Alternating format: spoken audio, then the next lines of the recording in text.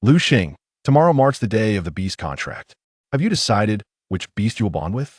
In a classroom at Guang City number 1 middle school, a chubby boy could not help but inquire of his classmate beside him. I'm not sure. You'll see when the time comes. Liu Xing fell into contemplation, having spent some time in this world already. Like most transmigrators, he began his journey as an orphan. Fortunately, his parents had left behind several properties, allowing Liu Xing to sustain himself through rental income. This world is one where beasts roam freely. To rise above the rest, one must strive diligently to become a formidable beast tamer. Liu Xing, Su Peng, what are you two whispering about? A woman with thick glasses bellowed from the podium. If you don't wish to listen to my lecture, you may leave this instant. Upon hearing her words, Liu Xing and Su Peng immediately straightened up. The woman at the podium was their homeroom teacher, bearing a stern demeanor reminiscent of an iron-fisted matriarch. In her 30s, she had yet to find a partner. Yet, given her temperament, it was unsurprising she remained single. Seeing Liu Xing and Su Peng quiet down, she adjusted her thick glasses and continued. Tomorrow is the day of your beast contracts that I hope you heed my earlier advice and act within your means. And one more thing, do not be late. As soon as she finished speaking, the matriarchal teacher picked up her book and turned to leave the classroom. With her departure, the previously silent classroom erupted into clamor. Students began to discuss fervently what beast they would contract the following day. I want to bond with a winged beast. My father is a blacksmith, and I can have it fan the furnace for him. I'm going for a scythe beast my family farms, and it can help harvest the rice. I want a contract. A bunch of simpletons amid the discussions. A voice suddenly interjected. You all lack ambition. He cast a disdainful glance over the assembled crowd. Gao Bo is at it again, belittling others. Su Peng remarked, unfazed by such antics. I tell you, my father has already arranged for me to acquire a powerful beast. It will arrive tonight, and he'll be able to bond with it. Unlike you lot, who will only end up with scraps. Gao Bo, don't go too far. Exactly. It's just because your family has a bit of money. Gao Boss remarks incited collective outrage. Ah, yes. I'm wealthy. Does that bother you? He'll tell you, the initial beast determines a tamer's path. The stronger the initial beast, the farther the tamer will go. If I'm not mistaken, you all will inevitably end up here, settling for a mundane life, living out your days quietly. As Gao Bo finished speaking, the previously indignant crowd turned crimson that he was not wrong. Though they could contract a beast the next day, it was merely a free offering from Huagua. In this day and age, can one expect anything good for free? All right, continue to sit in your little bubble. I'm heading home to see if my beast has arrived. With that, Gao Bo rose and left, watching his receding figure. Su Peng could not help but spit. Ugh, what an insufferable person. Beside him, Liu Xing remained remarkably composed. The following day, Liu Xing arrived early at the school playground to gather. The teachers had already arranged for a bus, which would take them all to the Beast Pavilion to collect their initial beasts. After a brief wait, Liu Xing noticed nearly all his classmates had arrived.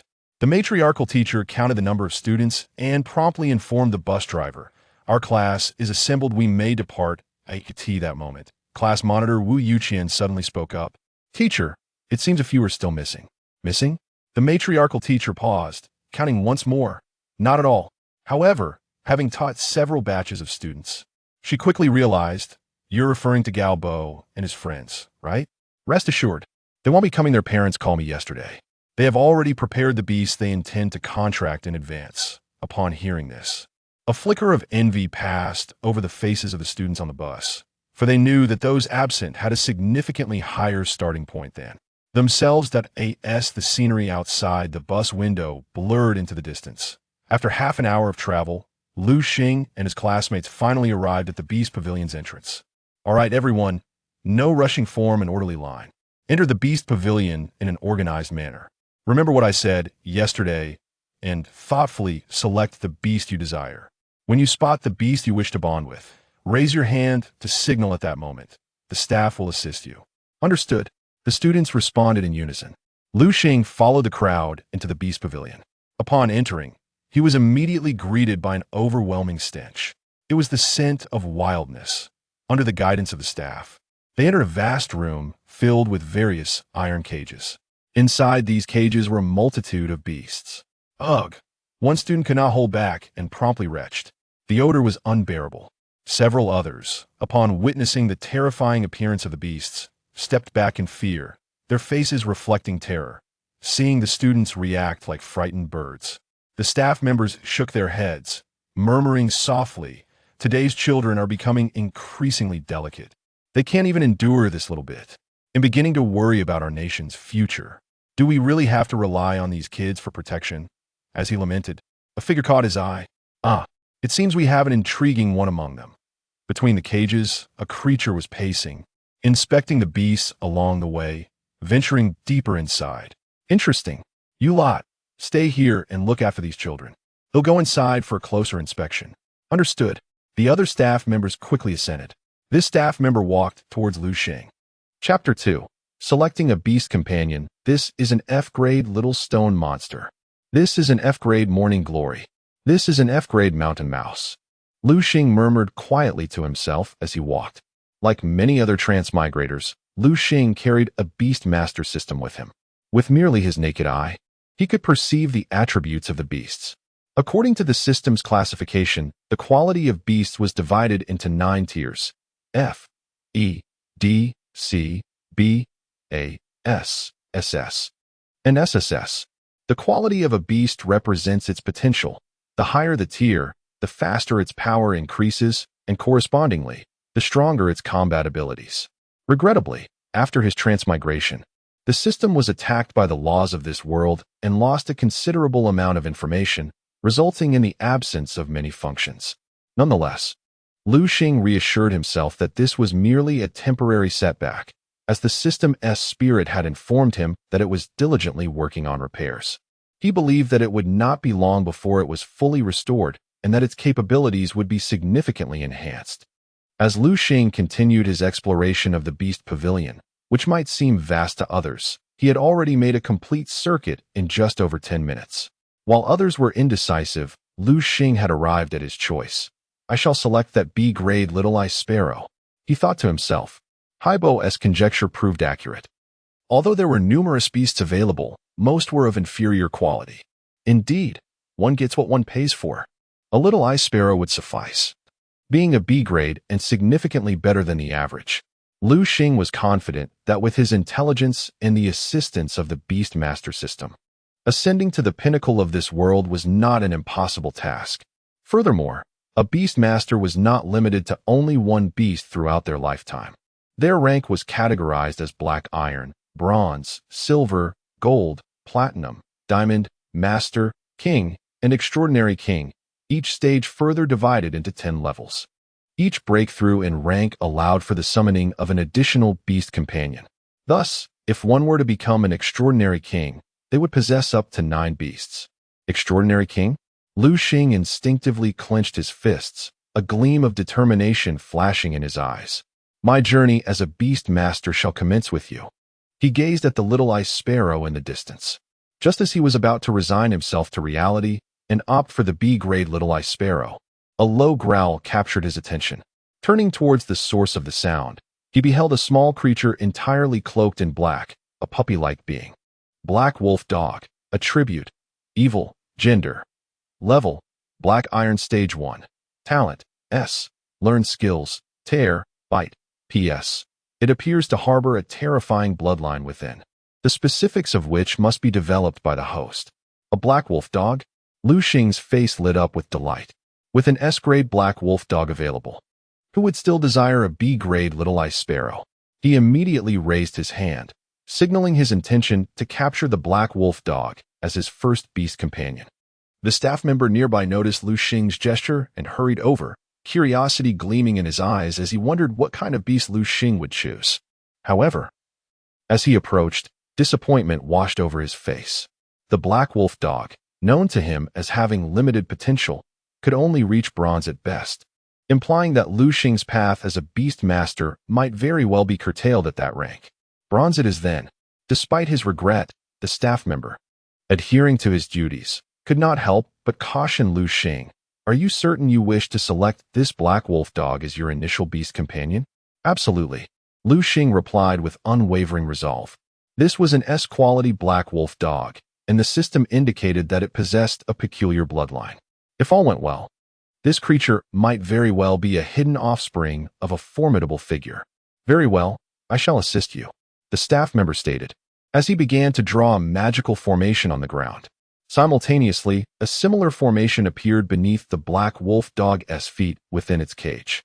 You need only drop a drop of blood into this formation to commence the bonding process. Understood. Liu Xing produced a small knife he had prepared in advance, gently slicing his fingertip to let a drop of blood fall onto the formation. Instantly, the formation erupted in radiant light. As a beam of energy struck the black wolf dog's brow, Liu Xing sensed a connection forming between them. Was it truly this simple? The staff member was taken aback. He was familiar with this particular black wolf dog. It was notoriously unruly, often baring its teeth at the caregivers. He had anticipated a fierce struggle, only to be surprised by how effortlessly Liu Xing had tamed it. All right, you may now attempt to summon the black wolf dog into your beast space. Great. Liu Xing swiftly executed the incantation he had learned. Before his eyes, the black wolf dog transformed into a streak of light and vanished into thin air. Liu Xing felt the creature enter his beast space, which was constructed from his own beast master power. Once inside, the black wolf dog lay quietly on the ground, succumbing to slumber. What a pity. The staff member's expression grew increasingly sorrowful. He perceived Liu Xing to be a talent with great potential, yet lamented that his opportunity had been squandered on a black wolf dog. Had his background been more favorable, perhaps he would not have found himself in this place. Now possessing a black wolf dog, Liu Xing yearned for but one thing: to return home and summon the creature to cultivate their bond.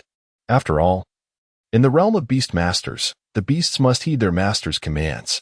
If the relationship between a beast master and their beast companion faltered, it could lead to the beast escaping or even turning against its master. As Liu Xing turned to leave, a piercing scream echoed, capturing the attention of the crowd. A small figure was seen clutching their head, writhing on the ground in agony. What has happened to him? The class leader, Willow, inquired, unable to contain her curiosity. It's a backlash from the contract. A nearby staff member remarked, sympathy etched across his face. If I am not mistaken, this individual will likely become a fool from this point forward. Such is the price of being a beast master. To aspire to this path is to accept such risks. No. Suddenly, another individual turned and fled towards the exit. Su Chao, why are you running? You haven't even contracted a beast yet. I don't want a beast anymore. My life is more important. Being a beast master is too perilous. I would rather remain an ordinary person. Su Chao shouted as he hastened his pace. And what about the rest of you? At that moment, a red-haired staff member cast a glance at the remaining students. Shall we proceed? Chapter 3, Surrender? Or perhaps you may choose to abandon your aspirations of becoming beast tamers, much like that fellow who just left.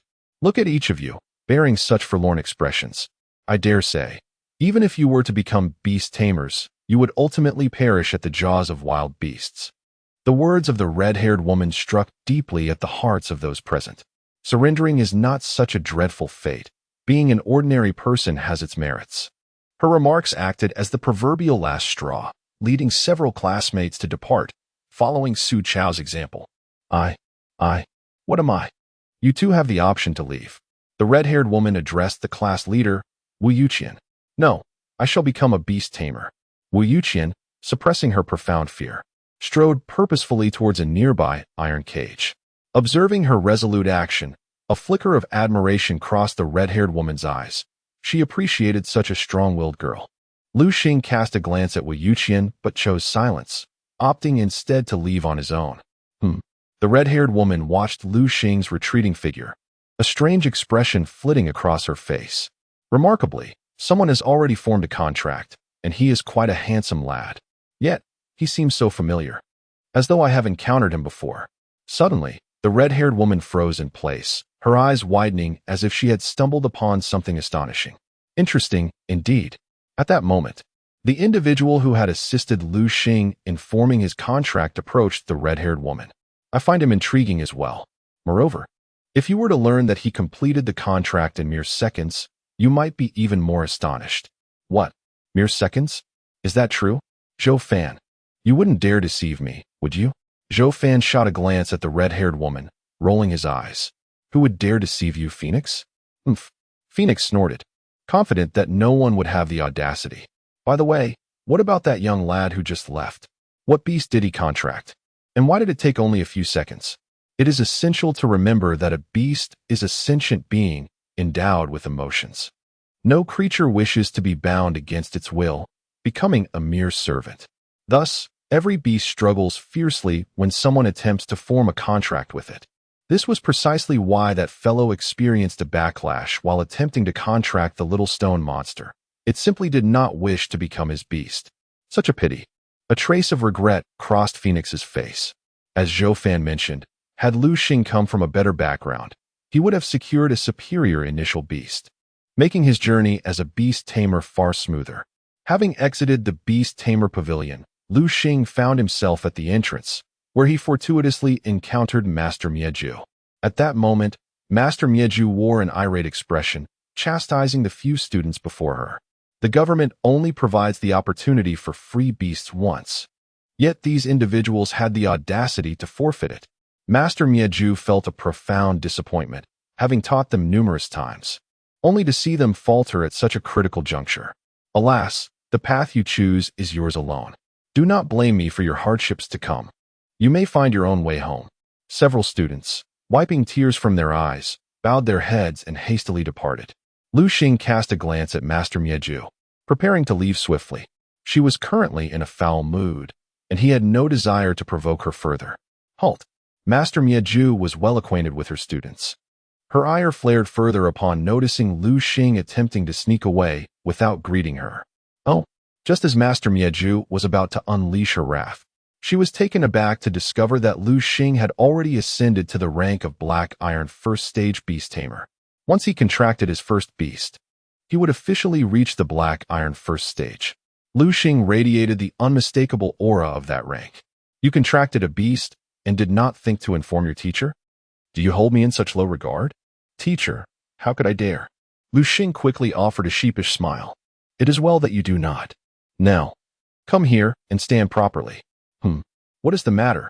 Have you forgotten what I said? Liu Xing hesitated slightly. He had not forgotten her words, but had been distracted during class, failing to heed her vital advice. Do not assume that once you contract a beast, you can flaunt your newfound status. Come here and stand properly, awaiting the others to emerge. Then I shall take you to a certain place. I understand that you may be anxious, eager to return home and release your newly contracted beast. I must caution you. Such behavior is exceedingly perilous. Perilous? Indeed. Your beast has just been contracted. Your strength is insufficient, and your control over it is tenuous at best. Beware of the potential for the beast to turn against its master. Oh, Liu Xing suddenly comprehended. After waiting at the entrance for a spell, the remaining students gradually emerged. Phoenix, thank you for your hard work. Ah, Teacher Chun, it is our duty. The red-haired woman, known as Fire Phoenix, was once a student of Master Mieju. She had volunteered to assist here purely out of respect for her former teacher. All right, I shall lead these young ones away. Very well, goodbye, teacher. Phoenix waved her hand. Master Mieju, accompanied by Liu Xing and the others, boarded a bus heading towards an unknown destination. As they traveled, Liu Xing surveyed his classmates. Initially, there had been 30 of them, but now only 15 remained. The elimination rate was indeed staggering. Little did Liu Xing know, far more daunting challenges lay ahead. Under Master Mieju's guidance, they arrived at a base. She gestured towards the numerous glass chambers within the facility. Very well, your ensuing days shall be spent here, forging a bond with your beasts. Remember, only after you have established a rapport should you consider releasing them. Upon entering the glass chambers prepared by Master Mieju, Liu Xing observed his surroundings. He noted the heightened security, with several individuals clad in black uniforms stationed throughout. Presumably, these guards were there to protect them, ostensibly to ensure that no beast could escape. Outside, the streets were still populated with ordinary folk. Should a beast break free onto the pavement, chaos would undoubtedly ensue. Liu Xing glanced at his classmates, who were dutifully sitting cross-legged, engaging in meditation to enhance their beast taming abilities while simultaneously strengthening their connection with their newly contracted beasts. Chapter 4. Jealousy. Liu Xing pondered for a moment, and attempted to communicate with the black wolf hound in his beast space. He discovered that this creature exuded a remarkably familiar aura, reminiscent of a long-lost friend. Surely, this must be a benefit bestowed upon him by the system. Liu Xing was not one to believe that he possessed the legendary aura of a king, capable of commanding powerful beasts to submit with a mere tremor of his frame. After sensing the warm bond he shared with the black wolf hound, he declared, "Come forth, black wolf hound." Swiftly, he formed a hand seal, releasing the creature. In an instant, a sleek black wolf hound materialized within the glass chamber, startling the onlookers. "Wow, this guy is bold," exclaimed one. "He just contracted a beast and already dares to unleash it. What a fool. He is likely to be torn apart by that beast." "Hey, both of you, silence. Focus on what is happening. If a beast escapes, you will regret it," commanded the leader of the black-clad figures. The two immediately ceased their chatter. Recognizing the gravity of the situation, the leader furrowed his brow, anticipating a scene of chaos, yet nothing unfolded. Liu Xing, drawing from his past experiences, crouched down and called to the hound as one would to a dog. The black wolf hound, its tongue lolling and tail wagging, bounded towards Liu Xing, knocking him over in its exuberance. "Wait," a figure called out, poised to intervene. "Hold on." The leader halted him. The crowd observed as the black wolf hound did not attack Liu Xing, but instead began to affectionately lick his face. "Ah, stop licking, it tickles." Liu Xing chuckled, slightly wrinkling his brow at the hound's fervent enthusiasm. The onlookers exhaled in relief, casting Liu Xing newfound respect. Was this hound truly contracted by him? The leader glanced at the tablet in his hand, where Liu Xing's information prominently displayed. "Interesting, it has been ages since I encountered a creature like this. To summon a beast on the very first day? Impressive, although he hasn't even completed a full day here. The fastest among us took at least 3 days." "Hey, how long did it take you?" one asked. "For days," came the reply. "I took 5. Another chimed in. "4 for me as well," said another. The group began to chatter amongst themselves. After playing with the hound for a while, Liu Xing stood and gestured to the black-clad individuals. "Hey, can you open the door now, Chief? Just do it," the leader urged, nodding toward his subordinates. "Rest assured, he has truly subdued that hound, even if he hadn't. With our strength, handling a black iron-tier beast would be a trivial matter." "Understood." One of the subordinates approached the glass chamber and pressed a button, causing the door to open.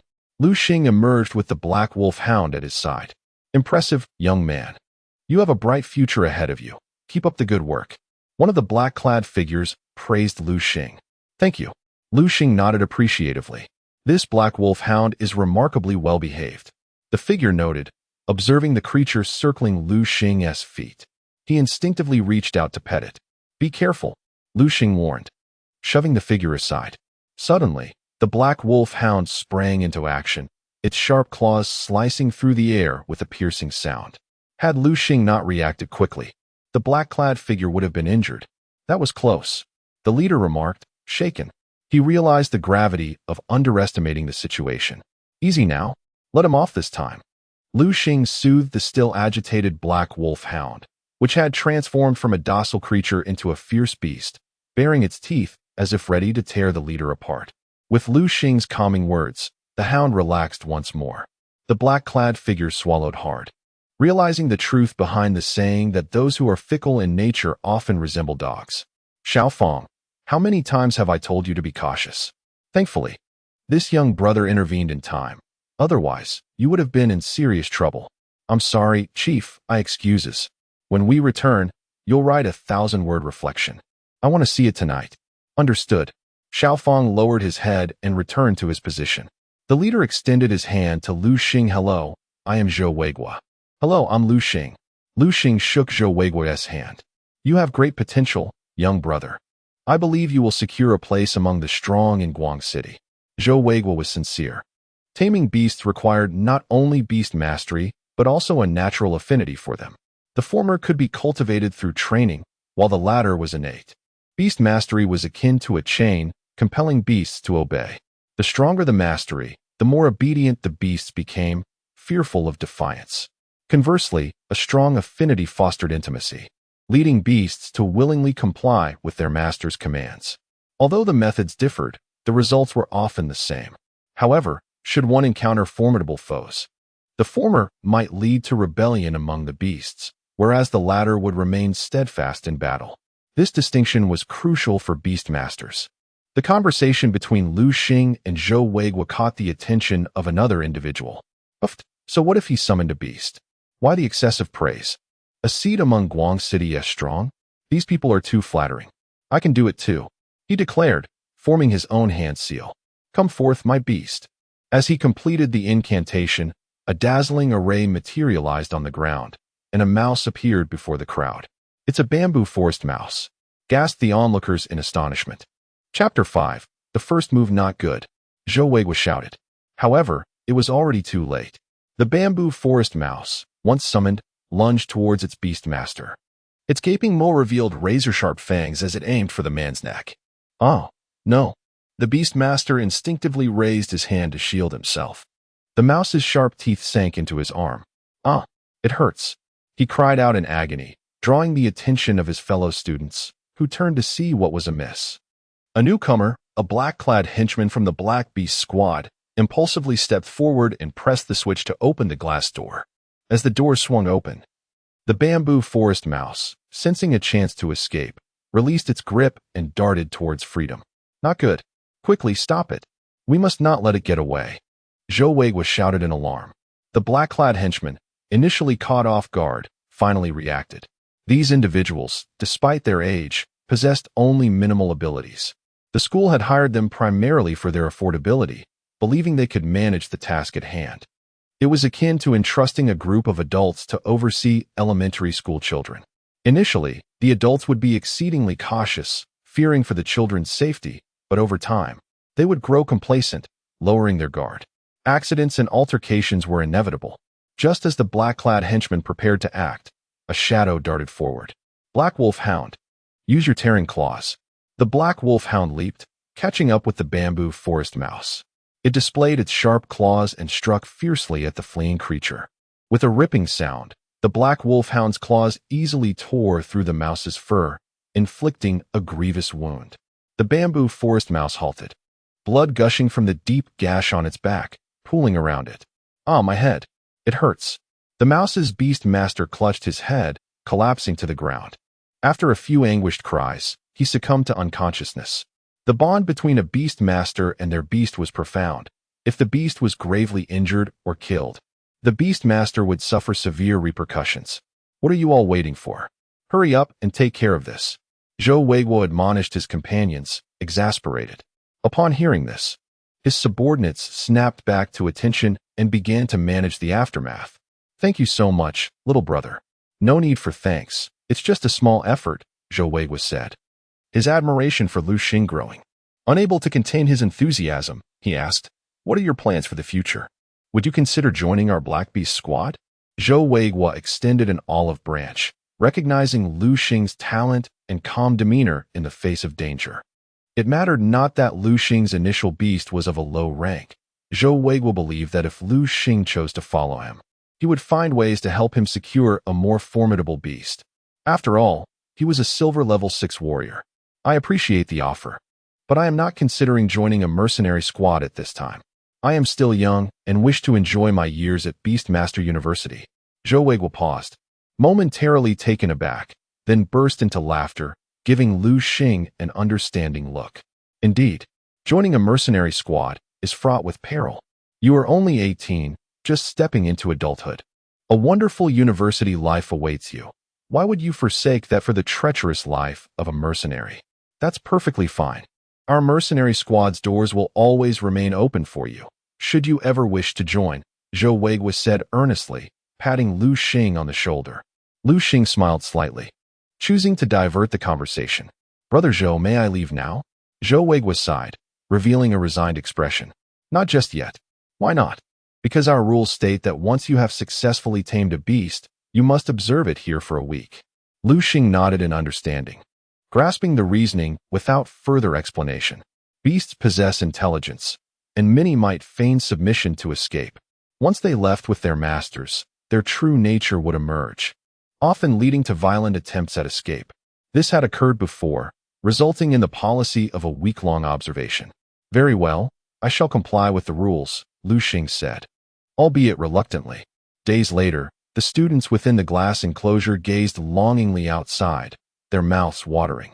Nearby, Liu Xing sat at a table, gnawing on a roasted chicken, occasionally tossing the bones to the black wolf hound below. What are you staring at? A black-clad henchman roared at Liu Xing's classmates. If you wish to eat, you must strive harder. Look at you lot, all grown yet so pathetic.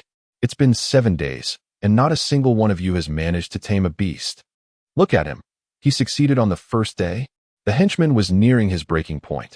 He had assumed the students would quickly tame their beasts.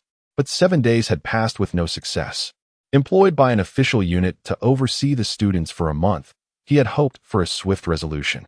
Alas, not a single beast had been tamed, meaning he would be stuck here for the entire duration, unable to indulge in food or drink, akin to incarceration. Hey, keep it down. Don't frighten the kids. One of the others interjected. I'm just frustrated.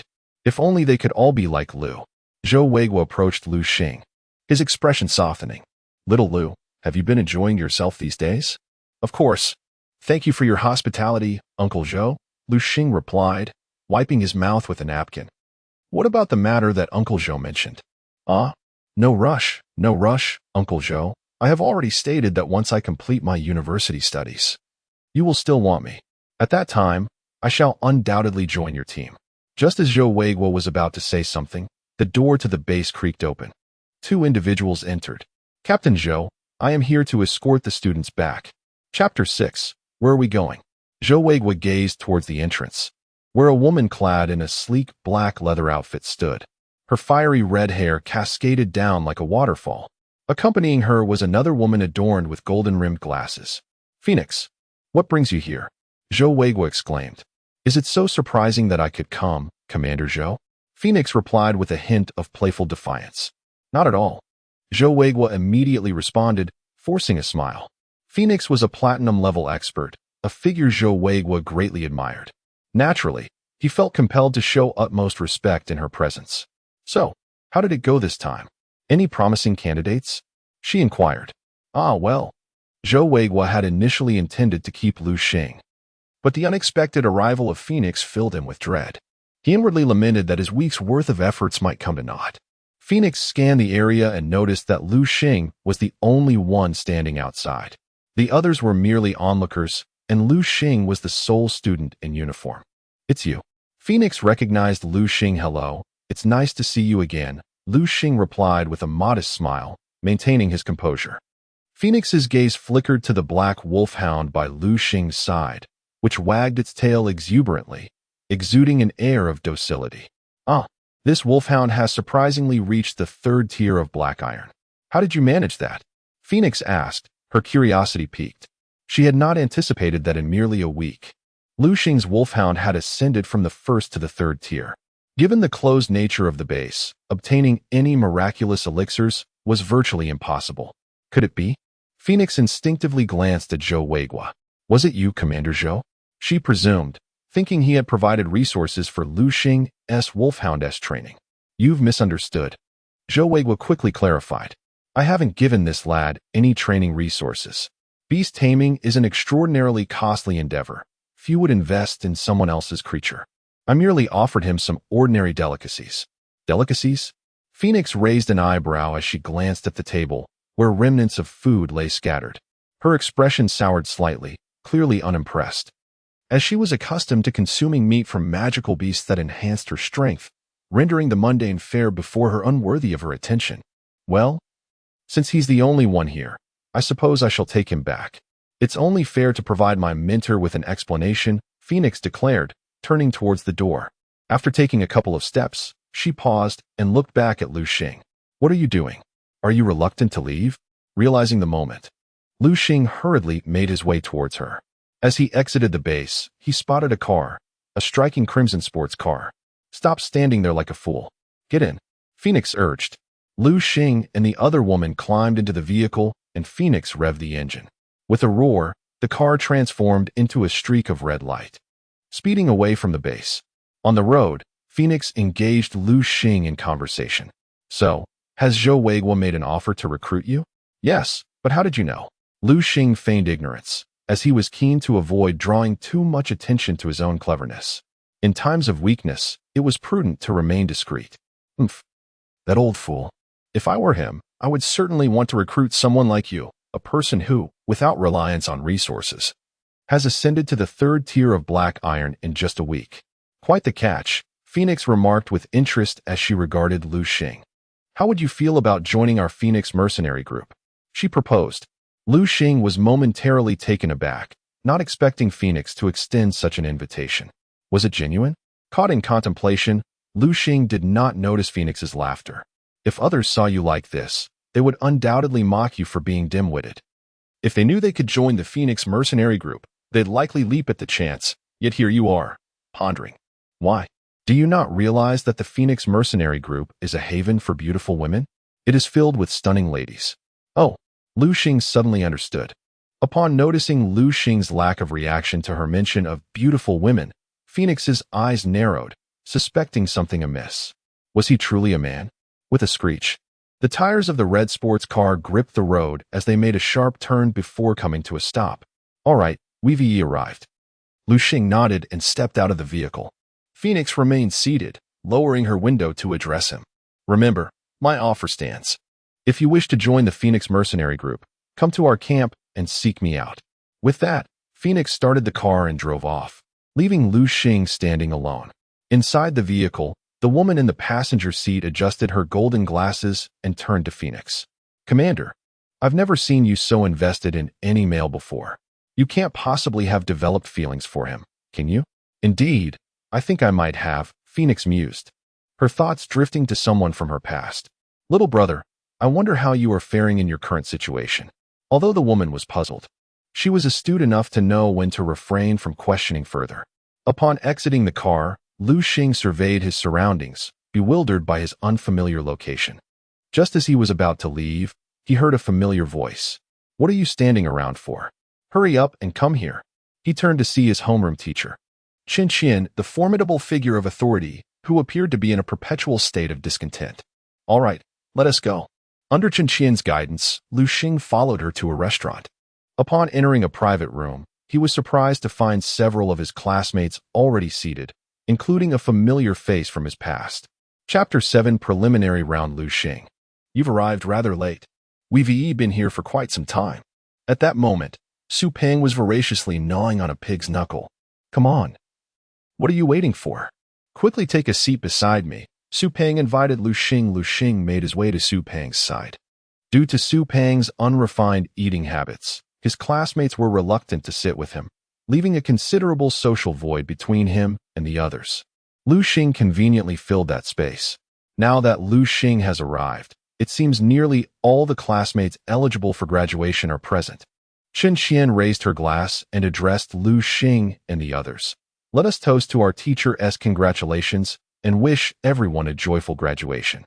She then raised her glass and downed it in one go. Naturally, Liu Xing and the others followed suit. The scene left Liu Xing somewhat bewildered.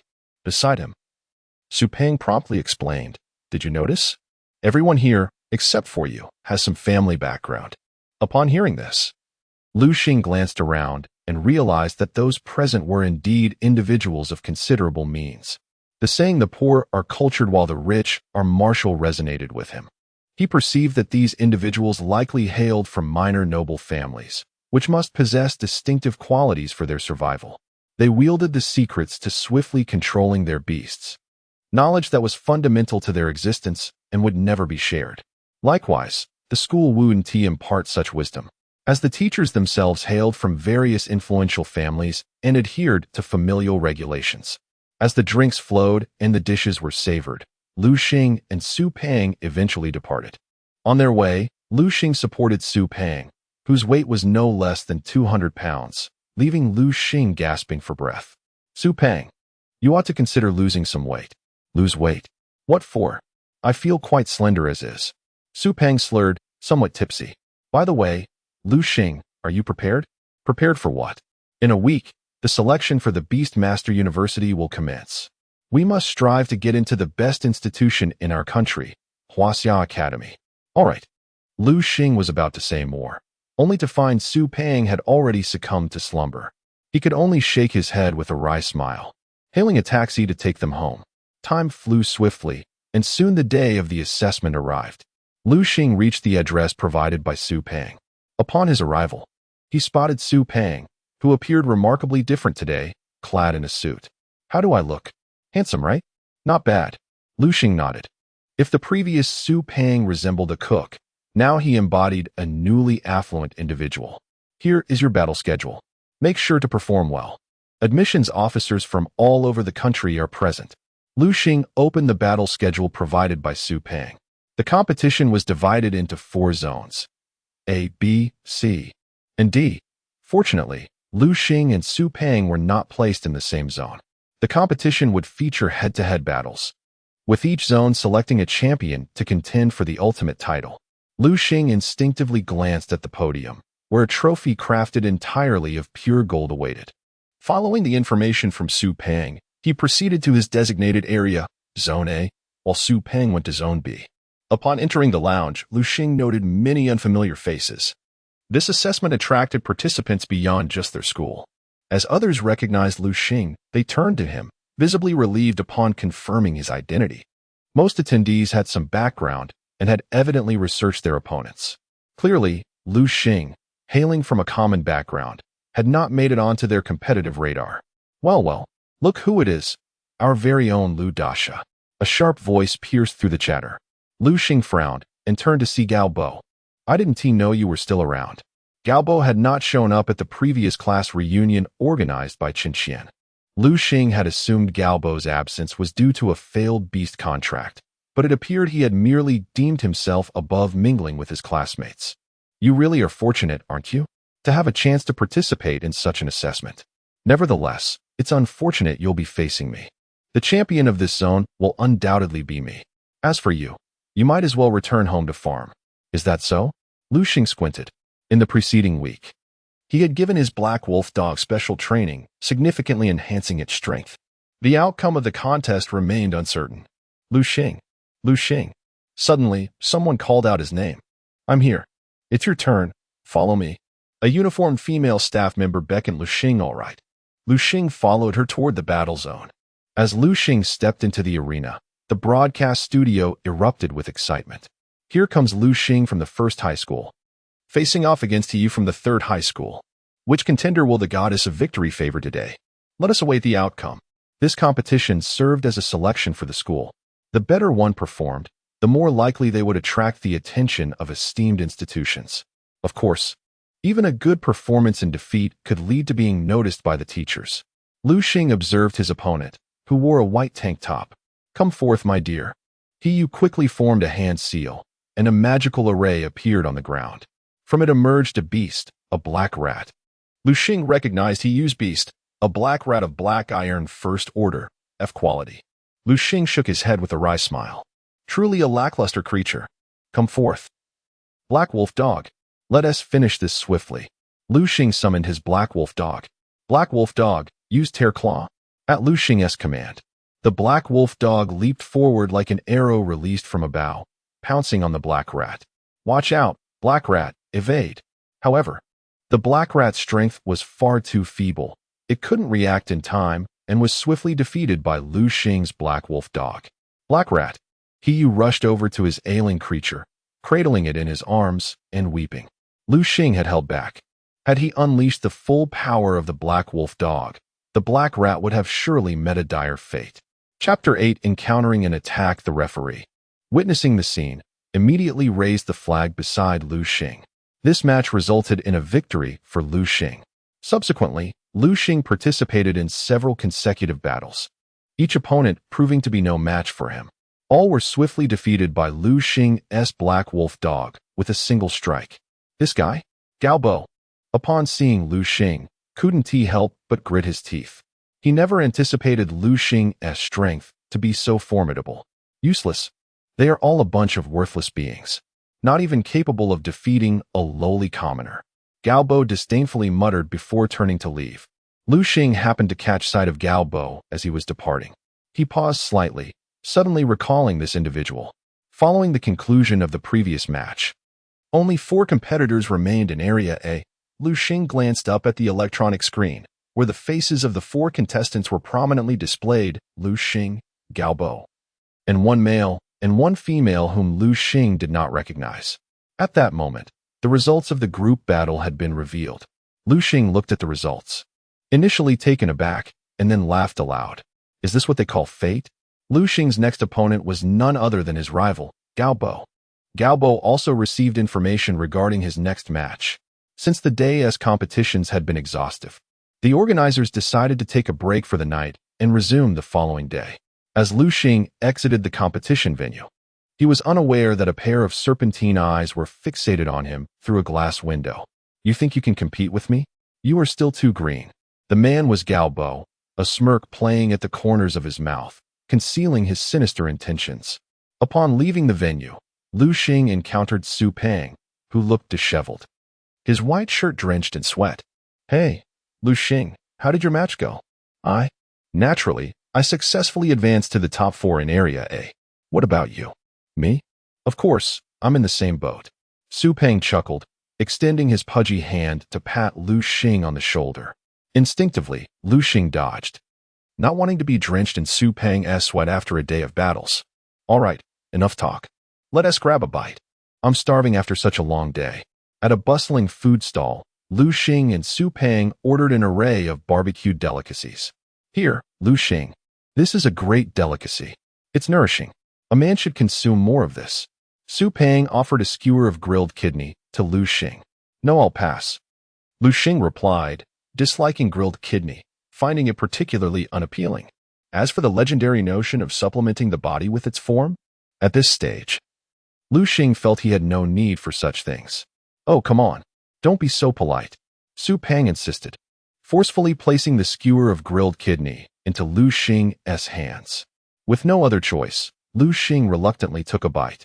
As he ate, Liu Xing glanced aside, noticing Su Peng seated next to a beast tamer. The tamer was devouring a skewer of grilled chicken wings. Liu Xing squinted, and the attributes of the beast appeared before him. Wild gorilla, attribute, fighting, gender, level, black iron tier 4, qualification, A skills learned, explosive fist, a black iron tier 4, A grade qualified wild gorilla. This creature is quite impressive. Liu Xing began to wonder about Su Peng's background. Despite their good relationship, Su Peng had never mentioned his family background until now. Such a powerful wild gorilla. No wonder Su Peng had come this far. Seeing Liu Xing pause, Su Peng asked, "What's wrong? Is it because the kidney is too unappealing for you?" "No, I simply don't like kidneys." "All right, I'll take care of the kidneys. You enjoy a skewer of grilled beef," Su Peng said, handing Liu Xing a skewer of grilled beef. Liu Xing nodded, accepting the skewer. Compared to the unappealing kidney, grilled beef was much more to his taste.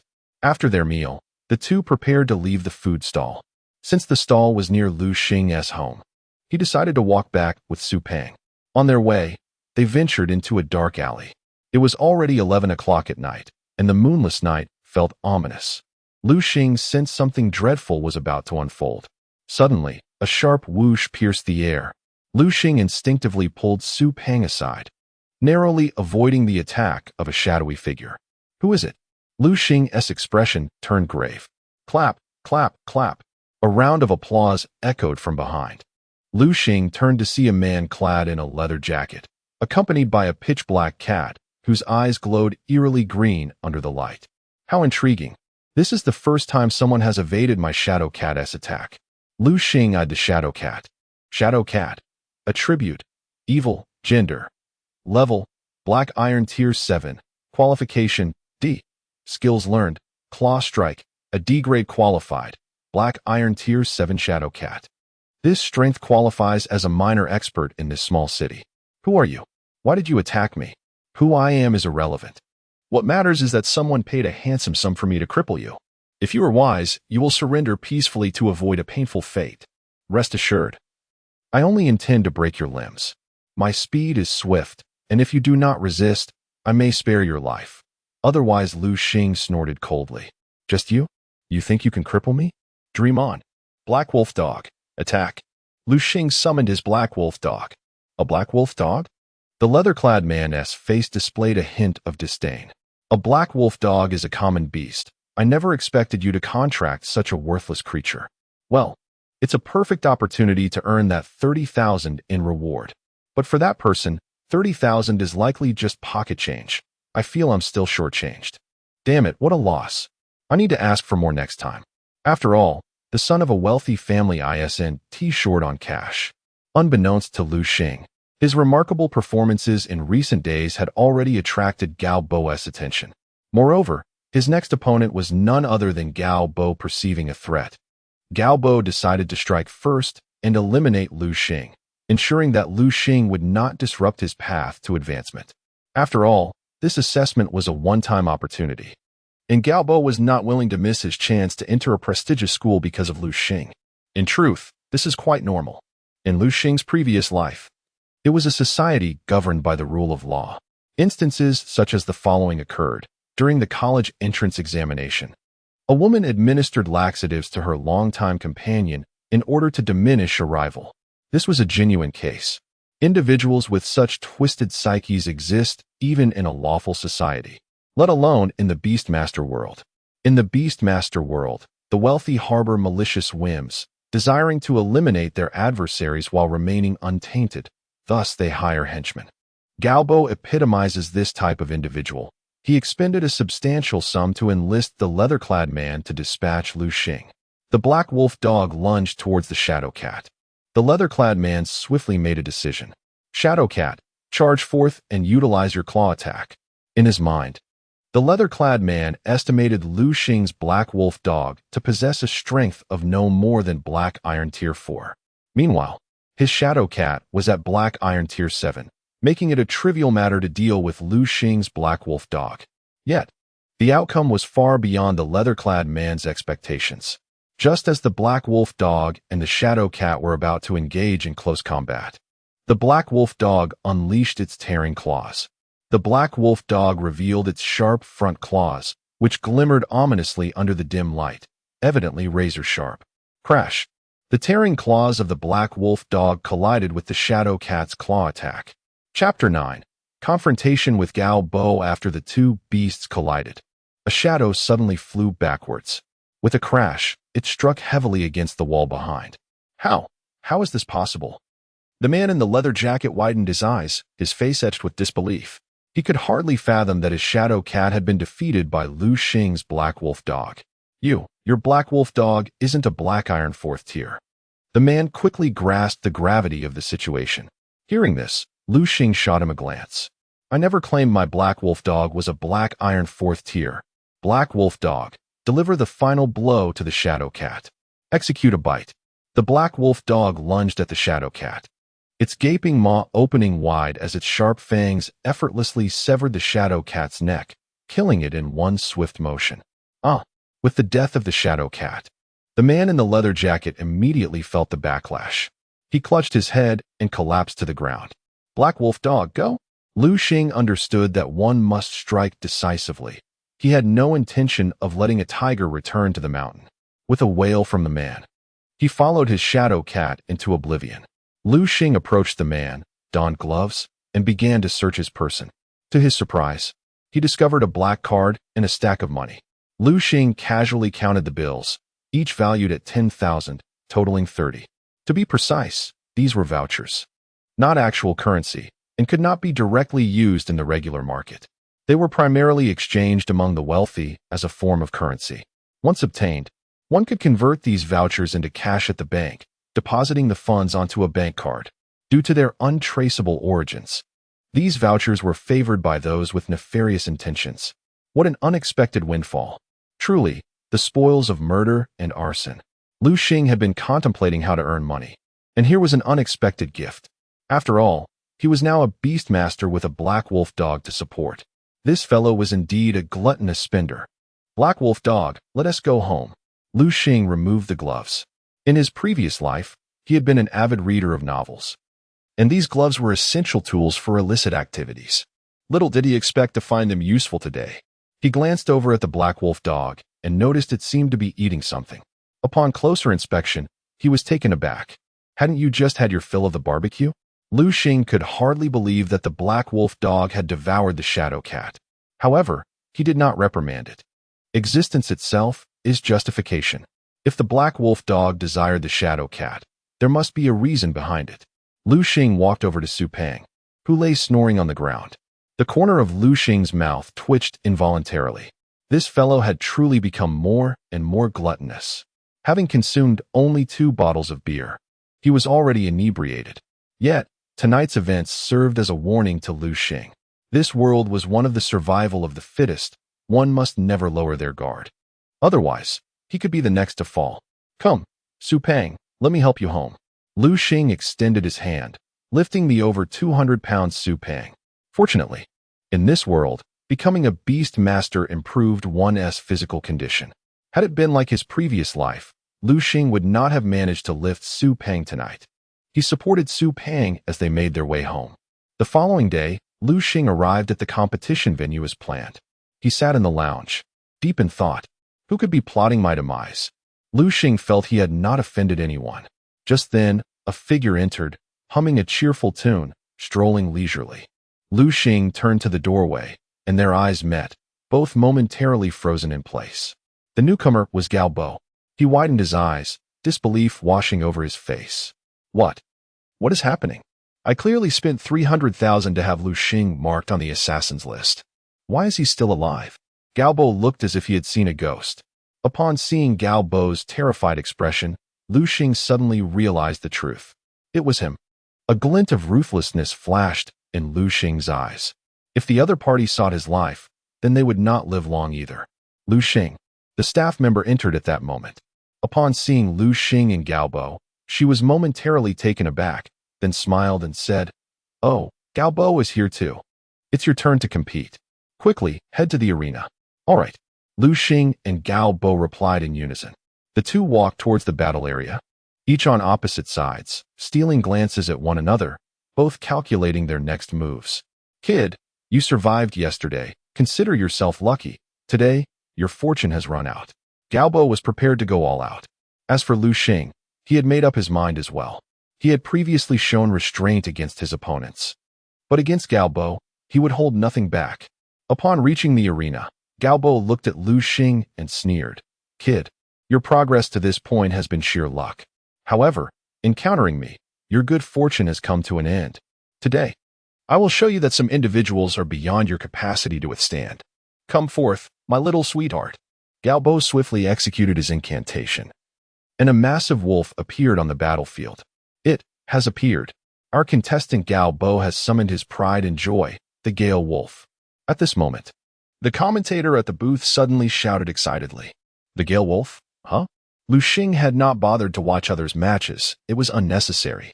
He believed that with his strength, none of these newly minted beast masters could pose a challenge. Liu Xing narrowed his eyes and, in an instant, comprehended the Gale Wolf's attributes. Gale Wolf, attribute, wind, gender, level, black iron 5th tier, talent, B, learned skills, wine blade, a Gale Wolf with B talent and black iron 5th tier strength. No wonder this fellow was so arrogant. He indeed had the foundation to be so. Hey, seeing Liu Xing delay in summoning his beast, Gao Bo assumed Liu Xing was afraid. He taunted, "Kid, if you're scared, you can choose to surrender. Admitting defeat is not shameful, especially against someone like me. Losing to me might just be the proudest moment of your life." "Surrender?" Liu Xing scoffed. "The word surrender does not exist in my vocabulary. Come forth, Black Wolf Dog. Let him see who the true king of wolves is." Black Wolf Dog? Although Gao Bo was already aware of it, the moment he laid eyes on Liu Xing's Black Wolf Dog, he couldn't help but burst into laughter. Indeed, it is only the lowly who would contract such trash. Only someone like you would take a liking to this creature. It makes sense. The type of beast tamer is perfectly suited to the type of beast they command. And this Black Wolf Dog is indeed a fitting match for you. Chapter 10. Unbroken victory. Faced with Gao Bo's scornful taunts, Liu Xing chose to remain indifferent. For such individuals, the only appropriate lesson is delivered through strength. Black Wolf Dog, charge forth and unleash your rending claw. At the command, the Black Wolf Dog lunged toward the swift Wind Wolf. "Humph, a mere parlor trick. I have yet to make my move, and yet you dare to initiate an attack. Swift Wind Wolf, employ Windblade." Upon hearing the command, the swift-winged wolf opened its mouth wide, unleashing a sharp wind blade that sliced through the air, hurtling towards the black wolf dog. In response, the black wolf dog executed a powerful leap, narrowly evading the wind blade that grazed its side. Unfazed, it closed the distance to the swift-winged wolf in an instant. I fear you not, swift-winged wolf. Show them who the true wolf king is with your sharp claws. The swift-winged wolf extended its own deadly claws. With a resounding clash, their claws collided midair, followed by a loud explosion. A shadow was sent flying, skidding across the ground, enveloped in a cloud of smoke. As the smoke dissipated, the onlookers finally recognized the identity of the fallen creature. It was the swift-winged wolf. My heavens, what just transpired? The swift-winged wolf was defeated in a contest of strength. Doubt crept into the minds of the spectators. Could it be true that the black wolf dog had triumphed over the swift-winged wolf? Gao Bo's expression darkened as he gazed at the injured creature sprawled on the ground. Kid, what on earth is your black wolf dog? How could it possibly defeat my swift-winged wolf? Yet Liu Xing offered no reply. Instead, the next assault from the black wolf dog was the response. Liu Xing understood deeply that villains often fall victim to their own verbosity. His intention was to deliver the finishing blow. Black wolf dog, unleash rending claw once more.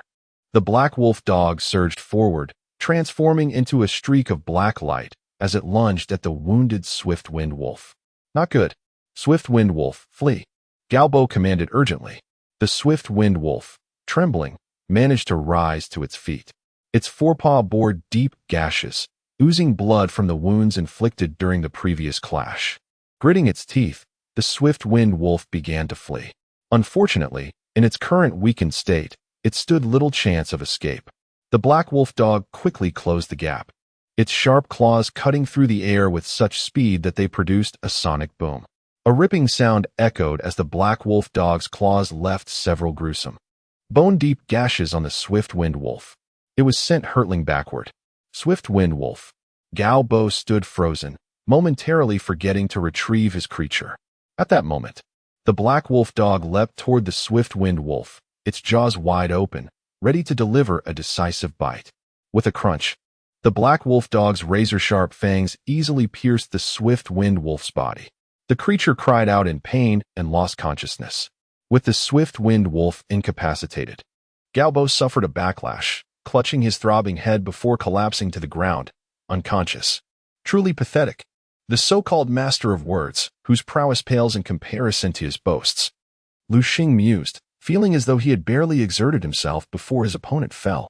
The referee, witnessing the outcome, promptly declared Liu Xing the victor of this match, summoning staff to assist the unconscious Gao Bo off the field. Is the black wolf dog truly this formidable? Is it not evident for yourself to see? I also wish to contract a black wolf dog to observe its prowess. I advise against it. Have you not noticed that his black wolf dog is somewhat extraordinary? Some spectators began to perceive the nuances. It is well known that the bloodline of the swift-winged wolf is more noble than that of the black wolf dog. Typically, the latter would struggle against the former due to the inherent bloodline suppression, leaving its strength diminished.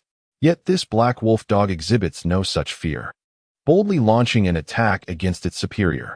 Unbeknownst to them, Liu Xing had already returned to his resting area. Seated in his chair, he was soon approached by a dark-skinned woman with braided hair. She smiled and remarked, "You performed admirably. I hope to see such strength in your next match." With that, she departed with the staff. Liu Xing was left in a state of bewilderment. Curiously, he made his way toward the audience, only to find that the battle had concluded.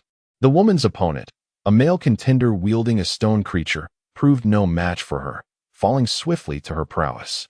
Intriguing, Liu Xing returned to the resting area, anticipating that in a few moments, it would be his turn to battle the braided woman.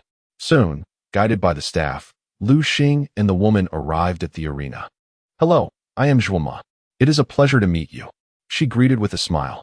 Liu Xing, handsome and exuding warmth, reciprocated politely. "Hello, I am Liu Xing. It is a pleasure to meet you as well. Handsome lad, I will prepare to strike. Though you are charming, I shall not hold back. Very well, bring it on. My black wolf dog is no meek creature. Come forth, fighting yak. Arise, black wolf dog." Both Liu Xing and Zhuo Ma summoned their respective beasts. Liu Xing observed Zhuo Ma's fighting yak, its attributes materializing before him. Fighting yak, type, fighting, gender, level, black iron level 6, talent, B. Skills, barbaric charge, a B grade. Black iron level 6 fighting yak. Though its talent may be lacking, its strength is undeniably impressive. No wonder she has progressed thus far. It seems she has resorted to enhancements. Otherwise, such rapid growth would be improbable. This fighting yak appears formidable initially, but as time progresses, its gains will diminish, ultimately becoming less effective. In Liu Xing's eyes, a creature's talent must at least be A grade to capture his interest. Chapter 11. Surprisingly, Su Pang lost the fighting yak is a creature of combat attributes, and the previous stone lad seemed quite formidable as well. However, in terms of attributes, the stone lad belongs to the rock category, while the fighting yak is of the fighting category. This means the stone lad is at a disadvantage against the fighting yak. Upon realizing this, Liu Xing suddenly discovered a terrifying truth. His black wolf hound is of the evil attribute. In terms of attributes, it too is at a disadvantage against the fighting yak, which possesses fighting attributes. The fighting yak charged forward with a ferocious assault. Zhuo Ma was unperturbed. She commanded the fighting yak to charge directly at Liu Xing's black wolf hound. With a powerful thrust of its right foot, the yak surged forward. The sheer weight of the creature caused the ground to tremble with each step it took. As it approached the black wolf hound, it lowered its head, revealing its sharp horns, and launched a fierce attack. The black wolf hound, upon seeing this, focused intently and leaped to the left, deftly evading the brutal charge of the fighting yak. Due to its tremendous speed and weight, the yak continued forward for several dozen meters before finally coming to a halt. It turned its head, still fixated on the black wolf hound, and charged again. The black wolf hound dodged once more. Liu Xing understood that, in terms of raw power, the black wolf hound could not match the fighting yak. Thus, he opted to avoid direct confrontation. After several successful evasions, the black wolf hound appeared remarkably composed, having expended minimal energy. In stark contrast, the fighting yak, having repeatedly used its brutal charge, was now panting heavily, its body drenched in sweat, eyes bloodshot from exertion. "Hey, kid, are you only going to dodge?" Zhuo Ma's face flickered with displeasure. She had initially held a favorable opinion of Liu Xing, but was now disappointed by his reluctance to engage directly, perceiving his behavior as cowardly. Liu Xing remained unfazed by Zhuo Ma's taunts. "Am I merely dodging? No, it's a strategic evasion. The fighting yak possesses greater strength than my black wolf hound. To confront it head-on would be sheer folly." Observing the gasping fighting yak, Liu Xing recognized that his opportunity had arrived. At that moment, the yak appeared to him as a lamb ready for slaughter. "Black wolf hound, unleash the rending claw. Be cautious, its horns are quite fearsome." The black wolf hound nodded and launched itself at the fighting yak. Its razor-sharp claws easily tore through the yak's skin, leaving deep gashes. With a painful cry, the fighting yak bellowed, its blood gushing forth like a fountain from the wounds. Furiously, it charged at the black wolf hound, its eyes wide with rage, intent on crushing the creature that had inflicted pain upon it. Black wolf hound evade. The hound dodged once more. Alas, despite its immense strength, the fighting yak was rather clumsy, unable to maneuver effectively against the agile black wolf hound, relying solely on its charges. After several relentless assaults, the fighting yak finally collapsed.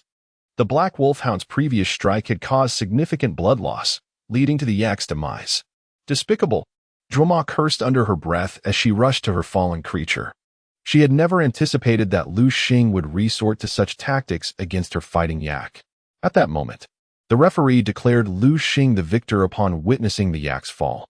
This victory signified Liu Xing's ascent to dominance in Zone A, propelling him into the semifinals to compete against the champions of other zones for the ultimate title. In the judges' area, an elderly man nodded appreciatively.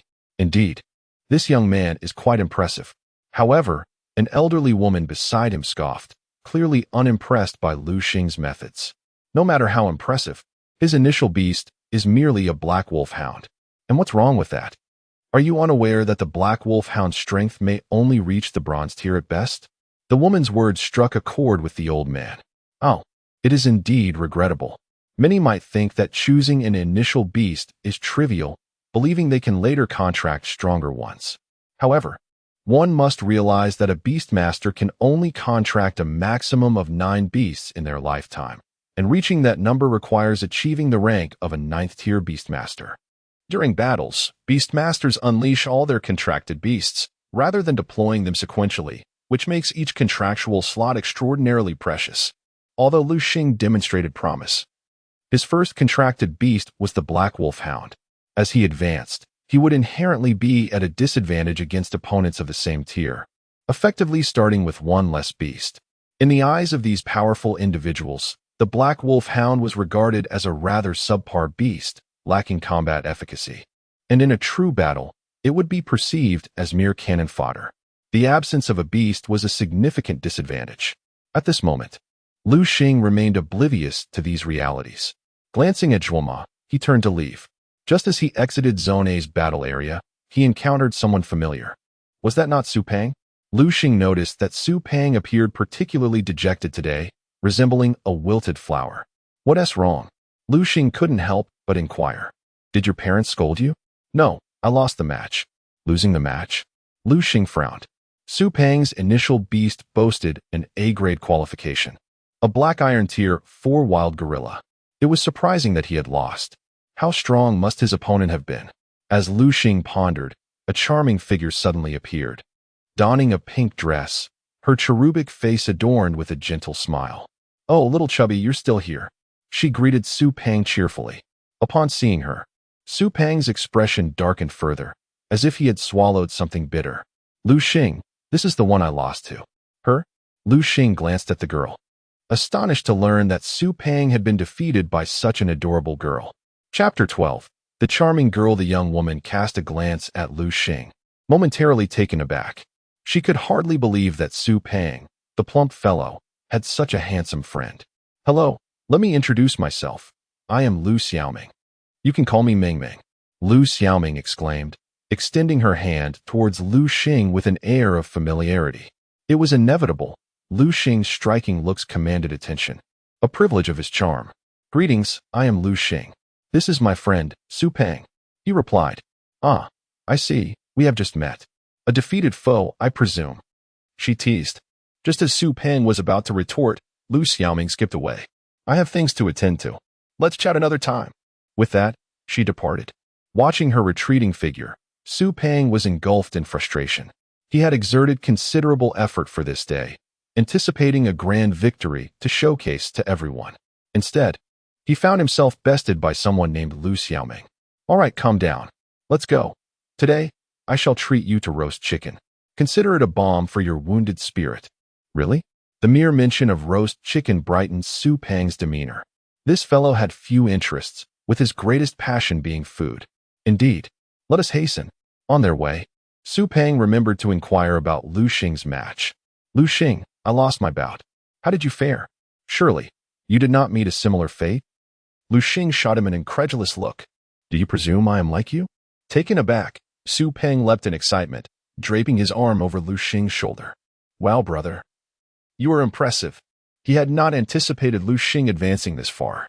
Moderation is key. My prowess is not the sole reason, but rather the weakness of my opponent. Liu Xing replied nonchalantly. Su Peng, exasperated, retorted, You boast as if it were a virtue. You cannot resist showing off, can you? Enough. To celebrate your advancement, I shall feast heartily tonight. I want to devour 2 whole roast chickens. Liu Xing nodded in agreement, having recently acquired some funds to indulge in such a feast. After a satisfying meal, Liu Xing escorted Su Peng home. Observing Liu Xing, Su Peng appeared to be wrestling with his thoughts. What troubles you? Nothing. I merely wish for your success tomorrow. Defeat that arrogant fellow. Rest assured, I shall. Liu Xing reassured him with a pat on the shoulder. Now, I shall retire for the night. Su Peng, accustomed to staying over at Liu Xing's, turned and headed toward the bedroom prepared for him. Meanwhile, Liu Xing fell into contemplation, reflecting on Su Peng's earlier words. The psychic butterfly, a formidable creature, was Liu Xiaoming's initial summoned beast. Well, there's no use pondering now. The truth shall unveil itself tomorrow. The following day, Liu Xing arrived at the venue as scheduled. Liu Xiaoming appeared just as she had the day before, adorned in a pink gown, seemingly enamored with the color. The rules of the upcoming competition dictated that the champions from Zone A would face those from Zone B. And likewise for Zones C and D, Liu Xing found himself matched against Liu Xiaoming. Come forth, Psychic Butterfly. Liu Xiaoming summoned her initial beast. Psychic Butterfly. Attribute. Psychic. Gender. Level. Black Iron Rank 5. Talent. S. Skills. Psychic Amplification. Upon observing the attributes of the Psychic Butterfly, Liu Xing finally comprehended why Su Pang had been defeated. It was a well-deserved loss. Concurrently, his curiosity about Liu Xiaoming's background piqued. A family capable of harnessing an S-ranked Psychic Butterfly as their initial beast must possess considerable strength. Hey, what's the matter? Have you been enchanted by my beauty? Liu Xiaoming teased upon noticing Liu Xing's delay in summoning his beast. Liu Xing smiled wryly, shaking his head. He swiftly formed a hand seal, and a magic circle appeared, through which his black wolfhound emerged. Oh woo. After several days of battle, the black wolfhound had grown sturdier and larger. At that moment, the judges began to murmur about Liu Xing's black wolfhound. This black wolfhound seems exceptional. Indeed, it appears larger than the average black wolfhound. It seems this lad has invested quite a bit in it. What a pity. To spend so much on a mere beast seems a waste. By the way, Granny Yang, didn't you have high hopes for that girl? Do you believe she will win? Absolutely, Granny Yang affirmed confidently. That is a Psychic Butterfly, a rare entity. It will easily handle a common black wolfhound. Is that so? The old man beside her had a differing opinion. Hey, old son, why must you always contradict me? Every time I express an opinion, you counter it. Have I offended you somehow after all these years? Old son felt exasperated. Am I not allowed to refute your statements if they are inaccurate? You claim that girl will triumph, yet I believe the young man shall prevail. Even if you are being contrary, surely you cannot speak such nonsense with a straight face. I am not being contrary. Let us wait and see. The match between Liu Xing and Liu Xiaoming commenced. Psychic Butterfly. Use Psychic Amplification. Liu Xiaoming commanded. The Psychic Butterfly's eyes emitted a kaleidoscope of colors, launching a beam of light towards the black wolfhound. Watch out. Su Pang yelled from the audience. Despite having warned Liu Xing, he was taken aback by Liu Xiaoming's unexpected aggression. As Liu Xing observed the attack, a slight smile graced his lips. He remained remarkably composed, not issuing any commands to his black wolfhound. Could he be daft? Surely the roast chicken from last night, wasn't he poisoned? If this continues, I shall confront the owner of that shop for inflicting such folly upon my brother. As Su Pang murmured to himself, the unfolding scene left him utterly astonished. What is happening? He could hardly believe his eyes as the Psychic Butterfly's psychic amplification was absorbed by the black wolfhound, which radiated a dark glow, rendering the attack ineffective. Ha! Did you see that? Old man's son chuckled aloud, while Granny Yang's expression grew increasingly grim. Hey, old fool, did you know all along? Indeed, I am aware, and it's not just me. You must have known long before as well. The exchange between Granny Yang and old man's son left the bystanders in a state of bewilderment. Have you all forgotten that the black wolfhound possesses a malevolent attribute? Old man's son's words instantly illuminated the minds of the crowd. The malevolent attribute serves as a natural counter to psychic attributes. Beasts with malevolent attributes are immune to the attacks of psychic attribute techniques. This is fundamental knowledge that everyone seemed to have overlooked, particularly the fact that the black wolfhound embodies a malevolent nature. Chapter 13. The finals. Liu Xiaoming gazed at the black wolfhound before Liu Xing. At that moment, the black wolfhound sat obediently on the ground, its tail wagging incessantly. Liu Xiaoming bit her lip, a hint of grievance crossing her face. She could hardly believe that her colorful illusion butterfly was actually countered by the black wolfhound before her. Dreadful dog. Wicked creature. Liu Xiaoming began to scold. What is the matter? Why have you ceased your attack? Liu Xing chuckled, addressing Liu Xiaoming. She shot him a fierce glare. Despite her anger, Liu Xiaoming was not completely blinded by rage. If only I had known, I would have purchased some magical beast crystal cores for my colorful illusion butterfly, she lamented. Magical beast crystal cores are crystals formed within magical beasts, encapsulating all their energy. Similarly, the techniques learned by the magical beasts are stored within these cores. By utilizing a crystal core, one's summoned beast could comprehend the techniques contained within it. However, this comprehension is not guaranteed. The probability of failure looms significant. Moreover, a terrifying truth looms. Each summoned beast can only learn a mere 4 techniques from the cores throughout its lifetime. The remaining techniques must be self-discovered, making the use of magical beast crystal cores a matter of careful consideration. The outcome also hinges on fortune, as the core may contain subpar techniques. Should one's summoned beast learn a useless technique, it would spell disaster. Liu Xiaoming's colorful illusion butterfly could only execute a single technique, the mental force, which bore no effect on Liu Xing's black wolfhound. Thus, she regretted not using the magical beast crystal core to augment her butterfly's abilities. I concede. Acknowledging her inability to defeat Liu Xing, Liu Xiaoming graciously admitted defeat. I hope you remain this fortunate. She huffed, departing in a huff. Observing Liu Xiaoming's retreating figure, Liu Xing wore a faint smile. He returned to the lounge, and as soon as he stepped inside, Su Peng joyfully ran over, enveloping Liu Xing in a bear hug. "Brother, well done. I never expected you to defeat that girl," Su Peng exclaimed, elated.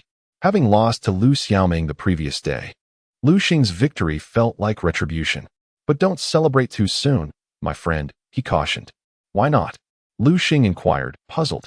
Just then, a figure suddenly dashed past the lounge door, followed by a cacophony of excited shrieks. "Wow, ladies, come quickly. Young Master Yan Bing is here. Oh my, he is so handsome. How could someone be this attractive? I can hardly breathe. Let us go get his autograph." A throng of infatuated girls rushed toward Yan Bing. Yan Bing, such a familiar name, Su Peng remarked, casting a sidelong glance at Liu Xing. "Hey, are you really Liu Xing? You don't even know who Yan Bing is?" He reached out to feel Liu Xing's forehead. "You're not feverish. Get off me." Liu Xing pushed Su Peng's hand away. "You fool. How can you not recognize Yan Bing? He is one of the most popular boys at our school. The class president. Young, wealthy, and the quintessential tall, rich, and handsome type. He is the dreamboat of countless girls." Observing Su Peng's lecherous expression, one might mistakenly think he was fantasizing about some beauty. Had Liu Xing not known Su Peng's orientation was normal, he would have fled. "Oh, come on, brother. You're not too shabby yourself. I think you're more handsome than Yan Bing, but your popularity pales in comparison due to your less impressive background. Besides, you're too low profile. Otherwise, you wouldn't just have me as a friend." Su Peng analyzed the differences between Liu Xing and Yan Bing. "Well, it's rare to hear you speak such agreeable words. Wow, you're quite the narcissist." Su Peng couldn't resist teasing Liu Xing, playfully poking him. After resting for a while in the lounge, the staff arrived. Upon seeing the beautiful staff member, Liu Xing realized the finals were approaching. "Yan Bing, let us see who shall emerge victorious," Liu Xing declared as he made his way to the battle arena. Yan Bing was already waiting there. Upon seeing Liu Xing, Yan Bing frowned slightly, clearly taken aback by the appearance of such a rustic opponent. Having been born into an affluent family, he was accustomed to associating with elite peers. And evidently Liu Xing was not among them. What a bunch of useless fools, losing to a country bumpkin. I suppose I must take matters into my own hands. With a snap of his fingers, a blue magic circle materialized on the ground, summoning a striking blue lion onto the battlefield. Roar! As the ice lion emerged, it let out a thunderous roar, asserting its dominance. Liu Xing couldn't help but smirk at the lion's arrogance. Ice lion, attribute, ice, gender, male, level, black iron level 6, talent, A. Acquired skills, ice arrow, ice claw, and A-level talent ice lion at black iron level 6. No wonder he made it this far. Its power was akin to a giant in a pond full of minnows, practically bullying the inexperienced beast tamers. But alas, it had crossed paths with Liu Xing. "Come forth, Black Wolfhound." Liu Xing summoned his own Black Wolfhound. A Black Wolfhound. Yan Bing's disdain deepened. "Even my security wouldn't consider such a beast. It is the epitome of uselessness. Black Wolfhound, it seems our opponent holds you in contempt. Show him your might." and unleash your tearing claws on the ice lion. Humph. Yin Bing scoffed. He had not anticipated Liu Xing would initiate an attack. Ice lion. Use ice arrow. Upon hearing this command, the ice lion opened its mouth wide, releasing a piercing ice arrow that shot towards Liu Xing's black wolfhound. The black wolfhound deftly dodged the icy projectile, leaping toward the ice lion. Well, it can evade.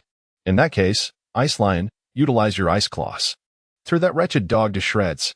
Upon hearing Yin Bing's order, the ice lion's drowsy eyes snapped open, signaling it was time to get serious. Chapter 14. Is this still the black wolf dog? Bang! The ice lion collided with the black wolf dog. The sharp claws of the black wolf dog met those of the ice lion in a fierce clash. After the confrontation between the two beasts, one figure was sent flying. It was the ice lion. How? How is this possible? Yin Bing never anticipated that, in terms of strength, the ice lion would be outmatched by Liu Xing's black wolf dog. What on earth is the situation with this creature? Just as Yin Bing was enveloped in confusion, the old judge, Sun, discerned a glimmer of understanding. So that's it. Hey, old Sun, quit being cryptic and explain what's going on.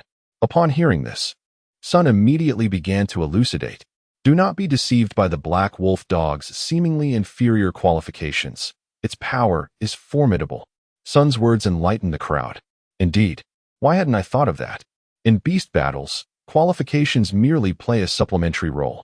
While there are instances of overcoming the odds, more often than not, the stronger party prevails. Clearly, Liu Xing's black wolf dog possesses exceptional strength. Liu Xing cast a glance at his black wolf dog. Black wolf dog, attribute, evil, gender, level, black iron 7th stage, qualification, S, skills learned, rending claw, bite, shadow ball. P.S. It seems to harbor a terrifying bloodline within, the specifics of which the host must explore themselves. At this moment, the black wolf dog had already attained the strength of the black iron 7th stage, and its qualification was not the F grade perceived by others, but rather an alarming S grade. In both power and qualifications, the black wolf dog overshadowed the ice lion. If it couldn't defeat the ice lion, then the black wolf dog might as well find a tofu to crash into. You little brat, no matter what underhanded tricks you've employed, you have succeeded in provoking my ire. Ice lion, unleash the ice arrow. Yin Bing issued another command to his ice lion. The ice lion shakily rose to its feet, the recent clash having inflicted considerable damage. It had long since abandoned any sense of underestimation. With its mouth agape, a chilling ice arrow shot forth toward the black wolf dog. Black wolf dog, evade it and charge in with another rending claw. Liu Xing commanded his black wolf dog. The black wolf dog deftly dodged the ice arrow and lunged toward the ice lion. As the black wolf dog closed the distance, the ice lion began to panic. The previous clash had made it painfully aware that it was no match for the black wolf dog. If it collided with the black wolf dog once more, it would surely be the one to fall. The ice lion, seized by fear, began to retreat. Ice lion, what are you doing? Quickly use ice claw to counterattack. Yin Bing, feeling humiliated at the sight of the ice lion fleeing, couldn't help but roar at it. Until now, he had never commanded the ice lion to retreat. How? How could this happen? Yin Bing, hurry and make your ice lion counterattack. Yes, do not let it escape. Quickly, or it will be too late. The fans of Yin Bing could no longer contain their worries for him. Ice lion, do you hear me? Hurry and counterattack. Yin Bing continued to shout, his eyes gleaming with ferocity. The ice lion felt a chill run down its spine, seemingly recalling how Yin Bing had treated it previously. It involuntarily shivered. Forced into a corner, it had no choice but to halt, extending its sharp claws, which were enveloped in layers of frost. As it lashed out at the charging black wolf dog, bang! The claws of the two beasts collided once more. This time, the outcome mirrored the last. With a cry of pain, the ice lion's massive form was sent flying, sliding across the ground for quite some distance before finally coming to a stop. Gazing at the gravely injured ice lion, barely clinging to life, Yin Bing felt a headache coming on, yet he gritted his teeth and persevered. I concede. He understood that Liu Xing was not the type to show mercy. If he did not concede, his ice lion could very well be crippled by Liu Xing's black wolf dog. That was not a fate he wished to witness. Liu Xing could hardly believe that the haughty Yin Bing would actually concede. You little brat, just you wait. This matter is far from over. After declaring this, Yin Bing withdrew his ice lion and turned to leave. Liu Xing had triumphed over Yin Bing, claiming victory in this assessment. However, to his surprise, the crowd did not seem pleased. Liu Xing paid no mind to this and raised the pure gold trophy in triumph. He also received a reward of 1 million huaxia coins, which instantly filled his previously deflated wallet. After the award ceremony concluded, Liu Xing returned to the lounge, expecting to find numerous mentors from various Beast Master universities awaiting him. To his astonishment, only Su Peng and another chubby individual stood there. This other chubby man wore a faint smile and round glasses, with sparse hair fluttering in the wind. Hello, Liu Xing. I am Wu Yong, a mentor from the Jiangnan Beast Master University admissions office. I see great potential in you. Would you consider joining us at Jiangnan Beast Master University? Wu Yong. Useless? Liu Xing felt indifferent to the name. Jiangnan Beast Master University? He fell into contemplation. Liu Xing had anticipated that Huaxia Academy or Magic Capital Academy would extend an olive branch to him. To his surprise, neither institution was interested. Oh, Liu Xing. What are you still pondering? Su Peng could not resist draping his arm over Liu Xing's shoulder. Jiangnan University is no less esteemed than Huaxia Academy or Magic Capital Academy. Moreover, I have already promised mentor Wu Yong that I would enroll directly. Do not hesitate. Come with me. We could be best buddies. Despite Su Peng's grandiose words, he had his own ulterior motives. His heart was already rejoicing. Wow, Jiangnan Beast Master University. Allegedly the school with the most beautiful women. Su Peng was also dreaming of experiencing a sweet romance at university, naturally unwilling to miss the opportunity to join Jiangnan University. Very well. Liu Xing acquiesced. Excellent. Wu Yong was elated upon Liu Xing's agreement. He immediately pulled out a registration form. Here, fill this out. He appeared as though he feared Liu Xing might change his mind. Wait, just as Liu Xing was about to fill it out, he suddenly smiled and asked Wu Yong, what benefits do I receive for joining your Jiangnan University? Chapter 15. Acquiring new skills. Liu Xing, being the champion of Guangshi, naturally sought some advantages upon joining Jiangnan University. Indeed, there were benefits to be had. As Wu Yong spoke, he produced a card containing 500,000 huaxia coins. This is the Beastmaster Fund provided by our school for you. Additionally, I have a golden level magical beast crystal core here. You can utilize it for your black wolf dog. A golden level magical beast crystal core? Liu Xing instinctively reached out and took the core into his hands. He activated his system's eye to inspect the crystal core. Shadow Leopard's magical beast crystal core. Upon use, it allows the black wolf dog to learn Shadow Claw and Shadow Assault. Liu Xing nodded, realizing that Wu Yong was not as ineffectual as his name suggested. Clearly, he had done his homework. How is it, Liu Xing? Are you satisfied? Wu Yong inquired. To which Liu Xing merely replied, it's passable. He stowed away the Shadow Leopard's magical beast crystal core and accepted the bank card from Wu Yong's hand. With a swift motion, he completed the volunteer form. As Liu Xing finished filling out the form, Wu Yong's heart raced with excitement. It's done. Those fools actually overlooked such a promising candidate. This is a stroke of luck for me. While others dismissed Liu Xing's initial beast as a mere black wolf dog, Wu Yong held a different perspective. Though perceived as a bookworm, he had devoted significant effort to understanding beast mastery. Just because others failed to recognize Liu Xing's potential did not mean Wu Yong was blind to it. Seeing that the matter was settled, Wu Yong could not help but ask Liu Xing, your black wolf dog's qualifications must be more than just F grade, right? Liu Xing shivered at this observation. It was the first time someone had seen through him.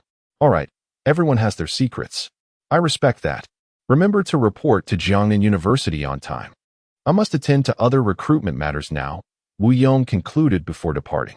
Watching the balding figure of Wu Yong retreat, Liu Xing felt that this seemingly simple uncle was far more complex than he appeared. All right, let us go celebrate our acceptance into Jiangnan Beastmaster University, Su Peng exclaimed, wrapping his arms around Liu Xing. How about a buffet barbecue? Of course, you'll be paying this time. Why should I? Liu Xing protested. I treated you to roast chicken last time, It's your turn now. No. You've received benefits from Jiangnan Beastmaster University. Haven to you? Su Peng shot him a glance. Actually, I haven tea, Liu Xing replied, reflecting on the golden-level magical beast crystal core. If every newcomer received one, Jiangnan Beastmaster University would indeed be extravagantly wealthy. Enough thinking. My stomach is growling. Su Peng insisted, pulling Liu Xing away from the lounge. That night, Liu Xing stood on the balcony of his second-floor home, gazing at the clear sky. The moon hung high, casting its serene light over the earth. He glanced at his black wolf dog, which seemed to sense his gaze and smiled, its eyes curving like crescent moons. Suddenly reminded of the golden-level magical beast crystal core given by Wu Yong, Liu Xing said, "Here, a fine gift for you." He presented the core to the black wolf dog, which appeared irresistibly drawn to it. In a surprising act, the black wolf dog swallowed the magical beast crystal core whole. Ding. System notification. A magical beast crystal core has been consumed by the black wolf dog. System assessment in progress. The system interface appeared before Liu Xing. Please select a skill to learn from the following list. Shadow Claw. Envelopes claws with dark attributes and strikes fiercely at the opponent, inflicting dark attribute damage. Shadow Assault. Lurks over a distance and then launches a sudden attack on the enemy. Contemplating his options, Liu Xing made a decision. I choose to learn Shadow Assault. Ding. Selection complete. Congratulations, host. Your black wolf dog has learned Shadow Assault. Liu Xing immediately checked his black wolf dog's attributes and indeed found the skill listed in its skill bar. Black wolf dog, let us go. Liu Xing called out as he led his companion downstairs to the courtyard. Use Shadow Assault on that large tree. Upon hearing this command, the black wolf dog swiftly propelled itself backward before lunging forward, disappearing from sight. Bang! By the time Liu Xing realized what had happened, the black wolf dog had already executed its attack, leaving deep claw marks on the trunk of the tree. Remarkable. Liu Xing once again reveled in the advantages bestowed by his extraordinary system. He had never anticipated that this beast mastery system would allow him to teach his beast potent skills, and with a guarantee of success. While others were concerned they might learn subpar skills, Liu Xing was free to choose. The only limitation was that each beast could learn only 4 skills from magical beast crystal cores. This was an established rule of the world, one that even Liu Xing's system could not alter. Nevertheless, Liu Xing understood the age-old wisdom that one should not be too greedy. Having the beast mastery system already put him ahead of the curve. Furthermore, his black wolf dog possessed S-grade qualifications, ensuring its continued evolution. With its powerful bloodline, who knew what transformations might still unfold? Let us go, black wolf dog. Time for bed. Liu Xing yawned, feeling the fatigue from a long day of battles and a hearty meal with Su Peng. Stretching lazily, he made his way to his room. The night was eerily quiet. A shadow darted under the moonlight, making its way to Liu Xing's house, stealthily entering his courtyard. Chapter 16. The ferocity of the shadow assault. With a sharp crack, Liu Xing's door was effortlessly pried open. A figure clad in black stealthily entered the room, seemingly having conducted prior surveillance on Liu Xing. He made his way directly to the bedroom on the second floor. Upon opening the door, he observed the bulging quilt and a cold smirk graced his lips. You little brat, don't blame me. Blame yourself for crossing paths with the wrong person. Just as the black-clad man reveled in his triumph, a shadow lunged towards him. In a flash of silver, the fierce fangs of a black wolf dog swiftly severed the man's right arm. He emitted a piercing scream as he collapsed to the ground, clutching the bloody stump and wailing in agony. Suddenly, another shadow darted toward Liu Xing instinctively. He dodged and illuminated the room. At that moment, a golden hornet buzzed nearby. Golden hornet. Type: insect, poison, gender. Level: black iron 9. Talent: E skills. Combo: to Liu Xing's astonishment, this E-level talent hornet, classified as black iron 9, appeared enraged, likely due to its master-S injury inflicted by the black wolf dog. With such meager strength, you dare to trouble me. You might as well be lighting a lamp in the latrine, seeking death. Black wolf dog, show it what you're made of. Execute shadow assault. At Liu Xing's command, the black wolf dog immediately entered a stealth mode. The golden hornet paused, its large compound eyes scanning the surroundings frantically. Bang! Suddenly, the black wolf dog materialized before the hornet, its sharp claws swiping downwards, sending the hornet crashing against the wall with immense force. In a single strike, the black wolf dog severely injured the hornet, which now scrambled in panic, desperate to flee. Thinking of escaping now? Too late. Liu Xing commanded, "Black wolf dog, unleash Tear Claw." The black wolf dog lunged at the hornet again, its claws tearing through the creature repeatedly, reducing it to mere shreds. Ignoring the remnants of flesh strewn across the floor, Liu Xing turned his attention to the black-clad man, who had succumbed to his injuries and lost consciousness. "Black wolf dog, finish him," Liu Xing ordered with a glint of cold determination in his eyes. The black wolf dog pounced, its jaws wide open, and swiftly ended the man's life. Liu Xing approached the fallen figure, crouching down to search him. His fingers brushed against a black card. What could this black card signify? He recalled that the previous black-clad man had possessed a similar item. It seemed imperative to investigate further when the opportunity arose. However, the immediate priority was to dispose of this body. Under the cover of night, Liu Xing swiftly moved the corpse of the black-clad man. After meticulously cleaning the scene of any bloodstains, he began to ponder the identity of the person who sought his demise. Could it be Gao Bo? Initially, he suspected Yin Bing, but the latter's prideful nature suggested he would prefer a fair confrontation rather than resorting to assassination. It must be Gao Bo. After careful consideration, Liu Xing reached a resolution. "You little brat, I haven't troubled you, yet you persistently seek my life. Since you've initiated this conflict, do not blame me for retaliating." With those words, he donned a black outfit and a mask, setting off towards Gao Bo's location. Unbeknownst to Liu Xing, Gao Bo was notoriously arrogant and had even boasted about his whereabouts on social media, which made tracking him down rather effortless. At that moment, Gao Bo was gazing out the window, a smug expression on his face. "You dared to offend me. This time, your fate is sealed." To orchestrate Liu Xing's demise, Gao Bo had spent a staggering 500,000 huaxia coins, his parents' funds intended for his beast taming pursuits. Under the cloak of darkness, Liu Xing stealthily approached the hospital ward area. It was precisely 2 in the morning, the hour most people succumbed to sleep. The nurses on night duty had already dozed off at their desks, leaving Liu Xing unobserved. Creak! Gao Bo's door swung open. He turned to see a figure in black, momentarily startled. Upon realizing it was Liu Xing clad in dark attire with a mask, he exhaled in relief. "Ah, it's you. How did it go? Have you taken care of that brat?" Liu Xing offered no reply as he swiftly advanced. With a swift motion, a sharp needle pierced Gao Bo's abdomen. "You." Gao Bo's eyes widened in disbelief. He had never anticipated that the man he had hired would turn against him. Collapsing, blood spilled profusely around him as he gazed at the retreating figure of Liu Xing, his eyelids growing heavier until he ultimately succumbed to unconsciousness. Emerging from the hospital, Liu Xing found a secluded spot and incinerated the garments he wore. The venomous stinger of the golden hornet had been the instrument of Gao Bo's demise. Once struck by it, even divine intervention could not save him. With a sigh of relief, Liu Xing expelled the tension from his chest. What a stroke of misfortune. He had not wished for bloodshed, yet his adversary left him no choice but to retaliate. In this world, it was indeed the law of the jungle, where the weak were mere prey for the strong. Liu Xing's resolve to grow stronger reignited fervently within him. He chose not to return to his previous residence, considering it a site of recent tragedy. Instead, he planned to seek out another dwelling, intending to rent out the former one. Having cleaned the scene thoroughly, he knew that as long as he remained silent, no one would uncover the grim events that transpired there. 2 days later, Liu Xing was roused from his slumber by the incessant ringing of his phone. Blinking awake, he discovered that it was Su Pang calling.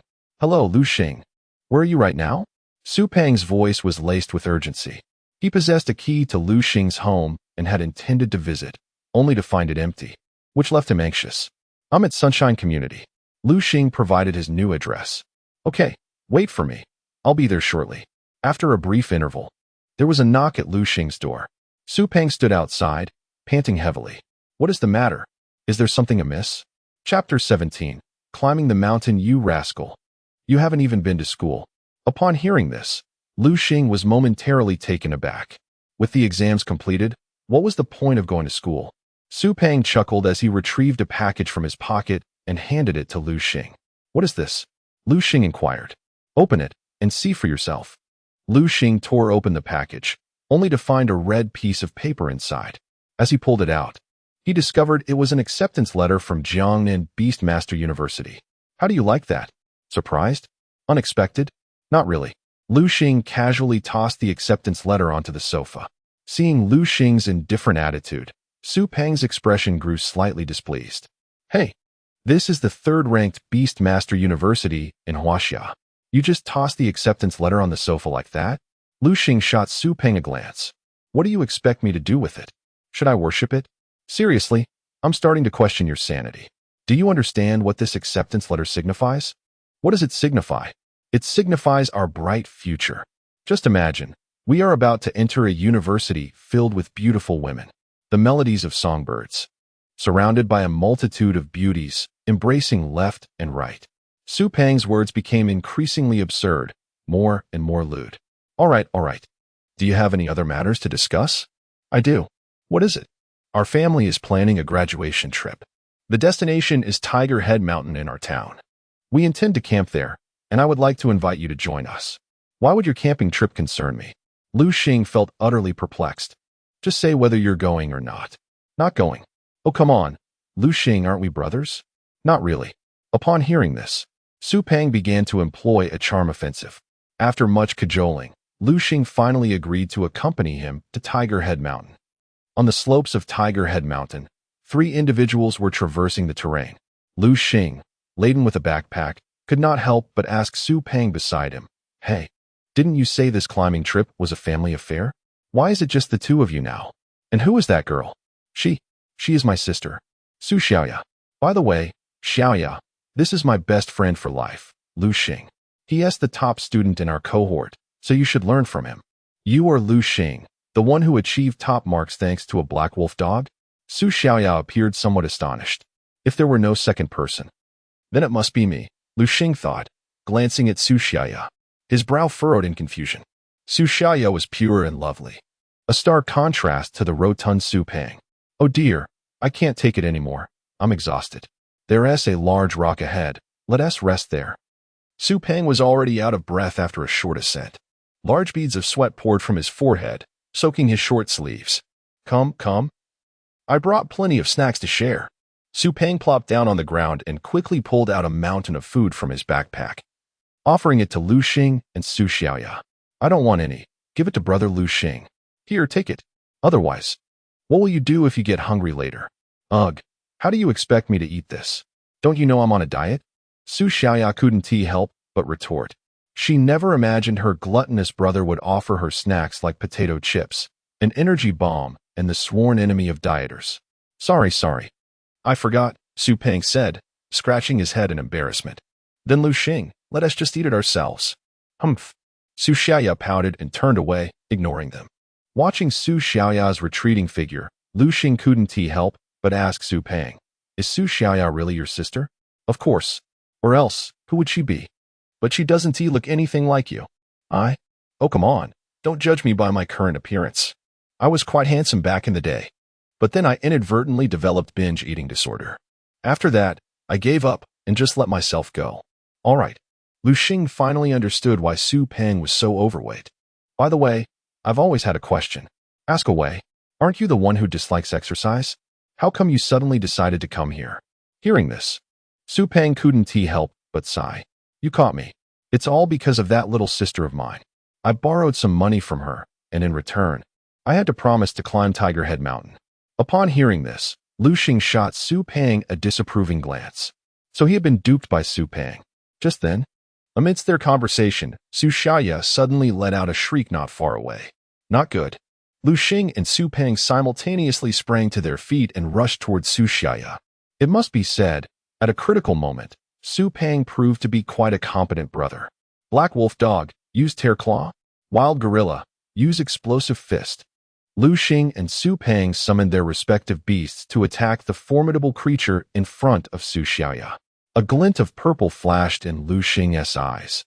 and the creature's attributes materialized before him. Rooster-crowned snake. Attribute: poison. Gender: male. Level: bronze tier 2. Qualification: D. Skills learned: poison fang. Upon seeing the black wolf dog and wild gorilla charging toward it, the rooster-crowned snake's eyes flickered with disdain. Its strength was that of bronze tier 2, while both the black wolf dog and wild gorilla were merely black iron. They were no match for it. With a swift sweep of its tail, the rooster-crowned snake sent the wild gorilla flying, crashing heavily into a nearby tree. The powerful impact nearly shattered the wild gorilla's bones. As the wild gorilla fell into a severely injured state, Su Peng experienced a backlash as well. After all, beast tamers are soul-bound with their beasts. If a beast dies, the backlash is even more severe. Suddenly, Su Peng felt a sharp pain in his head. The severity of this backlash depended on the strength of the beast tamer. A weaker individual would naturally experience a more severe backlash. As a beast tamer becomes more powerful, the backlash from one or two severely injured beasts becomes manageable, but that isn't the case with more. The backlash from a beast's death, however, is exceedingly dreadful. With a single strike, the rooster-crowned snake targeted the black wolf dog with another sweeping attack. The black wolf dog was at a much higher level than the wild gorilla. It swiftly dodged, successfully evading the rooster-crowned snake's strike. This is bad. Liu Xing's expression darkened. Su Peng, quickly recall your wild gorilla. At the same time, take your sister away. I will hold off this coxcomb king snake. Chapter 18. The demise of the rooster-crowned snake. No, how could I possibly leave you here all alone? Upon hearing this, Liu Xing delivered a swift kick to Su Peng's rear. Damn it, if I say you can go, you just leave. Do you have any idea of the power possessed by this rooster-crowned snake? It is of the second tier of bronze, a foe far beyond our capabilities. With that, Liu Xing's kick jolted Su Peng awake. Liu Xing, you must not die. I was looking forward to charming girls together, Su Peng exclaimed, hastily lifting the panicked Su Shaya onto his shoulders and sprinting towards the foot of Tiger Head Mountain. As he ran, he shouted, Liu Xing, wait for me. Please don't die. Liu Xing, however, paid no heed to the fleeing Su Peng. His focus was entirely on the battlefield before him. The scene unfolded in a dense thicket. Liu Xing's black wolf dog employed agile maneuvers, evading the rooster-crowned snake's assaults with the finesse of a seasoned warrior. This is untenable. The level disparity is too great, Liu Xing mused. Although his black wolf dog had ascended to the 8th tier of black iron in recent days, it remained vastly outmatched by the bronze-tiered serpent. Suddenly, the rooster-crowned snake lifted its head high, exposing its formidable fangs as it prepared to strike. Look out. It's a venomous bite, Liu Xing warned. The black wolf dog, heeding the call, leaped nimbly to avoid the snake's attack, which instead struck a nearby tree with a resounding thud, embedding its sharp teeth deep into the bark. To Liu Xing's astonishment, the snake found itself ensnared. Unable to extract its fangs from the tree, a chance has presented itself, he thought, recalling the age-old wisdom that to defeat a snake, one must target its vital point. Despite the creature's size, Liu Xing, with the system's guidance, identified the serpent's weak spot. Black wolf dog, unleash your tearing claws on that spot, Liu Xing commanded. The black wolf dog lunged at the rooster-crowned snake. In response, the serpent swung its tail in a desperate attempt to counter, but the wolf dodged with agility. With a swift slash, the wolf's claws tore through the snake's skin, causing a torrent of blood, mixed with green bile, to erupt from the wound. It appeared the black wolf dog had struck the snake's gallbladder.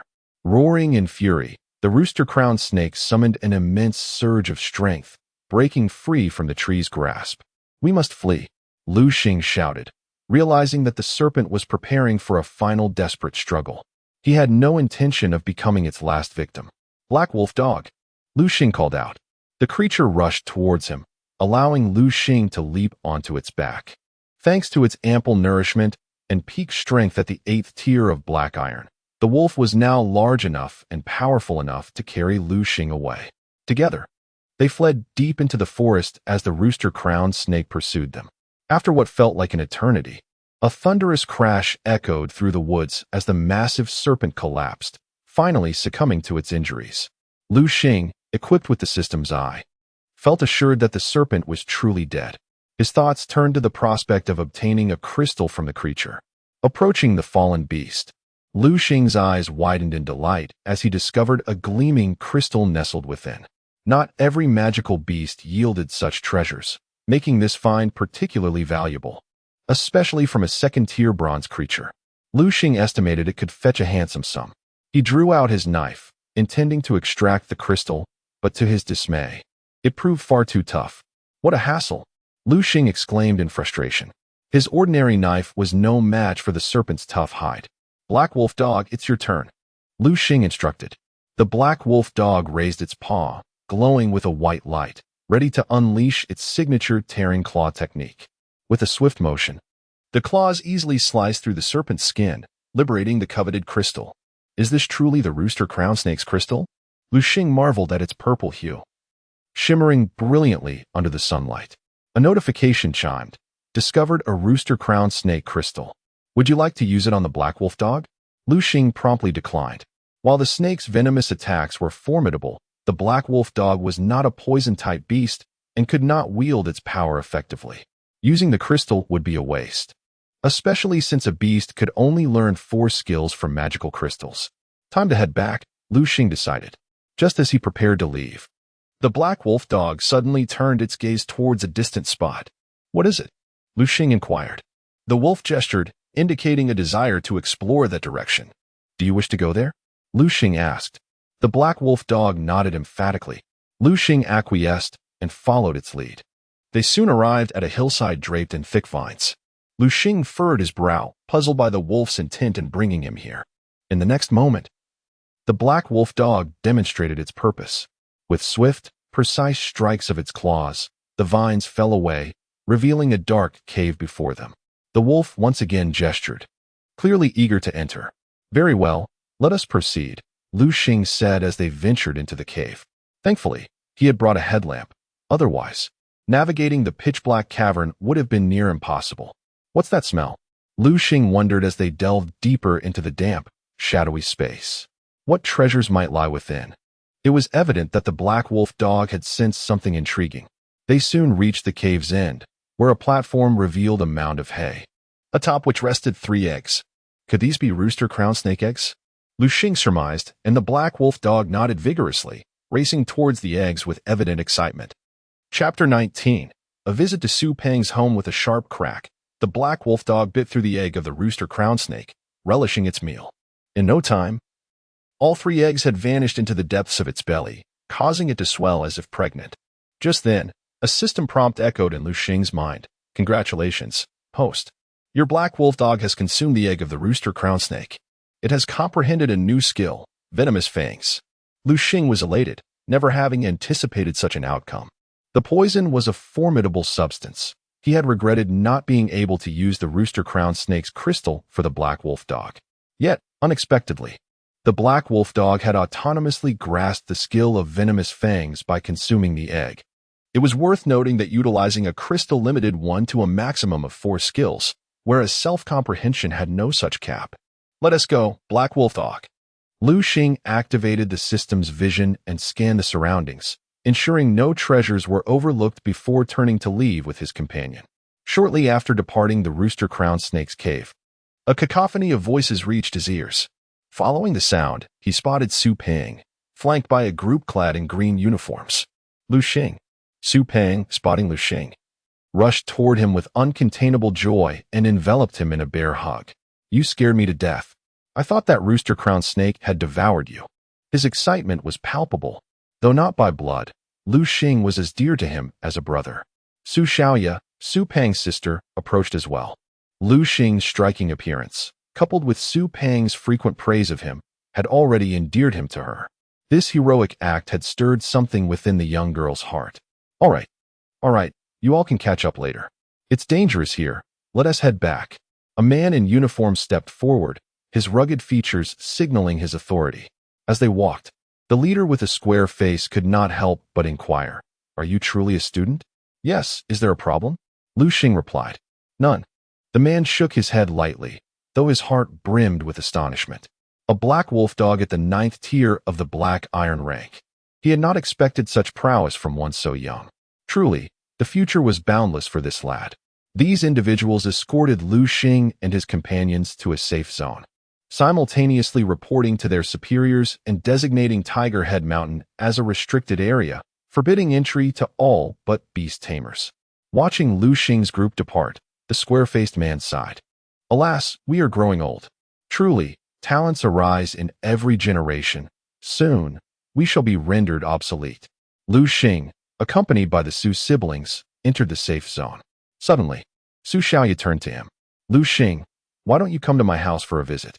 I'll prepare my specialty, sweet and sour ribs. As a token of gratitude for saving us. Sweet and sour ribs. Su Peng's eyes lit up, and he could not help but drool. Liu Xing, hurry and agree. He shook Liu Xing's arm, fully aware of how delectable his sister's cooking was, a dish that could nearly steal one's tongue away. Seeing the eager expressions on their faces, Liu Xing felt reluctant to dampen their spirits and agreed. Su Xiaoya immediately hailed a taxi, and they set off towards Su Peng's home. Before long, they arrived at a charming estate. Is this your home? Liu Xing was taken aback, astonished by the wealth that Su Peng's family possessed. It was no wonder they could afford to nurture such a foodie and provide him with a powerful wild gorilla as his initial beast. Entering the estate with the Su siblings, they made their way to the living room. Liu Xing, please make yourself comfortable while I head to the kitchen, Su Xiaoya said before disappearing into her culinary domain. Observing her attentiveness, Su Peng turned to Liu Xing with a serious expression. Hey, you little rascal. It seems my sister has taken a liking to you. You better treat her well. If I find out you're bullying her, I'll make sure you regret it. Liu Xing felt a mix of amusement and disbelief. What are you talking about? Moreover, did Su Peng really think he had the capability to discipline him? As Liu Xing and Su Peng chatted in the living room, the front door creaked open. Liu Xing turned to see a middle-aged couple enter. Mom, Dad, you're back. Su Peng exclaimed. What do you mean we're back? You have quite the nerve, taking your sister to the dangerous Tiger Head Mountain. Su Peng was taken aback. He had not expected his parents to learn of the incident so quickly. Calm down, dear. They're back safe and sound. By the way, Dad, didn't you always want to meet Liu Xing? Well, here he is.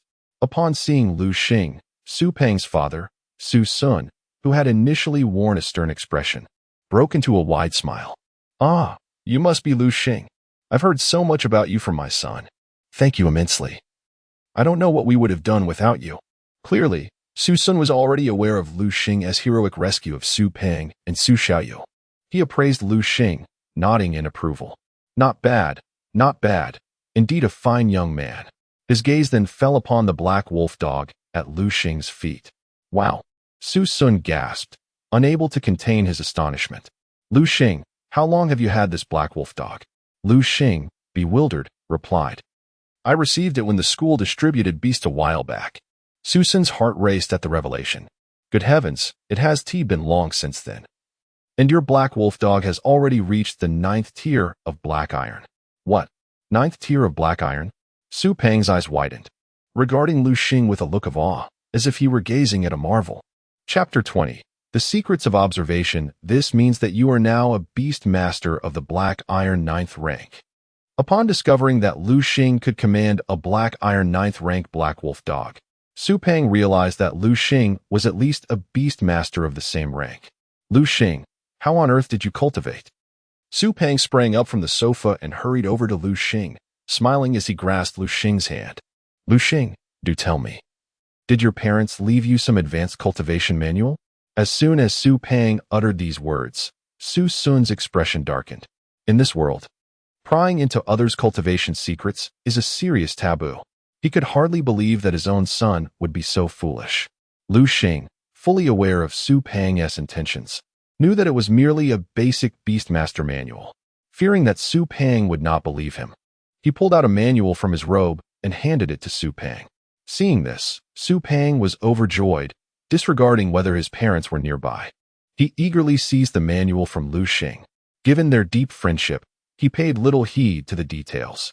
He pointed his right index finger at his tongue and then began to peruse the manual with great enthusiasm. At that moment, Su Peng felt a surge of excitement, envisioning himself acquiring a legendary manual and dominating the world. However, what followed left him utterly astonished. What is this? Isn't this the manual distributed by the school? This kind of manual is nothing more than roadside fare, handed out by the school to every student. Unable to contain himself, Su Peng exclaimed, "You can't be telling me that you relied on this to advance to the Black Iron 9th rank." Indeed, Liu Xing replied with remarkable composure. At this point, Su Sun intervened to mediate. Enough, enough, Su Peng, stop your antics. Return the manual to Liu Xing at once. All right. Su Peng, his face filled with disappointment, returned the manual to Liu Xing, who smiled as he tucked it away. Come, brother Liu Xing. My sweet and sour ribs are ready. Come and eat. Just then, Su Xiaomei emerged from the kitchen, carrying a large bowl of sweet and sour ribs.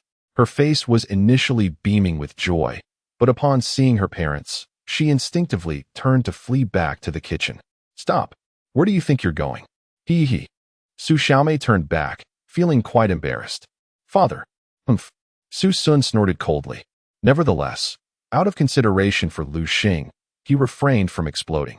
Instead, he said to Su Xiaomei, "We'll discuss your little escapade to Tiger Head Mountain later. Now, bring the sweet and sour ribs over." Yes, father. Su Xiaomei lowered her head, resembling a child caught in wrongdoing, as she approached Su Sun with the sweet and sour ribs. As he beheld the aromatic dish, Su Sun couldn't help but close his eyes and inhale deeply, succumbing to a moment of ecstasy. Simultaneously, he pondered, how has this little girl transformed today? Usually, when I ask her to make sweet and sour ribs, she always makes excuses, claiming that the smoke will damage her skin and mar her beauty. Yet today, she is so eager. Soon, Su Sun noticed a subtle clue. He saw that Su Xiaomei was stealing glances at Liu Xing. Being astute, he anticipated that his precious daughter might be courted by Liu Xing. However, Su Sun had no intention of hindering their blossoming relationship. Children will find their own fortune. He sighed inwardly. Though he appeared stern on the surface, he was, in fact, quite open-minded. Otherwise, Su Peng and Su Xiaoyao would not have developed their current personalities. Well, Liu Xing, since you are here, stay for a meal. Certainly. Liu Xing nodded in agreement. After a satisfying meal, Liu Xing departed from Su Peng's home.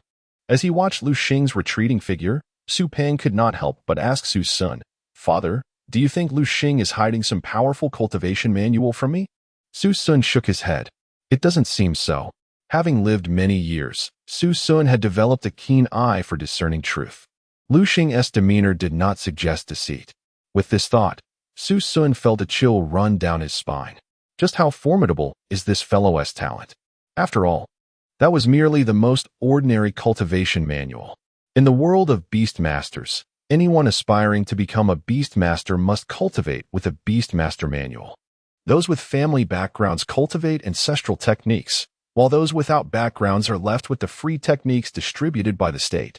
As commonly known, free resources are often the least effective, yielding minimal results for considerable effort.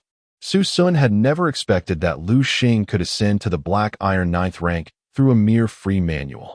What a pity. A glimmer of regret flashed in Su Sun's eyes. Had this young man been born into a family, perhaps his strength would be even greater by now, and his future achievements would soar higher. Alas, he possesses no familial background, and his initial beast is merely a black wolf dog. With this thought in mind, Su Sun could not help but glance at his son, Su Peng, feeling a pang of exasperation. This fellow, despite having my support and cultivating with the family's techniques, still squandered his potential. I even spent a hefty sum to acquire a wild gorilla of good quality for him. Yet, he remains as incapable as a lump of clay. As he looked at Su Peng's plump figure, Su Sun's frustration boiled over. He shot Su Peng a fierce glare before turning towards his study. Out of sight, out of mind. Moreover, Su Sun had his own matters to attend to. After leaving Su Peng's home, Liu Xing made his way back to his own residence. He had not anticipated that Su Peng's father was a master of the golden rank. Reflecting on the recent events at Su Peng's house, he could not help but retrieve the manual he had shown Su Peng earlier. As he surveyed the manual in his hands, a disdainful smile graced Liu Xing's face. With the system at his disposal, this cultivation manual held no value for him. In the world of beast masters, The strength of a beast is inherently limited by the prowess of its master. If the beast master is at the bronze first rank, then the maximum strength of their beast can only reach the same rank. In other words, the strength of the beast is always equal to or lesser than that of the beast master. Chapter 21. Registering as a beast master. To become a formidable beast master, one must first cultivate their own strength before seeking to enhance the prowess of their beasts.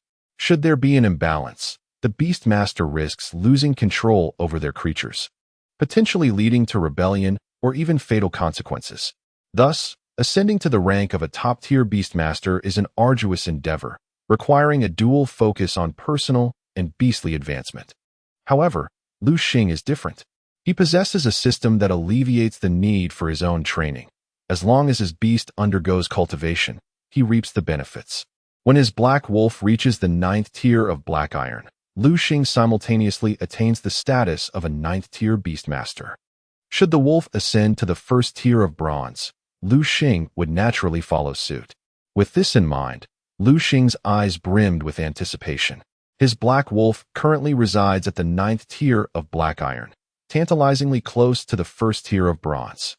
This proximity implies that Liu Xing would soon be capable of contracting a new beast. Alas, he remains bound by the laws of this world.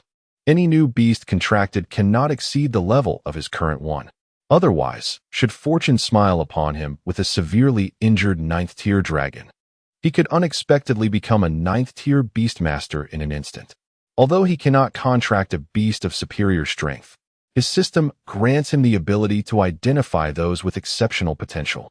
Since he has embarked on the journey to become a beastmaster, he ought to relish the nurturing process of his creatures. Liu Xing's musings, however, did not go unnoticed by his black wolf, which rolled its eyes in response. Nurturing? Liu Xing hardly devoted himself to that endeavor. The wolf's current prowess is a testament to its own tireless efforts. As Liu Xing walked, he pondered his next beast selection. Just then, a colossal eagle soared overhead. It was the thunder eagle. Its piercing cry captured Liu Xing's attention. Eureka! The moment he spotted the thunder eagle, he resolved, his next beast must be one akin to this majestic creature, one that could soar through the skies. For the first time, Liu Xing felt a profound urgency for a flying beast, recognizing their myriad advantages. They ascend to great heights, offering expansive views, serving as scouts and pathfinders. Moreover, in times of peril, riding a flying beast would facilitate a swift escape, as flight surpasses mere walking in speed. Additionally, flying beasts possess commendable combat capabilities. Yet, Liu Xing's immediate concern was not the pursuit of a thunder eagle, but rather elevating his black wolf. Only when the wolf ascends to the 1st tier of bronze would Liu Xing earn the right to contract another beast. Black Wolf, let us go. Liu Xing hailed a taxi by the roadside, intent on training his companion in the wild. After all, combat is the most effective means of upgrading one's abilities. As for consuming potions, the power gained from actual combat far surpasses that derived from mere substances. Liu Xing arrived at the entrance of a hidden realm, a location he had previously inquired about. This realm, the lowest tier within the city, promised the potential for growth. Halt! Just as Liu Xing prepared to enter, a man clad in a green uniform obstructed his path. Please present your identification. The uniformed man saluted Liu Xing. Identification? Liu Xing was momentarily taken aback. Noticing Liu Xing's confusion, the man promptly clarified, your Beastmaster certificate. To prevent ordinary individuals from entering hidden realms and to safeguard against the escape of magical beasts. The state has stationed personnel outside these entrances. The uniformed man sensed Liu Xing's considerable strength, which accounted for his polite demeanor. Had Liu Xing been weaker, he might have been dismissed sternly. Embarrassed, Liu Xing scratched his head. My apologies. Could you enlighten me about this Beastmaster certificate? Liu Xing was rather unfamiliar with such matters, having neglected the lessons on the subject. The uniformed man, observing Liu Xing's genuine ignorance, patiently offered guidance. Do you see that tallest building over there? That is the registration office for Beastmasters. All individuals aspiring to become Beastmasters must register there to obtain their certificates. Moreover, each time your strength increases, you may return to update your information. Registration as a Beast Master grants you benefits commensurate with your current abilities. You should hurry. All right, thank you very much. Liu Xing replied gratefully, departing from the Hidden Realms entrance and making his way toward the registration office. Upon arrival, he marveled at the impressive architecture of the office, resembling a grand cathedral. Entering, he found a bustling atmosphere, with a steady flow of individuals coming and going. This individual is a 3rd-tier silver. That one is a 7th-tier black iron. And that one is a 5th-tier bronze. Thanks to his system, Liu Xing discerned the true capabilities of those around him. However, his purpose was to register as an official Beast Master, so he refrained from engaging in conversation and proceeded directly to a service window. The registration office was remarkably accommodating, possibly recognizing the noble status of Beast Masters, as it boasted 20 service windows, minimizing wait times. If only certain places from his previous life operated with such efficiency rather than having only one open while others idled away. Approaching a window, Liu Xing announced, "Hello. I am here to register as a Beast Master." "Certainly." The service attendant, a strikingly beautiful young woman, greeted Liu Xing with a polite smile. "Please place your hand on the screen beside you." Of course, Liu Xing complied, and shortly thereafter, the electronic screen displayed his personal information alongside his strength. 10, 18 years old. Black iron 9th tier. The attendant could not help but gasp in astonishment. Chapter 22. Journey to the Secret Realm with Liu Xiaoming. The saleswoman had been working here for several years, yet it was her first encounter with someone so remarkable. She couldn't help but steal a glance at Liu Xing. Despite her mental preparation, she was still taken aback. Liu Xing's handsome visage bore a hint of youthfulness, confirming that the information about his age of 18 was indeed accurate. His innate talent must be extraordinary. As the saleswoman was lost in astonishment, Liu Xing couldn't restrain himself from inquiring, "Excuse me, has my certificate been processed?" Oh, my apologies." The saleswoman, coming to her senses, respectfully handed Liu Xing his Beastmaster certificate. "Here is your certificate. Please keep it safe. With this certificate, you may explore the secret realm and also collect some tasks from us." Collect tasks? Liu Xing was surprised to learn that there was a task collecting feature available here. Indeed, if you wish to collect tasks, you can do so at the self-service task machine over there. She pointed to the right. Of course, if you find it bothersome. You may also log into our official website using your mobile phone. Your account is your Beastmaster certificate number, and the initial password is 6 zeros. If you wish to change your password, you can follow the procedures outlined above. Liu Xing nodded. Thank you. He took his pristine Beastmaster certificate and walked towards the self-service task machine. Just as he was about to use the machine to find a task, he felt a tap on his back. Turning around, he was surprised to see Liu Xiaoming. "Liu Xing, is that really you? Long time no see," she exclaimed with a bright smile. "Long time no see," Liu Xing replied politely. "What brings you here?" "I came to see if there were any tasks available," she said. "Have you found anything?" Liu Xing inquired. "Not yet." Liu Xiaoming's eyes sparkled with excitement. She tentatively asked, "How about teaming up? We can support each other while tackling tasks." Teaming up? Liu Xing looked Liu Xiaoming up and down, astonished to find that in just a few days, she had already become an 8th-tier Beastmaster.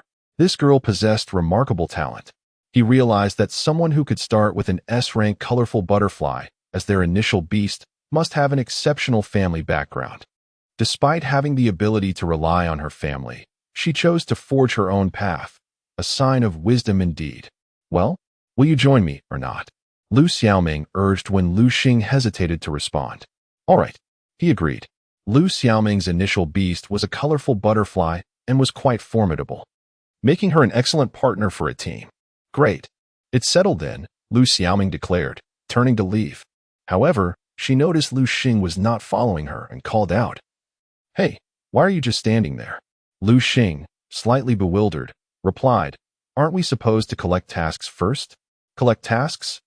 Liu Xiaoming chuckled as she handed Liu Xing a printed A4 sheet. Upon examining it, he found it was a task description: Goblin Shaman Staff. Retrieve the Goblin Shaman Staff and bring it back for a reward of 500,000 Huaxia coins. Goblin Shamans? Liu Xing pondered. Goblins were notorious for lurking in caves, often appearing in groups. To locate a goblin group possessing a shaman, one would need to confront a larger band of goblins, meaning Liu Xing would face the assault of over 100 goblins. What's wrong? Are you afraid? Liu Xiaoming's audacity surprised Liu Xing. She dared to take on such a task. Let's go, he replied nonchalantly. After all, goblins were not particularly strong. Typically around the 5th or 6th tier, the goblin shaman would pose more of a challenge, as it was an evolved branch of goblins, at least at the bronze level. However, since Liu Xiaoming was determined, Liu Xing decided to accompany her on this venture. His black wolf dog was strong enough to escape if they encountered trouble. Come on, I'll take you to buy supplies, Liu Xiaoming said. At the entrance to the secret realm, as Liu Xing and Liu Xiaoming carried their backpacks, Liu Xiaoming glanced at Liu Xing and remarked, "You're bringing so little. If you run out of food later, I won't share with you." "It's fine, this is enough," Liu Xing assured her.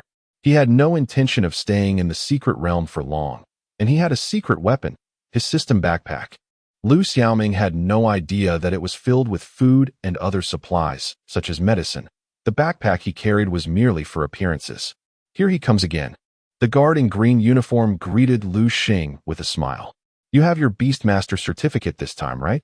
"Yes," Liu Xing replied as he handed over the certificate. The guard examined it and gasped in astonishment. "My goodness, 18 years old and already in 9th tier." His eyes widened in disbelief as he took in the sight before him. After confirming the photograph matched, he couldn't help but think, who is this extraordinary individual? He assumed Liu Xing had reached 9th tier status due to family connections, unaware that Liu Xing had begun his journey as an orphan in this world. Wow, 18 years old and already in 8th tier. The soldier inspecting Liu Xiaoming exclaimed. Liu Xing shot a glance at the soldier, who was visibly embarrassed. "Zhou, look at your pitiful self. What tier were you at 18? The soldier's face flushed as he recalled that he was only a 3rd tier at that age, having reached 9th tier status in his 20s. "All right, you may enter now."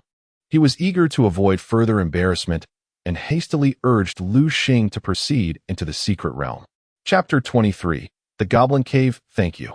Soldier Liu Xing commands profound respect, having retrieved the Beastmaster certificate. Together with Liu Xiaoming, he entered the secret realm. Upon witnessing their entry, a fellow named Xiao Zhou could not restrain his curiosity and queried his superior, "Boss, who are these two? They are so young yet remarkably powerful." "Do not inquire about matters that do not concern you," his leader replied, visibly annoyed. Liu Xing, youthful and handsome, possessed formidable strength. And beside him stood the equally powerful Liu Xiaoming, a charming girl who further incited envy in Xiao Zhou despite his years of cultivation. As Liu Xing and Liu Xiaoming traversed the secret realm, Liu Xiaoming tugged at Liu Xing's sleeve. "Hey, I just overheard them say you've reached Black Iron level 9. Is it true or not?" "Of course it's true. And can't you sense it yourself?" Upon hearing this, Liu Xiaoming pouted, having previously lost to Liu Xing and eager to reclaim her pride through competition. Despite her diligent training, she found herself outpaced once more, leading her to ponder the origins of Liu Xing. Who exactly is this individual? "Hey." After walking for a while, Liu Xing could not help but ask Liu Xiaoming, "Do you know where the goblins are?" Liu Xiaoming was momentarily speechless. Liu Xing was at the forefront, and she had instinctively assumed he knew the way, only to discover that he was utterly clueless. With no other option, she retrieved a map from her pocket. "Let us go, I'll guide you." Under Liu Xiaoming's guidance, they soon arrived at the entrance of a cave. Concealed within the surrounding foliage, Liu Xing noticed 2 goblins armed with spears lazily guarding the cave entrance, their vigilance waning as they dozed off. "What should we do, Liu Xing?" Liu Xiaoming, instinctively relying on him as a male companion, turned to him for direction. "What else can we do?" "We charge in," Liu Xing declared. "I'll handle the one on the left. You take care of the one on the right." "All right." Liu Xing commanded his black wolf hound. "Use shadow strike on the goblin to the left." The black wolf hound, responding to the command, stealthily approached the designated goblin. Upon reaching it, the hound lunged forth, its sharp claws swiftly dispatching the creature.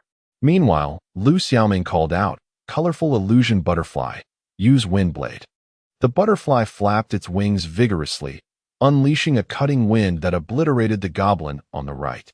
"How about that? Impressive, right?" Liu Xiaoming turned to boast, only to find Liu Xing already at the cave entrance. This guy? Liu Xiaoming stamped her foot in frustration and hurried after him, gazing into the pitch-black cave. Liu Xing fell into contemplation. What troubles you? Liu Xiaoming noticed his hesitation. This cave is engulfed in darkness, where the goblins reside. If we recklessly venture in, we risk ambush. What do you propose then? Just as Liu Xing pondered, a bloodied woman burst forth from the cave, crying for help, pursued by several goblins. Black Wolf Hound, charge in and use Rending Claw. The hound, responding immediately, vanished from sight and lunged at the goblins trailing the woman, dispatching them with ease. Liu Xiaoming quickly supported the injured woman, who succumbed to unconsciousness due to her severe wounds. Liu Xing, we need to leave. Together, Liu Xing and Liu Xiaoming carried the woman away. Within another cave, a woman lay on the ground, bandaged and attended to. Awakening from her slumber, she was startled to find the two sitting by a campfire. Preparing to scream, Liu Xing swiftly covered her mouth. Do not scream. We are here to help. We rescued you. Upon hearing this, the woman recalled the previous events. Liu Xing noticed her demeanor calming. Here, have some warm milk, Liu Xiaoming offered. The woman accepted the warm drink and gulped it down eagerly. How did you end up in the goblin cave? What happened?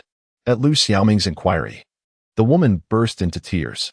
Liu Xiaoming comforted her, and after some time, the woman began to recount her tale. She had been part of a team, yet due to her limited strength, she was overlooked by the stronger members. Thus, she teamed up with novices, comprising 5 in total, to undertake a quest against the goblins. Initially, the mission progressed smoothly, but the leader became overconfident after dispatching a few goblins, mistakenly believing they could vanquish the entire goblin horde, leading them into the goblin cave. As she concluded her story, tears flowed anew. Liu Xing sighed, sensing the inevitable outcome. They had rashly entered the goblin cave and faced an ambush, nearly facing total annihilation. By the way, did you encounter anything unusual in the goblin cave? Perhaps a distinctly different goblin? Liu Xiaoming inquired. An unusual goblin? The woman's eyes brightened. Yes, there was one that resembled an old man, leaning on a staff, with a feather atop its head. It must be the goblin shaman.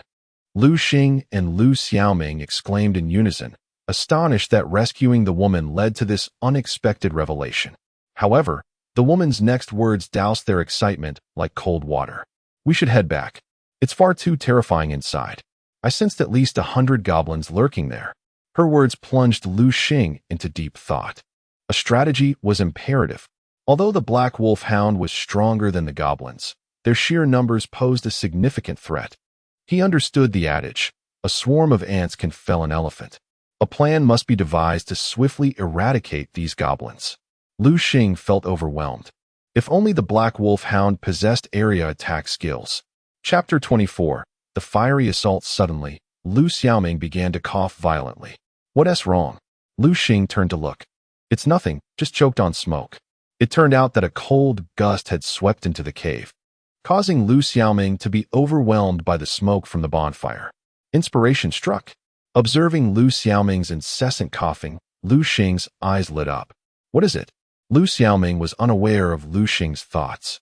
The next day, Liu Xiaoming was astonished to find that Liu Xing had gathered a substantial amount of firewood from an unknown source. What are you planning to do? You'll find out soon. Liu Xing approached the entrance of the goblin cave, noting that 2 goblins still stood guard. However, compared to yesterday, these 2 goblins appeared much more alert, possibly due to the previous day's attack instilling a sense of vigilance in them. Liu Xing cast a glance at Liu Xiaoming and said, "Let us proceed as before. I'll take the one on the left, you take the one on the right." All right. Though Liu Xiaoming was uncertain of Liu Xing's intentions, she agreed. The duo swiftly dealt with the goblins guarding the entrance. Before them lay the narrow entrance of the goblin cave, and Liu Xing revealed a cold smile as he walked towards his pile of firewood. Soon, he positioned the firewood at the cave's entrance. To prevent the goblins inside from escaping easily, Liu Xing also moved some large stones to block the exit. With everything in place, Liu Xing pulled out a lighter from his pocket and skillfully ignited the fire. As the flames began to blaze, Liu Xiaoming remained perplexed. Xiaoming, quickly summon your colorful illusion butterflies to fan the flames. Huh? Just have your butterflies fan the smoke into the cave. Hearing this, Liu Xiaoming's eyes brightened as she finally understood Liu Xing's plan. Since the goblin cave was perilous, they could use smoke to force the goblins out. Colorful illusion butterflies. It's your turn. Under Liu Xiaoming's guidance, the butterflies sprang into action, their enormous wings flapping rapidly. Before long, a multitude of black smoke surged into the cave. Inside the goblin cave, the goblins, who had been peacefully asleep, were suddenly awakened by the influx of smoke, each one coughing violently. They scrambled to their feet, desperately attempting to escape the cave in search of fresh air. However, as they neared the entrance, they were met with the shocking sight of the cave being obstructed by stones. The leading goblin, unable to find another way out, resorted to crawling in a futile attempt to escape. Yet, the relentless smoke soon rendered it unconscious. Before long, the passage was littered with the bodies of goblins, all succumbing to asphyxiation from the smoke. Inside the cave, panic ensued as the air grew increasingly thin. The goblins had no choice but to drag the bodies deeper into the cave, risking the return of the encroaching smoke. Outside, Liu Xing settled on a stone, nonchalantly munching on a chicken leg while occasionally adding more firewood to the blaze. Liu Xiaoming, however, began to feel anxious. How can you still eat at a time like this? Liu Xiaoming was startled to observe that the black smoke, which had been pouring in, was now blocked by the goblin corpses, rendering their efforts seemingly futile. Why rush? Let the situation unfold a bit longer. Liu Xing remained remarkably calm, confident that the goblins possessed limited intelligence when it came to construction. He knew there was only this one entrance, as long as he held his ground. The goblins inside were trapped. Once the air was entirely depleted, they would meet their end. The fire raged for more than an hour before Liu Xing ceased adding wood. Yet, he did not hurry to enter the goblin cave. The thick smoke inside necessitated waiting until it dissipated. What now? What else can we do? Let us head back and check on Xiaoya. Xiaoya was the girl whom Liu Xing and his companions had rescued. All right. Just as they prepared to leave, a loud bang erupted. The stones blocking the goblin cave were blasted apart. What is happening? Liu Xing immediately heightened his vigilance. The black wolf dog beside him turned its head, lowering its body into a defensive stance. As the smoke billowed, a figure emerged, grasping a staff and staggering forward. The main figure had finally appeared. Liu Xing had not anticipated that the goblin shaman would survive until the end. Goblin shaman. Attributes: mental, gender, male, level, bronze tier 3, qualification, C skills, fireball. Inspire. This opponent seemed formidable. However, it was unfortunate for the shaman that Liu Xing was present. The smoke had left it disoriented. Black wolf dog. Execute a shadow strike on the goblin shaman. Although the goblin shaman was at bronze tier 3, the smoke had significantly weakened it. Seizing the opportunity, Liu Xing would not allow it time to recover. The black wolf dog lunged at the goblin shaman, its sharp claws swiftly slashing across the shaman's body, inflicting deep gashes. Viscous green blood surged from the wounds as the goblin shaman emitted a pained howl, momentarily regaining its senses. Raising its staff high, a massive fireball coalesced atop it. With a fierce wave of its right hand, the enormous fireball hurtled toward the black wolf dog. Black wolf dog dodge. The black wolf dog leapt aside, narrowly evading the fireball's attack. The terrifying projectile detonated where it had just stood, resulting in an explosive blast that sent debris flying and filled the air with dust. When the smoke finally cleared, a large crater marred the ground, showcasing the shaman's formidable power. Liu Xing felt a sense of relief for having employed cunning tactics against it. Chapter 25. Return the colorful illusionary butterfly. Harness your mental strength. At last, Liu Xiaoming comprehended the situation and issued a command to her beast. The butterfly emitted a radiant beam of multicolored light, striking the goblin priest with a resounding impact. Instantly, the goblin priest was ensnared by the butterfly's mental force and hurled violently against the adjacent rock wall. A loud crash echoed as the goblin priest collided with the stone, sustaining grievous injuries once more. Black Wolf Hound. Now is the time. Unleash the Shadow Ball. The Shadow Ball was a skill mastered by the Black Wolf Hound itself. With a fierce opening of its jaws, a massive sphere of dark energy materialized before it. The hound swung its head with vigor, sending the enormous black orb hurtling toward the goblin priest. Boom. Another thunderous explosion resounded. As the smoke cleared, Liu Xing gazed at the goblin priest, only to discover that it had succumbed completely to its wounds. The goblin priest, a creature of psychic nature, was severely harmed by the malevolent shadow ball. Liu Xing prepared to approach the fallen goblin priest, but Liu Xiaoming restrained him. What is the matter? Let us wait a moment. What if this creature isn't truly dead? Oh, it's quite all right. It must be dead. Liu Xing possessed the System Eye, an ability that rendered him impervious to any beast's feigned death. He approached the goblin priest, intent on retrieving its staff. To his surprise, the goblin priest clutched its staff with remarkable tenacity. Liu Xing seized the staff and yanked it free with force. Now that we have the staff, let us depart. Not so fast. Just then, the black wolfhound lunged at the goblin priest's chest, raking its claws and unearthing a crystalline object. Liu Xing paused, astonished by this unexpected boon. He smiled at the crystal in his hand, realizing its potential worth. Indeed, perhaps there are other treasures within. Liu Xing surmised that this goblin cave had existed for quite some time, implying a trove of valuable items awaited discovery. Black Wolfhound, let us proceed. He retrieved a gas mask and a miner's lamp from his backpack, following the hound deeper into the goblin cave. Liu Xing. Liu Xiaoming was taken aback by Liu Xing's audacity to venture further into peril.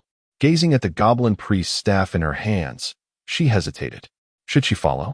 She understood the risks of entering, yet if she chose to leave, she had already accomplished her task. Nevertheless, Liu Xiaoming did not retreat. After a moment's resolve, she bit her lip and followed Liu Xing, accompanied by her colorful illusionary butterfly. The group swiftly reached the depths of the cave. Along their path, Liu Xing encountered countless goblin corpses, reinforcing his relief at having employed fire as a strategy. Had he engaged them in direct combat, the sheer number of goblins could have overwhelmed him. Liu Xing, what is that? Liu Xiaoming pointed ahead. Liu Xing turned to see a campfire not far away, with pieces of roasted meat laid upon it. Upon closer inspection, his brow furrowed in discomfort.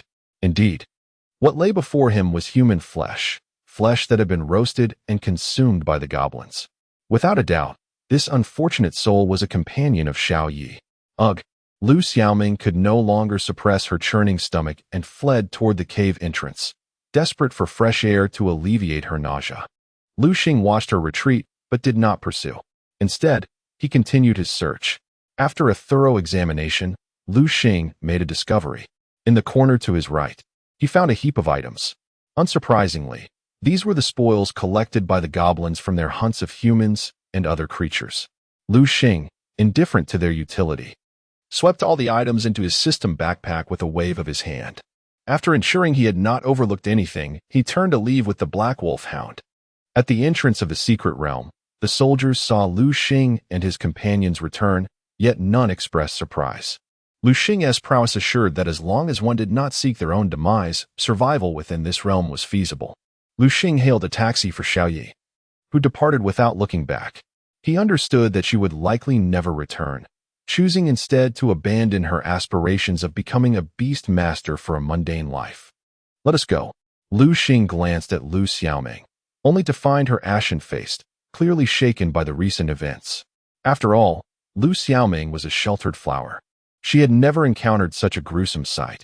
It was only natural that anyone witnessing such a scene would feel similarly unsettled. Liu Xiaoming would likely abstain from meat for days to come. Liu Xing escorted Liu Xiaoming to the Beast Master Registration Office to submit their mission and claim their reward, which they split evenly. Until we meet again. Upon receiving the payment, Liu Xing prepared to depart, eager to organize the treasures he had acquired in the Goblin Cave. Wait, Liu Xiaoming called out, halting Liu Xing. Is there something you need? He inquired, turning to face her. Liu Xiaoming rushed forward, snatching the phone from his hand and deftly inputting her contact information. I've saved my number. If you need anything, feel free to call me. With that, she dashed away without a backward glance. Watching her retreating figure, Liu Xing smiled softly. He hailed a taxi and returned home, drawing the curtains closed upon entering his room. Soon, he began sorting through the items he had collected. In a short while, he categorized them, retaining the useful, planning to sell the valuable but unnecessary, and discarding the refuse. such as tattered clothing. Upon reviewing his spoils, Liu Xing realized that in addition to the 25,000 reward, he had also found a considerable sum of money within the cave, amounting to 300,000. This wealth was left behind by those unfortunate souls who had fallen victim to the goblins. Being a beast master was a profession that demanded substantial financial resources and was typically pursued by the affluent, making the presence of such wealth unsurprising. Chapter 26. Acquiring a new familiar. As for the crystal core of the goblin shaman, Liu Xing had no intention of bestowing it upon the Black Wolf Hound. Both the fireball spell and the inspire skill were relatively rudimentary. He would devise a plan to sell the previously acquired Rooster King snake and the crystal core of the goblin shaman later on. Suddenly, Liu Xing heard the sound of a key turning in the lock. He turned to see a portly figure entering with a large bag of food. Upon spotting Liu Xing, the man's face lit up with uncontainable joy. "Liu Xing, did you miss me?" Liu Xing couldn't help but roll his eyes at the lecherous expression on Su Peng's face. "By the way, where have you been these past few days? I tried calling you, but you didn't answer." "Did you?" Liu Xing replied, glancing at his phone. Indeed, he discovered several missed calls. It turned out that his entry into the secret realm had prevented Su Peng's calls from getting through. "It's nothing. Just took care of a few matters. Now let's not waste time. I just bought a supreme pizza. Hurry over to eat. If you don't hurry, it will get cold." "All right." Liu Xing nodded and stood up to join Su Peng for pizza. Nightfall. Liu Xing and Su Peng ascended to the rooftop. The night sky was splendid, adorned with twinkling stars. "How beautiful!" Su Peng exclaimed, unable to contain his admiration. Suddenly, Liu Xing's Black Wolf Hound leaped onto a high platform and began howling at the night sky. The surrounding spiritual energy surged towards the Black Wolf Hound. "Wow, no way. Your Black Wolf Hound is about to break through." Su Peng stammered in astonishment, overwhelmed by the terrifying aura of spiritual energy. The energy rushed toward the Black Wolf Hound, and soon it achieved a breakthrough, elevating its power from Black Iron Level 9 to Bronze Level 1. Gazing at the newly empowered Black Wolf Hound, Su Peng swallowed hard. "Liu Xing, be honest, is your Black Wolf Hound really just a Black Wolf Hound? It feels more like a Black Wolf King." The size of Liu Xing's Black Wolf Hound exceeded that of an ordinary one by more than double. It was frightening. A menacing aura emanated from it, causing Su Peng's legs to tremble uncontrollably. Observing the upgraded Black Wolf Hound, Liu Xing smiled, realizing he had finally reached Bronze Level 1. This meant he was now a Bronze Beastmaster, eligible to contract a second familiar. "Black Wolf Hound," Liu Xing called out. The Black Wolf Hound retracted its intimidating presence, revealing a docile expression as it joyfully leaped towards Liu Xing. After its power enhancement, the Black Wolf Hound had grown even larger. With a powerful leap, it knocked Liu Xing to the ground, affectionately licking his face with its pink tongue. All right. Liu Xing wriggled free, patting the Black Wolf Hound's head while contemplating how to find a second familiar. "Goodness, you scared me half to death." Su Peng sighed in relief as the Black Wolf Hound reigned in its aura. He felt drenched in sweat. "I can't take it anymore. I need to shower." Without looking back, Su Peng dashed downstairs. Liu Xing was unaware that the Black Wolf Hound's intimidation had startled Su Peng so much that it caused him to lose control, prompting his hasty retreat to the shower. When Su Peng emerged from his shower, he found Liu Xing sitting on the sofa. "Liu Xing, is something the matter?" he inquired, noticing Liu Xing seemed to be waiting for him. Su Peng, do you know where I can find familiars for sale?" "Familiars?" Su Peng paused momentarily. "Why do you ask? You already have a Black Wolf Hound. Could it be?" Su Peng's eyes widened in realization. "No way. You're not telling me you've already broken through to Bronze Level 1 and are preparing to contract a second familiar, are you? Why else would I be asking?" Liu Xing replied, feeling as though Su Peng's world was crumbling around him. "Liu Xing, be truthful. Have you been possessed by that powerful figure?" Rolling his eyes, Liu Xing retorted, "What nonsense are you spouting? And do you even know anything about familiars?" "Of course," Su Peng answered promptly. "All right, then you lead the way tomorrow." Having spent several days in the secret realm, Liu Xing had not had a good night's sleep. He rose to head to his room. Watching Liu Xing walk away, Su Peng was deeply impressed. He couldn't help but mutter softly, "No wonder my father is my father. His judgment is truly exceptional." Su Peng's father, Su Sun, had repeatedly urged him to maintain a good relationship with Liu Xing, warning him not to create conflict. Becoming friends with Liu Xing was perhaps the best decision of Su Pang's life. "This is the place you mentioned for purchasing familiars?" "Indeed," Su Pang replied, unable to contain his enthusiasm. Liu Xing was surprised at how remote this familiar shop was. "Don't worry. When it comes to my dealings, you have nothing to be concerned about. Despite its shabby appearance, my wild gorilla was acquired from here." Upon hearing this, Liu Xing nodded. Su Pang's wild gorilla was of decent quality, indicating that this place indeed offered good merchandise.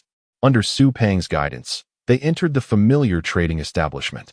Since it was still early, there were few customers present. The shopkeeper, upon noticing their arrival, immediately greeted them with a warm smile. However, upon recognizing his visitors, his expression shifted to one of surprise, followed by a jovial tone. "Oh dear, young Master Su, what a pleasant surprise to see you here." Su Pang had previously spent a significant amount of money on a wild gorilla, so the shopkeeper was naturally familiar with him. "All right, Mr. Jean, let's skip the pleasantries. My brother here is looking to contract his second familiar. Show us your finest offerings." "What? A second familiar?" Mr. Jean exclaimed, staring at Liu Xing in astonishment. He noticed Liu Xing's youthful appearance, with a hint of naivety still evident on his face. Unable to restrain his curiosity, Mr. Jean inquired, "May I ask your surname, brother?" "Liu. Liu. Could it be?" Mr. Jean speculated, suspecting Liu Xing to be the offspring of some powerful figure. With Liu Xing's evident strength and Su Pang's endorsement, Mr. Jin's demeanor became even more enthusiastic. "Oh my, the esteemed young Master Liu has graced my humble shop. It truly shines with your presence. Since you're here, I shall present my finest familiars for your consideration. However, may I ask what type of familiar you are seeking?" Chapter 27. 100,000 for the electric sparrow flying types. I wonder if you have any here? Boss Jean paused for a moment, then smiled and replied, "Yes. Of course we do. Please follow me." Under Boss Jin's guidance, Liu Xing and his companion entered a basement. Liu Xing glanced around and noticed numerous iron cages, within which various winged beasts were held captive. "These must be the flying-type beasts that Boss Jean mentioned," Liu Xing mused quietly. Beside him, Su Pang looked visibly distressed. "Wow, it stinks in here," he exclaimed, pinching his nose in disgust. Liu Xing frowned as well. The cramped space meant that the flying beasts had to eat, drink, and relieve themselves here, leaving behind an unbearable odor. "Young Master Liu, please take a careful look and see if any of these beasts meet your satisfaction," Boss Jean urged. Liu Xing nodded and began to wander through the basement. After a thorough examination, he was astonished to discover that the beasts here had quite decent qualifications, the lowest being C grade. It seemed that Boss Jean had indeed not deceived them. "Young Master Liu, what is the matter? Are you not satisfied?" Boss Jean inquired. Liu Xing shook his head. "Indeed, the highest qualification here is merely an A-grade little firebird, but that is still too low for my standards. Moreover, there are no special annotations regarding this firebird, indicating that it has no potential for mutation. That's unfortunate." A hint of regret flashed across Boss Jin's face. "This is my best beast. If you are still unsatisfied, there is little I can do." Liu Xing nodded but casually asked, "Do you have any other beasts apart from these?" "Others?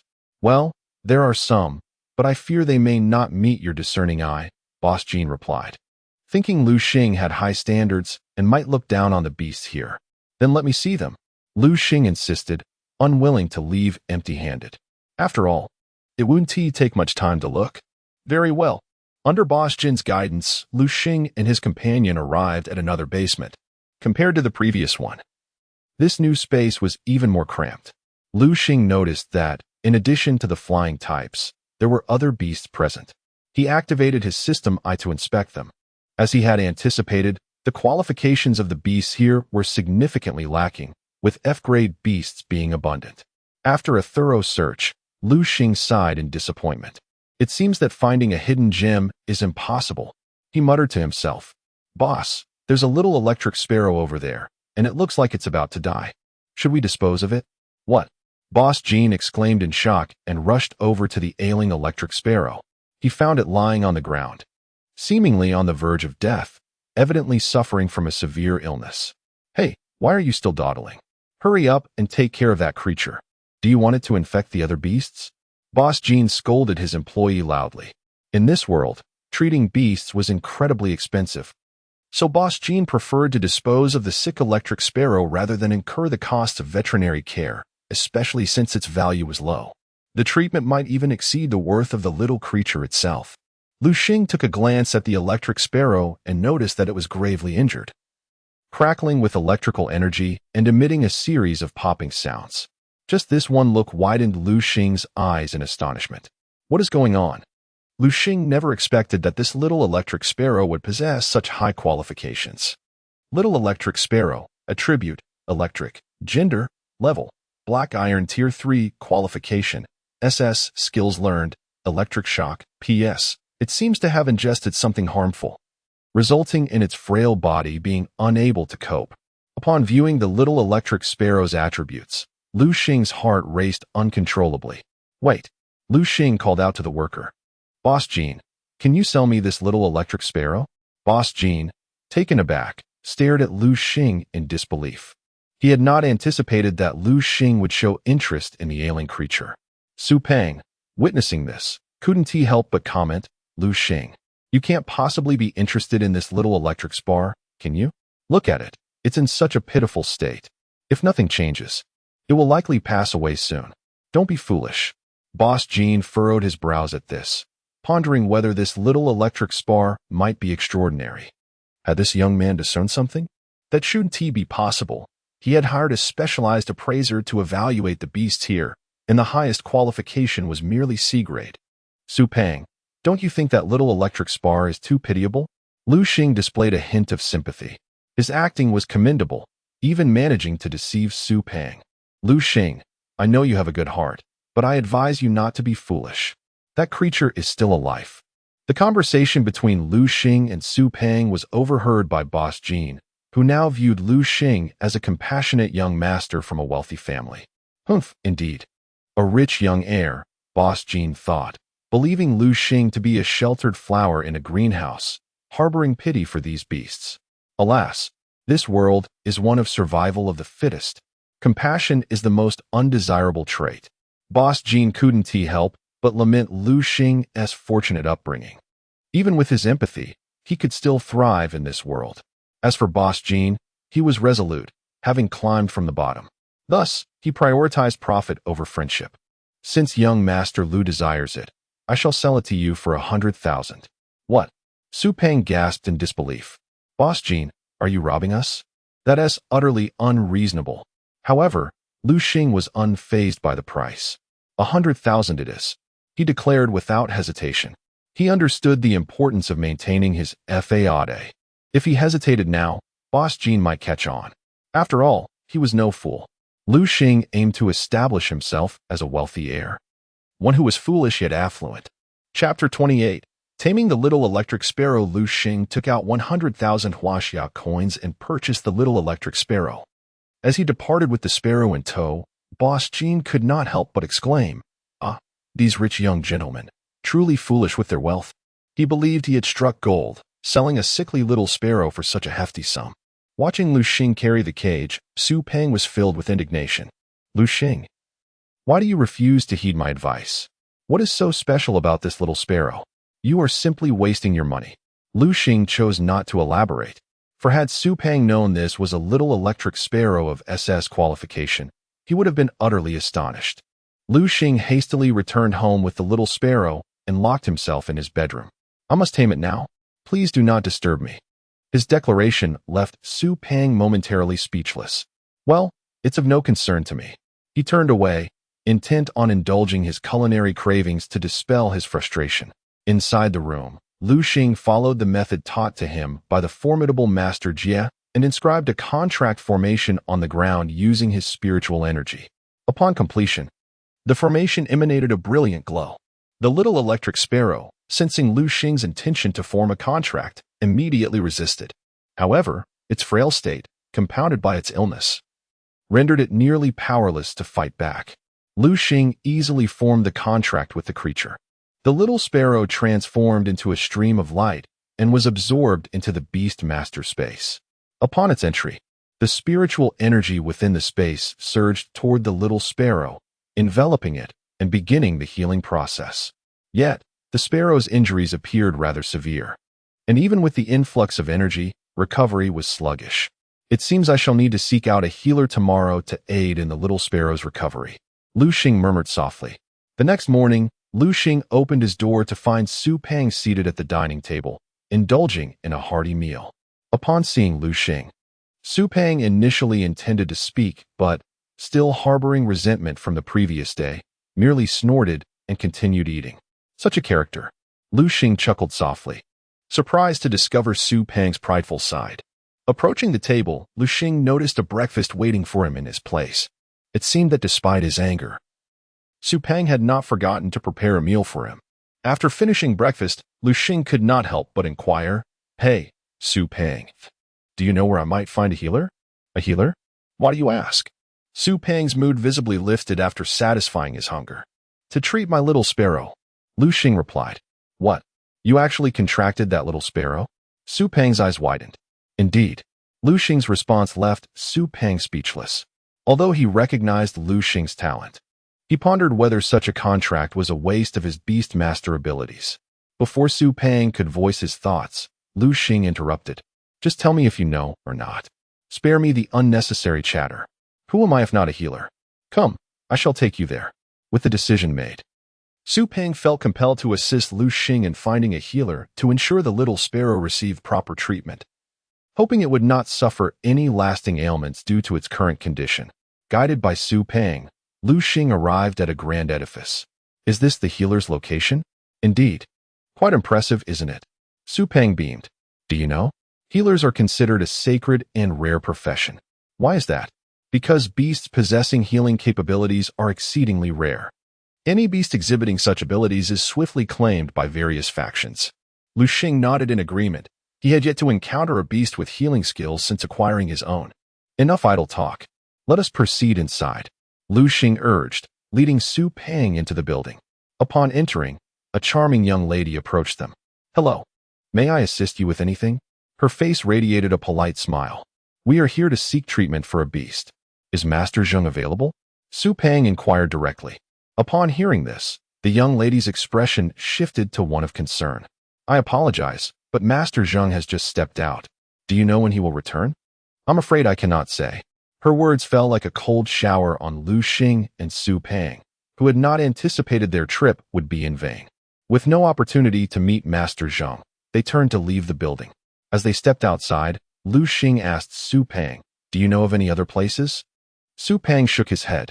"Healers are exceedingly rare. Whenever one appears, they are quickly sought after by powerful factions. Master Zheng is the only healer I know of who is open to the public. What shall we do?" Though the Beast Master space can heal the little sparrow, the process is painfully slow. Just as Liu Xing felt despondent, a voice called out to him. Liu Xing. Turning, he spotted a woman clad in a striking red dress, her crimson hair shimmering under the sun. "Phoenix, what brings you here?" "Phoenix."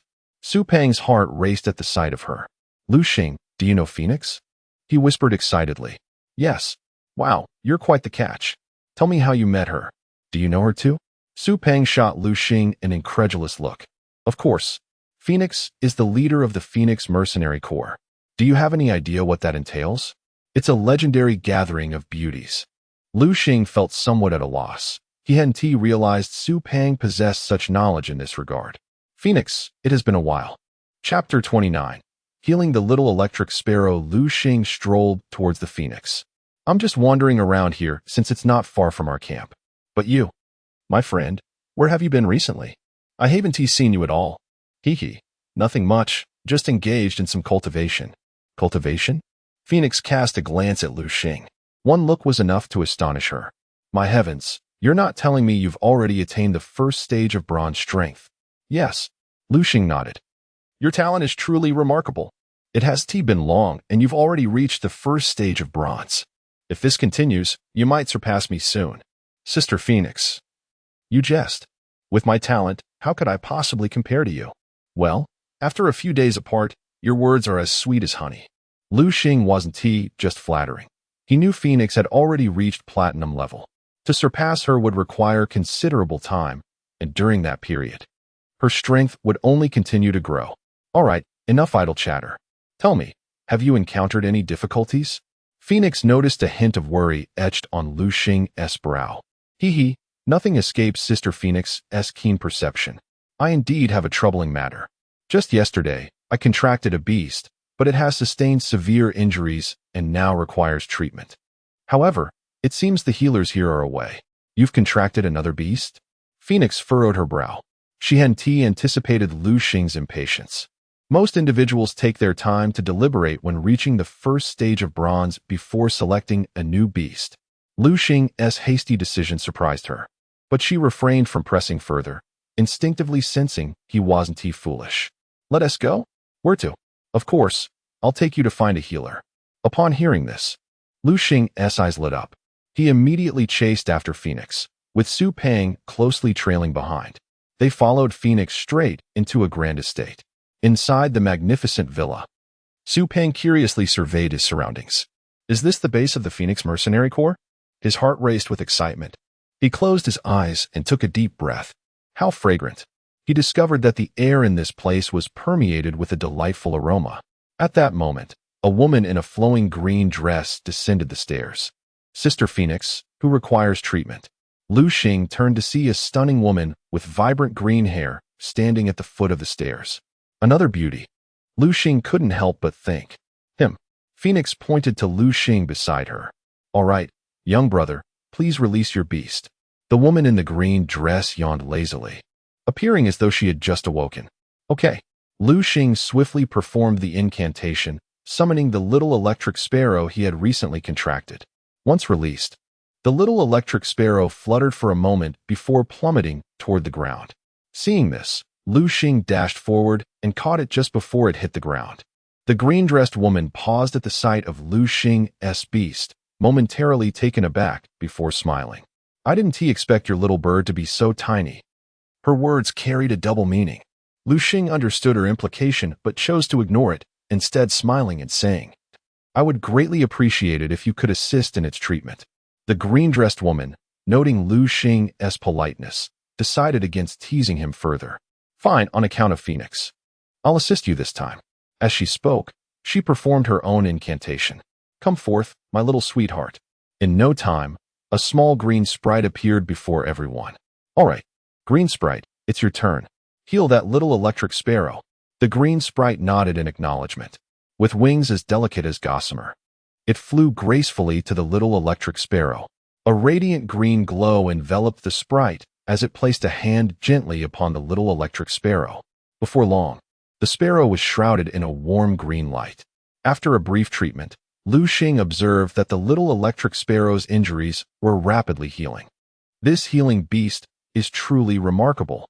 Liu Xing thought to himself that he should acquire a healing beast in the future. After all, relying on others is never as reliable as relying on oneself.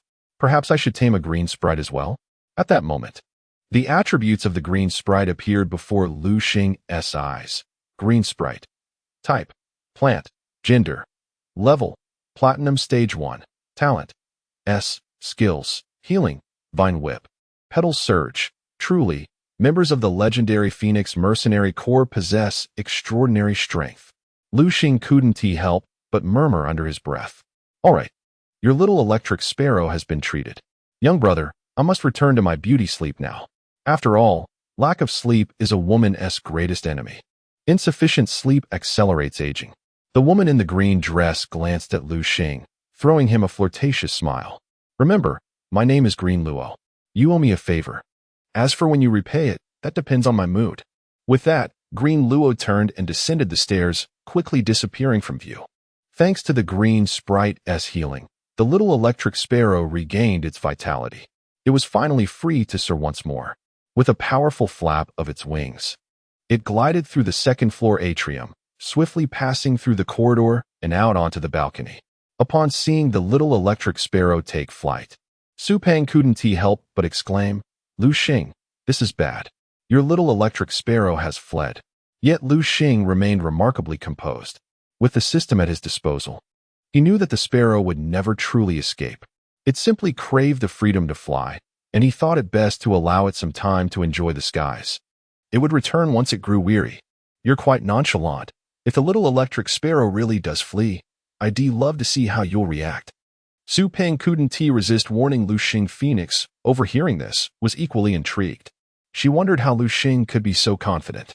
Even though she had recently contracted her beast, she wouldn't dare release it immediately. She always waited until the beast was completely tamed within a confined space before letting it out for use. Well then, let us wait and see. Phoenix glanced at Liu Xing and Su Peng. Since you both are here, why not stay for lunch? Given that Liu Xing and Su Peng had risen late, and considering the earlier delay, it was now past 11 o'clock, and mealtime was fast approaching. Chapter 30. Leveling up the little electric sparrow, a feast awaits. Su Peng's eyes sparkled with delight. As a bona fide foodie, the prospect of dining within the Phoenix Mercenary Corps camp thrilled him. After a brief wait, the meal commenced.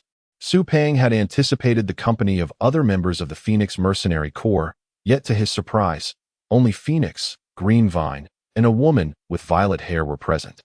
The violet-haired beauty, adorned with golden-rimmed glasses, was indeed striking. However, her piercing gaze made Su Peng feel somewhat uneasy. The group gathered around the table for lunch. Liu Xing, while enjoying his meal, fed morsels of meat to the little electric sparrow perched on his shoulder. The sparrow, having flown for quite a while, was now famished and eagerly accepted the offerings. Liu Xing, how do you manage to be so certain that the little electric sparrow won't fly away? Perhaps it's because of my dazzling good looks. Liu Xing's response momentarily stunned Phoenix, who couldn't help but roll her eyes at his audacity. She hadn't expected such a reply from him. Liu Xing's clever answer not only addressed Phoenix's inquiry, but also cleverly concealed the existence of the system. After indulging in a hearty meal, Liu Xing and Su Peng bid farewell to Phoenix and departed from the Phoenix base. As they walked away, Greenvine remarked to Phoenix, "Captain, how peculiar. For someone like you, who harbors disdain for men, to extend such assistance to this insufferable brat. Have you perhaps changed your disposition?" Greenvine's playful imagination took flight, her eyes widening as she continued, "Captain, you can't possibly be harboring feelings for him, right? Hee. I quite like this side of you." Her antics drew an exasperated glance from the violet-haired woman beside Phoenix. "Greenvine, am I wrong, Purple Xian?" Greenvine countered, undeterred by the fierce glare. Only she understood why Phoenix treated Liu Xing with such kindness. "Enough of this chatter. I'm going for a nap." With that, Greenvine turned and left, leaving only Phoenix and Purple Xian in the hall. "Phoenix, do you not find Liu Xing to be rather extraordinary?" "Oh." Phoenix's interest was piqued. While others might remain oblivious, she was well aware of Purple Xian's keen perception, the brilliant strategist of the Phoenix Mercenary Corps. Purple Xian's discerning eye quickly recognized Liu Xing's uniqueness. Although he had merely contracted a small electric sparrow, the creature's potential appeared to be exceptional. "I didn't expect you to notice as well." Indeed, upon departing the Phoenix base, Liu Xing gazed at the little electric sparrow, which flitted around him, a satisfied smile gracing his face. This little creature possessed SS-grade potential. The next step was to enhance its strength. The following day, Liu Xing rose early. After a brief organization of his belongings, most of which were stored in his system backpack, he prepared to venture out to fortify the little electric sparrow's abilities. He glanced at Su Peng's room, where the slothful fellow was still in deep slumber, his thunderous snoring echoing throughout the house. With a wry smile, Liu Xing departed alone, heading straight for the entry-level secret realm. Having visited previously, he was familiar with the guard stationed there. After presenting his Beastmaster certificate, he was granted entry into the secret realm. Liu Xing had already done his homework. His destination was the Moonlight Lake, aptly named for its crescent shape. Upon entering the realm, he remained vigilant, promptly releasing his two beasts. The black wolf dog, with its keen sense of smell and heightened alertness, provided Liu Xing with a sense of security against potential monster attacks. As for the little electric sparrow, having escaped its cage, it reveled in its newfound freedom. The moment Liu Xing released it, the sparrow flapped its wings and soared into the air, relishing the exhilaration of flight. "Onward. Our goal is the Moonlight Lake." As they journeyed, Liu Xing dispatched several unwary creatures along the way, finally arriving at the Moonlight Lake. True to his expectations, it was indeed a haven for water-type monsters. With a mere glance, he spotted a water-type creature, the red crab. Under the scrutiny of the system's vision, the attributes of the red crab were laid bare. Red crab, type, water, gender, male, level, black iron rank 8, potential, E skills, claw slash. Seeing the red crab before him, Liu Xing's lips curled into a smile. Little electric sparrow, it's your turn. Use thunder shock. The sparrow nodded and immediately launched its attack. A brilliant flash of golden lightning struck the red crab, which had been sunbathing atop a boulder. The creature, naturally fearful of electricity, was caught off guard by the sudden assault. After recovering from the initial shock, the red crab, though injured, still had the will to fight. It lunged towards Liu Xing, its massive pincers snapping menacingly, intent on crushing the intruders. Black wolf dog, it's your turn. Use rending claws. With a swift motion, the black wolf dog sprang into action. By the time Liu Xing laid eyes on it again, the wolf was already behind the red crab. With a single, powerful strike, the formidable creature was cleaved in two. One strike, just one strike. The red crab was vanquished with ease. Liu Xing couldn't help but smirk, unaware that while the red crab's shell was indeed tough, the black wolf dog's strength far surpassed its own, rendering the quick defeat entirely expected. Let us go. We must seek our next target. In the world of beast taming, there were two primary methods to rapidly enhance a beast's strength: the consumption of potions, a reliable yet mundane approach, and combat, which offered superior results but carried inherent risks. Chapter 31. Homecoming. Beneath a grand tree, Liu Xing was gnawing on a sandwich. Beside him, his two beasts were also indulging in their meals. After half a month, this fellow had finally reached the 9th stage of black iron. Liu Xing gazed at the little electric sparrow, which, with its growing strength, could no longer be referred to as little. Once no larger than a sparrow, it had now grown to the size of a rooster. Meanwhile, the black wolf dog, while guarding Liu Xing, had also improved its prowess, attaining the 3rd stage of bronze. Liu Xing glanced at his watch. It was time to return after spending over half a month outside. He crumpled the sandwich wrapper and tucked it into his bag. Littering was not a commendable habit. Accompanied by the electric sparrow and the black wolf dog, he prepared to leave Moonlight Lake. As they traversed the forest, the black wolf dog suddenly assumed an aggressive stance, alerting Liu Xing. Rustle. Just then, a bear burst forth from the nearby thicket, a white-furred bear. Liu Xing was taken aback. He hadn't anticipated encountering a white bear here. With crimson eyes, the bear rose from the ground, revealing its towering 3-meter height before Liu Xing roared. The white bear emitted a fierce growl, striking its massive paw against its chest in a display of displeasure. Clearly, Liu Xing had inadvertently trespassed into its territory. What a fortuitous encounter! Liu Xing quickly assessed the bear's strength. White bear, attribute, fighting, gender, male, level, bronze 1st stage, talent, D skill, slam. Little electric sparrow, it's your turn. Without needing further instruction, the electric sparrow launched an attack against the white bear. Crack! A bolt of golden lightning struck the bear. With the increase in the electric sparrow's power, the potency of its electric attacks had also intensified. The unfortunate white bear, caught off guard by the sudden assault, was hit squarely by the electric strike.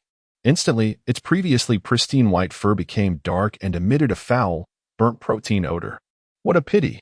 Liu Xing had initially contemplated hunting the bear and crafting a magnificent coat from its skin. Roar! Though severely injured from the electric strike, the bear, despite its wounds, charged toward Liu Xing. Seeing this, the black wolf dog prepared to strike down the bear, but Liu Xing halted it. Let the electric sparrow handle this one. As the bear lunged forward, the electric sparrow unleashed another attack. Crack! It successfully struck the charging bear. This time, luck was not on the bear's side. The lightning blast struck it down, and with a thunderous crash, the massive creature collapsed to the ground. The electric sparrow, witnessing this, began to joyfully dance in midair. At that moment, the surrounding spiritual energy surged toward the electric sparrow. Liu Xing knew that its strength was about to ascend once more. With a brilliant flash of light, A new electric sparrow emerged before Liu Xing, previously the size of a rooster. It had now grown to the size of an ostrich. It seemed that Liu Xing's dream of riding this creature was not far off. He felt that with just a few more levels of advancement, he would be able to soar the skies upon the electric sparrow. All right, it's time to head back. After spending considerable time in this secret realm, where he had survived on rations and dared not sleep soundly for fear of beast attacks, Liu Xing longed for a hearty meal and a restful slumber. Exiting the secret realm, he hailed a cab and returned home. Upon entering, he was greeted by the sight of Su Pang, who was indulging heartily at the dining table. This fellow, Liu Xing cast a glance and noted that Su Pang had treated himself to a family bucket of takeaway. He removed his shoes and approached the table, grabbing a chicken leg to devour. "You're back," Su Pang exclaimed. "Yes. By the way, why do you enjoy staying here so much when your home is so nice?" Su Pang sighed. "You wouldn't understand." Observing Su Pang's sorrowful expression, Liu Xing surmised that he had likely been scolded by his parents again. "Liu Xing, despite my efforts, why are my parents still dissatisfied?" "Efforts?" Liu Xing frowned, recalling that Su Pang was typically only good for eating and drinking. Unable to resist, he activated his system's eye to scrutinize Su Pang. To his astonishment, he discovered that Su Pang had reached the 8th stage of black iron. It appeared that this fellow had indeed been putting in some effort during their time apart. "By the way, Liu Xing, where have you been lately? You've been so elusive. What is your current strength?" "Guess." Liu Xing couldn't suppress his playful spirit. "You little rascal. I'm tired now." Liu Xing grabbed another chicken leg and walked toward his bedroom. His room had an ensuite bathroom, and all he desired was a hot shower followed by a good night's sleep. Awakening from his dreams, Liu Xing glanced at the alarm clock and was astonished to find it was already 6 in the evening. Looking out the window, he noted that night had fallen. Grumble, grumble. Having only consumed 2 chicken legs, his stomach was already growling with hunger. It was time to venture out and find a place to satisfy his appetite. Leaving his home, Liu Xing sought out a noodle shop, had a bowl of noodles, and departed. However, as he exited the establishment, a frown gradually formed on his brow. What was happening? Was it his splendid attire that drew attention? He instinctively checked his clothing, which was quite ordinary. So why was that man following him? Liu Xing noticed a middle-aged man trailing behind him. Narrowing his eyes, he smirked coldly. Chapter 32. The escape. Liu Xing deliberately wandered into a narrow alley, moving swiftly until he concealed himself around a corner. The middle-aged man closely pursued him. As they rounded the corner, Liu Xing unleashed a powerful punch. Surprisingly, the man instinctively raised his guard. Nonetheless, the strength of Liu Xing's blow forced the man to stagger back several steps. "Who are you? Why are you following me?" Liu Xing demanded, his expression darkening. "Humph." The middle-aged man removed his sunglasses. "Do you know Gao Bo?" "Gao Bo?" Liu Xing's brows furrowed as he scrutinized the man before him. He was taken aback that this individual would mention Gao Bo. "Yes, I know him. He was my classmate. But it has been a long time since I last saw him." Liu Xing maintained a calm demeanor, but the man sneered upon hearing this. "You're quite the actor. My son died at your hands, and you deserve every bit of it." "Your son?" Liu Xing's heart raced. He hadn't anticipated that Gao Bo's father would confront him. "How did you find me?" Confusion flooded his mind. He believed he had covered his tracks meticulously. "You think you've done everything perfectly, and that no one can trace you? If it were anyone else, perhaps they might have been deceived by you. But unfortunately for you, you encountered me. I specifically investigated Gao Bo's connections and discovered that only you held a grudge against him. I also found out that he once hired someone to kill you. So, I came to find you. I had my doubts earlier, but judging by your demeanor, it's clear that you are indeed the one who killed my son." Hearing this, Liu Xing couldn't help but admire Gao Bo's father for his sharp instincts, though he had no intention of rewarding him. Liu Xing regarded Gao Bo's father coldly and replied, "You accuse me of killing your son, but do you have any evidence?" "Evidence?" Gao Bo's father was momentarily taken aback before bursting into a furious laugh. "Why would I need evidence to kill an insignificant bug like you? Regardless of whether you are the murderer of my son, you must die here today." A ruthless glint flashed in his eyes as he resolved to obliterate Liu Xing to appease his son's spirit. Even if Liu Xing were not the killer, he would adhere to the principle of better to kill the wrong person than to let the right one go. Not even the king himself could save you today? Come forth, my old companion." With that, Gao Bo's father swiftly performed a summoning gesture. Soon, 3 beast companions appeared before Liu Xing. 3. How careless of me. Had I known, I would have assessed his strength directly. 3 beast companions represented a formidable silver-tiered master, while Liu Xing was merely bronze. How could a bronze-tiered individual possibly contend with silver? No, I must preserve my life for another day. Liu Xing turned and began to flee, simultaneously casting a summoning spell. In an instant, the black wolf hound appeared at his side. He mounted the hound's back and galloped away into the distance. Trying to escape? Not a chance. Gao Bo's father mounted a horse and pursued him relentlessly. No one escapes from my grasp. What to do? Liu Xing bit his lip, realizing he was trapped. Should he head for the Beastmaster Patrol? The Beastmaster Patrol was an organization dedicated to managing crimes committed by Beastmasters. No. Liu Xing immediately dismissed that idea. If he was correct, Gao Bo's father surely had connections within the patrol. Going there would be akin to walking into a lion's den. What then? Liu Xing noticed Gao Bo's father drawing closer. Was this how he would meet his end? Liu Xing felt a pang of regret. After all, he had only recently traversed into this world and possessed great potential. If he played his cards right, reaching the pinnacle of this realm was almost a certainty. Just as despair enveloped him, a voice called out, "Fire Phoenix, unleash your flames." With a piercing cry, a fiery phoenix erupted into existence before Liu Xing. Engulfed in blazing flames, it opened its beak, unleashing a torrent of scorching fire, but the target was not Liu Xing. It was Gao Bo's father behind him. What? No. Majestic horned horse, evade. Gao Bo's father commanded his steed. The horse dodged aside just in time as the phoenix's searing flames grazed past him. That was close. Gao Bo's father wiped the cold sweat from his brow and bellowed at a nearby red-haired woman. "Fire Phoenix, what are you doing?" "What am I doing? That's none of your concern.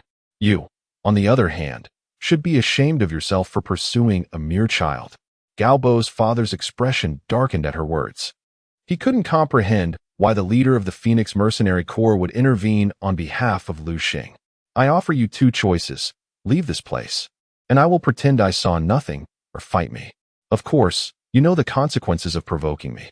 With a disdainful scoff, Gao Bo's father turned his horse and departed. As he left, he muttered ominously, "Fire Phoenix, you'll regret this. I will remember this debt." Watching him retreat, Liu Xing couldn't help but ask the Fire Phoenix, "Sister Phoenix, why did you let him go?" With a sigh, the Fire Phoenix replied, "There was no choice, after all. He has a powerful father." "Do you know who his father is?" "It's Gao Hong." "Gao Hong?" Liu Xing echoed, bewildered. "Isn't he a platinum-tiered master?" "Indeed." The Fire Phoenix replied, frustration evident in her voice. "But I've only just recently ascended to platinum. How could I possibly match him? Meanwhile, you only know how to stir up trouble. Now tell me, why is Gao Yi after you?" Liu Xing chuckled slyly. "Oh, it's nothing much. I simply killed his son." "What?" The Fire Phoenix gasped, astonished. She hadn't anticipated that Liu Xing would dare to take a life. As he began to explain, her expression turned grave. "This is bad. I should have never let him go." The Fire Phoenix felt a headache coming on. "All right, you mustn't wander off anywhere now. Follow me." "Where to?" Liu Xing asked. "The airport." Liu Xing followed the Fire Phoenix to the airport. Chapter 33. Journey to Jiangnan City. Sister Phoenix, what brings us here? Of course, it's time for you to make your escape. Ah, what are you about? I know you have been accepted into Jiangnan Beast Taming University. The commencement is fast approaching, so you should head there now. Although the Gao family wields considerable power, it is confined to Guang City. As long as you leave this place, you will be fine. All right. Once you arrive, seek out someone named Yan Ruyu. She is my university classmate and a close confidant. Here is her address, and show her this. She will understand. With that, Phoenix nudged Liu Xing towards the airport. On the plane, Liu Xing cast a final glance at Guang City, where he had spent so much time. Though reluctant, he knew he had no choice. The Gao family, he muttered softly. He had resolved to work diligently in return for vengeance against them. As for Fire Phoenix, he harbored no worries. Despite the Gao family's vast influence, Fire Phoenix was not one to be intimidated. After all, the Phoenix Mercenary Corps was a gathering of beauties. with many members hailing from prestigious families. Upon arrival in Jiangnan City, Liu Xing found himself unable to visit the university, yet since the semester had not commenced. Thus, he decided to seek out Sister Phoenix's friend. He retrieved the note that Fire Phoenix had given him, glanced at the address, and hailed a cab to embark on his journey. Upon alighting, he stood frozen before the community, taken aback. What was this? To his astonishment, he found himself staring at a series of unfinished buildings. Surely, this could not be where Sister Phoenix's friend resided. The derelict structures, overrun with weeds, exuded an air of desolation. In comparison to the Phoenix base, this place was akin to hell itself. Liu Xing couldn't help but grimace. Surely she hadn't moved away. Despite his doubts, he bravely approached the dilapidated building. Following the information on the note, he arrived at a rusted iron gate. Just as he prepared to knock, a thunderous bang erupted from within, followed by a plume of black smoke seeping through the cracks of the door. What on earth? Was someone inside setting off fireworks? As he pondered this, the iron door creaked open, revealing a figure emerging from within. Cough, cough, cough.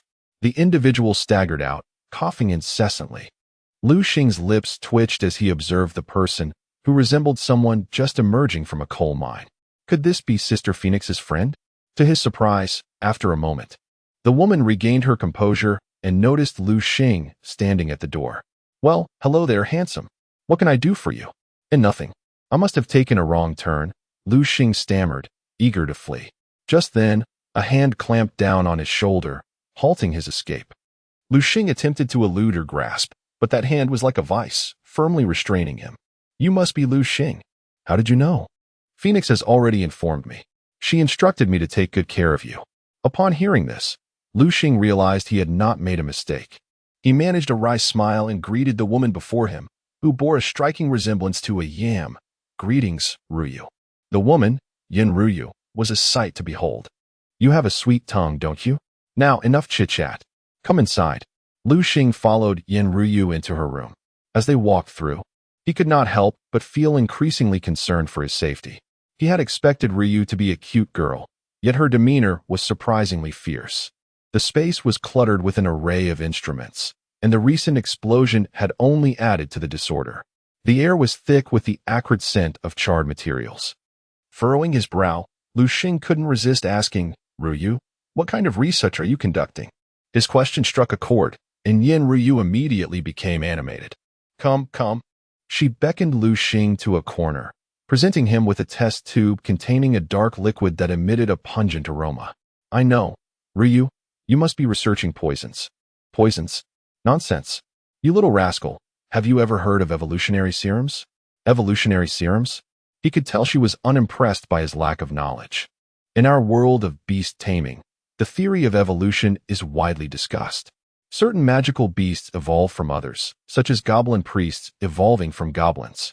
Of course, this is merely a theory without scientific backing, which is why we are conducting research to create an evolutionary serum and potentially debunk this theory. Yin Ruyu's words left Liu Xing contemplative. Having undergone 9 years of mandatory education in his previous life, he was familiar with Darwin's theory of evolution. While most in the beast-taming world were skeptical of the existence of evolution, Liu Xing understood it was merely a matter of conditions. Given the right circumstances, magical beasts could indeed evolve. Perhaps I could attempt to develop an evolutionary serum. The thought briefly crossed his mind before he dismissed it. His aspirations did not lie in becoming a renowned figure. He merely wished to become a formidable beast tamer, standing atop this world to avoid being at the mercy of others. Enough talk. Do you see that room over there? From now on, it belongs to you. I must return to my research, and as for everything else, you'll have to manage on your own. All right. Liu Xing, not wanting to appear overly sentimental, stepped confidently into the designated room. Upon opening the door, he was taken aback by the stark contrast within. The interior was clean and orderly, as if it had been meticulously tidied, while the outside was a chaotic mess of test tubes and beakers. Perhaps Ryu had some redeeming qualities after all. Liu Xing recognized that she had taken the effort to prepare a room for him. He entered, shutting the door behind him. Chapter 34, The Manual of Evolution. Ah, what a delightful comfort. Liu Xing reclined on the bed, weary from the long journey, breathing in the fresh scent of the clean cotton sheets. He soon drifted off to sleep, unaware of how much time had passed. Suddenly, a loud bang reverberated through the air. The entire house began to shake violently. Liu Xing sprang up from the bed. Was it an earthquake? He quickly realized that it was likely that Yin Ryu was conducting another one of her experiments, which had once again gone awry. Goodness, would this girl one day blow herself up? Liu Xing couldn't help but grumble, rubbing his groggy eyes. He stepped out of his room, only to encounter Yin Ryu. At that moment, Yin Ryu's hair resembled a bird's nest. Her face was smeared with black, leaving only her eyes and mouth visible. The surprising part was that she was smiling at Liu Xing, her bright white teeth standing out. "You're awake." Liu Xing nodded in response. "Sorry for waking you up," she said apologetically. "It's nothing." Gurgle, gurgle. Just then, an untimely sound emerged. "I'm hungry," Yin Ryu confessed, a hint of embarrassment in her voice. "Not a problem. Since you're hungry, let us go grab a bite." Liu Xing glanced around, knowing full well that there would be no food in Yin Ryu's place. "All right," she nodded, "but wait for me a moment. I need to take a shower and change my clothes." "Okay." After waiting for over 10 minutes, the door creaked open and a graceful figure stepped out. Liu Xing stood frozen in place, his mouth agape. "Wow, that's quite impressive," he exclaimed, astonished. "What are you talking about?" Yin Ryu inquired, unable to contain her curiosity. "And nothing. I was just wondering what we should have for dinner tonight. Let us have spicy hot pot. I haven't had it in ages." "Sure, let us go for spicy hot pot." Liu Xing secretly wished to invite Yin Ryu for a modest meal of 6 yuan. The two descended the stairs and made their way toward the market. Along the way, Liu Xing couldn't help but steal glances at her. Was this girl raised on milk and papaya? Suddenly, Yin Ryu came to a halt. "Oh no, did she catch me looking?" Liu Xing felt a twinge of embarrassment. Just as he was about to apologize, Yin Ryu exclaimed, "Oh no, I forgot my wallet." Upon hearing this, Liu Xing breathed a sigh of relief. "Not to worry, I've got it covered. Today it's my treat." "Great. You really are as reliable as Phoenix said." After exiting the spicy hot pot restaurant, Yin Ryu patted her slightly protruding belly. "I'm so full." Seeing her in such a state, Liu Xing was taken aback. He hadn't expected such a beautiful girl to be so carefree and unrefined, behaving more like a boy than a girl. If it weren't for her feminine appearance, he might have doubted her gender. "By the way, do you have any plans for the future?" "None at the moment. How about you be my assistant?" "Here, take this."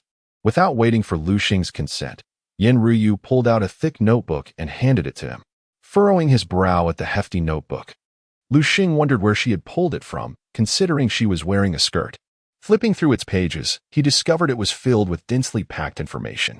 "Sis Ryu, did you write all of this?" Yin Ryu shook her head. "It's not mine. It belongs to my teacher." At this, she gazed up at the sky. "My teacher is the greatest person in the world. Alas, if only he could have lived a few more years, perhaps the world would have undergone a monumental transformation." As she spoke, her face was filled with longing. "Who is your teacher? What is his name?" "His name is Devilishur." "Devilishur? What a peculiar name." Liu Xing closed the notebook, intending to study it thoroughly later. What a pity. If only Su Pang were here, he would surely exclaim, "Wow, unbelievable. A cult has resurfaced." Indeed, the enigmatic Devilishur had founded a sect many years ago, known as the Church of Evolution. They sought to artificially intervene in the evolution of magical beasts, allowing humans to accelerate their domination over the world of magical creatures. However, the Church of Evolution took extreme measures, committing heinous acts that ultimately led to its demise. This extremism was merely a byproduct of their encroachment on the interests of certain high-ranking individuals, for no one wishes for the existence of an organization that threatens their benefits. Unfortunately, Liu Xing remained unaware of these hidden truths. Upon returning to Yin Ryu's home, she yawned. "All right, I'm off to bed. You should get some rest too." With that, she turned and headed toward her room. Liu Xing entered his own room, but found himself unable to sleep. He retrieved the notebook Yin Ryu had given him and began to delve into its contents. Gradually, he became engrossed in his reading. When he finally closed the last page, he noticed that the sun had already risen high in the sky. What an excellent book! truly remarkable. If what it contained was indeed factual, it might just change the world. He wondered where Yin Ryu had acquired such a tome. Eagerly, Liu Xing was determined to apply what he had learned. He now understood the method for evolving the little electric sparrow. With one electric-type magic crystal and one thunder fruit, he could transform the little electric sparrow into a thunder eagle. To evolve the thunder eagle into a thunder dragon eagle, he would need a thunder seed and a drop of dragon blood. According to the text, thunder seeds are found in areas frequently struck by lightning, while dragon blood. At this thought, Liu Xing felt a headache coming on. After all, dragons are the epitome of power in this world. Almost all dragons possess king-level strength. First, he would seek out the electric-type magic crystal. As for the thunder fruit, Liu Xing had already conversed with his little electric sparrow. The little creature had previously fallen ill due to gluttony, consuming the thunder fruit, which could be considered a blessing in disguise, as it had now gained considerable strength. One step at a time. Patience is key. Liu Xing resolved to evolve the little electric sparrow into a thunder eagle first. Tomorrow, he would venture into Jiangnan City to gather information. However, he still felt a twinge of regret. The book was missing a few pages. Chapter 35. Entering the Thunderous Canyon. Could it be that the evolution data of the black wolf dog is contained within those missing pages? Liu Xing couldn't help but murmur quietly to himself. In the book, he had encountered numerous beast masters, yet the black wolf dog was notably absent. Initially, he had presumed that the author deemed the black wolf dog too inferior. However, it now seemed plausible that the information might indeed lie within the missing sections. Never mind. Liu Xing believed his black wolf dog to be quite extraordinary. It appeared to harbor a certain potent bloodline. Thus, he decided against deliberately nurturing it. Allowing nature to take its course seemed the wisest approach. The following day, Liu Xing arrived at the Beast Master Registration Office in Jiangnan City. His purpose for visiting was twofold: to inquire about the whereabouts of electric attribute magic crystals and to update his Beast Master credentials. Liu Xing had ascended to the rank of Bronze Tier 3 Beast Master, yet his record still reflected him as a Black Iron Tier 9. He approached a window at the registration office. "Hello, I am here to update my Beast Master information," Liu Xing said politely to the young lady at the counter. "Certainly. Esteemed Beast Master, please hand me your Beast Master certificate and then place your right hand on the touch screen to the right," she responded. "All right." Liu Xing submitted his certificate and placed his hand on the screen. The young lady was about to process his request, but upon reviewing Liu Xing's information, she froze in place. Doubt clouded her mind, prompting her to rub her eyes in disbelief. No, it can't be. Could there be a glitch in the system? Her brow furrowed in concern. "Xiaowei, what's wrong?" Just then, a man in a suit approached. "Director Wang, it seems my computer system is malfunctioning." "Really? Step aside. Let me take a look." Director Wang took a seat, his experience evident. After a thorough inspection, he raised an eyebrow. "Xiaowei, if you have an issue with me, feel free to express it directly. There's no need for subterfuge." Director Wang, I have no complaints," she stammered. "Then if there's no issue, the system is not broken. Why would you mislead me into thinking otherwise?" She felt her eyes welling up with tears. "I only thought the information appeared inconsistent," she replied, her voice trembling. "Inconsistent? In what way?" Director Wang queried. "Look at his age and then at his strength." "Age? Strength?" Upon examining Liu Xing's age and prowess, Director Wang gasped. 18, Bronze Tier 3. Even a seasoned individual like him couldn't suppress his astonishment. His exclamation drew the attention of those nearby, prompting him to apologize profusely. "I apologize for the disturbance." He bowed respectfully to the onlookers, who dismissed him as merely having an episode. Director Wang, ever astute, recognized Liu Xing's exceptional abilities. He promptly facilitated the update of Liu Xing's Beast Master information and, with utmost respect, handed Liu Xing his updated certificate. "Thank you." Liu Xing expressed his gratitude. "You're welcome. It is my honor to serve you." Director Wang replied. "Here is my business card. Should you require anything, do not hesitate to reach out. I will assist in any way I can." As Liu Xing accepted the card, a glance revealed Director Wang's identity. His name was Wang Bin, the head of this registration office. Liu Xing, not one to be easily deceived, surmised that Wang Bin's sudden enthusiasm stemmed from his youth and strength, perhaps believing he hailed from a prominent family. Liu Xing chose not to expose Wang Bin's intentions, instead deciding to leverage the opportunity. Director Wang, I actually have a favor to ask of you. Speak freely. If it is within my power, I will certainly oblige. I would like to inquire if you know where I might find electric attribute crystals? Electric attribute crystals? Director Wang pondered momentarily. Liu Xing's request was for a rather rare material. Please hold on. I will check for you.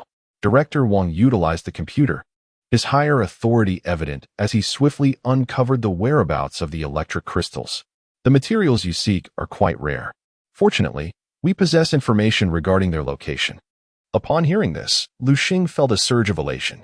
His visit to the Beast Master registration office had indeed proven fruitful, and he was fortunate to have made Director Wang's acquaintance, who directly assisted him in locating the electric crystals, sparing Liu Xing from unnecessary detours. Exiting the registration office, Liu Xing eagerly set off toward the direction of a hidden realm. Upon entering, he summoned his two beasts. The hidden realm was fraught with peril, and the uncertainty of what lay ahead necessitated caution. Is this the thunderous canyon? Liu Xing gazed upward. The sky was enveloped in dark clouds, casting an oppressive atmosphere. In the distance, thunder rumbled ominously. The air was damp, and the ground was muddy, indicating a recent downpour. He could only wade through the muck. Accompanied by his electric sparrow and black wolf dog, Liu Xing ventured into the thunderous canyon. After walking a short distance, a deafening roar of thunder reverberated through the sky, followed by a fierce gale that rustled the leaves around them. A torrential downpour was imminent. We must quickly find a cave to take shelter. The keen-eyed black wolf dog soon spotted a cave. Let us go inside. The black wolf dog led the way, with Liu Xing following closely and the electric sparrow bringing up the rear. Just as they entered the cave, a deluge began to pour outside. What a close call. We nearly became drenched. The strong winds whipped rainwater into the cave entrance. Liu Xing guided his beasts deeper into the cave. Fortune favored them, for as they ventured further, Liu Xing discovered the cave's interior was quite pleasant. Unlike the dank, foul-smelling caves he had previously explored, this one was dry and inviting. He had anticipated encountering wildlife, only to find it was a natural cave. Chapter 36. The appearance of the black-clad figures. The rain poured incessantly outside, a relentless downpour that showed no signs of abating anytime soon. Come, let us share a meal, Liu Xing exclaimed, retrieving some provisions from his system backpack. The black wolfhound relished chicken legs, while the little electric sparrow displayed a keen interest in fried rice. Observing his two beloved beasts indulge in their feast, Liu Xing's face broke into a gratifying smile, especially at the sight of the now considerably larger electric sparrow. He was nearing the location provided by Director Wang and believed it would not be long before he reached his destination. Once he successfully acquired the electric crystal, the little electric sparrow would evolve into a thunder eagle. The wind howled outside as Liu Xing produced a blanket from his backpack, preparing to spend the night in the cave. Naturally, the responsibility of keeping watch fell to the black wolfhound. As night descended, the rain continued unabated. The wolfhound, its eyes glowing green, vigilantly monitored the cave entrance, attuned to the happenings outside. Meanwhile, Liu Xing cradled the sleeping electric sparrow, drifting off into slumber. A sweet smile graced the wolfhound's face, filled with warmth from the companionship it shared with Liu Xing. It silently vowed to grow stronger, to protect Liu Xing with its life. It could endure hardship, but Liu Xing must never come to harm. The following day, Liu Xing awoke and glanced at the black wolfhound, discovering it still on guard. "Thank you for your hard work," he said, reaching out to pat the wolfhound's head. "Now it's your turn to rest." After a night of vigilance, the wolfhound was understandably fatigued. Liu Xing was not one to exploit his companion. With a wave of his hand, he summoned the wolfhound back into his backpack. Noticing the little electric sparrow still deep in slumber, Liu Xing opted not to rouse it just yet. Sharpening the axe does not delay the work, he thought. Given the wolfhound's exhaustion, he preferred to wait a little longer. After waiting for over 2 hours, a commotion outside piqued their interest. "What on earth is this place?" came a frustrated voice. "It rains at the drop of a hat, leaving everything muddy. My freshly changed clothes are soaked again. Xiaoyang, can you keep your complaints to a minimum?" The speaker was their team leader, intervening to curb Xiao Yang's negativity. His words were effective. As soon as he finished speaking, Xiao Yang wisely fell silent. Everyone, let us move. If we take down that creature, we'll have riches and women at our disposal, the leader urged, rallying the group. Liu Xing furrowed his brow as he observed the raincoat-clad figures before him. Where were they headed? It appeared they were on a hunt for something formidable. Liu Xing noted that the individuals possessed considerable strength. The weakest among them had bronze-level capabilities, while the leader himself boasted silver-tier prowess. The system proved invaluable, allowing Liu Xing to assess their strengths without the need for investigation. As the group departed, Liu Xing stepped out of the cave, contemplating the footprints on the ground. Should he follow? Clearly, doing so would entail risks, given their numbers. What is there to fear? Fortune favors the bold, he mused, as long as he remained cautious. He deemed it safe to proceed. In the world of beast tamers, beyond diligent training, resources were essential, many of which arose from opportunities like this. Liu Xing recognized that this group represented a potential boon. Not following them would equate to relinquishing valuable resources. Thus, he cautiously trailed the figures into a canyon. A roar echoed from a distance. It's here. Prepare for battle. The group of black-clad figures swiftly summoned their beasts. A bolt of lightning struck from afar, obliterating a long-tusked boar in an instant. The unfortunate creature was dispatched with alarming swiftness, and the expressions of the black-clad hunters turned grave. A powerful attacker leaped down from the rocky ledge, revealing its true form to Liu Xing. Thunder Tiger. Attribute: electric. Gender: male. Level: silver tier 3. Qualification: B. Skills: electric shock, thunder flash. What a magnificent thunder tiger. The king of the forest. It was cloaked in vibrant yellow, likely due to its electric affinity. The terrifying currents coursed through its body, crackling audibly, exuding an aura of dominance. Upon realizing the thunder tiger's formidable strength, Liu Xing began to worry for the black-clad figures. This creature was a silver tier 3, while the strongest among them was merely a silver tier 2. How could they possibly contend with such a powerful foe? Just as Liu Xing pondered this, the leader of the black-clad figures paled. Our intel was flawed. This thunder tiger is not silver tier 1. Its strength has escalated. The leader's countenance darkened. Realizing the precariousness of their situation, regret was a luxury they could not afford. They were trapped between a rock and a hard place. Retreat was futile, for they could not outrun the thunder tiger, yet confronting it was equally perilous given their inferior strength. What should we do? The others turned their eyes to the leader, their pillar of strength during this critical juncture. Gritting his teeth, the leader resolved, "Damn it, let us fight." Acknowledging the dire circumstances, he chose to confront their fate rather than succumb to despair. Perhaps fortune would favor their audacity. With the leader's command, the group launched their assault on the thunder tiger. The creature roared in fury and retaliated. Chaos erupted in the canyon as both sides clashed fiercely. For a brief moment, the air crackled with electricity. The thunder tiger surged through the ranks like a predator among prey, inflicting substantial damage despite the overwhelming numbers of the black-clad figures. After several minutes of fierce combat, Liu Xing surveyed the battlefield in astonishment. Only a rock explosion beast and the thunder tiger remained locked in a tense standoff. Chapter 37. Reaping the benefits of others. Though the thunder tiger is formidable, the relentless battles have drained its energy considerably, compounded by the assaults from the shadowy figures that have left it gravely wounded. In stark contrast, the rock explosion beast has remained idle, patiently waiting for its chance. Liu Xing cast a glance at the rock explosion beast. Rock explosion beast. Attribute: rock. Gender: level, silver tier 2. Talent: C. Skills: rock strike. Flying stone. It is entirely possible that the leader of the shadowy figures could emerge victorious. The prowess of the rock explosion beast is commendable, and with its rock attribute, it can withstand attacks of electric nature. A severely injured thunder tiger may indeed find itself bested by this rock explosion beast. Rock explosion beast. Use flying stone. The rock explosion beast reached into the void with its right hand, conjuring a large boulder above it. With a powerful swing of its arm, the boulder hurtled towards the thunder tiger. Instinctively, The Thunder Tiger attempted to evade, but as it prepared to leap to the right, a sharp pain shot through its foot, its earlier injury flaring up. Bang! The boulder struck the Thunder Tiger squarely, the immense force sending it flying. Ha!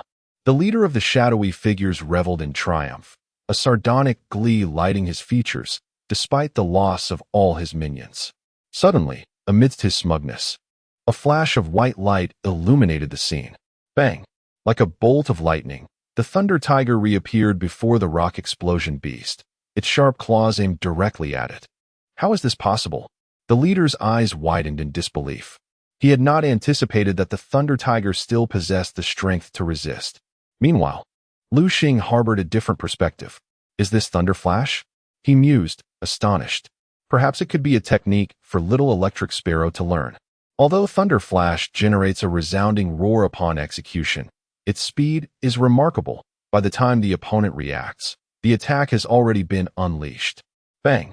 The Thunder Tiger's claws raked across the rock explosion beast, sending it crashing against the rocky wall, sustaining serious injuries. The rock explosion beast struggled to rise from the debris, its sturdy rock exterior affording it greater defense than most creatures. Rock explosion beast, use rock strike. The leader barked another command. The rock explosion beast raised its arms high, a massive boulder coalescing above its head. It thrust its hands forward, launching the boulder at the Thunder Tiger. Boom! Another thunderous roar echoed. The Thunder Tiger vanished from sight, evading the rock explosion beast's attack. How could this happen? The leader began to regret his decision to provoke the Thunder Tiger. In an instant, the Thunder Tiger teleported to the left of the rock explosion beast, delivering another claw strike. This time, the rock explosion beast was not so fortunate. The overwhelming force propelled its enormous body against the rocky wall with a resounding thud. Thud. After enduring 2 strikes from the Thunder Tiger, the rock explosion beast collapsed, its strength insufficient to withstand the onslaught. Faced with the formidable Thunder Tiger, the leader of the shadowy figures dared not linger any longer. He turned to flee. Boom! Another clap of thunder. By the time the Thunder Tiger appeared, the leader had already fallen, paying the price for his negligence. Little Electric Sparrow, Black Wolf Dog. Let us depart. Liu Xing understood that the Thunder Tiger was now at its last gasp. Approaching it with Little Electric Sparrow and Black Wolf Dog, he commanded. Little Electric Sparrow, use Electroshock. Black Wolf Dog, use Shadow Ball. The 2 creatures launched their simultaneous assault on the Thunder Tiger. The unfortunate Thunder Tiger, caught off guard, could not evade the attacks and was struck by both Electroshock and Shadow Ball. Already at its limit, it succumbed. A look of disbelief etched on its face as it fell before Liu Xing. Liu Xing noted the Thunder Tiger's wounds were oozing black blood, evidence of poisoning by the bamboo leaf green that Liu Xing had seen torn asunder by the Thunder Tiger's claw. I know you are unwilling to accept defeat, but a loss is a loss. Rest in peace. Liu Xing signaled to Black Wolf Dog, which understood and raised its sharp claws to deliver a fatal blow to the Thunder Tiger's neck, ending its life. Black Wolf Dog then extracted the Thunder Tiger's crystal with a swift motion. Little Electric Sparrow, this is for you. Upon hearing this, Little Electric Sparrow's eyes sparkled with excitement as it reached out its claws to seize the Thunder Tiger's crystal. Ding! A Thunder Tiger crystal has been discovered. Should it be used by Little Electric Sparrow? Yes. Ding! Congratulations, host. The Thunder Tiger crystal has been successfully utilized. Please select from the following skills. Electroshock releases a bolt of lightning to strike the enemy, potentially paralyzing them. Thunder Flash emits a thunderous roar upon use, teleporting a short distance. The distance is determined by the user's strength. Choose Thunder Flash. Liu Xing decided against having Little Electric Sparrow learn Electroshock again, as it already possessed that skill. Ding! Congratulations, host. Your Little Electric Sparrow has learned Thunder Flash. Excellent, excellent. Liu Xing beamed with satisfaction. The system is truly advantageous. While others might fail to comprehend, he had achieved a perfect success. Little Electric Sparrow, use Thunder Flash. Boom! With a resounding clap of thunder, Little Electric Sparrow appeared over 10 meters away. Excellent, excellent. Truly a remarkable skill. Liu Xing mused. Whether for combat or retreat, it proved to be an excellent choice. Furthermore, as Little Electric Sparrow's strength grows, the distance of Thunder Flash will only increase. Boom, boom, boom. Having just mastered a new skill, Little Electric Sparrow was exuberantly utilizing Thunder Flash repeatedly, soaring great distances. Upon its return, Liu Xing noticed Little Electric Sparrow panting heavily. It seems that Thunder Flash is quite taxing on stamina. After just a few uses, Little Electric Sparrow was already out of breath. A rigorous training regimen would be necessary to enhance its endurance moving forward. Chapter 38. The Evolution of the Little Electric Sparrow. Liu Xing, accompanied by his 2 summoned beasts, sought refuge in a secure location. After a brief respite, they resumed their journey. Following a trek of over half an hour, Liu Xing finally arrived at the site mentioned by Wang Bin. Where could that electric crystal be? Liu Xing activated the system's eye, swiftly scanning the surroundings. Soon, he spotted the electric crystal's location. There, on the summit of a nearby mountain, a fist-sized yellow stone gleamed. Could that be the electric crystal? It was indeed a sight to behold. Liu Xing couldn't help but exclaim in admiration. The electric crystal was formed from the relentless strikes of lightning from the sky, with its electrical energy absorbed by the stone. At that moment, a thunderous roar erupted. A bolt of lightning unexpectedly descended from the heavens, striking directly at the electric crystal. It seemed that acquiring this electrifying gem would require considerable effort. Liu Xing realized that if they acted rashly, they might become targets of the lightning themselves. What should he do? Just as Liu Xing pondered this dilemma, his little electric sparrow suddenly chirped. Having been Liu Xing's summoned beast for some time now, he understood exactly what the little one intended. You mean to say you wish to retrieve it yourself? The little electric sparrow nodded earnestly, indicating that the electric crystal was meant for its use, and it should personally procure it. Very well. Currently, there seemed to be no other option. But do be cautious. As an electrical-type summoned beast, the little electric sparrow possessed a certain immunity to lightning. Boom. Another bolt of lightning struck the electric crystal. Now was the moment. Little electric sparrow, go and seize that crystal. After careful observation, Liu Xing noted that after each lightning strike, there was a brief pause for the energy to recharge, a perfect opportunity to snatch the electric crystal. With a swift flap of its wings, the little electric sparrow soared toward the electric crystal. Just as it neared the precious stone, boom, a bolt of lightning descended once more. Watch out, little electric sparrow, Liu Xing shouted in alarm. The little electric sparrow, gazing longingly at the electric crystal, hesitated for a moment. However, its determination quickly solidified. It boldly darted toward the electric crystal, transforming into a streak of light as it zipped above the stone. As the lightning threatened to strike, another thunderous roar echoed. What? Liu Xing instinctively glanced skyward, only to find no bolt of lightning descending upon them. Huh?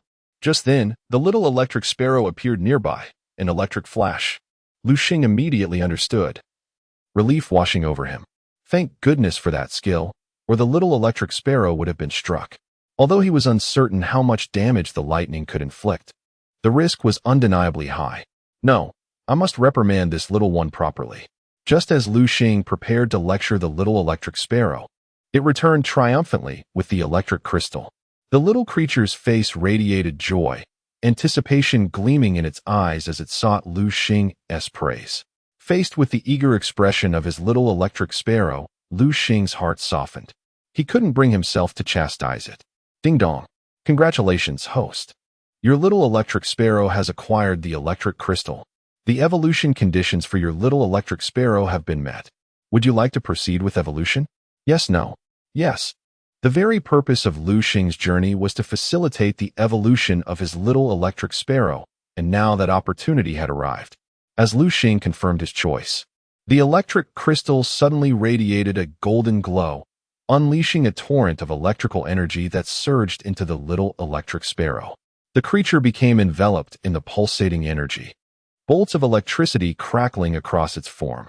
With a resounding chirp, the little electric sparrow ascended, soaring directly toward the dark clouds above. It climbed higher and higher, perilously close to the stormy sky. Boom! Within the clouds, a terrifying bolt of lightning coalesced, hurtling toward the little electric sparrow. This is bad. The distance was too close. The little electric sparrow had nowhere to evade. Was it destined to perish here? Liu Xing wondered. A blinding light erupted from the sky, rendering Liu Xing unable to open his eyes. Ding dong. Congratulations, host. Your little electric sparrow has successfully evolved into a thunder eagle. Hearing the system's notification in his mind, Liu Xing could hardly contain his excitement. It worked.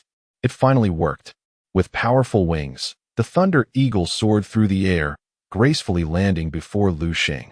You are my thunder eagle? Liu Xing reached out, gently stroking the majestic creature. The thunder eagle had grown to a size capable of carrying a rider, comparable to the legendary eagle of Yonghua from the Return of the Condor Heroes. How soft. Liu Xing noticed the thunder eagle's feathers were exceptionally smooth, radiating a comforting warmth. The thunder eagle, sensing Liu Xing's affection, closed its eyes and nuzzled against him, expressing its fondness. Liu Xing activated the system's eye to examine the thunder eagle's attributes. Thunder eagle, attribute, electric, gender, male, level, bronze tier 5, talent, SS, skills acquired, electric shock, electric flash. Thunderbolt, note, this is a well-developed thunder eagle. May the host nurture it diligently. Liu Xing had not anticipated that his little electric sparrow would not only complete its transformation, but also emerge so powerful. A thunder eagle? Not only had it grown in size, but it had also learned a new skill, Thunderbolt. Thunderbolt, attack enemies with the power of lightning, inflicting substantial damage. It appeared that the thunder eagle had absorbed the lightning to acquire this skill. What a pity there were no onlookers. Otherwise, they would surely exclaim in awe, wow. Look at that. An actual miracle. While others struggled endlessly to teach their summoned beasts a single skill, Liu Xing had managed to enable his thunder eagle to learn 2 formidable skills in just a few days. Truly, what a disparity. Suddenly, the thunder eagle let out a call directed at Liu Xing, turning its back to him. Do you wish for me to ride you? The thunder eagle nodded affirmatively. Chapter 39. The arrival of the fire phoenix. Liu Xing deftly mounted the back of the thunder eagle, securing his black wolf dog. With a powerful flap of its wings, the thunder eagle soared into the sky. Soon, Liu Xing found himself gliding freely through the air. Is this the essence of flight? Although he had previously traveled by airplane in his past life, riding the thunder eagle was an entirely different experience. As he soared through the skies, a sudden rumble echoed, followed by a bolt of lightning crashing down. With a piercing cry, the thunder eagle swiftly evaded the strike, its body teleporting several meters away. That was close, Liu Xing remarked, feeling a lingering sense of unease. It appeared that reckless flying in this area was ill-advised. A few more encounters like that could very well make his heart leap from his chest. After all, he was not a jester to play with the razor's edge. Commanding the thunder eagle to descend, Liu Xing recognized the perilous nature of Thunder Valley, where the abundance of lightning turned the air into a veritable target. A wise man does not stand beneath a perilous wall. Thus, he opted to return on foot, accompanied by the thunder eagle and the black wolf dog. He ventured toward the entrance of the secret realm. Along the way, Liu Xing noticed his black wolf dog appeared somewhat despondent. What troubles you? He inquired. The black wolf dog shook its head, yet Liu Xing discerned a flicker of disappointment in its eyes. It seemed the elevation of the thunder eagle's strength had weighed heavily on the black wolf dog, the once undisputed champion of their team. Now, the thunder eagle had surpassed it, leaving the black wolf dog feeling somewhat diminished. Fear not, Liu Xing reassured, gently stroking the black wolf dog's head. Its lead is merely temporary. I believe in your potential. It won't be long before you surpass it. Upon hearing Liu Xing's words, a glimmer of hope ignited in the black wolf dog's eyes. Indeed, Liu Xing's encouragement rekindled its confidence, instilling a resolute determination to strive harder and reclaim its position within Liu Xing's team. In the skies above, the thunder eagle soared blissfully, oblivious to the fact that the black wolf dog had begun to view it as a rival. Naturally, this rivalry was of a healthy nature. Upon reaching the entrance of the secret realm, Liu Xing passed through and made his way back home. He hailed a cab and returned to Yan Ryu's residence. Upon entering, he was taken aback by the transformation of his once chaotic abode. What in the world? To his astonishment, the disarray had been meticulously organized. All the clutter that once littered the floor was now neatly arranged on the table. Had the owner of this house changed? As he pondered this, The bathroom door creaked open, and a graceful figure emerged. It was Yin Ruyu, towel in hand, vigorously drying her hair. So grand. Liu Xing gulped. No matter how many times he beheld her, Yin Ruyu's beauty remained breathtaking, especially after her bath, exuding an ethereal charm that left him momentarily spellbound. He had never anticipated that his formidable composure would falter in her presence. Indeed, it was true that a mature woman could hold such power. Upon noticing Liu Xing's dazed expression, Yin Ryu was equally surprised. "Liu Xing, you're back," she exclaimed. "Where have you been these past few days? You could have at least informed me of your whereabouts. I was worried sick." "My apologies, Ryu," he replied. "I didn't mean to cause you concern. That's all right. As long as you're safe," Yin Ryu reassured him, unaware that she had mobilized numerous individuals in her search for him. Suddenly, the door was forcefully kicked open, and a fiery-haired woman stormed in. "Yin Ryu, tell me honestly, where has Liu Xing gone?" As it turned out, after Liu Xing had entered the secret realm, Yin Ryu had searched tirelessly for him without success. In exasperation, she had informed the Fire Phoenix, "Liu Xing is missing." Thus, the Fire Phoenix had rushed over in a frenzy. "Wait, isn't your brother here?" Yin Ryu dodged the Fire Phoenix's embrace. "Huh, Liu Xing, you scoundrel. Where have you been? Do you have any idea how worried I was?" The Fire Phoenix had assumed Liu Xing was safe under Yin Ryu's protection, never imagining he would wander off. "I'm sorry, Phoenix," he said sheepishly. "Humph." The Fire Phoenix scoffed, but her irritation quickly dissipated as she turned her attention to Liu Xing. "Wait a moment. Liu Xing, what is your current strength?" "Bronze level 5. "Why? What? Is there a problem?" Liu Xing's nonchalance left the Fire Phoenix speechless. "Do you not realize what bronze level 5 signifies?" She recalled her own journey. She had been considered a prodigy, reaching bronze level 5 at the age of 19. Yet, here was Liu Xing, achieving this milestone at 18, just over a month after progressing from black iron level 1. Such remarkable growth seemed almost supernatural, leading her to wonder if he were a reincarnated powerhouse.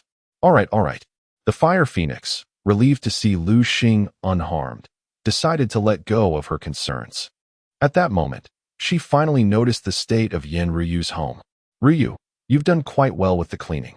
"Of course," Yin Ryu stammered, her eyes darting nervously, clearly intimidated by the Fire Phoenix. Unfazed, the Fire Phoenix placed her hand on Yin Ryu's shoulder. Liu Xing observed in astonishment how, in the presence of the Fire Phoenix, Yin Ryu resembled a mouse before a cat, instinctively fearful. The Fire Phoenix, undeterred, grasped Yin Ryu's hand, smiling. "Ryu, it's been too long. Let's see how much your little friend has grown." The ensuing scene was too scandalous for Liu Xing to bear, prompting him to retreat to his room.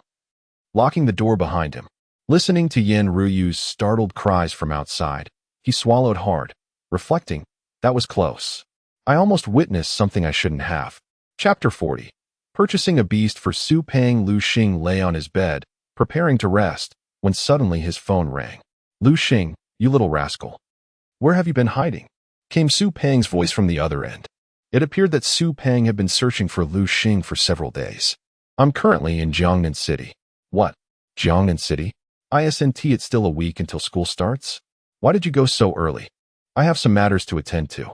Liu Xing's words plunged Su Peng into silence. Although Su Peng was somewhat naive, he was not foolish and knew what to say and what not to say. "All right then, give me your address. I'm coming to find you."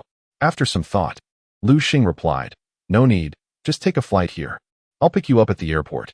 "Okay." At the airport, as soon as Su Peng disembarked, he spotted Liu Xing not far away. He sprinted over, taking 2 steps for every 3, and enveloped Liu Xing in a bear hug. "You brat. I thought you were dead." Liu Xing rolled his eyes. "Where are we headed now?" Earlier that morning, Su Peng had called Liu Xing, announcing that he wanted to take him to a wonderful place. "It's a secret. You'll know when we get there." Following Su Peng, the two hopped into a taxi and soon arrived at a luxurious villa community. "Su Peng, what are we doing here?" "Of course, we're checking out our dormitory." "Dormitory? ISNT, there one at school? Are you silly? The school dorms are shared rooms. None of that can compare to this comfort. Enough chit-chat. My dad bought me a villa here." Before long, Liu Xing and Su Peng stood before a 3-story villa. Liu Xing couldn't help but twitch his mouth. Indeed, wealth allowed one to indulge whims. He never imagined that Su Peng's father had spent several million to purchase a villa for him. All right, stop standing there. Come inside. Liu Xing followed Su Peng into the house. Wow, it's so comfortable to lie down. Su Peng tossed his suitcase aside and plopped onto the sofa. Observing the mass of flesh, Liu Xing couldn't help but exclaim, "No wonder you're so chubby. It's quite justified." Su Peng's principle was simple. If he could sit, he wouldn't stand. If he could lie down, he wouldn't sit. All right, stop standing around. Quickly choose a room downstairs. Look how good I am to you, letting you pick first. Once you're done, the rest is mine. Choose a room? Really? Yep. We'll be roommates from now on. Su Peng's words left Liu Xing speechless. This guy had such a great home yet preferred to sleep at his place instead. Fine. Liu Xing felt too embarrassed to refuse Su Peng. He selected a room at the east end, which offered a view of the rising sun. The west end is mine then. Su Peng's face radiated with uncontainable joy. He was a late sleeper, and the eastern room, with its sunshine, was his least favorite. Liu Xing glanced at Su Peng, surprised to discover that he had also advanced to the bronze tier. Indeed, having connections was advantageous. If Liu Xing guessed correctly, Su Peng must have undergone special training recently. Su Peng, you've leveled up to bronze tier. Yeah, Liu Xing, look at how strong you are. I can't fall behind. Su Peng chuckled earnestly. Liu Xing nodded. By the way, I still haven't contracted my second beast yet. How about you accompany me to the beast shop? A beast shop? Yeah, the one that sells beasts. I took you there when we were in Guang City. Upon hearing this, Liu Xing suddenly remembered.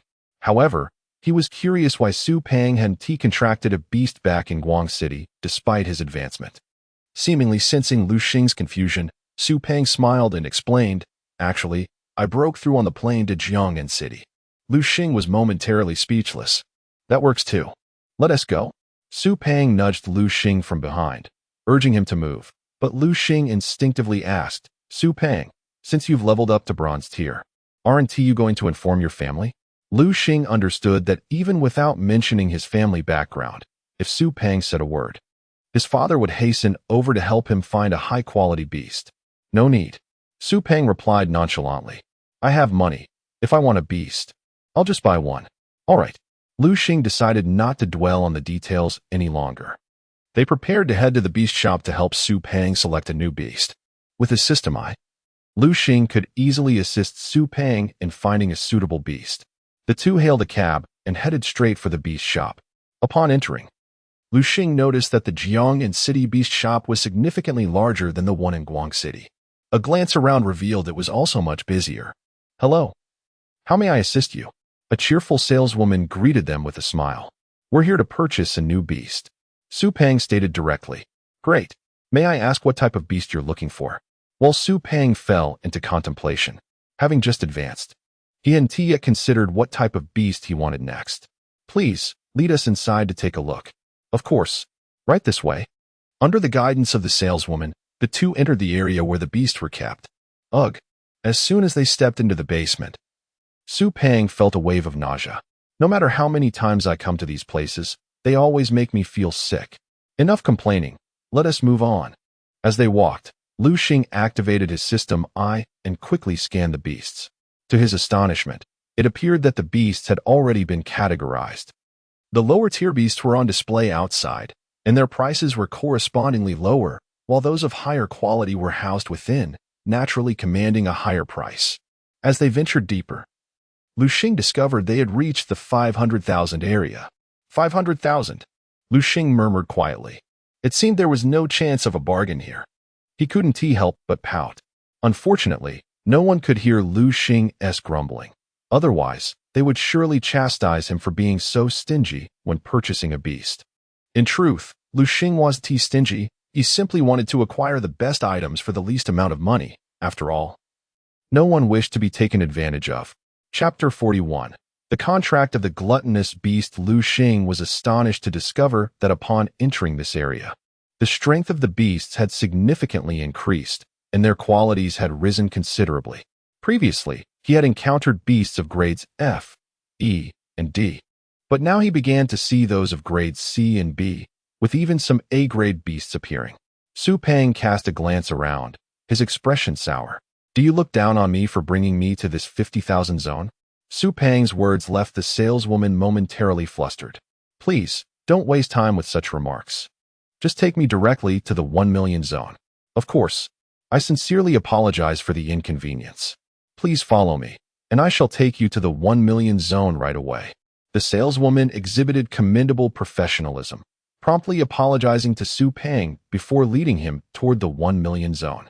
As Liu Xing had anticipated, upon entering the 1 million zone, every beast's quality transformed into at least B grade, with a few even reaching A grade. Liu Xing even spotted 2 S-grade beasts, a wooden attribute S-grade Treant, and a fire attribute S-grade Fire Scorpion. Liu Xing. Just as Liu Xing pondered whether Su Peng should choose the Treant or the Fire Scorpion, Su Peng nudged Liu Xing's shoulder, rousing him from his contemplation. What do you think of that beast over there? Following Su Peng's finger, Liu Xing's gaze landed on a nearby cage where a plump little creature was munching away. The creature held an apple in its left hand and a pear in its right, incessantly nibbling at both. Liu Xing activated his system's eye to examine the creature's attributes. Gluttonous beast, attribute, ordinary, gender, level, Black Iron Stage 5, quality, SS, skills learned, strike. PS. This creature has an enormous appetite. If you don't have a mine at home, do not choose it as your beast. Double SS grade quality? Liu Xing was momentarily taken aback. He hadn't expected Su Peng's judgment to be so astute. Yet, he instinctively asked Su Peng, "What made you want to choose this creature as your beast?" Su Peng chuckled. "I just find this little guy appealing." Su Peng's words enlightened Liu Xing. It was likely that both the gluttonous beast and Su Peng, being food lovers, would naturally attract each other. "Are you certain you want to select it?" Liu Xing hesitated to make the decision for Su Peng. After all, if the gluttonous beast drained Su Peng's finances with its voracious appetite, Su Peng would surely lament to Liu Xing daily. "Yes, this is the one," Su Peng decisively responded, turning to the saleswoman. "Excuse me, could you tell me how much this beast costs?" The saleswoman's eyes lit up upon hearing Su Peng's inquiry. She had not anticipated that he would choose this creature as his beast. 70,000. In her excitement, the saleswoman inadvertently revealed her bottom line. 70,000? Fine, I'll buy it. Let's swipe the card. Su Peng generously produced his card. Even after the transaction was complete, the saleswoman remained in a state of disbelief. "I actually sold that creature." Surprise painted her features as she recalled something, causing her to shudder slightly. It turned out that after acquiring the gluttonous beast, the store owner had been losing a significant amount of money daily due to its immense appetite. However, while acquiring a god might be easy, sending one away was challenging. The gluttonous beast was akin to a double-edged sword for the store owner, unpalatable yet too valuable to discard. Given its appearance, few were inclined to select it as their beast. To her astonishment, it had finally been sold today. She wondered how the owner would react to this news. Under the saleswoman's guidance, Liu Xing and Su Peng entered a private room. After a brief wait, a staff member wheeled in a cage containing the gluttonous beast. "Esteemed guests, you may contract your beast here in peace. No one will disturb you," the saleswoman said before stepping out and closing the door behind her. "Liu Xing, what should we do now?" Su Peng asked. Glancing at Liu Xing rolled his eyes. "What else is there to do? You should proceed with the contract." "Oh, right," Su Peng realized. But fortunately, despite being academically challenged, he had diligently studied contracting beasts. He summoned his spiritual energy and began to draw the contracting array. Before long, Su Peng successfully contracted the gluttonous beast. Liu Xing was taken aback by the speed of Su Peng's success. That was remarkably swift. It seems Su Peng is indeed a person of great fortune. Could this be the legendary notion that fools have their blessings? With the system's eye, Liu Xing could select the best quality beasts from hundreds available. In contrast, Su Peng relied solely on his instincts. Such intuition was enigmatic.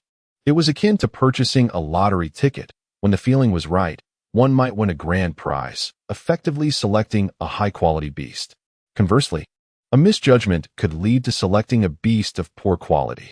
After successfully contracting the gluttonous beast, Su Peng cheerfully draped his arm over Liu Xing's shoulder. Liu Xing, let us go celebrate with a sumptuous meal. Liu Xing nodded in agreement. After enjoying a hearty feast, he turned to Su Peng, saying, Su Peng, I need to return home to pack my belongings. I will come find you afterward. All right, go ahead. I will wait for you at home. After all, you have my key now. Yes.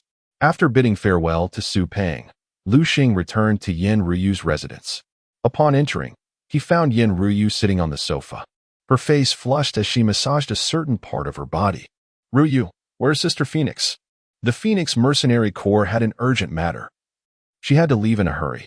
Oh, by the way, Ruyu, my friend has arrived. I plan to stay at his place for a few days. Yin Ryu appeared somewhat listless, seemingly not fully grasping Liu Xing's words, and merely offered a few casual responses. Liu Xing chose not to dwell on Yin Ryu's state. He packed his belongings and departed from her home. Poor Yin Ryu was left to tend to the wounds inflicted upon her by the Phoenix. Chapter 42. The Dormitory Battle. Is this Jiangnan Beastmaster University? Liu Xing, with a backpack slung over his shoulders, scrutinized the grand institution before him. Indeed, it exuded a magnificent aura. Yes, our grand ambitions will commence from here, Su Peng cheerfully remarked, nudging Liu Xing. Ladies of Jiangnan Beastmaster University, we have arrived. With that, Su Peng pushed Liu Xing forward, and the two hurried into the university. Hello, are you the new students enrolling today? As they stepped inside, a young woman intercepted them. Clad in a charming floral dress, she possessed an alluring sweetness. Liu Xing instinctively activated the system's eye to gauge her strength, bronze level 7. Her prowess was mediocre, to say the least. Indeed, we are, Su Peng exclaimed, captivated by her enchanting appearance. Greetings, my name is Rumung, and I am your senior. The school has arranged for us to guide you through the registration process. Thank you very much, Senior Rumung, Su Peng replied, beaming with gratitude. You're welcome. Please follow me. Under Rumung's guidance, Liu Xing and Su Peng smoothly completed the registration procedures. Now, let me take you to see the dormitory area. Dormitory area? I don't think that's necessary. Senior, why not head straight to lunch instead? Don't worry, this meal is on me, Su Peng proposed, causing Rumung to furrow her brow slightly. Are you sure? You won't regret it? Of course, we plan to live off campus, Su Peng insisted, emphasizing their intention to avoid sharing close quarters with others. Rumung, unperturbed by Su Peng's words, turned her attention to Liu Xing. For some reason, he emanated an air of maturity and composure that seemed beyond his years. Senior, does the dormitory possess any unique features? Liu Xing inquired, having noticed a flicker of surprise on Rumung's face. Indeed, our dormitories are equipped with spirit-gathering arrays, which can draw in the surrounding spiritual energy. Living there, even without active cultivation, our strength will gradually enhance. Rumung's explanation left Liu Xing enlightened, astonished by the university's grand facilities. What distinguishes living there? Liu Xing's question sparked a glimmer of excitement in Rumung's eyes. Ah, you will find out this afternoon, she teased. All right, Su Peng. Weren't you just saying you wanted to treat me to a meal? Let's hurry along. Absolutely. In Rumung's presence, Su Peng transformed into an eager admirer, showering her with compliments. Fortunately, Rumung seemed to appreciate his charm, finding him somewhat endearing. After their meal and a brief respite, Liu Xing and Su Peng made their way to the university's playground, now bustling with students. Observing the throngs of people, Su Peng remarked, Liu Xing, shall we stand at the back? Each individual is like a heat-generating machine. And given your rotund stature, I imagine the heat might be overwhelming. Very well. They retreated to the rear of the crowd. After a brief wait, the main speaker finally arrived, a man clad in a suit, exuding a sense of authority and integrity. Greetings, students.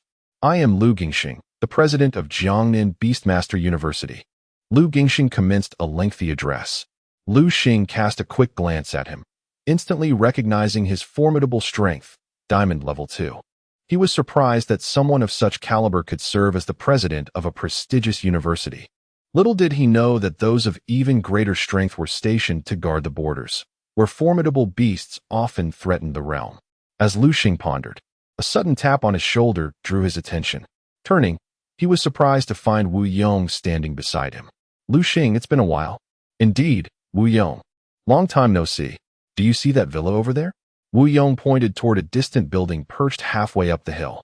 Yes, I see it. What of it? During the dormitory selection, you must secure that villa for me. What? Liu Xing was taken aback, never expecting such a request. Su Peng, overhearing their conversation, interjected, Teacher, are you joking? That villa is so high up. Wouldn't it be exhausting to trek up and down for classes? Mind your tongue.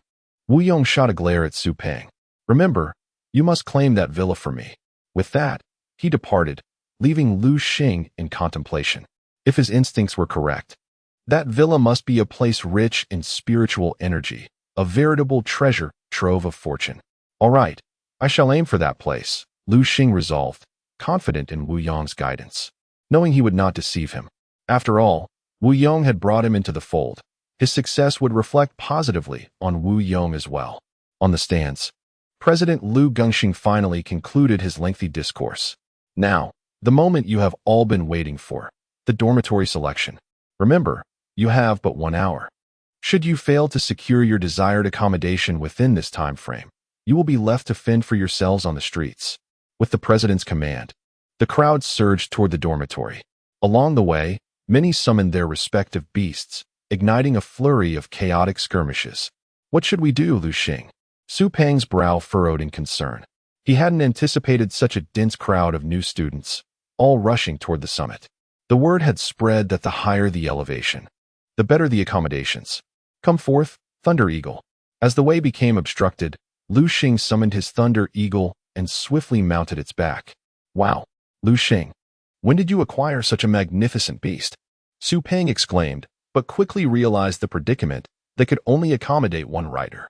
The Thunder Eagle, capable of carrying 2, was rendered unable to do so by Su Peng's considerable size. Chapter 43. Successfully settling in the villa area, Lightning Eagle seized that fellow.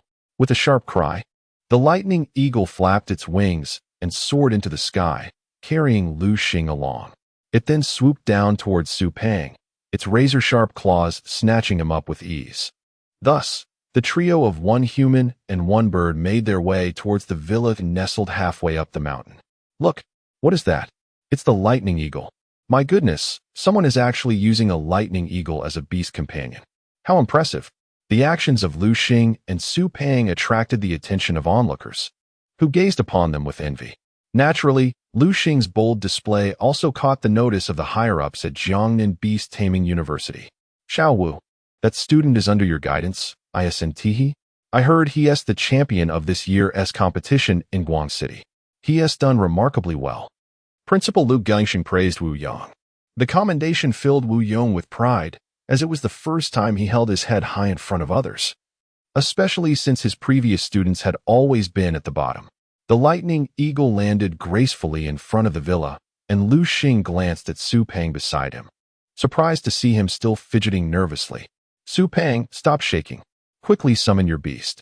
They will be here any moment. Liu Xing called out, summoning his black wolf dog as well. After waiting for over 10 minutes, the advance party finally arrived, led by a scruffy young man with yellow hair. Upon seeing that someone had arrived before him, he paused momentarily before striding towards Liu Xing and Su Peng. Stop right there, Liu Xing commanded, halting the yellow-haired youth. The young man exuded an air of arrogance that Liu Xing found distasteful. What do you want? Don't you know that a villa can accommodate 4 people? The dormitory arrangement at Jiangnan Beast Taming University was structured. There were single and double rooms, all meticulously planned by the school.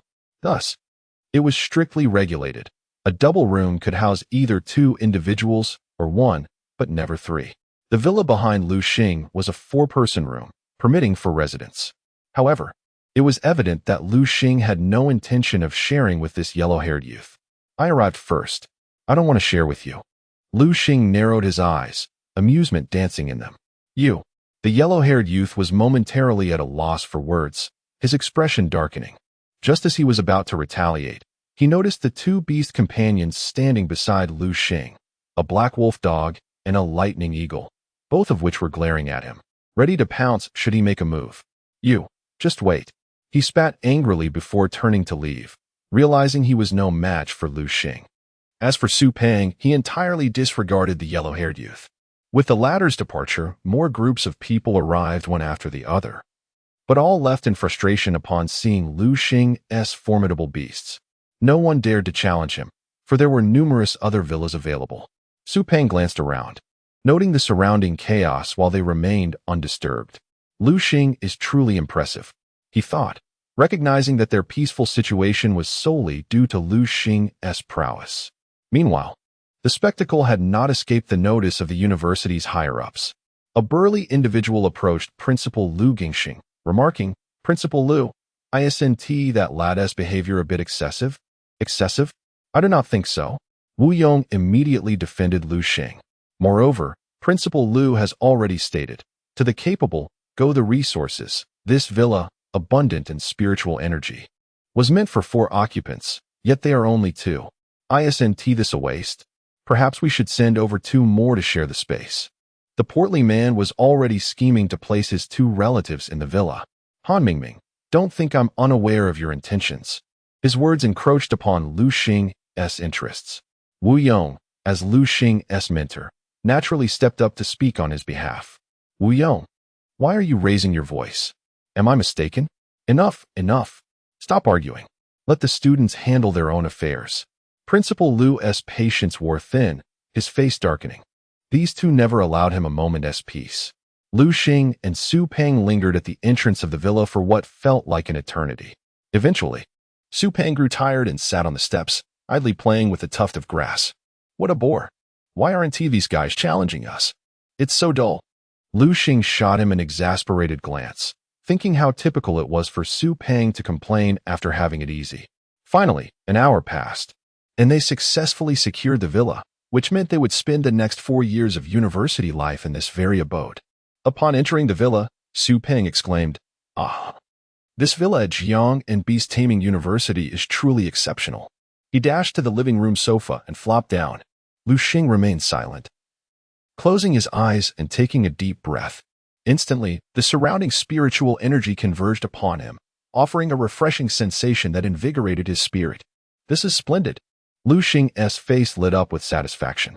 Just then, as Liu Xing and Su Peng reveled in their new surroundings, a knock echoed at the door. Liu Xing opened it to find 4 young women standing outside. "Hello, we're your neighbors. We came to introduce ourselves." The 4 girls greeted Liu Xing with cheerful smiles. "Hello." Su Peng sprang up from the sofa at the sight of the girls, rushing towards the door.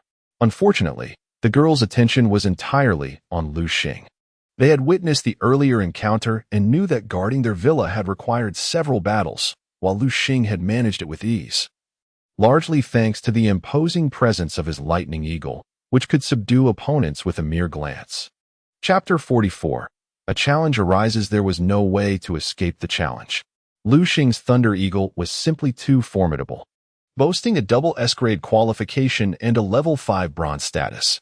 In the presence of students whose average strength barely reached level 1 or 2 bronze, Liu Xing was akin to a dominant figure in a fish pond. With his exceptional prowess and striking good looks, it was only natural that he attracted the attention of others. He had effectively secured preferential mating rights at the university. Regrettably, although the students before him were not without charm, Liu Xing had encountered the likes of the Fire Phoenix and Yan Ryu, raising his standards considerably. In comparison, these 4 young women paled in significance, blending into the crowd. After exchanging a few casual pleasantries, Liu Xing dismissed them. Watching the 4 retreat, Su Peng felt a twinge of reluctance, having hoped for a deeper interaction. However, Liu Xing remained oblivious to such sentiments. "Don't be disheartened. How about I treat you to dinner tonight?" Su Peng suggested, to which Liu Xing nodded in agreement. After spending some time at the villa, the clock soon struck 4:30. With Su Peng's incessant nagging, Liu Xing had no choice but to accompany him for a meal, and they made their way towards the foot of the mountain. "Liu Xing." Suddenly, a voice called out. Liu Xing turned to find Liu Xiaoming approaching. "Xiaoming, what brings you here?" "I'm surprised to see you at Jiangnan Beast Taming University instead of the capital or the Magic City. I thought my eyes were deceiving me." Upon seeing Liu Xiaoming, Su Peng's expression shifted, recalling the time she had decisively defeated him. Well, if it isn't the little fatso." Liu Xiaoming cast a sidelong glance at Su Peng. What's wrong? Are you still shaken from our last encounter that you can't even muster the courage to speak to me? Liu Xiaoming certainly knew how to hit a nerve, directly exposing Su Peng's old wounds. Humph, don't get too smug. I'll reclaim my honor, Su Peng retorted. As it seemed he and Liu Xiaoming were destined adversaries, bickering at every meeting. Enough with the squabbling. Liu Xing intervened. Xiaoming, you haven't eaten yet, have you? No. Liu Xiaoming replied, shaking her head. Then let us dine together. Liu Xing suggested. Sure. After their previous encounter, Liu Xiaoming had developed a fondness for Liu Xing, handsome, intelligent, and powerful. Who wouldn't he be drawn to such a young man? Thus, she had no reason to decline his invitation. The trio set off towards the school's exit.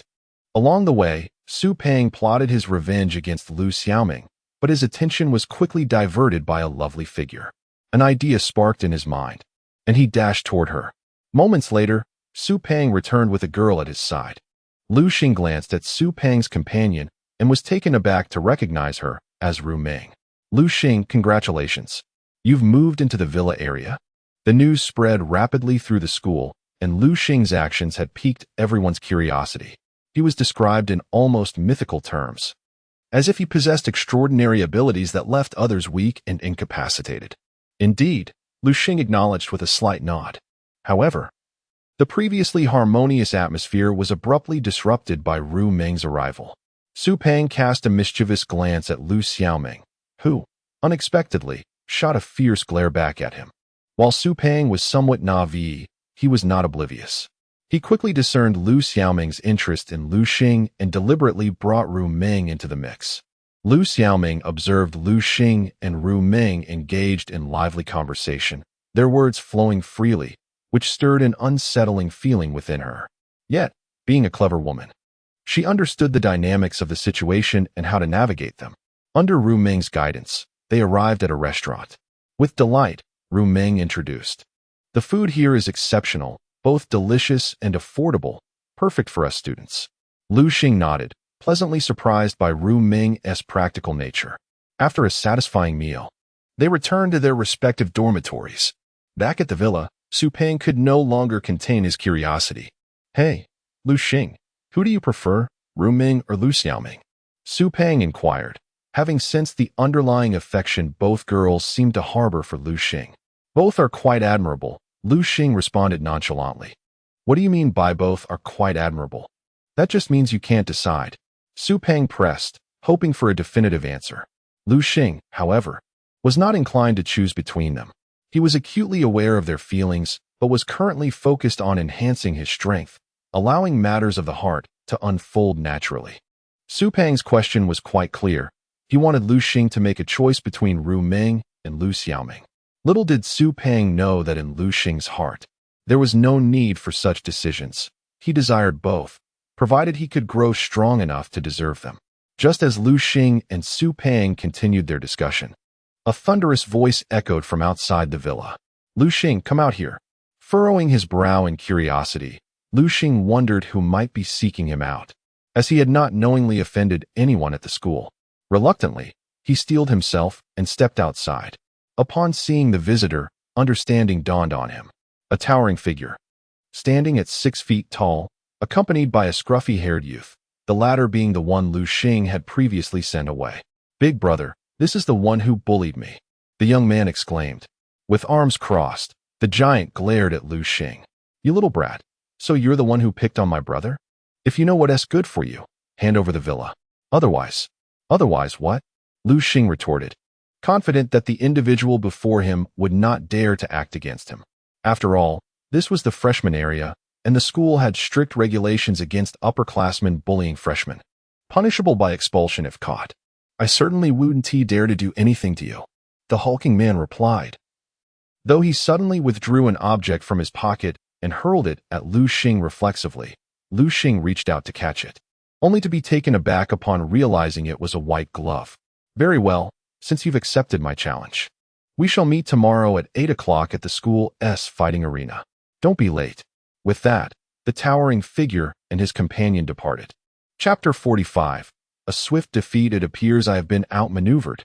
Although the school explicitly forbids private duels, it does not prohibit challenges.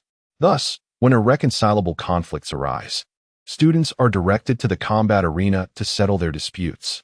The arena is supervised by teachers, ensuring that significant issues rarely occur. This approach allows students to resolve their problems while simultaneously encouraging them to enhance their abilities. What should I do, Liu Xing? That guy seems quite formidable. Just take it easy. With the discerning eye of the system, Liu Xing assessed the robust challenger instantly. The man, a year older, possessed a strength rated at bronze tier 4. Liu Xing couldn't help but chuckle at the thought. The man had squandered his years, only managing to reach bronze tier 4 after a year at the school. News of the challenge issued by the burly man, Chen Chong, spread like wildfire throughout the campus. Liu Xing, already a prominent figure, became the talk of the town. At this moment, in the girls' dormitory, excitement rippled through the air. Have you heard? Liu Xing has accepted Chen Chong's challenge. Really? Is that true? Absolutely. They VE agreed to meet at the combat arena tomorrow morning at 8 sharp. Wonderful. Let us go cheer for Liu Xing. Meanwhile, in the boys' dormitory, many reacted with glee upon hearing of Liu Xing's predicament. It's about time someone knocked that arrogant fool down a peg. I can't wait to see him humiliated. Unbeknownst to Liu Xing, he had become the object of adoration for all the girls, while simultaneously being viewed as a rival by the boys. The next day, Liu Xing arrived at the dueling arena as promised, leisurely enjoying his breakfast of soy milk and fried dough sticks. His friend, Su Pang, was even more extravagant, clutching not only soy milk, but also 3 hefty meat buns. Finally, you're here. Chen Chong had been waiting impatiently. I thought you might not show up. What's the rush? We still have a few minutes, Liu Xing replied, glancing at the clock which read 7:55. He found a spot to sit and continued his breakfast. Chen Chong's face flushed with anger at Liu Xing's nonchalance, turning as red as a monkey's backside. 5 minutes later, Liu Xing finished his meal and declared, "Let us make this quick. I have class soon." His university classes began at 8:30, and he certainly did not wish to be late on the first day. Fine. I'll take you down in 3 moves. Chen Chong summoned his 2 beasts, Little Stone Monster, attribute, rock, gender, male, level, bronze tier 4, talent, C, skills, flying stone, pangolin attribute, rock, gender, male, level, bronze tier 3, talent, C, skills, sharp claws. The 2 C-tier beasts were both of the rock type, one at bronze tier 3 and the other at bronze tier 4. Liu Xing's expression betrayed a hint of disdain. Come forth, Black Wolfhound and Thunder Eagle. Liu Xing summoned his own beasts. Upon seeing Liu Xing's formidable companions, the crowd gasped in awe. My goodness, his power is incredible. Look at that Black Wolfhound. Is it truly that large? Hey, Xiaoshan, don't you also have a Black Wolfhound? Let us see it. Xiaoshan felt embarrassed. Liu Xing's Black Wolfhound was 3 to 4 times larger than his own. He certainly wouldn't dare to reveal his beast for fear of humiliation. All right, can we focus on the battle? Xiaoshan cleverly diverted the topic. Haha, Black Wolfhound and Thunder Eagle. Your strength is nothing to boast about. Chen Chong taunted. In the eyes of the crowd, the Black Wolfhound was considered a lowly beast. Hardly anyone would contract one. Although the Thunder Eagle was impressive, Chen Chong's rock-type beasts were resistant to electric attacks. Is that so? Liu Xing narrowed his eyes. Black Wolfhound, Thunder Eagle, it seems they look down upon you. At Liu Xing's words, both beasts were incensed. They launched an attack on Chen Chong's beasts simultaneously. The Black Wolfhound lunged at the Little Stone Monster, its sharp claws striking with ferocity and sending the creature flying. Meanwhile, the Thunder Eagle flapped its wings vigorously, soaring into the sky. Boom!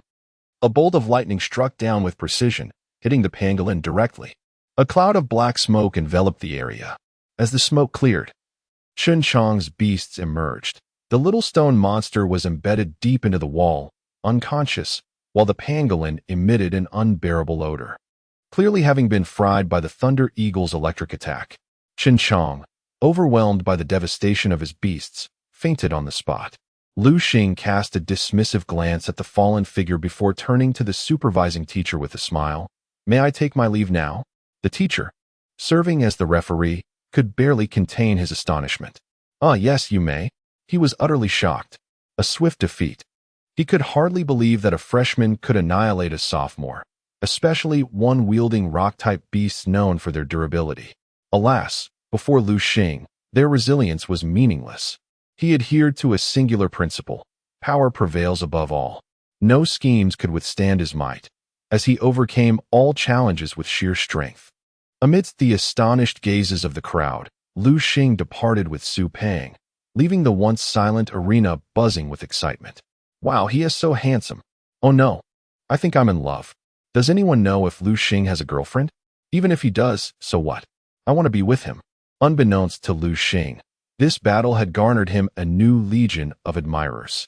Chapter 46. The Challenge of Baifeng. This fellow. The boys instinctively clenched their fists. They felt a sense of grievance, yet were powerless to act. Liu Xing's strength was simply overwhelming. Even Chen Chong, a sophomore, was no match for him, let alone them. Soon, news of Liu Xing's swift defeat of Chen Chong spread throughout the school.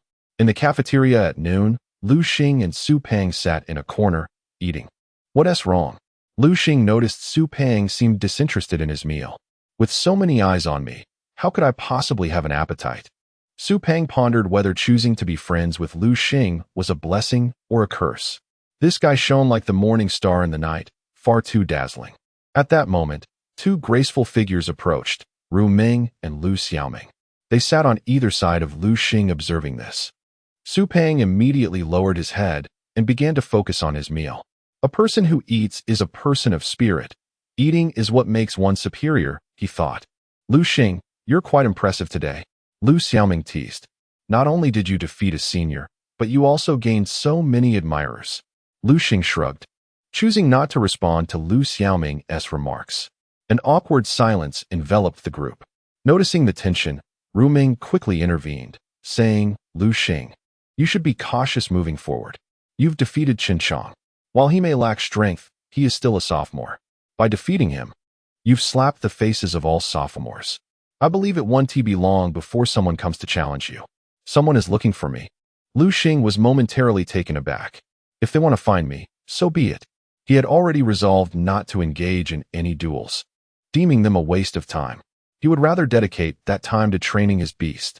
As a freshman, Liu Xing was entitled to refuse challenges from upperclassmen. True to Ru Ming's prediction, as soon as Liu Xing exited the cafeteria, a silver-haired youth awaited him, holding a rose, his pale complexion giving off an effeminate vibe. You must be Liu Xing, the youth declared. Indeed, I am. What do you wish to discuss? Liu Xing responded, noting the arrogance that matched the rumors. Discuss? I merely wish to spar with you. Spar? Liu Xing glanced at the effeminate youth, realizing that his strength was commendable, reaching the 7th rank of bronze. Far superior to Chen Chong, who was a mere buffoon. The appearance of the effeminate youth immediately stirred up a commotion. Oh my, isn't that Bai Xiao? One exclaimed. Yes, it seems to be Bai Xiao. Another added. Wow, he is so handsome. Who is that beside him? He seems even more handsome. That's Liu Xing, the new king of our freshman class, the idol of all the new female students. No wonder he is so attractive. But why would Bai Xiao come looking for Liu Xing? Is he here to challenge him? As this speculation spread, the crowd that had initially intended to eat was now drawn to the unfolding spectacle. So, are you accepting my challenge or not? The youth pressed. Why should I accept? Liu Xing replied nonchalantly. If I refuse Baifeng's challenge, I won't face any repercussions. Conversely, should I accept and lose, I would lose face. If I win, more challengers would surely come seeking me. Liu Xing had no desire to engage in a battle of the young, only to face the old. Then what would it take for you to agree to my request? Baifeng asked. Liu Xing shot him a glance. What kind of price are you willing to offer? How about this? If you defeat me, I will give you 100,000 Huaxia coins. Does that sound sufficient? Upon hearing this, Su Peng interjected, unable to hold back. What? 100,000? Are you trying to insult my brother? You'll need to offer at least 500,000 to even consider it. Su Peng, ever astute, had swiftly raised the stakes to 500,000. Very well, 500,000 it is. Baifeng agreed, confident he would not lose to Liu Xing. All right, it's settled then. Listen up, everyone. Baifeng is putting up 500,000 Huaxia coins as a wager to duel my brother Liu Xing. Baifeng's expression soured. Realizing he had been outmaneuvered by Su Pang, he was now in a precarious position. Since I'm offering 500,000 as a wager, what will you put up? Liu Xing shrugged. You are the one challenging me, not the other way around. If you're unwilling to wager, then this matter is off the table. As he spoke, Liu Xing turned to leave with Su Pang, but Baifeng blocked his path. Wait, I agree to your terms. Baifeng challenged Liu Xing out of disdain for his rising prominence. Liu Xing's recent victory had overshadowed him, leaving him feeling humiliated. Thus, Baifeng sought to teach Liu Xing a lesson. Very well, let us set a time. How about next Monday? Liu Xing had just fought Qinchang that morning, and with the weekend approaching, it seemed prudent to avoid any accusations of unfairness. Next Monday it is. Liu Xing agreed. Good. We'll meet at the school's duel arena at 8 a.m. Don't be late. As Liu Xing departed with Su Pang, Ru Ming and Liu Xiaoming followed closely behind. Along the way, Ru Ming appeared troubled. Noticing her expression, Liu Xing could not help but ask, Ru Ming, what's wrong? Are you feeling unwell? Ru Ming shook her head. Liu Xing, you're being too reckless. Baifeng's strength is formidable. Even I am no match for him. Your duel on Monday might not end well. Concern etched on her face. Liu Xing, however, remained unfazed as he patted Ru Ming's shoulder reassuringly. Don't worry, Ru Ming. While that fellow is strong, my beast is no pushover either. Ru Ming nodded, feeling an inexplicable trust in Liu Xing's 7th rank of bronze. Huh? Liu Xing murmured to himself. Baifeng's impressive strength compelled Liu Xing to take him seriously. His lightning eagle was at the peak of the 5th rank of bronze and was on the verge of a breakthrough. If he could achieve that this weekend, he would have a fighting chance against Baifeng. Chapter 47. The Beast Master breaks through again the following day. The doorbell of Liu Xing's villa rang. Upon opening the door, he found Liu Xiaoming and Rumming standing outside. What brings you here? Liu Xing asked with curiosity, as it was the weekend. Most people would be peacefully slumbering, like that gluttonous fellow Su Pang, whose dreadful snoring echoed throughout the villa. What is that noise? Liu Xiaoming inquired, unable to contain her curiosity. That's just Su Pang snoring away. Liu Xing replied, somewhat embarrassed. Oh, Liu Xiaoming realized. By the way, you're set to battle Baifeng this coming Monday. How do you feel about it? Are you confident? Unbeknownst to her, Liu Xiaoming had begun to worry about Liu Xing. Should be fine. I can definitely win against him. Liu Xing responded nonchalantly, observing Liu Xing's indifferent demeanor. Rumming furrowed her brow. You must not be careless. Baifeng is a formidable opponent in our grade. Even I cannot claim to be his match. All right. Let us not linger here. Come inside. Liu Xing urged. We won't be coming in. Liu Xiaoming and Rumming exchanged glances. We are here to provide you with special training. Special training? Liu Xing echoed, intrigued. Indeed. Let us have a warm-up match. Liu Xing glanced at the two girls. It was not that he underestimated them, but rather that they were genuinely not his equals. Let us pass on that. He declined outright. What's wrong?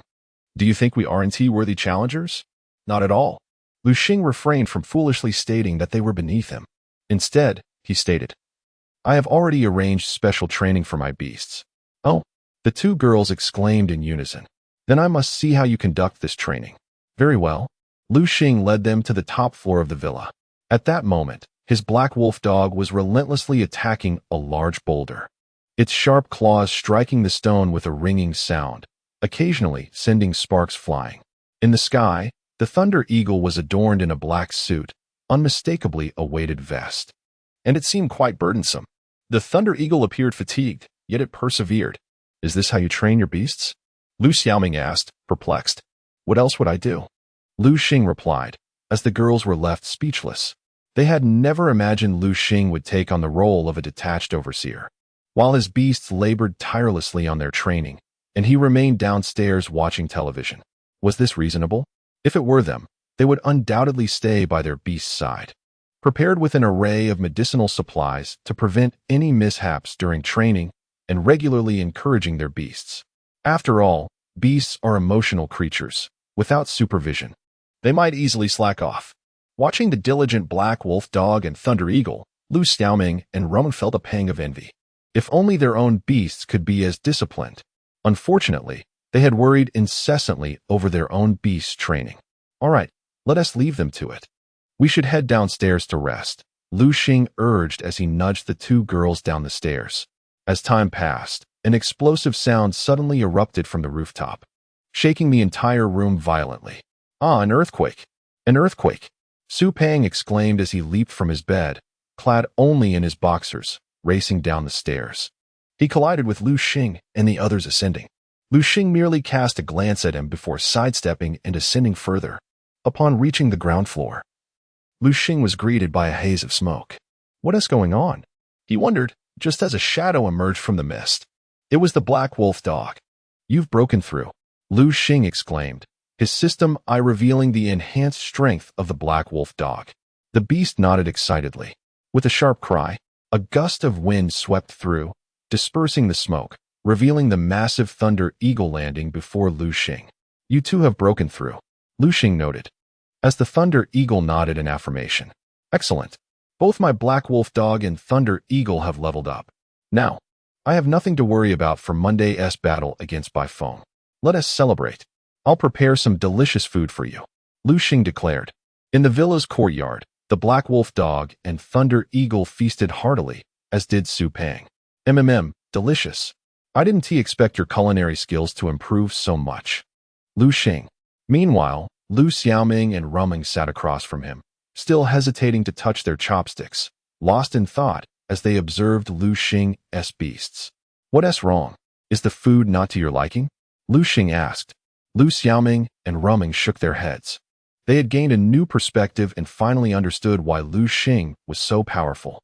If only their beasts could exhibit the same level of self-discipline. The mere thought of applying for additional training sent shivers down their spines. It was something they dared not imagine. Usually, a slight increase in training intensity would have their beasts complaining, and a temperamental beast might even refuse to cooperate altogether. Indeed, Liu Xing's beasts were like the legendary other people's beasts. Liu Xing, I am quite curious. What level are your black wolf dog and thunder eagle at? Liu Xiaoming asked, unable to discern Liu Xing's strength due to her own inferiority. Liu Xing merely smiled. It's a secret. You'll find out on Monday. On Sunday, Liu Xing allowed his beasts to rest instead of training. Monday arrived, and Liu Xing made his way to the duel arena as promised. Upon entering, he was met with a wave of heat. The arena was more terrifying than a poultry farm, filled to capacity with spectators chattering incessantly. What is going on? Don't they have classes to attend? Liu Xing wondered, feeling overwhelmed by the noise. It was nearly 8 o'clock, and classes at Jiangnan Beastmaster University began at 8:30. Most students would typically be waiting in classrooms for their instructors to arrive at this hour. Chapter 48. The magic crystal core you gave, here they come. A woman, upon spotting Liu Xing, couldn't help but feel a surge of excitement. Who is it? Our newcomer king. Newcomer king? Where is he? Another woman immediately began scanning the surroundings. Right over there. Following her pointed finger, a handsome figure came into view. Wow, he's so handsome. Upon seeing Liu Xing's features, the woman succumbed to infatuation. Liu Xing, with his sharp brows and bright eyes, stood tall at over 6 feet. His lustrous black hair flowed smoothly, enhancing his striking appearance. I can't take it anymore. Oh my, I'm in love. One woman felt breathless at the sight. Liu Xing glanced towards the dueling platform and noticed that Baifeng had already arrived. Baifeng was dressed in a gray suit, holding a pink rose and inhaling its fragrance repeatedly. You brat, you finally made it. I thought you were too scared to show up. Liu Xing, rather than responding, performed a graceful leap onto the platform. Let's cut to the chase. Let's begin quickly. I have classes to attend shortly. Baifeng was momentarily taken aback, but soon his expression darkened. Very well. You are indeed as arrogant as the rumors suggest, but I wonder if you possess the talent to back it up. Come forth, my little sweethearts. Baifeng swiftly executed a spell, conjuring 2 magical arrays on the ground. 2 summoned beasts materialized within the circles. Liu Xing glanced over and immediately discerned Baifeng's prowess. Little flower demon attribute, plant, gender, female, level, bronze tier 7, qualification, skills, flower dance, binding. By Phone Wolf. Attribute: Wind. Gender: female. Level: Bronze Tier 6. Qualification: 8. Skills: Windblade, Claw Strike. Impressive, this fellow. By Phone, with his fair complexion and penchant for roses, had initially led Liu Xing to suspect he was merely a pretty face without substance. Yet, he proved to possess formidable strength. "All right, it's your turn," By Phone urged Liu Xing, unable to contain his desire to teach him a lesson. "Fine. Come forth, Black Wolf Dog and Thunder Eagle." Liu Xing summoned his companions. As the Black Wolf Dog and Thunder Eagle appeared, Bai Feng's little flower demon and Bai Phone Wolf instinctively recoiled a few steps. "What is happening?" Bai Feng's brows furrowed. He never expected his beasts to be intimidated by Liu Xing's.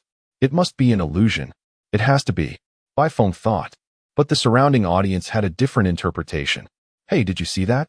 Bai Feng's beasts actually retreated when Liu Xing's appeared. "Does that mean Liu Xing's beasts are stronger?" "No way. Bai Feng is one of the top talents in our second year. If he's not a match for Liu Xing, how strong must Liu Xing be?" In a corner of the audience, 3 individuals stood together.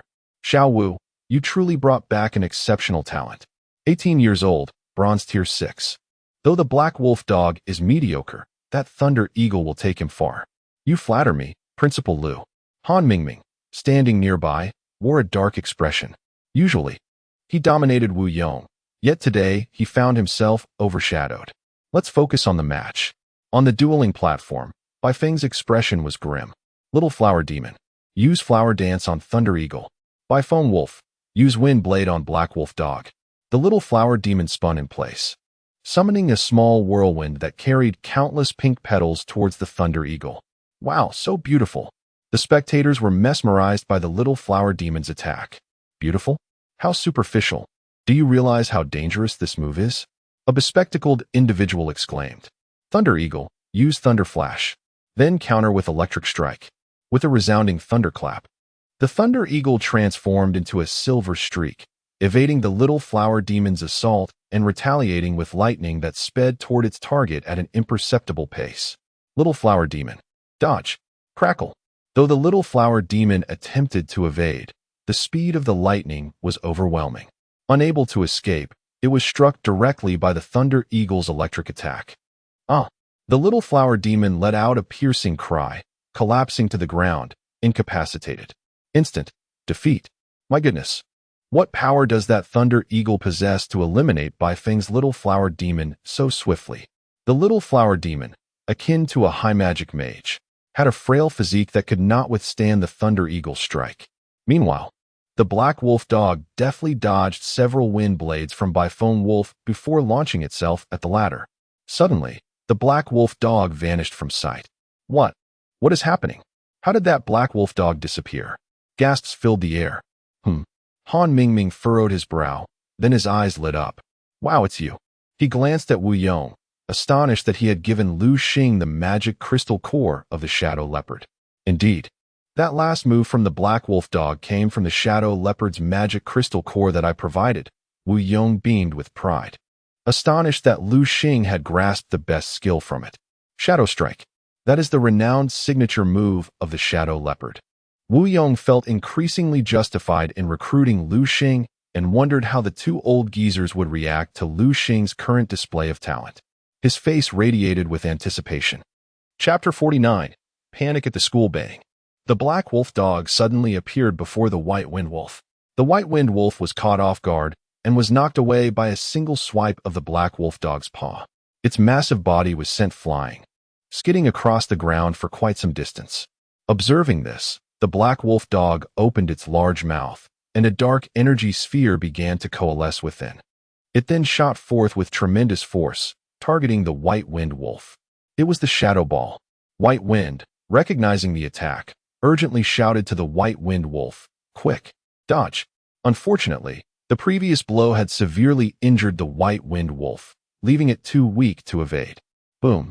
The Shadow Ball struck the White Wind Wolf, sending it hurtling through the air once more.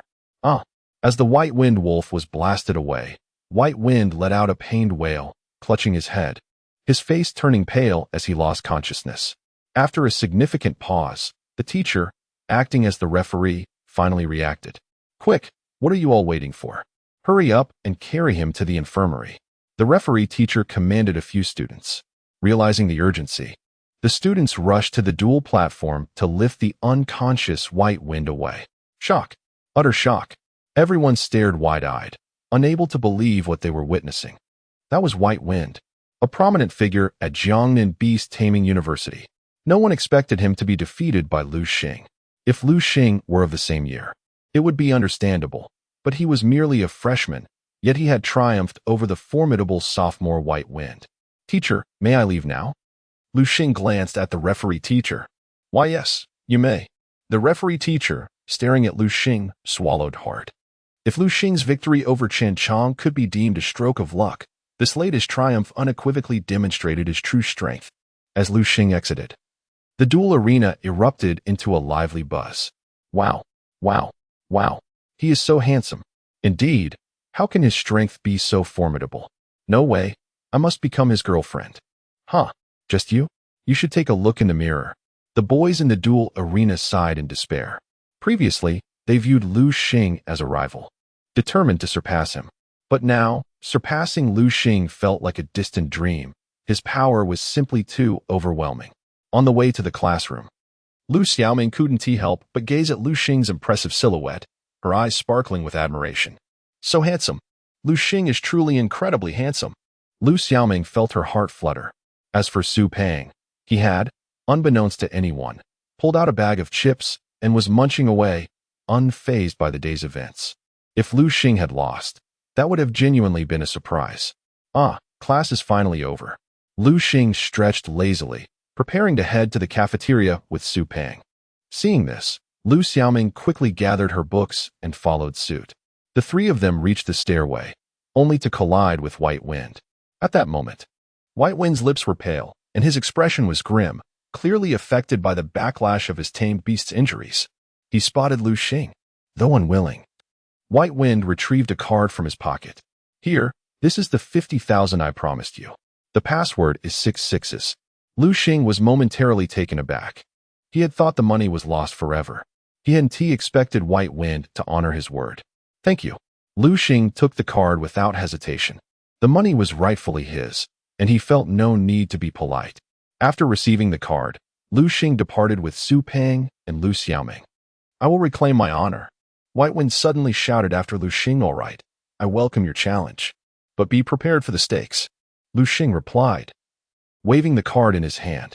Upon seeing this, White Wind nearly stumbled, almost tumbling down the stairs. Once outside the classroom, Su Pang couldn't contain his curiosity. Liu Xing, where are we headed now? To the cafeteria, Liu Xing replied. To the cafeteria. Su Pang's excitement surged. You just received a hefty sum. And yet you don't think of treating us to a nice meal to celebrate? Isn't that right, Xiaoming? Su Pang pulled Liu Xiaoming into the conversation. I think going to the cafeteria is perfectly fine. Clean, hygienic, cheap, and practical. You can fill up for just a few bucks. Liu Xiaoming chimed in. Su Pang was taken aback. He hadn't anticipated Liu Xiaoming siding with Liu Xing. All right, enough chatter. Let's go to the cafeteria. If you want a feast, wait until tonight. We still have classes this afternoon. After we eat at the cafeteria, we can rest in the dorm. As soon as Su Pang heard about Liu Xing treating them in the evening, he became ecstatic. All right, let us hurry. University life is always delightful. Liu Xing attended classes daily, occasionally strolling around campus with Liu Xiaoming or Ru Meng. Life was exceedingly comfortable. However, one day, while on a date with Ru Meng in the garden behind the school, several figures suddenly sprinted towards Liu Xing. Liu Xing's brow furrowed in concern. Something felt amiss. What was happening? The three individuals appeared to be injured. A faint scent of blood lingered in the air. What happened to you? Who attacked you? Ru Meng rushed to support an injured girl. We don't know. We were playing in the back when suddenly a few magical beasts appeared. They attacked us without warning. Luckily, we managed to escape, or we would have perished. All right, let us hurry. I'll take you to the infirmary. Seeing the dire injuries of the three, Liu Xing stepped forward to assist one of them, guiding them toward the school's infirmary. News travels swiftly within the school. Soon, the incident of the attack on students in the back mountain spread throughout the campus. Students began to feel anxious. refraining from going to the back mountain and even avoiding walking alone at night. If they did, they would go in groups for safety. In the following days, everyone thought such occurrences were behind them. Yet, unexpectedly, several more individuals fell victim to attacks, and a few students went missing. Chapter 50. Liu Xiaoming's departure. What is happening? What on earth is going on? Can anyone step forward to elucidate this matter? Principal Liu Xing stared at the report in his hand, his expression darkening. After years of establishment, Jiangnan Beastmaster University had never encountered such a situation. He could hardly fathom that someone would dare to assault his students. Who, indeed, possessed the audacity to disturb the peace in such a manner? Surrounded by several mentors, their faces equally grim, it was apparent that the incident involving the assault on a student had cast a shadow over the institution. Investigate this immediately. Furthermore, I hereby impose a strict prohibition on our students from leaving the campus. Principal Liu Xing ordered decisively, instructing the security personnel to seal off the entire campus, forbidding any students from venturing outside. As a result of the school's stringent measures, discontent began to brew among the students over the subsequent days. What on earth is going on? It's been days, and the culprits remain at large. Are our teachers utterly incompetent? And those in the alliance? They've made it impossible for us to enjoy our time outdoors. Yes, indeed. I'm going stir-crazy. Beyond attending classes, I'm confined to my dormitory. If this continues, I dread to think where my future lies. Clearly, the incident had severely disrupted their once idyllic university life. The complaints were not limited to the students. Liu Xing was also besieged by the relentless lamentations of Su Pang. Within Liu Xing's villa, Su Pang slumped dejectedly on the sofa, slowly munching on potato chips. Liu Xing, when will this nightmare come to an end? My patience is wearing thin. If this continues, I fear I shall suffocate from boredom rather than from any external threat. His mind was awash with thoughts of fried chicken, roasted duck, and skewered delicacies. Liu Xing shot Su Pang an exasperated glance. Just hold on a bit longer. He too began to ponder the situation. What on earth was transpiring? Just then, a knock sounded at the door, and upon opening it, Liu Xing found Ru Meng standing outside, her expression fraught with urgency. Ru Meng, what is it? Xiaoming. She has gone out. Liu Xing's heart raced with concern. Why would she do that despite my warnings? We don't have time for details. You must come with me. Under Ru Meng's guidance, Liu Xing and Su Pang hurried toward the garden at the back of the mountain. At that moment, in a concealed cave within the garden, Liu Xiaoming had discovered what those ruffians referred to as a secret passage. The prolonged lockdown had driven the students to desperation, and while the school had its stratagems, the students had devised their own means of escape. They had enlisted the help of a classmate who owned a pangolin, renowned for its burrowing skills. Thus, they had surreptitiously excavated a tunnel leading outside the campus. As Liu Xiaoming ventured into the tunnel, she surveyed her surroundings, astonished that despite their academic shortcomings, these students possessed remarkable digging prowess. She had anticipated a dank and dimly lit passage, yet to her surprise, the tunnel was equipped with electric lights and even infused with air freshener, rendering the journey far from oppressive. Suddenly, Liu Xiaoming felt a rush of warmth to her cheeks as she instinctively glanced at her pants, realizing they had become damp. She had not intended to venture out, but certain days of the month proved uncomfortable, and the products available at the school were unsatisfactory. Thus, she risked stepping out to procure better supplies. Upon emerging from the underground passage, Liu Xiaoming inhaled deeply. Ah, is this the taste of freedom? How delightful.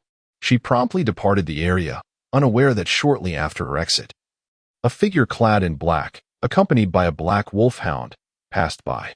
The wolfhound, sensitive to the scent of blood, began to exhibit aggressive behavior, baring its teeth. Little Black, have you spotted a new target? The man in black surmised that his wolfhound had detected something. The wolfhound tugged insistently at its master, chasing after the direction Liu Xiaoming had taken. If we capture her, we will have fulfilled the requirements set forth by our high priest. I wonder how he will commend my efforts. The man quickened his pace, following the trail of his wolfhound. Meanwhile, Su Pang, walking alongside Liu Xing, marveled at the tunnel's existence. Liu Xing, however, wore a frown, astonished by the ingenuity of the students at Jiangnan Beastmaster University. What a pity they have channeled their cleverness into such endeavors. After traversing the underground passage, they finally emerged outside the school. Ah, we are finally free. I thought I would perish from confinement. Su Peng stretched languidly, turning to Liu Xing and Ru Ming. Once we find Xiaoming, let us indulge in a feast before heading back. Agreed. Liu Xing nodded slightly. Black Wolf, have you detected Xiaoming's scent? Liu Xing directed his focus toward the wolfhound, which was now crouched, sniffing intently. Suddenly, the wolfhound let out a bark, sprinting a few steps forward before looking back at Liu Xing and the others, signaling them to follow. Understanding the cue, Liu Xing and the others promptly followed the wolfhound as it led them away from the city toward the outskirts. As they faced the dense, shadowy forest ahead, Su Peng voiced his concerns. Liu Xing, do you think your wolfhound's nose is malfunctioning? How could Xiaoming possibly end up in such a place? Your judgment is the one in question, Liu Xing retorted, firmly believing in his wolfhound's instincts. If it indicates Xiaoming is in this direction, then she surely must be. Everyone, quiet down, Ru Ming interjected, vigilant and astute. Since Liu Xing asserts Xiaoming has come this way, and given the presence of this dense forest, it is evident we must remain on high alert. Chapter 51. The Crimson Array Let Us Go. Liu Xing and his companions followed the Black Wolfhound. Soon, they arrived at the entrance of a cave, where two men in black stood guard, vigilantly watching over the area. Do you think we will succeed this time? One of them inquired. I don't know. It's beyond our control, the other replied. Sigh, I hope we do. That way, our Grand Priest will be invincible. We will live luxuriously by his side. Indeed. Let us hope. The two guards were lost in their fantasies as they stood at the cave entrance. Deep within the cave, a massive array was drawn upon the ground, evidently crafted from blood. At the center of the array lay a girl clad in pink, struggling desperately against her bindings. Nearby, a platform was occupied by numerous men in black. The leading figure turned to his subordinate and said, Shaoli, you have done well this time.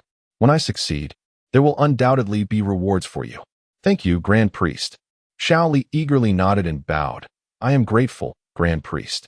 Now, stand aside, commanded the Grand Priest. Yes. Shaoli complied, stepping aside. At that moment, a sycophant approached the Grand Priest. Grand Priest, she is indeed the final key, isn't she? Indeed, the Grand Priest nodded. Upon hearing this, the sycophant sighed in relief. In recent days, he had exerted considerable effort to capture beast tamers and collect their blood.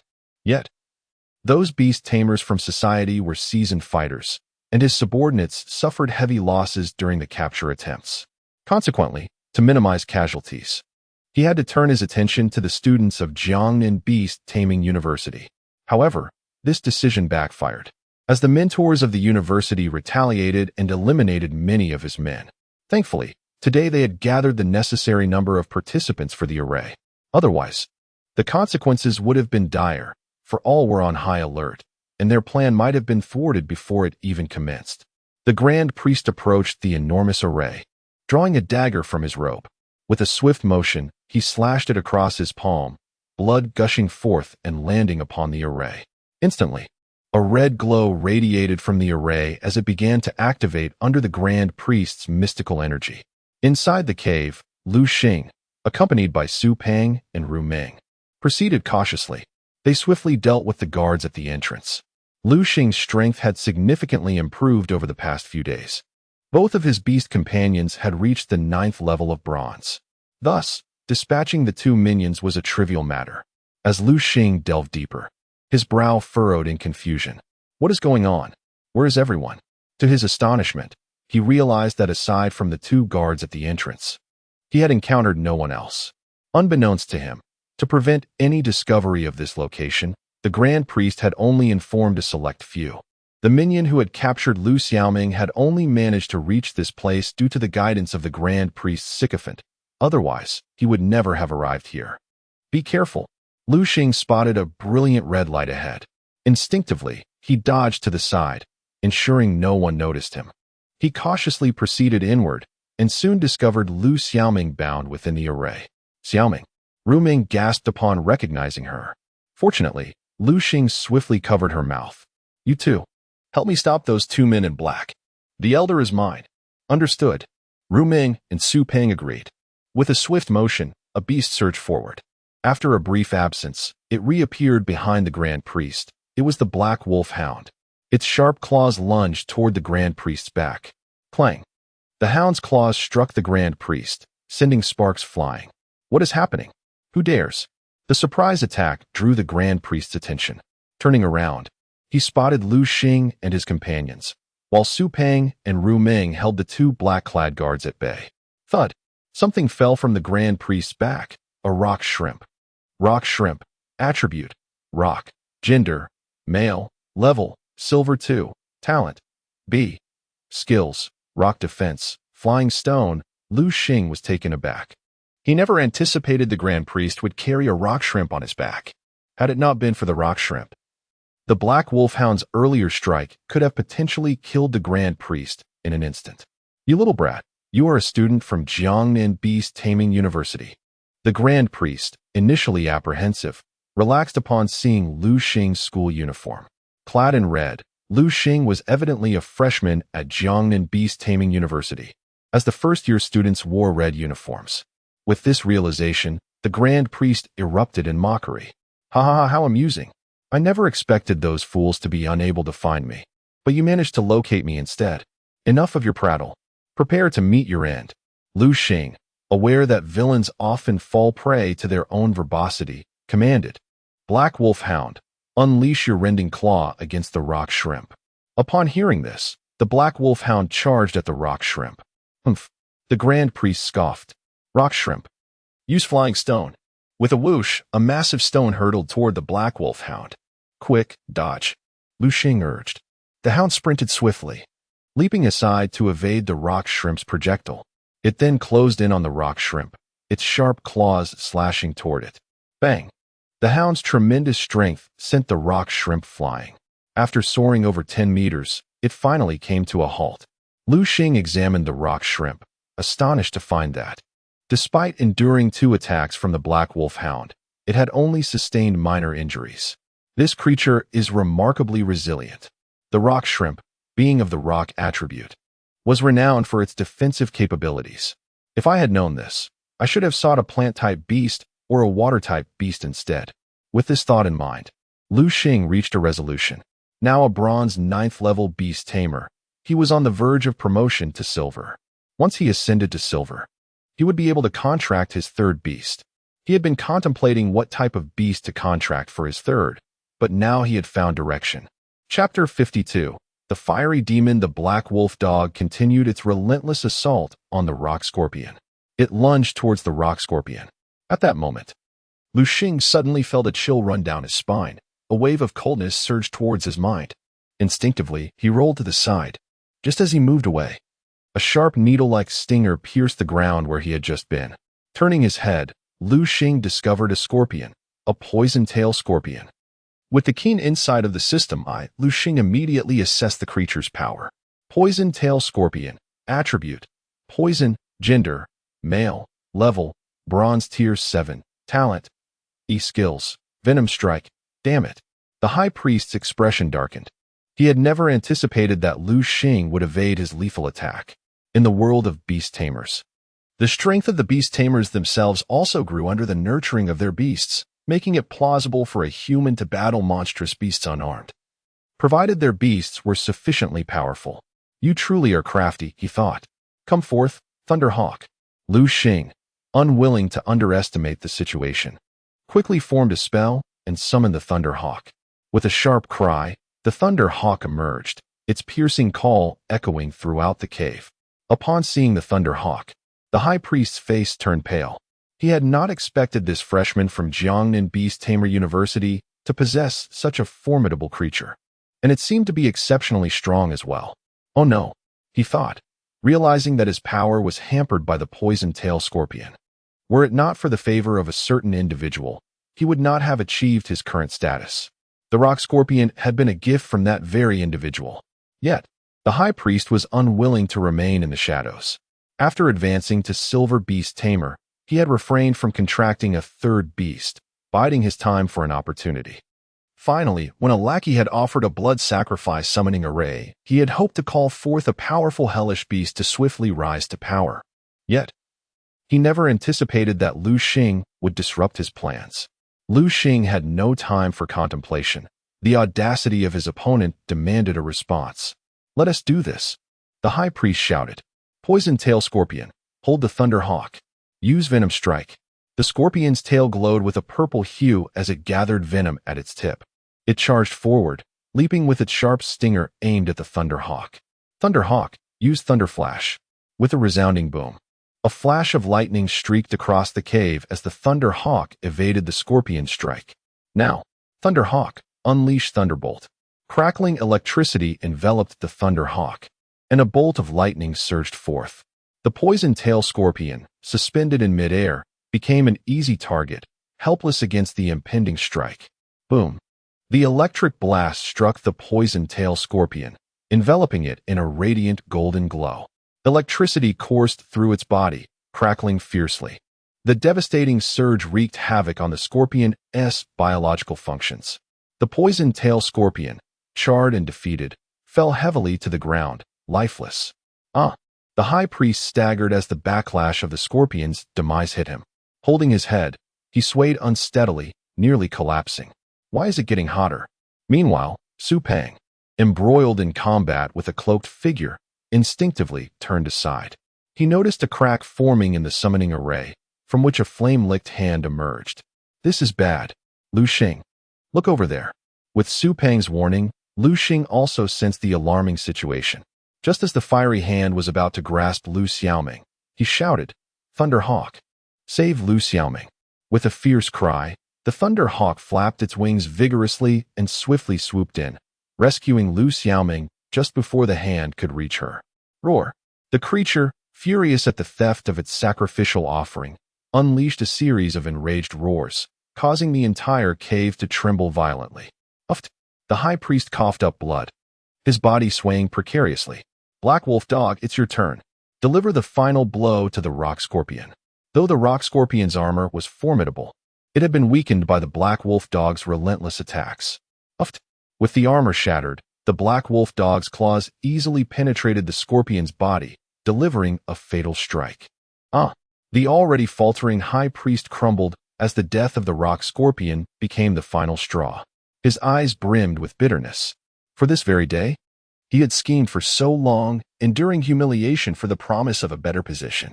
He had literally acted as a dog for his superior.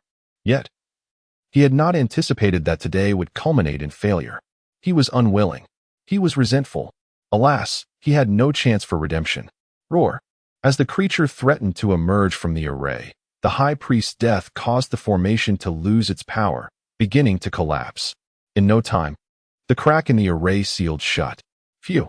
Observing the shattered formation, Liu Xing let out a sigh of relief. "That was close," he remarked, shaken. He never expected the high priest's blood sacrifice array could summon such a creature. At that moment, the attributes of the recently revealed entity flashed in Liu Xing's mind. Fiery Demon Attribute. Fire. Gender. Male. Level. Master Tier 1. Talent. SS. Skills. Flame Slash. Fire Devour. Ignite. Fire Resistance. Damn, that's a master-level fiery demon. Liu Xing gasped, relieved that it had not been summoned. Otherwise, the entire Jiangnan city would have faced calamity. He instinctively wiped the sweat from his brow, drenched and panting from the tension, or perhaps from the rising temperature brought on by the fiery demon's presence. Suddenly, the Black Wolf Dog beside Liu Xing sprang into action. Chapter 53. The Hellhound. The Black Wolf Dog unexpectedly dashed to the center of the magic array. From within, it unearthed a dark mass. That was the hand of the flame demon. Liu Xing could scarcely believe that the flame demon's hand had been severed by the rift in space-time. The purpose of the blood sacrifice array was to open a rift and summon the flame demon from its realm. Unfortunately, during the high priest's summoning attempt, Liu Xing's assault disrupted the ritual, resulting in failure. The flame demon, unable to withdraw in time, had its arm caught and severed by the closing rift. Liu Xing glanced at the Black Wolf Dog. "What are you doing?" To his astonishment, the creature began to gnaw on the severed arm of the flame demon. In mere moments, The arm was devoured. You glutton, not even worried about an upset stomach, he mused. Realizing he could no longer allow his black wolf dog to associate with Su Peng, whom he believed had led his companion astray. After consuming the arm, the black wolf dog displayed a satisfied grin. Yet, the joy was short-lived. A moment later, its expression twisted into one of agony, its eyes narrowing in distress. The creature collapsed to the ground, howling in pain. Black wolf dog. Liu Xing rushed toward it, concern etched on his face, but halted abruptly. What was happening? To his shock, the black wolf dog radiated a brilliant red light, dazzling enough to make Liu Xing squint. Simultaneously, the temperature in the vicinity began to soar. It's so hot. Su Peng tugged at his collar. Liu Xing reacted swiftly, urging Su Peng, take Ru Ming and Liu Xiaoming outside. Understood. Su Peng led Ru Ming and Liu Xiaoming toward the cave's exit. As they departed, the two girls cast lingering glances at Liu Xing. Hurry, you two. Staying here will only complicate matters for Liu Xing. Su Peng, displaying his intelligence, recognized that their presence would only hinder Liu Xing. The girls exchanged knowing looks, acknowledging the truth in Su Peng's words, and hurriedly exited the cave. Outside the cave, Su Peng and the others anxiously awaited Liu Xing's return. Do you think something has happened to Liu Xing? Ru Ming asked, worry evident on her face as she peered into the cave. Surely not. Liu Xing is a born troublemaker. As the saying goes, good people don't live long, but troublemakers can last a millennium. He is not going to fall here. Besides, I still rely on him. Su Peng replied, attempting to lighten the mood, though a flicker of concern crossed his gaze. Liu Xing. Liu Xiaoming fidgeted, her hands restless. She bit her lip, turning pale with anxiety. It's all my fault. If it weren't for me. Liu Xing wouldn't. Her voice trembled, tears welling in her eyes. Xiaoming, it's going to be all right. Liu Xing will be fine. Ru Ming, being older and more resilient, enveloped Liu Xiaoming in a comforting embrace. Just then, a shadow darted out suddenly. The figure moved with astounding speed, appearing in the clearing outside the cave in the blink of an eye. That's Liu Xing. Ru Ming recognized him, her heart leaping with joy. Liu Xing, what is that beneath you? Su Peng exclaimed, his mouth agape as he dropped the half-eaten chicken leg from his hand. At that moment, Liu Xing was astride a colossal wolf, standing 5 meters tall, and even more astonishingly, it boasted 2 heads. You can't be telling me that this gigantic wolf is your black wolf dog. Indeed. Liu Xing nodded gently, a faint smile gracing his lips, though internally, he was elated. He beheld the 2-headed wolf, and its attributes materialized before his eyes. Hellhound. Attributes: evil, fire, gender. Level: silver tier 1. Qualities: SS, skills. Tier: bite, venomous fangs. Shadow strike, fire devour, flame slash. Note: it seems to harbor a terrifying bloodline that is awakening. Liu Xing could hardly fathom that his black wolf dog had undergone an evolution after devouring the flame demon's arm, transforming into the hellhound. The creature's power had undergone a dramatic enhancement, reaching silver tier 1 and acquiring new skills. Fire devour, consuming flames to augment its own power. All flames in the world serve as nourishment. Flame slash, unleashing a blade of fire to strike fiercely at foes ahead. Incredible, Liu Xing marveled, astonished that his black wolf dog had not only evolved, but had also learned 2 powerful skills from the flame demon. As a creature that dwelled in magma, the flame demon's abilities were formidable. The fire devour skill granted the hellhound immunity to fire attacks, while enhancing its strength with fire-based assaults. The flame slash skill, true to its name, was a potent fire attribute technique. Fantastic. Now I finally possess a means of fire-based attack. Liu Xing mused, lost in contemplation. Woohoo, Liu Xing. Your 2-headed wolf is magnificent. Su Peng cheered, racing toward him. Liu Xing shot him a sidelong glance. It's not a 2-headed wolf. It's called the hellhound. Yes, the hellhound. It's truly magnificent. Su Peng instinctively reached out to pet the hellhound, only to be met with a fierce growl. Startled, he froze in place, processing the situation. Hey, don't be ungrateful. Remember how I treated you before? I always had treats for you. And now you turn on me like this. Su Peng exclaimed, indignantly. Chapter 54. The challenge of Jiang Yan. Upon hearing the words, the hellish two-headed hound cast a disdainful glance at Su Peng, arrogantly turning its head away. All right. You may pet it, Liu Xing reassured, patting his loyal companion. After all, Su Peng was a dear friend, and Liu Xing was not so petty. At this, the hellish two-headed hound revealed a grin, extending its tongue to lick Su Peng affectionately. Ha ha ha, don't lick. That tickles, Su Peng exclaimed. Here, let me treat you to something delicious. As he spoke, he retrieved a chicken leg from his pocket. The hound's eyes instantly brightened at the sight. With a swift flick of its tongue, it snatched the chicken leg away. Alas, the chicken leg seemed diminutive compared to the hound's immense stature, hardly sufficient to fill its jaws. Ignoring Su Peng, Liu Xing made his way over to Ru Meng and Liu Xiaoming, casting a concerned glance at Liu Xiaoming. Are you all right?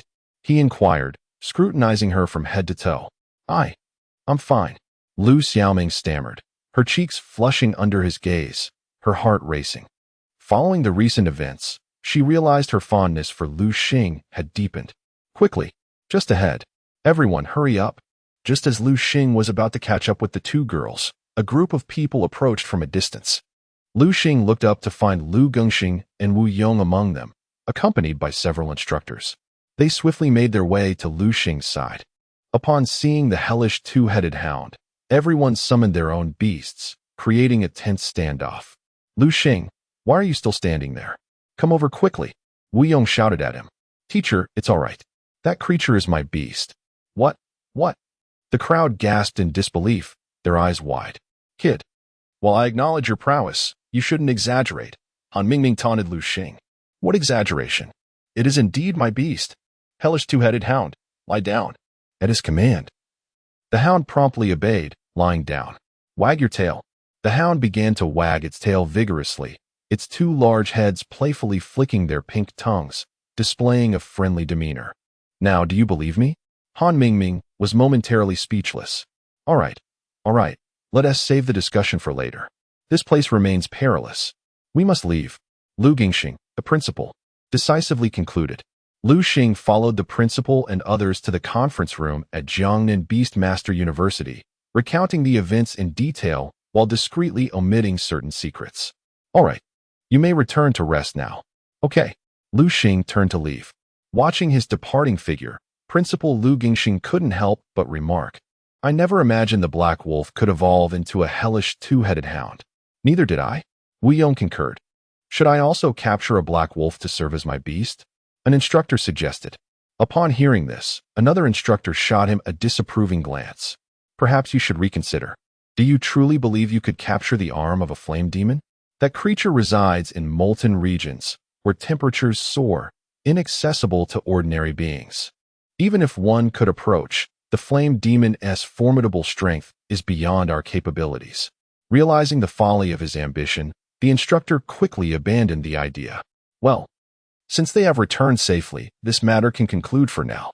However, Principal Liu Gengxing gazed pensively at the black robe in his hands, muttering softly, the Salvation Cult.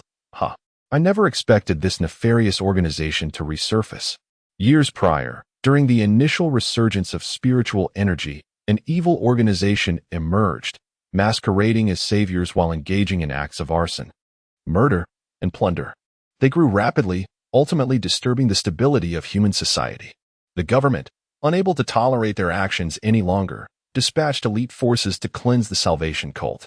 Liu Gengxing had not anticipated that, after so many years, this cult would resurface. It seemed imperative to report this matter.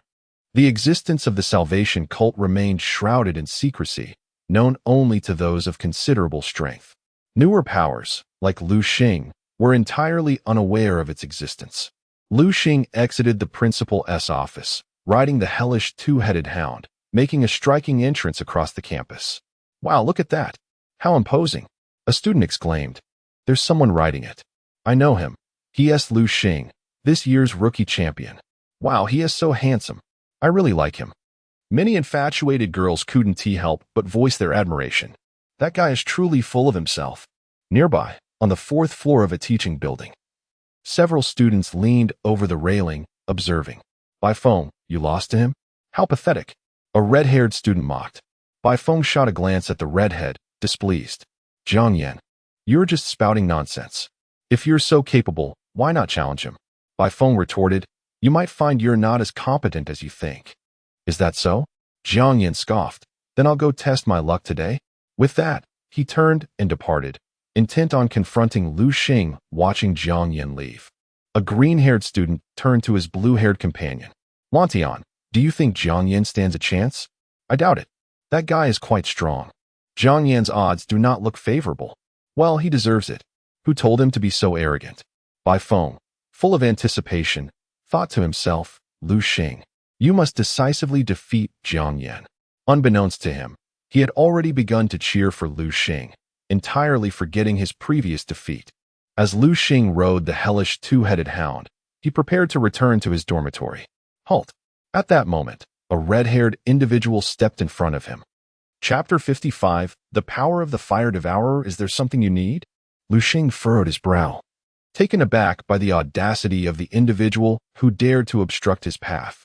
Kid, if you have the guts, come with me to the school's duel arena, Jiang Yan declared, hands on his hips, exuding an air of arrogance as if being challenged was a matter of great honor. Apologies, but I'm not interested. Liu Xing thought only of returning home to enjoy a good sleep. After enduring so much, coupled with the recent inquiries from Liu Xing and others, he felt utterly exhausted. Huh. Liu Xing yawned, appearing disinterested. Jiang Yan, noticing Liu Xing's lack of engagement, grew incensed. How can you accept my challenge like you did with Bai Feng? Bai Feng. At the mention of this name, Liu Xing's eyes sparkled. In his mind, Bai Feng was akin to a fortune bringer. The realization that this individual knew Bai Feng implied. A smirk crept across Liu Xing's lips, unable to suppress a cold smile. It would be foolish not to seize such an opportunity. Since you are acquainted with Bai Feng, you must be aware of the rules for challenging me. Rules? Jiang Yan paused momentarily, then quickly caught on. Oh, you mean the 500,000 stakes. Don't worry, I can afford this small amount. Upon hearing this, Liu Xing felt a surge of delight. He had initially worried that this prize would not be substantial enough. All right, I accept your challenge. His hellhound had evolved into a hellhound, undoubtedly increasing its appetite. He had been pondering how to resolve the feeding issue for this creature, not realizing that the solution had presented itself. Let us go, then. See you at the school's duel arena, Liu Xing urged, and the hellhound understood, making its way toward the duel arena. Before long, at the school's duel arena, word of Jiang Yan challenging Liu Xing spread like wildfire, and a crowd quickly gathered. On the dueling platform, Liu Xing and Jiang Yan stood facing each other. How about we make this a one-on-one battle? Liu Xing proposed, eager for a swift resolution. Sure, Jiang Yan nodded. As a sophomore, he feared being accused of bullying a freshman, so he agreed to Liu Xing's terms. Come forth, my flame lion. Jiang Yan swiftly performed a series of hand seals, summoning a massive lion that emerged from a crimson magic circle, roaring fiercely to assert its dominance. A flame lion. Is it? Liu Xing murmured, observing the fiery creature with its blazing mane. He activated his system to scrutinize the lioness attributes. Flame lion, element, fire, gender, level, silver tier 1, talent, skills, blazing flames, sharp claws. Upon assessing the flame lioness strength, Liu Xing couldn't help but scoff. Is that all there is to it? Flame lion, unleash your blazing flames, commanded Jiang Yan, as the lion opened its mouth and unleashed a torrent of scorching fire toward the hellhound. Bring it on. Liu Xing did not instruct the hellhound to evade. Instead, he allowed the flames to strike it directly. Boom. The flames collided with the hellhound, resulting in a tremendous explosion. As smoke billowed, Jiang Yan smirked, confident that this would easily dispatch Liu Xing's creature. However, as the smoke cleared, his expression shifted in disbelief. What? How is this possible? Jiang Yan rubbed his eyes, unable to comprehend the scene before him. Why is your hellhound completely unscathed? My flame lioness fire clearly hit it. Perhaps your flame lion, much like yourself, is merely a facade, impressive in appearance, but lacking substance. Liu Xing retorted, leaving Jiang Yan momentarily speechless. Clenching his teeth, Jiang Yan resolved. I refuse to believe it can escape unscathed this time. Flame Lion used blazing flames again, and this time prolonged the attack. The Flame Lion responded, unleashing a continuous stream of fire that engulfed the Hellhound, relentlessly scorching it. "Goodness, it's so hot!" exclaimed onlookers, bewildered by the Hellhound's apparent immunity to the Flame Lion's attacks.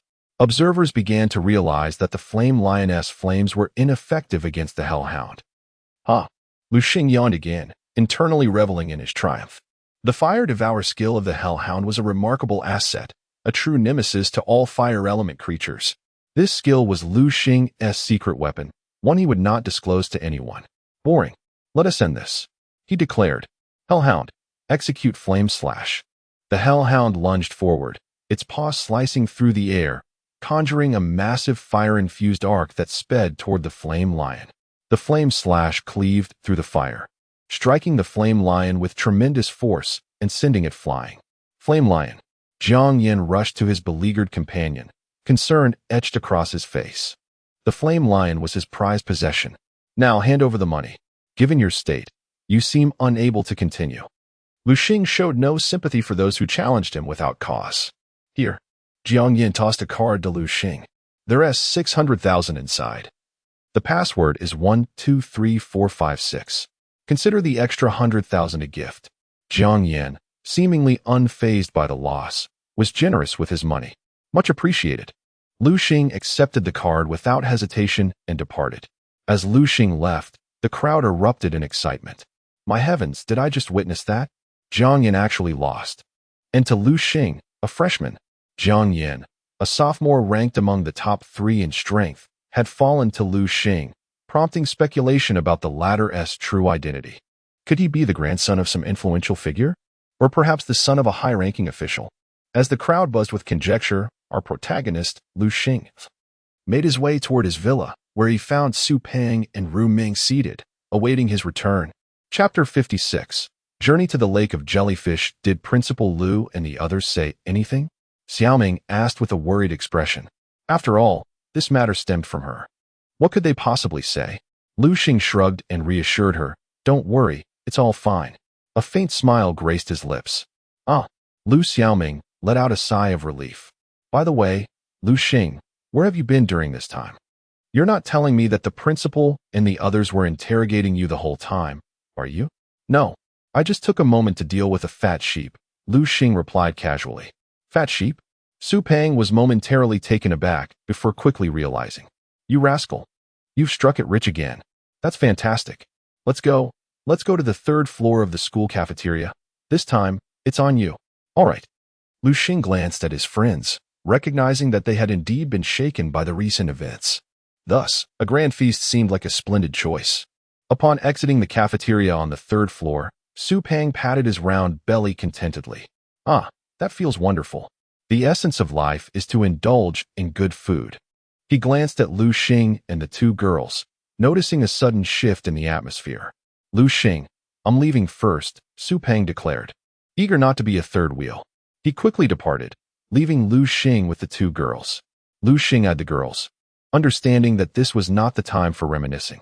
"It's getting late. You both should head back and rest." "Hey, Su Peng, wait for me," Liu Xing called as he chased after Su Peng's retreating figure. "That rascal." Liu Xiaoming stomped her foot, disappointed that she could not walk with Liu Xing to express her gratitude. She had intended to thank him properly, but did not expect him to run off. Meanwhile, Ru Ming could only stifle a giggle at the scene. In the following days, Principal Liu Xing continued to lead a group of mentors in eradicating the remnants of the Salvation sect outside the school. Once the area was cleared, the restrictions on Jiangnan Beastmaster University were finally lifted. On that day, the students within the school surged forth as if they had just been released from prison, rushing towards the outside world. In Liu Xing's villa, Su Peng shook Liu Xing's arm eagerly. Liu Xing, let us go out for a delicious meal." Su Peng was surprisingly affectionate. Liu Xing felt goosebumps rise at the display. "You go ahead. I have important matters to attend to." "Important matters? What could be more significant than a meal? I'm contemplating what my next beast should be." "Your next beast?" Su Peng's eyes widened in astonishment. Due to his comparatively weaker strength, he could not perceive Liu Xing's true prowess.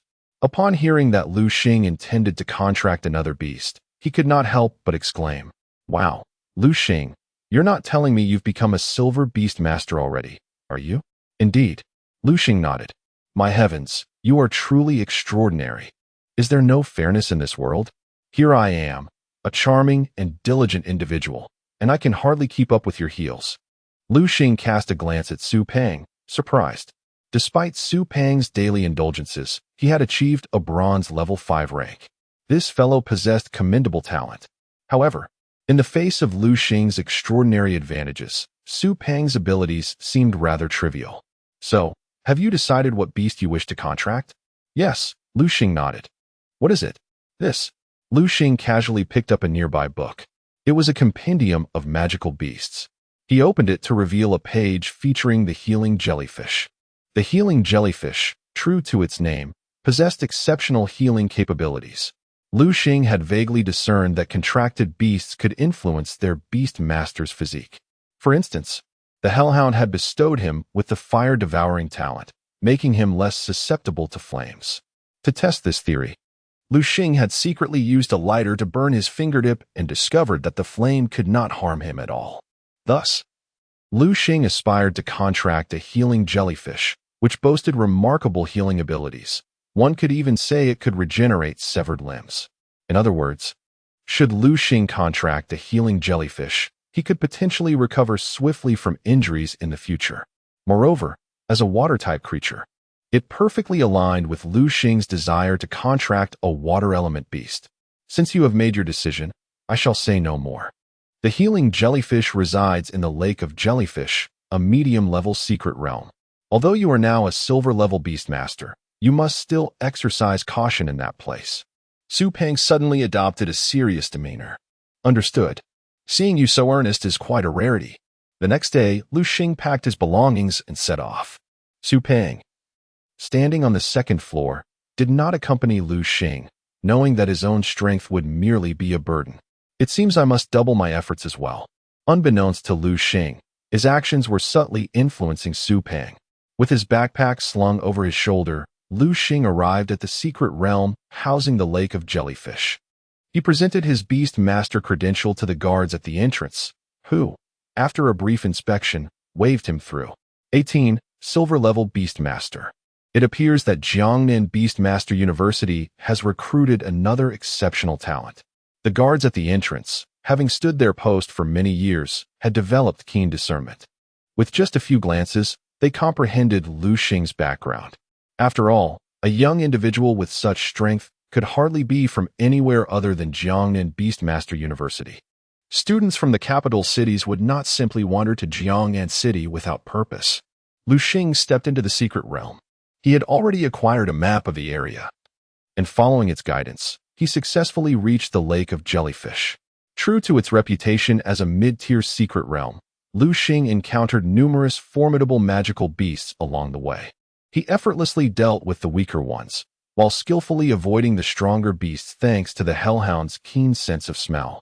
Is this truly the legendary Lake of Jellyfish? Liu Xing gazed at the vast expanse of water before him. It was dusk, and the setting sun cast a fiery glow that painted the surface of the lake in brilliant shades of red. How beautiful! Liu Xing couldn't help but exclaim in wonder. Chapter 57. Spirit Water Turtle. Liu Xing began his search along the banks of the Jellyfish Lake. Healing jellyfish, he murmured softly. His keen eyes continuously scanned the surface of the lake. Upon reaching the silver rank, most beastmasters tended to forge contracts with wild magical beasts rather than those captured in urban settings. This was due to the fact that once they attained silver rank, beastmasters could contract silver-level beasts, which were notoriously difficult for humans to capture. Even if captured, their formidable strength meant that mere iron cages could hardly contain them. Thus, Liu Xing opted to catch healing jellyfish from this lake rather than purchasing them from a beastmaster shop. Of course, some sought stability by buying from shops. Yet this approach harbored its own drawbacks. The beasts procured often possessed inferior capabilities, requiring considerable time for training to develop combat prowess. In contrast, wild-caught beasts retained their inherent strength upon contracting, significantly reducing the time needed for cultivation.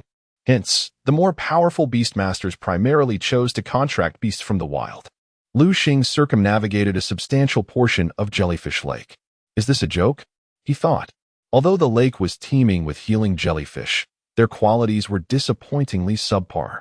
With the eye of the system, Liu Xing could easily discern the attributes of the healing jellyfish.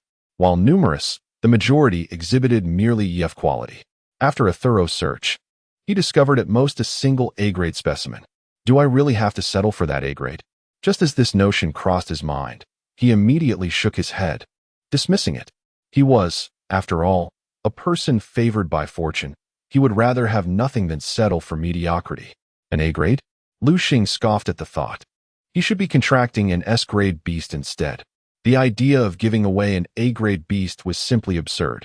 Unbeknownst to others, Liu Xing's mindset would undoubtedly provoke outrage. Many had put forth tremendous effort to obtain even an A-grade beast, with some never achieving such a feat in their lifetimes. Yet here was Liu Xing, disdainfully rejecting an A-grade healing jellyfish. Should I venture into the center of the lake? Liu Xing pondered, considering that a higher quality healing jellyfish might dwell there rather than along the shoreline. Let me finish my circuit of the lake first. As Liu Xing continued onward, the surrounding twilight deepened. A luminous moon quietly ascended into the sky. A sudden chill swept through, prompting Liu Xing to shiver involuntarily. He exhaled a puff of warm breath. It seemed he would have to wait until tomorrow to continue his search. Despite the moonlight's brilliance, the night was still somewhat obscured, impairing his vision. Just as Liu Xing prepared to depart, a distant sound of rushing water reached his ears. The once tranquil lake's surface began to ripple with waves. Could it be that hope is not lost? Liu Xing gazed toward the source of the sound. To his astonishment, he spotted a radiant glow emanating from the water not far off. As he focused, he couldn't help but exclaim in wonder. It was a rainbow jellyfish. The attributes of the rainbow jellyfish materialized before his eyes. Rainbow jellyfish. Attribute: water, poison, gender. Level: silver eye, quality, S. Skills: superior healing, poison whip, venom spray. Softness: an S quality, silver eye rainbow jellyfish. This seems promising. Liu Xing rolled up his sleeves, ready to capture the vibrant creature before him. He had previously perused a tome on evolution, learning that the rainbow jellyfish was the evolved form of the healing jellyfish. The conditions for the healing jellyfish to evolve into a rainbow jellyfish were notably stringent.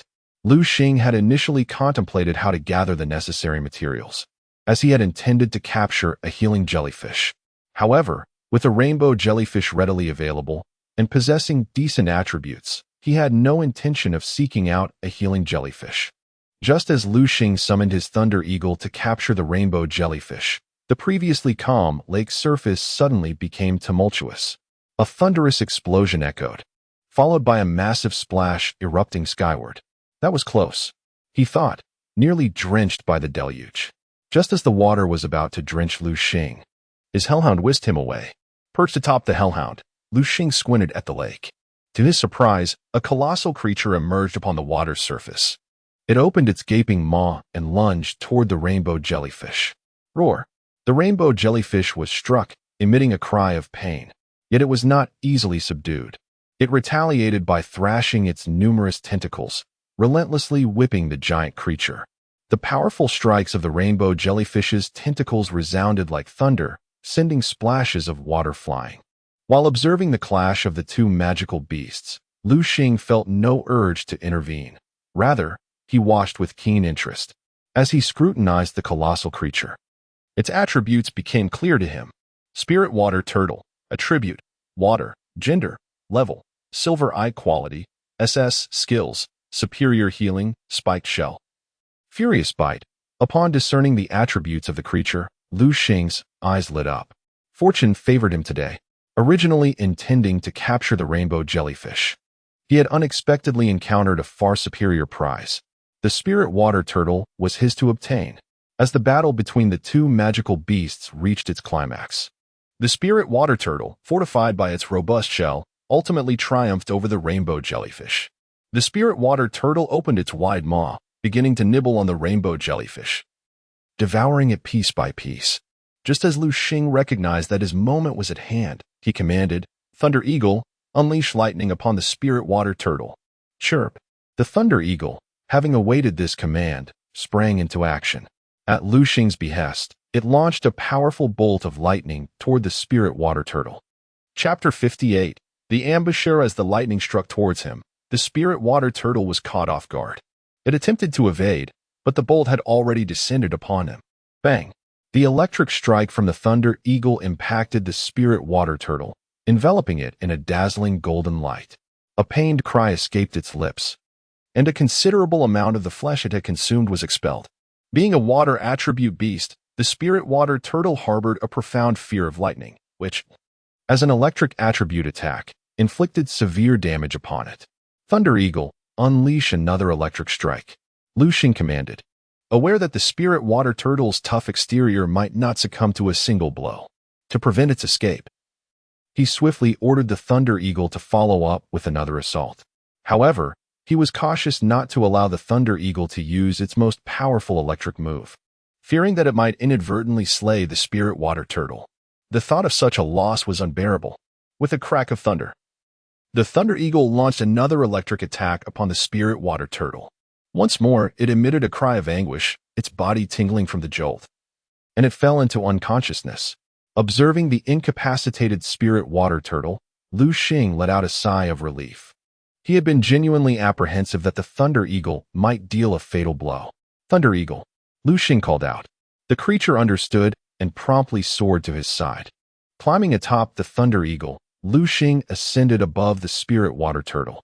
He formed a series of hand gestures, channeling his spiritual energy to sketch a contract formation. Soon, a white contract array materialized around the spirit water turtle, radiating brilliant light before transforming into a stream of light that flowed into Liu Xing's consciousness. He realized he had established a connection with the spirit water turtle, successfully forming a pact. Return, spirit water turtle, Liu Xing commanded, utilizing the beast control technique to summon it into his beast space. Through his spiritual sense, he sensed the turtle's condition within. To his astonishment, the spirit water turtle's wounds were healing rapidly. Is this the power of super healing? Liu Xing mused quietly. Merely 10 minutes had passed, and he was astounded to find the once critically injured spirit water turtle restored to its former state. Incredible! It was truly remarkable. Now, the spirit water turtle's strength was still insufficient, but in the future, it would undoubtedly become an indomitable force. Liu Xing was further astonished to discover that his spirit water turtle possessed a formidable skill, Spiked Shell. Spiked Shell, this ability allows it to reflect physical damage back to the attacker in the same manner. How powerful!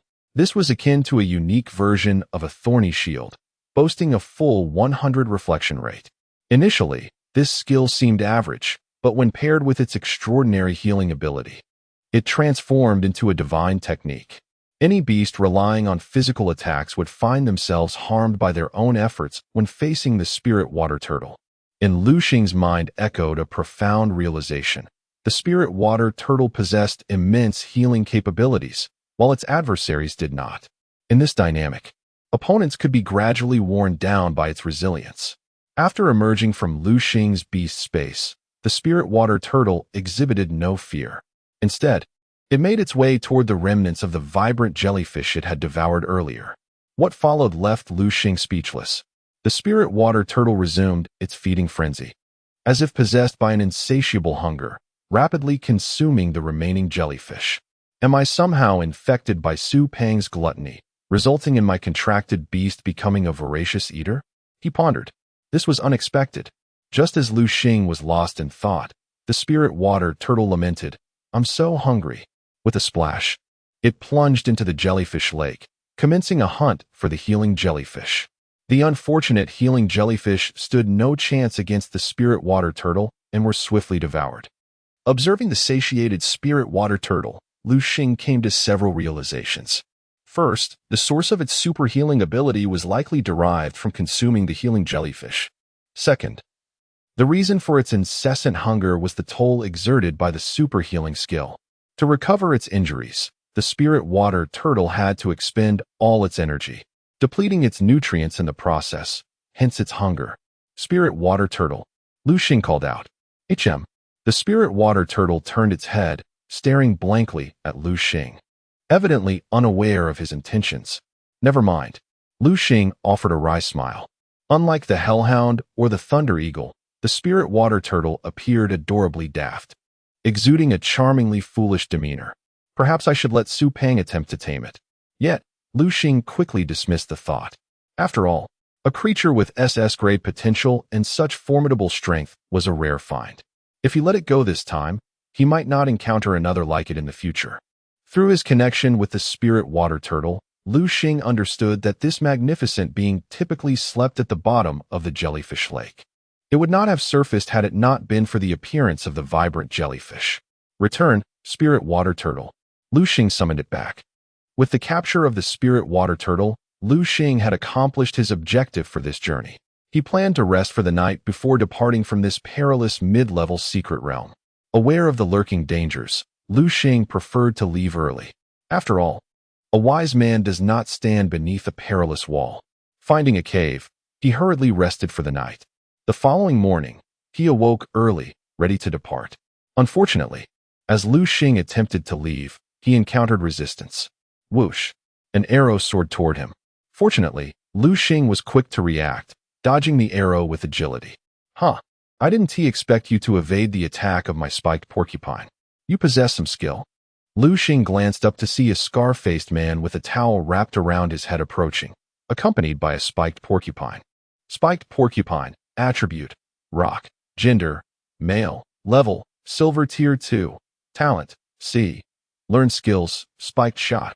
A C-grade spiked porcupine. This must be his strongest contracted beast. Liu Xing quickly assessed the man's strength with a single glance. Kid, if you know what's good for you, hand over everything of value, the scar-faced man sneered, mistaking Liu Xing for a novice due to his youthful appearance. Chapter 59. The Might of the Spirit Water Turtle, What If I Refuse? In the face of the scarred man's robbery, Liu Xing suddenly felt an urge to laugh. This fellow appeared utterly oblivious, daring to confront him. Since you are unwilling to part with it, I shall take it myself. Of course, if I am to take it, it will be from your lifeless form. The scarred man began to threaten Liu Xing, a smirk curling at the corners of his mouth, his eyes glinting with malice, clearly accustomed to such intimidation.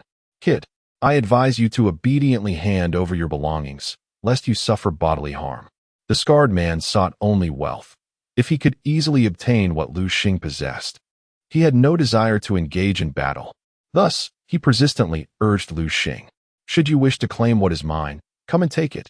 Liu Xing swiftly formed a seal. Arise, spirit water turtle. He summoned the spirit water turtle into existence. Spirit water turtle? The scarred man paused momentarily, but quickly regained composure. He considered Liu Xing's youthful appearance and doubted the turtle's strength, dismissing it as merely a large turtle. Let me show you how I will vanquish it. In the scarred man's subconscious, turtles were notoriously slow on land, making them easy targets against his spiny porcupine. Spiny porcupine, unleash your quills. Upon hearing this command, the spiny porcupine lunged forward. Whoosh, whoosh, whoosh. 3 razor-sharp quills shot towards the spirit water turtle. The spirit water turtle withdrew into its shell. It immediately retracted its head and limbs, encasing itself within. Clang, clang, clang. The 3 sharp quills struck the turtle's hard shell, sending sparks flying. However, the turtle's shell was sufficiently sturdy, and the spiny porcupine's attack inflicted not a scratch upon it. Conversely, the spiny porcupine's face contorted in pain. Spiny porcupine, what ails you? The scarred man racked his brain, unable to fathom why the attacker, the spiny porcupine, was now the one suffering injuries. Observing this, Liu Xing couldn't help but smile. The spiny shell proves quite useful. The spiny shell reflected physical attacks, and since the spiny porcupine's quill shot was a physical assault, it rebounded upon the attacker. Curse it! The scarred man began to curse vehemently. Spiny porcupine, do not target the spirit water turtle. Aim for that wretched boy. Shoot with all your might. Liu Xing was momentarily taken aback. He never anticipated that this scarred man would act so unscrupulously. It was supposed to be a battle between beast tamers. Instead, he sought to attack the tamer directly. What was the difference between this and a game of chess, where one resorts to attacking the opponent when outmatched? Despicable. Truly despicable. Nevertheless, Liu Xing reacted swiftly. Spirit water turtle, block its quill shots. Upon hearing this, the spirit water turtle emerged from its shell. It dashed forward, using its massive form to shield against the spiny porcupine's assault. The quills struck the turtle's thick shell, producing a cacophony of clattering sounds. With each successive strike, the spiny porcupine could no longer withstand the damage and collapsed. In contrast, the spirit water turtle sustained only minor injuries from the relentless attacks.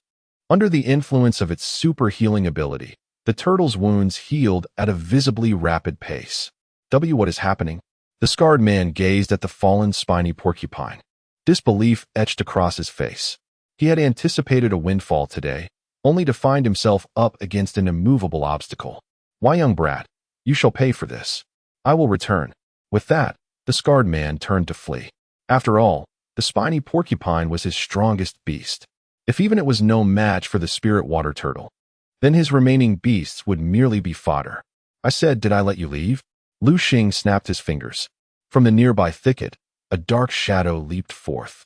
It was the hellhound. The hellhound had been lying in wait, refraining from action as Liu Xing was not in immediate peril and wanted to afford the spirit water turtle an opportunity to fight. The hellhound lunged at the scarred man. Ah! A scream echoed. The scarred man was no more. TCH, what a waste. The unfortunate scarred man paid dearly for his lack of discernment. Liu Xing approached the fallen man, collecting all valuables from his person, then mounted the hellhound's back, swiftly departing. Outside the secret realm, several guards observed Liu Xing's retreating figure, engaging in hushed conversation. How long has that fellow been inside? 3 days. Just 3 days? What could he have accomplished in there? The guards expressed curiosity, speculating. Perhaps he merely went for a casual tour to witness the excitement. These guards, having been stationed there for an extended period, were quite familiar with adventurers like Liu Xing. Typically, one would remain in a secret realm for at least 10 days to half a month. They were surprised to discover Liu Xing had exited after only 3 days. It's that kid. The guard's whispers caught the attention of the guard captain, who squinted. Interesting. It seems this young man has formed a new contract with a beast. I wonder what magical creature he has chosen as his companion. When Liu Xing first arrived, he had just attained Silver Tier 1, yet his aura remained weak. However, after successfully contracting his third beast, Liu Xing's strength had solidified. I hope to encounter this young man again. The guard captain retreated to his tent. Liu Xing, weary from his endeavors, returned to his villa. After enjoying a hot shower, he collapsed onto the sofa. Ah, how delightful. At that moment, Liu Xing felt his eyelids growing heavy. During his days in the intermediate secret realm, he had not eaten well nor slept soundly. Now, back home, he finally had the chance to rest. As his eyelids grew increasingly weighty, he unknowingly drifted into slumber. The dormitories of Jiangnan Beast Tamer University remained secure. Moreover, Liu Xing was surrounded by 3 beasts for protection.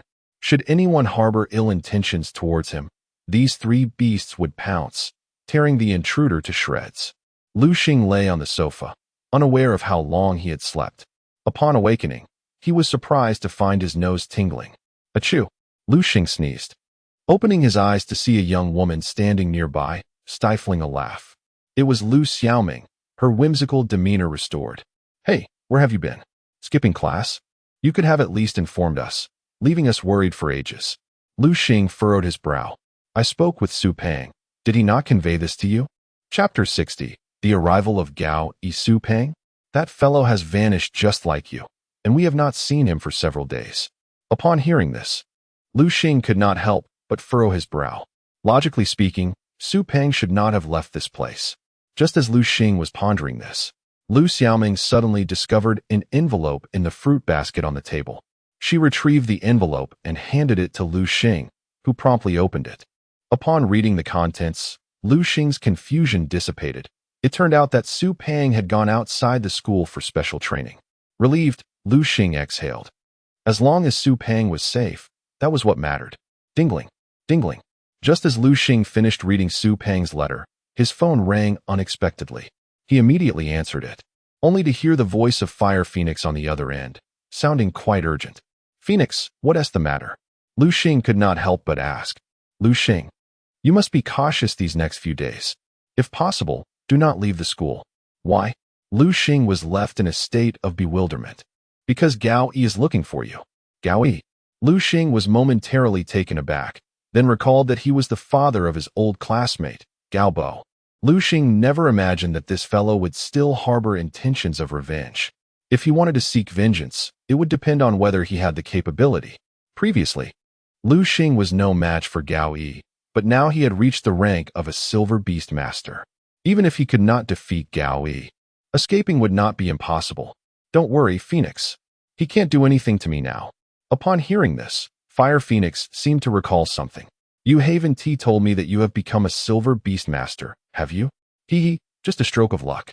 Fire Phoenix fell silent for a while, processing the weight of Liu Xing's revelation. She had not anticipated that he would ascend to silver rank in such a short time. After a prolonged pause, she addressed Liu Xing. Though you have reached silver rank, Gao Yi is still an established silver beast master. So, do not let your guard down. I understand, Phoenix. After some casual exchange, Fire Phoenix ended the call. Phoenix, what happened?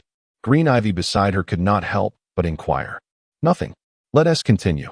Fire Phoenix had been dispatched by the organization to explore this new secret realm. Consequently, Gao Yi had the audacity to seek trouble with Liu Xing. It seemed she, too, needed to exert herself, lest that brat surpass her. Fire Phoenix regarded Liu Xing as a younger brother. She had always wanted to protect him and rectify past regrets. Thus, she could not accept being weaker than him. Otherwise, the notion of protecting him would vanish, and he might even end up protecting her. Meanwhile, Liu Xing hung up the phone. What's wrong? Liu Xiaoming asked curiously. Nothing. Liu Xing chose not to mention Gao Yi, fearing it would worry her.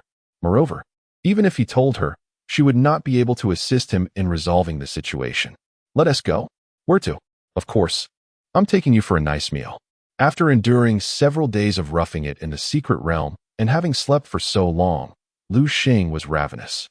He took Liu Xiaoming to a restaurant outside the school, where they indulged in a hearty meal. After satisfying their appetites, Liu Xing seemed to sense something. He raised his hand and hailed a taxi by the roadside. I have something to attend to. You can head home first, he said to Liu Xiaoming. Okay. Liu Xiaoming nodded. Although she was unsure of Liu Xing's intentions, a wise woman knows which questions to ask and which to refrain from. Liu Xiaoming left in the taxi while Liu Xing scanned his surroundings before proceeding forward. He soon arrived at a secluded area, stopped, and turned to address a large tree behind him. Gao Yi, come out. I've known you were there all along, so stop hiding. Gao Yi, startled, emerged confidently. How did you discover me? He asked, appearing somewhat surprised. He believed his disguise was impeccable, and Liu Xing should not have recognized him. With those feeble tricks of yours, you should refrain from showing off in front of me. Liu Xing observed Gao Yi, noting that his once dark hair had turned white. It seemed that the death of Gao Bo had profoundly affected him. Today, I shall take your life. Your blood will serve to comfort my son's spirit. Gao Yi declared, I have already investigated. Fire Phoenix has been dispatched to explore the new secret realm. She cannot come to your rescue. As for you, it would be wise to surrender and avoid unnecessary suffering. Liu Xing smiled faintly, exuding calmness. You're so confident you can deal with me? Why couldn't I? Although your talent is commendable, if I am not mistaken, you are merely a bronze-ranked beast master at best. I, on the other hand, am silver-ranked. Dealing with you is more than sufficient. As Gao Yi spoke, he began to chant incantations. Come forth, my beasts. He summoned 3 of his beasts. Liu Xing glanced at them. Gao Yi's beasts included the previously seen majestic horned horse, a double-bladed mantis, and a giant clawed crab. Liu Xing narrowed his eyes as he assessed the strength of the 3 beasts before him. The majestic horned horse was silver rank 4, a combat type. The double-bladed mantis was silver rank 3, an insect type. The giant clawed crab was silver rank 1, a water type. Kid, this time you have nowhere to run. Gao Yi laughed maniacally. Fearing Liu Xing might escape again, he intended to strike decisively. I don't know whether to call you foolish or clever. Just now, I didn't dare make a move in the bustling market, yet you voluntarily sought death by coming to this secluded place. Moreover, you even sent your helper away. It seems you truly wish for death. Gao Yi laughed uproariously, reveling in his moment of triumph. Observing Gao's arrogance, Liu Xing could not help but retort, "Why don't you consider why I would do such a thing?" Chapter 61. The Battle of the Spirit Water Turtle and the Twin-Blade Mantis. He was momentarily at a loss for words. He truly could not fathom why Liu Xing had taken such actions. Strangely, he sensed a shift in Liu Xing's gaze towards him, filled with mockery, akin to a cat observing a mouse. No, this is absolutely impossible. Suddenly, a thought struck Hai, prompting him to exclaim, "You little rascal. You can't possibly tell me that you are now a silver-level beast master, can you?" For only such a reason could explain Liu Xing's audacious demeanor. "Why not?" Liu Xing shrugged. "Since you do not believe, allow me to demonstrate." As he spoke, he began to weave a spell, and in an instant, 3 beasts materialized before Hai. How can this be? Hai's eyes nearly bulged from their sockets at the sight of the 3 beasts. A chill ran down his spine. Terrifying. This was utterly horrifying. In such a short time, Liu Xing's strength had ascended to the silver level. Liu Xing's talent was truly astonishing. "No, I must eliminate this little brat. I absolutely must." Hai instinctively clenched his fists, his expression contorting into a grimace as a glint of murderous intent flashed in his eyes. Liu Xing's potential was too formidable. If given time, he would surely surpass his father. At that point, not only would Hai be unable to seek vengeance, but their entire family might also face annihilation. After all, with Liu Xing's vindictive nature, their family would be doomed. Consequently, Hai resolved to eradicate Liu Xing while he was still in his infancy. "Mighty Ram, attack that brat. You must kill him." Upon hearing this command, the mighty ram gently scraped its hind legs back and then charged forward swiftly. As it neared Liu Xing, the mighty ram lowered its head, pointing its sharp horns at Liu Xing. "Two-headed hellhound, it's your turn. Use flame slash." The hellhound, upon receiving the order, swung its right paw forward, unleashing a fierce arc of fire that shot towards the mighty ram. "Watch out. Mighty ram, evade." The mighty ram swiftly dodged to the side. The flame slash narrowly missed its body, soaring past. That was close. Hai sighed in relief, sensing the terrifying power of the flame slash. If the mighty ram had been struck, the consequences would have been dire. "Have you celebrated too soon?" Liu Xing's words sent a shiver down Hai's spine. "Hellhound, use rending claw on the mighty ram." The hellhound dashed towards the mighty ram. While the mighty ram was fast, the hellhound was even faster. Hai's mighty ram possessed A-grade qualities, whereas Liu Xing's hellhound boasted SS-grade qualities. Just yesterday, the hellhound had attained silver tier 2. Although it was 2 tiers below the mighty ram, its superior quality compensated for this gap. The hellhound's razor-sharp claws struck the mighty ram, slicing through its flesh as effortlessly as a knife through tofu, leaving several deep wounds visible to the bone. "Ack!" The mighty ram let out a pained cry, severely injured by the blow. Yet, this also awakened its ferocity. It turned to thrust its long, sharp horns at the hellhound. Seeing this, the hellhound swiftly dodged. The mighty ram's horns were dreadfully formidable. Even the hellhound dared not confront them head-on.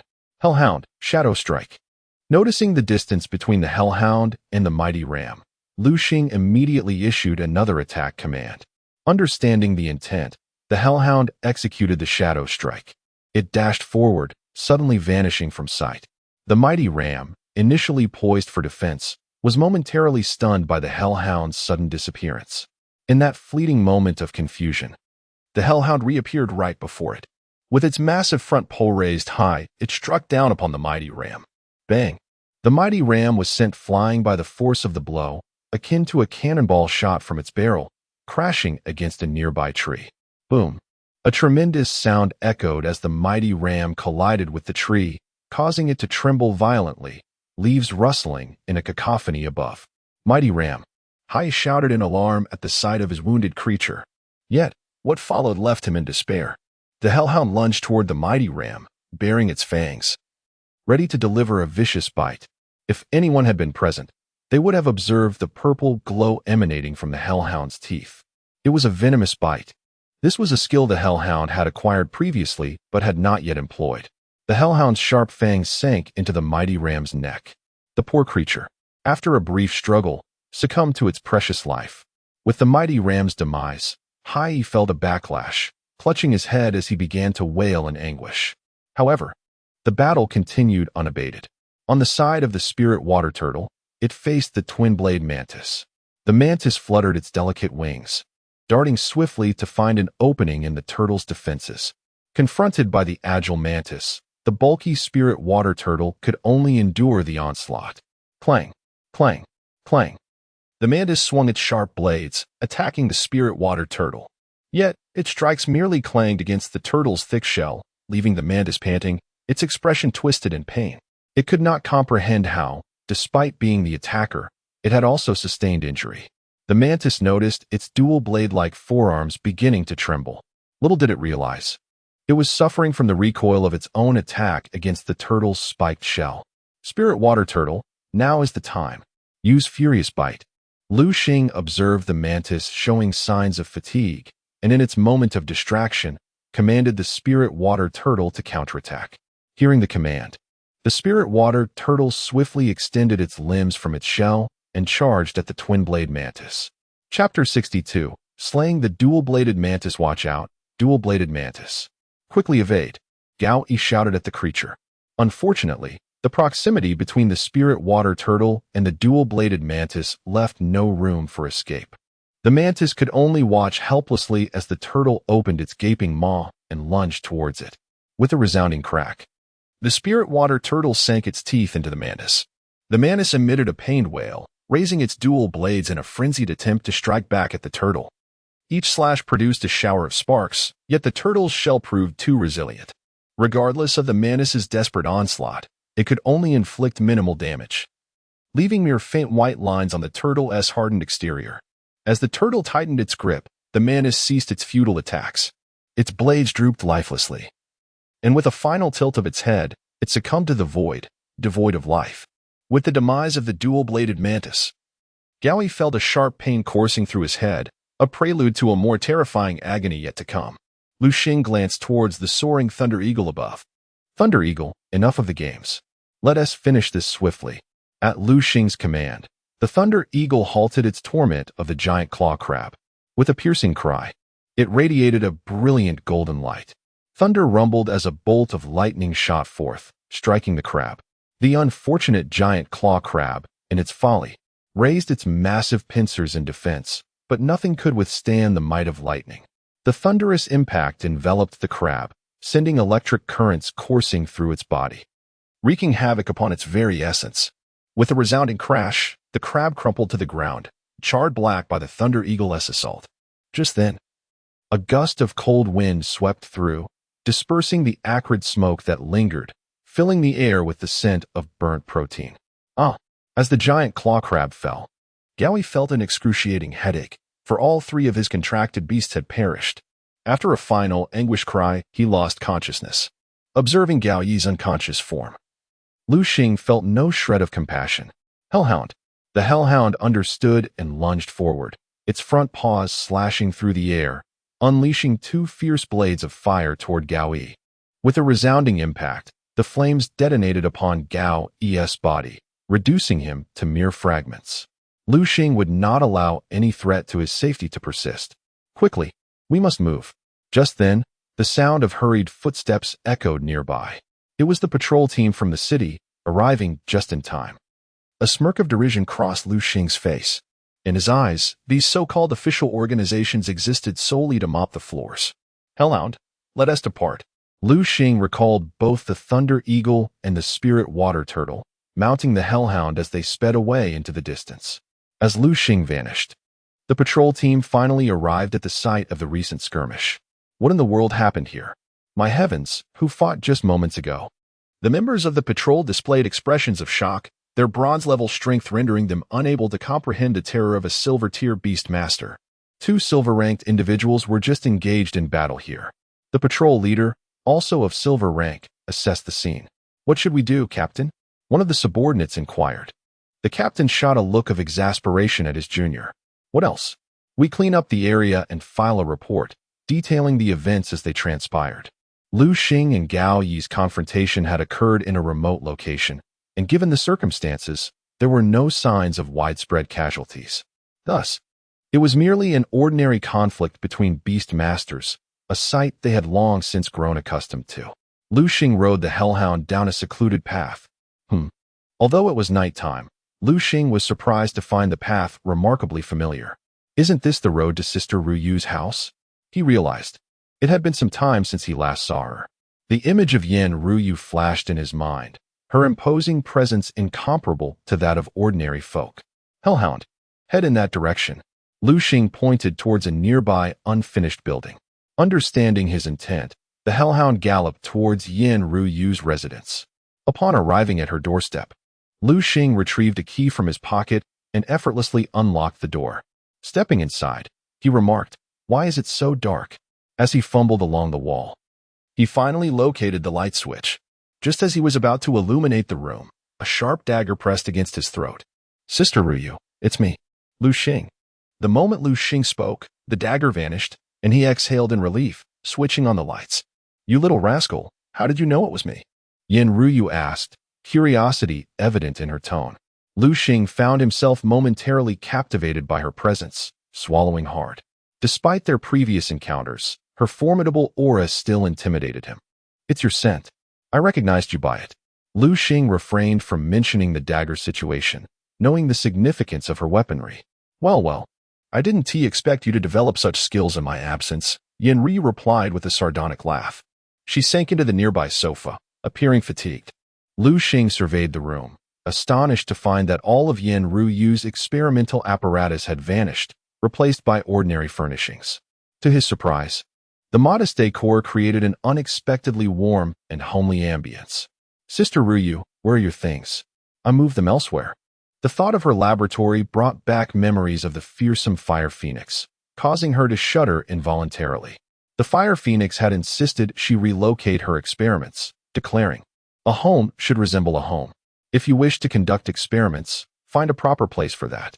Obeying the fire phoenix, who commanded respect, Yin Ryu had complied without question. Chapter 63. The Return of Fatsu. "Do not speak of me. Rather, it is you who should be addressed.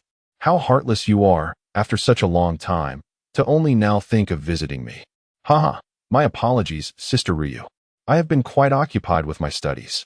Liu Xing scratched his head, feeling somewhat embarrassed. Occupied with studies? Yin Ryu instinctively scrutinized Liu Xing. To her astonishment, she was taken aback. "Goodness, have you taken some potent medicine? You have remarkably ascended to silver rank." Yin Ryu's prowess far surpassed Liu Xing's, allowing her to discern his strength at a glance. "It's merely luck, just a stroke of good fortune. I haven't exerted myself too much, perhaps it's just been favorable circumstances."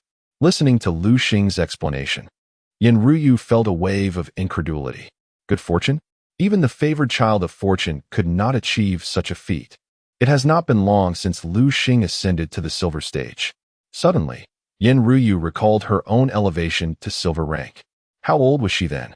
19, indeed. That was precisely the year she obtained her beast companion. She had believed herself to be exceptionally gifted, only to discover that Liu Xing was even more extraordinary. With a snap, as she pondered, Yin Ryu retrieved a pack of cigarettes from a nearby table and lit one.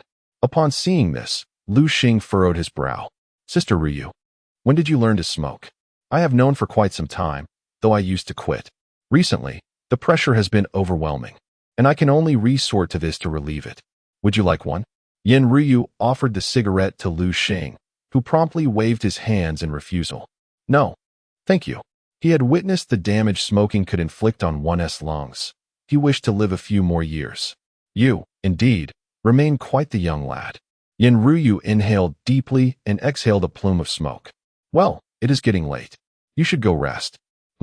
Upon hearing this, Liu Xing turned to head towards his room. Just as he was about to enter, Yin Ryu suddenly called out to him. "Liu Xing, although your talent is commendable, it is essential to remain humble. Remember, only those who have truly matured can be considered geniuses." "Understood." Liu Xing entered his room and swiftly closed the door behind him. His heart raced uncontrollably. She is truly a marvel. Tonight, Yin Ryu donned a purple nightgown, and as she languidly reclined on the sofa, Liu Xing felt an overwhelming urge to leap forward and embrace her. "Yet, I must strive diligently." Liu Xing shook his head with a wry smile. "Strength is the true path. Without it, all is but folly. The following day, Liu Xing emerged from his room and made his way to the living room, only to discover a note left by Yen Ryu. It indicated that she would be away for several days and would not be able to catch up with him. He was free to stay in the house for as long as he wished, provided he did not make a mess. Liu Xing glanced at Yen Ryu's room before departing. With her absence, his presence here seemed meaningless. He had intended to discuss the evolution handbook with Yen Ryu, as he had indeed managed to evolve his beast companion through it. However, she had left unexpectedly. It seemed he would have to wait for another opportunity. Liu Xing departed from Yen Ryu's home and set off towards Jiangnan Beast Tamer University. Upon returning, he planned to take a few days to rest. The rigorous outdoor training had left him overly tense.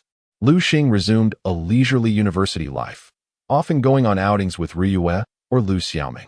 One day, while Liu Xing, Ryu and Liu Xiaoming were watching television in the villa, the front door was forcefully swung open. Liu Xing frowned and turned towards the entrance, prepared to confront the audacious intruder. Upon seeing who it was, he almost burst into laughter. "Wow, Fatsu, have you been tricked into coal mining? Why have you suddenly become so dark?" However, Fatsu did not respond to Liu Xing's jest. He hurried over to the table, his hefty backpack bouncing with each step. With a swift motion, he seized the kettle from the table and began drinking from it vigorously. Gulp, gulp, gulp, burp. He had quenched his thirst, but his already ample belly expanded even further. What on earth? What kind of torment have you endured? As Liu Xing pondered, Fatsu began lamenting his plight. Oh dear, Liu Xing, you cannot imagine the ordeal I have faced these past days. It has been truly miserable. I have eaten poorly and slept even worse. I feel as though I have lost several pounds. Have you? Liu Xing surveyed Fatsu awkwardly, only to find that apart from his darkened complexion, he appeared unchanged and as rotund as ever. How could that be? Fatsu exclaimed, becoming agitated. Enough, enough. You should hurry and take a shower. The odor emanating from you is unbearable. Liu Xiaoming covered her nose and spoke up. Ryu also frowned, instinctively taking a step back. The stench was overwhelming, far beyond what an ordinary person could endure. All right. Fatsu scampered upstairs. After about 10 minutes, he descended wearing a bathrobe. Liu Xing could not help but comment. Fatsu, there are 2 girls here. Shouldn't you be more mindful of your appearance? Fatsu, however, brushed it off. What is there to be concerned about? He glanced at Ryu and Liu Xiaoming. My dear sisters, do you take issue with my attire? Not at all. Ryu and Liu Xiaoming replied, though their expressions betrayed them. By the way, what were you discussing so passionately? What else could it be? Liu Xing handed Fatsu a notice. Our school is organizing an outdoor survival activity. This will not only enhance the students' abilities, but also improve their survival skills in the wild. What? Fatsu's jaw nearly dropped. He had just returned from a harsh wilderness experience, and now he was to venture out once more. Can I opt out? Liu Xing shot him a glare. If you wish to avoid graduation, you may choose not to participate. Fine, then I will go. Fatsu reluctantly acquiesced. Chapter 64. Survival Training in the Volcanic Zone. Observing the dejected expression on Su Peng's face, Liu Xing could not help but offer some words of comfort. Come on, don't wear such a gloomy demeanor. Haven't you ascended to the 8th rank of bronze? In this wilderness survival exercise, unless absolutely necessary, I will refrain from intervening and leave everything to you. Just imagine, when the time comes and you unleash your potential, the girls from our school will surely be captivated by you. Truly. At Liu Xing's words, Su Peng's eyes lit up, and he seemed to envision himself being adored by a throng of admirers, a sensation he had never experienced in his life. However, a moment later, Su Peng's thoughts shifted. Wait a minute. How did you know I've already reached the 8th rank of bronze? He had initially intended to surprise Liu Xing with his prowess during this survival exercise, but to his astonishment, Liu Xing was already in the know. Because my strength surpasses yours, Liu Xing explained casually, while secretly thinking, should I reveal that I possess a golden finger allowing me to see your information? All right, enough chit-chat. It's getting tedious. After all these tiring days, I deserve a good night's sleep, Su Peng remarked as he made his way downstairs. Liu Xing shook his head with a wry smile, watching Su Peng's retreating figure. The day for wilderness survival training at Jiangnan Beastmaster University soon arrived. Under the guidance of their instructors, all the students boarded the bus. As the vehicle rolled along, chatter filled the air. "I wonder which secret realm we will be exploring this time. I can't wait," exclaimed one eager student. "I just advanced to the 4th rank of bronze. I'll show you all my capabilities," boasted a blonde-haired youth. "What? 4th rank of bronze?" Several followers around him gazed at him with awe, their eyes sparkling with admiration. "Please, look at this guy flaunting himself. I'm at the 8th rank of bronze, and I haven't said a word," Su Pang interjected with a tone of disdain, as he helped himself to a handful of chips from the packaging. Liu Xing cast a sidelong glance at him, but chose to remain silent. Continuing to gaze out the window, the bus sped along, and in no time, they arrived at their training destination. "Where's this place?" Su Pang wondered aloud. Scanning the surroundings, he noticed the stark difference of the environment. The sky was a reddish-brown hue, and the air was thick with dust, creating a stifling atmosphere. "This is the volcanic zone." A familiar voice rang out, drawing their attention. It was their mentor, Willow. "Hello, students. Long time no see," Liu Xing greeted him warmly. "Indeed, Liu Xing. It's been a while. This half-month wilderness survival training will be a true test for you. Make sure to give it your all," Wu Yong replied with a smile. "I will, teacher," Liu Xing assured him, just as a figure appeared atop a large rock not far away. Liu Xing looked up to see their principal, Liu Xing. "Students, welcome to this wilderness survival training activity. You will reside in this volcanic secret realm for half a month. Remember, during this period, we, the instructors, will be grading your conduct. Those who perform exceptionally will be awarded corresponding rewards. However, I urge you to act within your limits. The deeper you venture into this volcanic realm, the more perilous it becomes. Yet, the further you go, the higher your potential scores. I will serve as your chief examiner and oversee your safety. I sincerely hope I won't need to intervene to rescue you, as that would imply your failure in this assessment. Now, the assessment begins. You may commence your activities." With the principal's command, the students dispersed like startled birds. They all began to march towards the depths of the volcano, seemingly disregarding Liu Xing's warning. "Principal, what are your thoughts on this year's students?" Wu Yong inquired, standing beside Liu Xing. "Not bad, much better than our time. Just a glance reveals several capable individuals. As long as they don't act foolishly, they should achieve commendable results," Liu Xing observed. Meanwhile, Liu Xing, Su Pang, and Liu Xiaoming formed a trio as they journeyed together.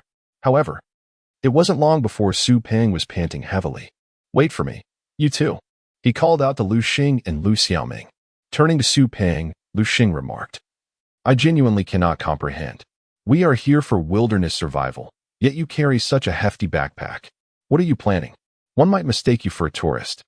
Su Pang responded indignantly, "I'm merely concerned about the harsh environment here, so I brought extra food. Look at this desolate area. There's not a single tree in sight. How will we find food later?" Liu Xing glanced around, realizing Su Pang had a point. The desolation was evident. The surroundings were nothing but red earth. Why did the principal choose such a place for our survival training? Liu Xing pondered, perplexed. Unbeknownst to Liu Xing, the principal and instructors were observing their every move through electronic screens. "This chubby kid has brought so much food. Principal, isn't that against the rules? Shouldn't we eliminate him from the exercise?" Han Mingming, with narrowed eyes, remarked to Liu Xing, his disdain for Liu Xing and his companions evident. "Not necessary. Despite the amount he brought, with his appetite, he'll run out soon enough," Liu Xing replied. His words proved accurate, as only 3 days later, Su Pang had consumed all his provisions. "What do we do now?" "Liu Xing, we are on the verge of running out of food," Su Pang exclaimed. Discovering that only a single bag of chips remained in his backpack, Liu Xing rolled his eyes at Su Pang. This fellow had been munching nonstop since their arrival, never considering how to manage their limited supplies. "What can we do?" "We'll just have to make do," Liu Xing shrugged, expressing his helplessness. Chapter 65. The onslaught of fire ants. Upon hearing the words, Su Pang did not exhibit any anger. Instead, he chuckled mischievously, his beady eyes fixated intently on Liu Xing's backpack. "Liu Xing, I know you possess a kind heart. Surely, you wouldn't let me go hungry, would you?" You wish to partake of my provisions? Not a chance. Liu Xing instinctively clutched his backpack tighter. While sharing food with Su Peng was not out of the question. The fellow was too brazen for Liu Xing's liking, prompting him to impose some control. Both of you, cease your chatter. Liu Xiaoming suddenly grew anxious. Liu Xing, did you hear anything unusual? What noise? Liu Xing's vigilance heightened as he quickly scanned the surroundings, only to discover a billowing cloud of dust approaching them with alarming speed. As he discerned the source, he could not help but exclaim, "This is bad. It's an ant tide." With the relentless swarm drawing nearer, Liu Xing decisively summoned the Thunder Eagle. Leaping onto its back, he extended a hand toward Liu Xiaoming. After a moment of surprise, she quickly grasped his hand, and with a firm tug, she found herself atop the Thunder Eagle alongside Liu Xingka. The Thunder Eagle screeched as it flapped its wings vigorously, soaring into the sky. Poor Su Peng was left behind. Wow, Liu Xing, you prioritize beauty over friendship. You actually leave me to face death alone. Are you hoping I'll feed those ants? Thunder Eagle, go retrieve him. Caw. The Thunder Eagle screeched once more, reluctantly hovering above Su Peng, extending its sharp claws to grasp him, lifting him effortlessly as if he were but a chick. It's an ant tide. More specifically, a tide of fire ants. Principal, should we terminate this survival training? Wu Yong's brow furrowed, clearly concerned for the student's safety. Terminate? Why would we do that?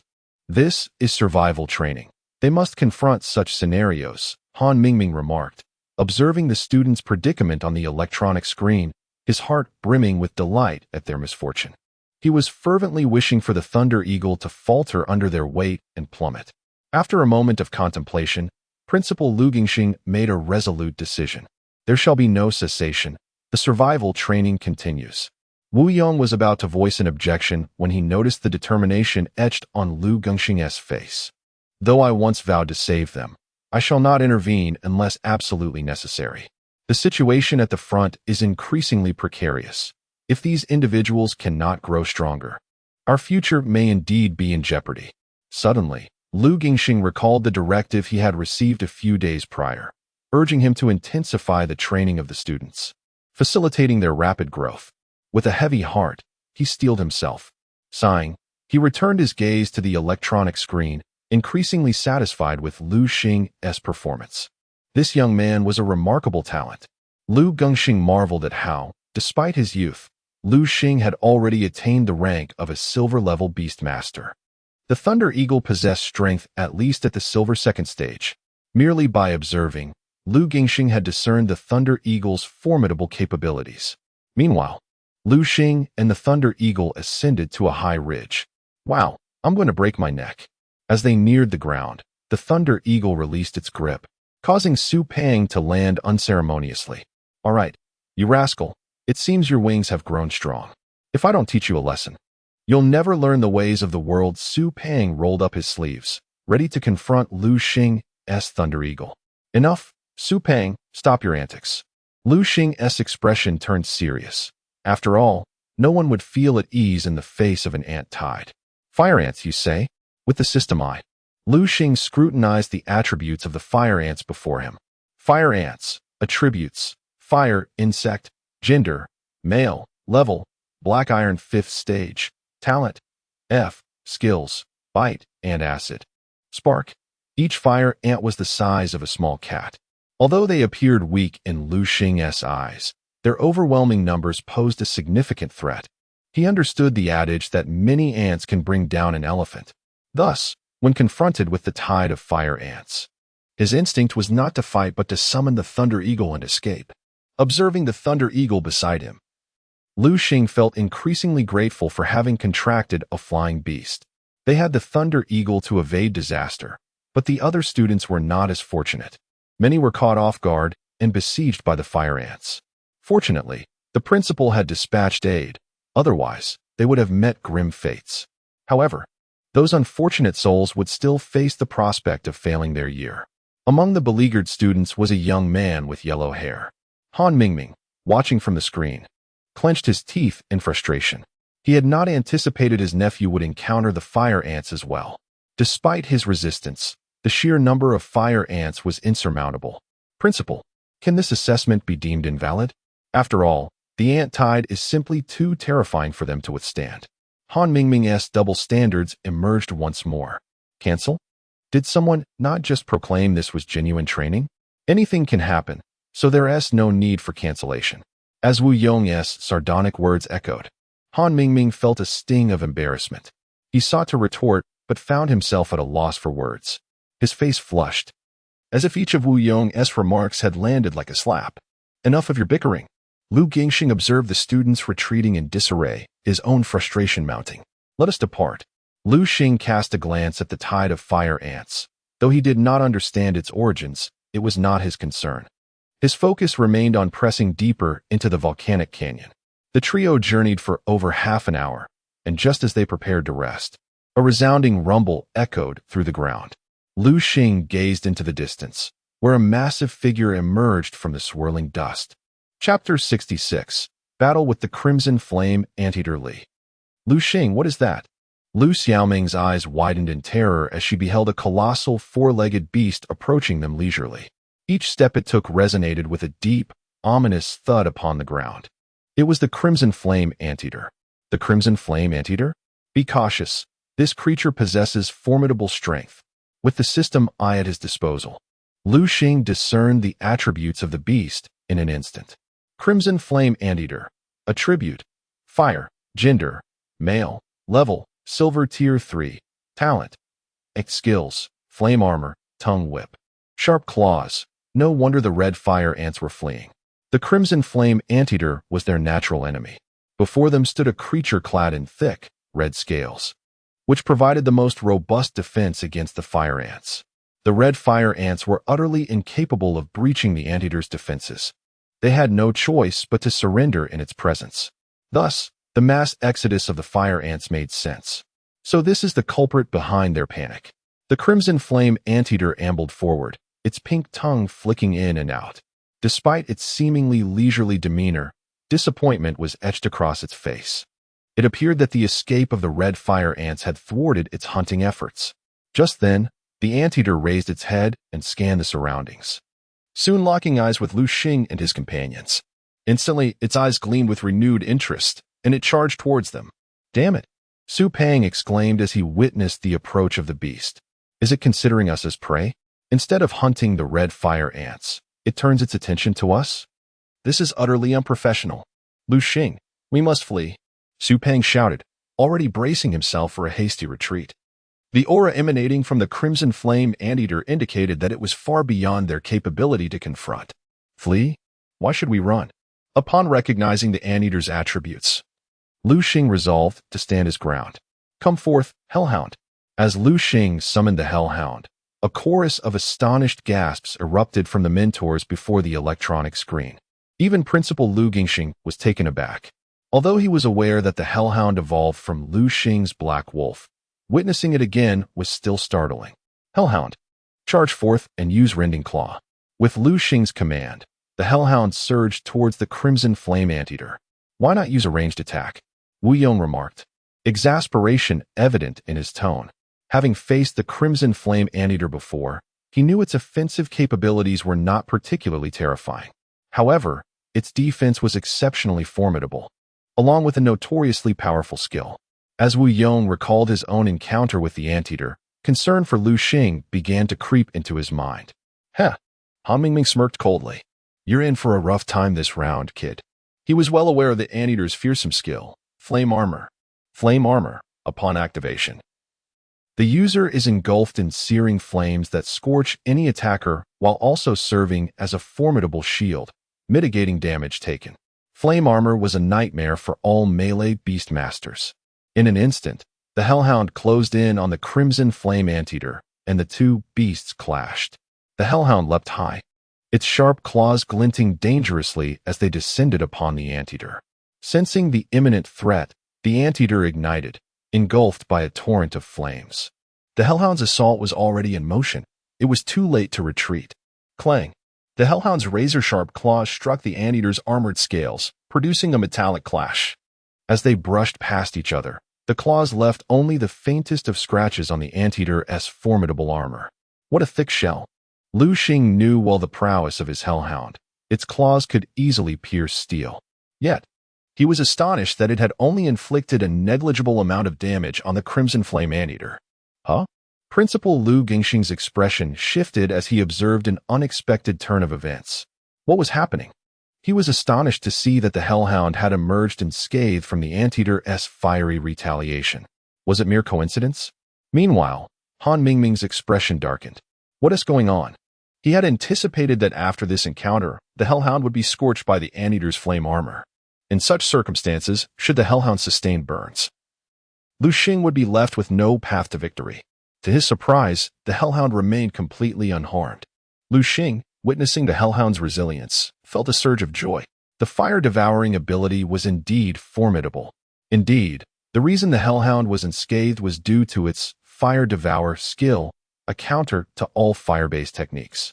Hellhound, use Shadow Ball, Liu Xing declared, opting for magical attacks now that physical strikes had proven ineffective. The Hellhound raised both heads, conjuring two massive black energy spheres before it. Boom, boom. The two shadow balls erupted forth, hurtling towards the Crimson Flame Anteater. With the two beasts in close proximity, the Anteater had no chance to evade. Bang, bang.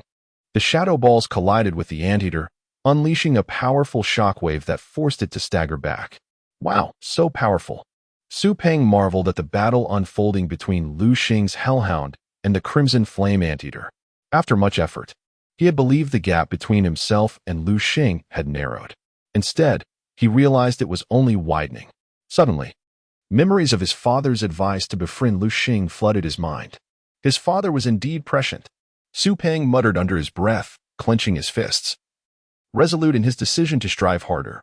Otherwise, he would be left far behind. Liu Xing Chapter 67, Mastering the Flame Armor Infernal Cerberus. Deliver the final blow. Use Flame Slash, Liu Xing commanded, directing the Infernal Cerberus to attack. The creature understood, its sharp claws slicing through the air, launching a massive blade of fire towards the Crimson Flame Anteater. The Anteater, having just endured two shadow balls, lay on the ground, struggling to rise.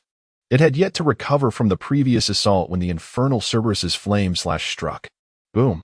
The Flame Slash collided with the Crimson Flame Anteater, killing it instantly. The poor creature fell with an expression of unwillingness. We won.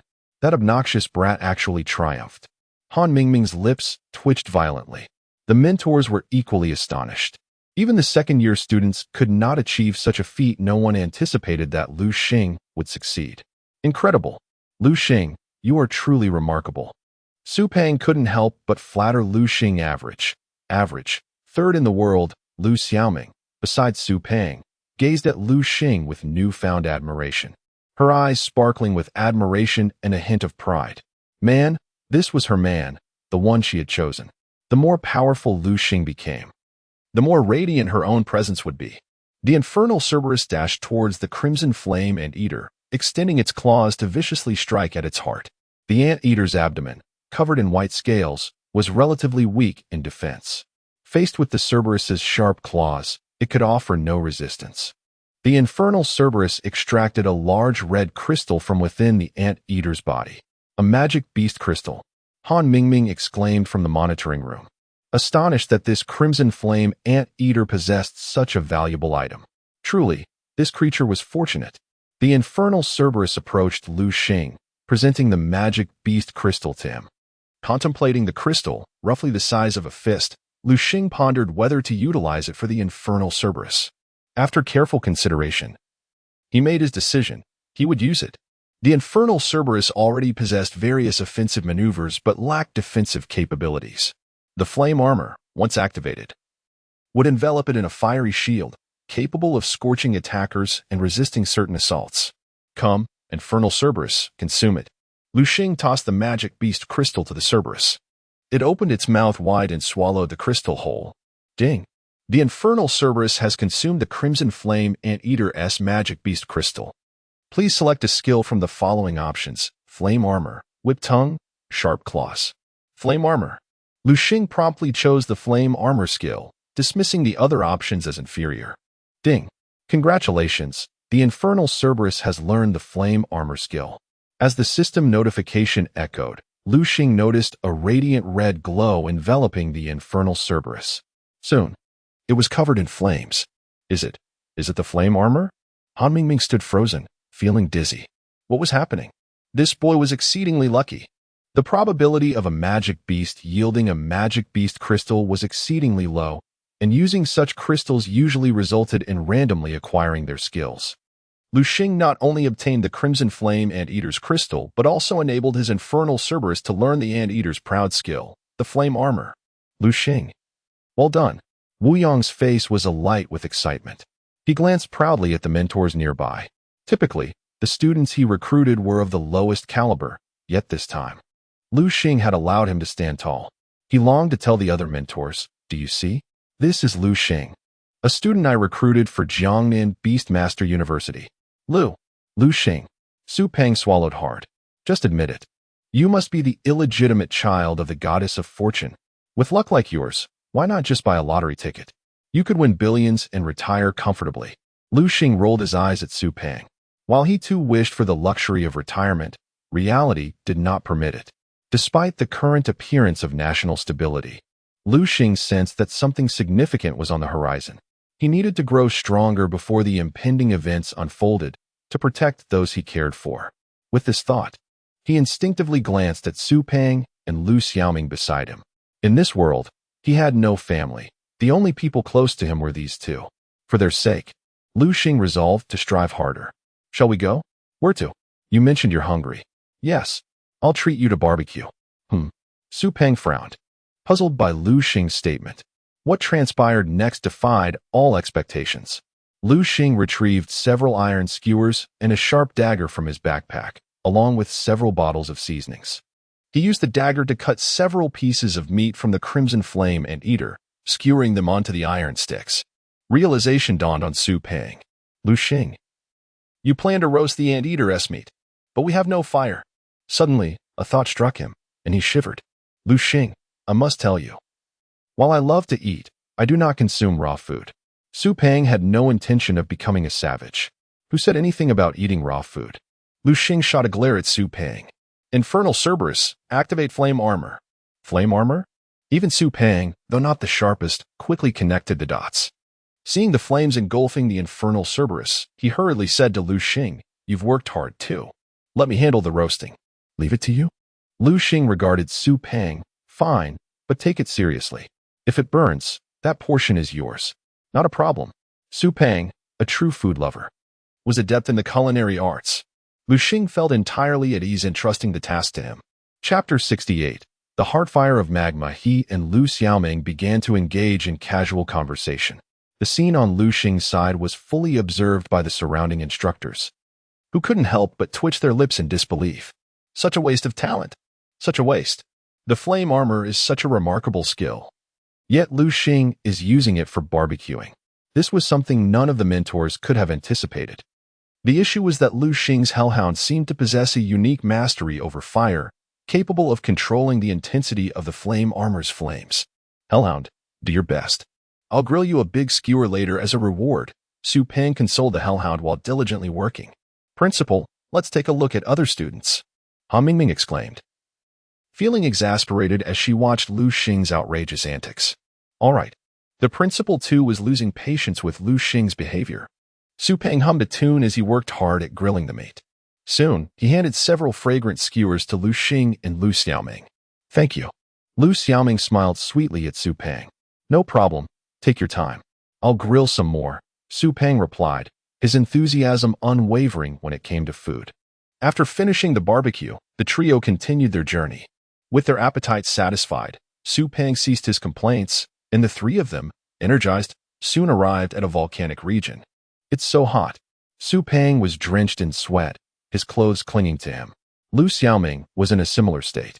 They both glanced at Liu Xing in astonishment, only to find him seemingly unaffected. What a beast. They were both sweating profusely, yet Liu Xing hadn't shed a single drop. What's wrong with you two? Liu Xing noticed their stares. Unable to restrain himself, Su Peng remarked, Liu Xing, if we hadn't known each other for so many years, I'd think you were a walking monster. Liu Xing shot him a glare. You're the monster here. How do you explain the fact that you haven't sweated at all? It's scorching hot. yet you remain dry. That's illogical. Su Peng's words caused Liu Xing to pause momentarily.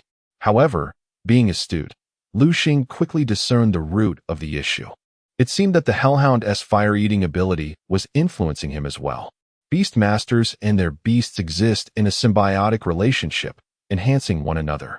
Suddenly, the ground began to tremble violently. What is happening? Su Peng exclaimed, shocked as he scanned the surroundings. Liu Xing quickly spotted something amiss. Look over there. He pointed towards a nearby lava zone, where countless crimson lava flows were bubbling, releasing enormous gas bubbles. Thick black smoke billowed as the lava churned. Could it be that this volcano is about to erupt? A terrifying thought crossed Liu Xing's mind, and he instantly became alert. We must leave, he urged, intending to take Su Peng and Liu Xiaoming away from the area. Just as he prepared to depart, a brilliant flash of light erupted from the lava nearby. Liu Xing turned to the light and saw a small flame flickering quietly. What is that? Su Peng exclaimed. It's the Heartfire of Magma. A voice suddenly cried out from the monitoring room. It was none other than Han Mingming. She had not expected to witness the Heartfire of Magma here. This Heartfire is a rare celestial flame, a treasure beyond compare. Han Mingming's eyes burned with fervor. As a gold 9th tier beast master, he had been stuck at this level for many years. His strongest beast was a flame lion, his initial companion. If he could obtain the Heartfire of Magma and allow his flame lion to consume it, he believed it would swiftly break through, advancing from gold 9th tier to platinum 1st tier. At that point, Han Mingming would also ascend to the ranks of the platinum elite. With that thought, he instinctively glanced at Wu Yong, not far away. Humph. Han Mingming scoffed. I can't wait to see how you fat fool, will compete with me then. Han Mingming and Wu Yong had known each other for years and had clashed numerous times, yet their strengths were always comparable, resulting in a stalemate. Now that Han Mingming had spotted an opportunity for breakthrough, he could not afford to let it slip away. Seizing the moment while the instructors were distracted by the electronic screen, he quietly exited the monitoring room. Unbeknownst to him, a figure followed closely behind him. Back with Liu Xing, he urged Liu Xiaoming and Su Peng. The volcano is about to erupt. You two need to leave quickly. What about you? Liu Xiaoming asked, a hint of worry in her voice. Don't worry about me. I need to get that thing. Liu Xing pointed towards the Heartfire of Magma. This treasure had appeared before him, and it was undoubtedly his chance. Rest assured, I have the Thunder Eagle. Even if the volcano erupts, I will escape in time. Liu Xing withheld the fact that his hellhound possessed a fire-eating skill that rendered it immune to fire attacks, making the volcano's threat negligible. All right, just be safe. Liu Xiaoming replied, no longer hesitating as she and Su Peng dashed towards the foot of the mountain. Hellhound, let us go. Liu Xing mounted the hellhound, racing towards the Heartfire of Magma. The hellhound was exceptionally swift, and soon it brought Liu Xing to the very front of the Heartfire. This fire-eating talent is indeed formidable, Liu Xing mused.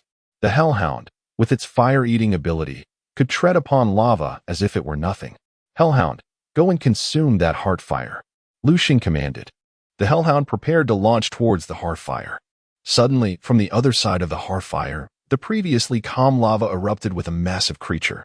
The creature emerged, opening its enormous maw and roaring towards Liu Xing. It was the Flame King Serpent. With the eye of the system, Liu Xing immediately recognized the creature before him. Chapter 69, The Wrath of Han Mingming Fire King Serpent. Attribute: Fire. Gender: Male. Level: Silver Tier 3. Talent: A. Skills: Flame Spout, Summon Fire Serpent. Death Entanglement. Such is the nature of this realm. The secret domain Liu Xing has ventured into is merely a low Tier 1. The Fire King Serpent stands as the mightiest force here. However, it pales in comparison to the Hellhound. After days of training and combat, Liu Xing's Hellhound has ascended to Silver Tier 2. Although it appears weaker than the Fire King Serpent, the Hellhound possesses a unique fire-eating talent, rendering it the bane of all fire attribute beasts. Thunder Eagle. Liu Xing swiftly summoned the Thunder Eagle and leapt onto its back. Hellhound, I entrust you to handle this. He departed from the Hellhound's back, allowing it to engage in battle without distraction. Aware of Liu Xing's presence on the Thunder Eagle, the Hellhound lunged at the Fire King Serpent. The Fire King's serpent felt its dignity affronted as it witnessed the audacity of the hellhound charging towards it. After all, it was the sovereign of this domain. With a fierce roar, the Fire King's serpent unleashed a torrent of scorching flames from its maw. Boom! The intense fire struck the hellhound, but to no avail. The flames seemed non-existent against the hellhound, invigorating it rather than causing harm. Puzzled, the Fire King's serpent had never encountered such a phenomenon. In the moment of distraction, the hellhound closed in, brandishing its sharp claws and launching an attack. Rending claw. Bang! The Fire King's serpent was caught off guard and sent flying over 10 meters. Yet, being the Fire King's serpent, it summoned its resolve and swiftly approached the hellhound. I fear you not. The hellhound executed a shadow assault. In an instant, it vanished from sight. The Fire King's serpent stood bewildered, unable to fathom where the hellhound had disappeared. By the time it regained its composure, the hellhound had circled behind it, delivering another claw strike. Bang! The Fire King's serpent was once again propelled backward, halting after being sent flying. Struggling to rise, it was now a pitiful sight, battered and in pain. Such a pity. Being a fire attribute beast, the Fire King's serpent possessed a degree of resistance to fire-based attacks, prompting Liu Xing to refrain from utilizing fire skills against it and instead opt for close combat. If only my hellhound could wield water attribute skills. Yet, Liu Xing recognized this notion as a mere fantasy. Suddenly, an idea struck him. I possess a water attribute beast, the spirit water turtle. However, he quickly dismissed the thought of summoning it, for the surrounding lava posed a dire threat, even to the turtle's exceptional healing abilities. Moreover, he recalled that, despite being a water attribute beast, the turtle had yet to learn any water-based skills.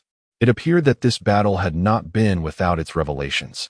Liu Xing resolved to seek a water attribute beast crystal core upon his return, so that his spirit water turtle could learn a powerful water skill. Roar! At some point, the Fire King's serpent had managed to coil around the hellhound, employing its death entanglement in an attempt to suffocate it. Unfortunately for the serpent, it had chosen the wrong target. The hellhound stomped the ground, igniting its body in a blazing inferno. Fire armor.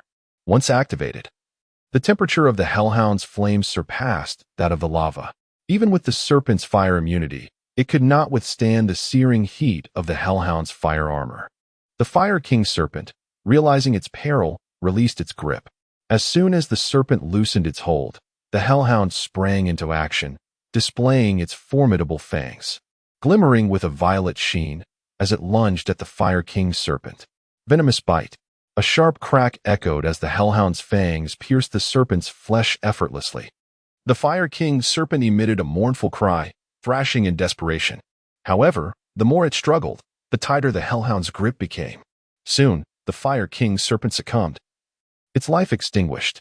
The hellhound released its hold, raising its head in triumph, embodying the essence of a victor. Enough of the display, hellhound. Quickly consume the lava heart. The hellhound nodded and approached the lava heart. Just as it was about to devour it, a booming voice called out, "Stop! Ignore him! Quickly swallow the lava heart." Liu Xing would not allow anyone to thwart his plans. To avert any complications, he commanded the hellhound to consume the lava heart forthwith. Seeking death. The onlooker's expression darkened as he witnessed the hellhound ingesting the lava heart, a terrifying aura radiating from him. Oh, isn't that Han Mingming? Liu Xing turned to see a rotund figure astride a flying beast in the distance. Han Mingming's jaw clenched, his features trembling with rage as he found himself at a loss for words.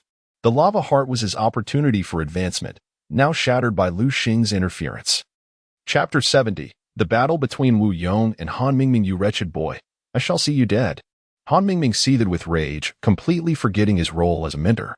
He was prepared to strike Liu Xing, oblivious to the grave consequences of such actions in Huaxia, where it is a serious offense for a mentor to lay hands on a student. Strong Eagle, unleash your wind blade. Eliminate this insufferable brat. Blinded by fury, Han Mingming attacked Liu Xing.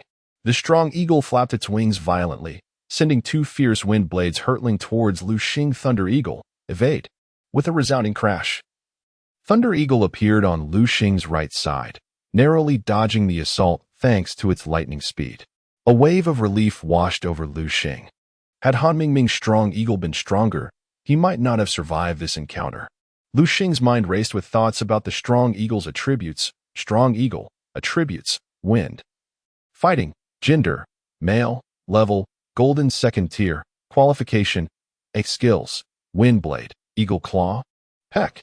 This golden second tier strong eagle appeared to be nothing more than a mere mount for Han Mingming, who had evidently failed to nurture it properly. As a golden ninth tier beastmaster, Han Mingming's lack of cultivation was evident to Liu Xing, who possessed the system I. By all logic, the strong eagle should have been a golden ninth tier beast, yet its capabilities were woefully inadequate, indicating that Han Mingming had neglected its upbringing. It had been previously noted that nurturing a beast is a complex and arduous task.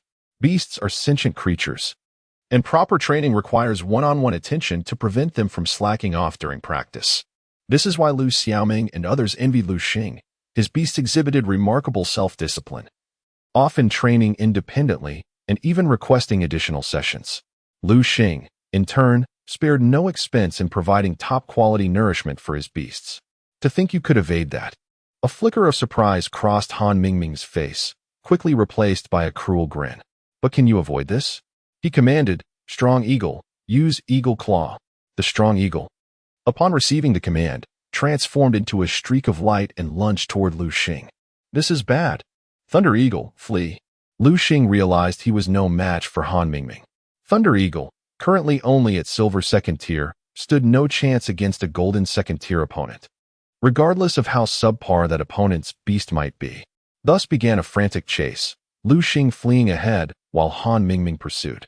Despite Thunder Eagle's speed, the Strong Eagle's superior strength began to close the gap.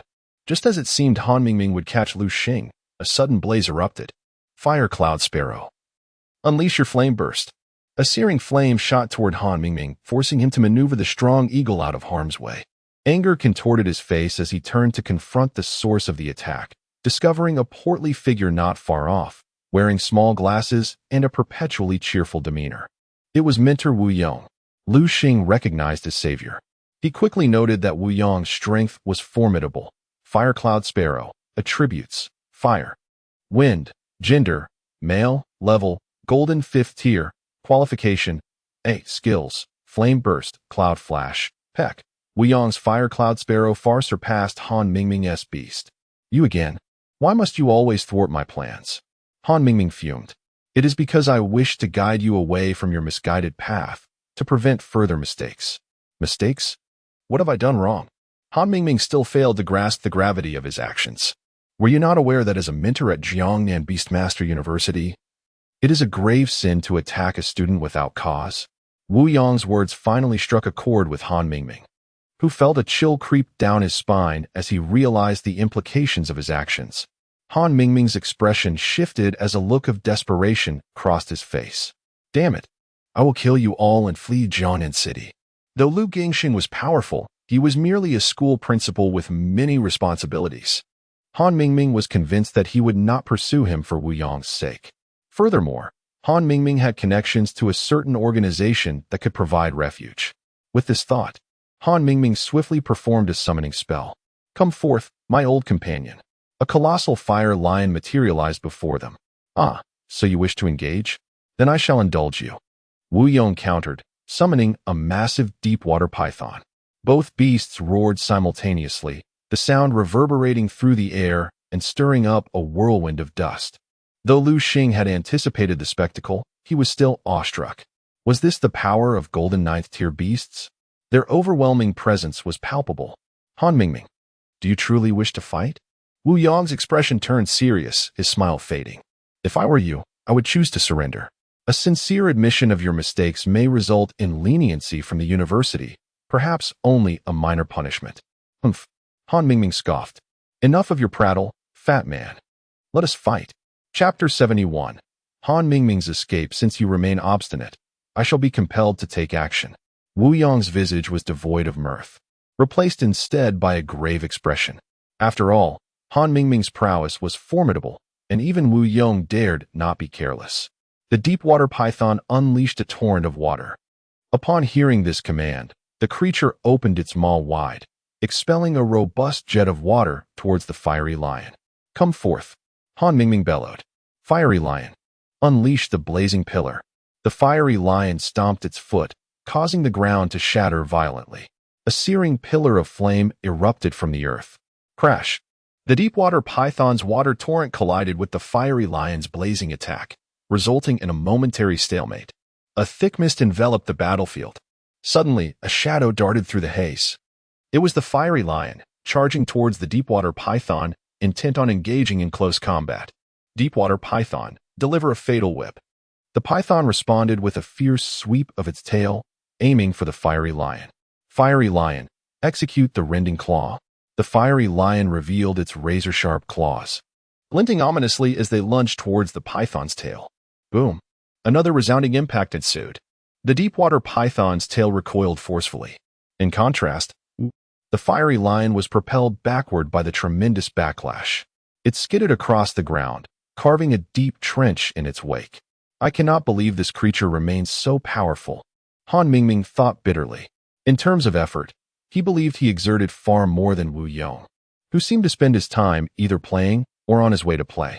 Unfortunately, Han Mingming had not witnessed Wu Yong's diligent efforts behind the scenes. How Mingming? Are you certain you wish to continue this battle? Wu Yong narrowed his eyes. Upon hearing this, Han Mingming discerned the underlying implication in Wu Yong's words. Indeed. Liu Xing had already noticed the unfolding situation and was hastening towards them.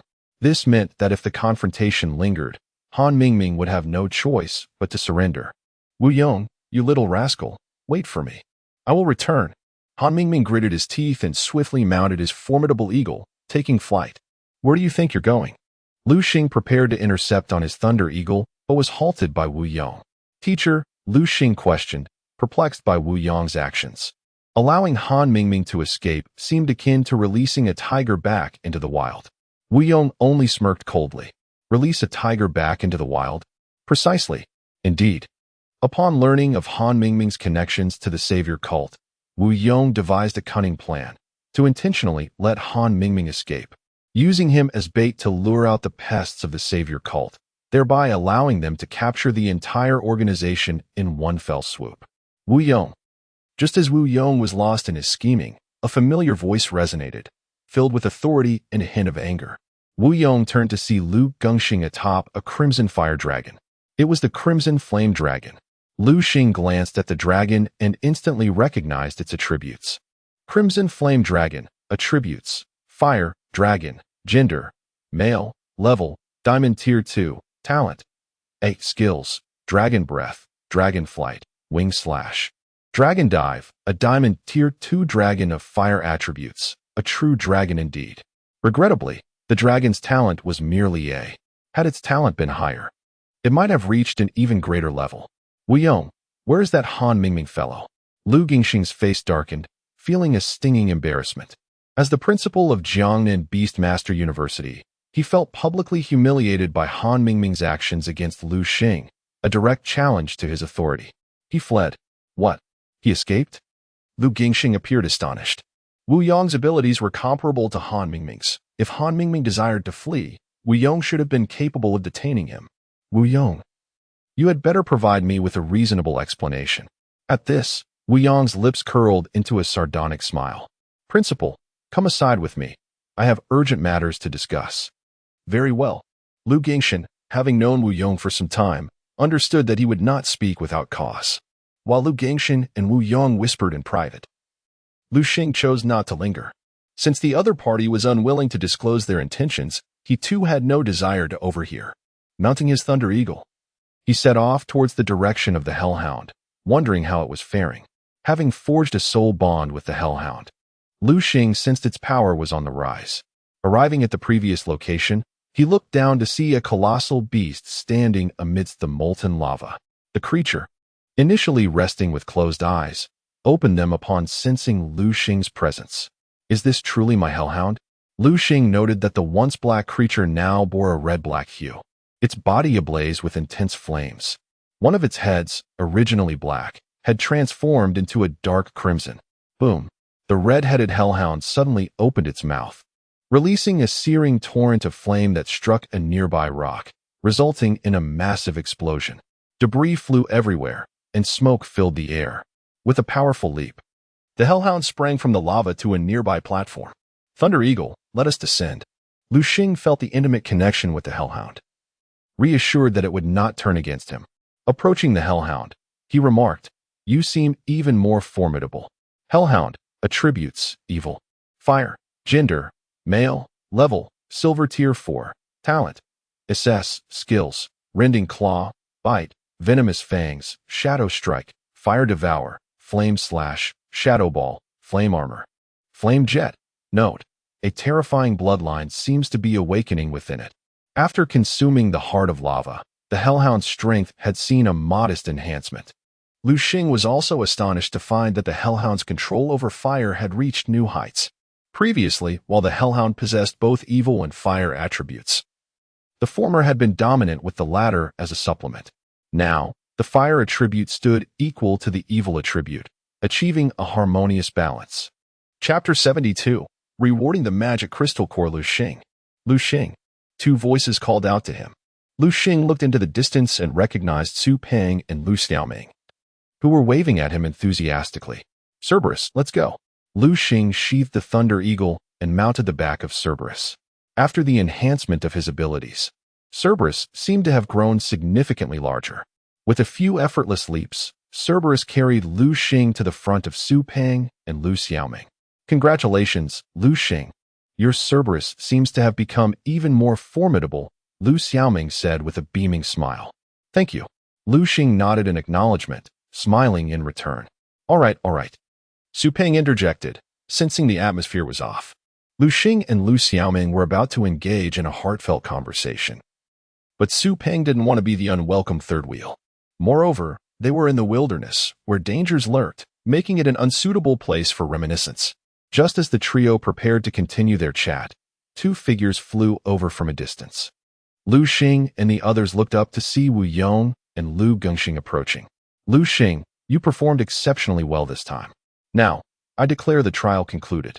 Please follow me back, Principal Liu Gengxing announced. The students had nearly suffered total annihilation due to the fire ant tide, and with the incident of Han Mingming's defection, Liu Gengxing decided to end the trial prematurely. He had more pressing matters to attend to, namely collaborating with Wu Yong to eradicate the Salvation Church's branch within Jiangnan City. After all, allowing such a presence to persist was perilous. I'm utterly exhausted. Su Peng collapsed onto the sofa. After the days of trials, he felt utterly drained. At that moment, he wished for nothing more than to lie comfortably on the couch, motionless. Liu Xing cast a glance at Su Peng, having long been accustomed to such behavior. Ding dong. Suddenly, the doorbell of the villa rang. I wonder who that could be. Liu Xing frowned slightly. Perhaps it's Sister Roaming, Liu Xiaoming suggested. Indeed. Liu Xing walked towards the door, only to find a woman standing at the entrance. Upon seeing her, he immediately recognized her as his female mentor. Xie Yuding. Teacher Xie, what brings you here? Although Xie Yuding was Liu Xing's mentor, they had hardly interacted, even in class. They sat far apart and had never exchanged a single word. The principal instructed me to escort you to claim your reward, Xie Yuding said, her tone icy, showing no inclination to foster a closer relationship due to Liu Xing's achievements. Liu Xing, however, felt no resentment towards her demeanor. Everyone has their own way of living. As the elders often say, one can only change oneself and cannot influence others. Xie Yuding led Liu Xing to the treasure vault of Jiangnan Beastmaster University. She respectfully handed a token to an elderly guard at the entrance. The guard casually accepted the token, opened his eyes, and glanced at Liu Xing before speaking. You may enter the first 3 levels and choose one item of your liking. Remember, only one. Understood. Liu Xing nodded and stepped into the treasure vault. Activating his system eye, the information about the items before him became clear. The vault housed various treasures, including medicinal herbs, magic crystal cores, and armor for magical beasts. Liu Xing swiftly explored the first floor and soon finished his inspection. Sigh. After completing the first floor, Liu Xing couldn't help but express his disappointment. Indeed, reality was not as it appeared in the novels of his past life. In those stories, protagonists would invariably discover treasures in such places. Nevertheless, Liu Xing's body led him to the second floor, for he possessed the system eye and faced no time constraints. Thus, he resolved to inspect the second floor as well. To his dismay, it too offered little of value. It seemed he could only proceed to the third floor. Upon reaching the third floor, Liu Xing was pleasantly surprised to find numerous treasures. After a thorough examination, he held 2 magic crystal cores in his hands. Which one to choose? Liu Xing pondered deeply. Both cores belonged to golden-level magical beasts. The one in his left hand was of the water element, containing the skill Tidal Surge. Tidal Surge summons a colossal wave that crashes towards the enemy. This is an area of effect skill. The one in his right hand was the Water Stream Charge of the Blue Dolphin. Water Stream Charge envelopes the body in water flow and propels towards the enemy with great force. Both skills were commendable. After careful consideration, Liu Xing made his decision. I choose Tidal Surge. He placed the Blue Dolphin's magic crystal core on the table and took the water element core, making his way downstairs. After registering with the elderly guard, Liu Xing finally exited the treasure vault. As Liu Xing departed, the elder couldn't help but murmur softly, "A water element magic crystal core? Perhaps he is drawn to the Tidal Surge." However, the probability of mastering such a skill is exceedingly low. With that thought, the elder shook his head in resignation. Returning to his villa with the water element magic crystal core, Liu Xing exhaled in relief. Impressive. That elder in the treasure vault is extraordinarily powerful. The mere presence of his aura left Liu Xing feeling somewhat overwhelmed. Was this the pressure of a master-level expert? Liu Xing had initially thought that the strongest individual at Jiangnan Beastmaster University was Principal Liu Xing. Little did he know that a formidable figure was hidden within the school's treasure vault. Was this the legendary sweeping monk? However, what was the matter with the heavy injury displayed by the system? Liu Xing pondered briefly, then shook his head. The elder was not someone he could provoke at his current level. With the system at his disposal, it was wiser to maintain a low profile. Liu Xing believed that as long as he was not foolish, his growth was merely a matter of time. Those so-called powerful individuals would eventually find themselves beneath his feet given sufficient time. Liu Xing, what treasure did you acquire?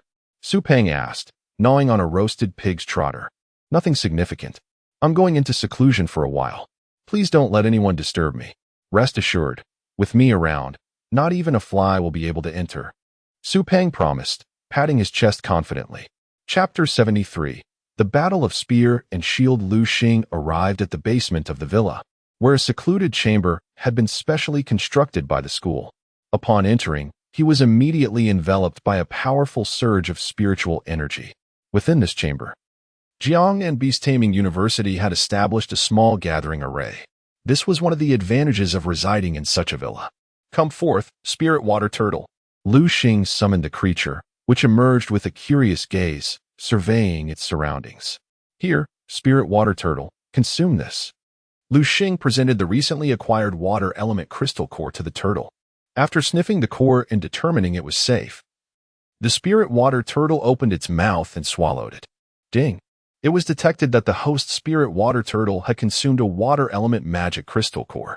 Your spirit water turtle will learn the following skills. Please choose. Tidal Surge. Raise a hand to summon a colossal wave that crashes towards the enemy. Water Sphere Technique. Conjure a water sphere and hurl it at the enemy. Surfing. Float on the water's surface, enhancing speed in aquatic environments. I choose Tidal Surge. The Tidal Surge is a wide area attack skill, precisely what Liu Xing needed at this moment. As for the Water Sphere Technique, it was too rudimentary to warrant his attention. Surfing was also unnecessary since the spirit water turtle was already a proficient swimmer. Ding! Congratulations, host. Your spirit water turtle has learned Tidal Surge. Liu Xing smiled, a satisfied expression gracing his face. Indeed, possessing such advantages was exhilarating. The ability to learn any desired skill without the unpredictability of others who might consume a magic crystal core only to receive something undesirable was invaluable.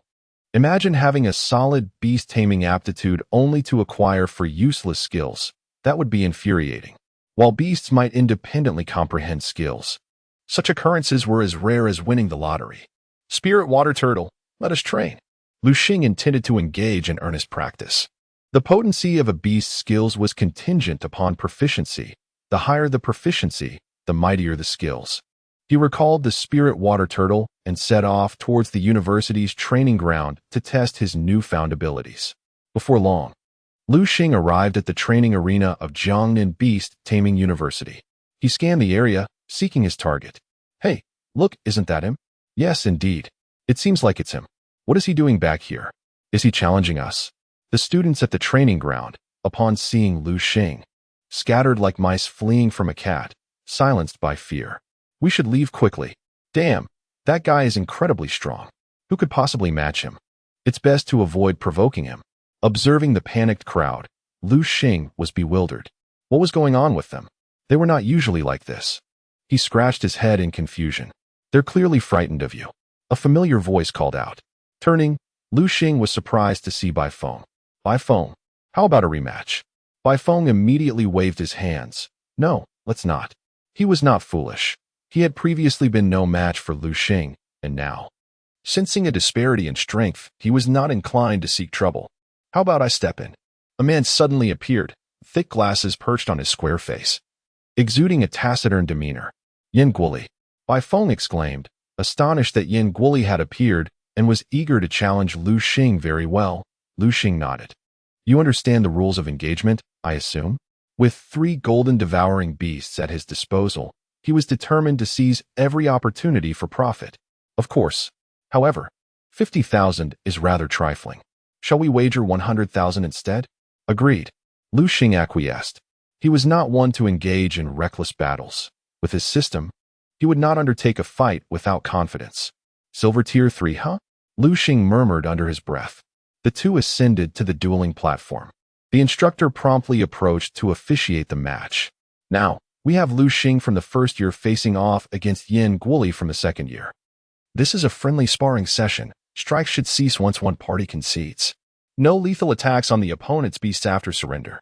Very well, I declare the match to begin. At the instructor's command, both Liu Xing and Yin Guoli simultaneously began their incantations. 2 grand magic arrays illuminated the arena.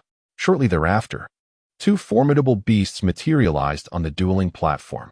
Liu Xing summoned the spirit water turtle, while Yin Guoli brought forth a golden armored mantis. Golden armored mantis, attribute, insect. Metal, gender, male, level, silver tier 3. Qualification, A, learn skills, / cut, bug bite, fallen strike. Is that a golden armored mantis? Bai Feng gasped from the audience. Yin Guoli, I never expected you to contract a golden armored mantis. No wonder I haven't seen you in a while. You must have been searching for this creature. My heavens, it's a golden armored mantis. The other students echoed in astonishment. It was rumored that the golden armored mantis possessed astonishing speed, making it nearly impossible to capture. Moreover, its rarity was unparalleled. Do you all know how formidable a golden armored mantis is? Look at those 2 massive scythes on its chest. They say those scythes can effortlessly slice through metal and stone, even cutting through iron plates over 10 meters thick. I wonder if that's true. Hearing this, Yin Guoli adjusted his thick glasses, a proud smirk crossing his face. He thought to himself, of course it's true. He had made considerable sacrifices to obtain this golden armored mantis. He had intended to showcase its might to others, but Liu Xing, in his ignorance, had chosen to challenge him. Thus, he felt compelled to teach Liu Xing a lesson, reminding him of the vastness of the world. In the audience, Bai Feng assessed the 2 beasts, golden armored mantis against spirit water turtle. His eyes gleamed with excitement.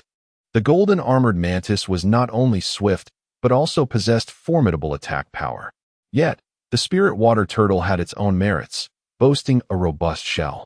In this clash of spear and shield, who would emerge victorious? Chapter 74. The Astonishment of Yin Guoli, as Bai Feng pondered. The battle between Liu Xing and Yin Guoli commenced. The golden armored mantis unleashed its cleaving strike. Upon hearing this command, the mantis revealed its razor-sharp scythes. With a powerful flap of its wings, it vanished from sight. When the golden armored mantis reappeared, it was right before the spirit water turtle. Retreat into your shell.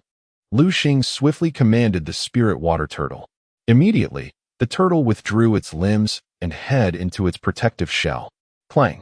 The mantis' sharp side struck against the turtle's thick armor, sending sparks flying. The mantis delivered several consecutive blows before finally pausing. Liu Xing glanced at the spirit water turtle and noticed several white lines appearing on its shell. Such formidable offensive power. Truly, the golden armored mantis, with its metallic attribute, is one of the strongest in physical attacks among all attributes. Incredible. The speed of the golden armored mantis is astonishing. Did it just deliver 7 or 8 strikes? In mere seconds, the mantis had attacked the spirit water turtle numerous times. It seems that creature is in grave peril. Serves it right for being so arrogant. It was only a matter of time before someone set it straight. Some among the spectators harbored discontent towards Liu Xing, for jealousy often clouds judgment. They could not bear to see another excel beyond themselves. Yet Bai Feng, seated in the audience, perceived a different reality. What is happening? Bai Feng's brow furrowed in confusion.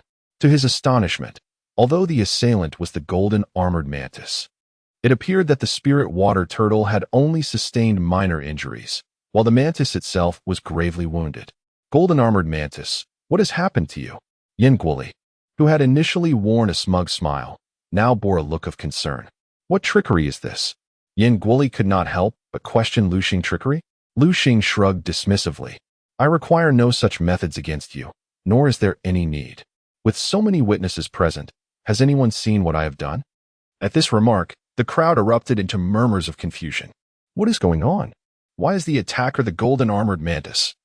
Yet the one injured is not the spirit water turtle, but rather the mantis itself. Can someone explain? It's a reflection damage. At that moment, a voice called out.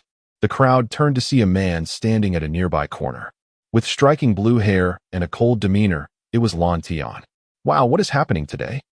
3 members of the sophomore F4 have appeared in the training ground. Several infatuated girls could not help but wave at Lan Tian, exclaiming their admiration. Reflection damage? Yin Guoli quickly grasped the situation. He was no fool. On the contrary, he was quite the scholar, his vision slightly impaired from excessive reading. He never expected to encounter the legendary reflection damage skill. Rumored to rebound an opponent's damage, witnessing it today confirmed its existence. Yin Guoli adjusted his glasses, a glimmer of envy flashing in his eyes. You are quite fortunate, young man, to have contracted a spirit water turtle with the reflection damage skill. While such creatures are not considered rare beasts, possessing the reflection damage ability alters everything. The strength of a spirit water turtle with this skill multiplies. Though you possess reflection damage, I refuse to believe that my golden armored mantis cannot prevail against your spirit water turtle. As long as I continue my onslaught, it will be your turtle that falls first. Yin Guoli's knowledge informed him that the reflection damage skill could rebound 30 of the damage back to the attacker. Thus, the one truly suffering was the spirit water turtle. Golden armored mantis, continue using cleave. The mantis obeyed, swiftly striking down towards the spirit water turtle. However, after several strikes, the mantis's speed began to wane. As the final blow loomed, the mantis faltered, nearly collapsing to the ground. What is happening? Yin Guoli's eyes widened in disbelief, as if he had seen a ghost. The unfolding reality surpassed his comprehension. He had anticipated that the mantis's relentless assault would breach the turtle's thick armor. Yet the truth was that Liu Xing's spirit water turtle remained unharmed, while Yin Guoli's golden armored mantis teetered on the brink of defeat. Seeing the situation unfold, Liu Xing narrowed his eyes, a satisfied smile gracing his face. This is delightful, truly delightful. Despite Yin Guoli's extensive knowledge, he had overlooked 2 crucial factors. First, the physical rebound effect of Liu Xing's spirit water turtle's spiked shell was not 30, but rather a full 100. Second, the turtle also possessed the super healing skill. Given sufficient time to recuperate, it would swiftly recover. Indeed, as the golden armored mantis ceased its assault, the spirit water turtle, empowered by the super healing skill, began to mend itself. The white marks from the cleaving strikes gradually healed, vanishing entirely. This is super healing. Yin Guoli, ever the scholar, had momentarily lost his focus but was now regaining clarity. You have given your spirit water turtle the crystal core of a healing jellyfish, enabling it to learn the super healing skill. Upon hearing this, Liu Xing remained silent. He had been contemplating how to explain the situation, But Yin Guoli had unwittingly provided a perfect explanation. You truly are fortunate. Yin Guoli felt a twinge of jealousy towards Liu Xing. First, the probability of obtaining a monster crystal from a healing jellyfish was incredibly low. Thousands of healing jellyfish might yield but a single crystal. Furthermore, teaching one's monster the super healing skill was an arduous task in itself. The healing jellyfish also possessed a rather troublesome ability known as softness. Softness, upon mastering this skill, your monster's body becomes exceedingly pliable, and that aspect too. While this skill poses no challenge for the inherently soft-bodied healing jellyfish, it would spell disaster for other types of beasts. Chapter 75. Once again slaughtering the fat sheep who desires their beast to be akin to a puddle of mud? It is understood that one can contract a maximum of 9 beasts throughout their lifetime.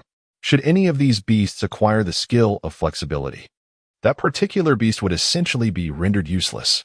Thus, while some yearn for the extraordinary healing ability, they simultaneously fear the soft skills possessed by healing jellyfish. This can indeed be seen as a challenge, a coexistence of opportunity and peril. To attain superior skills, one must inevitably take risks. Liu Xing, however, is distinct. He possesses a system that negates the element of danger. Moreover, the spirit water turtle has independently comprehended the super healing skill. This implies that Liu Xing can utilize 4 monster crystal cores for it. Having expended one during a previous assault by the waves, he now has 3 opportunities remaining. Spirit water turtle, unleash your fury bite. The spirit water turtle opened its gaping maw and lunged at the golden armored mantis. Golden armored mantis, evade. With a whoosh, the sound of slicing air resonated. The golden armored mantis, with its agile movements, vanished from sight. This time, Liu Xing's spirit water turtle missed its target. Phew. That was close. Yin Guoli instinctively wiped the cold sweat from his brow. He had not anticipated that battling Liu Xing would make him break a sweat. This was a sensation he had not experienced in years. The pressure Liu Xing exerted upon him was truly terrifying. Golden armored mantis. Commence your pursuit for an opportunity to counterattack. Upon hearing this, the golden armored mantis began to flap its wings, circling around the spirit water turtle. At that moment, it resembled a fly, incessantly buzzing around the spirit water turtle. The turtle's eyes followed the mantis in dizzying circles, feeling as if it might become disoriented from the rapid movements. Spirit water turtle, retreat into your shell. Do not observe the golden armored mantis's maneuvers. Yin Guoli found himself momentarily speechless at Liu Xing's behavior. He could hardly fathom that Liu Xing would resort to such unscrupulous tactics. What do you mean by you? Have I broken any rules? Yin Guoli felt an intense fury at Liu Xing's shamelessness, yet he found himself powerless. While Liu Xing could afford to be shameless, Yin Guoli could not. Very well, then let me deliver the final blow. Golden armored mantis, execute the fall from grace. Yin Guoli resolved to fight with all his might. Fully aware that the longer this dragged on, the more likely the spirit water turtle would recover, leaving him as the ultimate loser. Whoosh! The golden armored mantis vanished from view, only to reappear midair. It revealed its sharp sides, and with a powerful flap of its wings, it descended with gravity-driven acceleration, aiming its gleaming sides at the spirit water turtle. Bang! The scythe struck the spirit water turtle with a resounding crack. Miraculously, the mantis managed to create a small fissure in the turtle's shell. Ah! The spirit water turtle cried out in pain, extending its limbs from the shell. Yin Guoli's heart leapt with joy upon witnessing this. Yet, the ensuing scene left him utterly astounded. The spirit water turtle opened its massive mouth once more and lunged at the golden armored mantis. Golden armored mantis, dodge quickly. The mantis, with its nimble movements, swiftly retreated, attempting to distance itself from the spirit water turtle. Attempting to escape? Not on my watch. Spirit water turtle, unleash the wave impact. The spirit water turtle raised its head, and in an instant, a towering wave over 10 meters high materialized from thin air. The wave roared forward, crashing toward the golden armored mantis. Golden armored mantis, evade. Alas!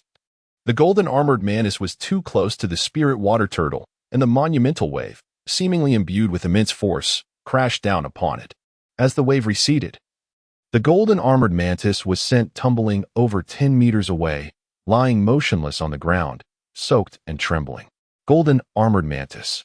Yin Guoli rushed toward the mantis, his heart aching. He quickly retrieved a healing potion from his pocket and began administering treatment. He lost. Yin Guoli had actually lost. No one could believe their eyes. After all, Yin Guoli was one of the illustrious F4 of the second year. Up to this moment, Liu Xing had faced off against 3 of the F4, leaving only one standing in the corner, Lan Tian. All eyes turned to Lan Tian, their gazes brimming with fervor and anticipation, hoping he would step in and teach Liu Xing a lesson. Liu Xing had become insufferably arrogant. Yet, Lan Tian appeared disinterested. He cast a sidelong glance at Liu Xing, who also noted Lan Tian's presence. Their eyes met. "Kid, I hope you grow a bit stronger," Lan Tian mused. Having discerned the spirit water turtle's capabilities, a silver tier 2. For an opponent of such caliber, Lan Tian felt no inclination to engage. At present, he was a silver tier 5, and battling Liu Xing held no appeal. Winning or losing against someone younger and weaker would garner him no respect. His victory would be deemed bullying, while a defeat would be even more humiliating. Thus, Lan Tian opted to withdraw, unbeknownst to Liu Xing. His casual remark sent shivers down the spines of all present in the training ground. A consensus emerged among them: do not provoke Liu Xing. He was not a force to be trifled with. Within the training ground, Bai Feng felt a wave of boredom wash over him. "Sai, I'm leaving." He had anticipated witnessing Liu Xing's defeat at the hands of Yin Guoli. Yet the reality was the opposite. Yin Guoli had been thoroughly trounced. Also departing was an individual clad in a black hoodie. Though unremarkable in appearance, his eyes were filled with a brooding darkness. Chapter 76. In search of the taunting monkey, Liu Xing returned to his villa, still savoring the recent battle. Yin Guoli's golden armored mantis was quite impressive. It managed to breach the defenses of his spirit water turtle. Liu Xing muttered under his breath, especially recalling the mantis's final move, Heaven's Fall Strike.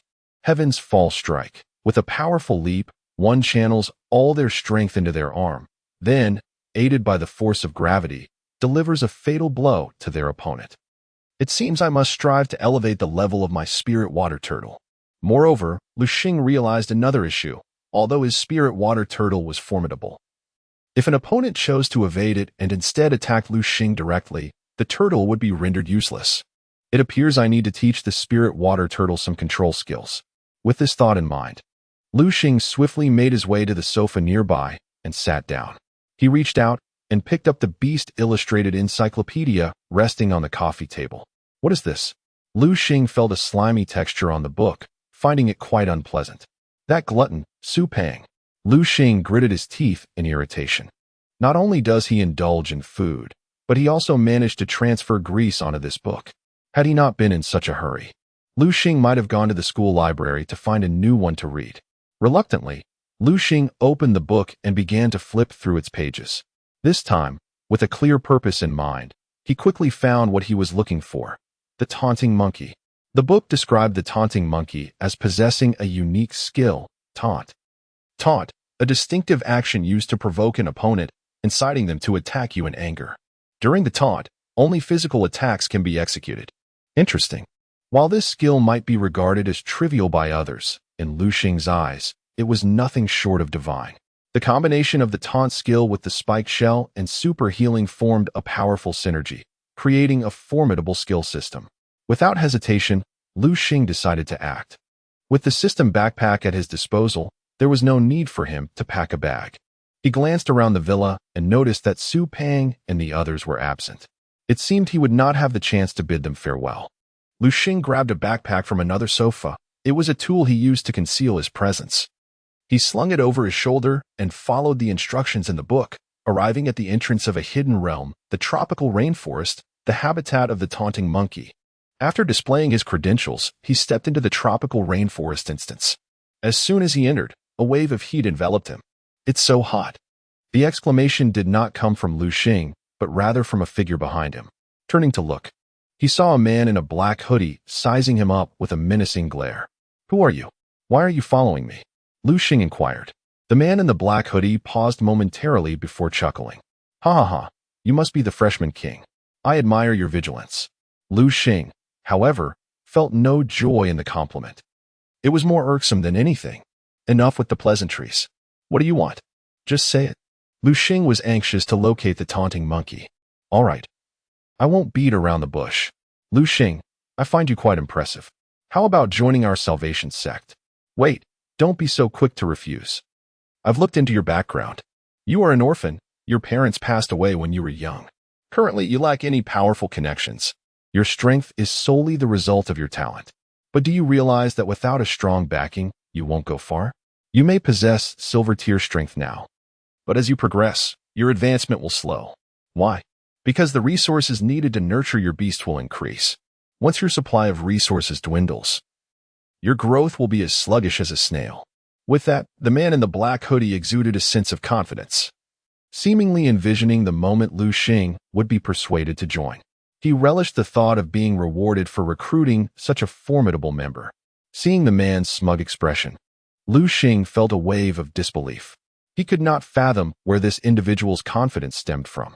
Were it not for the system, he might have considered taking a risk to join the salvation sect for the sake of those meager resources. However, now that he possessed the system, as long as he did not act recklessly, his growth was merely a matter of time. Are you finished? The man furrowed his brow at Liu Xing's question. Once you're done, you should be on your way. Liu Xing was taken aback to discover that there were members of the Salvation sect within Jiangnan Beast Taming University. Indeed, the sect was far-reaching and pervasive. Regrettably, Liu Xing had already resolved to oppose the Salvation sect. Come forth, Hellhound. Liu Xing swiftly formed the necessary hand seals and summoned the Hellhound. The sight of the Hellhound sent chills down the spine of the man in the black hoodie. Having only been with the Salvation sect for a little over a year, he was still a mere pawn and had not encountered much in terms of formidable opponents. I don't believe you would dare to kill me. In the beast taming world, while it was a survival of the fittest, murder was still a legal offense. Thus, the man foolishly assumed Liu Xing would heed the law and refrain from killing him. What do I have to fear? Hellhound, unleash flame slash. The Hellhound swung its paw, unleashing a fierce blade of fire. No, the man gasped in shock, never expecting Liu Xing to kill him. The unfolding events were entirely contrary to his plans. He had intended to recruit Liu Xing and earn the favor of the Salvation sect's higher-ups, allowing him to ascend the ranks. Little did he know, he would meet his demise here. Boom. The flame slash struck the man in the black hoodie, obliterating him.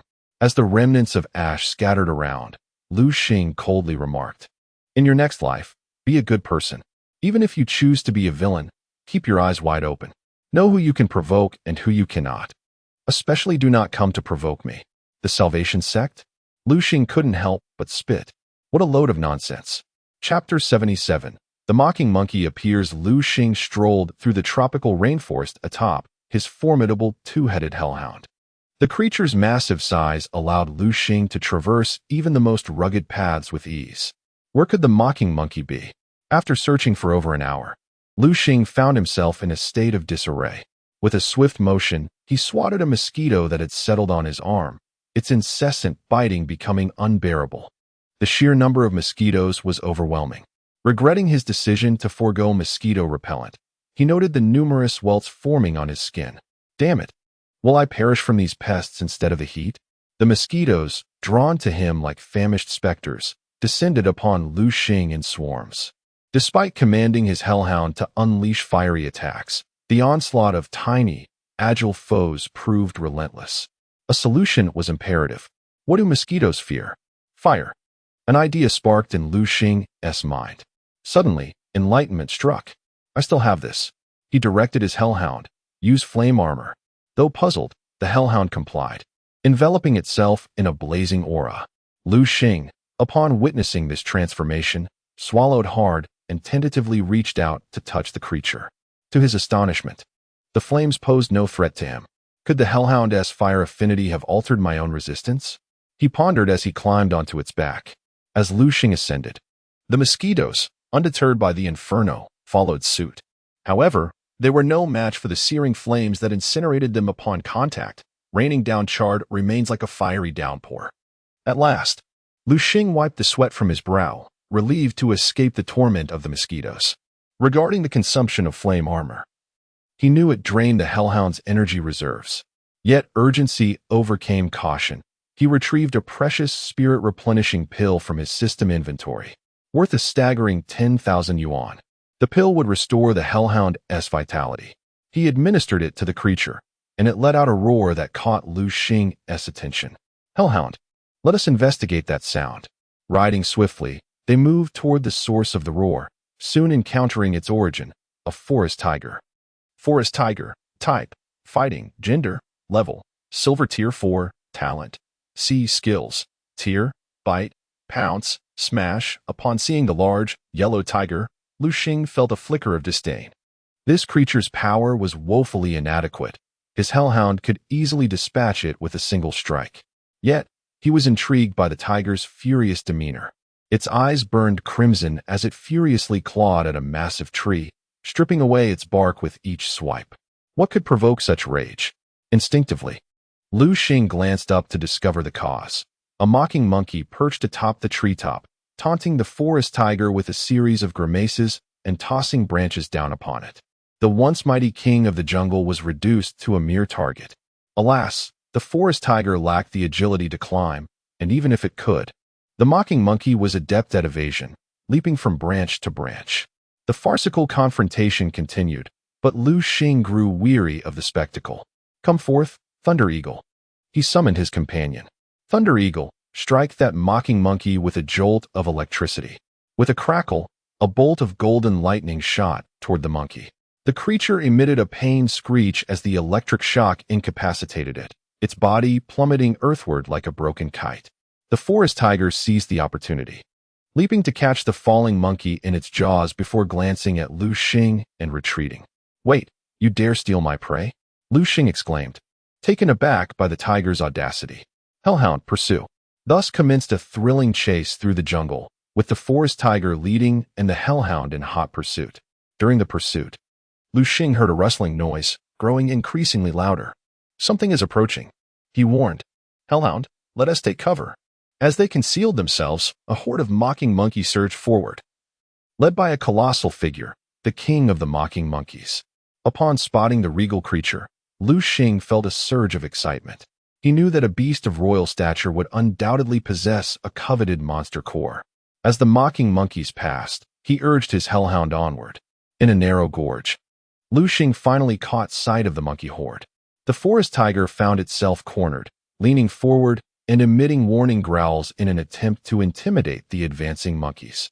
However, upon spotting the fallen mocking monkey, the eyes of the horde glowed with fury. Overwhelmed with remorse, the forest tiger regretted provoking the taunting monkeys. Creatures known for their fierce collective defense. Attacking one of them meant facing the wrath of the entire group. Ironically, it was not the tiger, but a fellow named Liu Xing, who had dealt the fatal blow to the taunting monkey. Alas, regrets were futile. Survival now hinged on a desperate struggle. With a deafening roar, the forest tiger asserted its dominance, a primal display that momentarily halted the advancing monkeys. Yet, one figure defied the retreat, the taunting monkey king. Emerging from the ranks, it approached the tiger and, with a blatant gesture, beckoned it to single combat. The forest tiger responded with another thunderous roar, its powerful legs propelling it forward in a swift lunge toward the monkey king. Closing the distance in an instant, the tiger faced an unexpectedly composed adversary. The monkey king, prepared for the assault, shifted its weight and unleashed a devastating punch. The blow landed squarely on the tiger's jaw, shattering its teeth with a sickening crack. Stunned, the tiger was sent reeling backward, but the monkey king pressed its advantage, delivering a crushing stomp that flattened the beast. The tiger's innards spilled forth in a gruesome display. Liu Xing, observing the scene, recognized the monkey king's formidable strength, capable of felling the tiger in mere moments. He assessed its attributes. Taunting monkey king. Attribute: fighting, gender, male, level, silver rank 6, aptitude. A skills: burst punch, low sweep, cross chop, taunt, a silver rank 6. A grade: taunting monkey king. No wonder it had made short work of the forest tiger. Suddenly, a swift projectile whizzed past Liu Xing, who narrowly dodged the attack. A taunting monkey, presumably a scout tasked with reconnaissance, had launched the surprise assault. The hellhound, incensed by the treachery, retaliated instantly, devouring the scout in a single gulp. A furious roar echoed through the forest as the Monkey King witnessed the demise of its comrade. Enraged by the audacity of these intruders, it vowed to tear them limb from limb, teaching them a lesson in respect. With explosive force, the Monkey King propelled itself toward the hellhound. Its fist cocked back for a devastating blow. First punch. The punch was delivered with such velocity that it created a sonic boom. Hellhound, use flame slash, Liu Xing commanded. The hellhound responded, unleashing a searing blade of fire toward the advancing Monkey King. The Monkey King, caught off guard by the unexpected attack, found itself unable to evade the fiery projectile. The flame slash struck its mark, sending the Monkey King hurtling backward. The force of the impact snapped several trees before the Monkey King finally came to a halt. It struggled to rise, blood gushing from its wounds. The hellhound, empowered by the earth core fire, had delivered a devastating blow. Gasping for breath, the Monkey King glared at its impassive opponent. It had never encountered such a formidable foe. The hellhound's apparent nonchalance only fueled its rage. With a primal scream, the Monkey King beat its chest and charged once more. "What a brute!" Liu Xing exclaimed, observing the reckless assault. Lacking ranged attacks, the Monkey King relied solely on brute force. Hellhound, use flame slash again. Another fiery blade hurtled toward the Monkey King. This time, however, the Monkey King anticipated the attack and narrowly dodged the projectile, which struck a tree behind it, causing a violent explosion. Relieved at having evaded the flame slash, the Monkey King failed to notice the chilling presence behind it. Turning its head, it saw the hellhound, its eyes widening in disbelief. How had it managed to circle around so quickly? Before it could comprehend the hellhound's maneuver, the hellhound's razor-sharp claws raked across its back. The Monkey King was sent flying once more, crashing into the undergrowth several meters away. Chapter 79. Mastering the art of taunting. The infernal two-headed hound delivered its final blow. Use flame slash. Whoosh. Whoosh. This time, both claws of the hellish beast swung simultaneously, sending dual flame slashes skimming across the ground towards the taunting Monkey King not far away. Boom. After enduring a barrage of attacks from the two-headed hound, the taunting Monkey King was left battered and bruised. At this moment, it had lost all power to resist and could only watch helplessly as the flame slash struck its body. The formidable force of the attack shattered the taunting Monkey King into pieces. Oh no! Liu Xing instinctively dashed towards the fallen Monkey King. When he spotted a gleaming monster crystal core on the ground, he let out a sigh of relief. He had feared that the infernal two-headed hound would obliterate the taunting Monkey King's crystal core. Thankfully, it was unharmed. Liu Xing bent down and picked up the crystal core, wiping away the dirt that clung to it. A faint smile curled at the corners of his mouth as he beheld the taunting Monkey King's crystal core. He had achieved the purpose of his quest. Chirp, chirp. Upon hearing the sounds, Liu Xing turned towards the source. He had anticipated that the taunting monkeys would charge at him in a furious attempt to avenge their fallen king. However, to his surprise, the monkeys scattered in disarray upon witnessing their king's demise, fleeing into the depths of the forest. These creatures displayed remarkable intelligence. It was no wonder their kind had persisted through the ages. Choosing to confront an insurmountable foe head-on was indeed a foolish course of action. As the saying goes, as long as the Green Mountains remain, one need not fear a lack of firewood. Scanning his surroundings and confirming there were no remaining taunting monkeys, Liu Xing called forth his spirit water turtle. "Come forth, spirit water turtle." He summoned it into existence. "Here, take this." Liu Xing handed the taunting Monkey King's crystal core to the spirit water turtle. Having consumed a monster crystal core before, the turtle was quite familiar with it and promptly swallowed the core whole. Ding! The system announced, "The host spirit water turtle has consumed the taunting monkey's crystal core. Your spirit water turtle is about to learn the following skills. Please choose. Explosive fist. Concentrate all your strength into your fist and unleash a powerful blow against your opponent. Lower kick. Raise your foot high and utilize the gravitational potential energy to strike your foe. Cross slash. Cross your hands over your chest and then swiftly swing them out to slash at your opponent. Taunt. Maliciously irritate your adversary. inciting them to unleash a furious assault upon you. The duration of the taunt is contingent upon the user's strength. I choose the taunt skill. Ding. Congratulations, host. Your spirit water turtle has learned the taunt skill. Upon hearing the system's prompt, Liu Xing felt a surge of joy. With this new skill, his spirit water turtle had gained a measure of combat prowess. Let us go, spirit water turtle, and test your strength. Liu Xing mounted the back of the infernal two-headed hound and ventured deeper into the forest. Before long, he spotted a target. Not far away, atop a large rock, lay a colossal creature sleeping soundly, its dark fur glistening as it emitted a fearsome snore. It was a black bear. Black bear. Type, ordinary. Gender. Level, silver tier 4. Qualities, D. Skills, bear claw, explosive fist, slam, heavy push at this moment. Liu Xing's spirit water turtle was at silver tier 2. Although it was 2 tiers weaker than the black bear, the turtle's qualifications were superior, and its skills far outmatched those of the bear. Spirit water turtle, use furious bite against the black bear. Liu Xing commanded. The turtle charged toward the black bear, its massive form causing the ground to tremble with each step. The black bear, still in slumber, sensed the impending danger and quickly opened its eyes, only to find the spirit water turtle barreling towards it. Roar! The black bear sprang to its feet, revealing its towering 3-meter frame before Liu Xing crash. Crash! The bear's eyes were bloodshot, filled with rage from being abruptly awakened. It lunged at the spirit water turtle in a fit of anger. Crash! When the two beasts collided, neither could gain the upper hand, resulting in a stalemate as they grappled with one another. Roar! The black bear let out another roar, raising its right paw to reveal razor-sharp claws, which it aimed at the turtle's shell. Bear claw. Clang. The black bear's claws struck the turtle's shell, sending sparks flying. The turtle's shell was remarkably tough. Even with the bear's formidable strength and sharp claws, only shallow white marks remained. Spirit water turtle, use furious bite. The turtle opened its massive jaws and clamped down on the black bear's body. Hello! The black bear cried out in pain, its fury igniting as it rained blows upon the turtle's shell. Slam! Crash! Crash!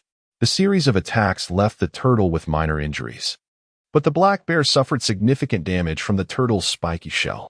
Panicking, the black bear realized it was no match for the spirit water turtle, especially with the infernal two-headed hound looming nearby. Upon seeing the hound, an oppressive force washed over it, extinguishing any thoughts of resistance. Flee. I must escape. The black bear's mind raced with this singular thought as it struggled to break free. However, the turtle's jaws clamped down like a vice around its thigh. With determination in its eyes, the black bear made a desperate decision, akin to a warrior severing a limb.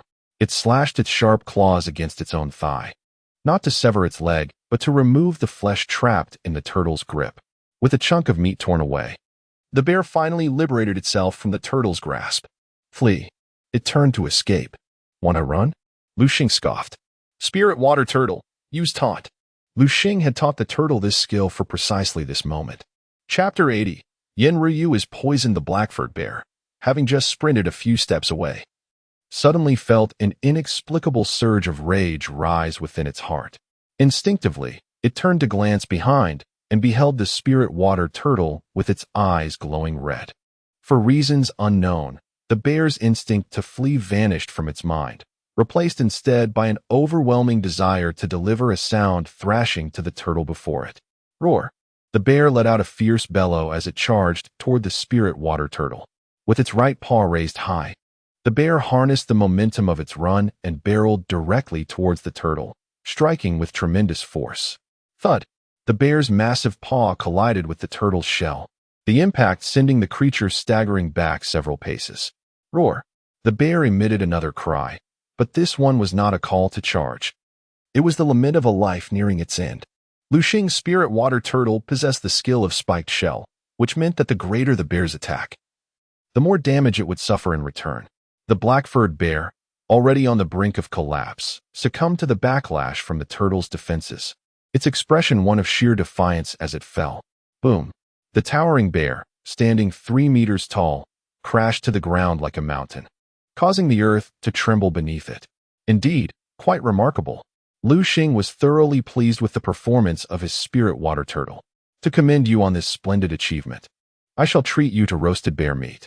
Before long, Liu Xing and his 3 beasts were gathered around a campfire. Over the flames, the bear's flesh sizzled, the fire crackling as it cooked. Liu Xing's beast watched hungrily, unable to resist salivating at the enticing aroma. All right. Liu Xing rose to his feet, prepared to distribute the meat among his companions. In no time, each beast's plate was piled high with portions, and they began to feast with delight. Observing their joyful indulgence, Liu Xing smiled contentedly. After satisfying their appetites, Liu Xing and his 3 beasts made their way back. Upon exiting the secret realm, Liu Xing hailed a taxi back to Jiangnan Beastmaster University. As he gazed out the window, he found himself lost in contemplation about the path that lay ahead. Suddenly, a realization struck him. Driver, please stop at that unfinished building up ahead. Upon hearing this, the driver furrowed his brow and glanced at Liu Xing. He had intended to ask why Liu Xing was not heading to the university, but upon noticing the silver badge adorning Liu Xing's chest, he wisely refrained from speaking further. The silver badge signified Liu Xing's status as a silver beastmaster. Though the taxi driver was an ordinary man, he had traveled extensively and recognized its significance.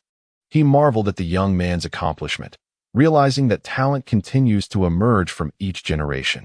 How fortunate we are to have such capable individuals among us, he mused as he drove to the designated location. Upon reaching the unfinished building, Liu Xing exited the vehicle. As he prepared to pay the driver, the latter waved his hand dismissively. Forget it. Consider this my treat. Treat me? Liu Xing was momentarily taken aback, but then tossed the fare into the car. Knowing that insisting would lead to an unnecessary dispute, he turned and walked away. As the driver prepared to call out, he was astonished to find Liu Xing had vanished. Sighing, he realized he had meant to offer change. Entering the unfinished building, Liu Xing made his way to Yan Ruyu's door. Upon entering, he immediately sensed something was amiss. What is happening? He rushed forward and discovered Yan Ruyu lying on the sofa, her complexion ashen and the floor littered with her vomit. Gah! Yan Ryu sat up abruptly. Retching once more. Ryu, what is wrong? Liu Xing hurried to support her. I'm fine, she insisted weakly. Fine. You look terrible, Liu Xing replied. His brow furrowed. Utilizing his system eye, he realized she was poisoned by the venom of a red chain snake, no less. Where have you been, Ryu? How did you come to be poisoned? Liu Xing pondered in confusion, but now was not the time for questions. He scooped her up, determined to rush her to the hospital. Liu Xing, no? Yan Ryu struggled against him. Why not? You need immediate treatment. No. We can't go to the hospital. Why not? Just then, a red silhouette kicked open the door with a forceful bang. A woman rushed in, pulling another figure behind her.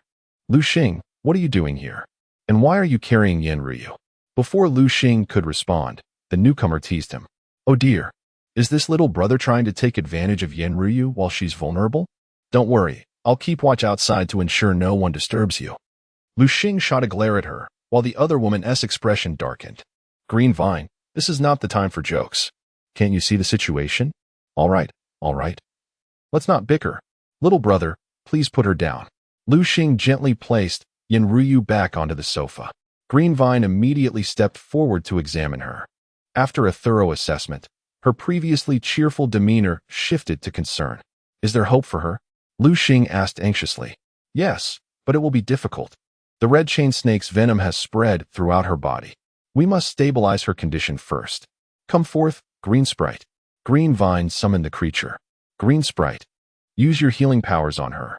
Upon hearing this, the Green Sprite glowed with a verdant light, directing a beam of healing energy towards Yan Ryu. Chapter 81. News of the detox fruit. After a round of treatment, the Green Sprite's complexion turned pale, clearly exhausted.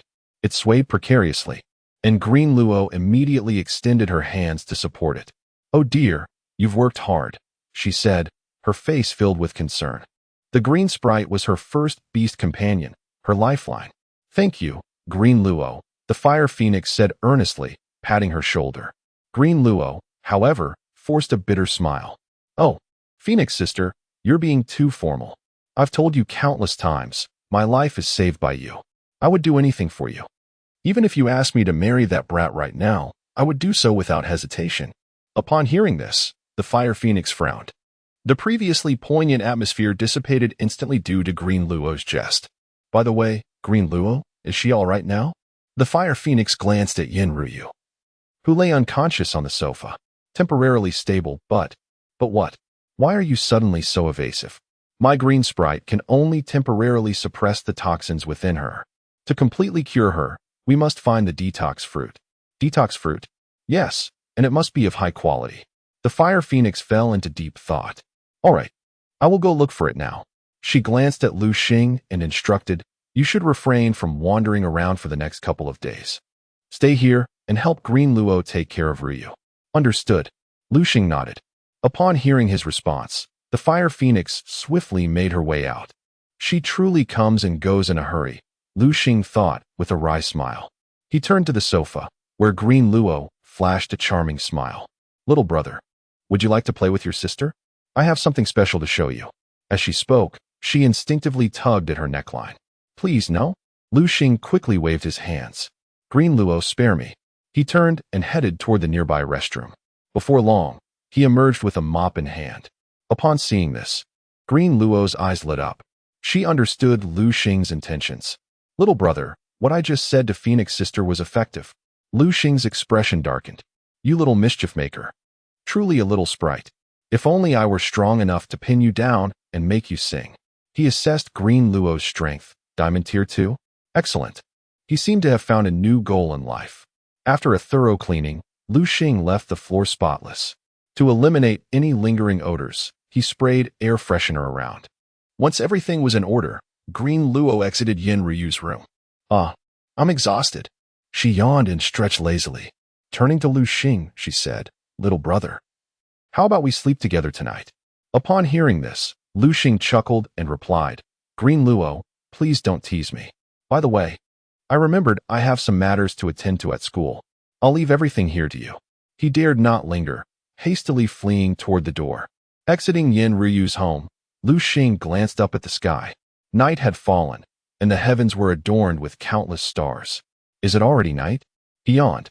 I should head back to school. He stepped out of the derelict building and made his way to the main road. Just then, a taxi approached. Spotting it was empty, he waved it down. The taxi came to a stop, and he opened the passenger door and climbed in. Casually, he addressed the driver, to Jiangnan Beast Master University, please. The driver looked at Liu Xing, momentarily surprised before smiling. Little brother, what a coincidence to meet again. Hearing that familiar voice, Liu Xing turned to see that it was indeed the same driver from earlier. We have quite the fate, don't we? Indeed. Liu Xing smiled wryly. As the driver started the vehicle, he noticed a frown on Liu Xing's face. Unable to contain his curiosity, he asked, You seem to be troubled, little brother. Is something wrong? Nothing much, just a minor issue. A minor issue? Care to share? Perhaps I could assist you. Assist me? Liu Xing shook his head with a bitter smile. No offense, but as an ordinary person, how could you possibly help me? I'm looking for the detox fruit. Do you have any means to procure it? The detox fruit? The driver instinctively repeated, his mind seemingly recalling something. Suddenly, he smiled and said, I may not be able to help with other matters, but I have information about that. Really? Liu Xing straightened up, sensing a glimmer of hope for saving Yin Ryu. Do you have the detox fruit in your possession? If so, name your price. I'll buy it if it's reasonable. The driver chuckled. I don't have that kind of thing. Hearing this, Liu Xing felt as if a bucket of cold water had been poured over him. His spirits dampened. You don't need to be so disappointed. While I don't have it, I do have relevant information. Truly? Liu Xing's skepticism was evident. Indeed, just 2 days ago, I picked up 2 passengers. From them, I learned about the existence of the detox fruit. Nodding, Liu Xing acknowledged the driver's insight. In this world, the taxi driver could be among the most informed individuals. They mentioned they were heading to the Green Shade Forest to search for the detox fruit. Apparently, a friend of theirs was bitten by a poisonous snake. In the Beast Master world, even snakes and insects had gained intelligence, so being bitten was quite a common occurrence. The Green Shade Forest? Liu Xing murmured. I wonder if the detox fruit they speak of is of high quality. After all, Green Luo specifically requested a high-quality one. If it's not, It wouldn't suffice. It seemed that he would have to take a chance. Liu Xing addressed the driver. Thank you for your help. Please take me to the Greenshade Forest. Chapter 82. A heroic rescue? Not at all. It's just a small favor, the taxi driver smiled. Feeling that Liu Xing possessed considerable talent and would undoubtedly flourish in the future. Moreover, Liu Xing was a decent person, and thus the driver harbored selfish intentions. He wished to forge a good connection with Liu Xing. If anything insurmountable arose in the future, he could seek Liu Xing's assistance. After all, with such talent, Liu Xing was bound to become a formidable force. It was akin to a risk-free investment. The taxi driver altered his course, transporting Liu Xing to the entrance of the verdant forest secret realm. Upon disembarking, Liu Xing paid the fare and expressed his gratitude. Thank you so much, sir. If you ever need my assistance in the future, do not hesitate to reach out. I will wholeheartedly help you in any way I can. All right. The taxi driver departed, a satisfied smile gracing his face, for he had secured Liu Xing's promise, a powerful commitment in this era, worth its weight in gold. Liu Xing, however, did not dwell on these thoughts as he stepped into the mysterious depths of the verdant forest. Within the verdant forest, Liu Xing rode atop the hellhound, beginning his search amidst the towering trees that loomed ominously in the night. The forest was vast, shrouded in an eerie atmosphere due to the dense foliage and the darkness that enveloped it. A sudden gust of cold wind sent a shiver down Liu Xing's spine, prompting him to tighten his clothing. While he was not afraid of heat, this chill was a different matter altogether. As he progressed slowly on the hellhound, he muttered to himself, "This is all happening too hastily. Although I know there are detox fruits within this forest, finding one amidst such expanse feels like searching for a needle in a haystack. If only I had a beast capable of treasure hunting." Contemplating the prospect of acquiring a treasure-seeking beast, Liu Xing was suddenly interrupted by a distant cry for help. "Help! Help me! Please! Please! Don't do this! How don't?" Hearing the desperate cries from within the thicket, Liu Xing furrowed his brow. "Come on, hellhound, let us investigate." He urged the beast forward, swiftly arriving at the outskirts of a campsite. A glance around revealed 3 individuals. One, a pockmarked fellow, sat by the campfire, gnawing on a large skewer of roasted meat. "Hurry up, Ahau! Once you're done, it'll be my turn," the pockmarked man urged impatiently. "Relax, I'll be quick," replied Ahau, exhibiting an utter lack of shame. You won't get away with this." The woman, realizing her predicament, resorted to cursing. "Won't get away with it? Oh, we are quite curious about how you believe that," Ahau taunted, preparing to commit an unspeakable act. Just as he was about to succeed, Liu Xing commanded, "Hellhound, unleash flame slash." The hellhound's claws slashed forward, sending a lethal fire blade hurtling toward the pockmarked man. Bang! The unexpected attack caught him off guard, obliterating him in an explosive conflagration. What? The explosion drew Ahau's attention, prompting him to hastily pull up his trousers and flee outside, only to collide head-on with Liu Xing on the hellhound. Swish! The sound of slicing air echoed as the hellhound's sharp claws tore through Ahau's neck, causing a fountain of blood to erupt. Ahau's eyes widened in disbelief as he succumbed to his fate. Dismounting the hellhound, Liu Xing entered the tent, only to be met with a fist aimed at him. He swiftly blocked the blow, taking a step forward to subdue his assailant. "Don't scream. I have no interest in your body. The 2 ruffians who sought to bully you are already dealt with. Now, if you answer my questions honestly, I shall set you free. Do you understand?" The woman nodded vigorously, her head bobbing like a turnip. "I will release you now. Remember, do not attempt to resist, or those 2 will serve as your example." At his words, she shivered involuntarily, the palpable aura of menace emanating from Liu Xing quelling any thoughts of defiance. "What are you doing here?" "We came to find something." "What is it?" "Detox fruits." "Detox fruits?" Liu Xing's eyes sparkled with interest. He had not anticipated encountering the very individuals the taxi driver had mentioned. "What do you need the detox fruits for?" "We accepted a mission that offers a reward for the detox fruit, amounting to 500,000. During our previous task, we discovered a fruit here, but it is guarded by a fearsome green-scaled python." "The green-scaled python?" Liu Xing recalled the information swiftly. Indeed, the creature was exceptionally powerful. Merely glimpsing it had left him trembling. "Why did you still come?" Liu Xing asked, bemused. Well, the reward was simply too tempting, the woman murmured, unable to contain herself. Liu Xing understood all too well. Not everyone was born with a silver spoon, and being a beastmaster was an incredibly costly endeavor. Cultivating formidable beasts required vast resources, and their reckless pursuit was a consequence of their financial desperation. By the way, since you claim to be here for the detox fruits, do you have a plan to deal with the green-scaled python? The woman shook her head. Not yet. We were merely told to come and take a look. Liu Xing sighed, incredulous. Just to take a look? You truly value money over life. Enough of the tears, he said, producing a tissue from his pocket and handing it to her. Tomorrow, you will lead me to the location of the detox fruit. After that, you may leave. Chapter 83. The Pursuit of the Green-Scaled Python. The woman responded softly, almost inaudibly. You can rest here. I will step outside. Liu Xing turned and exited the tent. Unfamiliar with the woman, he felt hesitant to linger in her presence. Upon stepping out, he settled by the campfire, leaning against the hellhound, using it as a backrest. He closed his eyes and drifted into slumber. Inside the tent, the woman gently lifted the curtain, peering outside.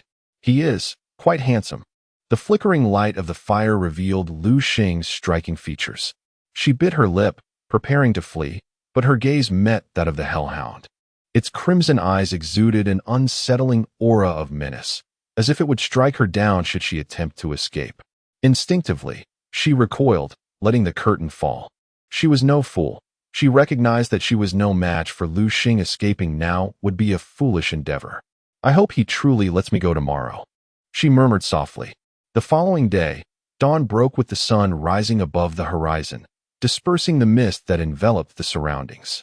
Liu Xing and the woman stood atop a hill, gazing down into the valley. There, nestled among the foliage, was a glimmering red fruit, the antidote fruit. Yet, the woman seemed to spot something terrifying, shuddering involuntarily. Is that the antidote fruit? Liu Xing activated his system's eye, focusing on the fruit. Upon reading its information, his eyes widened in astonishment. He had not only located the antidote fruit, but also a high-quality one. This meant that Yin Ruyu's poison could be cured. However, beneath the tree bearing the antidote fruit lay a massive python, its body of vibrant green and as thick as a grown man's. It was currently resting, eyes shut. That must be the green-scaled python. Green-scaled python, attribute, poison, gender, level, gold tier 1, talent, B, skills, poison bite, tail whip, constriction, poison mist, gasping. Liu Xing was struck by fear. This formidable creature, a gold-tier python, was far beyond his current capabilities. The realization of the python's strength sent a wave of dread through him. He recalled the two individuals he had slain the previous night, along with the woman who had just left. They must have been incredibly bold to provoke such a beast. Liu Xing felt trapped. Yin Ryu was in dire need of the antidote fruit, her life hanging by a thread. Every moment wasted increased her peril. Although the Fire Phoenix had gone in search of the antidote, there was no guarantee it would succeed. Damn it, I must take the risk. The image of Yin Ryu's suffering flooded his mind, causing him great anguish. After all, she had treated him quite well, and he had even envisioned marrying her one day. Come forth, Thunder Eagle. Liu Xing summoned his Thunder Eagle. The bond between them was profound. Typically, the eagle would announce its might with a cry upon emergence, yet today, it remained silent. Sensing the gravity of the situation, Liu Xing glanced at his Thunder Eagle, aware that its silver tier 3 strength paled in comparison to the gold tier green-scaled python. However, the eagle possessed an advantage, its ability to fly. Just as Liu Xing prepared to send the Thunder Eagle to retrieve the antidote fruit, a colossal avian beast appeared from a distance. The creature, a silver tier 8 long-billed sparrow, was drawn towards the antidote fruit, its eyes glinting with greed. How reckless! Liu Xing recognized the long-billed sparrow.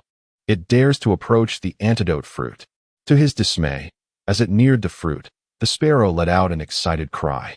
This unforeseen sound startled the resting green-scaled python, which opened its eyes.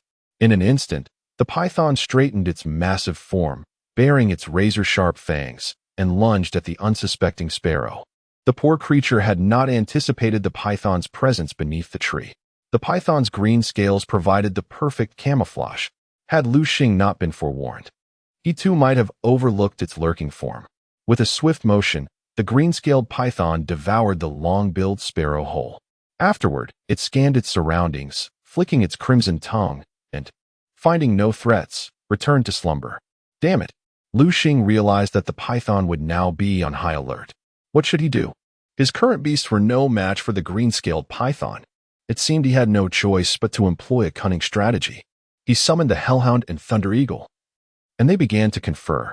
Soon, Liu Xing set his plan into motion. Hellhound, unleash flame slash.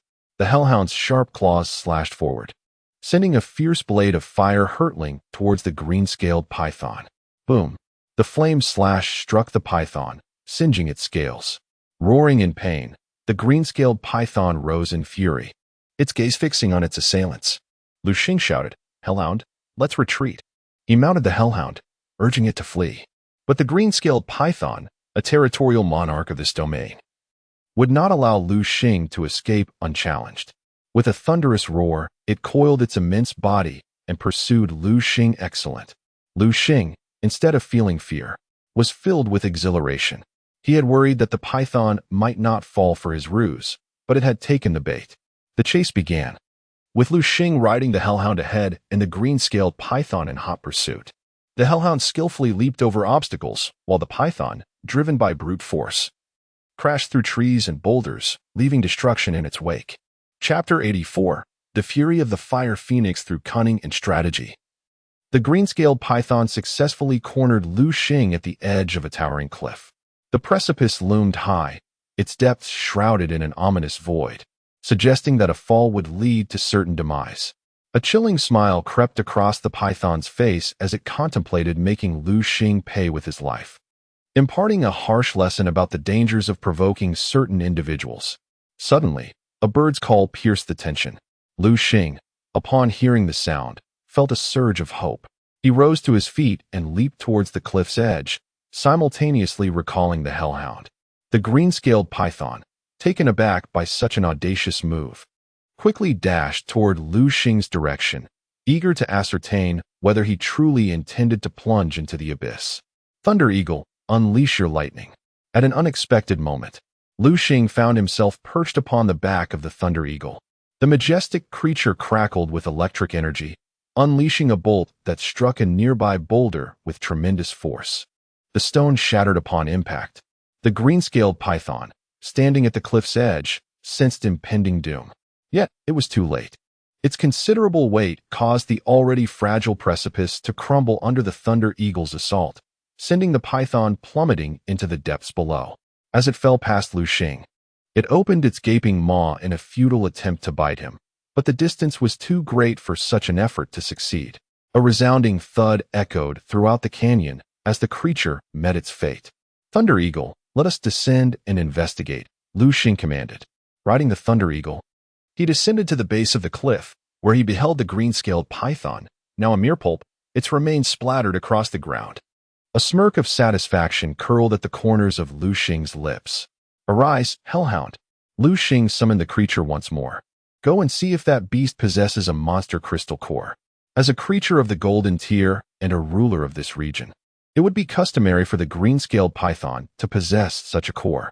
Before long, the hellhound returned, clenching the monster crystal core in its jaws and presenting it to Liu Xing. Liu Xing accepted the core, then produced another item, the detoxification fruit. Initially, Liu Xing had intended to distract the green-scaled python, drawing its attention while the Thunder Eagle retrieved the fruit. He had anticipated that the python would abandon the chase to secure the fruit, allowing the Thunder Eagle to snatch it away. However, Liu Xing had not foreseen the python's relentless pursuit, which had led it to the cliff's edge. Fortunately, the Thunder Eagle had returned just in time. Otherwise, Liu Xing would have found himself in peril. As he stroked the feathers of the Thunder Eagle, he expressed his gratitude. Thank you, Thunder Eagle, for your timely intervention. The Thunder Eagle, squinting its eyes in contentment, nuzzled Liu Xing affectionately in response. Liu Xing, recognizing the wisdom in taming a flying beast, felt a surge of relief. Had he not secured the Thunder Eagle, he might not have survived this ordeal. Let us depart, Thunder Eagle, he declared, mounting the creature and recalling the hellhound. Swiftly, they arrived at the entrance of the secret realm, and Liu Xing emerged into the world outside. Just as he did, he encountered the taxi driver, who had just dropped off 2 passengers nearby. Liu Xing waved to the driver as he made his way back. On the journey home, the driver cheerfully remarked, "Young man, it seems you have found what you were seeking." Liu Xing nodded in affirmation. "Congratulations are in order," the driver continued. "Indeed," Liu Xing replied. "I am truly grateful for your assistance. Without you, I would not have located the detoxification fruit so swiftly." The driver waved his hand dismissively. It was merely a trivial effort, no need for thanks. Liu Xing rode with the driver to Yan Ruyu's residence. He had initially considered returning on the Thunder Eagle, but deemed it too ostentatious. He understood the wisdom and humility. Thus, he opted for the more discreet mode of transport.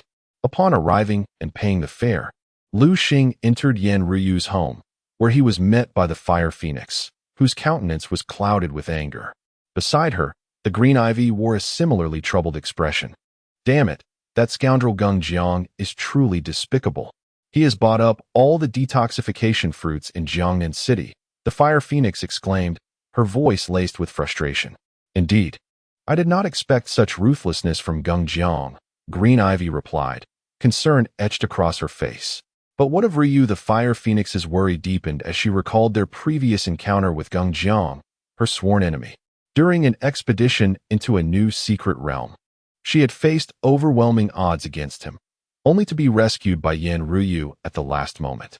Unfortunately, during their escape, Geng Jiang had launched a surprise attack, resulting in Yan Ryu's poisoning.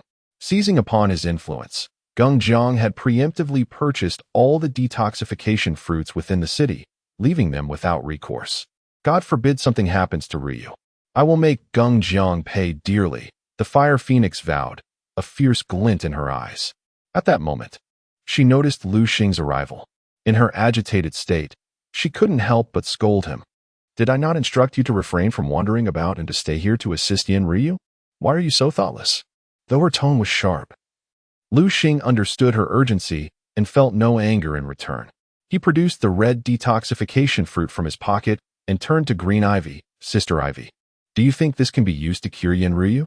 Green Ivy, initially frowning, glanced at the fruit in Liu Xing's hand, and her eyes widened with hope. "A detoxification fruit, and of high quality," she exclaimed, rushing to Liu Xing's side to snatch it from him. With a quick peck on Liu Xing's cheek, she declared, "Little brother, this is a reward for you," and hurried towards Yan Ruyu's room, eager to administer the much-needed treatment. Chapter 85. Choosing a beast for Ruming. Liu Xing unexpectedly produced a detoxification fruit, leaving the Fire Phoenix somewhat bewildered. She initially thought Liu Xing was being reckless, running about without a care. Little did she anticipate that he would seek out a detoxification fruit. I'm so sorry, Liu Xing. I misunderstood you." She immediately apologized. "It's all right, Phoenix. I understand your concern. As long as we can heal Sister Ryuj, that's all that matters," Liu Xing reassured her. The Fire Phoenix's eyes inexplicably became moist, tears shimmering within them. "All right, don't cry," Liu Xing said, offering her a pack of tissues. The warmth of his gesture filled the Fire Phoenix's heart, marking the first time in her life she felt such a sensation. Liu Xing's image in her mind transformed into something grand and noble. Unbeknownst to Liu Xing, he was quietly altering the Fire Phoenix's perception of him. After Green Ivy's treatment, Yan Ruyu's poison was finally neutralized, and she regained her vitality. "Liu Xing, I truly thank you this time. I owe you my life," Yan Ruyuj said, her lips slightly pale, revealing the toll the poisoning had taken on her body.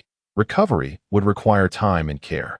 Green Ivy recounted Liu Xing's actions to Yan Ruyuj. After spending some time at Yan Ruyuj's residence, Liu Xing took his leave, recognizing there was little he could do, leaving the rest to Green Ivy. As for him, he intended to return and fully enjoy his university life. Upon returning to Jiangnan Beastmaster University, he strolled through the campus. Just as he was about to head to his dormitory, Liu Xing, a familiar voice called out to him. Turning around, he discovered it was Wu Yong. "Teacher Wu, long time no see. In recent days, Wu Yong and Principal Liu Xing had been preoccupied with matters concerning the Savior sect, leaving them little time for Liu Xing. Observing Wu Yong's fatigued expression, Liu Xing couldn't help but inquire, "Teacher, have you finished your work?" Wu Yong, aware of Liu Xing's intent, replied, "Nearly. We caught a few big fish, but unfortunately, some managed to slip away." Liu Xing nodded but noticed Wu Yong's serious demeanor as he continued, "One still got away, Han Mingming." Wu Yong's expression was grave. "Yes, he bears a grudge against you. So, if you have no pressing matters, it would be wise to stay within the school for now." "Understood, Teacher Wu," Liu Xing nodded. "By the way, you look exhausted. You should take a rest." "Yes."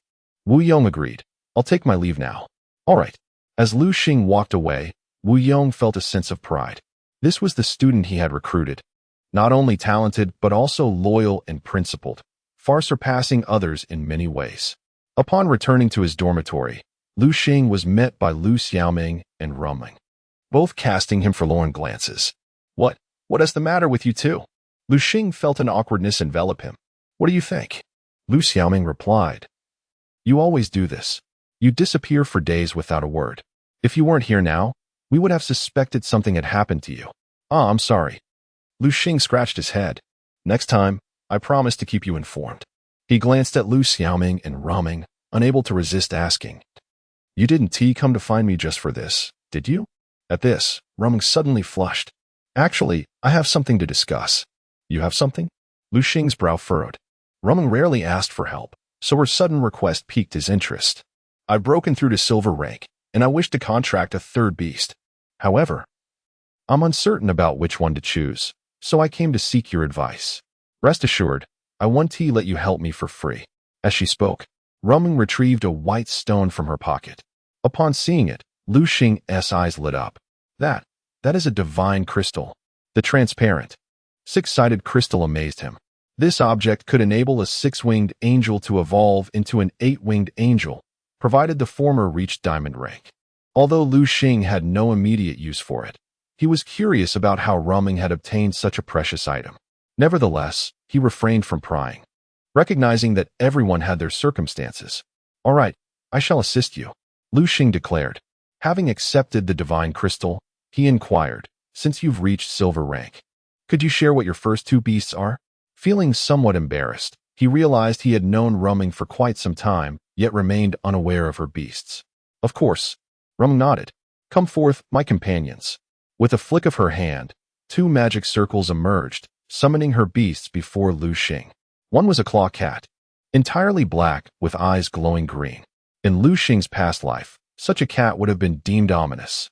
Claw cat, attribute, evil, gender, female, level, silver rank 1, talent, A, skills, rending claw, sharp fangs, charge. The other was a little peach fairy.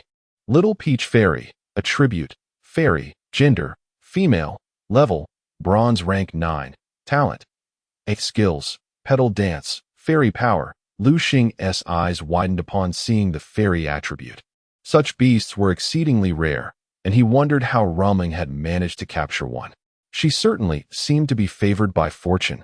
Liu Xing was aware of Ruming's background. She hailed from a modest family, unlike Su Pang or Liu Xiaoming, who came from illustrious lineages with powerful connections. Since both of your beasts are ground types, I suggest you capture a flying-type beast as your third. Given past experiences, Liu Xing felt capturing a flying beast would be a prudent choice. With his lightning eagle, he was well equipped for both offense and defense, having narrowly escaped peril multiple times thanks to it. A flying beast? Ruming's eyes sparkled with excitement. She had seen Liu Xing's lightning eagle, and its majestic form vividly appeared in her mind, filling her with hope to capture a flying beast of her own. "Well, since we have made a decision, let us sit down and deliberate thoroughly." Liu Xing and the others took their seats, engaging in earnest discussion. Observing the well-worn manual of magical beasts in Liu Xing's hands, Liu Xiaoming furrowed her brow, a look of disdain crossing her face. "Liu Xing, this book is in such a state. Can't you purchase a new one?" Upon hearing this, Liu Xing instinctively glanced at Su Pang, for it was this fellow who had rendered the book to such a condition. Su Pang scratched his head sheepishly, his face inexplicably flushing a deep crimson. Chapter 86. The search for the Gale Hawk. Liu Xing, lost in thought, was intently observing the monster compendium in Liu Xing's hands, her lips pursed. She gazed at a particular page for an extended period, only to let out a sigh. Subsequently, she addressed Liu Xing. I want this little lark. The little lark? Liu Xing furrowed his brow, taken aback by Liu Xing's choice for a beast companion. No, that's not acceptable. Why not? Liu Xing inquired. The little lark is utterly inadequate. It lacks the merit for nurturing, Liu Xing stated firmly. If not the little lark, then what should I choose? This one. Liu Xing flipped to a page that depicted a majestic beast, the Gale Hawk. Beside them, Liu Xiaoming exclaimed, Liu Xing, are you out of your mind? The Gale Hawk possesses formidable qualities. Even if it is weak, it will be of golden caliber once mature. It is far beyond our reach. At Liu Xiaoming's words, Liu Xing interjected, how can one know without attempting? And who says I intend to capture an adult Gale Hawk? You mean you wish to capture a Gale Hawk's cub? Liu Xing nodded. Previously, he mentioned that a beast master could not contract a beast whose strength surpassed their own, lest it lead to a backlash of the contract. Such a backlash is perilous, with consequences ranging from fainting to potentially life-threatening conditions. Upon hearing Liu Xing's intention to capture a Gale Hawk's cub, Liu Xing could not help but express her concern. Liu Xing, perhaps we should reconsider. I think the little lark would suffice. But Liu Xing grasped Liu Xing's hand reassuringly. Oh, Liu Xing, fret not. I am not so careless. Liu Xing understood Liu Xing's conscientious nature. She disliked burdening others. Even though she had initially shown interest in the Gale Hawk, she had opted for the more prudent choice of the little lark. Very well. Let us prepare diligently this evening. Tomorrow we shall set forth in search of the Gale Hawk. Are we all going? Su Pang interjected. What? Are you unwilling? Not at all. Su Pang quickly replied, I certainly wish to accompany you. With that settled, Liu Xing and Liu Xiaoming departed. Along the way, Liu Xing could not help but ask Liu Xiaoming, Sister Xiaoming, how did you know Liu Xing would accept that crystal? I don't know. Perhaps it's a woman's intuition. When I first saw that crystal, it felt as if it contained a peculiar energy. Liu Xing nodded. The crystal was something she had found on her family's mountainside, initially drawn to its beauty. She had treasured it, and this time, with Liu Xiaoming's encouragement, she offered it as a token of gratitude for Liu Xing's assistance in capturing a beast. She had not anticipated Liu Xing's fondness for it. The following day, the four of them set off, laden with supplies. They called for 2 vehicles, one for Liu Xing, Liu Xiaoming, and Liu Xing, and another for Su Pang, who insisted on carrying an abundance of food. Upon entering the Hurricane Canyon's secret realm, they were awestruck by the breathtaking scenery, blue skies, white clouds, and lush mountains. Before them lay a gorge with towering peaks, and flying beasts occasionally soared overhead. Is this Hurricane Canyon? It looks stunning, Liu Xing exclaimed, closing her eyes in blissful reverie. Liu Xiaoming, equally curious, surveyed their surroundings. Come forth, Thunder Eagle, Hellhound. Liu Xing summoned the 2 beasts. The Thunder Eagle would scout ahead, while the Hellhound would ensure their safety. Seeing Liu Xing release his beast prompted Liu Xiaoming and the others to summon theirs as well. Su Pang had a wild gorilla and a little stomach king, while Liu Xiaoming had a colorful illusion butterfly and a thunder horse. Thunder horse? This was Liu Xing's first encounter with Liu Xiaoming's second beast. Thunder horse, attribute, electric, gender, level, bronze 8th rank, qualification S, skills, electric shock, charge. Lightning dash. Liu Xing's curiosity about Liu Xiaoming's background intensified, especially since she had contracted a second beast of S qualification, a rarity. Let us proceed. Liu Xing mounted the Hellhound, while Liu Xiaoming rode the Thunder Horse. Su Pang awkwardly perched atop the little stomach king, his legs dangling comically. While the 3 had suitable mounts, Liu Xing was left without one, her face flushed with embarrassment as she stood awkwardly. Come, Liu Xing extended his hand. Seeing this, Liu Xing felt as if she had found a lifeline. She placed her small hand in his, and with a firm pull, Liu Xing helped her onto the Hellhound's back. The group set off towards the horizon. The Gale Hawk is a wind attribute beast that prefers to build its nests on sheer cliffs, protecting its young from other beasts during hunts. This behavior, however, also provided Liu Xing with an opportunity. were the Gale Hawk to nest deep within the mountains. It would have posed a greater challenge. For now, he merely needed to await news from the Thunder Eagle. The Thunder Eagle flapped its wings, soaring swiftly among the cliffs, its keen eyes scanning for signs of the Gale Hawk. At long last, fortune favored the diligent. The Thunder Eagle discovered a nest and promptly returned to report to Liu Xing. Before long, Liu Xing arrived at the nest's entrance atop the Thunder Eagle. Just then, the Gale Hawk parents were absent, allowing him to peer inside.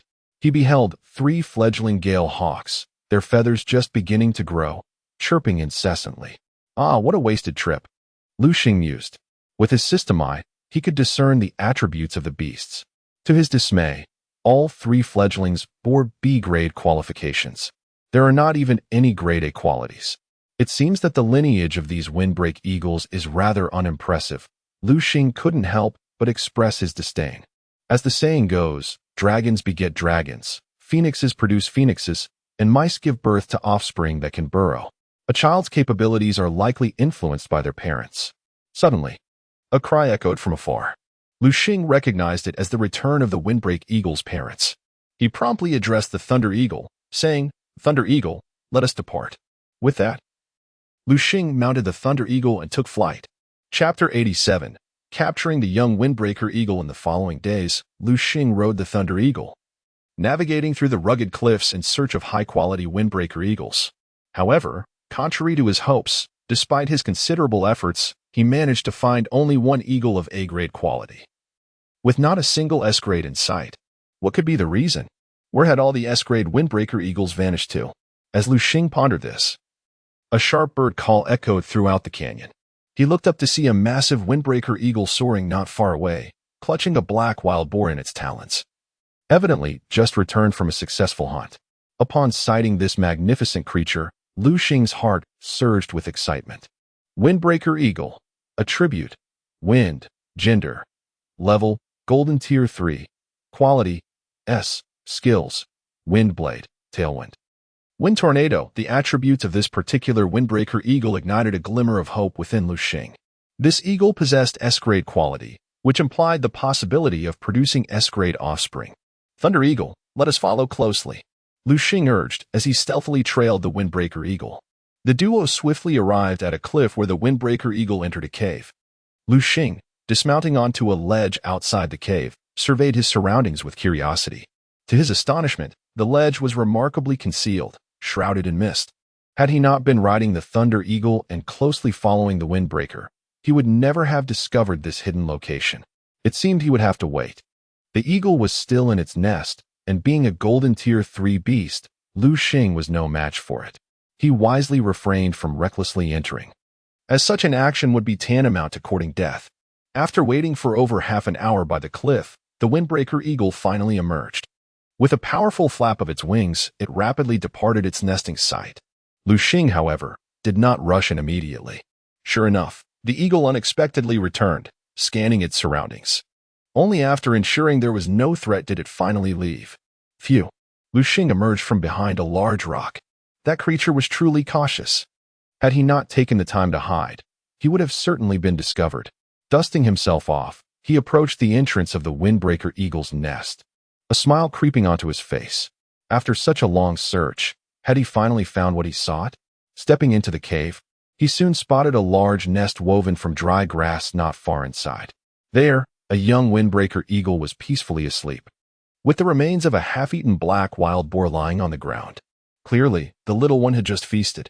Without hesitation, Liu Xing retrieved a rope from his system backpack and swiftly bound the sleeping young eagle.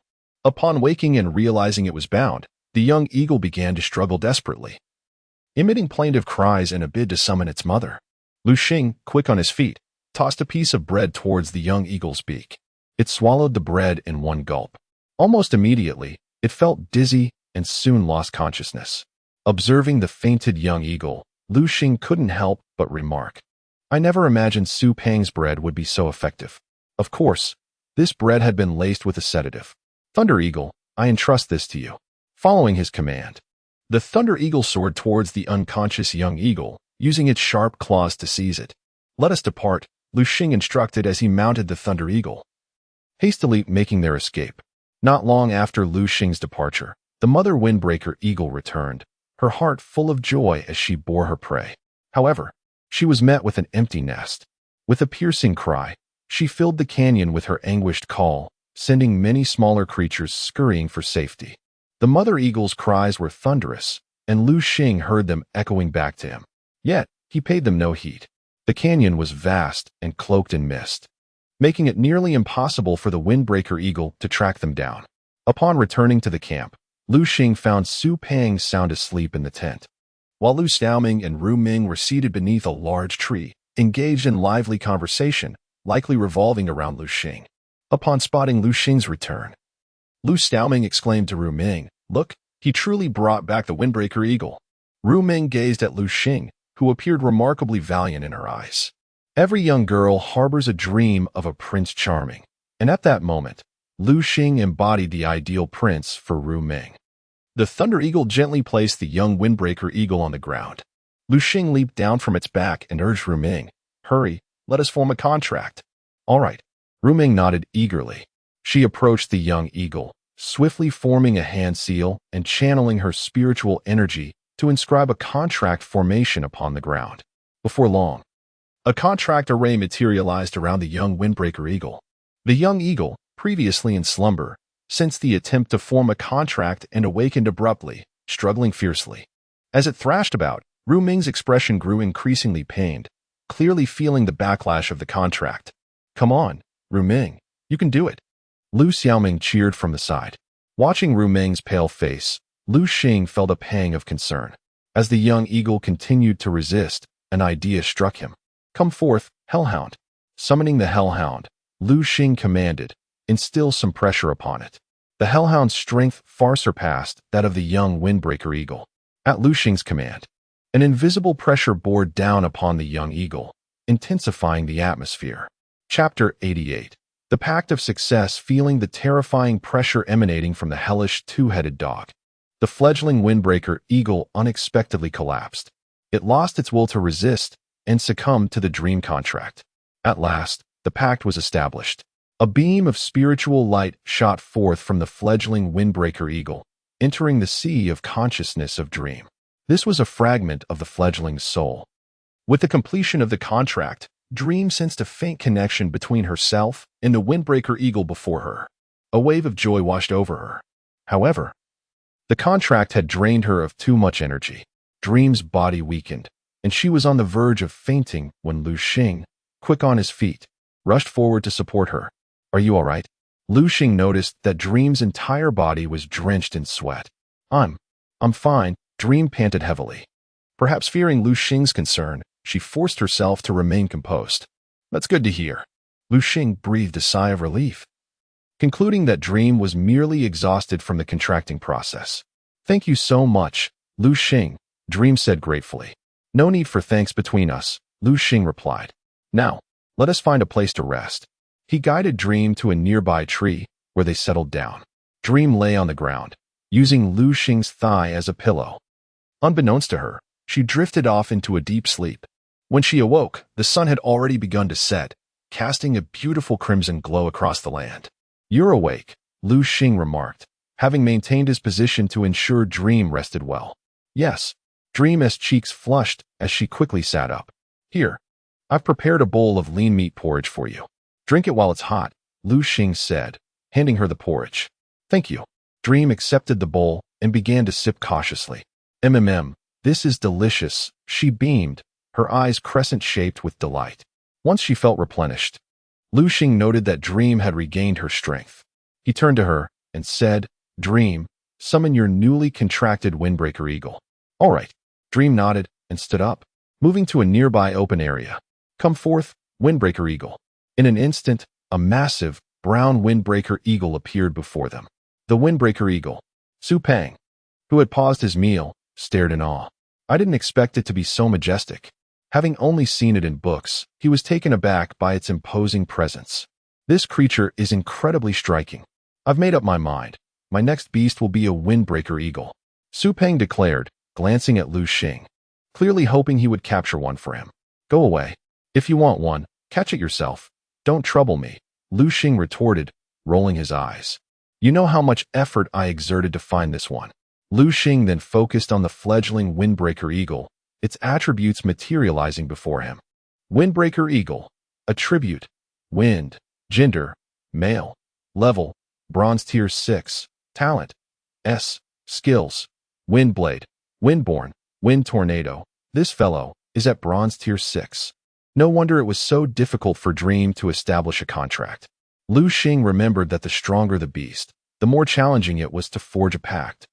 Now that Dream had just reached silver level, contracting a Bronze Tier 6 Windbreaker Eagle was indeed a considerable challenge. However, perseverance paid off, and she had succeeded. All right, Dream. Try commanding it, Liu Xing encouraged. Okay, Windbreaker Eagle, use Windblade on that tree, Dream instructed. Yet, the Windbreaker Eagle remained aloof, turning its head disdainfully away. Dream felt a twinge of embarrassment. She had anticipated the fledgling would disregard her command. Ah, how prideful you are, Liu Xing observed with a smirk. I've heard that roasted Windbreaker Eagle is quite delectable. I wonder if that's true. Upon hearing this, the fledgling sensed the palpable aura of menace emanating from Liu Xing. It shuddered, feeling a terror it had never experienced even from its mother. With a sharp cry, it flapped its wings and soared into the air. Then, with a powerful thrust, it unleashed two razor-sharp wind blades towards the nearby tree. Boom. Crack. The tree was severed in half, crashing to the ground. Impressive. Truly impressive. Liu Xing was thoroughly satisfied with the fledgling's prowess. With this Windbreaker Eagle, Dream would possess the means to defend herself. Moving forward, her task would be to cultivate a bond with her new companion, as she would soon be fighting independently. Liu Xing couldn't always be there to protect her. All right, Dream. Recall the Windbreaker Eagle. It's time to head back. Yes. Dream complied. Come back, Windbreaker Eagle. As the fledgling felt Dream's call, it cast a glance at the distant cliff, the direction of its home. Though it briefly contemplated fleeing, the overwhelming aura of the Thunder Eagle dissuaded it from such thoughts, and it allowed Dream to draw it into her beast space. Liu Xing led Dream and the others towards the outskirts of the secret realm. Just as they reached the entrance, a massive figure suddenly appeared. Not good. It's the Windbreaker Eagle's mother. Liu Xing recognized the formidable creature. Everyone hurry, he urged, pushing Liu Xiaoming and the others as they swiftly crossed the threshold back to their world. Phew. Upon returning to their realm, Liu Xing exhaled in relief. The entrance to this world was guarded by powerful beast tamers, so he had no worries about the Windbreaker Eagle's mother pursuing them. Though it possessed Golden Tier 3 strength, it was no match for the guardians of the secret realm. Let us go home. This journey was fraught with peril but ultimately safe. Liu Xing, along with Su Peng and the two girls, boarded a taxi back to Jiang and Beast Tamer University. Once back at the school, Dream bid farewell to Liu Xing and the others, determined to strengthen her bond with the Windbreaker Eagle. Liu Xiaoming also departed, perhaps feeling the pressure from Dream and wanting to exert herself as well. Meanwhile, Su Peng, exhausted from the day, merely wished to return to his dormitory for a good night's sleep. Chapter 89. A duel with Ruming in the ensuing days. Liu Xing once again embraced the bliss of university life. On this particular day, Liu Xing and Ruming found themselves standing in the school's duel arena. Ruming gazed intently at Liu Xing, eager to challenge him and test the prowess of her newly acquired Windbreaker Eagle. Let the battle commence, Liu Xing declared to Ruming. Ruming summoned the Windbreaker Eagle, while Liu Xing called forth the Lightning Eagle. To Liu Xing's astonishment, it had already reached the 8th level of bronze. A glance at the Windbreaker Eagle allowed Liu Xing to immediately discern its strength. Ruming, upon hearing this, pouted in disappointment. How dull. She had intended to keep a card up her sleeve, waiting for the Windbreaker Eagle to unleash its full power to surprise Liu Xing. Alas, Liu Xing had effortlessly exposed her secret. Windbreaker Eagle, unleash the Windblade. With a fierce cry, the Windbreaker Eagle flapped its wings vigorously, sending a sharp wind blade racing toward the Lightning Eagle. The speed of the wind blade was astonishing, slicing through the air with a sonic boom. Lightning Eagle, execute Thunderstrike. A brilliant golden bolt of lightning shot forth from the Lightning Eagle, colliding with the wind blade and shattering it under the force of the powerful current. Windbreaker Eagle, summon the Wind Tornado. The windbreaker eagle flapped its wings rapidly, generating a powerful gust of wind that coalesced into a tornado, surging toward the lightning eagle. Lightning eagle, unleash lightning. The tornado swirled with formidable power, but just as it was about to strike the lightning eagle, a massive bolt of lightning descended from the heavens. Striking the tornado directly, it erupted in a deafening explosion. The might of the lightning obliterated the wind tornado with ease. Rumeng was momentarily stunned. She had believed that with the wind tornado, she could at least create some trouble for Liu Xing's lightning eagle, if not defeat it outright. To her surprise, Liu Xing's lightning eagle had easily dismantled her wind tornado. The duel between Liu Xing and Rumeng drew the attention of their fellow students. "Look over there. That figure seems oddly familiar. Isn't that our new champion?" exclaimed one infatuated girl. Liu Xing had scarcely been around campus lately, and thus had faded into the background for a time. Yet, even in his absence, students still remembered him vividly. "Who is his opponent?" another student inquired. I know. A girl raised her hand enthusiastically, waving it as if desperate to be acknowledged. "Just tell us already." The impatience of the crowd grew as they urged her on. "She is a sophomore and my good roommate, Rumeng," the girl declared proudly, lifting her chin slightly. Her name was Jiang Qin, a relatively unnoticed figure in school. Seizing this rare opportunity to shine, she was determined not to let it slip away. "Come on, tell us more about Rumeng." "All right." Jiang Qin began to embellish the tale, offering a glimpse into Rumeng's character.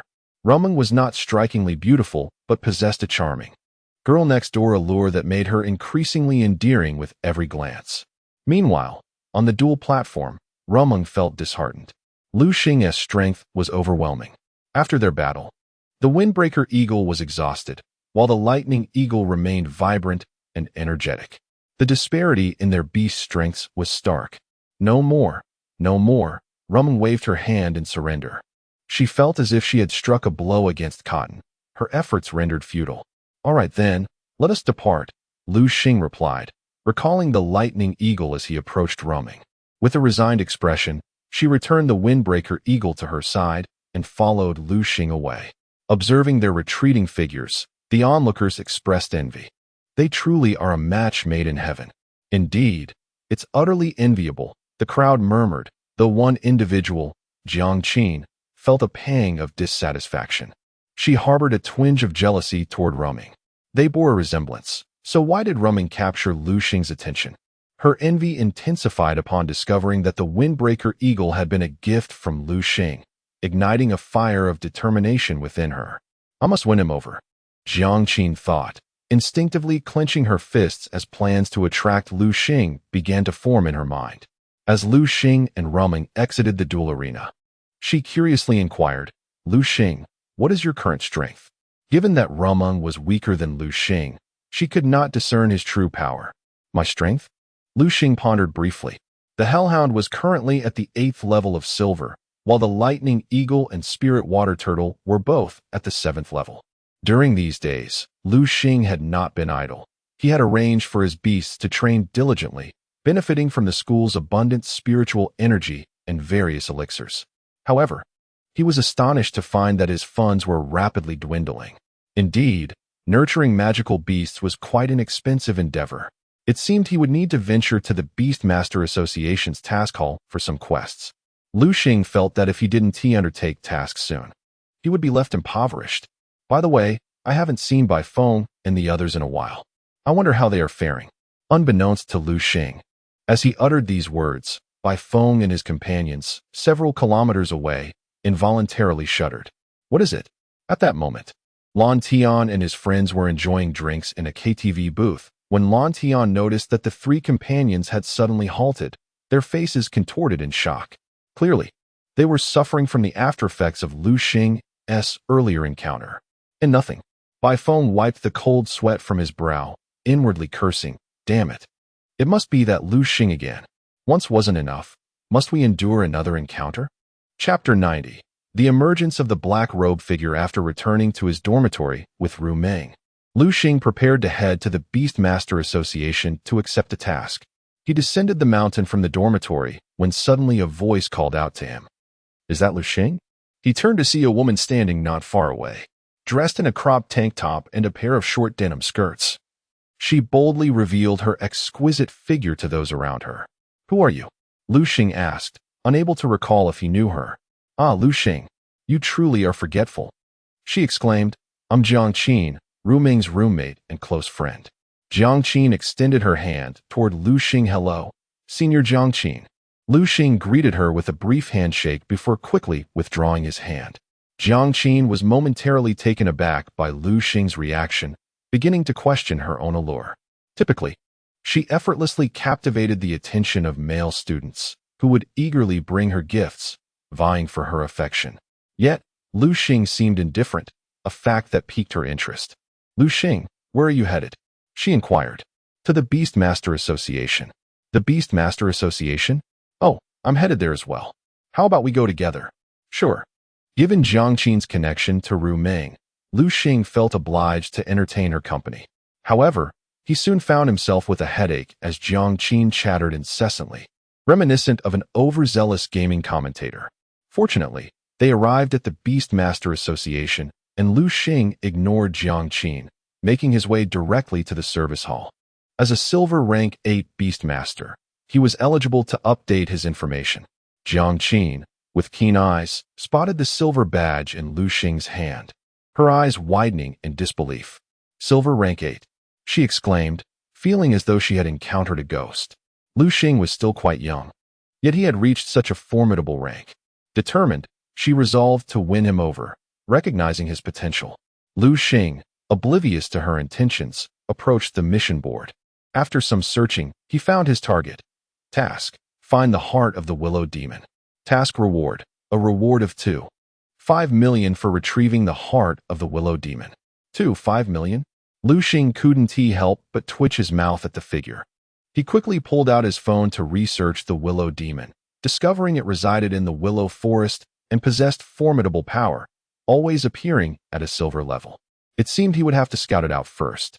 Having accepted the task, he prepared to set off, only to realize Jiang Qin was trailing behind him. "Senior Jiang Qin, what do you want?" "Liu Xing, I saw you accepted the task for the willow demon, and since I have nothing to do, I thought I might help you." "No thanks." Even if Liu Xing were somewhat naive, he could sense Jiang Qin's ulterior motives. He had no interest in her. To him, she was akin to a used shoe, lacking allure. More importantly, he sensed a sinister air about her. Ignoring her, Liu Xing hailed a taxi and headed towards the willow demon forest. Fuming, Jiang Qin stomped her foot in frustration, feeling defeated. With her head hanging low like a wilted eggplant, she turned back towards Jiangnan Beastmaster University. As she walked, a figure clad in black robes suddenly blocked her path. "Excuse me, do you know Liu Xing, the one known as the Rookie King?" Jiang Qin frowned at the question, unsure why he was inquiring about Liu Xing. "Of course. But why do you want to know?" Because the black-robed figure abruptly seized Jiang Qin by the throat, dragging her into a nearby alley. "Where's Liu Xing? Speak, or I will kill you." As he spoke, he lifted her off the ground, causing her to gasp for breath. Cough, cough. Jiang Qin's face turned red as she struggled against his grip. Realizing she was on the brink of unconsciousness, the assailant finally released her. Gasping for air, she pleaded, "I know where Liu Xing is. Just don't kill me. I'll tell you everything." In her desperation, she revealed Liu Xing's whereabouts. Unaware that once she divulged this information, she would lose her value to the black-robed figure. Approaching her, he suddenly twisted her head with brutal force. Poor Jiang Qin met her end in that alleyway. Gazing at the university badge on her chest, he scoffed. Jiangnan Beastmaster University, and a sophomore at that. Such weak talent. It's a disgrace to the institution. I've always said we need to rid the school of its dregs, yet Liu Xing refuses to listen. If this continues, the school is doomed. The black-robed figure removed his hood, revealing Han Mingming, his face marred by burns. Having joined the Salvation sect, he had barely enjoyed his newfound allegiance before facing Liu Xing's relentless pursuit. Fortunately, Han Mingming had sensed impending danger and fled in time, avoiding the fate that befell others in the sect. Chapter 91. The Peculiar Old Man. The Willow Forest. Han Mingming scoffed coldly, a glint of malice flashing in his eyes.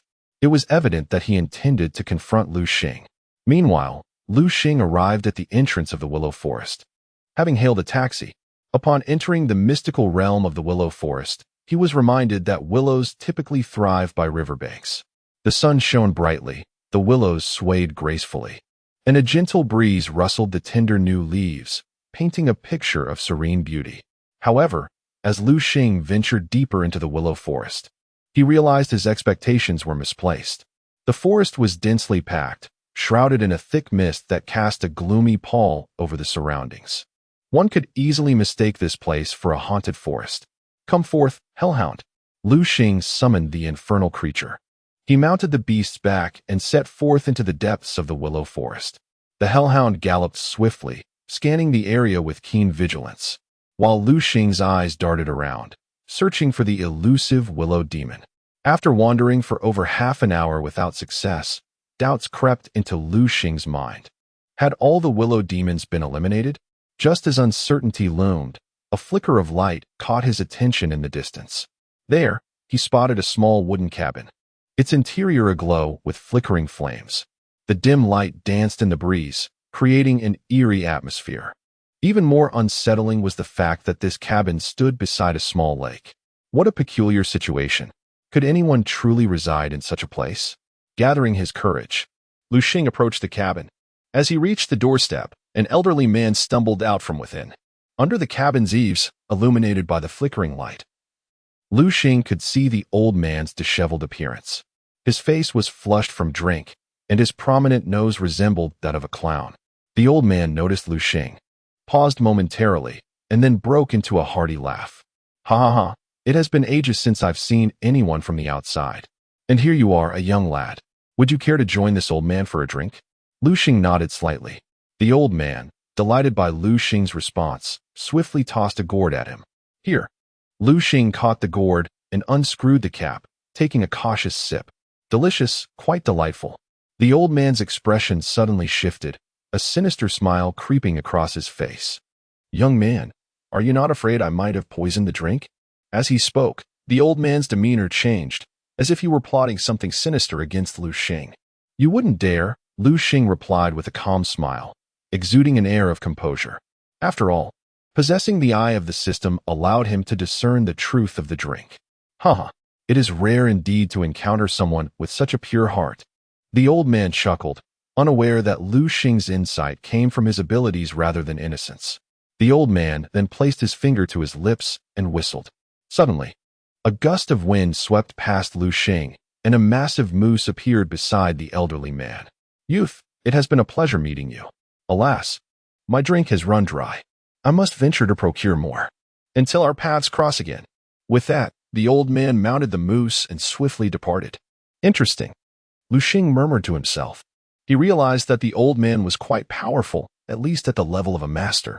Recalling the attributes of the moose, he noted its classification: golden antlered moose, attributes, metal, gender, male, level, master level 1, talent, S, skills, antler charge, double kick, golden shield, metal cannon. After this encounter, Liu Xing continued deeper into the Willow Forest. Though the atmosphere was initially foreboding, after partaking in the old man's drink, he felt a warmth akin to a blazing fire within him. He resolved to express his gratitude to the old man upon their next meeting. Suddenly, a sharp sound sliced through the air. A thick vine whip lashed towards Liu Xing swiftly. He crouched to evade the attack. Curious, Liu Xing narrowed his eyes and turned to face his assailant. Emerging from the nearby thicket was a formidable creature, its body cloaked in dark green, with numerous willow branches cascading like hair. Its crimson eyes glowed ominously in the dim light. A willow demon. Liu Xing, with his system eye, immediately identified the creature. Willow demon, attributes, malevolent, plant, gender, male, level, golden level 1, talent, B, skills, vine whip, breath of malice, slam, heavy smash. To his surprise, it was a golden level willow demon. "Come forth, Thunder Eagle." Liu Xing quickly executed the incantation to summon his ally. He refrained from calling forth the water turtle, knowing that the plant-based creature would have the upper hand against it. Thunder Eagle, unleash lightning.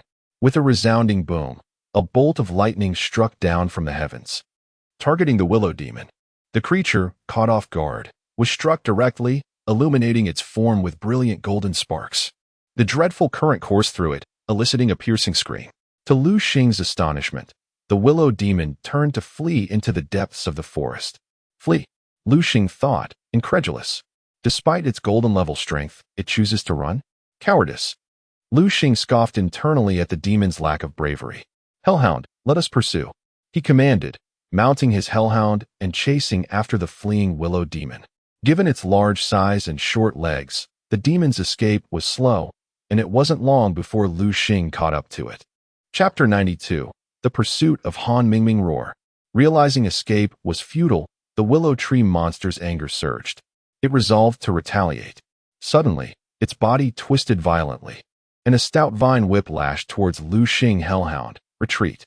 The hellhound sprang back just in time, evading the willow tree monster's strike. Use flame slash. With the willow tree monster initiating the attack, Liu Xing could not afford to be passive. The hellhound's claws slashed forward, unleashing a blade of fire that hurtled towards the willow tree monster. As the fiery blade sliced through the air, a flicker of fear crossed the monster's visage. Possessing a plant attribute, it was gravely vulnerable to the fire-based assault. The willow tree monster attempted to dodge to the side. Thunder. A bolt of lightning struck it, unleashed by the Thunder Eagle. The electric shock momentarily paralyzed the willow tree monster, hindering its movements despite its resistance to electrical attacks. Boom.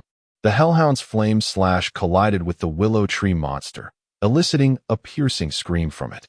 Liu Xing observed that the area struck by the flame slash bore a deep gash, with embers flickering at its edges. Roar. The willow tree monster howled and charged towards Liu Xing, its right hand raised high, transforming into a massive wooden hammer aimed at him. Hellhound dodge. The hellhound continued its retreat. Crash. The wooden hammer struck the ground where Liu Xing had just stood, creating a deep crater. That was a close call. I nearly became a mere pulp. Failing to land a hit, the willow tree monster slowly rose, lifting its right hand once more, ready to continue its assault on Liu Xing. However, Liu Xing was not inclined to grant it another opportunity. Hellhound, unleash another flame slash. Once again, the hellhound's sharp claws sliced forward, sending forth another fierce blade of fire. Boom. The flame slash struck the willow tree monster, causing its body to lurch and fall straight back. Its eyes closed in defeat, filled with unwillingness. Alas, despite its considerable strength, the willow tree monster bore two critical weaknesses, short legs and a profound fear of fire. Thus, faced with the speedier hellhound, it found itself helpless. Merely a target for Liu Xing's tactics. Hellhound, let us depart. The hellhound leapt onto the carcass of the willow tree monster. Its sharp claws slashed forward, producing a crisp crack as the once formidable body of the willow tree monster was easily severed, akin to fragile paper. The hellhound extracted the monster's heart. This must be the heart of the willow tree monster, Liu Xing murmured, reaching out to store it in his system backpack. Just as he prepared to leave, applause echoed. Capturing his attention, Liu Xing turned towards the source of the sound and spotted a figure clad in black robes nearby. Were it not for Liu Xing's keen vision, he might have overlooked the mysterious individual. Who are you? Liu Xing inquired, intrigued by the sudden appearance of this dark figure. Little brat, have you forgotten my voice? The robed figure removed his cloak. Han Mingming. Although half of Han Mingming's face was marred by burns, Liu Xing recognized him instantly. I can't believe you're still alive. Previously, Wu Yong had informed Liu Xing that Han Mingming had sustained severe injuries and fled. Liu Xing had assumed he was dead. Little brat, I will settle both old and new scores with you today. Han Mingming's expression twisted into a snarl, his eyes glinting with malice. Liu Xing had not only stolen his core of earth fire, but had also caused him to lose his position as a mentor at Jiangnan Beast Taming University, rendering him a pariah. Such grievances could not remain unavenged. Old and new scores. Liu Xing sneered. You brought this upon yourself. Your jealousy drove you to covet what was rightly mine, the core of earth fire. You, of all people, deserve nothing more than to wallow in the muck. You. Han Mingming choked on Liu Xing's words. It's been a while, but your tongue remains as sharp as ever. Let us see if you can still talk back after this. Come forth, my old companions. Han Mingming swiftly formed a spell, summoning 3 beasts before Liu Xing, a robust golden eagle of the 2nd rank, a 3rd rank plant-type maple tree spirit, and a 6th rank water-type giant crab. As a 9th rank beast master, Han Mingming should have summoned 4 beasts. Yet he had only managed to call forth 3. Liu Xing's keen eyes immediately sensed something amiss. "What happened to your fire lion?" Liu Xing mocked. "Fire lion?" Han Mingming paused, a look of anguish crossing his face as memories surfaced. Without doubt, his fire lion had been slain. The fire lion was not only Han Mingming's initial beast, but also his strongest. Its demise had significantly diminished his power. However, even with this setback, Han Mingming still posed a threat that Liu Xing could not ignore. "Run. We must flee." Liu Xing's instinct urged him. The remaining 3 beasts, regardless of their rank, were formidable. Liu Xing was not one to charge blindly into danger. He squeezed the sides of his hellhound, which understood the command and swiftly darted in the opposite direction of the willow forest. Thinking of escaping? Not a chance. Han Mingming mounted the strong eagle's back and pursued Liu Xing's fleeing form. In the willow forest, the surroundings were thick with intertwined branches. While Liu Xing navigated the ground without issue, Han Mingming struggled in the air, dodging the obstructive branches. "Damn it, this little brat is as elusive as a rat. If only my fire lion were still here," Han Mingming lamented, recalling his once powerful ally.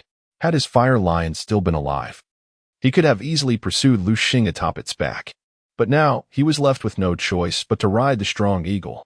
The other 2 beasts, the giant crab and the maple spirit, were ill-equipped for such a chase. Chapter 93. Encounter with the little old man. Liu Xing was mounted upon the back of the hellish 2-headed hound, his brow furrowed as thoughts raced through his mind. Though he was uncertain how this individual had discerned his presence, he surmised that the sounds of his recent battle had piqued the man's interest. Glancing back at Han Mingming, who relentlessly pursued him like a tiger on the hunt, Liu Xing felt a wave of frustration. Without any cough syrup to ease his plight, he realized he needed a strategy to shake off his persistent pursuer. His eyes darted around, searching for an opportunity. Suddenly, a glimmer of inspiration struck him, and he set off towards the distance. Just then, a thick vine whipped towards him. Hellish 2-headed hound, evade. The creature leapt nimbly, narrowly avoiding the attack. It was a willow tree spirit. Liu Xing had unwittingly entered the territory of another willow tree spirit, deep within the willow forest, where these entities began to appear in abundance. Riding atop the hellish hound, he deliberately meandered through the realm of the willow spirits. Before long, his pursuer, Han Mingming, was not alone. A throng of willow spirits had joined the chase. What was he planning? Did he intend to use these spirits against me? Liu Xing could hardly believe his adversary underestimated him so gravely. Han Mingming, feeling emboldened as if riding a mighty eagle, believed the willow spirits would not dare to attack him. Yet, he misjudged their nature. As the spirits realized they could not catch Liu Xing, they turned their attention towards Han Mingming. To them, he appeared as an ally of Liu Xing, still bearing a human form. A willow spirit struck first, extending its vine towards Han Mingming. "You seek death." Han Mingming's eyes gleamed with menace. "Mighty eagle, unleash your golden flash." The eagle's wings fanned out, radiating a golden light as it slashed towards the attacking spirit. With a resounding crack, the willow spirit fell, severed in 2. Rather than retreating in fear, the remaining spirits roared and charged at Han Mingming. What was happening? Han Mingming's expression soured. In his subconscious, he had believed these spirits to be timid despite their formidable strength. He had anticipated that by eliminating one, he would intimidate the others. Instead, he had incited their wrath. Cursing under his breath, he realized Liu Xing was slipping further away, leaving him with no choice but to abandon the chase. If you wish to perish for him, then so be it. Han Mingming, recognizing the futility of pursuit, resolved to eradicate the willow spirits before him to vent his fury. "Mighty eagle, it's your turn. Use your golden flash." With a fierce cry, the eagle began to weave through the throng of spirits, slaughtering several in quick succession. Sensing the tide turning against them, the remaining spirits opted for flight. As they fled, Han Mingming exhaled in relief. The spirits were indeed powerful, and had they held their ground a moment longer, he would have been the one to falter. He cast a wary glance skyward, his expression one of trepidation. He had initially intended to ride the mighty eagle high above the spirits to bypass their attacks and pursue Liu Xing directly. Yet, in that fleeting moment, he sensed an overwhelming presence, one that rendered him breathless and sent shivers through his soul. What could it be? He had heard no tales of dread lurking within the willow forest. After all, it was merely a mid-tier secret realm, where even the most formidable beasts were only of platinum rank. Although he had encountered such creatures before, that aura was beyond anything a platinum beast could exude. With a final look in the direction Liu Xing had fled, Han Mingming turned away. The aura had been a clear warning. He was no fool. He had survived this long for a reason. Thus, he prudently retreated. Meanwhile, Liu Xing, atop the hellish hound, soon traversed the willow forest and reached a hillside. He turned to observe the dark expanse of the forest behind him. Had that man departed? The sense of danger had dissipated, a natural instinct Liu Xing possessed, allowing him to evade countless perils. Two-headed hound, there lies a large stone ahead. Let us rest there. The hound nodded in agreement, even with its considerable strength. It was beginning to tire from the relentless pace. Liu Xing guided the hound towards the stone. A gentle evening breeze swept through, bringing a refreshing chill. How delightful! Liu Xing closed his eyes, savoring the sensation. He gazed up at the sky, where a brilliant moon had emerged, casting silvery light upon the earth. The moonbeams illuminated the willow trees, their leaves sparkling under the gentle glow. Young man, we meet again. Liu Xing turned, astonished to find the little old man from the cabin reclining atop the very stone he had intended to reach. Young man, what do you think of the scenery here? Beautiful, Liu Xing replied softly. Though it was but a simple word, it encapsulated the depth of his sentiments. Sometimes, the simplest phrases convey the most profound truths. Indeed, it is beautiful. The old man seemed content with the surroundings. Observing the old man's eyes filled with sorrow, Liu Xing sensed he bore the weight of heartache, having sought refuge in this place. Yet, understanding the unspoken, Liu Xing refrained from probing. Wise individuals often see through matters without voicing them.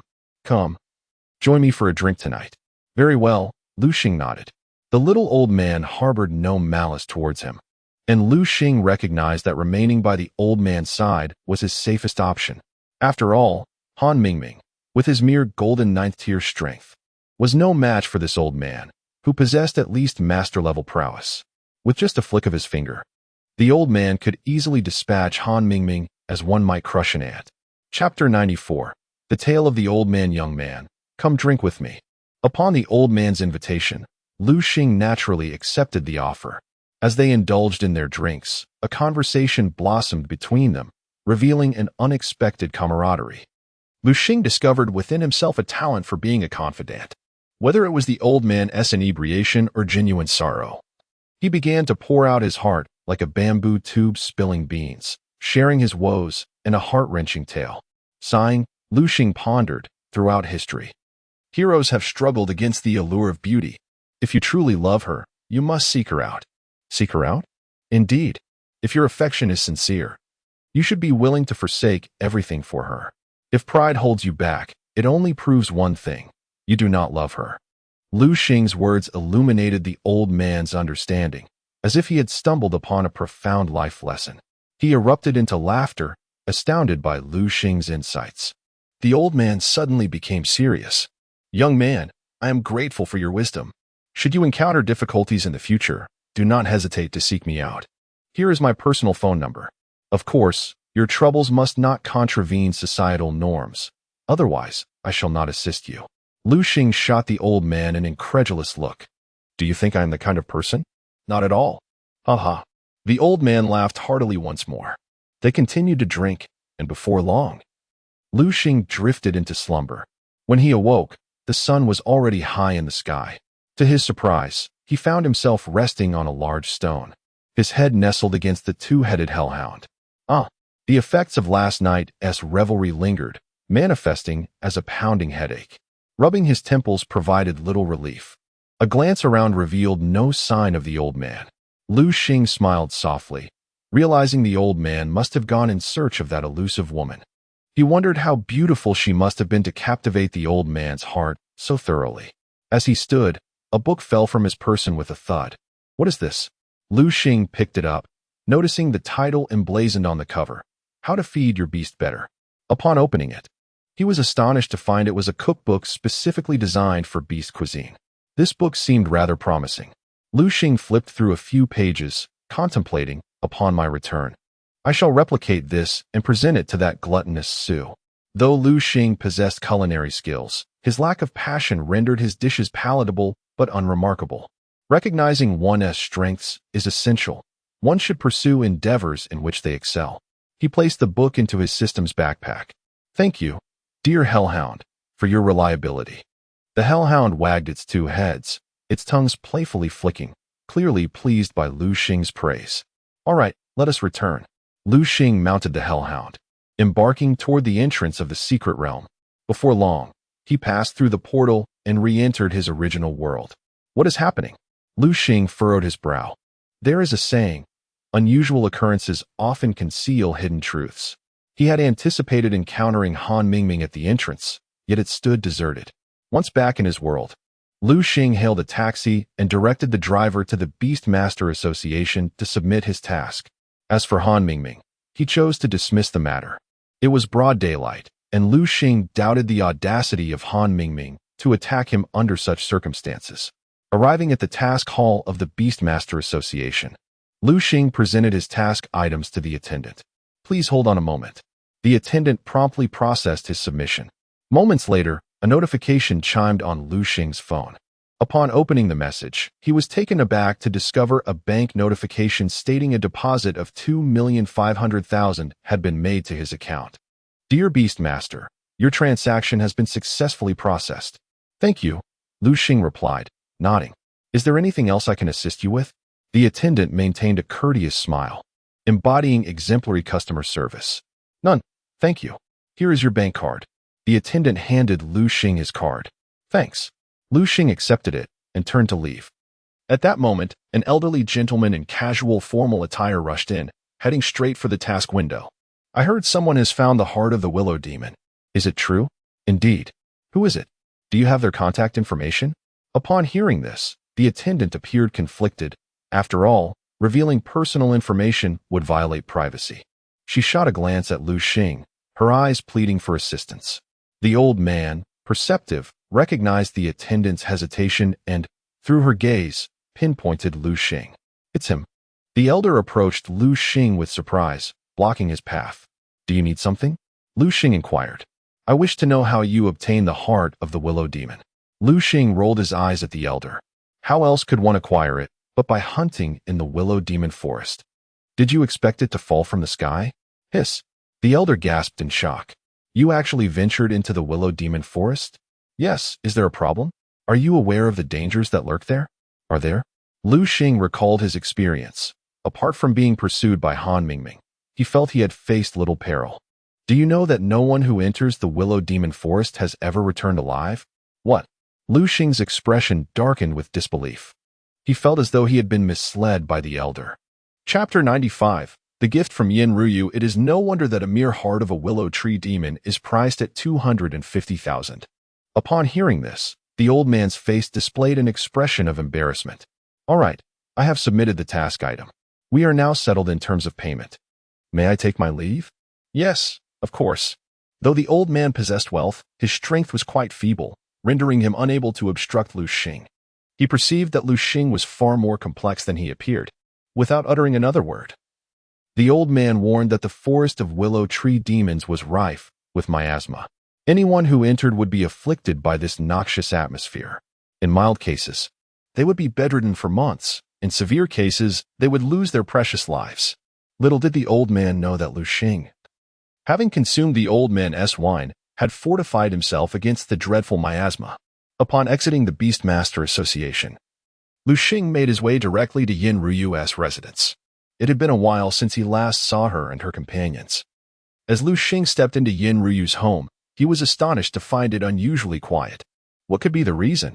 Had they left once more? He ventured into the room and discovered Yin Ryu seated on the sofa in the living room, eating grapes. Upon seeing Liu Xing, she paused for a moment, then broke into a sweet smile. Liu Xing was momentarily taken aback by her demeanor. Thank you for what you did before. Liu Xing waved his hand dismissively. Oh, it was nothing. Just a small effort on my part. Despite his casual dismissal, Yin Ruyu retained this incident in her heart. If you ever need anything, do not hesitate to tell your sister. I will certainly assist you, as long as it is within my power. Really? Liu Xing's eyes brightened instantly, displaying a playful expression as his gaze unconsciously wandered to a certain area on Yin Ruyu's figure. It was not that Liu Xing was lecherous, rather, Yin Ruyu's allure was too compelling. Indeed, Yin Ruyu replied, sensing the playful glint in Liu Xing's eyes. Rather than being offended, she felt a flicker of delight. Now, stop standing there foolishly and take a seat. Very well. Liu Xing nodded and settled down, initiating a conversation with Yin Ruyu. Sister Ruyu, how did you end up poisoned? At his inquiry, Yin Ruyu began to reminisce. She had been invited by the Fire Phoenix and had ventured into a new secret realm for exploration alongside her. However, within that realm, they encountered members of the White Wolf clan, a group that had always been at odds with them. Previously, a member of the White Wolf clan had attempted to bully those from the Phoenix clan, prompting the Fire Phoenix to intervene and eliminate him, thus establishing a lasting enmity between the two factions. Whenever they crossed paths in the wilderness, conflict was inevitable. White Wolf clan, Gongjiang? Liu Xing murmured under his breath, a glint of coldness flashing in his eyes. Indeed, these two entities had made it onto Liu Xing's list of must-destroy targets. Given the opportunity, he would certainly eradicate them. Sister Ruyu, how is your health now? Much better, she replied, looking at Liu Xing. By the way, I have something for you. For me? Liu Xing was momentarily taken aback, not expecting Yin Ruyu to present him with a gift. Yin Ruyu stood up and walked toward another room, soon returning with a small box in hand. This is for you, she said, extending the box toward Liu Xing. As he opened the box, he was immediately taken aback by its contents. This is the magical beast crystal core of the thunder-roaring dragon? Yes, Yin Ruyu replied, her eyes sparkling with a hint of surprise at Liu Xing's recognition of the item. Although astonished, she refrained from questioning how he knew of it, merely nodding slightly. As Liu Xing extracted the golden glimmering crystal core from the box, his heart raced with excitement. This was indeed the magical beast crystal core of the thunder-roaring dragon. According to the system's displayed information, the creature boasted a formidable power level of Diamond Tier 2. Could this magical beast crystal core be the spoils from your journey? Liu Xing inquired eagerly. Yin Ruyu nodded. No, this is far too valuable. I cannot accept it. Liu Xing insisted, offering the box back to her. The thunder-roaring dragon was a Diamond Tier creature, and the Fire Phoenix and her companions must have incurred significant losses to obtain this crystal core. However, Yin Ruyu waved her hand, refusing to take back the box. I said it's for you, so it is yours. Her expression darkened suddenly, clearly indicating her irritation at Liu Xing's refusal. All right. Seeing her anger, Liu Xing dared not press further. He reluctantly accepted the thunder-roaring dragon's magical beast crystal core. Enough of this indecision. Let us go, Yin Ruyu declared abruptly, standing up. Where to? To allow your Thunder Eagle to absorb this thunder-roaring dragon's magical beast crystal core. Understanding he could not argue with Yin Ruyu, Liu Xing followed her downstairs. They arrived at an open space. All right, you may begin. Rest assured, this area is quite secluded. No one will come here. Even if someone does, I can ensure your safety. Her confidence was evident, given her formidable strength. Come forth, Thunder Eagle. With Yin Ruyu's insistence to present the gift, Liu Xing had no choice but to comply. He summoned the Thunder Eagle. Thunder Eagle, this is for you. Liu Xing handed the thunder-roaring dragon's magical beast crystal core to the Thunder Eagle. Upon sight of it, the Thunder Eagle's eyes lit up. The crystal core held a unique allure for it. The Thunder Eagle opened its beak wide and devoured the thunder-roaring dragon's magical beast crystal core in one swift motion. Ding! Detected that your Thunder Eagle has consumed a thunder-roaring dragon's magical beast crystal core. Your Thunder Eagle is about to learn the following skills. Please choose. Thunder Strike. Summons a bolt of lightning to fiercely strike the opponent, dealing significant electric damage. Arc. Releases a spark of electricity, which may not inflict substantial damage but has a chance to paralyze the opponent.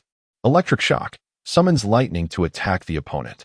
Wrath of the Thunder God calls forth a thundercloud to assault enemies within a 100-meter radius. The attack range will increase with the user's level. Chapter 96. Mastering Wrath of the Thunder God. Which one should I choose? Liu Xing found all these skills quite impressive and desired them greatly. Unfortunately, one cannot have both fish and bear's paw. He could only select one. I shall choose Wrath of the Thunder God. The name alone resonated with an aura of power. Moreover, this Wrath of the Thunder God was evidently an area of effect attack, while the other skills, despite their potency, were single-target strikes. As for single-target attacks, Liu Xing's Thunder Eagle had already mastered the lightning skill, which would create a conflict. Thus, he decisively opted for Wrath of the Thunder God. With Liu Xing's selection, the Thunder Eagle let out a sharp cry, and a surge of knowledge regarding the usage of Wrath of the Thunder God suddenly filled its mind. With a powerful flap of its wings, the Thunder Eagle ascended into the air. As the Thunder Eagle soared higher, the previously clear skies gradually darkened, swirling clouds gathering ominously. In an instant, the sky transformed from a serene blue to a tempestuous gray, crackling with thunder and lightning. Boom! The clouds above churned like boiling water, emitting a drum-like sound.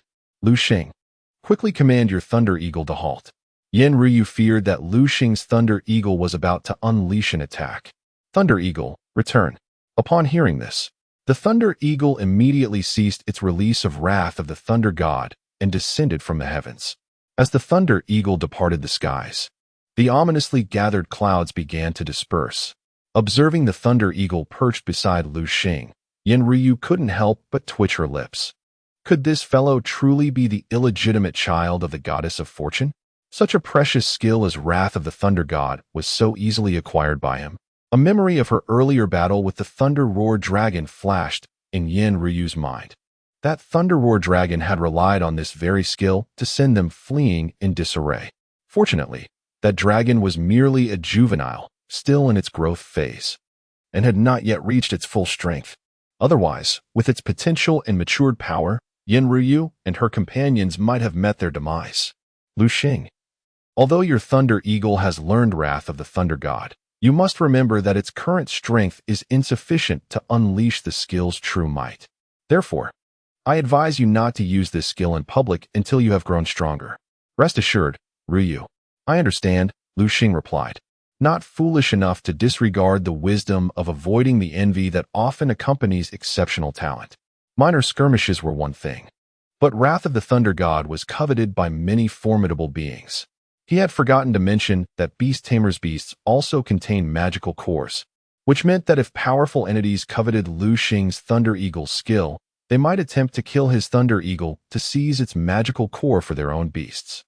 A shiver ran down Liu Xing's spine at this realization. He understood all too well the adage that possessing a precious item can invite trouble.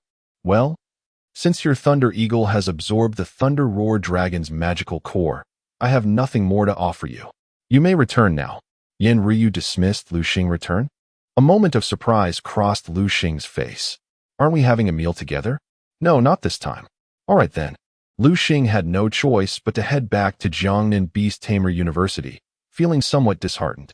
Watching Liu Xing's departing figure, Yan Ryu felt a twinge of jealousy, albeit devoid of malice. After all, she was human. Seeing others acquire valuable things would naturally evoke envy.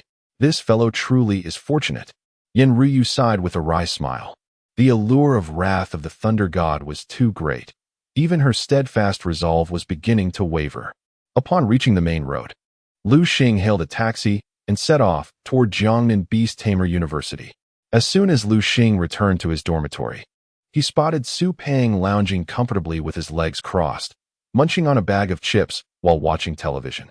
Liu Xing shook his head in exasperation and made his way to his room. Shortly after, Liu Xing emerged. Su Peng, this is for you.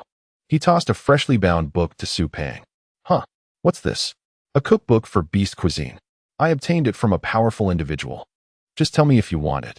A powerful individual. Su Peng exclaimed, dropping his chips in astonishment. He held Liu Xing's judgment in high regard. If Liu Xing said someone was powerful, then that was undoubtedly the case. But why is it a photocopy? Su Peng noticed the residual warmth of the book. Clearly just printed by Liu Xing. Of course it's a photocopy. Would I give you the original? Just take a look at that monster atlas. Su Peng glanced at the monster atlas on the table, his face flushing with embarrassment. Indeed, the cover of the atlas was littered with his discarded sunflower seed shells. While Liu Xing could easily replace the damaged atlas, the cookbook was unique, and he certainly wouldn't risk giving Su Peng the original. The thought of Su Peng misusing it was enough to make Liu Xing want to weep. Hey. Su Peng grinned broadly, clutching the monster cookbook. As a food enthusiast, he was practically a budding chef in his own right. Unable to contain his excitement, Su Peng exclaimed, Liu Xing, don't go. I need to show you my culinary skills. He quickly donned his shoes and dashed down the mountain. At that moment, Ru Ming and Lu Xiaoming entered. They just missed Su Peng as he rushed past. Where's that chubby guy off to? Lu Xiaoming asked curiously. Not sure. He looks in quite a hurry. It seems he has something urgent to attend to. The two girls entered Liu Xing's villa and were immediately delighted to see him. Liu Xing often vanished without a trace, leaving them anxious for his safety, making each reunion feel like a joyous occasion. Please, have a seat. Liu Xing invited, settling down on the sofa. Liu Xing, where did Su Peng go? Lu Xiaoming inquired. Her curiosity piqued. Oh, he's gone to prepare ingredients. Preparing ingredients? Lu Xiaoming frowned slightly, puzzled by Liu Xing's and Su Peng's mysterious plans. Chapter 97. Su Peng's delicious dishes. Su Peng moved with remarkable speed, soon returning from outside with an assortment of bags. Oh, I'm utterly exhausted, he exclaimed, wiping the beads of sweat from his forehead with his chubby little hand. It's truly unbearable. You lot could have at least offered to help me with these burdens. Lu Xiaoming cast an exasperated glance at Su Peng. We refrain from assisting you for your own good. Look at you. You're already quite rotund. Have you ever considered shedding a few pounds? Shedding pounds? Why would I do that? I believe my figure is just perfect. Do you know what this is called?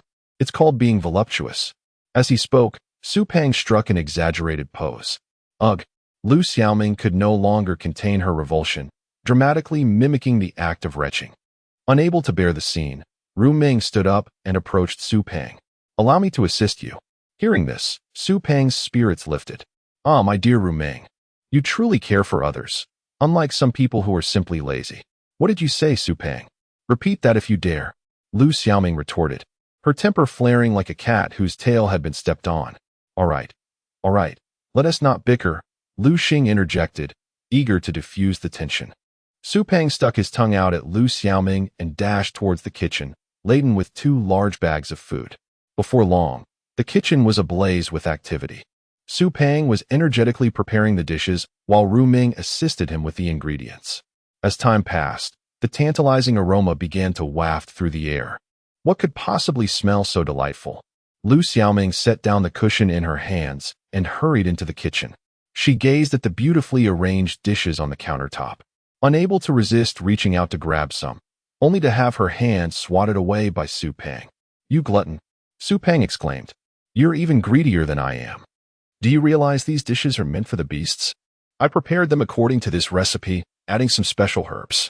If you eat them, who knows what could happen? Lu Xiaoming trembled at his words. She had been tempted to try them, but her interest had now evaporated. Liu Xing, hurry and release your beasts. Su Peng urged him. Why don't you release yours? Liu Xing shot back, surprised by Su Peng's cunning plan to use his beasts to test the food. Don't worry. As long as this recipe is sound, my culinary skills are quite reliable. Su Peng reassured him. Liu Xing, after scanning the dishes with his system eye, confirmed that they posed no danger and were indeed nourishing for the beasts. Good, Liu Xing declared, no longer hesitating. Come forth, everyone. He performed a hand gesture, and 3 magical arrays appeared on the ground, summoning his beasts. Here, this food is for you. Liu Xing presented the dishes to his beasts. Upon seeing this, Lu Xiaoming immediately intervened. Liu Xing, are you certain there's nothing wrong with what he made? It's fine, Liu Xing waved dismissively. Though still skeptical, Lu Xiaoming placed her trust in Liu Xing. The 3 beasts approached the food, sniffing it cautiously before devouring it with gusto. Before long, the dishes had completely vanished, yet the beast still appeared unsated. Liu Xing turned to Su Peng with a grin. It seems we'll be relying on your culinary skills again, Su Peng. Lu Xiaoming and Ru Ming echoed his sentiment. Yes, Su Peng, we'll trouble you once more. Su Peng gaped in disbelief, clearly reluctant. Are you all trying to work me to the bone? Isn't it true that the capable should take on more responsibilities? Liu Xing countered. Fine, fine. Su Peng relented. In the days that followed, Su Peng became a full-time caretaker, managing the dietary needs of Liu Xing and his companions' beasts. Naturally, Liu Xing didn't expect Su Peng to shoulder all the expenses and provided him with a handsome sum for the care of the beasts. After enjoying a period of leisurely university life, Liu Xing observed his hellhound, noting its strength had reached the silver 9th stage. Just a step away from the golden 1st stage. Su Peng's nurturing had certainly contributed to its weight gain. I can't let this continue. I must take it out for some training, or it will become as hefty as a pig, Liu Xing decided. Swiftly recalling the hellhound and heading to the Beastmaster Association to accept a new task and further train his companion. Upon arriving at the association, he perused the bulletin board and found a suitable mission. Task name: Eliminate bandits. Task reward: 2 million. Task description: a group of ruthless criminals has robbed a city bank, killing several employees, and are now hiding in the Silent Forest. Your task is to bring them to justice, regardless of life or death. Note: the strongest among them is at the golden 1st stage, so those wishing to undertake this task should assess their abilities accordingly.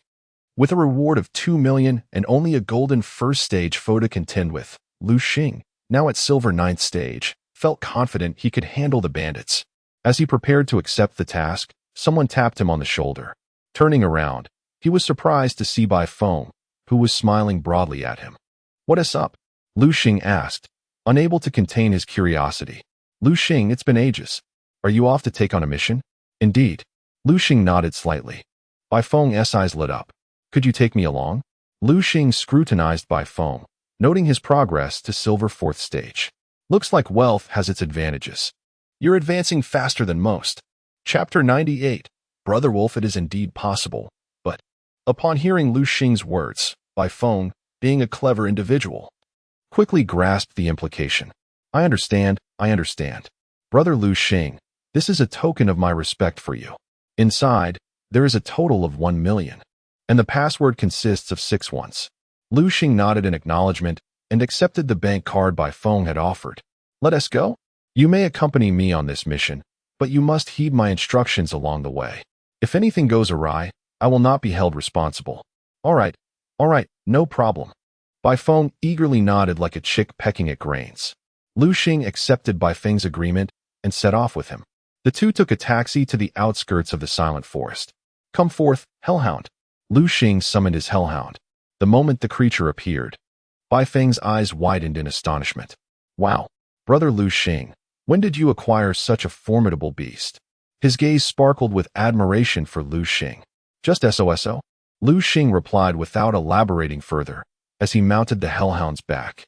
Seeing this, Bai Feng hastily formed a spell and summoned his own wind wolf. However, as soon as the wind wolf emerged, it instinctively recoiled at the intimidating aura of the hellhound. Had Bai Feng not intervened, the creature might have fled in terror. Watching his trembling wind wolf, Bai Feng couldn't help but feel a pang of disbelief. He never anticipated such a significant disparity between himself and Liu Xing previously. They had engaged in friendly sparring, but now he could barely catch a glimpse of Liu Xing's back. His strongest beast, the wind wolf, was already prepared to flee upon encountering Liu Xing's hellhound. This made the prospect of their journey quite daunting. Liu Xing glanced back at Bai Feng, feeling a twinge of regret for bringing him along. At this moment, Bai Feng seemed more of a burden than an ally. Hurry up and keep pace, Bai Feng. If you lag behind, it's not my concern. Okay, I'm coming. Bai Feng quickly mounted his wind wolf, offering it words of encouragement. After some coaxing, the wind wolf reluctantly agreed to follow Liu Xing's hellhound, albeit from a safe distance. Riding the hellhound, Liu Xing moved forward. Due to the hellhound's overwhelming strength, its terrifying presence caused any wild magical beast lurking nearby to retreat in fear. Is this truly how it works? Bai Feng was filled with curiosity about how Liu Xing had cultivated such a powerful beast and why his progress surpassed others. However, the scene before him left him speechless, as the hellhound effortlessly dispatched any creatures that dared to confront it. This is hardly enjoyable, Bai Feng mused. feeling as though he and Liu Xing belonged to entirely different worlds. Despite being of similar ages, Liu Xing's prowess was unparalleled. As Liu Xing rode the hellhound, they soon discovered a camp. Is this them? Liu Xing concealed himself in the shadows, retrieving his phone to compare the images. No. After a thorough inspection, Liu Xing felt a mix of disappointment and frustration. He had not expected to have misidentified the targets. It seemed they had to continue their search. After several unsuccessful attempts, Baifeng finally voiced his dissatisfaction. Liu Xing, your hellhound seems rather unreliable. How could it have made so many mistakes? Hearing this, the hellhound turned its piercing gaze toward Baifeng. The sight of its formidable fangs instinctively made Baifeng take a few steps back. He swallowed hard and addressed Liu Xing. It's not entirely your fault. We should blame the Beastmaster Association. They provide tasks without offering sufficient details, only photographs. This silent forest is vast. Where are we supposed to search? It's like looking for a needle in a haystack, wasting our time. Shoo! Liu Xing suddenly gestured for silence. Baifeng promptly complied, closing his mouth. Liu Xing observed a nearby camp. The sun had already set, but the occupants appeared to be in high spirits, gathered around a bonfire, feasting on roasted meat and drinking beer. Hey, brother, once the dust settles, how shall we spend this windfall? What else can we do? First, we buy a grand villa, and then indulge in some beautiful women. Let me tell you, I already have my sights set on someone. Did you see that one? Fair-skinned, stunning, and with long legs. I can almost envision her moaning in delight. Another henchman chimed in. Their leader, however, remained silent, absorbed in tending to the fire with a stick, lost in thought. Brother, what troubles you? One of his subordinates, perceptive enough to notice his unease, stepped forward to inquire. We are in serious trouble. Really? The henchman's face displayed astonishment.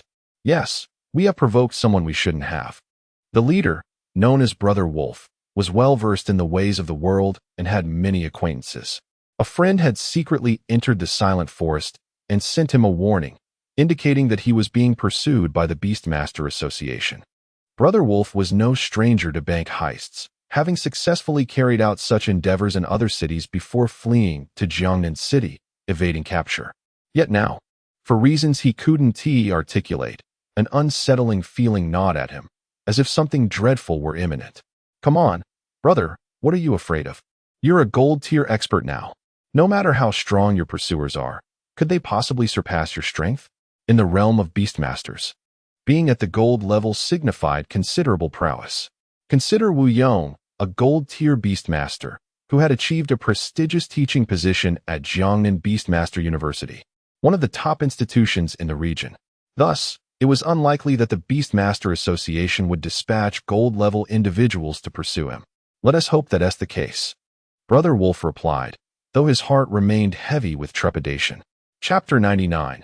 The battle with Brother Wolf. Liu Xing cast a glance at Baifeng beside him and said, when the fight commences, you handle the others. I will deal with that leader. What? Baifeng exclaimed. What do you mean by that? That is settled. Liu Xing declared resolutely, disregarding Baifeng's opinions. Come forth, everyone. He summoned his 3 spirit beasts. As the saying goes, to capture the thief, one must first seize the king. Liu Xing prepared to confront Brother Wolf directly. Two-headed hellhound, unleash flame slash on that fellow. At his command, the two-headed hellhound lunged forward, its sharp claws swiping through the air. A fierce blade of fire shot towards Brother Wolf. Just as the flame slash was about to strike him, a shadow suddenly appeared, blocking Brother Wolf's path. Bang! The flame slash collided with the shadow, which staggered back several steps. What is that? Liu Xing inquired, eyeing the shadow. Rock monster. Attribute: rock. Gender: male. Level: golden first stage. Talent: B. Skills: stone projectile, roll, charge, rock fall. To Liu Xing's astonishment, it was a golden first stage rock monster. It seemed this creature was Brother Wolf's main combat strength. The rock monster, being of the rock attribute, possessed a certain resistance to fire. Thus, even though the flame slash was formidable, it only inflicted minor injuries on the rock monster. Who are you? Brother Wolf sprang to his feet, his face clouded with rage. He had not anticipated that these 2 young punks would dare to challenge him. What does it matter who we are? Just know that we are here to take your life. Bai Feng stepped forward confidently. Take my life? Ha ha ha. Brother Wolf laughed in fury. Just the two of you? Who gave you the audacity to seek me out? Come forth, my old companions. Brother Wolf quickly formed a spell with his hands, summoning 3 spirit beasts from the ground. Upon witnessing this, Liu Xing felt a wave of relief wash over him. A C grade, silver 7th stage spiked porcupine. A C grade, silver 8th stage sunflower monster. And a B grade, silver 5th stage capybara. It seemed Brother Wolf was indeed a newly promoted golden beast master. Liu Xing observed a pattern among many current beast masters. Their spirit beasts often exhibited a wide disparity in strength. This disparity primarily stemmed from the exorbitant costs of nurturing spirit beasts. To rapidly establish combat power, many had to make compromises.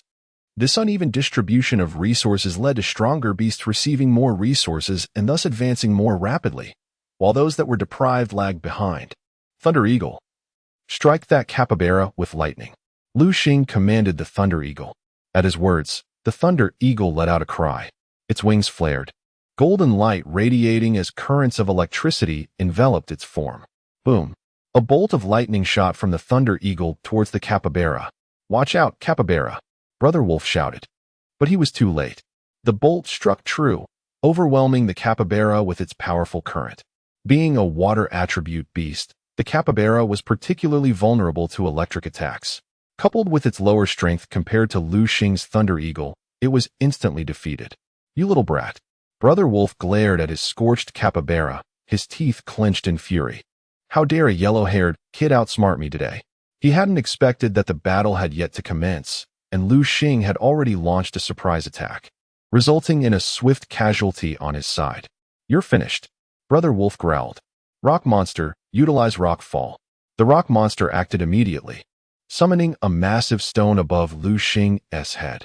The stone grew larger before crashing down violently. Two-headed hellhound, employ rending claw. Liu Xing remained remarkably calm, swiftly responding to Brother Wolf's assault. With a powerful leap, the hellhound soared into the air, its claws poised to intercept the descending stone. With a resounding crash, the enormous boulder shattered under the hellhound's strike. How is this possible? Brother Wolf's eyes widened in disbelief. He had not anticipated Liu Xing would so effortlessly neutralize his attack. You little brat, what is your true power? Liu Xing rolled his eyes at Brother Wolf's incredulity. Can't you see my power? Brother Wolf, a golden first stage beastmaster, should have been able to discern the strength of a lower-tier beastmaster unless the latter wielded a peculiar secret technique to conceal their aura. No, this can't be. How can you possibly possess only silver 9th stage strength? Brother Wolf was astounded. He had faced silver 9th stage opponents before, but they had always fled in terror before him. Liu Xing, however, remained unfazed. Regardless of whether you are genuinely silver 9th stage or not, you will die here. Brother Wolf gritted his teeth, his murderous intent intensifying. Rock monster, execute rolling attack. Spiked porcupine, unleash spiked shot. Sunflower monster, employ leaf blade. Brother Wolf commanded his 3 beasts to attack, and they sprang into action. Ling Shui turtle, block the spiked porcupine's assault. Thunder Eagle, I entrust the sunflower monster to you. Two-headed hellhound, use shadow ball against the rock monster. In response to Brother Wolf's onslaught, Liu Xing swiftly devised a counter-strategy. Bang, bang, bang. The two-side spirit beasts clashed violently. The Ling Shui turtle faced the spiked porcupine, which shook its body vigorously, launching its numerous spikes towards the turtle. Whoosh, whoosh, whoosh. The spikes sliced through the air, producing sonic booms, yet they met the formidable Ling Shui turtle. Standing like a mountain, the turtle shielded Liu Xing clang. Clang, clang. The spikes struck the Ling Shui turtle's thick shell, creating a cacophony of metallic clashes. Chapter 100. The Rock Monster versus the Hellhound. Howl. Howl. Howl. The spiny porcupine launched an attack on Liu Xing's spirit water turtle. However, the spirit water turtle possessed the skill of a spiked shell, reflecting all damage back to the spiny porcupine. The porcupine yelped in pain. Observing this, Liu Xing immediately commanded the spirit water turtle, unleash a tidal wave. The turtle extended its limbs from its shell, stomping its right front foot onto the ground. In an instant, A tidal wave surged forth, roaring towards the nearby spiny porcupine. "Watch out, spiny porcupine, evade quickly." Unfortunately, the damage rebound from the spirit water turtle had driven the porcupine into a frenzy. Instead of retreating, it charged directly towards the tidal wave. Boom! The force of the spirit water turtle's tidal wave was beyond the porcupine's capacity to withstand. The powerful impact sent the porcupine flying. Thud! The creature crashed heavily against a nearby tree, the tremendous force shattering its bones. The massive body of the spiny porcupine fell heavily to the ground. With the porcupine's demise, Wolf Brother placed his right hand on his temple. The spiny porcupine had entered into a soul contract with him, and thus, its death inflicted a backlash upon him. Fortunately, his strength was sufficient to endure the soul backlash. With the spiny porcupine fallen, Wolf Brother was left with only two beasts. His face turned ashen, his lips trembling involuntarily. It was unbearable, oppressive, frustrating. A torrent of negative energy surged within him. In that moment, Wolf Brother regretted ever confronting someone like Liu Xing. He lamented his decision to rob the bank in Jiangnan City. Alas, regret is a luxury that does not exist in this world. Gritting his teeth, he realized he was trapped in a precarious position. Even if he wished to plead for mercy, Liu Xing would not let him off the hook. Therefore, he resolved to fight to the bitter end. Sunflower Monster, direct the solar beam at that Thunderhawk. Liu Xing scoffed at this command. Having studied the monster encyclopedia, he was well aware of the solar beam skill. While immensely powerful, it bore a significant drawback. It required charging. The Sunflower Monster lifted its head, gazing at the sky at a 45-degree angle, as solar energy rapidly converged on its face. Thunderhawk, interrupt it. Use thunder. Boom. A thick bolt of lightning struck down from the heavens, hitting the Sunflower Monster. As a plant-type beast, it could resist electric-type attacks. So the Thunderhawk's strike only caused minor injuries. However, electric-type moves have a chance to paralyze the opponent. Fortune smiled upon Liu Xing as the Thunderhawk's attack effectively stunned the Sunflower Monster. Its body trembled, and at that moment, the gathered solar beam was unleashed. Whoosh! The solar beam shot forth, slicing through the air at a 45-degree angle. Its formidable power cleaved through the nearby forest. Crack! Trees fell like dominoes. That was close. Had the beam struck the Thunderhawk, it would have suffered grave injuries. Thunderhawk, use thunder again. Liu Xing knew that the previous attacks had already left the Sunflower Monster battered and bruised. He understood that one more strike would surely bring it down. Watch out. Sunflower Monster, evade the thunder. Earlier, Wolf Brother had relied on the Sunflower Monster's plant-type nature to withstand the Thunderhawk's strikes. Now he felt a twinge of panic. Despite its resistance, it could not endure such continuous assaults. Boom! Another powerful bolt of lightning descended. The Sunflower Monster remained stiff, unable to dodge even if it wished to. It could only endure the Thunderhawk strike. This time, the Thunderhawk was fully committed, and even with its resistance, the Sunflower Monster fell with a look of resentment. With the Sunflower Monster's defeat, Wolf Brother emitted a heart-wrenching scream. His head throbbed painfully, and his soul felt as if pierced by needles. With the Sunflower Monster gone, he was left with just one beast, his mainstay, the Rock Monster. The Rock Monster curled into a ball, rolling incessantly in an attempt to strike the Hellhound. Yet, the Hellhound was far too agile, effortlessly evading each assault. After several attempts, the Rock Monster's attacks proved futile, only succeeding in toppling nearby trees. Observing the battlefield in disarray, Liu Xing couldn't help but smirk. Is this the true power of beast taming? The scene before him was nearly impossible to replicate by sheer human effort alone.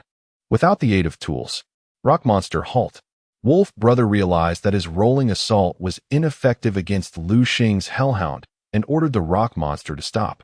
As it came to a halt, the Rock Monster was covered in a thick layer of mud from its relentless rolling. Rock Monster, use Rock Blast. The Rock Monster complied, swiftly extending its arms forward. A massive stone coalesced before it. Whoosh! With a powerful thrust, the giant stone was launched forward, slicing through the air with a sharp, piercing sound. Oh no! Spirit Water Turtle, help the Hellhound and block that stone. The Spirit Water Turtle leaped into action, positioning itself in front of the Hellhound. The rock blast was a physical attack, and with the turtle's formidable defense, coupled with its water-type affinity, it could withstand the rock-type damage. Bang! The stone struck the spirit water turtle's shell, resulting in a tremendous explosion that enveloped the battlefield in a cloud of smoke. Ha ha! Wolf Brother suddenly erupted into maniacal laughter. You foolish child, you dared to have your spirit water turtle block my rock monster's rock blast. Are you truly oblivious, or simply pretending to be? In his mind, he believed Liu Xing's spirit water turtle had surely been obliterated by the onslaught of his rock monster's attack. Chapter 101. Task Submission. Wolf Brother widened his eyes, gazing into the smoke before him. He could hardly contain his anticipation to witness Liu Xing's spirit water turtle pierced by the stone. Alas, disappointment washed over him. How could this be? His voice trembled as he struggled to comprehend the situation. His rock monster's stone projectile had undoubtedly struck Liu Xing's spirit water turtle. Yet this fellow appeared only slightly injured. No, I refuse to believe it. The Hellhound, commanded to execute a shadow assault on the rock monster, spurred Liu Xing into action as he decided to fight back. Excellent. Wolf Brother's gloom dissipated the moment he saw Liu Xing's Hellhound charging towards his rock monster. Rock monster, unleash a fierce attack on that Hellhound. Remember, obliterate both of its heads. Upon receiving the command, the rock monster charged at the Hellhound. Just as the two beasts seemed poised to collide, the Hellhound vanished without a trace. The rock monster's punch struck nothing but air, causing it to stumble forward due to momentum. Suddenly, the Hellhound reappeared behind the rock monster, its sharp claws enveloped in a dark aura. With a swift motion, the Hellhound's claws raked deeply across the rock monster's back. Though the rock monster boasted formidable defenses, the Hellhound's claws were even more potent, leaving several deep gashes on its back. A howl of agony escaped the rock monster. Yet, the Hellhound showed no signs of mercy. Its two heads opened wide, summoning two massive spheres of dark energy before them. Shadow balls. The two spheres hurtled towards the rock monster. Boom, boom. The powerful impact forced the rock monster to slide forward over 10 meters. After enduring the assault of the two shadow balls, the rock monster appeared battered and on the brink of collapse. Seizing the opportunity, Liu Xing called out to his spirit water turtle, unleash a tidal wave against the rock monster. With a swift stomp of its right foot, the spirit water turtle conjured a tidal wave that surged powerfully towards the rock monster. Despite the rock monster's strength, it was ultimately vulnerable to the water-based assault, leading to its downfall. As the rock monster fell, Wolf Brother's beasts perished one by one. Overwhelmed, he felt a wave of dizziness wash over him, his body swaying until he collapsed to the ground. Thud! Unfortunate for Wolf Brother, as he fell backward, his head struck a massive stone, causing blood to gush from the back of his skull. Liu Xing glanced at the back of Wolf Brother's head, which now bore a deep indentation. Clearly, he was beyond saving. Just as Liu Xing dealt with Wolf Brother, Bifeng cried out beside him, "Boss Liu, help. If you don't come soon, I'll be done for." Wolf Brother's subordinates, not lacking in strength themselves, were all at the silver rank, second and third tiers. Bifeng, at silver rank 4, struggled against their relentless assault. Observing Bifeng's distressed expression and the beads of sweat dotting his forehead, it was evident he was under immense pressure, and his beasts were panting heavily. Overwhelmed by the sheer number of enemies, Hellhound, assist him. With Liu Xing's command, the Hellhound charged towards the swarming foes. It entered the fray like a tiger among sheep, wreaking havoc as it fought fiercely. In no time, all of the enemy's beasts lay slain beneath the Hellhound's claws. Bifeng swallowed hard at the sight of the carnage, a chill creeping up his spine. Terrifying. This was truly horrifying. He had originally planned to work hard and seek revenge against Liu Xing, but now that thought had fled his mind. No, I must cling to him for support. Bifeng looked at Liu Xing, a strange glint in his eyes, akin to a wolf eyeing a lamb. "What are you staring at?" Liu Xing queried. "And nothing," Bifeng stammered, startled back to reality by Liu Xing's words. "Hurry, Hellhound. Clean up the battlefield." At Liu Xing's instruction, the Hellhound began to harvest valuable parts from the fallen beasts. Liu Xing, with bags filled, notably carried one containing Wolf Brother's head. Bifeng felt a shiver run down his spine. "All right, it's time to return." "Yes." Bai Feng had become Liu Xing's most loyal follower, eager to comply with any task Liu Xing presented. His principle was always to side with the victor. Liu Xing and Bai Feng arrived at the Beast Tamer Association's task hall, ready to submit their quest. When Liu Xing tossed Wolf Brother's head onto the counter, the receptionist gasped in shock, leaping backward in fright. Pale-faced, she caused a stir, drawing the attention of those nearby, who gathered to witness the scene. The sight of Wolf Brother's head, bloodied yet recognizable, caused an uproar. Isn't that the one who? Yes, the one called Wolf Brother. He robbed our bank a few days ago. Who would have thought he'd be killed? My goodness. Didn't the task state that Wolf Brother was at gold rank 1? Upon hearing this, the crowd turned their gazes towards Liu Xing, astonished. This boy could not be more than a few years old. Wolf Brother had fallen to his hands. The onlookers exchanged glances, pondering the possibility that Wolf Brother had been injured by another, allowing Liu Xing to claim the victory. Indeed, that must be it. Otherwise, with Wolf Brother's gold rank strength, this boy would be no match. Listening to the murmurs, Liu Xing remained silent, while Bai Feng spoke up indignantly. You lot are truly short-sighted, underestimating my boss Liu. He genuinely defeated Wolf Brother in a fair fight. Fair fight. The onlookers erupted in laughter. How old are you? Barely past 20, I'd wager. And your so-called boss appears to be around 18. Liu Xing's youthful features only fueled their mockery. Chapter 102. Bai Feng's request. What will it take for you to believe? Liu Xing suddenly uttered. Humph. No matter how you explain, a falsehood remains a falsehood. If you truly possess the ability to slay Wolf Brother, then I shall broadcast myself feasting on excrement, eating as I relieve myself, the outspoken individual retorted. Observing the provocateur before him, a subtle smirk graced Liu Xing's lips. Greetings. Could you kindly allow me to complete my task? I also wish to update my Beast Master registration. As he spoke, Liu Xing retrieved a silver badge from his pocket. The onlookers widened their eyes in astonishment at the sight of the silver emblem.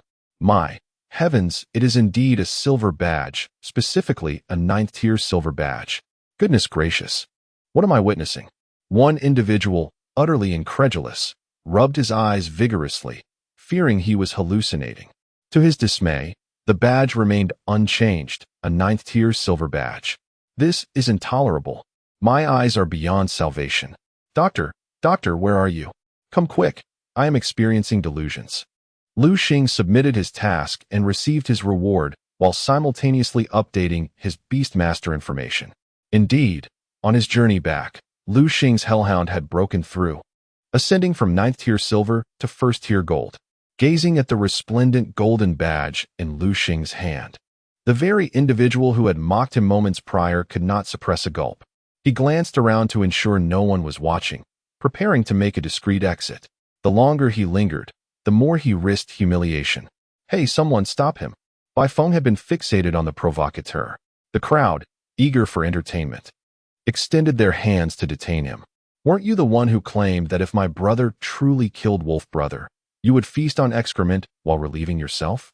Bai Feng's face was adorned with a cold smirk as he spoke. Hey, I was merely jesting. Please don't take it to heart. You are magnanimous. So let me go as if I were a mere fart. Nay. Bai Feng promptly dismissed the provocateur's plea. Having held back his anger, he found the perfect outlet for his frustration in the individual before him. Brothers, seize him and follow me. To deal with such a foul-mouthed individual, the only remedy was to fill his mouth with excrement, ensuring he would think twice before speaking again. As Liu Xing watched the crowd depart, he shrugged in bemusement. Having completed his task and ascended to 1st-tier gold, he now sought to relax and solidify his newfound strength before preparing to bond with his 4th beast. Upon returning to his villa, Liu Xing settled onto the couch in the living room. He had scarcely begun to unwind when, ding-dong, the doorbell rang. Furrowing his brow, Liu Xing pondered who might it be, for if it were Su Pang and the others, they possessed keys and would not need to ring the bell. The ringing indicated that the visitor was not among them. Rising to his feet, Liu Xing opened the door, only to find Bai Feng grinning at him from the threshold. Haha, Liu Xing, great leader. Bai Feng's smile was somewhat awkward, perhaps due to his inexperience in such flattery. Bai Feng, what brings you here? Liu Xing was taken aback that Bai Feng would seek him out. Bai Feng nodded in response. I do require a favor from you. A favor? Liu Xing's brow furrowed. Though he had not known Bai Feng for long, he was aware that Bai Feng was not one to impose unreasonable demands. State your request plainly. Bai Feng's eyes brightened at this. Liu Xing, are you aware of the school tournament? The school tournament? What is that? It is a competition held by the leading Beast Master Academies in Huagua. Each year, every academy dispatches 5 students to participate. At this juncture, Bai Feng glanced at Liu Xing. I wonder if you might be interested. Liu Xing pondered for a moment before inquiring with curiosity, what prompts your sudden interest in me? Bai Feng's expression became sheepish. You see, last year our school sent several seniors to compete. They fared decently against other schools. But when faced with students from the capital's Beastmaster University or Magic City's Beastmaster University, they faltered. Upon hearing this, Liu Xing grasped Bai Feng's intentions. It was clear that Bai Feng believed in his abilities and wished for him to participate as a key member of their school's team, aspiring to secure victory in the national tournament. Liu Xing regarded Bai Feng, recognizing him as someone who would not act without personal gain. He had no intention of working for free. Simply tell me, what is the reward for winning this time? Bai Feng's eyes lit up at Liu Xing's inquiry, indicating his interest in the matter. The reward this year differs from previous years. They seem to have altered it in order to encourage our participation and motivate us. This time, the reward has shifted from Platinum Beast Course to Diamond Beast Course. Liu Xing nodded thoughtfully. Quite impressive. However, he did not immediately acquiesce. Instead, he pressed on. What is the typical strength of the opponents? Most are of silver strength, with only 1 or 2 exceptional individuals reaching gold. With my capabilities, I would easily dominate such opponents. As Bai Feng concluded this statement, he suddenly realized he may have misspoken, hastily adding, Liu Xing, I did not mean anything by that. Liu Xing nodded in understanding. I comprehend. You may depart now. I shall contemplate this matter thoroughly. Understood. Bai Feng had no intention of pressuring Liu Xing. When you have made your decision, whether to participate or not, please do inform me. Certainly. By the way, I have yet to add you on Fei Xin. Liu Xing produced his phone, revealing his Fei Xin QR code. Bai Feng, upon seeing this, immediately took out his phone to scan it and added Liu Xing as a friend. Chapter 103. The discussion among Lan Tian and others after Bai Feng added Liu Xing as a friend on WeChat, he left in high spirits. Shortly thereafter, he arrived on the 3rd floor of an academic building, where the music classroom was located. Typically, the school did not hold music classes, so this classroom had remained unused. At this moment, 3 individuals were already seated inside: Jiang Yin, Yin Guoli, and Lan Tian. Together with the newly arrived Bai Feng, they were known as the F4 of Jiangnan Beast Taming University, all in their 2nd year. What is F4? They were the epitome of charm, wealth, and formidable strength, making them prominent figures within the school. However, at this juncture, the expressions of Yin Guoli and the others were grim, for they had received disheartening news. Bai Feng, have you heard? Yin Guoli inquired. Hear what? Bai Feng replied, his curiosity piqued. Take a look for yourself. Yin Guoli handed a document to Bai Feng. Upon receiving it and focusing his gaze, Bai Feng absorbed the information contained within. Yin Guoli observed Bai Feng with surprise, as his reaction was exceedingly atypical. Ordinarily, Bai Feng would have been startled. Bai Feng, what is wrong with you? Isn't the information alarming enough? Yin Guoli pressed. In response, Bai Feng remained remarkably composed. What is so terrifying about it? It's just that a golden-level individual has emerged from the imperial capital Beast Taming University. Upon hearing this, Yin Guoli instinctively glanced at Bai Feng. Bai Feng, it seems your abilities haven't improved much, but your knack for showing off has certainly grown. Bai Feng shot a glare at Yin Guoli. In the past, he would have been taken aback, but after encountering Liu Xing and learning of his prowess, such news no longer fazed him. After all, this world was replete with exceptional talents. Lan Tian, for the upcoming national competition, our university is sending 5 students. Besides the 4 of us, are there any other candidates? Bai Feng asked. Lan Tian shook his head. Though Jiangnan Beast Taming University was commendable, it still lagged behind the imperial capital and Shanghai Beast Taming Universities. To triumph over them was nearly impossible, Their only aim was to avoid an embarrassing defeat. Not at the moment, Lan Tian said. Adhering to his principle of quality over quantity, he would not hastily select anyone. At this point, Jiang Yin suddenly interjected. Why not let Li Hua from our class take part? Li Hua? The name rang a bell for everyone present, prompting them to recall. You mean that bookish fellow? Yan Guoli exclaimed. Yes. No way. Yan Guoli vehemently shook his head. He was well aware of Li Hua's clueless demeanor and his strength, which seemed to be merely at the silver second tier. Allowing such a competitor to represent them would indeed be a disgrace. Meanwhile, Bai Feng, who had been silently enjoying the spectacle, remained quiet. His unusual demeanor caught the attention of the others, particularly Yan Guoli, who had a strong sense of pride.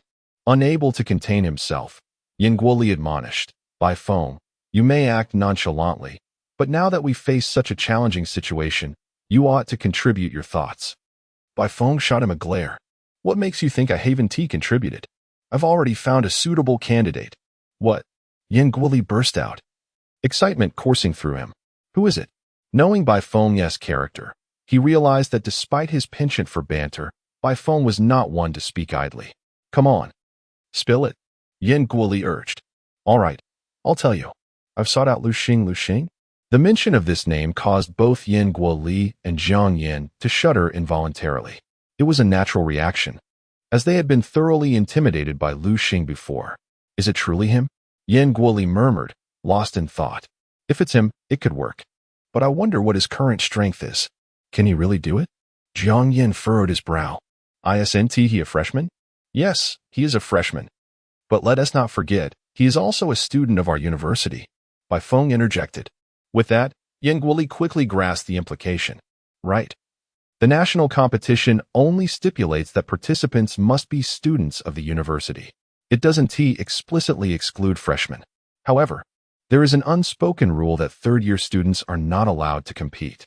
Common sense dictates that freshmen, being younger and having entered the field later, would generally be weaker than second-year students. Yet, the question remained, would Liu Xing truly participate? He will, Bai Feng asserted with confidence. I told Liu Xing that the reward for winning this competition is a diamond-tier magical beast core. At this, the other three nodded in agreement. After all, few could resist the allure of a diamond-tier magical beast core. However, perhaps due to the realization that they were unlikely to win, they refrained from speculating on who would ultimately claim the core.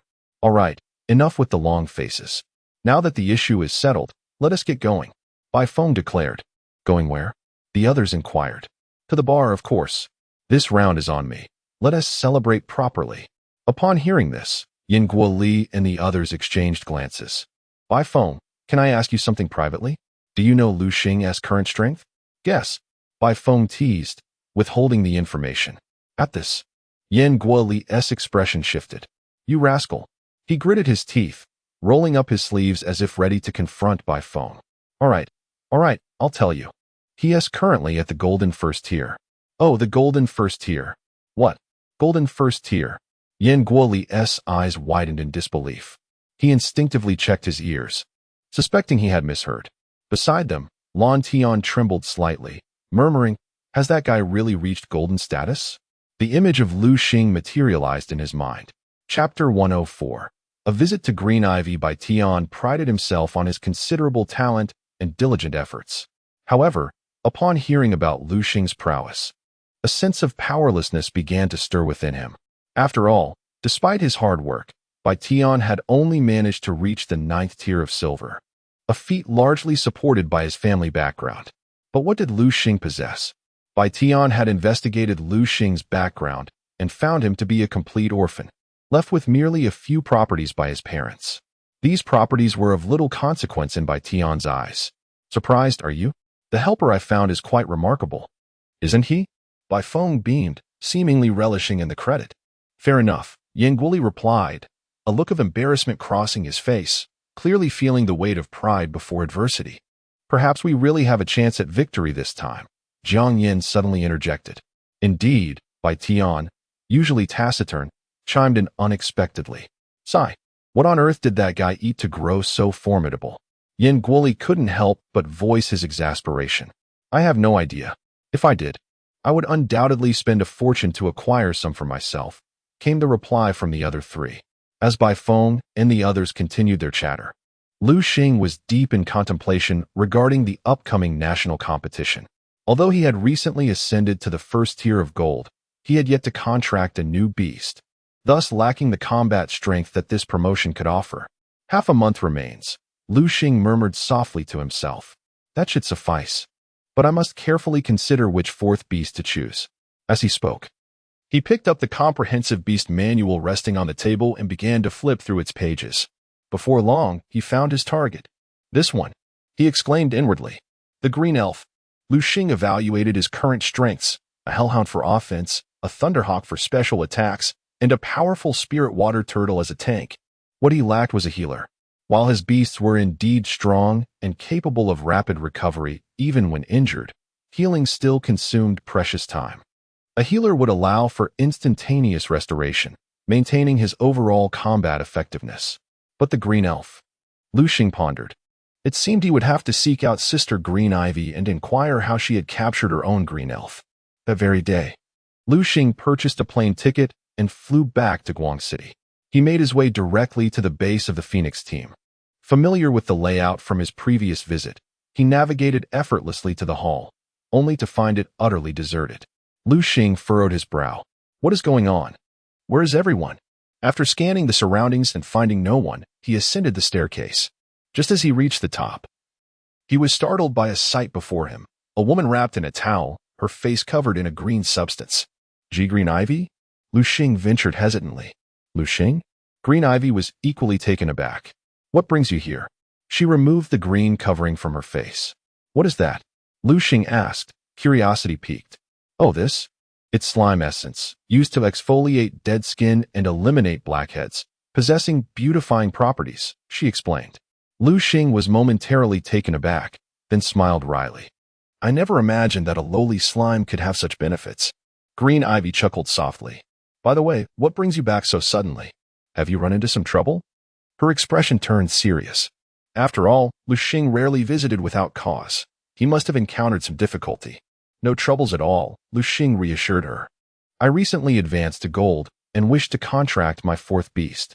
My target is the green elf, and I was hoping you could tell me where to find one. What? You've reached the first tier of gold? My goodness.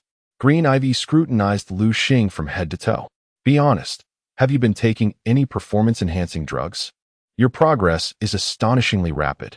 Liu Xing couldn't help but chuckle at her earnest concern. Oh, Sister Green Ivy, where do your thoughts wander? I may not have many virtues, save for my handsome appearance and innate talent. Ascending to gold was merely a matter of course for me. How vain, she retorted, amused by his self-adulation. And as for whether you've taken any illicit substances, I can certainly tell. Upon hearing this, Green Ivy nodded, her expression unusually grave. She was both stronger than Liu Xing and a trained physician, capable of discerning the truth of his condition with a single glance. Liu Xing's vitality was robust and pure, indicating a solid foundation, suggesting he had indeed put in considerable effort. By the way, didn't you say you wanted to contract a green elf? Wait here a moment while I change clothes, and then I'll take you to the location, Green Ivy said before retreating into her room. Liu Xing was surprised to discover that the door had not been properly closed, leaving a slight gap. Peering through, he inadvertently caught sight of something inappropriate. He quickly turned his head away, adhering to the principle of discretion. In his heart, he held a deep respect for Green Ivy. Unbeknownst to him, Green Ivy noticed his reaction, her lips curling into a subtle smile, and her fondness for Liu Xing grew considerably. Chapter 105. Journey to capture the green sprite, I am ready. Green Luo emerged from her room. Liu Xing turned to gaze at her, momentarily lost in thought. Before him stood Green Luo, adorned in a flowing green gown, resembling a fairy from the woods, radiating extraordinary beauty. Hey, Liu Xing, what are you staring at? And nothing. Liu Xing stammered, awkwardly snapping back to reality. A wave of discomfort washed over him as vivid images of earlier moments flooded his mind. Let's go.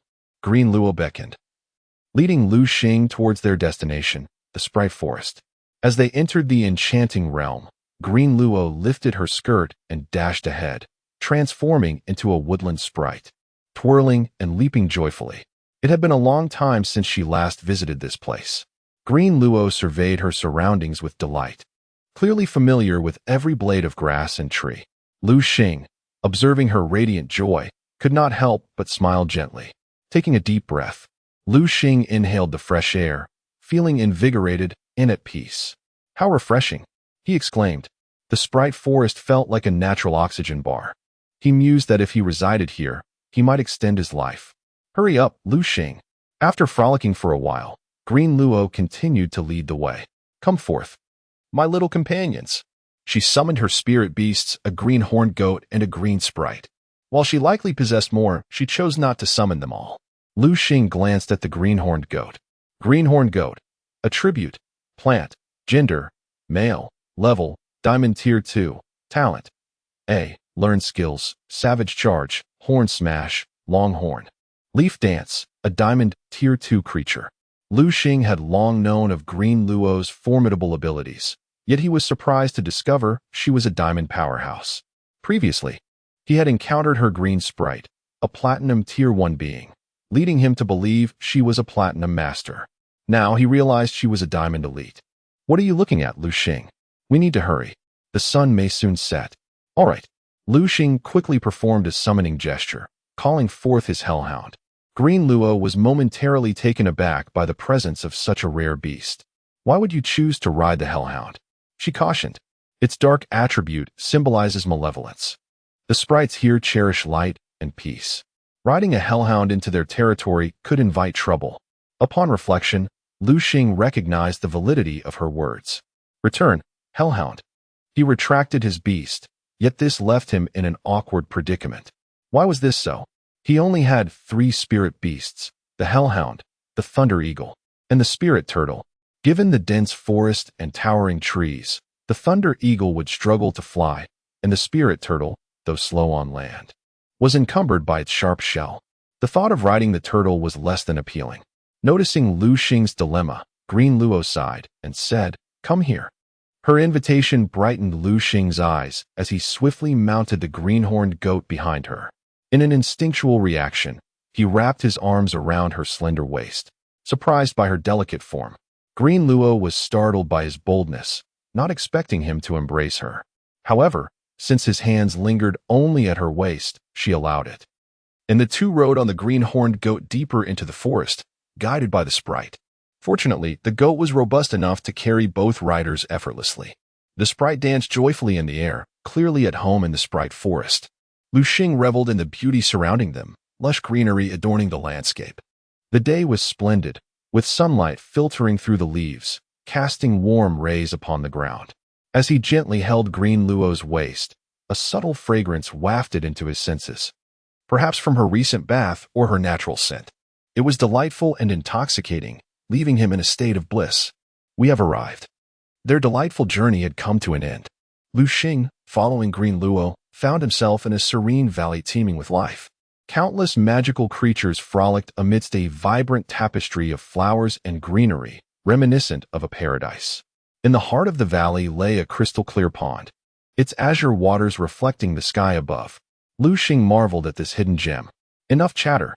Do you see the sprite over there? Choose one, defeat it, and capture it." Green Luo pointed towards 3 adorable green sprites playing by the pond, blissfully unaware of their approaching visitors. Chapter 106. The Egg of the Six-Winged Angel Boss. "Is that the green sprite you mentioned?" Indeed. A man with a dark complexion bore a ruthless expression. This individual was no ordinary character. Their voices caught the attention of Greenvine and Liu Xing instinctively. Greenvine turned to look at the newcomers, and her expression shifted as she recognized one of them. "It's Gengjiang." Startled, Greenvine immediately grasped Liu Xing's hand and fled deeper into the canyon. "Sister Green, what's wrong?" Liu Xing queried, perplexed by her sudden action. "Do you know who that person is?" "I don't know. He's Gengjiang." "Gengjiang?" Liu Xing was momentarily taken aback. "The same person who poisoned Ruyu." Upon hearing this, Liu Xing's eyes glinted with a hint of murderous intent as he turned to glare at Gengjiang. Indeed, Gengjiang was on Liu Xing's assassination list. He never anticipated encountering such a foe here. However, upon witnessing Gengjiang's formidable strength, Liu Xing abandoned the thought of confronting him. A gentleman's revenge is best served after a decade.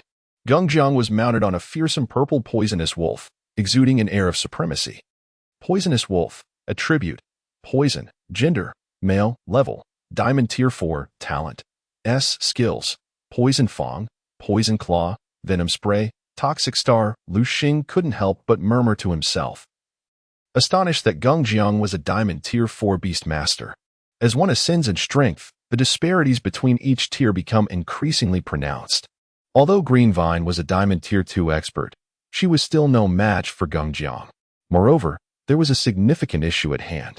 Gengjiang's poisonous wolf possessed a poison attribute, which countered Green Vine's plant-type greenhorn goat. In terms of both strength and attributes, she was at a disadvantage. Thus, upon spotting Gengjiang, Green Vine instinctively chose to flee. Pulling Liu Xing along, Green Vine dashed deep into the canyon until they halted at a dead end. Oh no! Green Vine's complexion paled. She hadn't anticipated that the canyon would lead to a deadlock, surrounded by towering cliffs. This meant they were trapped, unable to escape. Outside the canyon, Gengjiang's lackey addressed him. "Boss, what's wrong?" Gengjiang's expression turned grave. Just moments ago, he had sensed a wave of murderous intent. Could it be that he had misinterpreted it? He began to contemplate. No, he had not misjudged. He truly sensed the threat, and it was within this canyon. Gengjiang's sinister gaze sharpened.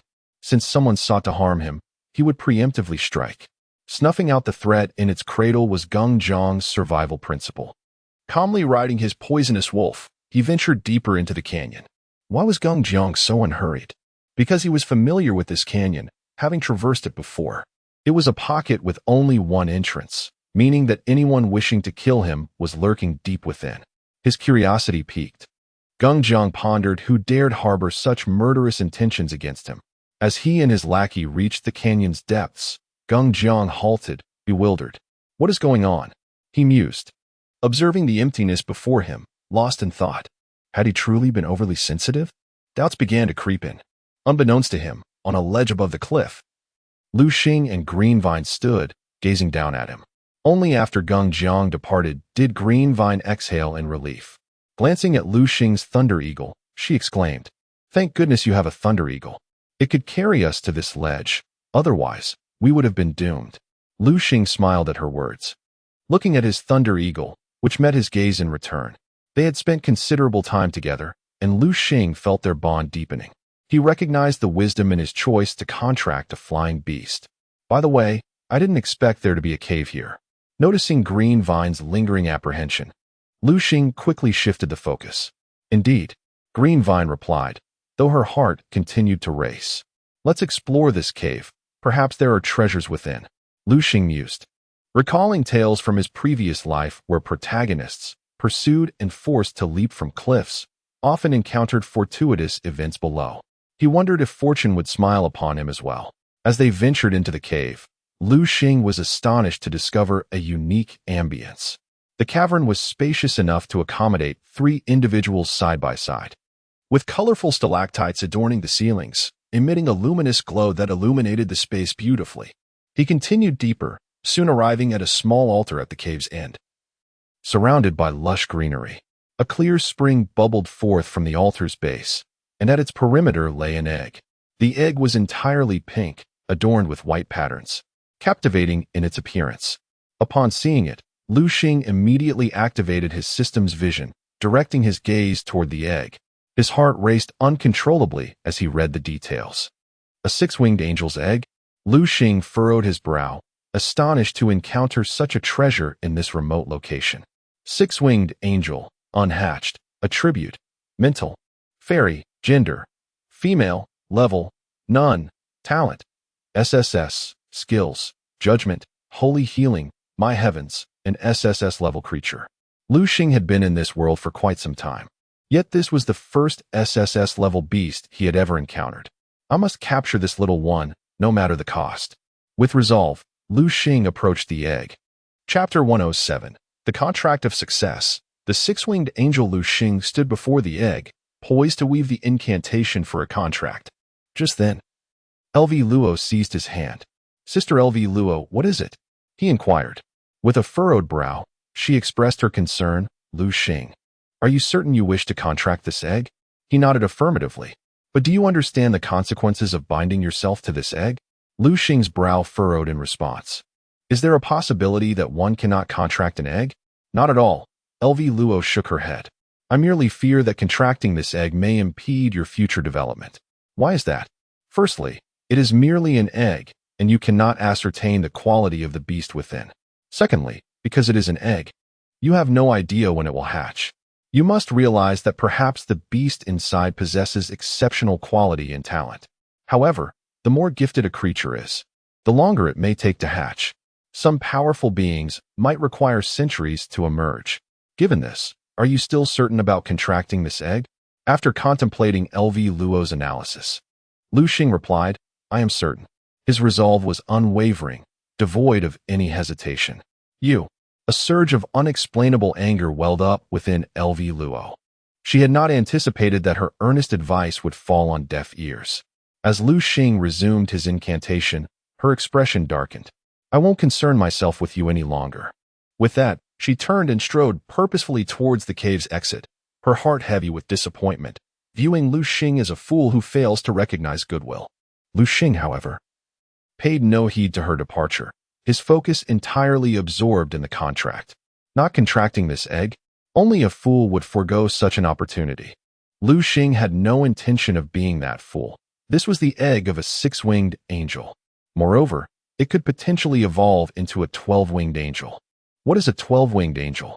Liu Xing recalled a book he had read in school, recounting the tale of 12-winged angels aiding humanity in vanquishing a demon king.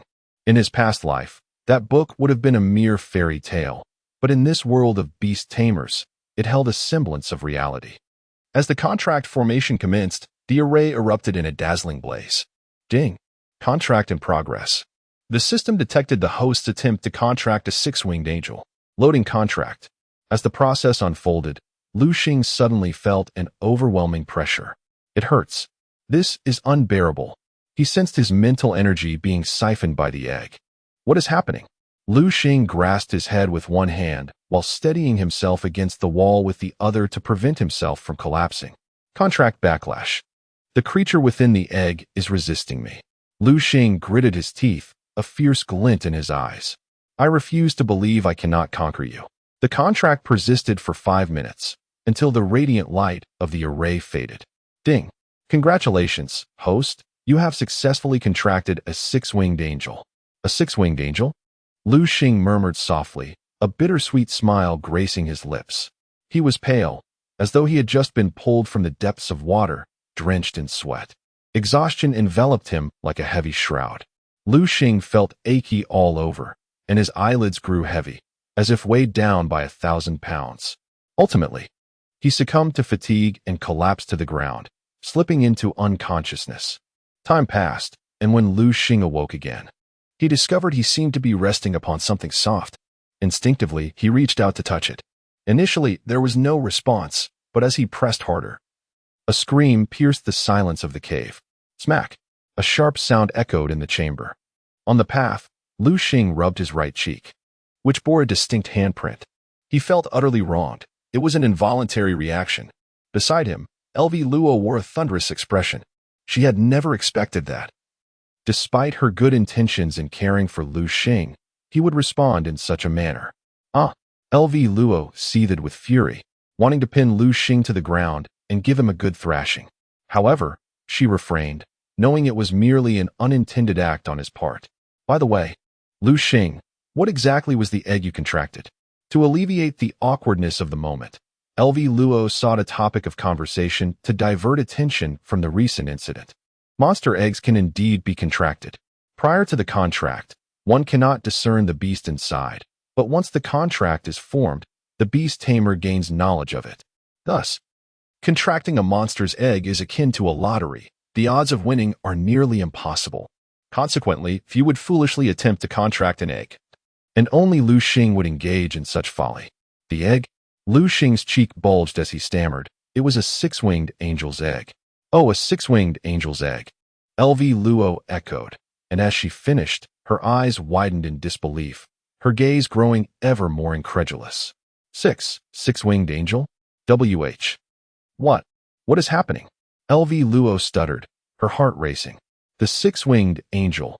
This was the legendary being. She regarded Liu Xing with a peculiar expression. Could it be that he was truly the illegitimate child of fortune? To casually emerge and contract a six-winged angel? How could such good fortune not fall upon her? Despite her attempts to maintain a positive mindset, upon learning that Liu Xing had contracted a six-winged angel, envy began to bubble within her. Fortunately, in this world, there existed no practice of seizing another's beast. Otherwise, Luo might have succumbed to her jealousy and attempted to steal Liu Xing's six-winged angel. "Kid, you are quite fortunate," Luo stated, emphasizing each word. "Just SOSO. However, this time, I owe it all to Sister Luo's assistance. Upon our return, I shall treat you to a meal." Upon hearing this, Luo felt a warm sensation bloom within her heart. At least you have a conscience. Liu Xing was overwhelmed with excitement. This was a six-winged angel. What is an angel? That is a creature that can rival dragons. Furthermore, he has already acquired the sacred crystal, the item required for the evolution of the six-winged angel. This item was a reward from Dream, who had entrusted him with the task of capturing the mythical beast. Once he upgrades the six-winged angel to the diamond tier and utilizes the sacred crystal, the six-winged angel will evolve into the eight-winged angel. The power of the six-winged angel is already formidable. The eight-winged angel? Liu Xing feels as though he can already envision the scene of the eight-winged angel wreaking havoc with its might. Chapter 108. Dining with Green Lo. Liu Xing and Green Lo departed from the enchanted forest. They hailed a taxi and arrived at an opulent restaurant.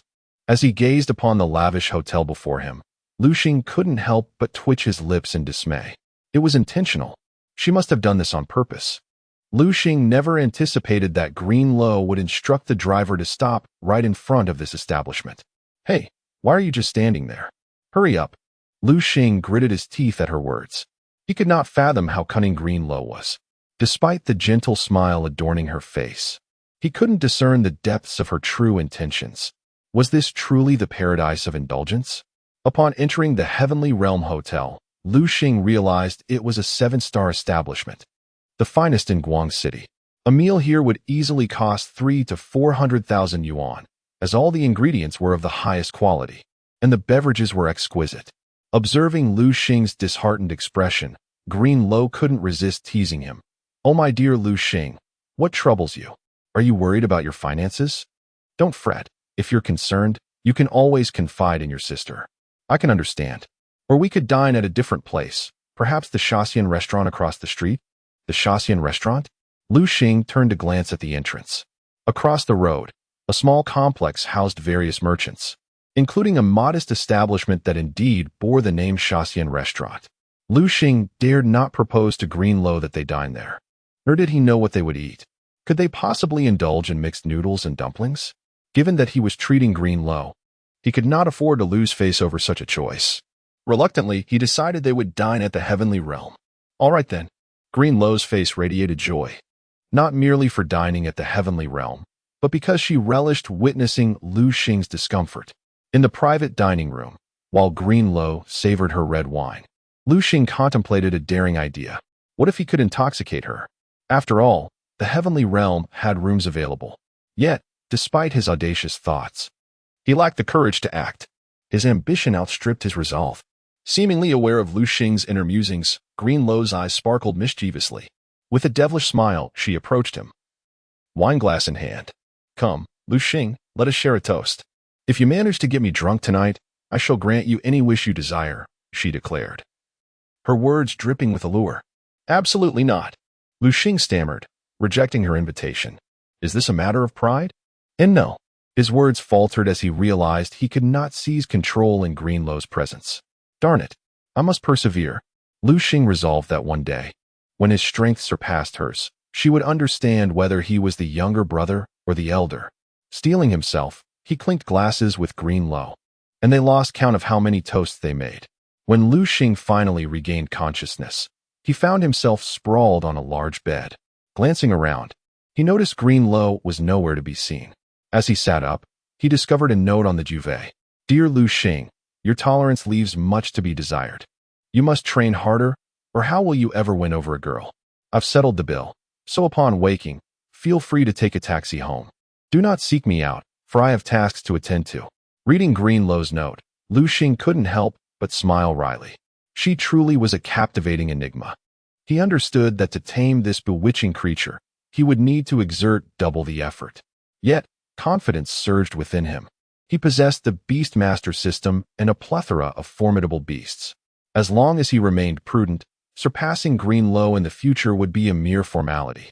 After refreshing himself, Liu Xing pushed open the balcony door and stepped outside. He found himself on the top floor of the heavenly realm, where the room rates were exorbitant, costing 500,000 yuan per night.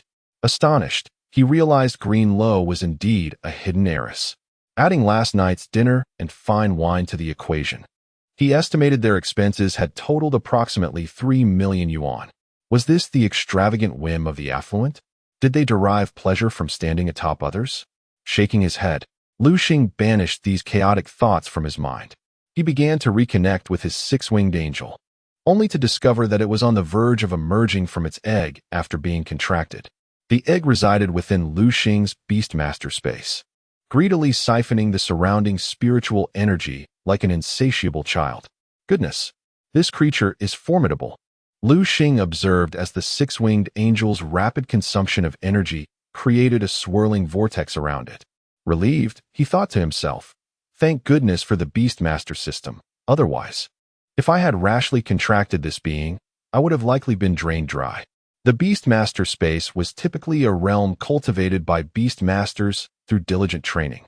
But Liu Xing's was provided by the system, ensuring ample energy for absorption. This was one reason why his beasts could evolve so swiftly. It would likely take several days for this little one to hatch.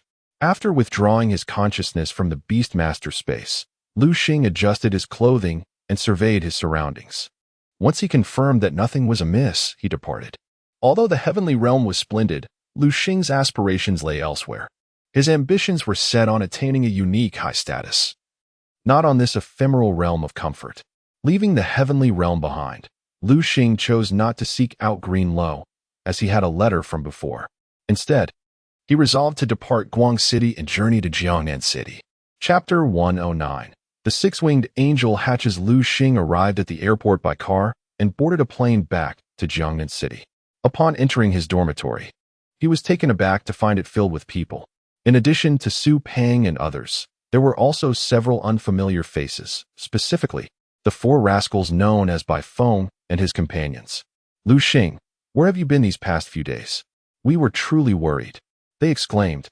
I had some matters to attend to, Liu Xing replied nonchalantly. What brings you all here? He inquired. Oh, we came to discuss the upcoming National League next week, Bai Feng replied, his excitement momentarily faltering. The National League? Is there really anything to discuss? Liu Xing raised an eyebrow. Bai Feng found himself momentarily speechless. He had come with enthusiasm, intending to strategize with Liu Xing about who would take the lead in their battles. However, Liu Xing's response caught him off guard.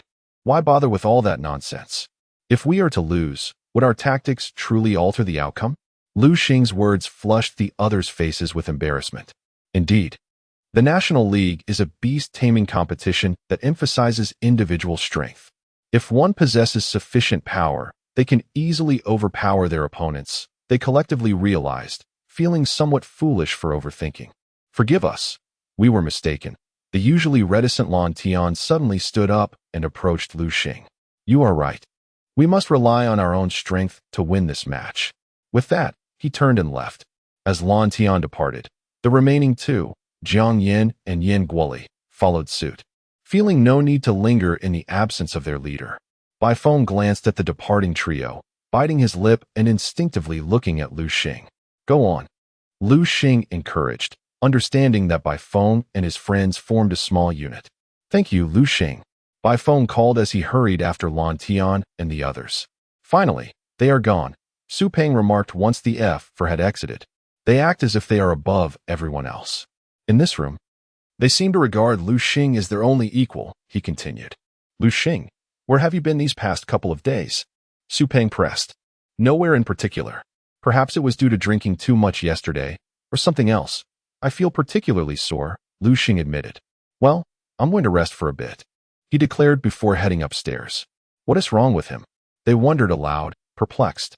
After an undetermined amount of time, Liu Xing was roused from his slumber by a voice calling out to him, "Master! Master!" Gradually opening his eyes, he was astonished to see a small creature hovering before him. It radiated a pure white light, exuding an aura of divine sanctity. The little being possessed 6 wings that flapped energetically. 6-winged angel. Attribute: spirit, fairy. Gender: level, golden first stage.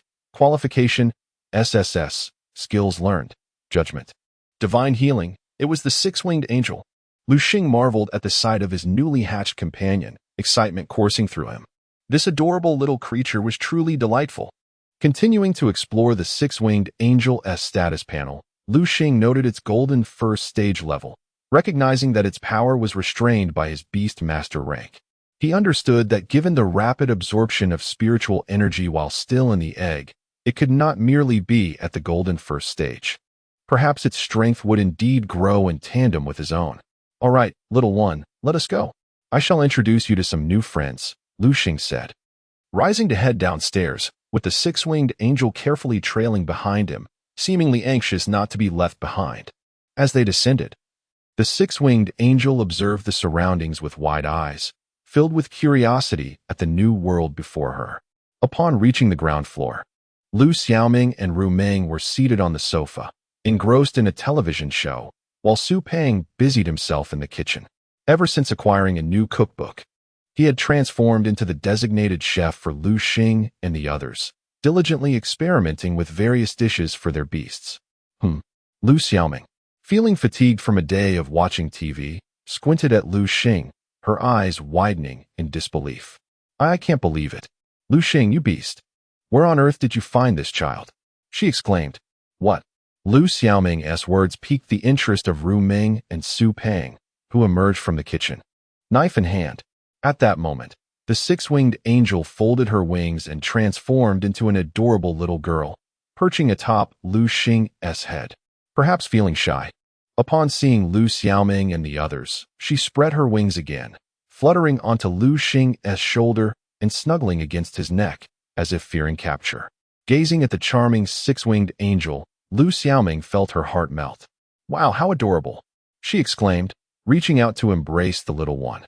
"Master," the 6-winged angel whimpered, her voice tinged with distress as she sought Liu Xing's protection. "Xiaoming." Liu Xing sidestepped, evading her grasp. "What are you doing?" Liu Xiaoming pouted, clearly displeased with his actions. "Oh dear, little one, do not cry, do not cry." Liu Xing consoled the 6-winged angel, gently stroking her. "You are so unfair," Liu Xiaoming protested, feeling overlooked as Liu Xing comforted the little angel instead. She was perplexed by her own feelings of jealousy, unable to comprehend why she felt envious of a small creature. Liu Xing, however, remained oblivious to the tension, and gradually, under his soothing words, the 6-winged angel calmed down. Chapter 110. Liu Xiaoming's breakthrough in the living room. Liu Xiaoming and her companions surrounded Liu Xing. They all turned their gazes towards Liu Xing's 6-winged angel. "Wow, it's so adorable."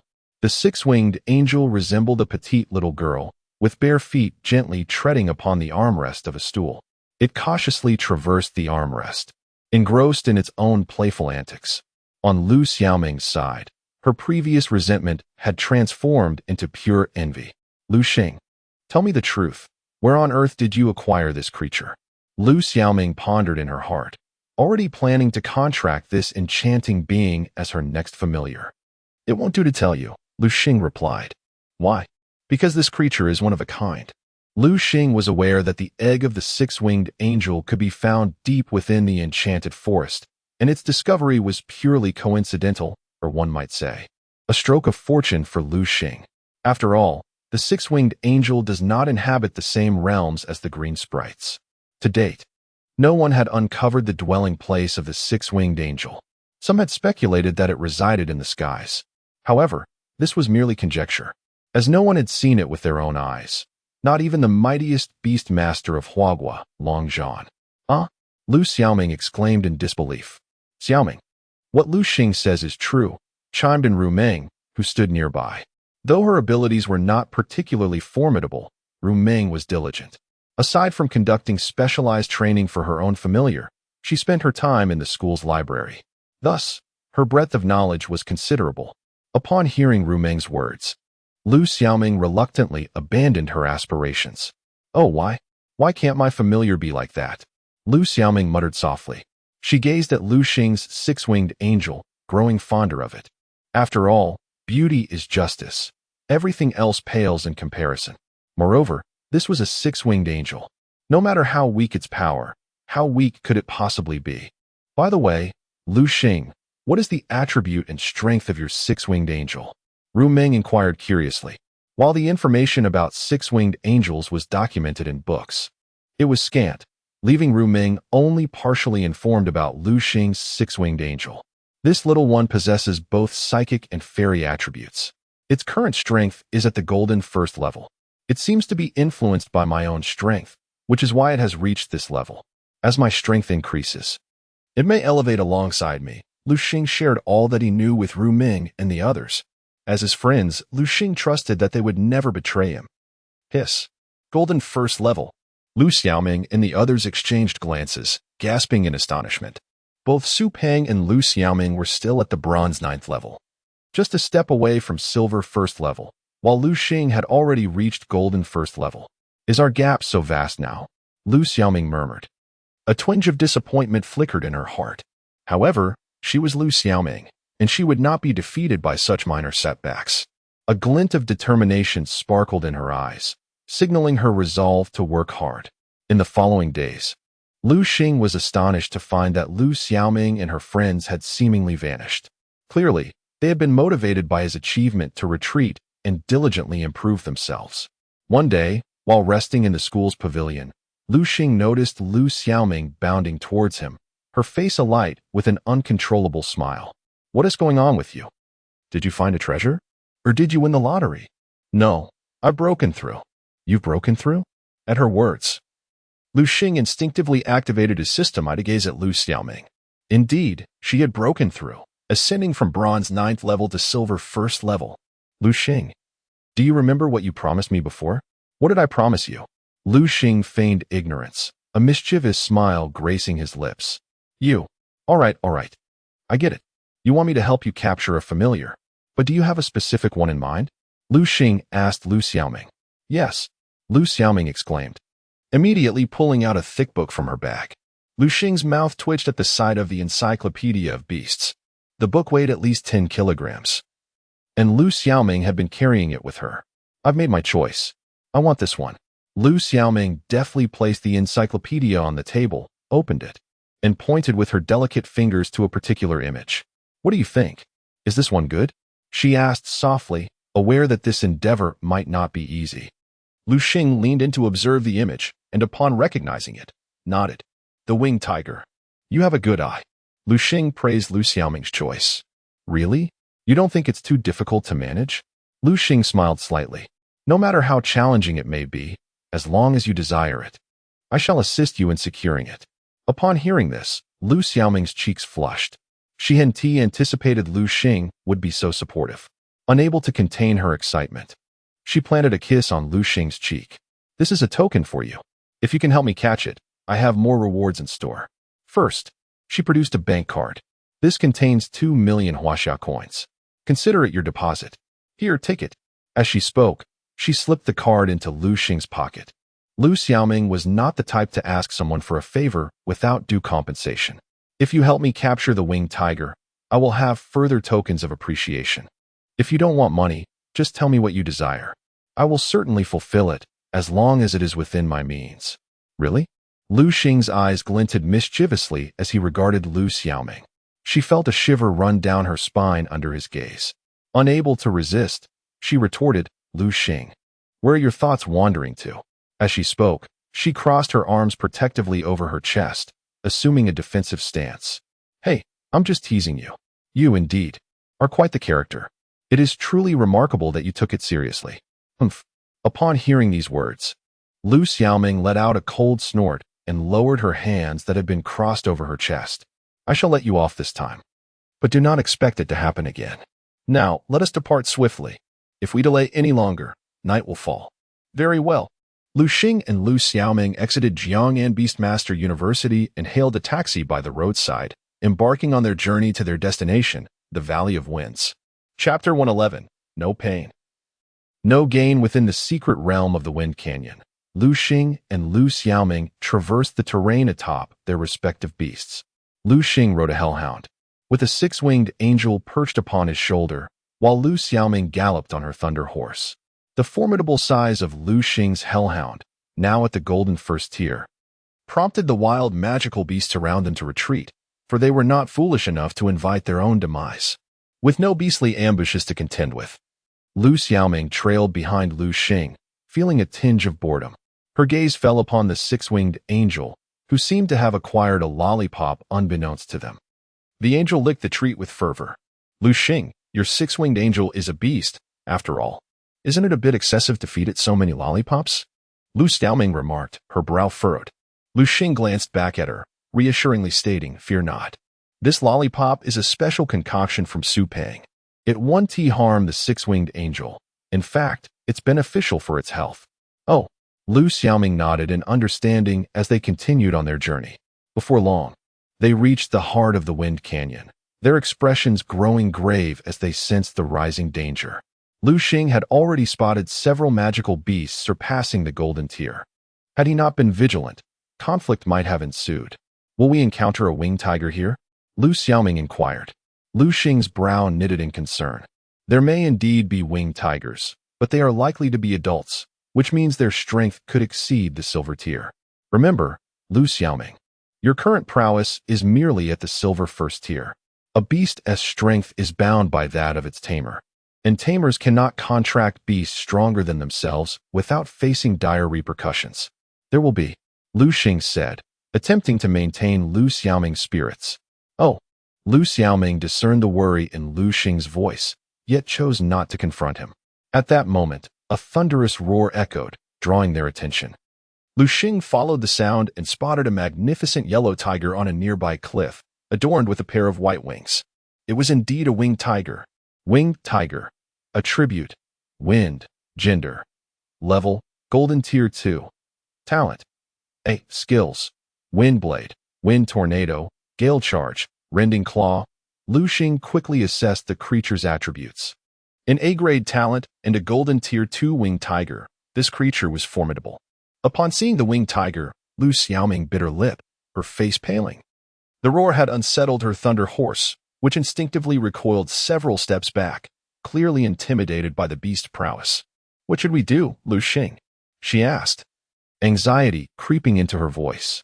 The winged tiger's overwhelming strength rendered Liu Xiaoming unable to form a contract. We follow it, Liu Xing replied. Follow it. Why? Liu Xiaoming questioned. Bewildered. You'll see soon enough, Liu Xing teased, leading Liu Xiaoming closely behind the majestic creature.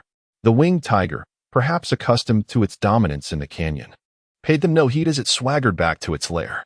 Observing the cliffside nest, Liu Xing murmured, now that we know its den, we must discover if there are cubs inside. Indeed, Liu Xing harbored intentions of capturing a cub. The earlier winged tiger was female, and like all creatures, she would care for her young. Wait here for me, Liu Xing instructed Liu Xiaoming. Furrowing her brow, Liu Xiaoming hesitated, voicing her concerns. Is that wise? The winged tiger is quite powerful. Do not worry, Liu Xing reassured her, patting her hand. No risk, no reward. The winged tiger's strength is at Golden Tier 2. In a one-on-one, I might not prevail, but I am not without my own beasts. Liu Xiaoming nodded, comforted by Liu Xing's confidence. She understood he would not embark on a reckless endeavor. Liu Xing mounted his hellhound, which leaped deftly several times, reaching the entrance of the winged tiger's den. Come forth, everyone. We must be vigilant against any surprise attacks from the winged tiger, he commanded as he released his magical beasts, Thunder Eagle and Spirit Water Turtle. Guard the perimeter and ensure it does not escape. The hellhound and I shall enter. The Thunder Eagle and Spirit Water Turtle nodded in acknowledgement, their loyalty to Liu Xing unwavering due to their bond, now at its peak level. With a flashlight in hand to illuminate the dark cave, Liu Xing ventured deeper. Soon, he found the winged tiger lounging within its lair. As Liu Xing and his companions approached, the tiger abruptly rose, startled. A small creature tumbled from the tiger's back, revealing itself to have been napping there. Liu Xing couldn't suppress a grin, feeling fortunate at the sight. Roar! The winged tiger, upon noticing Liu Xing, was taken aback by the audacity of an intruder in its domain, its fury palpable as it bared its teeth at him. Chapter 112. The winged tiger suddenly. The body of the winged tiger tilted backward. Not good, Liu Xing exclaimed. Indeed, the winged tiger was about to launch an attack. No sooner had Liu Xing's words left his mouth than the creature lunged towards him. Hellhound, let us go? Liu Xing mounted the hellhound and dashed toward the cave's exit. The cave was far too cramped for any maneuvering. Inside, Liu Xing could only face the winged tiger 2 against 1. However, once outside, it would be a 4 against 1 situation. As the saying goes, 2 fists cannot contend with 4 hands. No matter how powerful the winged tiger was, it would be unable to withstand the assault from Liu Xing's 4 beasts. Escape? This fellow actually dares to flee? The winged tiger's face flashed with disdain. It had not anticipated Liu Xing's retreat. Nonetheless, it had no intention of allowing him to escape. Since he had intruded into its lair, he would have to pay the price. The winged tiger forcefully pushed off the ground, pursuing Liu Xing. It's coming. Everyone prepare, Liu Xing shouted, and his beasts quickly took their positions. As the winged tiger burst forth from the cave, a tremendous bolt of lightning struck down upon it. Poor winged tiger, caught off guard, was hit directly by the lightning from the thunder eagle. Instantly, a powerful surge of electricity coursed through its body. Roar! The winged tiger let out a pained cry. In this world, electric elements counter wind elements, making the lightning attack particularly devastating to the wind attribute winged tiger. The creature felt a tingling sensation throughout its body and glimpsed Liu Xing's 4 beasts. Just a fleeting glance was enough for the winged tiger to realize it was no match for them. Flee! I must escape. This was the instinctual reaction of the winged tiger mother. Unfortunately, her young were still within the cave. She cast a hesitant glance back at her offspring. Ultimately, maternal love triumphed over fear, and she turned to seek refuge deeper within the cave. Trying to leave? Have you consulted my spirit turtle? Liu Xing's voice rang out. At that moment, the eyes of his spirit turtle glowed a fierce red. Taunt. Indeed, it was the taunt skill of the spirit turtle. The winged tiger, which had intended to flee, was suddenly engulfed by a surge of inexplicable rage. Kill. I must destroy this spirit turtle. For reasons unknown. The winged tiger found a new directive in its mind. With a roar, it prepared to attack the spirit turtle. Just then, Liu Xing's other beasts sprang into action. The hellhound swung its sharp claws forward, unleashing a flame slash that hurtled towards the winged tiger. Boom! The thunder eagle summoned another bolt of lightning, also aimed at the winged tiger. Liu Xing's 6-winged angel joined the fray, declaring, "You dare to target my master? I shall not let you escape." Unbeknownst to Liu Xing, a long sword had appeared in the angel's right hand. With a fierce swing, a massive blade of light manifested and plummeted towards the winged tiger from above. Judgment. This was the mental skill of the 6-winged angel. Judgment. Bang, bang, bang. 3 powerful strikes battered the winged tiger. Having already endured a lightning strike from the thunder eagle, the winged tiger was now struck by the combined might of Liu Xing's 3 beasts. Despite its formidable strength, it could not withstand such overwhelming damage. The winged tiger fell, defeated, its body battered, and on the brink of collapse. Liu Xing only needed to deliver one final blow for it to meet its end. At that moment, the winged tiger was not concerned for its own safety, but for its young. With great reluctance, it gazed back toward the cave. Liu Xing sighed.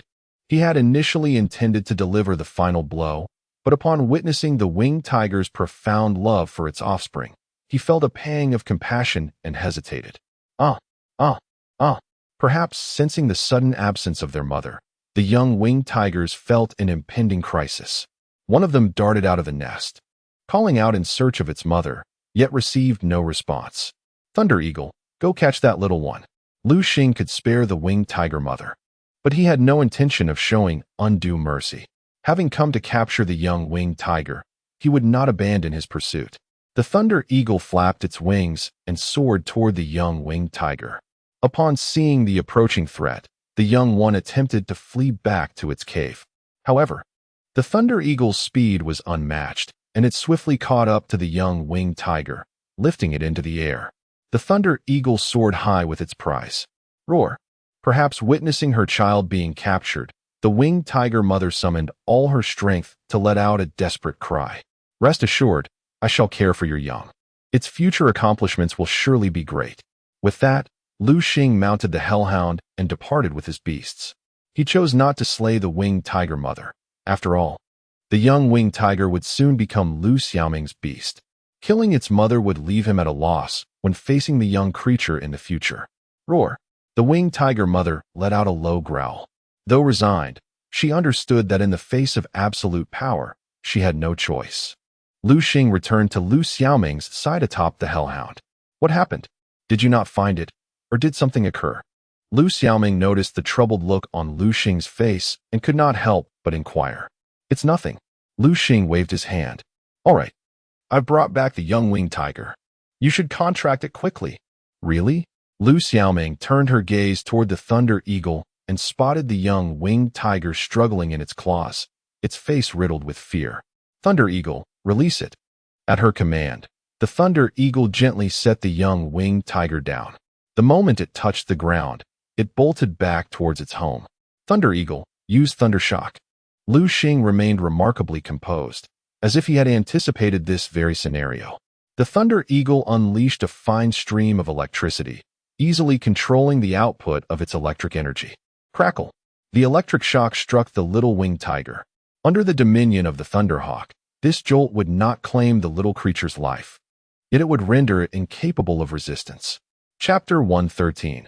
The National League commences as anticipated. The small winged tiger fell to the ground after enduring a jolt of electricity.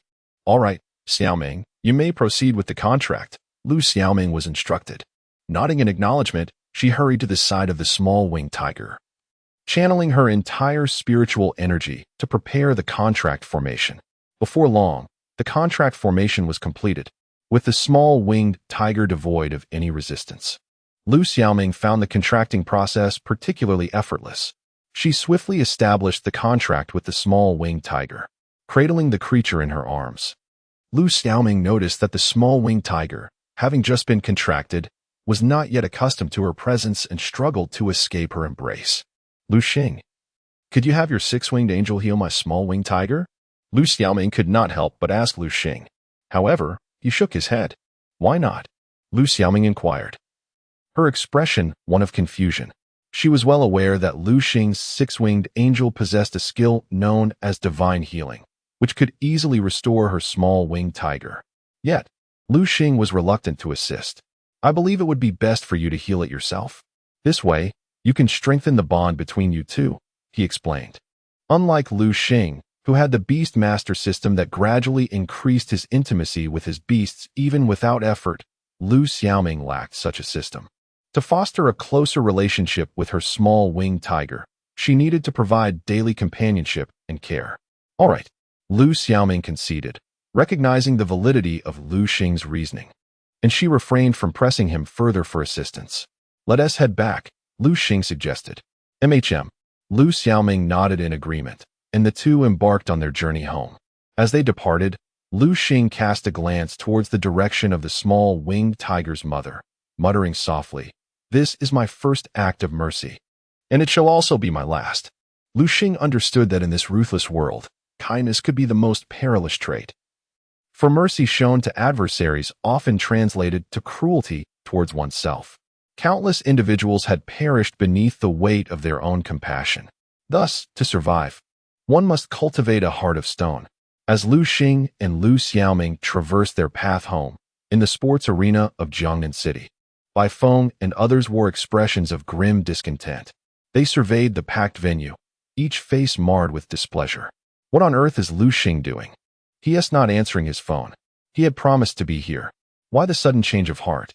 Yin Guoli's face darkened, his teeth clenched tightly, causing his jaw to quiver. Indeed, today marked the annual National University League, hosted in Jiangnan City. Observing the participating teams had assembled below, Bai Feng and the others grew increasingly anxious. Bai Feng, are you all set? You're up next, called a server as she entered the room. Addressing Bai Feng and his companions. Given that the competition was taking place in Jiangnan City, the local team, Jiangnan Beastmaster University, was scheduled to perform last to underscore their prestigious identity. What shall we do? Bai Feng cast a questioning glance at the other three. What else can we do? We'll have to go on first. Lan Tian suddenly rose and declared, revealing his evident frustration. Liu Xing's absence was infuriating. Had he chosen to withdraw, he could have at least provided a heads-up, allowing them to prepare accordingly. Instead, Liu Xing's abrupt decision left them in a precarious position. Seeing Lan Tian and the others stride toward the arena, Bai Feng extended his hand, intending to voice something, but the words evaporated before they could escape his lips. Sigh. Bai Feng exhaled a heavy breath and hurried after Lan Tian and the others. At that moment, the audience in the arena was filled with exuberance and anticipation. As Bai Feng and his team entered, the crowd erupted in cheers, the atmosphere reaching a fever pitch. Now entering is the representative team from Jiangnan Beastmaster University. They carry themselves with poise and vigor. We believe they will deliver an exceptional performance in this competition, proclaimed a commentator from the center of the audience. If Liu Xing were present, he would undoubtedly scoff. This National League resembles a sports event from my previous life. What? The commentator's keen eyes quickly caught the anomaly in Bai Feng's team.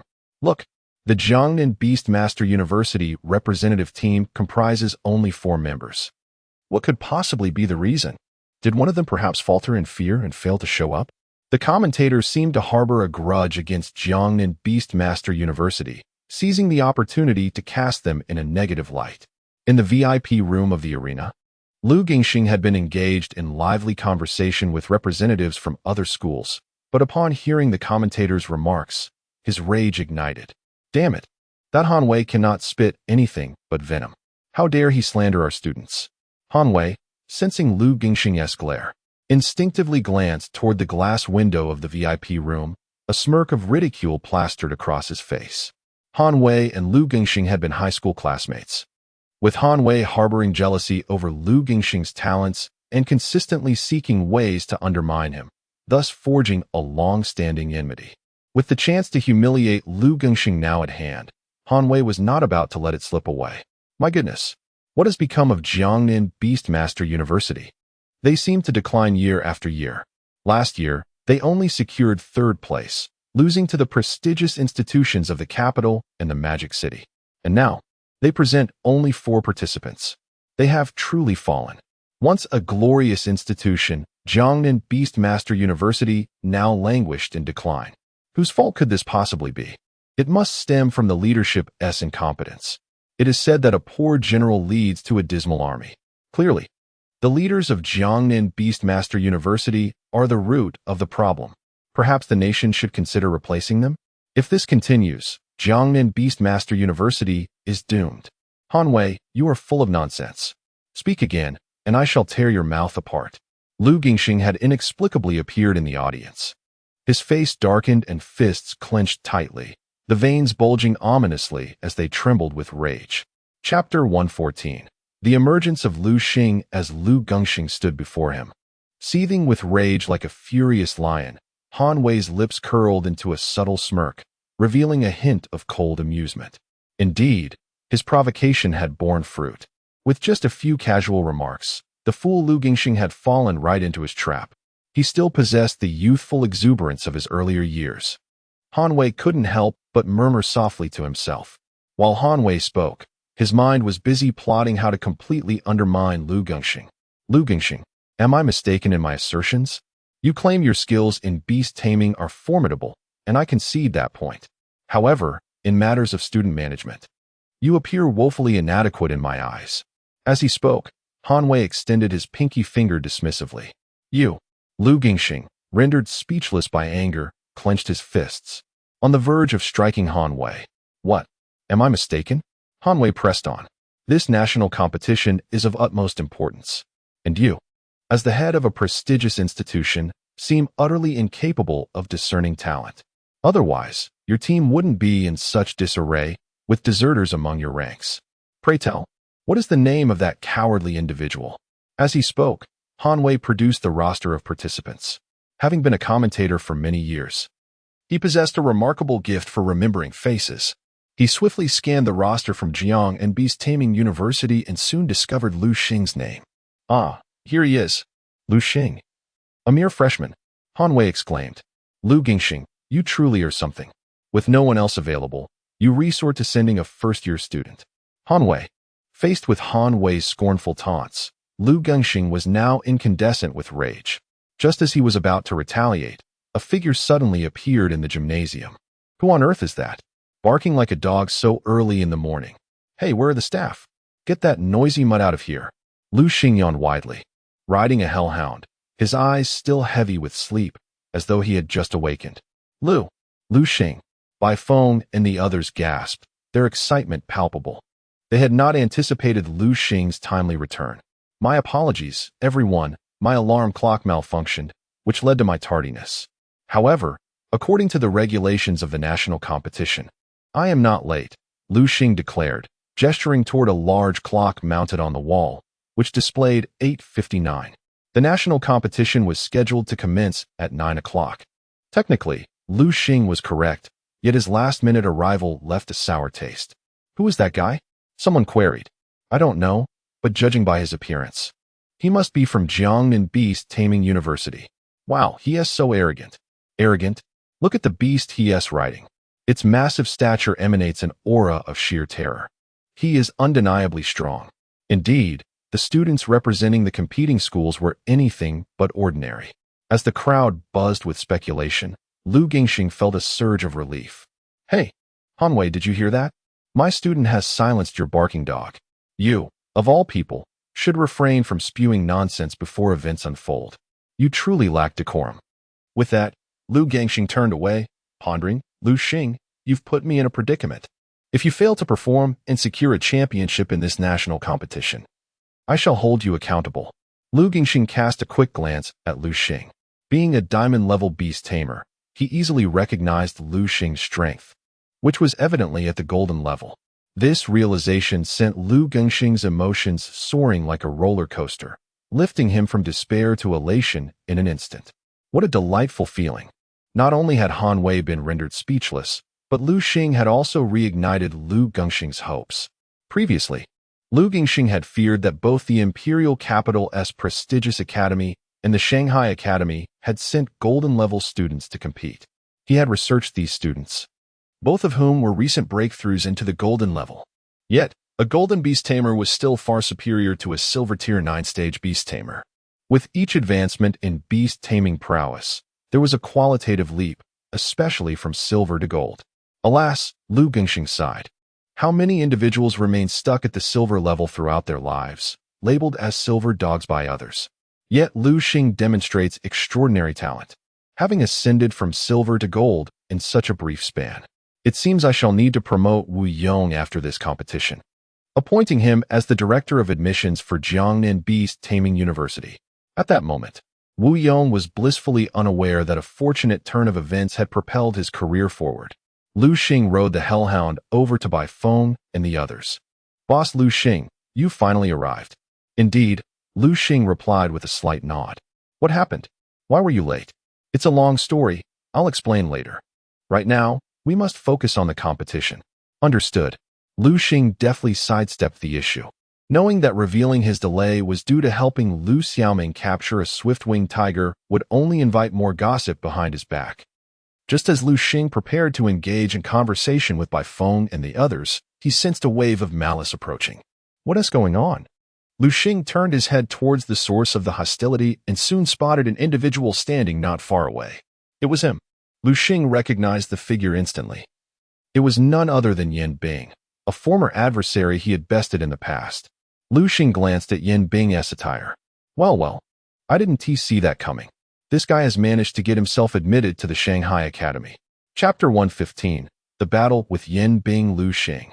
Yan Bing gritted his teeth, his eyes ablaze with fierce determination. Indeed, he had worked tirelessly for an entire year for this day.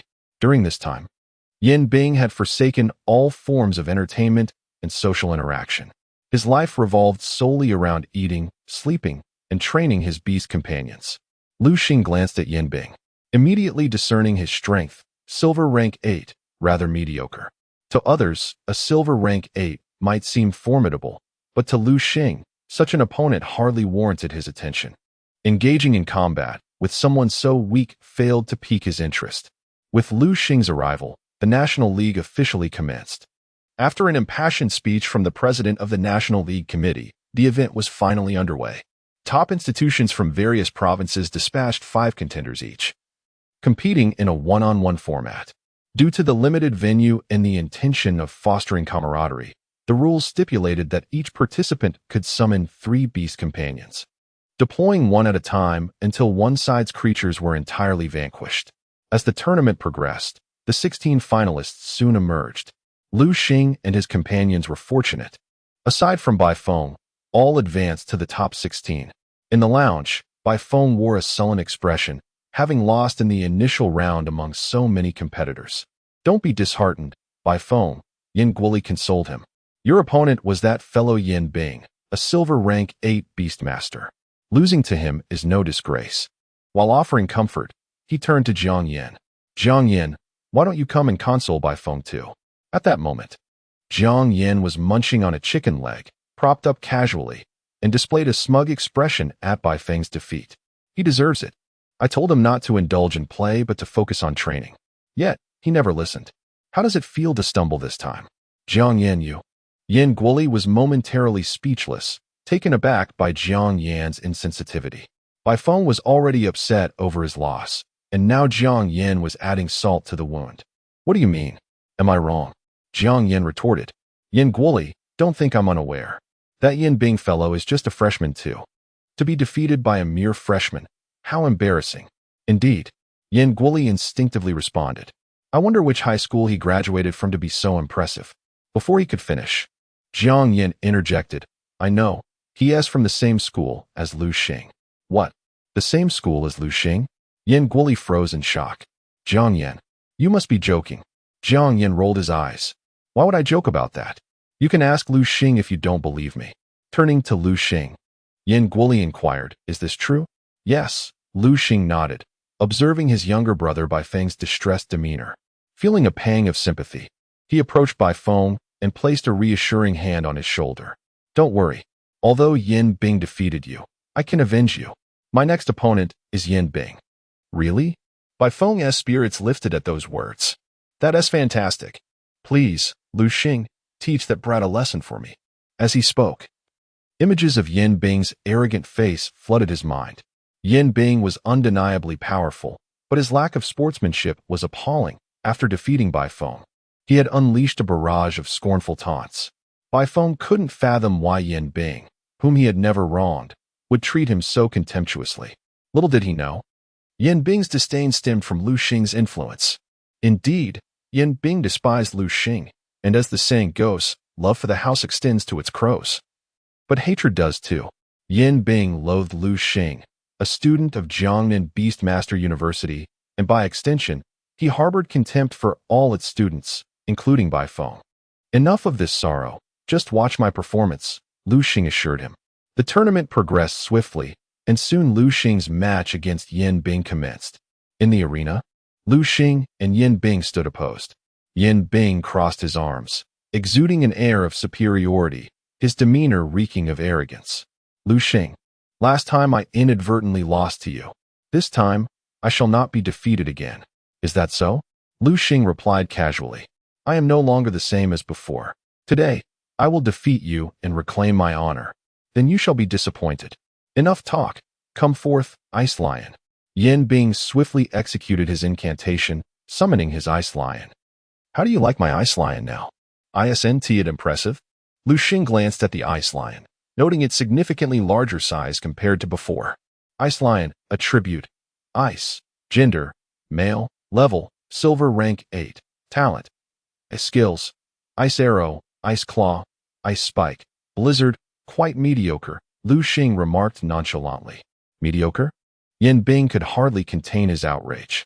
He had endured countless hardships to enhance his Ice Lion's abilities, only to receive such a dismissive evaluation from Liu Xing. You little brat, summon your Black Wolf Hound now. I want my Ice Lion to tear it apart. Your Black Wolf Hound. Very well. Come forth, Hellhound. Liu Xing summoned his Hellhound. The moment the hellhound materialized, Yin Bing stood frozen in disbelief. I was challenging your black wolf hound, not your hellhound. This is my black wolf hound, merely evolved, Liu Xing clarified. Evolved? Yin Bing's brow furrowed. He had only heard of the black wolf hound having a chance to evolve into a black wolf king, but never into a hellhound. Chapter 116. The pitiful little kitten. The subsequent scene left Yin Bing utterly astonished. Ice Lion, what are you doing? His expression darkened in disbelief, as he never anticipated that his Ice Lion would instinctively retreat several meters upon encountering Liu Xing's hellhound. At that moment, the Ice Lion raised its body high, lowering its front half in a defensive posture. It let out a low growl, yet its face was etched with sheer terror. The fear was palpable, truly terrifying. Under the oppressive presence of the hellhound, Yin Bing's Ice Lion had transformed into a pitiful little kitten, trembling uncontrollably like a leaf in the wind. Were it not for Yin Bing's presence behind it, the creature might have fled in fright. What is happening? What has come over that Ice Lion? I don't know. Perhaps it's ill. Maybe it ate something bad at lunch and is now preparing to soil itself. Damn it. Just look at that Ice Lion's expression. It's not about to soil itself. It's pure terror. My heavens, how powerful is that hellhound? They had all witnessed the Ice Lion in battle before, but never had they seen it reduced to a quivering little kitten in the face of the hellhound. Inside the VIP room, Principal Liu Xing wore a smug smile, glancing proudly at the gathered teachers. How delightful, truly delightful. His heart swelled with joy as he had not anticipated that Liu Xing would bring him such surprises. In previous years, it was always his school's students who faced defeat. Liu Xing had felt so stifled that he wished to step into the arena himself and confront the opposing team. Today, however, he savored a sense of vindication. Liu Xing, you are indeed fortunate to have recruited such a strong student. Fortunate? Though Liu Xing was elated. Years of holding high office had instilled in him a degree of emotional restraint. He stole a glance at Granny Yang beside him. Yes, the very Granny Yang who had once sought out students in Guang City. Regrettably, this Granny Yang only favored those of noble birth and looked down upon someone like Liu Xing, who hailed from humble beginnings. Not just her, but most other mentors shared this bias, as selecting affluent students brought them substantial benefits. Those from modest backgrounds were often overlooked, leading to a decline in the rise of the underprivileged. Granny Yang's gaze fell upon Yin Bing, and she noticed him becoming increasingly flustered in the face of the situation. What a worthless fool, unable to even handle that guy.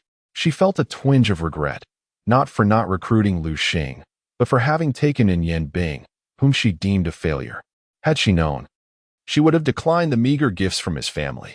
The memory of Yin Bing's parents welcoming her with smiles and offering gifts suddenly flashed in her mind. At that moment, Yin Bing remained oblivious to the fact that he had become a source of ridicule for Granny Yang. She was already plotting to expel him after the competition. Indeed, Yin Bing had become a blemish on her record, and only by removing him could she shield herself from mockery. Even if there were laughter, it would be fleeting, after all. Human memory is short-lived, though not as brief as a fish's 7 seconds. It hardly lasts more than 3 months before people forget entirely, as events would later confirm. Granny Yang's decision proved prudent. Once she expelled Yin Bing, he faded from everyone's memory. On the battlefield, Yin Bing commanded his Ice Lion to use Ice Arrow against the hellhound. Gritting his teeth, his face flushed with anger. How humiliating. The proud Yin Bing felt as if he were being roasted over an open flame. The jeers of those around him resonated like taunts in his ears. It's all his fault. His eyes turned red with fury, and he resolved that Liu Xing would pay with his life to restore his lost pride. With a roar, the Ice Lion, under Yin Bing's coercion, launched its attack. It opened its mouth, and a sky-blue arrow formed of ice hurtled toward the hellhound, slicing through the air with a sharp whoosh. Liu Xing merely cast a cold glance at the icy projectile. Hellhound, use Rending Claw. The hellhound revealed its sharp claws and swatted the incoming ice arrow away with ease. There was a resounding crack as the arrow shattered and fell to the ground. This left Yin Bing in a state of panic. He knew his Ice Lion well. It was his familiar, and he understood its capabilities. That ice arrow, honed through rigorous training, was its strongest move. Yet, it had been effortlessly destroyed before Liu Xing's hellhound. The humiliation was unbearable. Yin Bing bit his lip. His hands clenched so tightly that his nails dug into his palms, drawing blood. He considered himself a prodigy, and to avenge the slight of the previous attack. He had dedicated himself entirely to defeating Liu Xing today, rejecting all social engagements and entertainment. But now, he realized he was on the verge of losing again. In the audience, Bai Feng was ecstatic. Liu Xing, you're doing great. Take that brat down. Damn, you're so arrogant. Look at you now. Laughter erupted from him. And the other members of F4, witnessing Bai Feng's exuberance, instinctively turned their heads away, clearly signaling their disassociation with his antics. On the battlefield, Liu Xing noticed Yin Bing frozen in place, hesitating to launch an attack. Huh. Liu Xing yawned, surprised that Yin Bing was so cowardly. He had thought Yin Bing was someone of substance, but it appeared he was merely a coward. Since you won T-attack, I shall take the initiative. Hellhound. Use Shadow Assault. Chapter 117. The aggrieved Jiang Yin. The Hellhound sprinted swiftly, only to suddenly vanish from sight. What is happening? Where did that Hellhound go? I do not know.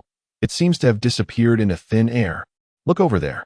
The crowd suddenly spotted the Hellhound, appearing as if conjured from nothing, directly behind the icy lion. With its sharp claws raised high, the Hellhound struck forcefully at the icy lion before it. Bang!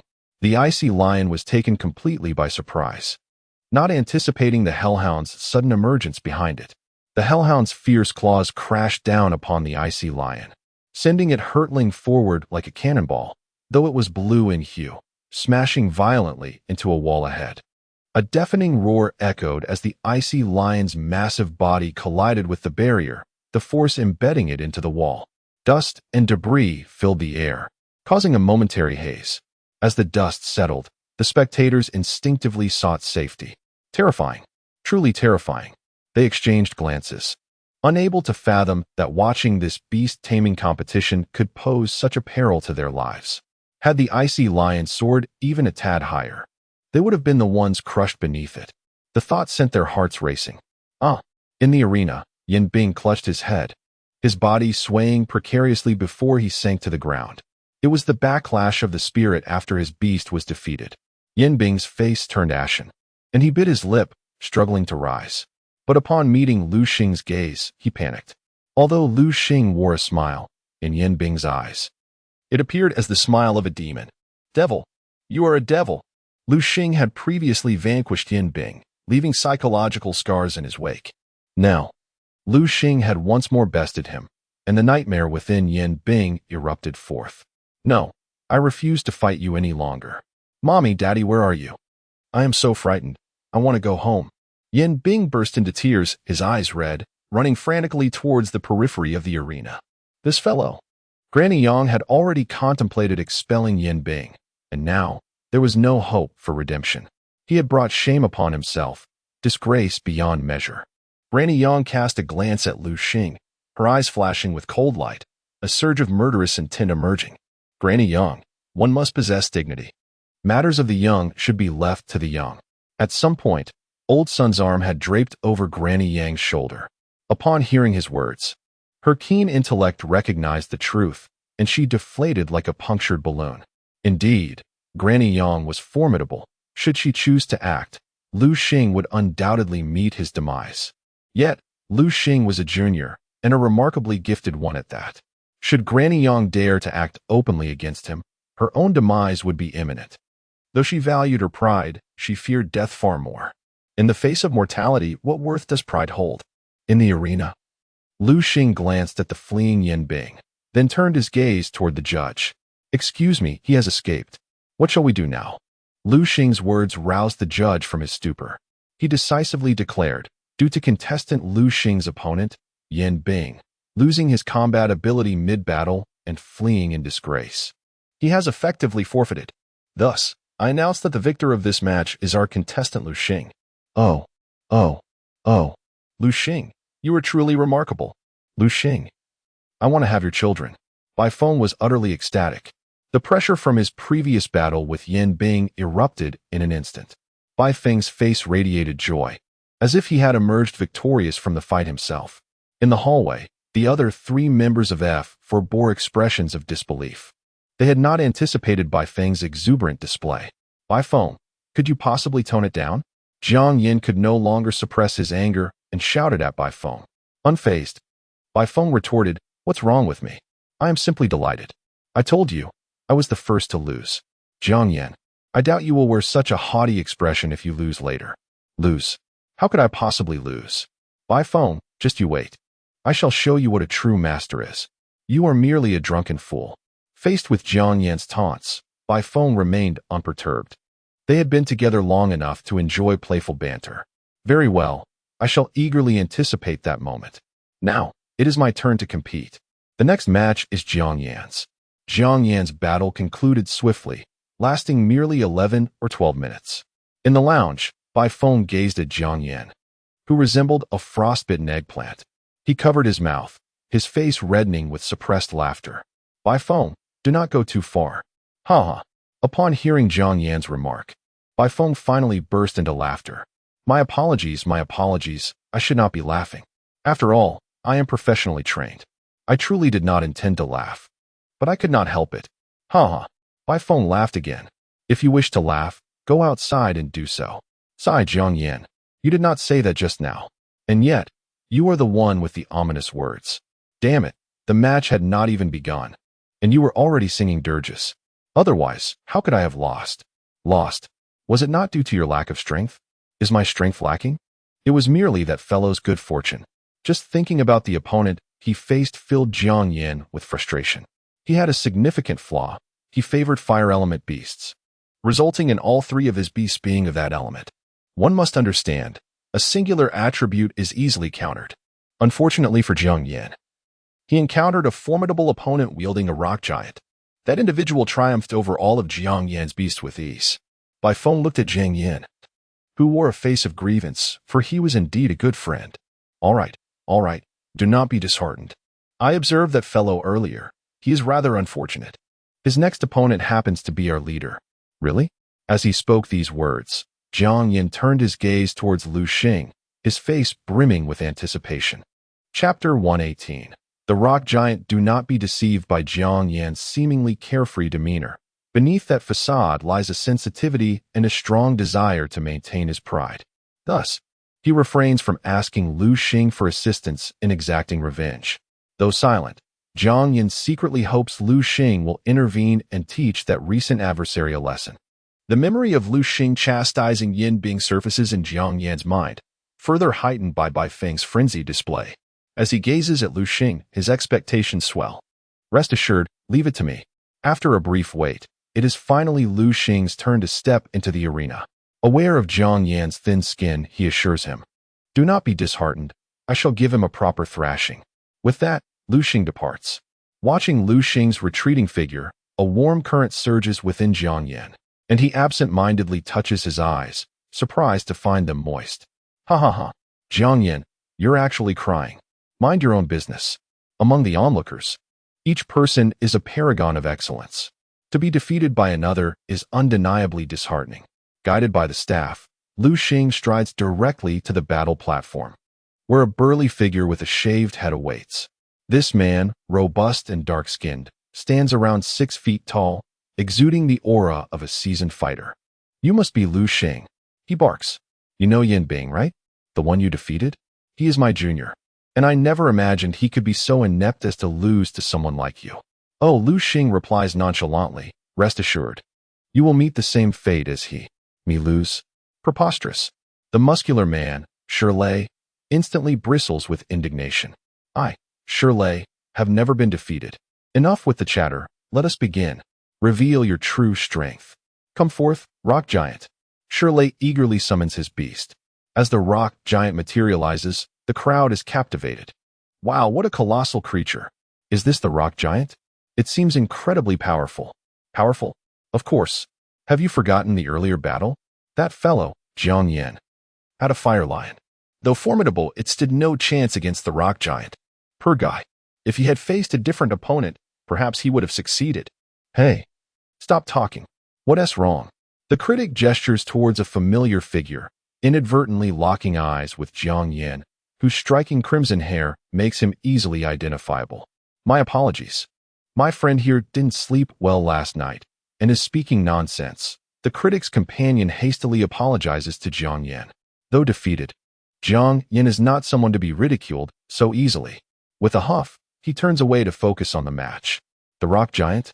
Liu Xing squints at Shirley's beast. Rock Giant. Attribute: Rock. Gender: Level: Silver 8th tier. Talent: Skills: Stone Launch, Rock Collapse, Mighty Fist. Earthquake.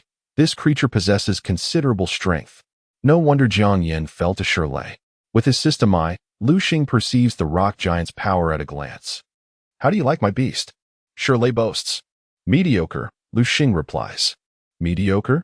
Then let me show you mine. Very well, let us see. Come forth, Spirit Water Turtle. Liu Xing performs a hand sign, and a blue magic circle materializes on the ground. Moments later, a massive Spirit Water Turtle appears before the crowd. Roar. Upon its arrival, the turtle lets out a thunderous roar, reverberating through the air like a sonic assault. The audience instinctively covers their ears. In the VIP room, Granny Yang, who had previously been smiling, now bears a look of shock upon seeing Liu Xing's beast. What is happening? Wasn't his beast a hellhound? How did it transform into the Spirit Water Turtle? Granny Yang had not anticipated the presence of the Spirit Water Turtle. She believed Liu Xing's hellhound to be fire-based, while the Rock Giant was rock-based, which counters fire. This implied that Liu Xing might suffer the same fate as Jiang Yan. Yet, Granny Yang was unaware that Liu Xing possessed both a hellhound and a formidable Spirit Water Turtle. Observing Granny Yang's flustered expression, Liu Xing stifles a laugh. He had felt disheartened by Jiang Yan's earlier defeat, yet he recognized Jiang Yan had fought valiantly, leaving him with no resentment. Now, however, Liu Xing's sole desire is for Liu Xing to decisively defeat Shirley, proving that the students of Jiangnan Beastmaster University are not to be trifled with. The Spirit Water Turtle? Shirley's expression darkens. This water-based beast counters the rock attribute, meaning he is in for a difficult battle. Liu Xing, noticing Shirley's changing demeanor, merely smiles calmly before focusing on his Spirit Water Turtle.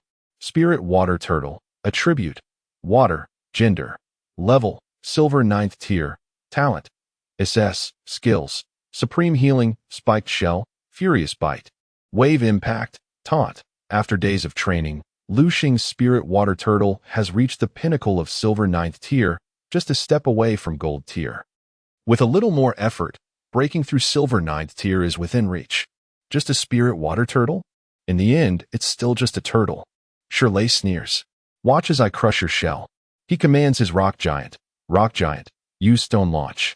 The Rock Giant, upon command, extends its gigantic hand into the void, conjuring a massive stone. With a powerful thrust, the stone hurtles toward Liu Xing's Spirit Water Turtle. If there are any shortcomings, please feel free to join the QQ group and let me know, and I will make the necessary revisions. For every 15 positive reviews, I will add an additional chapter. I have manuscripts ready and will keep my promises. Chapter 119. He actually has a willow tree demon crash. Liu Xing did not instruct the Spirit Water Turtle to evade. Instead, he allowed the colossal stone of the Rock Giant to slam into the turtle's shell. Although the stone was exceptionally large, upon striking the Spirit Water Turtle's thick shell, it shattered as if it were an egg colliding with a rock. What just happened? Shirley's eyes widened in disbelief, as if he had seen a ghost. The stone projectile was the Rock Giant's prideful skill. Previously, he had used this move to render Jiang Yan utterly defeated. Yet, when it came to Liu Xing, this technique had inexplicably failed. Little did Shirley know, the stone projectile was a physical attack, and the Spirit Water Turtle boasted formidable physical defense. Furthermore, as a water-type beast, it possessed resistance against rock-type assaults. Thus, the stone projectile inflicted no damage on the Spirit Water Turtle. Rock Giant, use Rock Collapse. Shirley, unwilling to concede, commanded his Rock Giant once more. With a sweeping motion, countless massive stones gathered above the Spirit Water Turtle's head. Moments later, those stones plummeted down upon the turtle with great force. Crash, crash, crash. Upon impact with the turtle's heavy shell, the stones shattered into pieces. In an instant, dust filled the air, enveloping the spirit water turtle in a cloud of smoke. What is happening? What on earth is that guy doing? Why isn't he letting the spirit water turtle counterattack? Indeed. Could he be so intimidated by the opposing rock giant that he has lost his wits? Or is he simply too threatened to retaliate? Amidst the murmurs of the crowd, the faces of the F4 from Jiangnan Beast Tamer University revealed mischievous grins. Indeed, while others may be oblivious, they were acutely aware that Liu Xing's spirit water turtle possessed a truly terrifying ability, the spiked shell. Rock giant, what has happened to you? Shirley's focus, initially on the spirit water turtle, shifted as he noticed his rock giant swaying unsteadily, its face contorted with pain. Had it not been for its timely support against the ground, it might have collapsed entirely. What on earth is going on? Shirley's expression grew increasingly grim as he glanced at Liu Xing, who wore a calm, faint smile. It's you, isn't it? You did this, Shirley exclaimed, his voice tinged with hysteria. Liu Xing merely shrugged in response. You can't just accuse me without evidence. I have not uttered a single word throughout this. Did you see me instruct the spirit water turtle to attack? Shirley was momentarily speechless. Just then, the spirit water turtle emerged from the rubble, shaking off the dust as particles flew into the air. As the haze dissipated, the onlookers finally beheld the true form of the spirit water turtle. My heavens! What is this situation? An astute observer gasped. Look at that spirit water turtle. It endured 2 strikes from the rock giant, yet seems completely unscathed. That was the rock giant's attack. Even though the spirit water turtle is a water-type beast and can resist rock-type moves, it shouldn't be this unbothered. As the crowd turned their gazes toward the spirit water turtle, they noticed its shell appeared pristine, as if freshly crafted, with not a single scratch upon it. This shell is that resilient? The thought echoed in their minds. At that moment, Yin Guoli, one of the F4, felt his lips quiver with disbelief. Its strength has increased once more. In this gathering, no one held more authority than Yin Guoli, for he was the only one who had battled Liu Xing's spirit water turtle before. Previously, his golden armored mantis had managed to leave marks on the turtle's shell. Now, that seemed utterly impossible. Yin Guoli whispered, adjusting his glasses. Alas, this fellow is truly a monster. The term monster encapsulated Yin Guoli's helplessness. Ha ha! A loud laugh erupted from the crowd. It was none other than Zhang Yin. Ah, this feels wonderful. I can finally appreciate the theory of true delight. He glanced at Bai Feng beside him, unable to resist saying, Bai Feng, I never imagined you felt this way just now. Indeed. Bai Feng shot Zhang Yin an exasperated glance. Zhang Yan's eyes returned to the battle stage, feeling fortunate to have allied with Liu Xing. This meant that their fates were intertwined. If Liu Xing triumphed, so too would he bask in glory.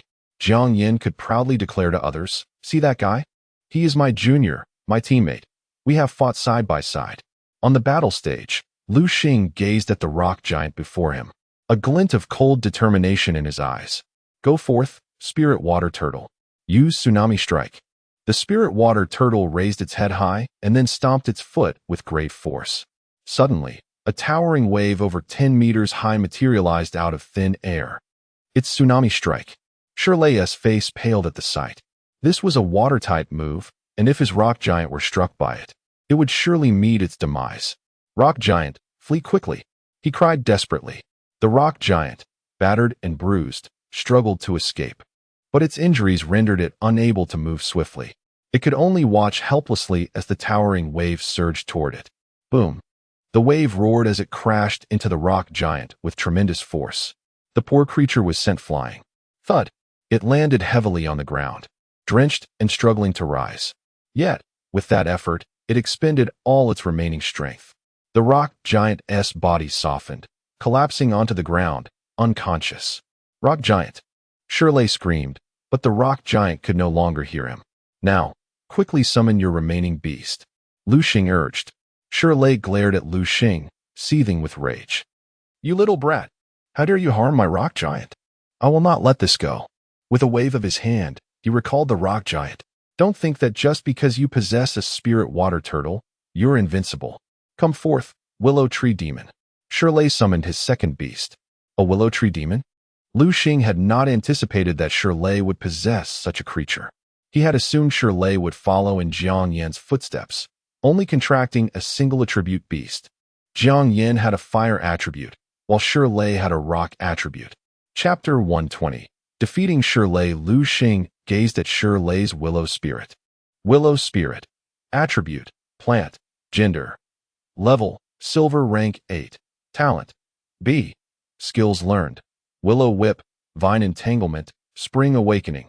A silver rank 8 willow spirit with B-level talent. Liu Xing narrowed his eyes. Willow spirit, eliminate that wretched turtle. Use willow whip. Upon hearing this, the willow spirit's branches, resembling tentacles, lashed out towards the spirit water turtle. Return, spirit water turtle. Liu Xing promptly recalled the spirit water turtle. Huh? Shirley was momentarily bewildered by Liu Xing's move, standing frozen in place. What happened? Did I break a rule? Or did I do something wrong? The spectators exchanged glances, uncertain. But, can it be done like this? It seems. It might be allowed. I think it shouldn't be. One individual furrowed his brow. As the crowd debated, Liu Xing directed his gaze towards the judge. Excuse me, judge. Is there any rule prohibiting the recall of one's own beast? No. The judge shook his head. Then that settles it. As the saying goes, what is not forbidden is permitted. Since there is no rule, why should I be restricted? Liu Xing spoke confidently, forming a new incantation. Arise, Hellhound. Liu Xing summoned his Hellhound. The opposing willow spirit, being a plant type, had a natural advantage over the water-type spirit water turtle. Liu Xing was not foolish enough to go against the natural order. Only a master of inverse attributes would dare such a folly. Clearly, Liu Xing was no fool. Hellhound. Shirley's expression shifted. Having observed Liu Xing's prior matches, he was well aware of the Hellhound's formidable prowess. Hellhound. Unleash flame slash on the willow spirit. Without further ado, Liu Xing commanded his Hellhound to attack. The Hellhound's sharp claws swiped forward, sending a fierce blade of fire racing towards the willow spirit. Watch out, willow spirit. Shirley urged, knowing that the plant-type creature feared fire attacks. The willow spirit swiftly darted aside at Shirley's command. Whoosh! The flame slash flew past, narrowly missing the main trunk of the willow spirit, but severing many of its branches overhead. Roar! The willow spirit cried out in anger.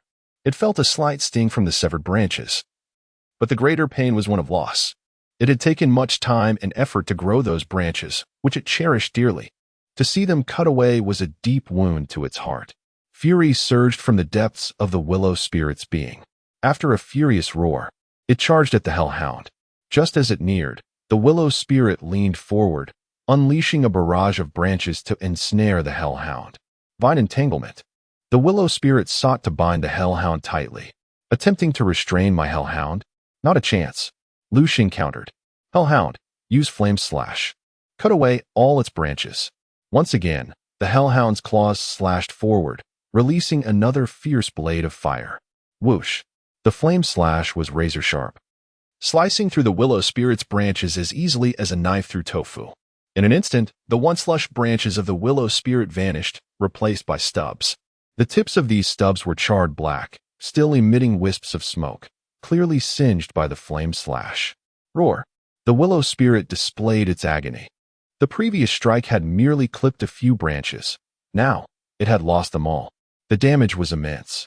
Observing the willow spirit clutching its head and wailing in despair, Liu Xing commanded, Hellhound, deliver the final blow.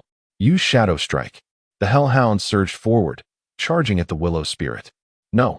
Shirley, overwhelmed by anxiety, forgot to instruct the willow spirit to flee. At that moment, the willow spirit was oblivious to the battle, caressing its charred branches and weeping quietly. Boom! The Hellhound did not spare the willow spirit any mercy. With a swift strike, it sent the creature flying. The willow spirit skidded several meters across the ground before finally coming to a halt, its body swaying unsteadily. Boom! Unable to withstand the Hellhound's assault, the willow spirit collapsed. With the defeat of the willow spirit, Shirley was left with only one beast. I concede. Just as Liu Xing anticipated Shirley would summon a third beast, Shirley surrendered instead. Liu Xing was taken aback, feeling as though there was still more to be accomplished. Shirley's surrender was unexpected. Kid, you're Liu Xing, right? Just wait, I will return. Liu Xing felt a wave of incredulity wash over him. Inwardly, he mused, I am not the protagonist of a children's tale. Why would you return? With the judge's command, Liu Xing emerged victorious in this match. He returned to his resting area, waiting for over 10 minutes. Soon, Bai Feng and Jiang Yan entered, their arms draped over each other, exuding joy. However, one individual appeared discontent, Yan Guoli. Yan Guoli, what's wrong? Why the long face? You didn't lose too, did you? Yan Guoli hesitated, clearly conflicted. Oh, it's all right. Losing is just part of the game. What's the big deal? We both lost too, Bai Feng consoled him. Just tell Liu Xing who defeated you. He'll make sure to give them a thorough lesson. It was me. At that moment, a figure entered, casually uttering those two words. Lan Tian. Bai Feng's expression shifted. He hadn't anticipated that Yan Guoli's opponent would be Lan Tian. His attention had been solely on Liu Xing, leaving him unaware of Yan Guoli's situation. Chapter 121. Why should I feel a throb of emotion? Bai Feng abruptly pulled Yan Guoli aside, whispering, this shouldn't be happening. Although Boss Lan's strength surpasses yours slightly, you shouldn't lose so quickly. Upon hearing this, a look of helplessness crossed Yan Guoli's face. What can I do? It's not that I lack effort. It's just that Boss Lan is a true monster. As he spoke, Yan Guoli's gaze drifted over to Lan Tian and Liu Xing. Do you know? Our Boss Lan has made a breakthrough. What? A breakthrough? Bai Feng's eyes widened in disbelief. He hurriedly approached Lan Tian, asking, Boss Lan. Yan Guoli says you've broken through. Is it true? It is true. My heavens. Bai Feng exclaimed, astonished. Boss Lan, you're simply incredible. At such a young age, you're already a golden tier beastmaster. I knew I hadn't followed the wrong person. However, as soon as he finished speaking, Bai Feng felt he had misspoken. He quickly turned to Liu Xing and added, Boss Liu, I feel that following you is also a wise choice. Watching Bai Feng's fickle demeanor, Yan Guoli and Jiang Yan exchanged eye rolls. Yet, Bai Feng remained unfazed. Face. What is face worth? This is called recognizing the situation. Only someone like him could thrive in such a world, and thrive he did. Liu Xing ignored Bai Feng and shifted his attention to Lan Tian. At that moment, Lan Tian was also gazing at Liu Xing. They exchanged a glance, and an aura of foreboding tension enveloped the battlefield. Silence. An unsettling quiet reigned. The sound of a pin dropping could be heard in the room. Gulp, gulp, gulp. The trio of Bai Feng felt their throats tighten with anxiety as they swallowed hard. Hey, you lot. Today's match is over. You may head home now. Rest well tonight, for tomorrow is the finals. Make sure to cheer for me, especially you two. Liu Xing and Lan Tian. Liu Xing appeared at the door, breaking the tense atmosphere. Liu Xing said nothing, simply rising to leave the lounge. Watching Liu Xing's departing figure, Lan Tian instinctively clenched his fists. His eyes were ablaze with the flames of battle. He had longed to face Liu Xing. Yet, opportunities had eluded him. Tomorrow, the National League semifinals would offer that chance. Liu Xing returned to the school. Upon entering the villa, he was greeted by Su Peng and the others. Wow, Liu Xing. You were so impressive today, Su Peng exclaimed, munching on pig's trotters. He stood up, intending to embrace Liu Xing with his greasy hands, but Liu Xing nimbly sidestepped him. Liu Xing, you rascal. Su Peng sulked, disappointed at not being able to hug Liu Xing enough of this. I've had a long day and plan to rest well. There's a match tomorrow. I'll take my leave. Liu Xing addressed Liu Xiaoming and Ru Meng, who were lounging on the sofa. Okay. The two girls nodded obediently. As they watched Liu Xing ascend the stairs, their hearts swelled with pride. He was Liu Xing, their dear friend Liu Xing, a man who effortlessly advanced to the semi-finals of the National League. If all went as expected, he would be the champion tomorrow. Oh, if only I could snag a ticket. Then I could be there to cheer for Liu Xing. Su Peng lamented. Liu Xiaoming and Ru Meng exchanged glances, their faces dimming with disappointment. Indeed, neither had secured a ticket. The National League was a grand event, capturing the attention of the entire nation. Consequently, many clamored for tickets, making it nearly impossible to obtain one. Bai Feng and the others, as competitors, had free access to the venue. Unlike others, time flew by swiftly. Before they knew it, the next day had arrived. In the lounge of Jiangnan Beastmaster University, Liu Xing and Lan Tian exchanged glances. Liu Xing, give it your all today, Lan Tian said, unusually earnest. You too, Liu Xing replied with a gentle smile. I hope to see you on the final stage. Me too. With that, they headed in opposite directions, Liu Xing towards Area A and Lan Tian towards Area B. Fortune smiled upon both Liu Xing and Lan Tian as they advanced to the finals, but were placed in different brackets. If both triumphed today, they would face each other in the finals that afternoon. At that moment, one individual was particularly elated. It was none other than Liu Xing, the principal of Jiangnan Beastmaster University. Top 4. My students have reached the top 4. From today onward, let me see who dares say I, Liu Xing, cannot guide my students. He felt a sense of vindication. In previous years, Jiangnan Beastmaster University students rarely made it past the quarterfinals, always falling short. The final showdown was consistently between the prestigious academies of the capital and the Magic City. Upon arriving at the arena, Liu Xing was surprised to find his opponent was a woman. Oh my, I didn't expect my opponent to be such a handsome young man. The woman, dressed in a qipao, teased Liu Xing. As she spoke, she lifted her skirt, revealing her fair thighs. Gulp, gulp, gulp. As she unveiled her legs, the crowd began to swallow audibly. She is breathtakingly beautiful. Goodness, she's simply a goddess. If only I could spend a night with her. I'd feel like I could die happy. Yes, yes, I want that too. Another voice chimed in, revealing a rather foolish expression. Humph. The woman sensed the lecherous gazes upon her and scornfully lowered her skirt. She realized her usual charms had no effect on Liu Xing. Hey, are you a eunuch or something? You're not even slightly moved by my allure? The woman's demeanor shifted dramatically, and she let out a string of curses. Feel a throb of emotion? Why should I? Chapter 122. What of the flaming sparrow? Humph. Upon hearing Liu Xing's words, the woman scoffed disdainfully. Men like you are a dime a dozen. Every impotent man says the same thing. If you truly suffer from impotence, you ought to seek treatment sooner rather than later. Go to a reputable hospital and don't be swayed by the old traditional Chinese medicine practitioners on the street. Are you finished? Liu Xing's expression darkened. Not yet. Witnessing Liu Xing's embarrassment, the woman felt a surge of satisfaction, instinctively raising her head like a victorious rooster. Seeing her demeanor, Liu Xing sighed, reluctantly deciding to unleash his trump card. Oh, it's not that I'm impotent. I simply have no interest in someone else's worn-out shoes. You. The once smug woman turned pale in an instant.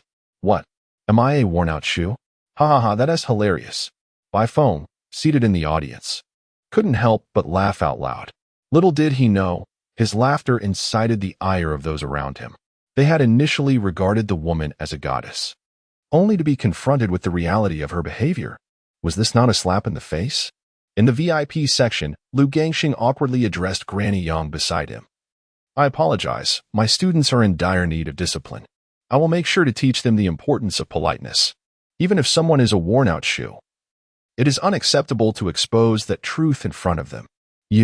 Granny Yang had been pleased by the earlier comments, but her expression darkened upon hearing the last sentence. Humph, they need discipline, do they? No worries, one day someone will teach them a lesson. Her gaze then shifted to her student, the woman named Lu Mei. Lu Mei was a charming individual, but she harbored a dreadful flaw, her promiscuity. She frequently changed boyfriends, believing that men, like clothing, became old and should be replaced after a while. Consequently, she earned the notorious nickname of slut at the prestigious academy in the city. Granny Yang had thought that here, no one would know of her past, yet Liu Xing had brought it to light. In the arena, Lu Mei seethed with rage. You brat, I will have you dead. Although she was aware that others whispered about her behind her back, she could easily pretend she hadn't heard. Yet, Liu Xing had dared to expose her in front of so many people, which was intolerable. Come forth, Flaming Sparrow. Lu Mei summoned her beast. Flaming Sparrow? Liu Xing turned to observe the creature. Flaming Sparrow, attribute, fire, gender, female, level, golden tier 1, talent, A skills, flame peck, flame burst, heat wave. Fire Claw, a golden tier 1 flaming sparrow with A-grade talent. Liu Xing marveled at the creature's attributes, conceding that despite her questionable personal life, her strength was indeed commendable. You little brat, hurry up and summon your beast. Summon my beast? Certainly. Come forth, hellhound. Liu Xing swiftly performed the summoning ritual, and a massive two-headed hellhound appeared before the crowd. Humph, what a ridiculous hellhound. Just a stinking dog with two heads. Watch as I incinerate your mutt. Flaming Sparrow. Unleash flame burst on that dog. The flaming sparrow let out a shrill cry and, with a flap of its wings, leaped into action. A searing flame erupted from its mouth, shooting toward the hellhound. Flame burst? Liu Xing smirked slightly, though he might have been concerned about other skills. He remained unfazed by this one. He did not command the hellhound to dodge. Instead, he allowed the flaming sparrow's flames to engulf it completely. What? What is happening? The crowd stared in disbelief. Did you see that? I did. My goodness, what is going on with that hellhound? I have no idea. Look at its expression. It actually seems to be enjoying it, as if the flaming sparrow's attack were a massage. The audience felt their worldview collapse. Liu Xing's standing in their eyes elevated to new heights. Liu Xing, what on earth is happening with that hellhound? Granny Yang inquired, her face stern. Liu Xing shrugged innocently. You ask me, who should I ask? Fine. Granny Yang exchanged a knowing glance with Liu Xing, quickly realizing he was utterly clueless. I suspect that hellhound possesses a skill that grants it immunity to fire, suddenly spoke the elderly son, who had been silent until now. The crowd's eyes lit up. Of course. How did we not think of that? They turned to Sun, admiration evident in their gazes. No wonder he thrived in such a prestigious institution. Clearly, he was a remarkable individual. In the arena, Liu Mei bit her lip. I refuse to believe your hellhound can truly withstand fire. In her worldview, she had heard of skills that could resist fire attacks, but none could provide absolute immunity. At most, they could offer a 90 resistance. This meant that as long as her flaming sparrow continued its assault, Liu Xing's hellhound would inevitably suffer damage. Are you finished with your attacks? Liu Xing yawned. Though Liu Mei was formidable, she remained no match for him. You.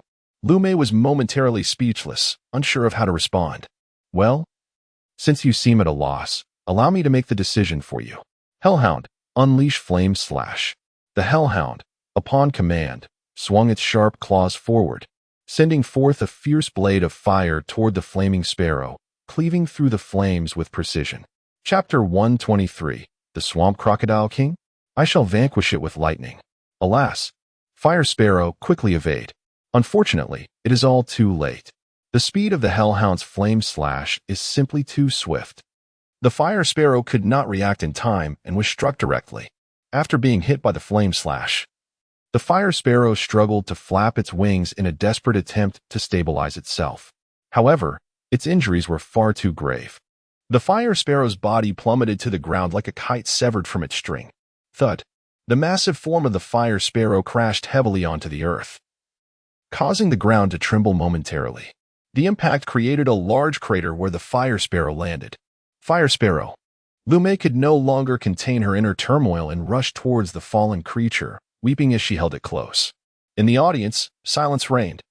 Everyone stood frozen in disbelief, their mouths agape as if one could fit an egg inside. My heavens, what have I witnessed? Instant annihilation.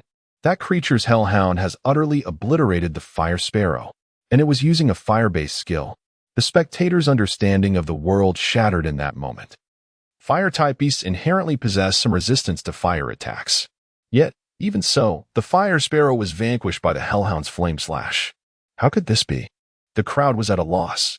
Only Liu Xing comprehended why his hellhound could destroy the Fire Sparrow in a single blow. It was due to the hellhound's skill, Fire Devour, which allows it to absorb fire for its own use. Thus, the Fire Sparrow's fiery assault not only failed to harm the hellhound, but instead amplified the power of its fire-based skills. Return, Fire Sparrow. Liu Mei wiped her tears and recalled the Fire Sparrow, returning to her position. She cast a glare at Liu Xing, her eyes filled with rage. Gritting her teeth, she uttered no more words and quickly formed a summoning gesture. Come forth, Swamp Crocodile King. Upon hearing this, Liu Xing glanced at Liu Mei's summoned beast. Swamp Crocodile King, attribute, rock, water, gender, male, level, silver 9, qualification, S, skills learned, mud machine gun, rage bite, water column, fury spring, and S grade. Silver 9 Swamp Crocodile King. This creature is undeniably formidable. Yet, regrettably, it is still insufficient against Liu Xing. What should I do? Should I deploy the Thunder Hawk or continue with the Hellhound? Liu Xing's mind raced with thoughts. The Swamp Crocodile King's attributes combine rock and water. Rock resists electric attacks, while water is vulnerable to electricity. Thus, the two attributes balance each other out. Very well, I shall persist with the Hellhound. Liu Xing decided to reserve the Thunder Hawk as a trump card for a surprise against Lan Tian later. Swamp Crocodile King, unleash Mud Machine Gun. The Swamp Crocodile King opened its massive jaws. Whoosh, whoosh, whoosh. Countless mud balls shot towards the Hellhound. Hellhound, run. The Hellhound took off at Liu Xing's command, cleverly circling around Liu Mei's Swamp Crocodile King. In its attempt to strike the Hellhound, the Swamp Crocodile King could only spin in place. After several rotations, it became dizzy. Hellhound now. Use Shadow Strike. The Hellhound lunged at the disoriented Swamp Crocodile King. Thud. The Hellhound's sharp claws struck the Swamp Crocodile King forcefully. Roar. The Swamp Crocodile King howled in pain, the intense sensation jolting it out of its stupor. It opened its massive mouth and lunged towards the Hellhound. Rage Bite. Hellhound, retreat. The Hellhound leapt back just in time to evade the Swamp Crocodile King's furious bite. Crack. The terrifying jaws of the Swamp Crocodile King clashed together, producing a sharp sound. Liu Xing sighed in relief. He had feared the Hellhound would be caught in that maw. Indeed, one must exert full effort even when facing the smallest of foes.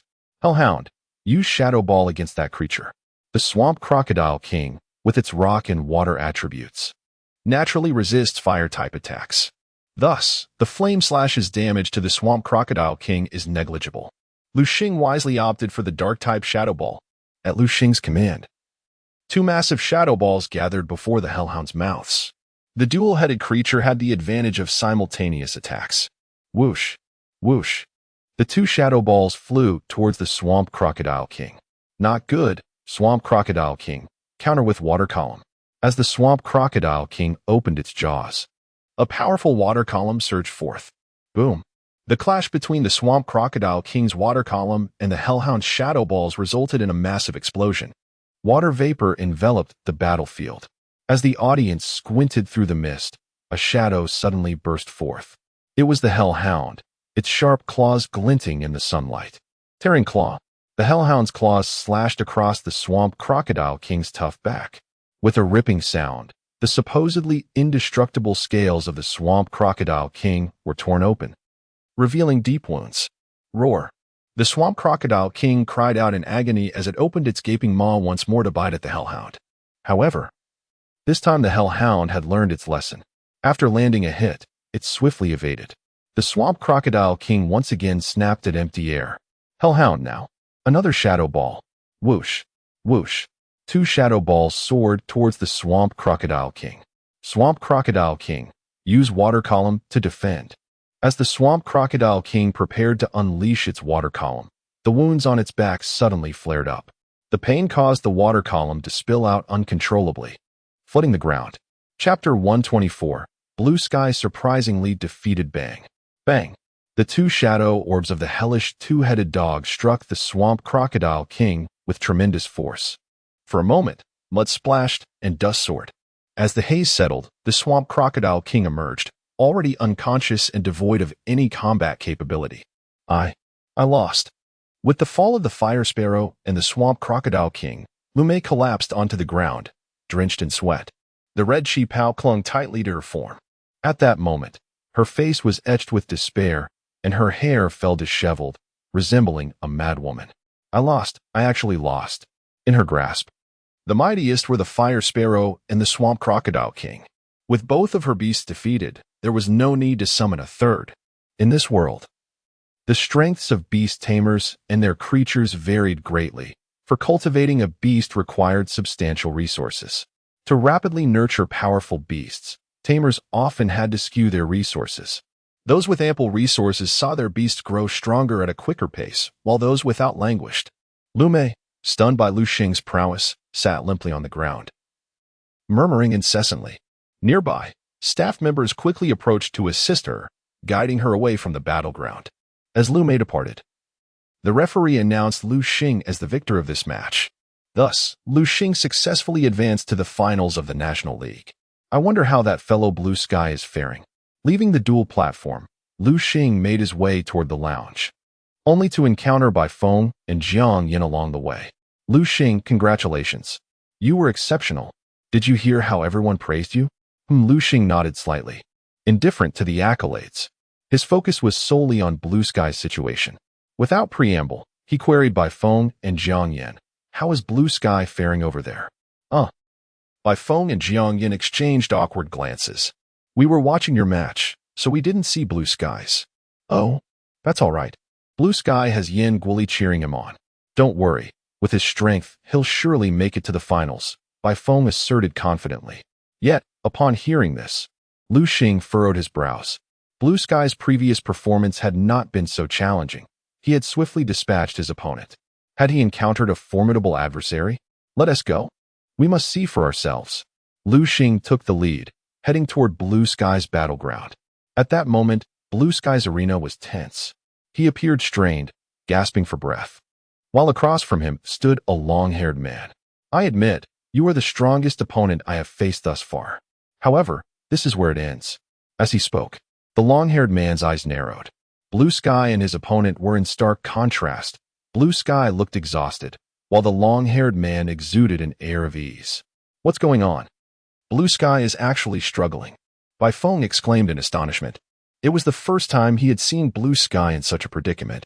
That long-haired man's beast is quite formidable. Upon witnessing the long-haired man's creature, Jiang Yan's brow furrowed with concern, mingled with envy. A dragon. He had once dreamt of forming a bond with a dragon, yet that aspiration now felt distant.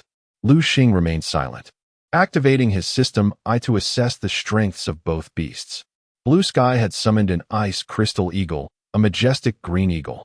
Ice crystal eagle, attribute, ice, gender, male, level, golden first stage, talent, S, skills, ice arrow, blizzard, gale, air slash. In contrast, Blue Sky's opponent commanded a dragon, a crimson beast known as the Firehorn Lizard Dragon. Firehorn Lizard Dragon, attribute, fire, gender, male, level, golden second stage, talent, S, skills, flame breath. Inferno, dragon claw, sweeping assault, an S-class talent Firehorn Lizard Dragon at the golden second stage. Liu Xing could not suppress his astonishment upon seeing the long-haired man's beast. He quickly understood why Blue Sky was finding the battle so taxing. The long-haired man's strength was superior, and the Firehorn Lizard Dragon's fire attribute countered the Ice Crystal Eagle's ice attribute. In this world of beast tamers, fire dominated ice. Blue Sky was battling against his elemental weakness.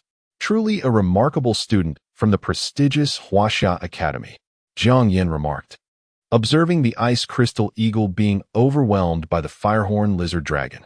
He recalled his own encounters with Blue Sky. Despite also wielding fire attribute beasts, he had never managed to defeat Blue Sky. Yet now, Blue Sky was on the brink of defeat. The outcome is nearly decided, Liu Xing stated calmly. The situation on the battlefield was clear. Unless Blue Sky unleashed an extraordinary feat, he could not hope to turn the tide. Firehorn Lizard Dragon, we have played enough. Deliver the final blow. Use Inferno. At the command, the Firehorn Lizard Dragon opened its maw, unleashing a torrent of searing flames that surged toward the Ice Crystal Eagle. Look out, Ice Crystal Eagle. Dodge. Blue Sky shouted desperately. Alas, the Ice Crystal Eagle, having fought relentlessly, was utterly exhausted and lacked the strength to evade the impending attack. Boom. The flames collided with the Ice Crystal Eagle, which emitted a pained cry, plummeting from the sky like a severed kite, crashing heavily to the ground. In that moment, whether from the sole backlash of having all his beasts defeated or from the unbearable weight of failure, Blue Sky let out a cry before collapsing face first onto the ground.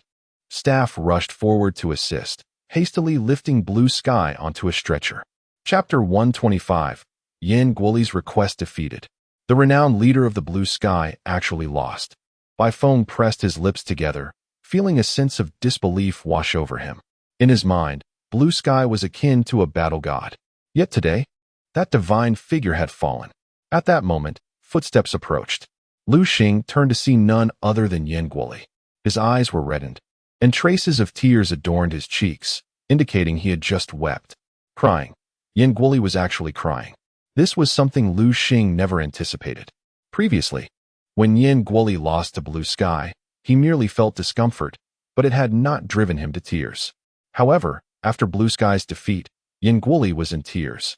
A man's tears are seldom shed, only when sorrow strikes deep. Yan Guoli bit his lip and, with a choked voice, addressed Liu Xing. Liu Xing, I, Yan Guoli, have never begged anyone in my life. But this time, I implore you. You must defeat that guy. Indeed, Liu Xing, you must vanquish that person. Bai Feng, standing nearby, unexpectedly began to cry. Jiang Yin beside him looked at Liu Xing with pleading eyes.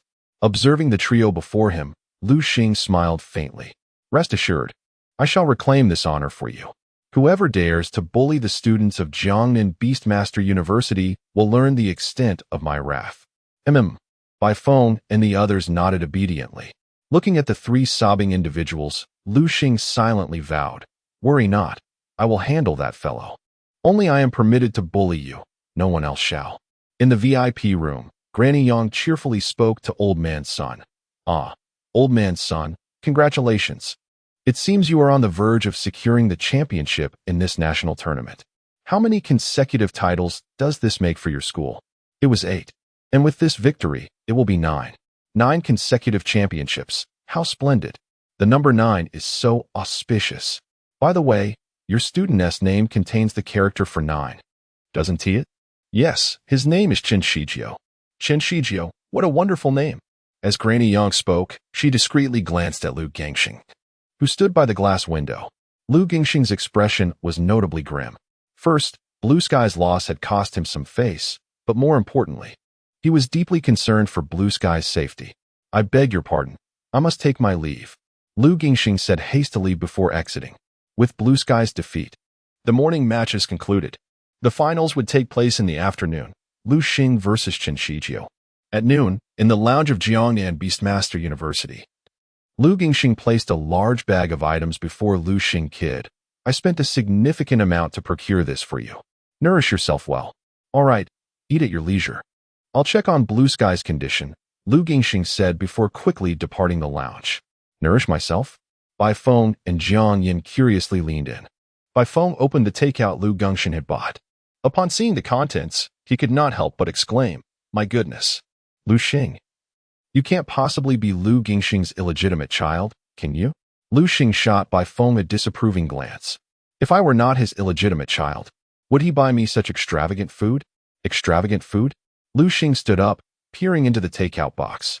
My. Bai Feng gazed at the delicacies within, unable to contain his astonishment. Do you know what this is? This is abalone. And this, what do you call it? Noodles? Nonsense. This is Tianzhou wings. My goodness. This miserly old man is actually splurging for you, Liu Xing. Liu Xing rolled his eyes at Bai Feng's outburst. What if it's good? It's still just food.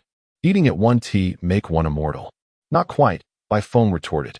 Then that settles it, Liu Xing replied, returning to his seat and resuming his meal of the provided box lunch. Bai Feng, witnessing this, could not help but voice his frustration. Seriously? You must be joking. Are you a mountain pig that cannot enjoy fine grains? Here you have exquisite delicacies, yet you opt for plain fare. Bai Feng felt utterly speechless. If you want to eat it, just go ahead. Give it to me. Bai Feng hesitated, surprised that Liu Xing would offer him such a treasure. Oh, how could I? Just eat if you want to. If not, sit quietly beside me, Liu Xing replied, sensing Jiang Yan's eager gaze. Although both of them came from decent backgrounds, they had never tasted such precious food. They had encountered 3 or 4 abalones, but never one of this caliber. Jiang Yan, if you wish to partake, feel free.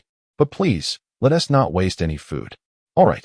Jiang Yan responded immediately, disregarding the disposable chopsticks. He reached for a single abalone and began to devour it. Delicious. Truly delightful. Jiang Yan exclaimed as he started to feast. Hey, Jiang Yan, could you possibly be a bit more civilized? Civilized? What is that? Can it be eaten? Slow down. This is a delicacy. You're treating it like a pig devouring ginseng. I enjoy it this way. Mind your own business. Bai Feng and Jiang Yan. like a pair of playful adversaries, enjoyed bickering. Liu Xing watched them with a wry smile and shook his head. These two. Liu Xing glanced at the takeout Liu Xing had ordered and swallowed hard. Deep down, he longed to indulge, but he knew he could not, as an important match awaited him in the afternoon. Watching Bai Feng and Jiang Yin enjoy their meal, Liu Xing suddenly recalled his past life. In his previous existence, there was a classmate who was a legendary top student, always scoring first in exams. However, just before the college entrance examination, his mother prepared a lavish seafood feast to reward him. Unfortunately, he was unable to digest it, and the next day, he spent the entire day in discomfort. That time, I did poorly on the college entrance examination, and ultimately, with no other choice, I opted to retake the year. Chapter 126. The battle with Chun Shizhou the Strong are eternally disciplined, for they possess the discernment of what ought to be done and what should not. What defines a strong individual? Simply put, it is the ability to perform the necessary actions at the right moments, leading to their eventual growth. Time flies swiftly. Before one realizes, it is already afternoon. Guided by the staff, Liu Xing arrives at the battle stage for the finals. This stage has been expanded and reinforced, with modifications made, including the installation of 8 high-speed cameras around it. The organizers are determined to capture every detail of the confrontation between Liu Xing and Chun Shizhou for posterity. You must be Liu Xing, the one who defeated Liu Mei, Chun Shizhou remarks, his expression shifting to one of fierce intensity. Indeed, Liu Xing nods in acknowledgement. Excellent. You dare to interfere with my woman. I shall make you wish for death. Chun Shizhou exclaims, his demeanor growing increasingly menacing. Your woman? Liu Xing responds, bemused. Your taste is rather peculiar.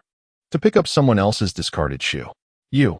Chun Shizhou is momentarily taken aback by Liu Xing's retort. Let us see if you can still be so glib after this. Arise, King of Toads.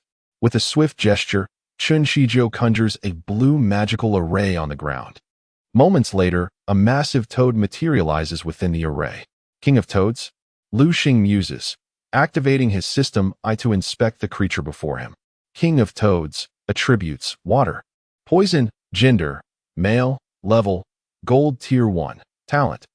A skills, poisonous touch, toxic spray, water column, water surge, a gold tier 1 toad with A-grade talent. Liu Xing mutters softly. Hey, kid, are you scared? If you're trembling in fear, kneel and bow 3 times, calling me grandfather, and I will spare you. Chun Shizhou taunts. What should I say? Grandfather.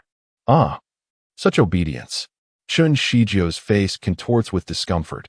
He has always dominated others, but today he finds himself at a disadvantage. His complexion pales, resembling someone who has tasted something foul. It's merely the King of Toads. To me, it is nothing more than a wretched frog. Come forth, Thunder Eagle. Liu Xing swiftly gestures, and a yellow magical array appears on the ground, crackling with electricity. Squawk. A magnificent eagle appears before the crowd. The Thunder Eagle. This brat possesses a Thunder Eagle. The onlookers gasp in astonishment. My goodness, is this truly the Thunder Eagle? How splendid. They murmur, recalling the legends of the Thunder Eagle, said to dwell in the depths of Thunder Valley, nesting on sheer cliffs amidst fierce winds. What a harsh environment. How did he manage to conquer such a creature? They ponder, filled with curiosity. Meanwhile, Su Peng, seated before the television, smirks triumphantly. Ha ha ha, a bunch of fools. How could Liu Xing possibly have captured the Thunder Eagle? His Thunder Eagle evolved from a mere electric sparrow. As he speaks, he munches on a handful of chips. Hey, fatty, could you keep it down? I can barely hear the television. Liu Xiaoming interjects, her brow furrowed. On the battle stage, Chun Shizhou's face darkens. He had not anticipated that Liu Xing harbored such a formidable beast. This is bad. The Thunder Eagle appears to be quite powerful. Indeed, Liu Xing's Thunder Eagle had diligently trained and, only last night, successfully ascended to Gold Tier 1, matching the King of Toads in strength. Thunder Eagle. Unleash an electric strike on the King of Toads. With a resounding crack, the Thunder Eagle releases a bolt of electricity toward the King of Toads. King of Toads, evade. Chun Shizhou commands, but the toad leaps just in time to avoid the strike. King of Toads, employ toxic spray. The King of Toads opens its mouth. unleashing a jet of purple slime toward the airborne Thunder Eagle. Thunder Eagle, use Thunder Dash. With a thunderous boom, the Thunder Eagle vanishes and reappears to the side, narrowly avoiding the toxic onslaught. The vile liquid splatters onto the ground, emitting a hissing sound as it corrodes the surface. Liu Xing grimaces at the sight. Such a potent toxin. Thunder Eagle, be cautious. That poison is formidable. The Thunder Eagle nods in understanding. All right, Thunder Eagle, execute Thunder Dash once more. After another resounding clap of thunder, the Thunder Eagle disappears again. What? Where did it go? The King of Toads blinks, bewildered. Behind you, King of Toads. Beware. Chen Shizhou shouts, but it is too late. A massive bolt of lightning descends from above, striking the King of Toads with the force of a thunderous dragon. Boom. The unfortunate King of Toads is struck, electricity coursing through its body, wreaking havoc on its physiological functions. Being both water and poison type, it is exceedingly vulnerable to electrical attacks. Thus, with a single strike, the Thunder Eagle obliterates the King of Toads. King of Toads. Chen Shizhou gasps, momentarily stunned, then erupts in desperation. Alas, the King of Toads lies unconscious, oblivious to Chen Shizhou's cries. He has lost. Chen Shizhou has actually been defeated. The one called Liu Xing possesses considerable talent. In the VIP room, the elder son mutters under his breath, unable to contain his surprise. That insufferable brat. Granny Yang grits her teeth in frustration. Liu Xing, however, beams with pride. Liu Xing, keep it up. Bring that guy down. Just do that, and I will reward you handsomely. Liu Xing is willing to go all out. Chen Shizhou bites his lip in frustration, so hard that it begins to bleed. Chapter 127. The breakthrough of the spirit water turtle, you little rascal. I shall annihilate your Thunder Eagle. A glint of cold light flashed in Chen Shizhou's eyes. Arise, lava beast. Swiftly, Chen Shizhou formed a series of incantations with his hands, summoning an immense lava beast onto the battlefield. Upon witnessing the formidable creature, the onlookers' expressions shifted slightly. It was said that the lava beast thrived in volcanic regions, subsisting on the minerals found in volcanic ash and basking in the warmth of magma. This was my first encounter with such a beast, despite having only heard tales of it before. Of course, have you considered where we are? This is a volcanic zone. The mere proximity to that magma could roast you alive. Liu Xing gazed at Chen Shizhou's lava beast, contemplating its potential. Lava beast, huh? Liu Xing's lips curled into a subtle smile as he observed its attributes. Lava beast, type, fire, rock, gender, male, level, gold rank 1 talent. A skills, rock slam. Magma eruption, roll, rampaging charge. Despite the lava beast's strength, it bore a critical vulnerability. Return, Thunder Eagle. Liu Xing decided to withdraw his creature. Chen Shizhou was taken aback by Liu Xing's unexpected action. The crowd exchanged knowing glances, accustomed to such occurrences. This practice was not prohibited, rather. It stemmed from the prideful nature of the competitors who would not stoop to such tactics. Liu Xing, however, was undeterred. Arise, spirit water turtle. Liu Xing summoned his own spirit water turtle, which, despite still being at the silver rank 9, filled him with confidence that it could vanquish the lava beast before him. Spirit water turtle? A flicker of murderous intent crossed Chen Shizhou's gaze. Lava beast, let us roast this turtle. Unleash magma eruption. The lava beast complied, expelling a torrent of searing magma towards the spirit water turtle. Spirit water turtle, execute tsunami strike. The turtle stomped the ground, conjuring a towering wave that surged towards the lava beast. The collision of the blazing magma and the ferocious wave resulted in a massive explosion. A battle of water against fire. While water could extinguish flames, an overpowering fire could evaporate water. The battlefield was soon shrouded in smoke. Spirit water turtle, strike again with tsunami. The turtle complied, summoning another wave with a powerful stomp. The lava beast attempted to block with another magma eruption, but the two energies clashed once more. Tsunami strike. Magma eruption. The two combatants became akin to a broken record, caught in a repetitive cycle of commands. Curse you. Do you only know how to use tsunami strike? Chen Shizhou exclaimed in frustration. Liu Xing shot back. Aren't you only capable of magma eruption? Very well. Let us see whose technique prevails. The lava beast prepared for another magma eruption, but suddenly froze. What is happening? It realized it could no longer unleash its attack. Liu Xing smirked, recognizing the lava beast's predicament. It seems your magma reserves have run dry. The skill, magma eruption, relied on having magma stored within. After multiple consecutive assaults, the lava beast had exhausted its supply. My magma is depleted, but mine is still plentiful, Liu Xing declared, commanding the spirit water turtle to unleash another tsunami strike. The turtle's tsunami strike was a manifestation of its mana, summoning water molecules from the air to form a wave. Clearly, the water in the atmosphere was inexhaustible. With a thunderous roar, the towering wave surged towards the lava beast. Watch out, lava beast. But it was too late. The beast, hindered by its massive size and weight, struggled to evade. The wave crashed upon the lava beast, propelling it several meters back, carving a deep trench into the ground. Lava beast. Chen Shizhou looked upon his creature, now drenched and evidently incapacitated. The lava beast, being both fire and rock types, was inherently vulnerable to water-type attacks. The synergy of these two attributes resulted in a compounded effect, allowing the spirit water turtle, despite being only at silver rank 9, to decisively defeat the lava beast with a single tsunami strike. With a victorious roar, the spirit water turtle glowed with a brilliant blue light, drawing in vast amounts of spiritual energy. Breakthrough. The spirit water turtle was on the verge of evolution.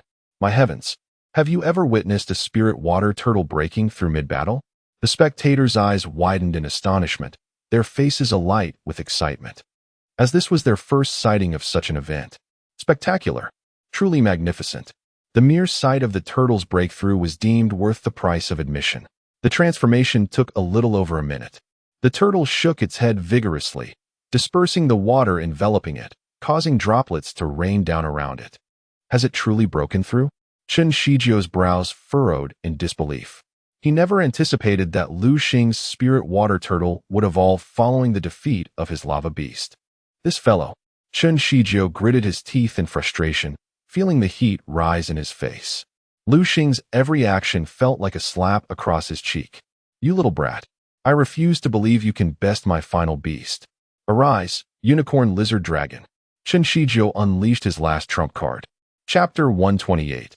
The Hellhound faces the unicorn lizard initially. I merely intended to engage in a light-hearted match with you. Yet now, I find myself incensed. The repercussions will be dire. Chen Shizhou ground his teeth as he spoke. Observing the fury etched across Chen Shizhou's face, Liu Xing shrugged lightly. This was merely a display of impotent rage. Return, spirit water turtle. Liu Xing recalled the spirit water turtle. Although the spirit water turtle belonged to the water element and had just ascended to the golden first stage, Liu Xing had no intention of pitting it against Chen Shizhou's unicorn lizard. After all, Chen Shizhou's unicorn lizard was a winged beast capable of flight. The spirit water turtle could hold its own against terrestrial beasts, but when confronted with one soaring above, it would find itself at a considerable disadvantage. Come forth, Hellhound. Liu Xing summoned his Hellhound. Despite the presence of the word dragon in its name, the unicorn lizard was akin to the fire-breathing dragon of Liu Xing's previous life.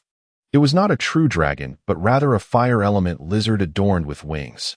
Thus, it was only fitting to deploy the Hellhound against a fire element beast, particularly since Liu Xing's Hellhound possessed the Fire Devour skill. The sight of Liu Xing replacing the spirit water turtle with the Hellhound elicited a laugh from Chen Shizhou. Are you truly this foolish? My unicorn lizard is a fire element beast, while your spirit water turtle is a water element beast that counters it. Yet you have chosen to forfeit the advantage of your spirit water turtle for the Hellhound.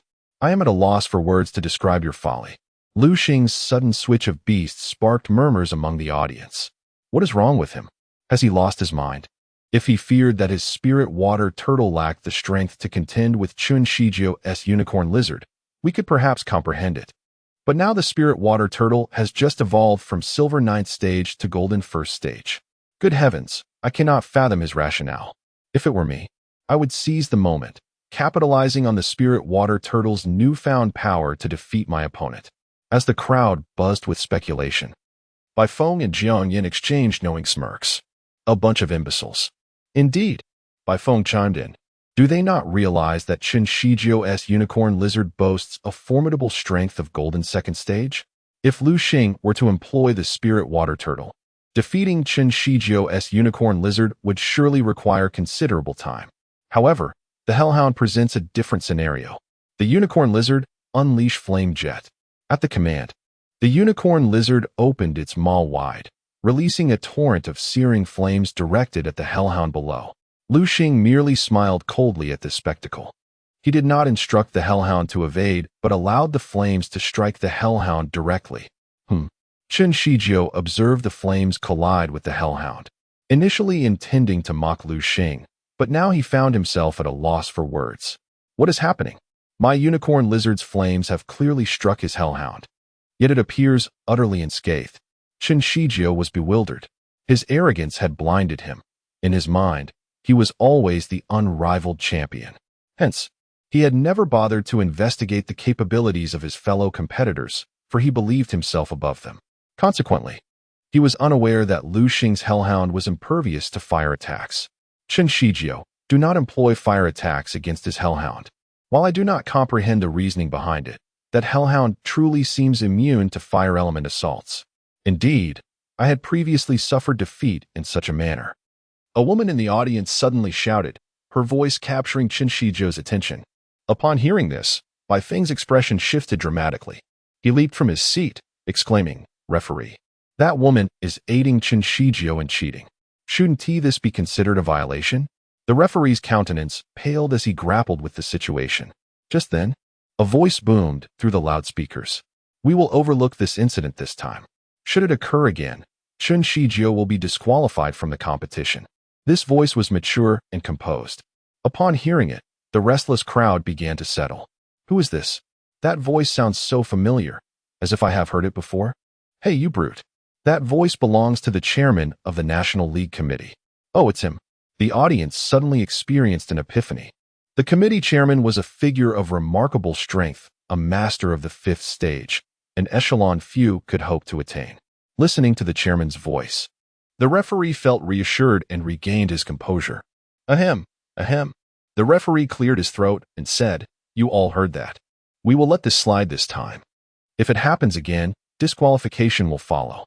Qin Shijio's expression shifted as he urgently addressed Liu Mei in the audience. "You had better sit down at once." His tone was frantic, as if fearing he might be implicated and lose his chance in the competition. Following this brief interlude, the match resumed.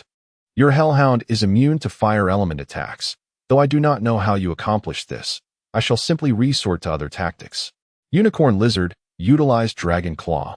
Upon hearing this, the unicorn lizard let out a deafening roar. It revealed its sharp foreclaws and lunged at Liu Xing's hellhound. Liu Xing's eyes narrowed, his expression one of disdain. Were the unicorn lizard to engage in ranged combat, he might have had reason for concern. However, in close combat, his hellhound had never feared any adversary. Hellhound, unleash rending claw. The hellhound, too, brandished its sharp claws and lunged fiercely at the approaching unicorn lizard. Clang. The claws of the unicorn lizard shimmered with a green light, while those of the hellhound glowed with a white radiance. The two claws met midair, resulting in a cacophony of metallic clashes. Sparks flew in all directions as the unicorn lizard was sent reeling backward, while the hellhound, though impacted by the force, staggered back several steps. Chapter 129. The conspiracy of Granny Young. Liu Xing furrowed his brows. He had not anticipated that his hellhound would be evenly matched against the unicorn lizard in terms of strength. After a moment of contemplation, he understood. The unicorn lizard was, after all, a second-tier golden beast, while the hellhound was still at the first tier, indicating a slight disparity in levels. Had it not been for the superior aptitude of the hellhound, it might have sustained severe injuries from that last blow. It seemed imperative that he seek a skill to bolster the hellhound's power. Liu Xing mused within himself.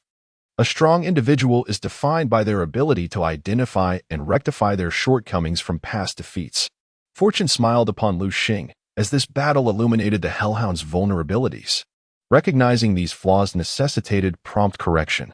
Nevertheless, the immediate priority was to defeat the opposing unicorn lizard. Unicorn lizard, unleash your dragon claw again. Chen Shizhou commanded, his gaze fixed on the flying unicorn lizard. Gritting his teeth, he issued the order. The unicorn lizard, its right arm trembling from the recoil of the previous collision, could only grit its teeth and endure the pain as it lunged towards the grounded hellhound. Now, hellhound, utilize Shadow Strike, Liu Xing shouted. The hellhound sprang forward with sudden vigor. In an instant, it vanished from sight. When it reappeared, it was behind the unicorn lizard. Watch out behind you, Chen Shizhou warned. But it was too late. The hellhound's sharp claws struck the unicorn lizard's back with ferocity. A tearing sound echoed as the hellhound's claws sliced through the unicorn lizard's back as effortlessly as a hot knife through butter. The powerful impact sent the unicorn lizard crashing to the ground. Observing the severely injured unicorn lizard, Liu Xing commanded the hellhound, "Hellhound, use venomous fangs.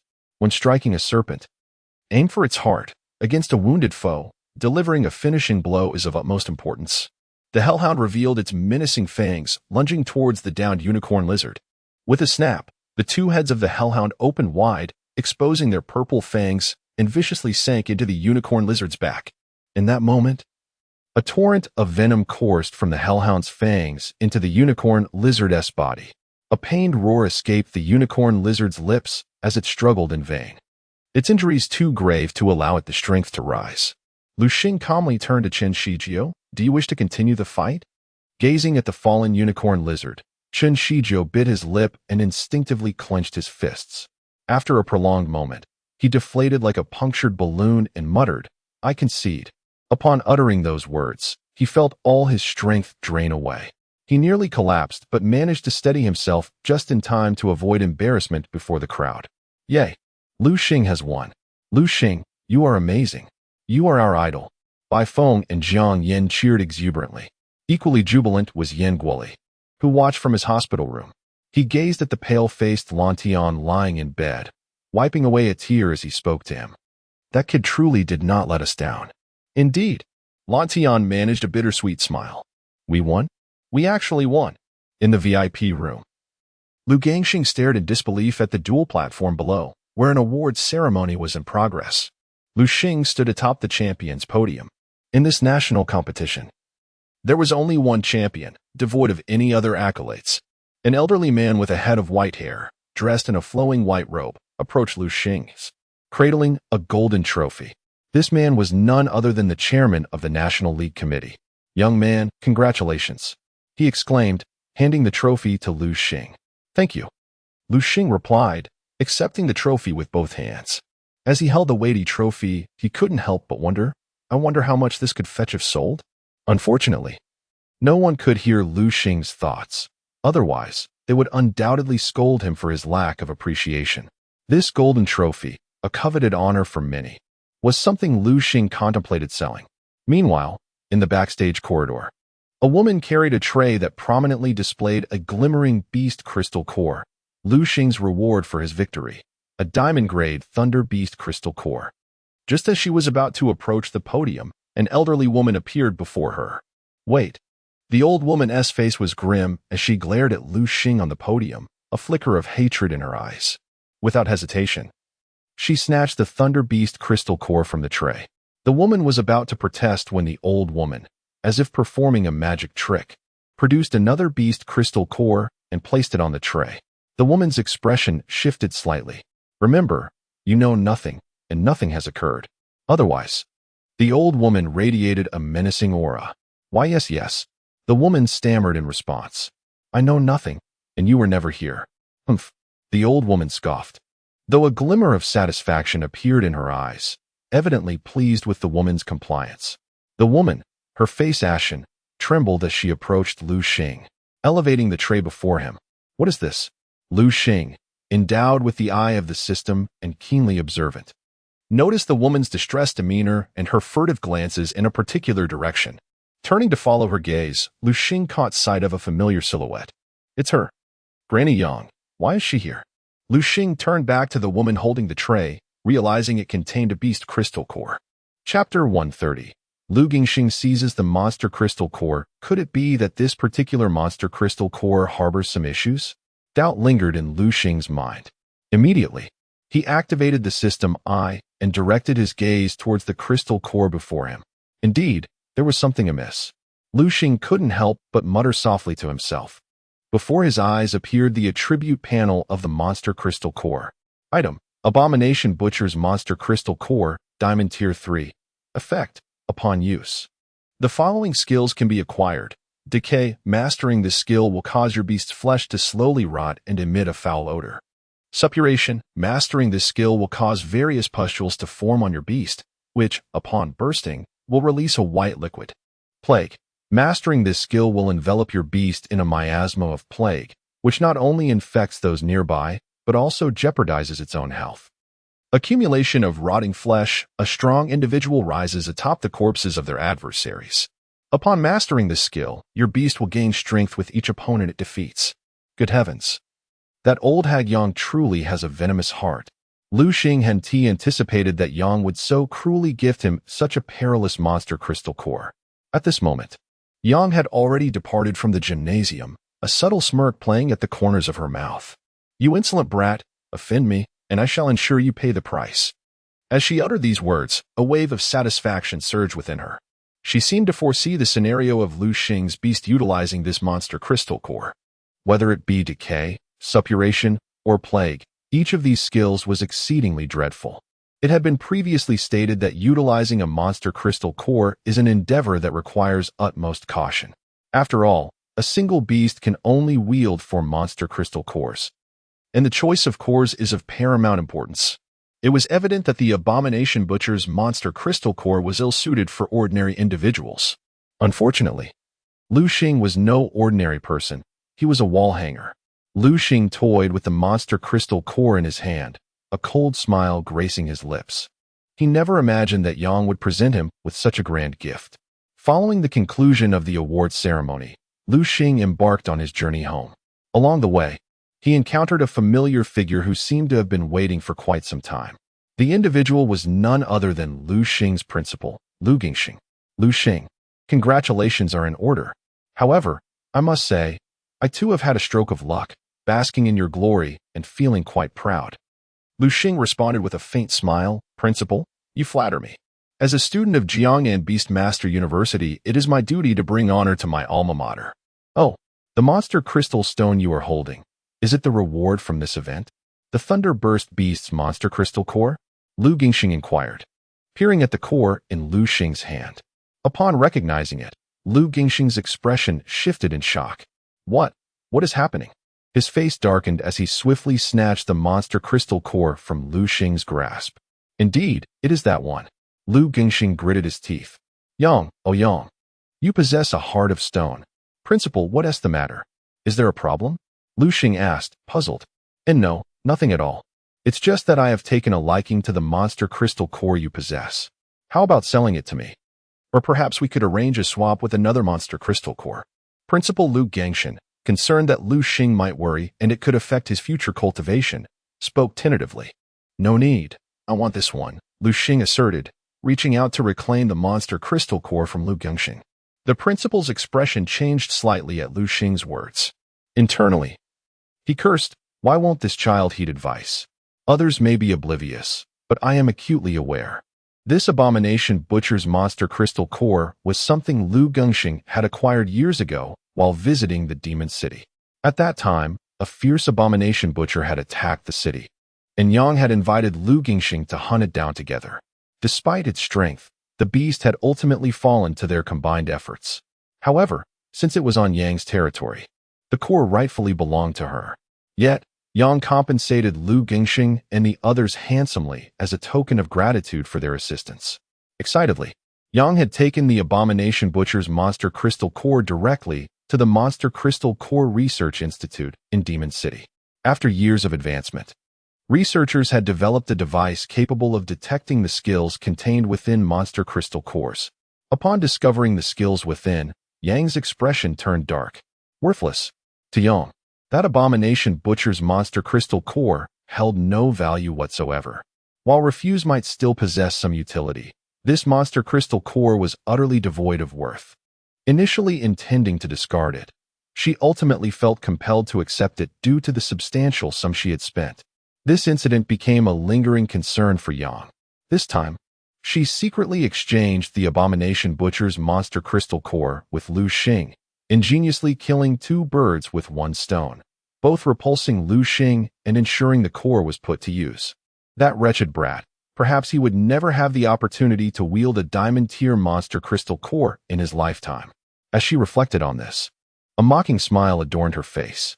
Observing the monster crystal core now in Liu Xing's possession, Liu Xing furrowed his brow. He could discern that Liu Xing was aware of the core's true nature, yet he had chosen not to disclose it to him. How could he reclaim this monster crystal core? Liu Xing felt a headache coming on.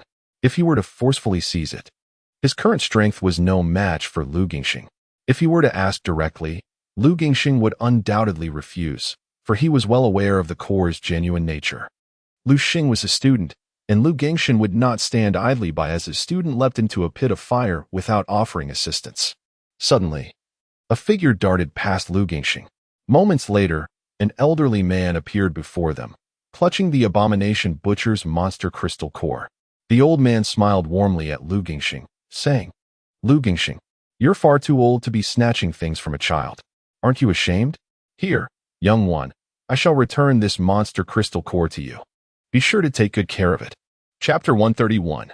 Learning to accumulate decayed flesh. Come, young one, catch. The elder tossed a magical beast crystal core to Liu Xing.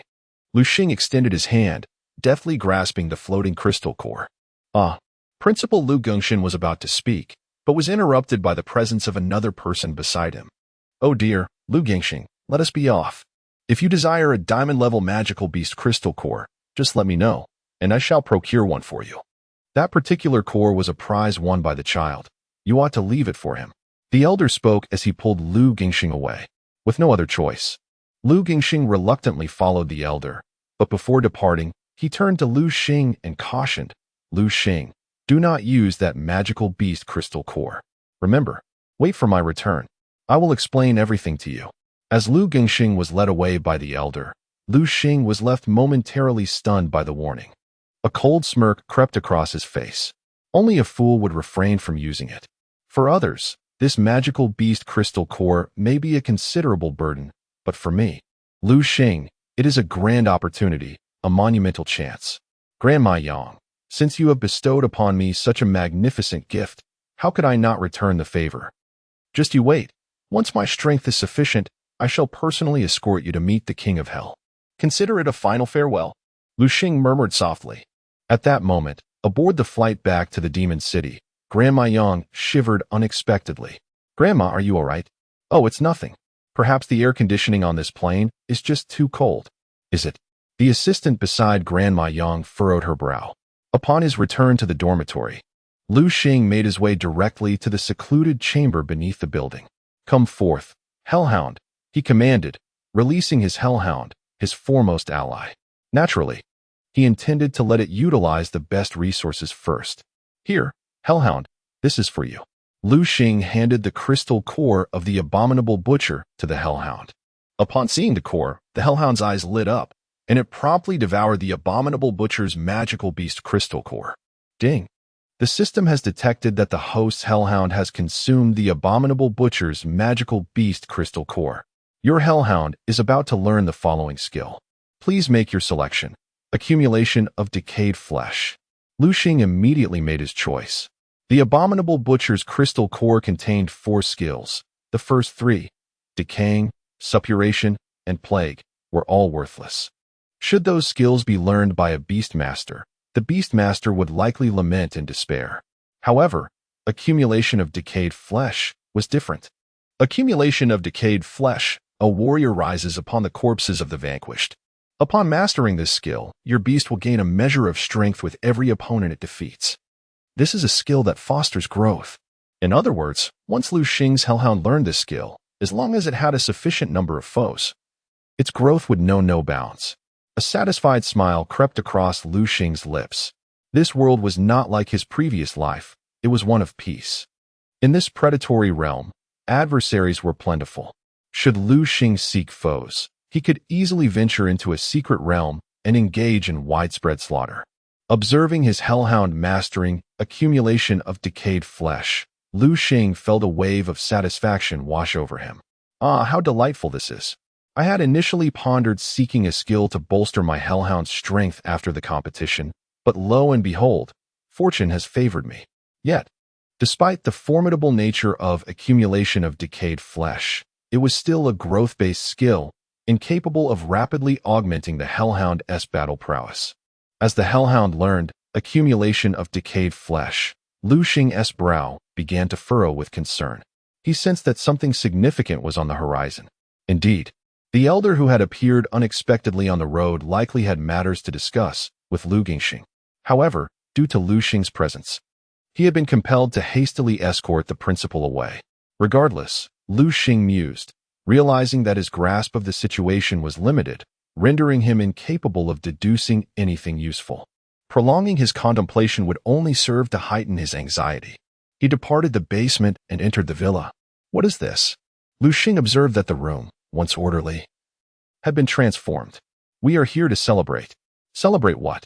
Naturally, we are celebrating your victory in the National League. Liu Xing chuckled wryly, shaking his head. What is there to celebrate? Ding. At that moment, the doorbell rang outside the villa. I'll answer it. Ru Meng hurriedly rushed to the door. Upon opening it, 4 individuals entered, arms laden with various packages, all wearing cheerful expressions. It's the F4. What brings them here? I invited them. As Liu Xiaoming spoke, she instinctively glanced at Liu Xing's expression, relieved to find he was not angry. Since it's a celebration, it's much more lively with everyone together. Exactly. Xiaoming is absolutely right. Bai Feng chimed in. All right, everyone, no need to stand around. Please take a seat. Ru Meng urged. And where is that glutton, Su Pang?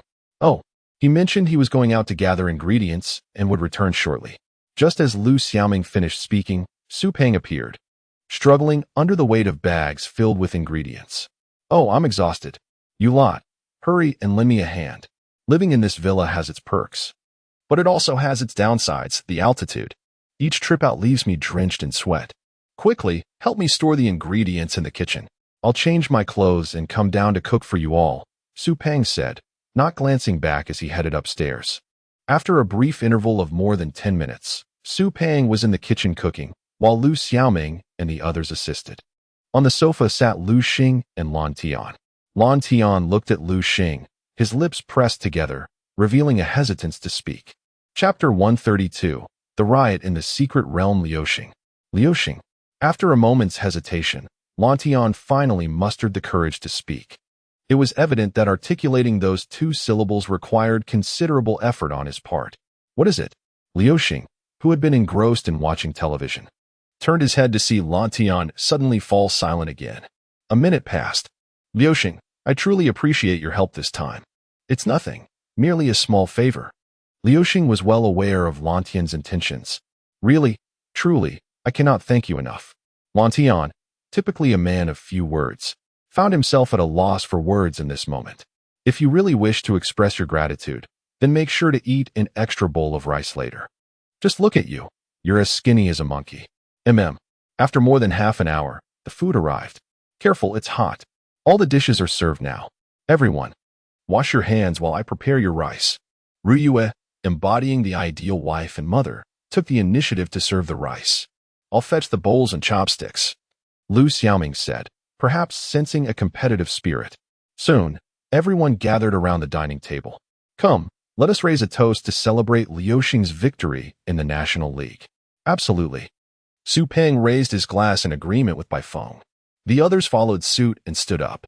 That night, Liu Xing and his friends drank to excess, ultimately collapsing in a drunken stupor beside the dining table. Liu Xiaoming and Ru Yue, being young women, were spared from excessive drinking, thus remaining sober. Let's go. Where to? Of course, to help Liu Xing back to his room to sleep. And what about them? Oh, they are all rugged men. Let them manage for the night. The following day, Liu Xing awoke from his slumber, staggering down the stairs. Last night, Bai Feng and the others had relentlessly poured drinks down his throat, leaving him little choice but to drink cup after cup. Oh, my head hurts. Liu Xing rubbed his throbbing temples. Where are they? He spotted Liu Xiaoming still asleep. Following her direction, he noticed Bai Feng and the others still slumbering in the dining room, covered with a blanket, evidently provided by Liu Xiaoming and Ru Yue. Liu Xing nodded. I've made some mung bean soup. Let me serve you a bowl. Okay. Having indulged far too much the previous night, Liu Xing awoke with a bitter taste in his mouth. The mung bean soup, known for its cooling and detoxifying properties, was just what he needed to alleviate his hangover. Before long, Liu Xiaoming brought the mung bean soup to him. Upon receiving it, Liu Xing noticed that it was pleasantly warm, clearly allowed to cool slightly beforehand. Xiaoming, thank you. Oh, it's nothing. Do we need to be so formal with each other? Liu Xing drank the soup in one gulp. Ding dong. Just then, the doorbell rang. I'll get it. Liu Xiaoming hurried to the door and opened it to reveal Wu Yong, his brow furrowed. Liu Xing, we have a grave situation. What has happened? A secret realm in Jiangnan City has erupted in chaos. The magical beasts have escaped. What? Liu Xing was well aware of the dangers that lurked within such realms, which resembled small worlds filled with various magical beasts. Should these creatures invade human settlements, calamity would undoubtedly ensue. There is no time to explain. Come with me to the playground for assembly. I need to inform the other students, Wu Yong instructed, glancing at Bai Feng and the others still soundly asleep in the dining room. Quickly wake them up. Wu Yong frowned, surprised that Liu Xing and the others had indulged so heartily the previous night. At the playground, Bai Feng and his companions stood at the back of their class, yawning repeatedly, while Liu Xing and his group stood not far away. Principal Liu Xing had a grim expression, his face taut with concern. Students, I trust you are aware of the riot in the secret realm. We have trained for this moment. For the sake of our nation, we must not shy away from danger. We've prepared for this very hour. Now, time is of the essence. Let us board the bus. With that, Liu Xing and his companions, under the guidance of their mentors, boarded the bus and set off toward the site of the upheaval. On the battlefield, a man clad in green military attire bore a grave expression. Brothers, behind us lies our homeland, where our elders and fellow villagers reside. The magical beasts are wreaking havoc upon our home. What shall we do? Fight! Fight! Fight! The battle cry resonated thunderously. Now charge! At this command, soldiers unleashed their magical beasts and clashed with the oncoming creatures. The battlefield erupted in chaos, with smoke rising and explosions echoing. Nearby, on a small hillock, a stern-faced man inquired, "Have the students from Jiangnan Beast Taming University arrived?" "Soon.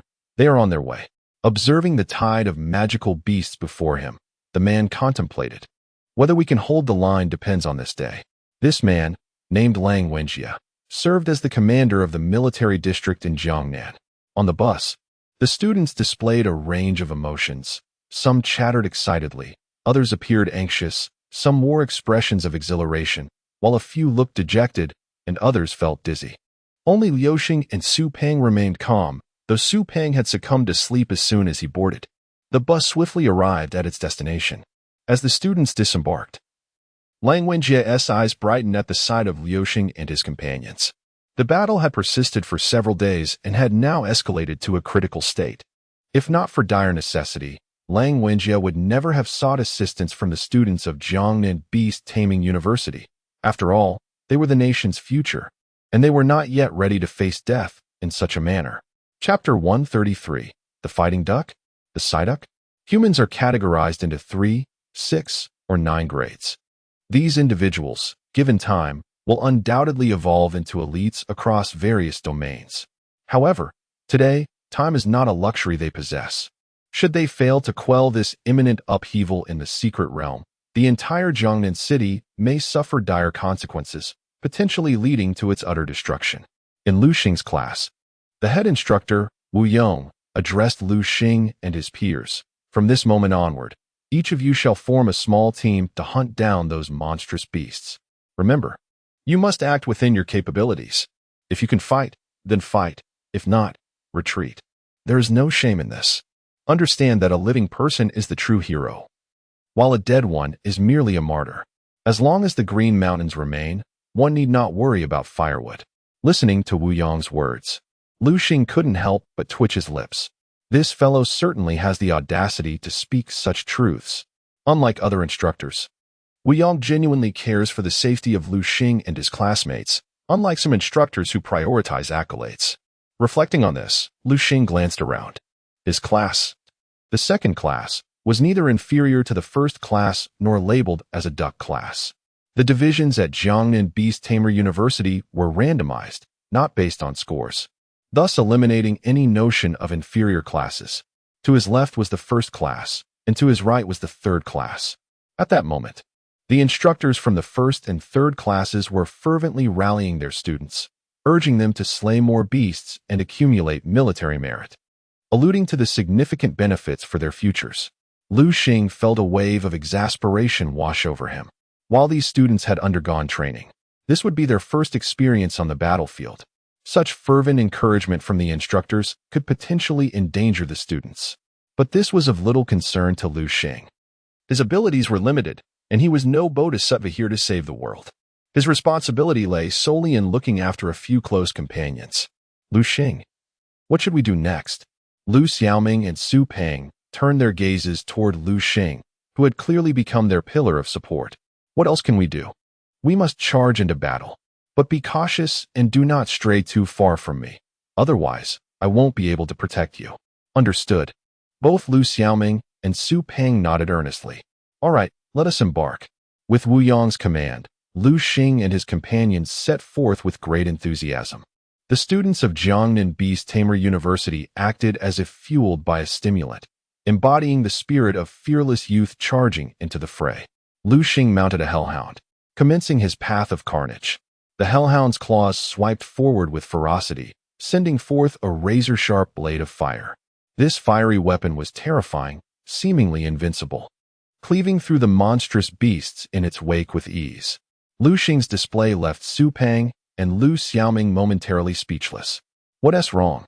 Liu Xing noticed Su Peng and Liu Xiaoming frozen in place, their bright eyes fixed on him. Liu Xing, you are incredibly powerful, Su Peng exclaimed, glancing at his own beasts, who were currently embroiled in a fierce struggle. Powerful? Perhaps it is not that I am strong, but rather that they are weak. Upon hearing this, Su Peng's mouth twitched slightly. Impressive, he muttered. Liu Xing surveyed the battlefield. The level of the beasts here was indeed somewhat low, the most formidable among them being merely at the silver tier 3. All of Liu Xing's beasts had already reached the golden tier. It was a simple matter for golden creatures to decimate silver ones. Liu Xing's gaze fell upon Su Peng's beasts. Little glutton, wild ape. Suddenly, Liu Xing noticed that a yellow duck had appeared in Su Peng's hands. Hey, Su Peng, is that yellow duck your beast? Yes. Isn't it adorable? Adorable? It certainly looks cute, but it appears to be rather unhelpful. Liu Xing observed as Su Peng's large yellow duck bobbed its head, running around on the battlefield to evade the attacks of the wild beasts. Let me examine this creature's status. Liu Xing activated his system's eye, scrutinizing the large yellow duck. Attributes: water, psychic, gender, male, level, silver tier 2, talent, S, learned skills, water gun, telekinesis, frenzied scratching, the fighting duck, the Psyduck. Could this creature be a pirated version of Psyduck from the beast world? Liu Xing felt a wave of incredulity wash over him. Unable to contain himself, he asked Su Peng, where did you acquire this fighting duck? Where did I get it? Now that's a tale worth sharing. That day, Su Peng embarked on his grand storytelling journey. Listening to Su Peng, Liu Xing felt a sense of disbelief. This fellow had a penchant for embellishing even the simplest of tales. So, your fighting duck was a gift with a children's meal from a fast food chain? Indeed. Liu Xing couldn't help but scrutinize Su Peng. You're of such an age, yet you still order children's meals? As he thought this, Liu Xing mused, indeed. Those who order children's meals are seldom children themselves. Oh, I just wanted to collect the toy, Su Peng protested. But I was surprised they actually gave me a fighting duck this time. Suddenly, Liu Xing had a thought. Hey, Su Peng, besides the fighting duck, did they offer anything else with the children's meal, like an electric mouse? Perhaps one that is yellow? Electric mouse? No, none. Really? Liu Xing pressed on. Absolutely none. All right then. Su Peng instinctively glanced at Liu Xing. Liu Xing, I've discovered that your imagination is quite vivid. Seeing my fighting duck, you want an electric mouse? I think the fighting duck is just fine. What more could one desire? Indeed, Liu Xing nodded. Perhaps I should also try a children's meal? As this thought crossed his mind, upon seeing Su Peng's fighting duck, he quickly abandoned the notion. Su Peng's possession was sufficient, he would refrain from pursuing it. After all, this was the beast world, and if Liu Xing wished to grow stronger, he needed to contract some powerful beasts. It wasn't he that the fighting duck was weak, rather. Liu Xing felt uncertain with its seemingly silly demeanor. Chapter 134. The Growing Talents of the Winged Tiger Su Peng.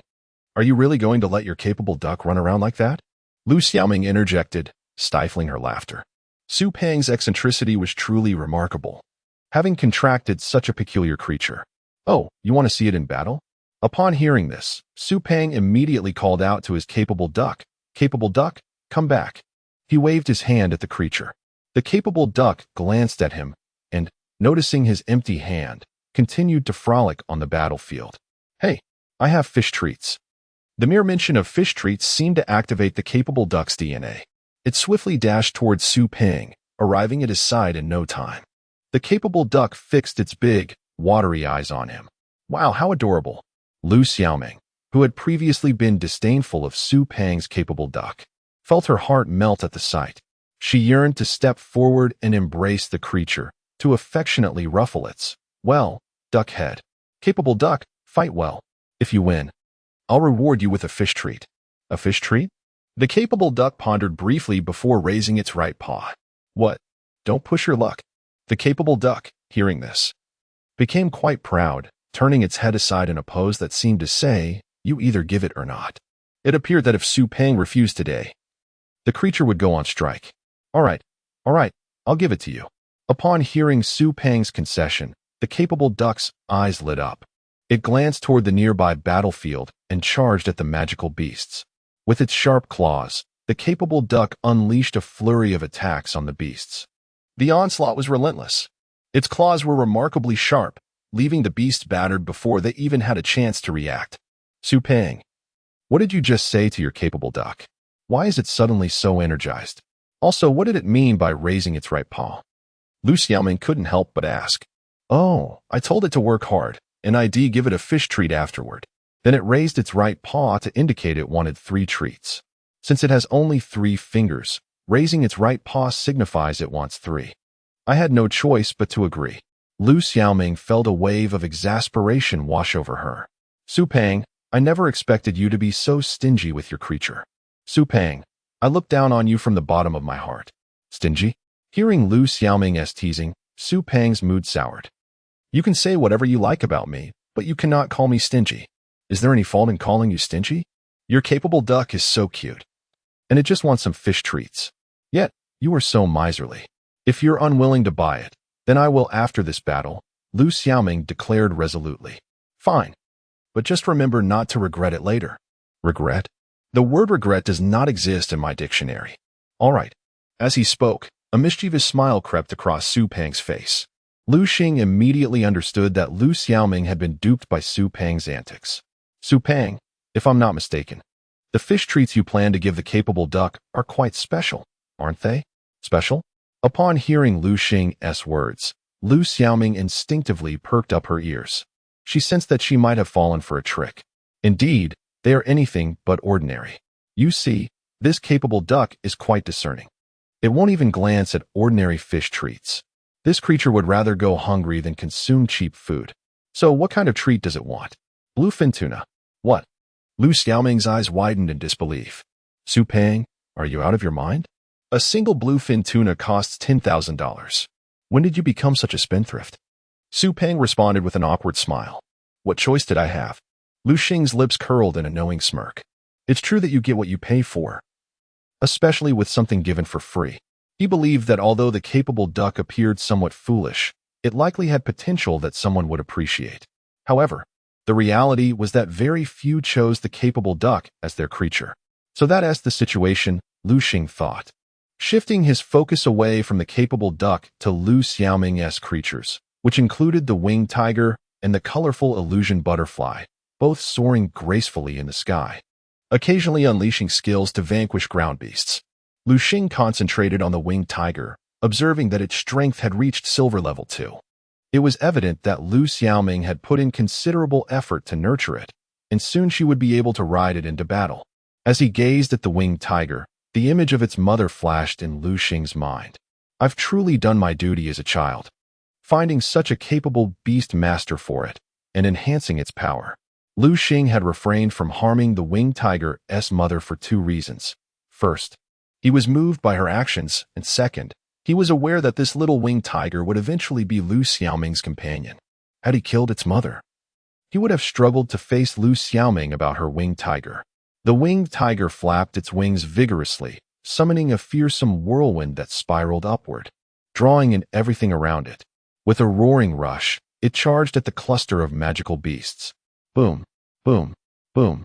The terrifying whirlwind obliterated all magical beasts in its path. It's the winged tiger's wind tornado. Liu Xing murmured softly. What astonishing power. Truly, it lives up to its signature skill, riding atop the hellhound, which occasionally attacked surrounding magical beasts. Liu Xing watched as the hellhound effortlessly dispatched waves of foes with each strike. Here is the third update. Thank you for your kind reviews and gifts. Stay tuned for one more update tonight. Chapter 135. By Feng's astonishment, Liu Xing. What is it? Liu Xing suddenly realized that Liu Xiaoming was calling him. Xiaoming, do you need something? Liu Xiaoming bit her lip. Although she relished the moments of fighting alongside Liu Xing, she understood that she could not be so selfish. After all, if Liu Xing stayed to accompany them, it would hinder his development. Liu Xing, I believe you should not remain here. Your potential lies elsewhere. Liu Xiaoming extended her delicate finger, pointing towards the distance. The beasts over there were more formidable. Only by venturing there to battle could Liu Xing rapidly enhance his prowess. Indeed, Liu Xing, you should go. Su Pang interjected suddenly. Rest assured, I will take good care of Sister Xiaoming here. Take care of me? Liu Xiaoming's expression soured at his words. After all, her own strength surpassed that of Su Pang. Realizing his blunder, Su Pang hastily addressed Liu Xiaoming. Oh dear, Sister Xiaoming, I misspoke. Please forgive me this once. Humph, it better not happen again, Liu Xiaoming retorted. Her pride evident. All right, Liu Xing nodded. He had deliberately eliminated the monsters that far exceeded the strength of Su Pang and Liu Xiaoming. While there were still many beasts present, they no longer posed a threat to them. I'm off. Take care, Liu Xing declared, mounting the hellhound and departing. As he watched Liu Xing's retreating figure, Liu Xiaoming felt a pang of reluctance. Don't worry, Sister Xiaoming, Su Pang consoled with a cheerful demeanor. You know Liu Xing's strength. He will be just fine. Liu Xiaoming nodded. Hey, look, that guy is running away. Someone exclaimed. Yeah, it's outrageous. How could he flee like a coward? Another chimed in. I must report this to the teacher. We are here fighting valiantly against the beasts, and he just runs off. Indeed, it's disgraceful. A third voice echoed. Fleeing? You are the ones fleeing. Liu Xiaoming's fury erupted. Her expression shifted, and a palpable killing intent surged forth, as if any further disrespect would lead to their demise. Fleeing? Have you ever seen anyone escape deeper into a horde of beasts? Su Pang's face darkened. While he could tolerate insults directed at himself, he would not allow anyone to speak ill of Liu Xing exactly. That person is so strong. How could he possibly be a coward? Yes. He ran deeper into the beast horde. That area is far more perilous. If he wanted to escape, he would have retreated, unless he has lost his mind. Humph. Liu Xiaoming coldly huffed at their words. She chose to disregard them, recognizing that they were mere mortals, not worthy of her attention. At that moment, a group was embroiled in a bitter struggle. Their faces were etched with distress. My heavens, why are there so many beasts here? Indeed, not only are there many, but they are also incredibly powerful. We are done for at this rate. Damn it, that blue sky fellow ventured deeper. If only he were here. By phone. I believe this battle serves as a test for us. We have been too indulgent with ourselves. As he spoke, Yin Guoli subconsciously adjusted his glasses. I'm sorry. I have been holding everyone back, Ru Meng said weakly. No worries. Just focus on your safety. We will handle the rest. By phone, Jiang Yan and Yin Guoli exchanged glances, reaching a consensus. They could face challenges, but Ru Meng must be protected at all costs, for in their eyes, she was Liu Xing's woman, and they would not allow any harm to befall her. I wonder where Liu Xing is at this moment. I don't know. Do you think he might be over there? Bai Feng pointed towards the Golden Zone, an area inhabited by golden-level beasts. That's a possibility, Jiang Yin responded. Oh, Liu Xing is truly remarkable. It's a pity I can't witness his heroic demeanor, he lamented. Yes, Jiang Yin agreed, his response laced with helplessness. Hey, you too. Stop chatting and get over here to help. Yin Guoli snapped, exasperated. All right, we're coming. Bai Feng and Jiang Yin replied in unison. Ru Ming walked closely behind the three. Encircled by them, a warmth enveloped her heart. For the first time, she experienced such royal treatment. However, she was no fool. Ru Ming understood that this attention was not solely due to her merits, but rather because Bai Feng and the others were extending Liu Xing's courtesy. Liu Xing. Ru Ming's mind wandered to his figure. Where are you now? A look of longing appeared on her face. Just as Ru Ming was lost in thought, someone gasped. Look over there. What is that? His complexion paled, as if he had encountered something terrifying. That is a person. My heavens, he is so strong. Terrifying. Truly terrifying. Is this what a strong person looks like? How can we be so different? A strong person? I see a monster. The students of the second year could not help but exclaim upon seeing the figure not far away. A monster? Where? Bai Feng, intrigued by the term, scanned the surroundings. It didn't take long for him to identify the monster being referred to. It's Liu Xing. Bai Feng recognized Liu Xing from a distance. Initially curious about the identity of the so-called monster, he now felt relieved. Oh, it's Liu Xing. Then all is well. Bai Feng's voice drew the attention of Jiang Yin and Yin Guoli, who turned to look in Liu Xing's direction. Bai Feng and the others stood frozen in place. Is this Liu Xing's true strength? Bai Feng stumbled over his words. Although he had long known of Liu Xing's power, he never expected it to be so outrageous. At that moment, Bai Feng realized that Liu Xing, once comparable in strength to him, had now become someone he needed to look up to. He felt a surge of gratitude for being Liu Xing's friend and standing by his side. Otherwise, his fate would have been dire. As Bai Feng contemplated Liu Xing's prowess, he couldn't help but shiver. Chapter 136. The Might of the Thunder God's Fury. Look at that fellow. My goodness, could he possibly be a diamond-level powerhouse? The terror of a diamond-level warrior is indeed formidable. Isn't he familiar? Familiar? Wow, isn't he that freshman champion who recently won the National League? Liu Xing rode atop the hellhound, its striking appearance making him stand out. Are you certain he is just a freshman and not the child of some influential figure, disguised as a newcomer to fish in troubled waters? The crowd was filled with astonishment. Goodness, he is incredibly handsome. Indeed, have you ever seen someone so striking? At that moment, Liu Xing, riding the hellhound, charged forward, effortlessly dispatching every opponent in his path. In midair, the Thunder Eagle flapped its wings, surveying the myriad of magical beasts before him, a smirk playing at the corners of Liu Xing's mouth. Thunder Eagle, let us unleash a grand move. Upon his command, Liu Xing called out, Thunder Eagle, utilize the Thunder God's fury.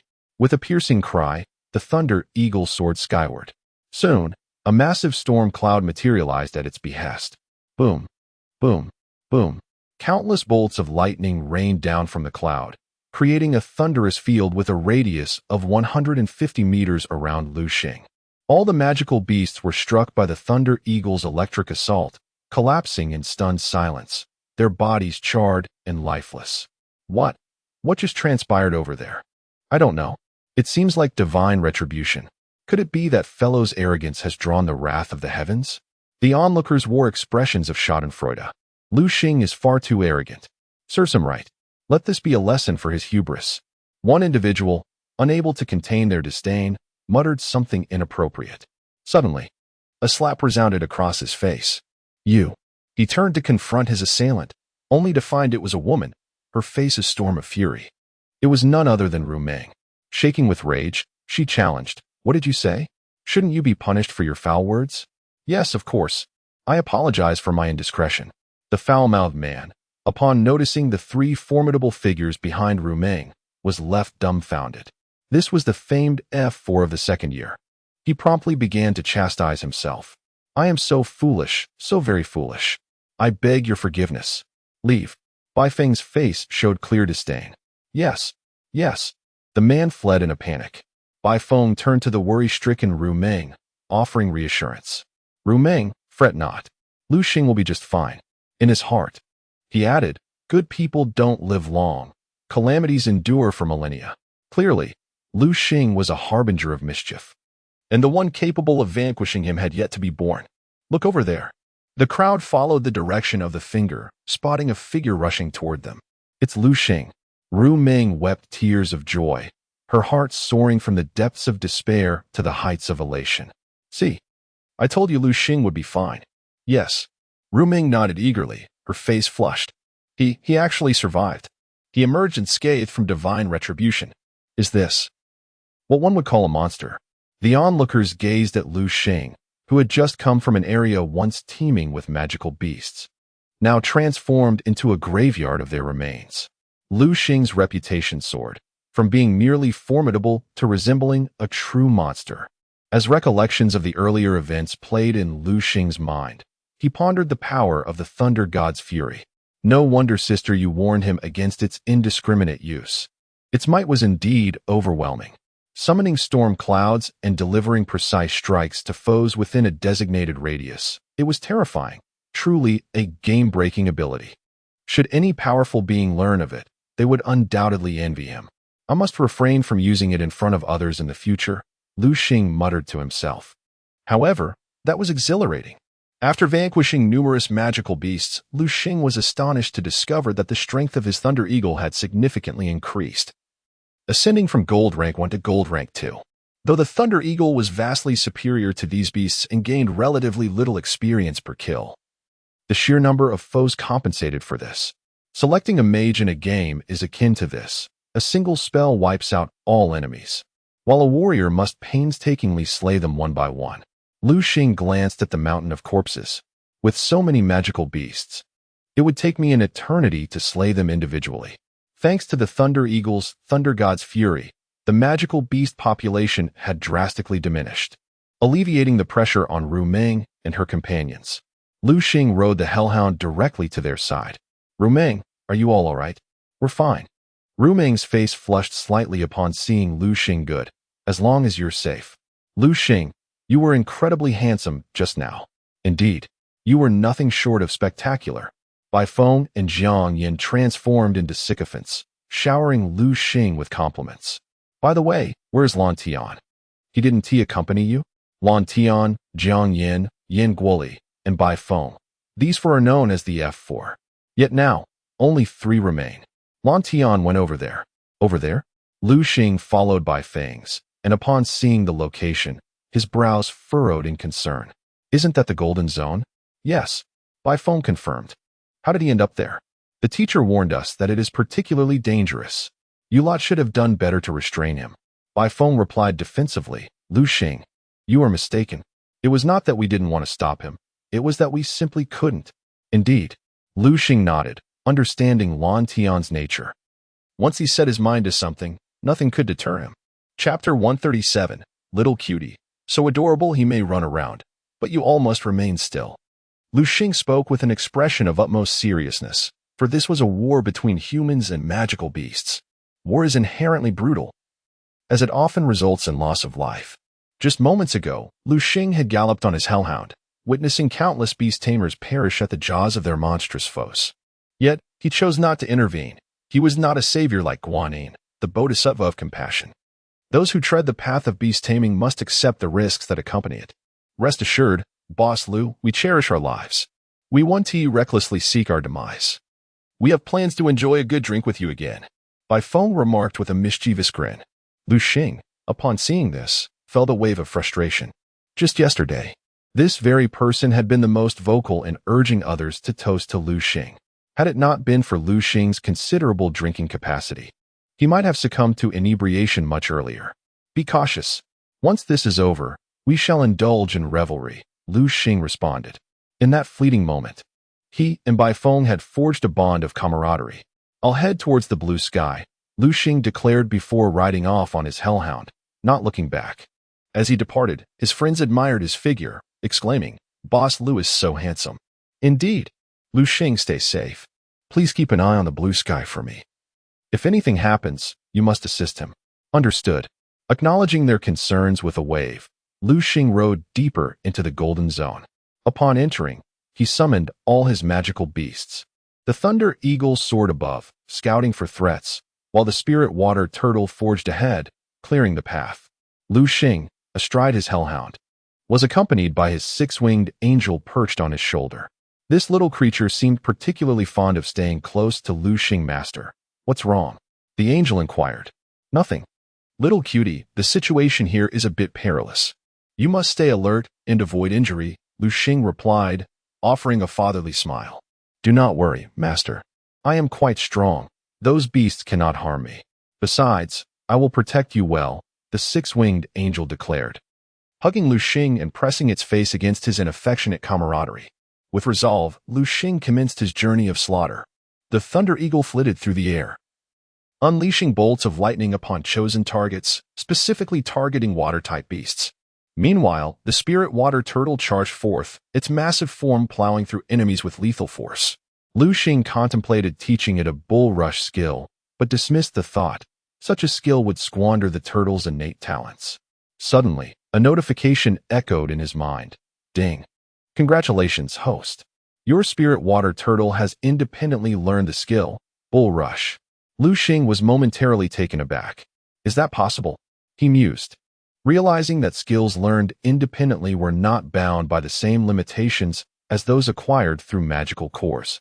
As long as a beast's innate abilities were formidable, it could learn as many skills as it desired. After half an hour, Liu Xing and his beasts took a respite on a small hillside. Covered in the blood of their foes, they panted heavily, though the blood was not their own. Liu Xing surveyed the battlefield below, where lay the remains of numerous low-tier golden beasts, all the handiwork of his companions. Come, everyone, have some food, Liu Xing announced, pulling a substantial amount of provisions from his system bag and laying them out. His beasts eagerly gathered, feasting upon the bounty. He turned to his hellhound, saying, You should eat too. The beast shook its head in refusal. All right, once they finish, I will let them take over for you. The hellhound nodded, ever cautious in this perilous environment, now embodying the role of the elder brother among Liu Xing's beasts, mature and composed. Thunder Eagle, Spirit Water Turtle, do not fight over the food. If it's not enough, I have more. Liu Xing continued, retrieving another heap of food from his bag. Here, little cutie. This is for you, he said, presenting a specially crafted lollipop that would benefit the six-winged angel rather than harm it. Delighted, the angel snatched the lollipop. Thank you, master. It's nothing, Liu Xing replied, affectionately ruffling its adorable head. As the angel savored the treat, it exclaimed, Delicious. You are so kind to me, master. In a show of gratitude, the six-winged angel planted a kiss on Liu Xing's cheek, a gesture that would surely provoke jealousy from Liu Xiaoming if she were present. It's fine as long as you enjoy it, Liu Xing said, shifting his attention back to the hellhound. In a moment, I will have the Thunder Eagle watch over me. You go and fight. The hellhound regarded Liu Xing with a puzzled expression. Do not worry, it's not that I no longer need you. I understand that my presence may hinder your combat prowess. Liu Xing's hellhound had just learned the skill of Corpse Pile, capable of exponentially enhancing its strength. This was a prime opportunity, with an abundance of magical beasts to conquer. Chapter 138. The Beast Tied. After finishing his meal, Liu Xing instructed the Thunder Eagle to take over the position of the hellhound. The hellhound hastily consumed its food. Initially, Liu Xing intended to allow the hellhound to rest. However, upon locking eyes with the hellhound, he abandoned that thought. Its claws were already thirsting for blood, craving sustenance. Let us proceed, everyone. Liu Xing mounted the back of the Thunder Eagle. With a resounding cry, the Thunder Eagle soared into the sky, closely followed by the hellhound, which was focused on the distant horde of beasts. Come, let us engage in a fierce battle. Hellhound, unleash Flame Slash. The hellhound's sharp claws swept forward, launching a fierce blade of fire towards the enemy. Spirit Water Turtle, use Tsunami Surge. The Spirit Water Turtle stomped its front foot, conjuring a towering wave over 10 meters high that surged toward the beast horde. Boom!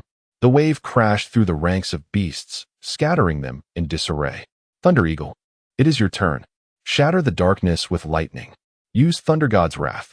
With a triumphant cry, the Thunder Eagle ascended into the heavens, soon summoning a colossal thundercloud. Boom!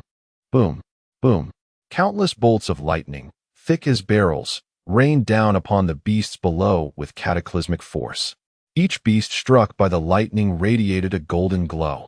As the terrifying currents surged through their bodies, crackling and wreaking havoc on their physiological functions. Amidst Liu Xing's onslaught, a few individuals found themselves in dire straits. Blue sky. It seems we are to meet our end here? A man clad in green military attire wore a look of despondency. He feared not death itself, but rather the ambiguity of such an end. Are we truly to perish here? A flicker of despair crossed Blue Sky's face. Regret washed over him for not heeding the counsel of Baifeng and others. Yet in this world, regret is a luxury one cannot afford. Wiping the sweat from his brow, he surveyed the battlefield, noting that 3 of his 4 summoned beasts had already fallen. Fortunately, he had managed to store the downed beasts in his beast space, or they would have surely perished. Now, only his initial beast, the ice crystal eagle, remained, struggling to endure. Suddenly, an image of a person flashed in Blue Sky's mind. The figure had striking black hair, an exceptionally handsome face, and a subtle smile that graced his porcelain-like features. Liu Xing, I'm sorry, but it seems I must break our promise. Last night, Blue Sky had drunk heavily with Liu Xing, during which he had confided his aspirations to challenge Liu Xing in battle, even if just once. Alas, now he found himself facing imminent death. Wait. Look. The beast tide seems to be retreating. Yes, the beast tide appears to be retreating. Ah, we won. We actually won. What was happening? The valiant Blue Sky, who had resigned himself to sacrifice, was astonished to see the retreat. This meant he might escape death after all. He bit his dry lips. Look over there. What is happening? My heavens, is that a storm brewing? Lightning and thunder. Blue Sky's keen eyes spotted something unusual. Wei Yong, I leave this situation to you. I must investigate over there. Hey. Wei Yong began to protest, but Blue Sky had already mounted the ice crystal eagle and taken off. Is that you? Blue Sky murmured softly. His heart raced uncontrollably as he approached the battlefield. Upon arrival, he was struck dumb. What has happened here? Fear etched across his face as he beheld the ground littered with the corpses of beasts, their blood pooling together to form a small river. A gust of wind swept by, carrying a nauseating stench that assaulted Blue Sky's senses. Gagging, he instinctively covered his mouth and nose. This is the work of a devil, he thought. Just then, he heard a familiar voice call out, Blue Sky, what are you doing here? Turning, he was astonished to find Liu Xing standing nearby. Swallowing hard, Blue Sky hesitantly asked, Liu Xing, you didn't do this, did you? Indeed, Liu Xing replied with disarming candor. Impressive. Blue Sky found himself at a loss for words to describe Liu Xing's actions. All right, we should return. However, I ask that you keep today's events confidential. Rest assured, even if I were to die, I would never divulge what transpired today, Blue Sky promised. Thank you. Liu Xing and Blue Sky rode back to their camp atop their respective beasts. As the beast tide receded, cheers erupted among the crowd. Everyone was overwhelmed with joy. We won. We finally won. In this clash between humanity and the beasts, humanity emerged victorious. Yet, as Liu Xing observed the retreating tide, a frown creased his brow. From the very beginning, he had pondered one question: what had caused this beast tide? Typically, such upheavals do not occur in secret realms. It had to be orchestrated by human hands. Do not let me find you, otherwise you shall regret ever entering this world, Liu Xing muttered softly. Meanwhile, within the agitated secret realm, a group of individuals clad in black robes huddled together. Damn it, we have failed again, one exclaimed. Wasn't the strong force in Jiangnan City lured away by our leader? Indeed, but no one expected there to be such a powerful figure still remaining in Jiangnan City. I just surveyed the battlefield. Those beasts were all annihilated with a single strike, without a hint of hesitation. It seems likely that a master-level individual hidden in Jiangnan City intervened, another agreed. Let these pests live a little longer. Our leader is currently working on something. Once he succeeds, Jiangnan City will be ours. A cruel smile spread across the leader's face, revealing their sinister intentions. Chapter 139, Dining with F4A? I am utterly exhausted. Upon returning to the dormitory, Su Pang collapsed onto the sofa. If it weren't for the retreat of the beast tide, I feel as though I would be utterly drained. Observing Su Pang, who resembled a limp rag, Liu Xing felt a wave of exasperation. This fellow. Sigh. Liu Xing sighed. disregarding Su Peng and heading directly towards the basement. Liu Xing, where are you going? Su Peng had expected Liu Xing to join him on the sofa for a brief nap. Unexpectedly, Liu Xing had ventured to the basement instead. Su Peng was well aware of what that place entailed. Damn it, Liu Xing, do you really have to be this industrious? For the first time, Su Peng felt what it meant to be outshone by someone who was also more diligent. In the basement, Liu Xing closed the door behind him. Come forth, hellhound. He summoned his hellhound. Instantly, a massive creature materialized before him. Yet, instead of joy, a frown creased Liu Xing's face. The hellhound, having harnessed the skill of flesh accumulation from previous battles, had at least tripled its strength. Triple? What an astonishing concept. Now, the hellhound's muscles bulged, appearing taut and tense. It did not project strength. Rather, it gave an unsettling impression of instability. It resembled a balloon, precariously close to bursting.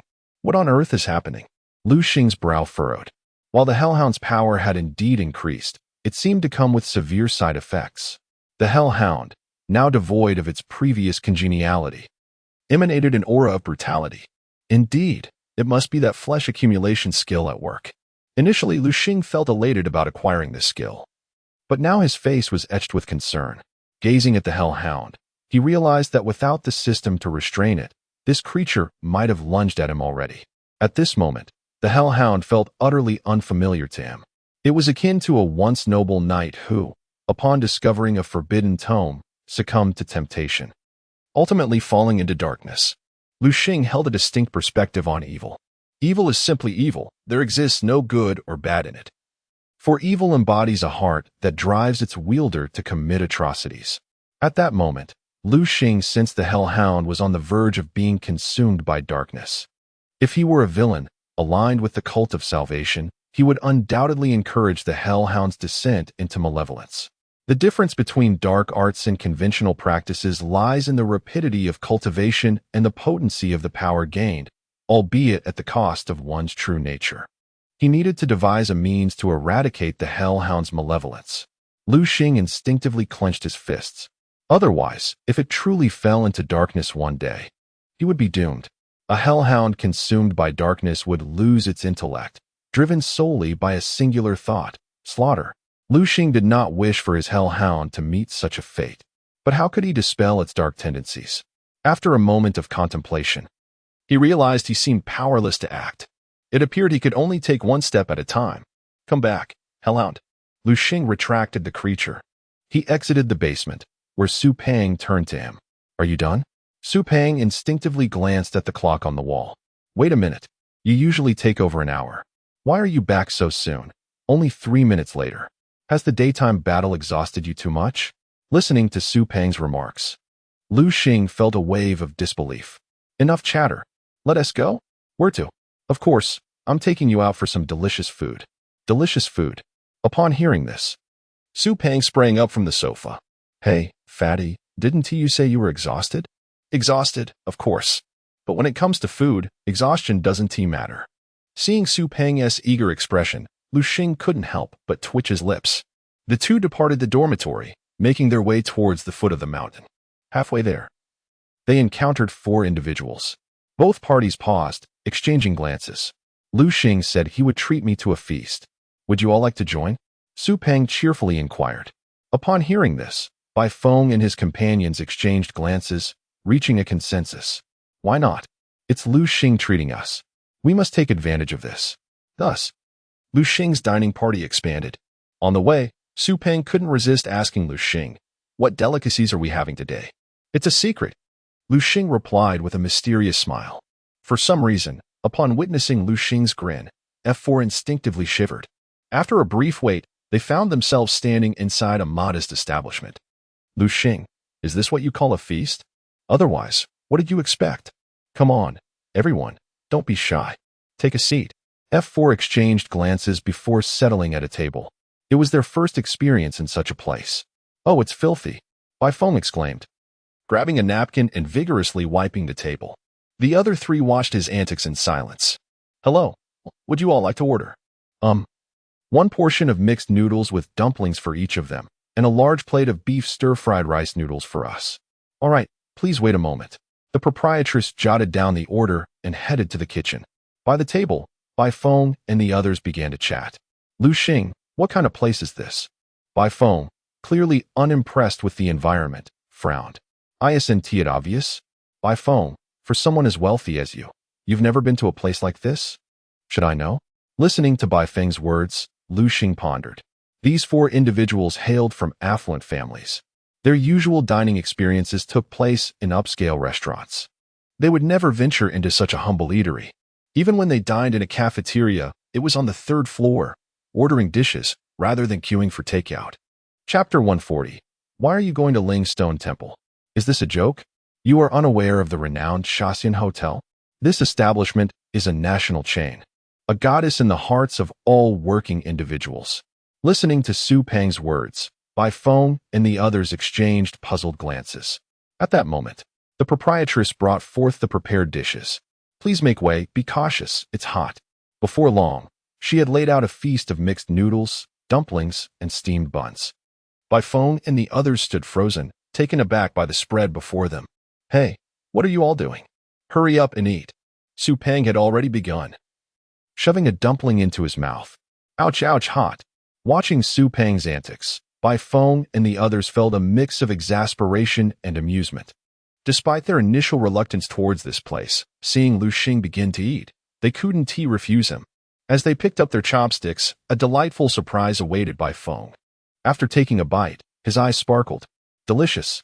Indeed. Su Peng replied with a grin. Don't let the messy environment fool you. The food here is truly exquisite. The group commenced their meal, and perhaps due to the earlier battle that drained their energy, Liu Xing and the others were particularly ravenous, devouring the food voraciously. Soon, the table was nearly cleared.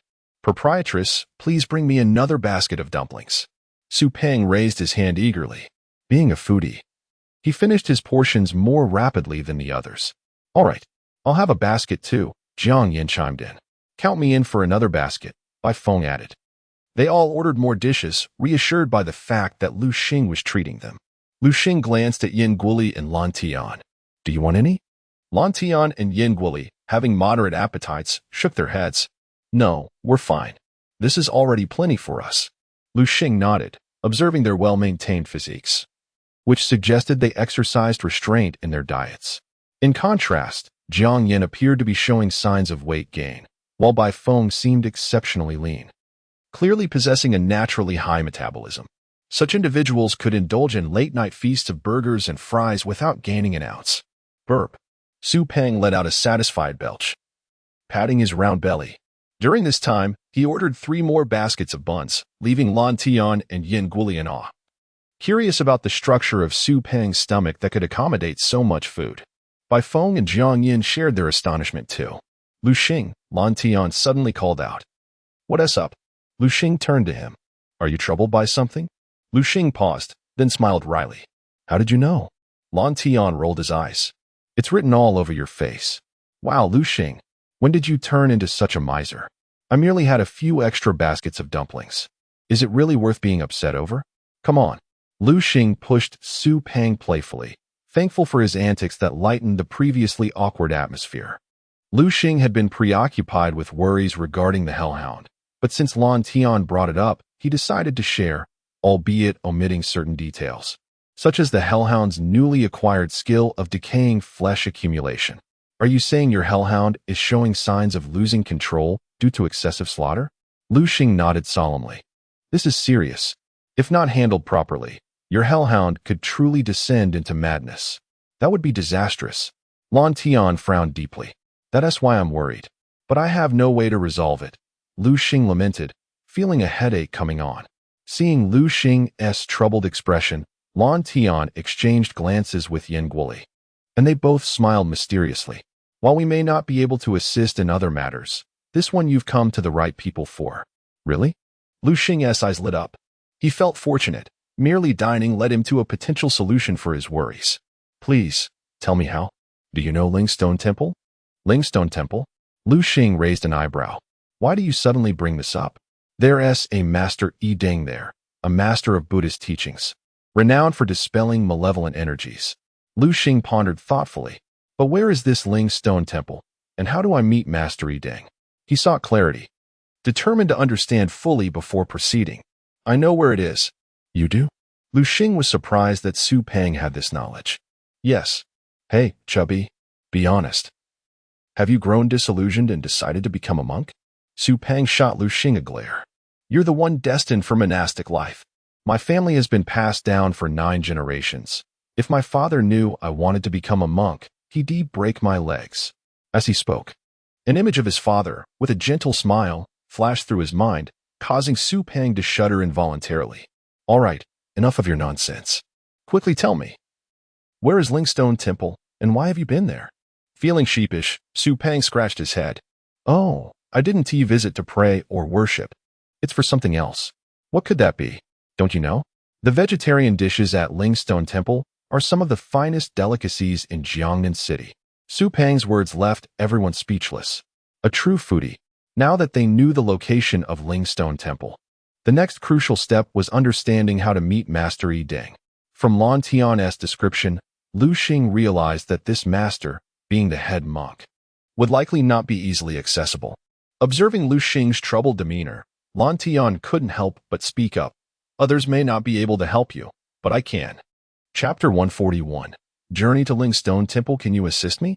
Liu Xing gazed towards the azure sky. My father has a good rapport with Master Yi Ding, and through this connection, I have also had the pleasure of meeting him.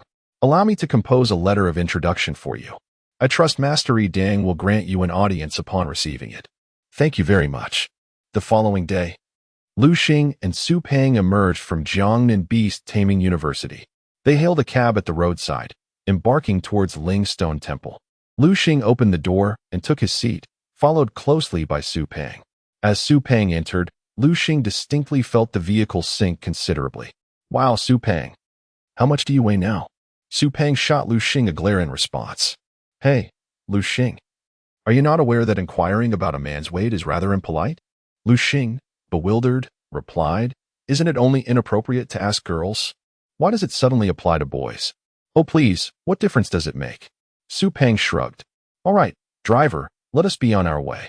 Where to? The taxi driver turned to glance at Su Peng and Liu Xing. The driver's expression revealed distress, evidently due to Su Peng's considerable weight. His heart ached, yet he could not refuse service. We're headed to Lingstone Temple. All right, hold on tight. The driver pressed the accelerator, and the car lurched forward slowly. Struggling with an unexpected burden, Liu Xing regarded the taxi door with sympathy. Before long, the taxi driver brought Liu Xing and Su Peng to the foot of Lingstone Mountain. Here is your fare, driver. No need for change. Su Peng exited the vehicle, nonchalantly handing a red bill to the taxi driver. The driver, feeling the car return to its normal state, frowned. What do you mean no change? Hey, you hefty fellow. This isn't enough. What? What's with the what? The fare totals 156. You've only given me 100. You still owe 56. Oh. Su Peng realized his oversight and rummaged through his wallet, producing another red bill. This should suffice, right? That is more like it. The excess will cover the wear and tear on my vehicle. With that, the driver drove away. Liu Xing. Su Peng hurried after Liu Xing, who was already walking ahead. Why didn't you wait for me? Liu Xing shot him a glance. Honestly, can you take any longer with the taxi fare? It's just a ride. Hee. Su Peng scratched his head, feeling somewhat embarrassed. All right, enough chatter. Let us ascend. Thus commenced their journey of climbing. Lingstone Temple is perched atop Lingstone Mountain, which is no minor height. After over 10 minutes of walking, they still had not reached the summit. Huff, huff, huff. Su Peng's face reddened as he gasped for breath, drenched in sweat. Gulp, gulp, gulp. He unscrewed a bottle of water, draining it in one go. As he prepared to toss the empty bottle into the nearby bushes, Liu Xing intercepted him, snatching the bottle away and stowing it in his backpack. Hey, Su Peng, how can you just litter? I'm not littering. Where am I supposed to put it? There are no trash bins around, and no one is here to see. Su Peng glanced around, only to find himself embarrassed. What's wrong? Nothing. Su Peng's expression shifted, turning quite pale as if he had just suffered a social death. Nothing. Liu Xing followed Su Peng's gaze, and his eyes widened. Unbeknownst to them, An elderly monk clad in a brown robe stood silently behind Liu Xing Ba. Liu Xing immediately bowed to the monk, who nodded with a smile, evidently pleased with Liu Xing's actions. Without further ado, the monk continued his ascent. What a master! Liu Xing noted that despite the monk's advanced age, his physical condition was remarkably robust. After such a lengthy climb, he showed no signs of fatigue, breathing evenly and steadily. After a brief rest, Liu Xing and Su Peng resumed their climb. Due to Su Peng's lack of stamina, Liu Xing lost track of how long they had rested. They began climbing in the morning, and by 4 o'clock in the afternoon, nearly 5, they finally reached the summit. Ugh, I can't go on. Su Peng flopped onto the ground, adamant about not rising again. Liu Xing shot him a look. Hey, you claimed you had visited Ling's Stone Temple before, and you even had vegetarian food here. Of course, I've been here. The place for vegetarian dishes is right over there. Speaking of which, they do serve vegetarian meals. Su Peng instinctively glanced at his watch. Perfect timing. Liu Xing, let us go eat. I'm starving. The mere mention of food revived Su Peng's energy. He led Liu Xing directly to the temple's dining hall. Having been there before, Su Peng navigated effortlessly and ordered a plethora of vegetarian dishes. Before long, a monk approached, bearing several large platters of vegetarian delicacies. Please enjoy your meal, esteemed guests. He served the dishes respectfully, bowed, and departed. Come on, eat up. Su Peng eagerly grabbed his chopsticks and began devouring the food. Liu Xing, let me tell you, the best vegetarian dishes here are these two. One is the scallion tofu, and the other is the vegetarian meat. Try this scallion tofu first. All right. Liu Xing picked up a small bowl of scallion tofu and tasted it. As the tofu melted in his mouth, Liu Xing's eyes sparkled. So tender. It's delicious. The tofu was fragrant and silky, perfectly complemented by the scallions, creating a unique flavor. Indeed, how could anything Su Peng, recommend be anything less than exquisite? Su Peng puffed out his chest with pride. Absolutely, you are indeed impressive. Liu Xing smiled slightly. But don't just focus on the tofu. You must also try the vegetarian meat. Let me tell you, their vegetarian meat is a masterpiece as well. Chapter 142, Vegetarian Delicacies. Is this vegetarian meat? Liu Xing inquired, picking up a piece of the foam meat from his bowl and taking a bite. How is it? Delicious, right? Su Peng gazed at Liu Xing with eager anticipation. It's acceptable. What? Su Peng's expression darkened at Liu Xing's response. Acceptable? You can't be serious. Don't you think this vegetarian meat resembles real meat? To some extent. Then do you know what it's made from? Su Peng attempted to flaunt his knowledge. It's made from tofu skin. Liu Xing replied succinctly. Bah! How dull. As soon as Liu Xing uttered the correct answer, Su Peng slumped down in defeat, resembling a deflated balloon. Liu Xing, sometimes I truly wonder who you are. How do you know everything? Liu Xing shot Su Peng a disapproving glance. I'm not like you. You, my friend, are akin to a pig, spending your days either eating or sleeping. Meanwhile, I actually read books. Reading? Huh. Su Peng's face displayed contempt. I might believe others read, but you all right. Let us not dwell on that. Just tell me, is this vegetarian meat good or not? From a taste perspective, I would rate it 100 out of 100. However, in terms of significance, it deserves a 0, perhaps even negative points. What? Su Peng's eyes widened in disbelief. A negative score? This was the first time he had ever heard someone suggest that the vegetarian meat from Lingshi Temple deserved such a rating. Pray tell, why would you assign it a negative score? At that moment, Liu Xing appeared to Su Peng as an oddity. The last time he had visited, everyone else had praised the vegetarian meat. After all, to replicate the texture of meat using tofu skin was a culinary feat of extraordinary skill. With a faint smile, Liu Xing began to explain, there is a saying, wine and meat pass through the intestines, but the Buddha remains in the heart. While this vegetarian meat is good, it contradicts the essence of Buddhism. What? Contradicts the essence of Buddhism? Indeed. Liu Xing nodded. Monastics are not to consume meat. They emphasize cultivating the mind to achieve a state of desirelessness. Yet, this small plate of vegetarian meat reveals a lack of true cultivation. How so? Since the precepts clearly state that one should abstain from meat, why then create tofu skin to resemble meat? Isn't that redundant? If they desire to eat meat, why not simply indulge? Their actions are akin to wanting to be a courtesan while maintaining a virtuous facade. Listening to Liu Xing's contrarian remarks, Su Peng pondered deeply. For some reason, he found Liu Xing's argument particularly compelling. Another individual, standing behind Liu Xing, also seemed to agree, smiling and nodding in affirmation. Liu Xing, it's that old monk again, Su Peng exclaimed, astonished by the monk's presence. Their connection seemed almost fated, having encountered him once on the mountainside and again in this humble dining hall. Umitba. The old monk bowed respectfully to both Liu Xing and Su Peng before turning to leave. As Liu Xing watched the monk's retreating figure, he fell into contemplation. By the way, Su Peng, judging by your performance today, I'm curious how you managed to ascend this mountain in the first place. Liu Xing mused. Considering that despite Su Peng's love for food, he wouldn't have spent half a day climbing Lingshi Temple just for a taste of vegetarian fare. Climb? Why would I climb? I flew up. Flew up? Yes, I hired someone who could summon a flying beast to take me to the summit. I even paid them 5,000. 5,000. You're quite the wealthy one. Hee, just a fair deal. Then why didn't you ask me to use the Thunder Eagle to take you to the top today? Upon hearing this, Su Peng rolled his eyes at Liu Xing. You know perfectly well why. If it weren't for that blue sky fellow insisting that one must approach Lingshi Temple with sincerity, I wouldn't have bothered. He claimed that only in this manner would Master Yi Dang consider meeting us. At this, Liu Xing couldn't help but chuckle. Today had indeed been a trying experience for Su Peng. He did it for you. Indeed. From Su Peng's actions today, it was evident he was a true friend. Given his circumstances, he could have easily abandoned Liu Xing, seeking out someone to transport him to the summit.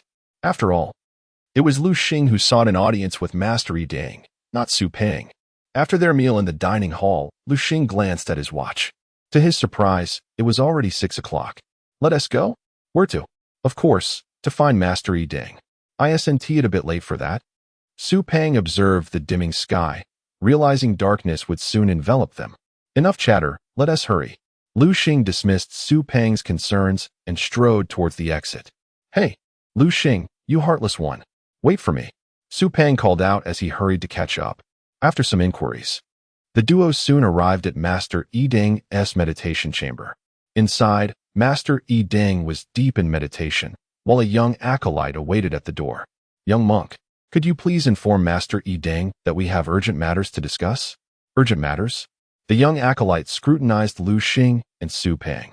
I'm afraid my master does not appreciate being disturbed during meditation. Young monk Liu Xing began to protest, but Su Peng interrupted him. Young monk, look what I have. From somewhere, Su Peng produced a colorful lollipop. A lollipop. The young acolyte's eyes widened as he eyed the vibrant treat in Su Peng's hand. Unable to suppress a gulp. Having lived at Lingshi Temple since childhood, the young monk had once been fortunate enough to accompany his senior brother down the mountain to purchase supplies, where he had tasted a lollipop for the first time. It had melted his heart, and since then, it had become the most delectable item in his mind. Now, with a lollipop presented before him, how could he resist? Chapter 143. The old monk seeks a disciple. What do you want me to do? Nothing much. Just hope you can deliver this letter to Master Yi Dang. A letter? Yes. Once you hand it over to Master Yi Dang, this lollipop will be yours. As Su Peng spoke, he handed the lollipop to the little novice monk. Rest assured, once you accomplish this, I shall give you another. No way. Huh. I want two. The little novice held up 2 fingers. Hey, you little monk. You actually dare to raise the stakes. All right, 2 it is. Su Peng and Liu Xing had endured great hardships to arrive here. They would not forfeit the opportunity to meet Master Yi Dang for the sake of 2 measly lollipops. Okay, just wait here. The little novice carefully tucked the lollipop into his back pocket, then took the letter and pushed open the door, stepping inside. Before long, the little novice emerged. Did the abbot agree to see us? The little novice shook his head. Did he not look at the letter? The little novice nodded.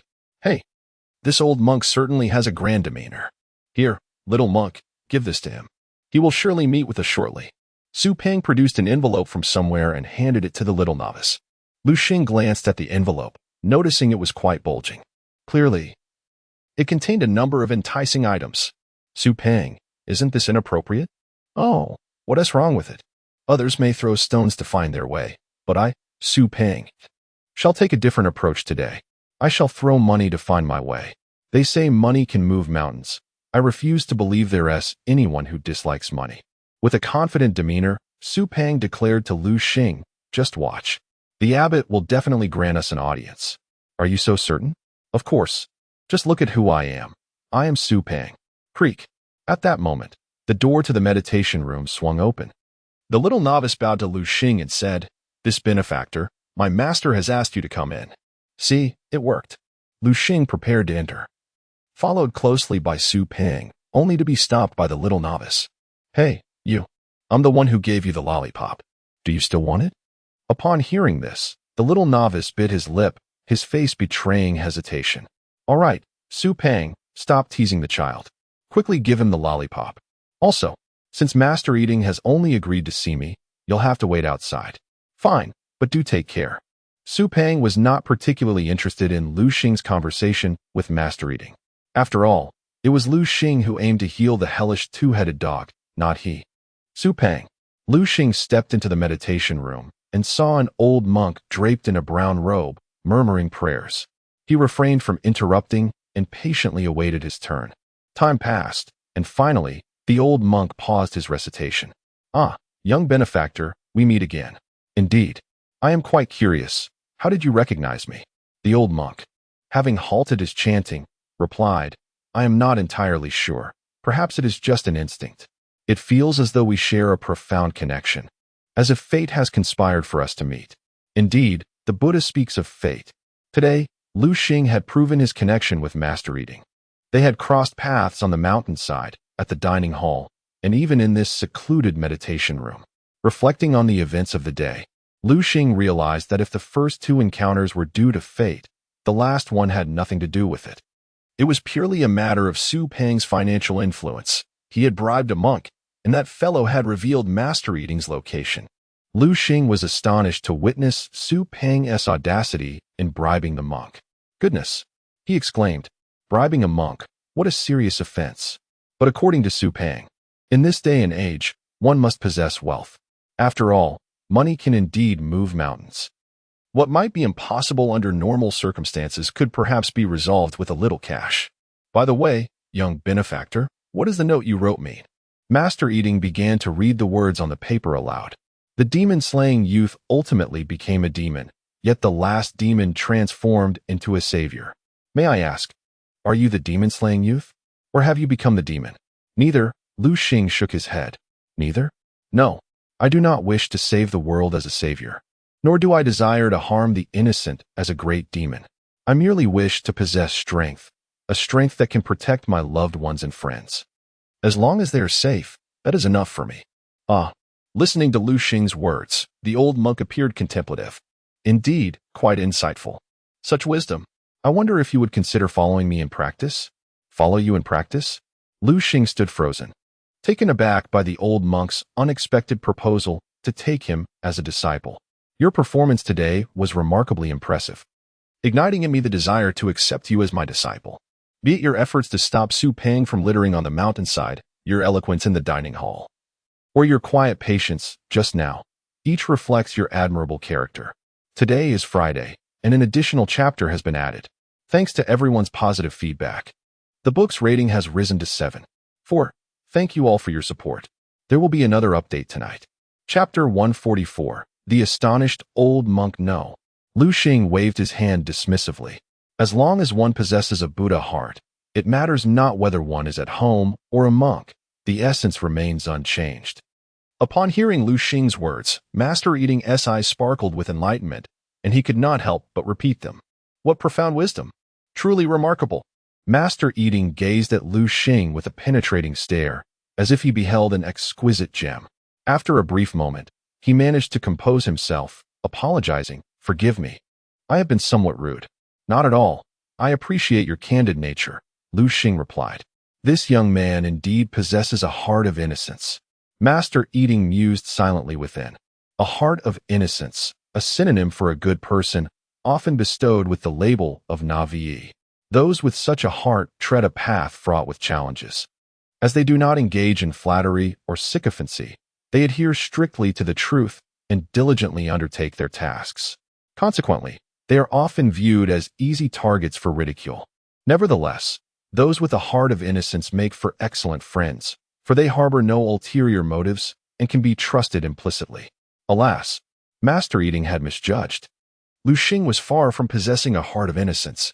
He would never become the so-called naive fool. By the way, young benefactor, did you come to seek my assistance regarding something? Master Eating finally inquired. I do have a matter that requires your help, Liu Xing replied. Please, speak freely. As long as it is within my capacity, I shall assist you. It is neither particularly difficult nor exceedingly simple. Liu Xing began to weave his fingers in a mystical gesture. Come forth, hellhound. He summoned forth his infernal beast. A hellhound? Master Eating gazed upon Liu Xing's creature, which was now aflame with rage, its eyes ablaze, and its gaping maw revealing two glistening tongues that flicked in and out. Its heavy breathing and taut muscles conveyed an aura of ferocity, as pain and fury emanated from its very being. Indeed, Master Eating's brows furrowed in concern. It appears to be consumed by demonic energy. Yet, this child possesses a steadfast heart. Otherwise, it would have been overtaken long ago. Master Eating, do you have a way to address this? Liu Xing noticed the troubled expression on the old monk's face and felt a pang of anxiety. Observing the raging hellhound before him, he instinctively clenched his fists. Demonic possession. A glimmer of determination flashed in his eyes. The hellhound was his companion. Should it fall into darkness, Liu Xing would willingly follow. Unlike others who would slay their possessed beasts to eradicate evil, Liu Xing could not bring himself to do so. Master Eating seemed to perceive Liu Xing's inner turmoil, his heart sinking. Liu Xing stood at the precipice of a decision, one thought leading to salvation, another to damnation. Just as he had previously stated, he wished neither to be a savior nor a harbinger of doom. Yet, life does not always allow one such choices.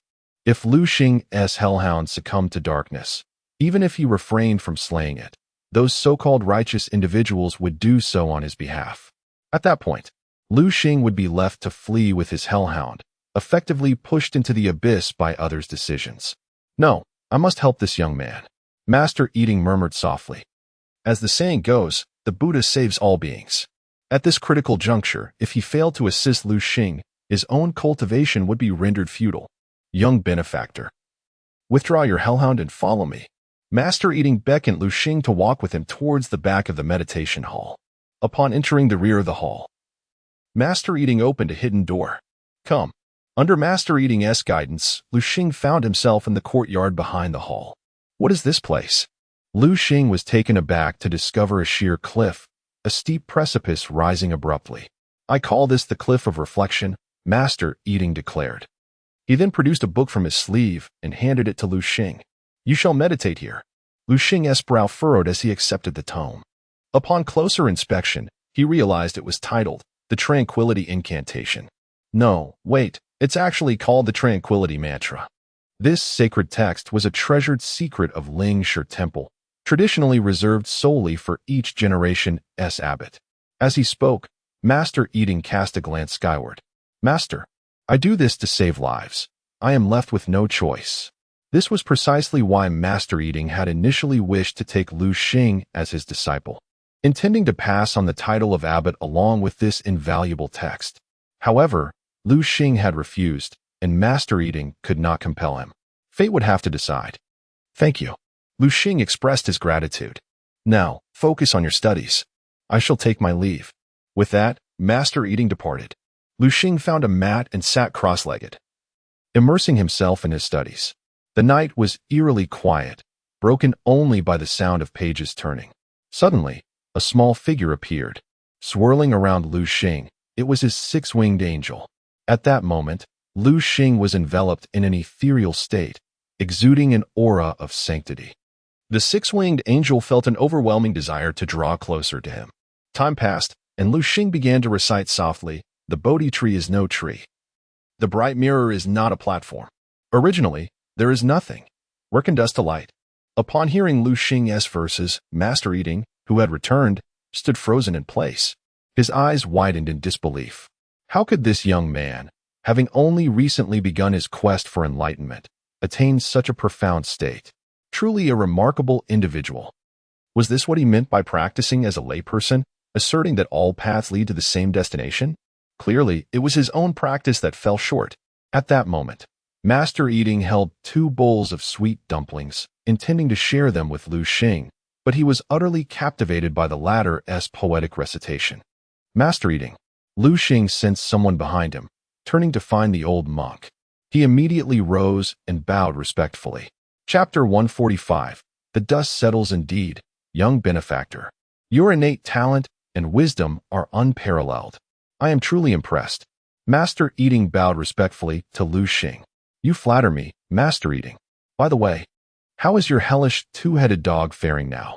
Upon hearing this, Liu Xing immediately reached out to sense his beast within the beast space. To his astonishment, after listening to his calming chant, the malevolent aura surrounding his hellhounds had completely dissipated. The once bulging muscles had softened as well. At this moment, the hellish 2-headed dog exuded a long, stable breath, its elevated realm evidently solidified. It was clear that it had been healed. Liu Xing activated the system to observe his hellish 2-headed dog. Hellish 2-headed dog. Attributes: evil, fire, gender, level, golden 4th tier, talent, SS, learned skills, tear, bite, venomous fangs, shadow assault, fire devour, flame slash, shadow ball, flame armor, rotting flesh accumulation. PS. It seems to harbor a terrifying bloodline within, which appears to be awakening. Is this truly the golden 4th tier? Liu Xing was taken aback, amid the chaos of the beast tide. He had fortuitously gained an advancement for his hellish 2-headed dog, elevating it to the golden 4th tier. Furthermore, due to the enhancement from the rotting flesh accumulation, its strength had now tripled. My heavens, that is indeed thrice as potent.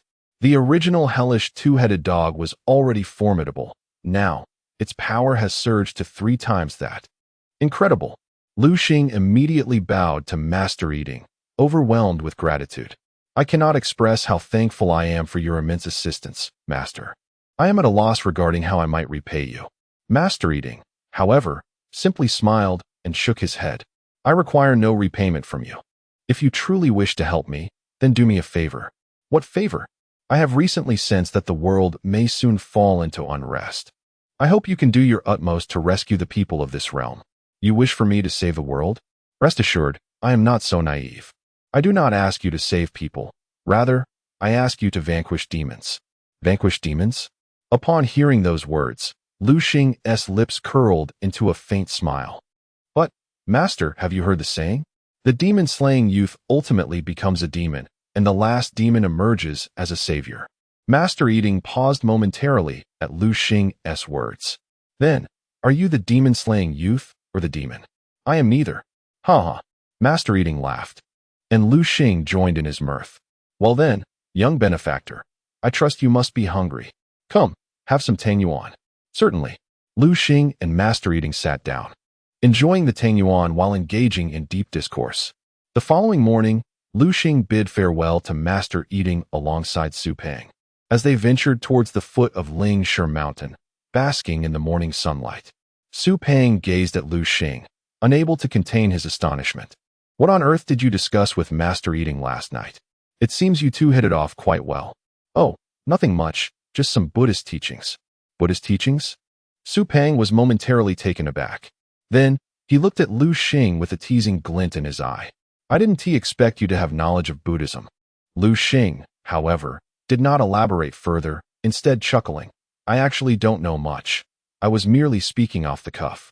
As he said this, Liu Xing glanced up the mountain, only to discover that Master Eating had not yet departed. The master was gazing at him, his eyes filled with warmth and reluctance.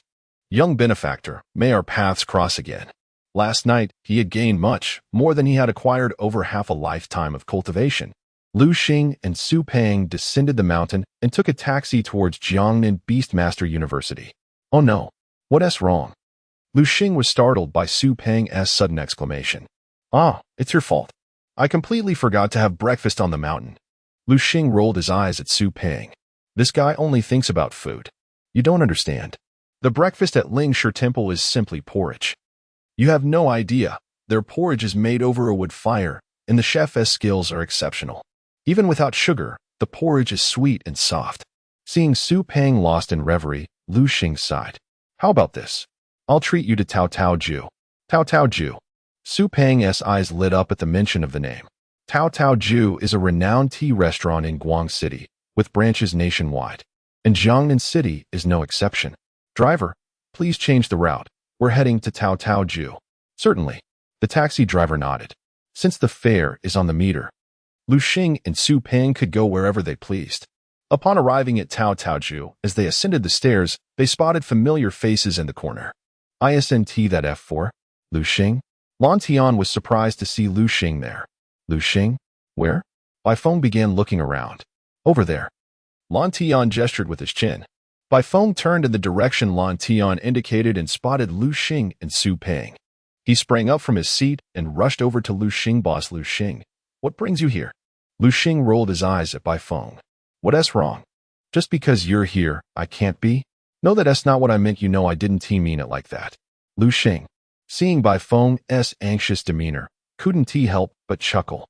All right, I want to tease you. I know that's not what you meant. Liu Xing, come sit with us. Lan Tian beckoned Liu Xing over. Sure. Liu Xing and Su Peng joined them at the table, while Bai Feng, ever perceptive, took the initiative to summon a waiter for more dishes. Here you go, fatty, this chicken foot is for you. Jiang Yan, who had been nibbling on a chicken foot, immediately passed his plate to Su Peng upon his arrival. Thank you. Su Peng smiled broadly as he accepted it, not hesitating to dive in with his hands. Lan Tian, however, ignored the two and turned his attention to Liu Xing. So how did it go? Did you find master eating? Lan Tian's brow furrowed slightly, clearly invested in the matter. Yes, I found him, and we resolved the issue. Oh, he didn't just resolve it. Let me tell you. My brother here is well-versed in Buddhist teachings, leaving Master Eating utterly stunned. When we were descending the mountain, Master Eating looked quite reluctant to part ways, almost sending him off for 10 miles. Unintentionally spoken, yet heard with intent, Lan Tian paused, slightly taken aback. He could converse with Master Eating about Buddhism. Chapter 146. The water monster. It is worth noting that at his father's age, coupled with his life experiences, he could barely exchange a few words with Master Eating. However, from Su Peng's tone, it seemed that Liu Xing not only engaged in conversation with Master Eating, but appeared to overshadow him. My heavens! What kind of extraordinary individual is this? Lan Tian stole a glance at Liu Xing and couldn't help but shudder.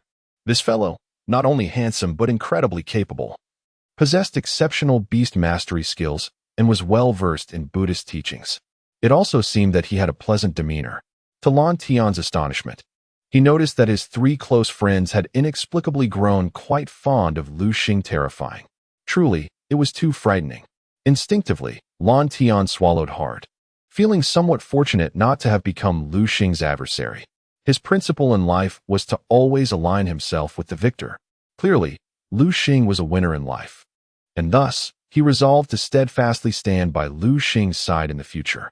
Unbeknownst to Liu Xing, he had unwittingly acquired 4 loyal followers, and their prowess appeared commendable. By the way, Lan Tian, how did you all end up here today? Aren't you supposed to be in class? Upon hearing this, Lan Tian and the others shot Liu Xing a blank stare. Liu Xing, do you not realize today is the weekend? Oh, right, it is indeed the weekend. Oh, don't blame him.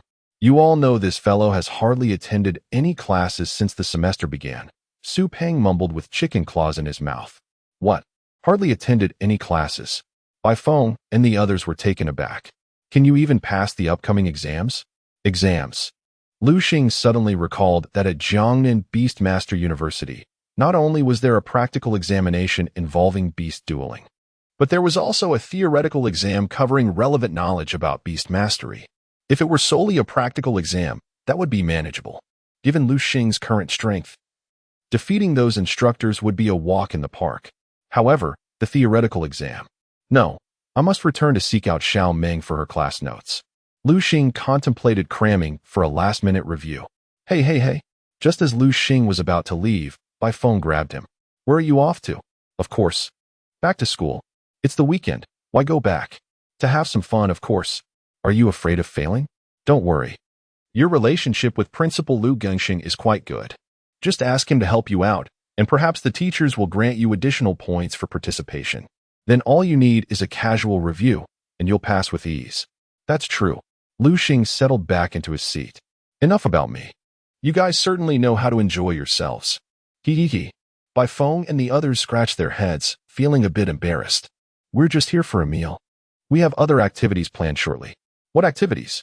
Su Peng's interest peaked at the mention of activities. Is it a pool party with champagne and beautiful ladies? Oh. Bai Feng and the others were slightly taken aback. They had grown weary of such things, viewing them as rather lowbrow. They were now aiming for something more sophisticated.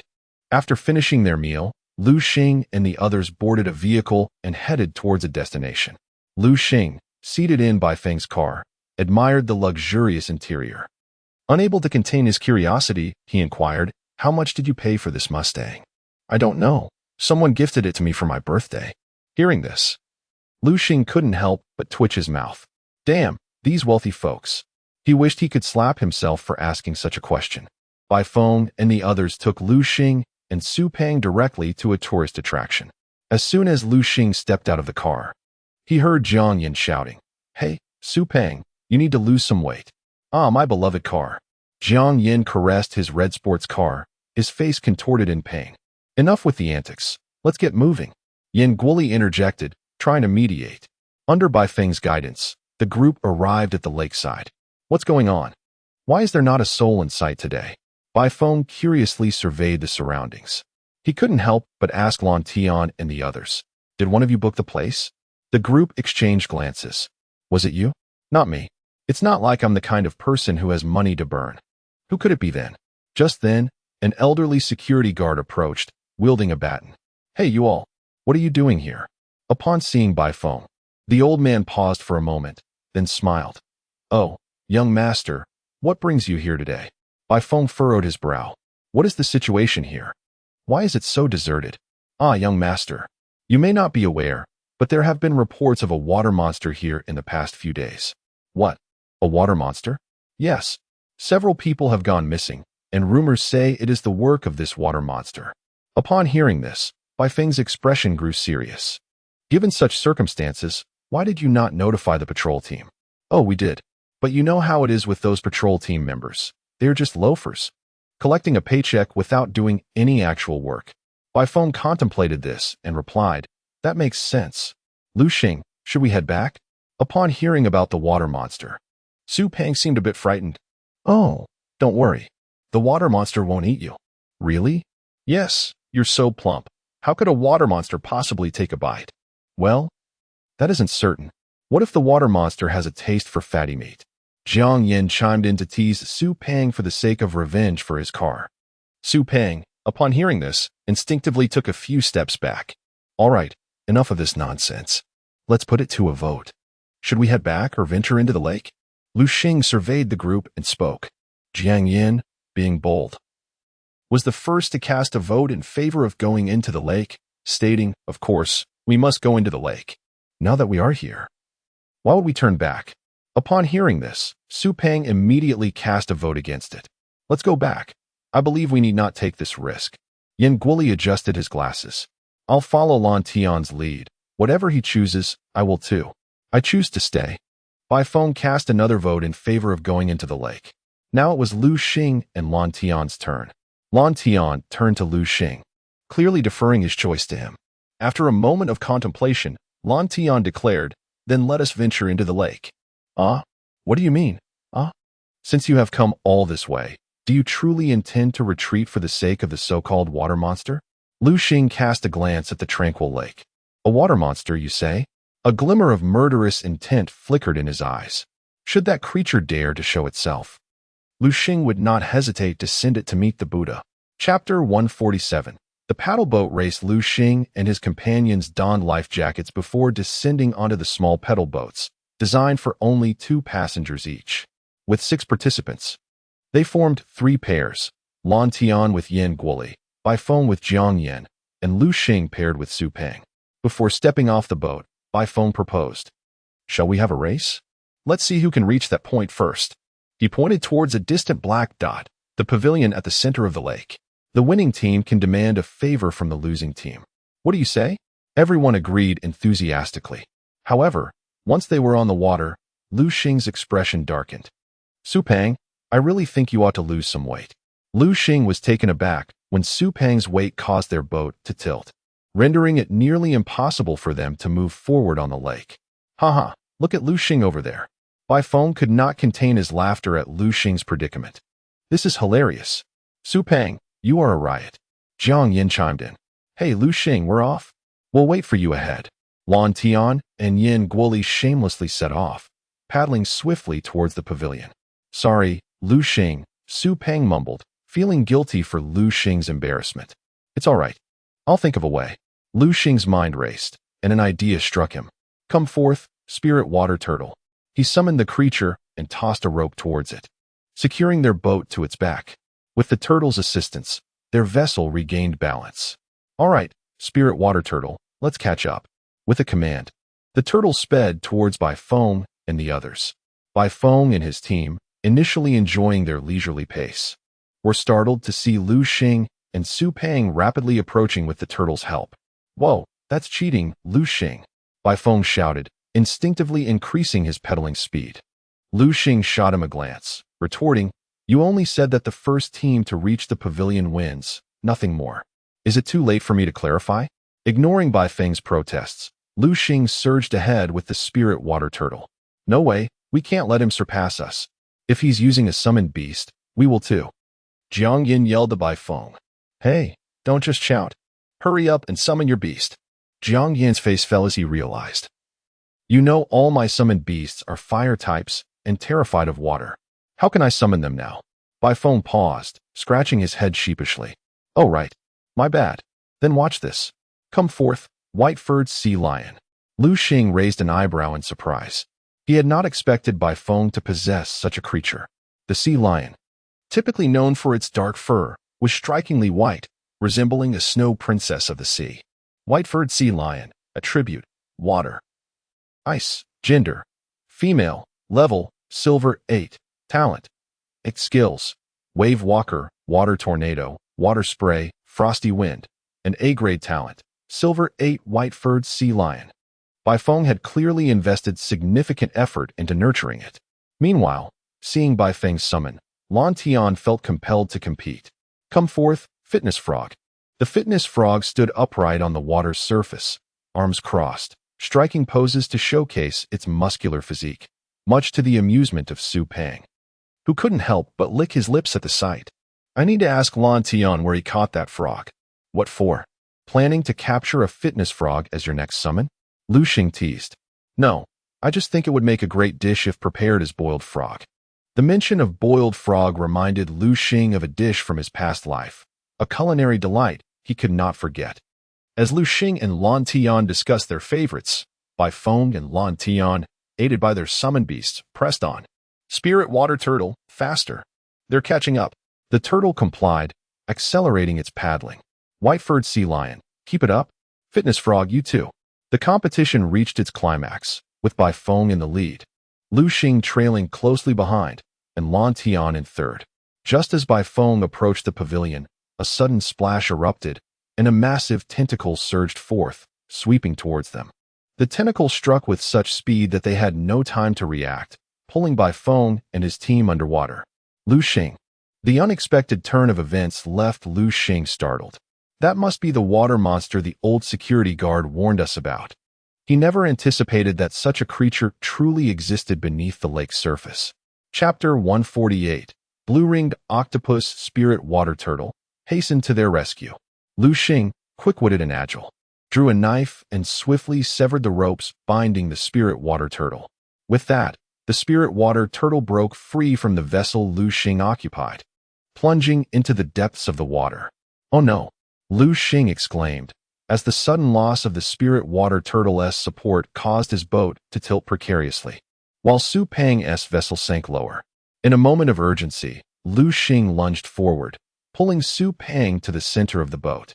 The vessel gradually regained its balance. Phew, that was terrifying. Su Peng patted his chest, feeling his heart race like a startled fawn. I nearly became a drenched chicken. From across the water, he noticed Liu Xing had cut the ropes. Inspired, he produced his own knife, severing the bindings and addressing his fitness frog. You two must seek out by Feng and Jiang Yan. The fitness frog nodded in agreement and dove into the water. Witnessing this, Yin Guoli pursed his lips, a look of embarrassment crossing his face. If I had known, I would have contracted a water-type beast as well. Regret washed over him. A water-type beast, you say? Su Peng murmured. I believe I possess one as well. Why aren't you summoning it immediately? Yin Guoli's tone turned sharp with impatience. All right, I shall summon it at once. Su Peng declared, come forth, my little darling. He quickly formed a hand gesture, and a blue magic circle appeared on the water's surface. Soon, a yellow duck emerged, looking around in a daze. Upon its arrival, the duck began to flail wildly. Hey, fatty, what's wrong with your duck? Yin Guoli's expression darkened. My duck seems to be incapable of swimming. Su Peng scratched his head awkwardly. Cannot swim? Yin Guoli's eyes widened in disbelief, internally lamenting, Isn't that a land duck? What use is that? Meanwhile, Liu Xing tugged at Su Peng's sleeve. Hurry and retrieve your duck. Otherwise, it will drown. Oh, right. Su Peng hastily recalled the duck. Liu Xing turned his attention back to the water's surface. As he peered beneath, the once tranquil waters began to churn violently. Suddenly, a massive column of water erupted, and a figure leapt from the depths, landing on Blue Tian's vessel. It was Blue Tian's fitness frog, now cradling both Bai Feng and Jiang Yan in its arms. Take Bai Feng and Jiang Yan to the pavilion in the lake's center. I will confront that monster. Blue Tian commanded. Understood. Blue Tian and Yin Guoli immediately began pedaling toward the pavilion. Just as they were about to reach their destination, another tremendous water column shot upwards, this one even taller, soaring over 10 meters. Before long, a colossal creature emerged before them. Splash, splash, splash. Blue Tian and Yin Guoli barely managed to dodge, getting drenched in the process. Liu Xing's expression turned grave as he observed the battle unfolding. His spirit water turtle was locked in combat with a fearsome adversary, the blue-ringed octopus. Liu Xing activated his system eye, scrutinizing the octopus's attributes. Blue-ringed octopus, attributes, water, poison, gender, male, level, silver 9, talent, S, skills, poison jet, mud assault, toxic star, death, bind. The blue-ringed octopus had ensnared the spirit water turtle with its 8 formidable tentacles. The turtle struggled valiantly, yet the octopus's grip was unyielding. Is this the legendary principle of yielding to strength? Liu Xing murmured softly. He soon realized with alarm that his spirit water turtle was poisoned. Its color turning a sickly purple, agony etched across its features. Poisonous beasts are truly vile. Liu Xing muttered under his breath. But there was no time for complaints. The immediate priority was to rescue the spirit water turtle. What should I do? Just then, the spirit water turtle roared suddenly, casting a glance at Liu Xing, conveying a silent message. Liu Xing understood instantly. Very well, if this is your wish, do not blame me later. Come forth, Thunder Eagle. With that, Liu Xing summoned his Thunder Eagle from the magic circle. Thunder Eagle, unleash your lightning upon the blue-ringed octopus entangled with the spirit water turtle. The Thunder Eagle hesitated briefly, cognizant that while it could strike the octopus, the spirit water turtle would also be at risk. It's fine. Attack as I command. You fought alongside the spirit water turtle before. A single bolt of lightning will not harm it. The Thunder Eagle nodded in compliance. Caw! It emitted a sharp cry, and a bolt of lightning, as thick as a barrel, descended from the sky, striking both the blue-ringed octopus and the spirit water turtle. Roar! Both the spirit water turtle and the blue-ringed octopus cried out in pain. The octopus, weakened by the electric strike, slackened its grip on the spirit water turtle. Blue Tian and Yin Guoli stood in stunned silence, unable to fathom Liu Xing's audacity to strike his own beast. Did he truly not fear harming his companion? The spirit water turtle shook its dazed head. Being a water-type beast, it was inherently vulnerable to electric attacks. The Thunder Eagle's assault had inflicted considerable damage. With anger blazing in its eyes, the spirit water turtle glared at the blue-ringed octopus, baring its teeth and preparing to bite. Fourth update delivered. Thank you for your kind reviews. There will be another update tonight. Chapter 149. Yin Guoli's acquisition of the blue-ringed octopus. Wait. Just a moment. Yin Guoli, who had just climbed up to the pavilion in the center of the lake, shouted at Liu Xing. Is something the matter? Liu Xing replied. Could you possibly hand over that blue-ringed octopus to me? Hand it over to you? Liu Xing was taken aback by Yin Guoli's unexpected request. Rest assured, I won't take your blue-ringed octopus for free. I will pay you. How does 5 million sound? All right. Liu Xing nodded. The blue-ringed octopus was of no use to him. Rather than kill it, selling it to Yin Guoli was a more sensible choice. This way, he would gain money and a favor from Yin Guoli. Truly a win-win situation. Spirit Turtle, cease your actions. Liu Xing commanded the Spirit Turtle. The turtle glanced reluctantly at the blue-ringed octopus lying nearby. I apologize for this oversight. Once we return, I will treat you to 10 pieces of dried fish. Upon hearing the promise of treats, the Spirit Turtle's eyes lit up. Fear not. Not only will you receive dried fish, but they will be the kind made from bluefin tuna. Hearing this, the Spirit Turtle was even more delighted, splashing in the water and its round eyes curving into crescent moons. By the way, our immediate priority is to detoxify you. Liu Xing promptly retrieved a detoxification pill from his backpack. Here, Spirit Turtle, consume this. Liu Xing tossed the blue pill towards the Spirit Turtle, which opened its wide mouth and swallowed it whole. This detoxification medicine, purchased at a high price, proved effective. Soon, the purple hue on the turtle's face faded away. Ah! Liu Xing sighed in relief. Just then, Yin Guoli, who had originally come ashore, stepped onto a paddle boat and approached the blue-ringed octopus. What was he planning to do? Liu Xing was bewildered by Yin Guoli's actions. It quickly dawned on him. So that is why he wished to spend 5 million on this blue-ringed octopus. He intends to tame it as his own beast. Liu Xing observed as Yin Guoli began to draw a contract array with his spiritual energy, muttering to himself. Since the blue-ringed octopus had been severely injured by Liu Xing's Thunder Eagle, it had lost consciousness, making it relatively easy for Yin Guoli to form a contract. Once the contract was complete, Yin Guoli exhaled a breath of relief, feeling a wave of relaxation wash over him. His eyes sparkled with gratitude. Thanks to Liu Xing. This process was remarkably smooth. Without him, I might not have succeeded so effortlessly. A few days prior, Yin Guoli had successfully broken through to the first tier of gold. He had been pondering what beast to tame when Bai Feng and others invited him to join their outing. Reluctantly, he had set aside his plans to contract a new beast. Just moments ago, he finally realized the kind of beast he desired to tame, a water type. He recognized that he had no beasts capable of battling in water, which left him at a disadvantage. Thus, he had been contemplating where to acquire a water-type beast. As the saying goes, when one is in need of a pillow, a dream comes true. The blue-ringed octopus caught his eye, and he immediately discerned its extraordinary nature. It had been able to match Liu Xing's Spirit Turtle evenly.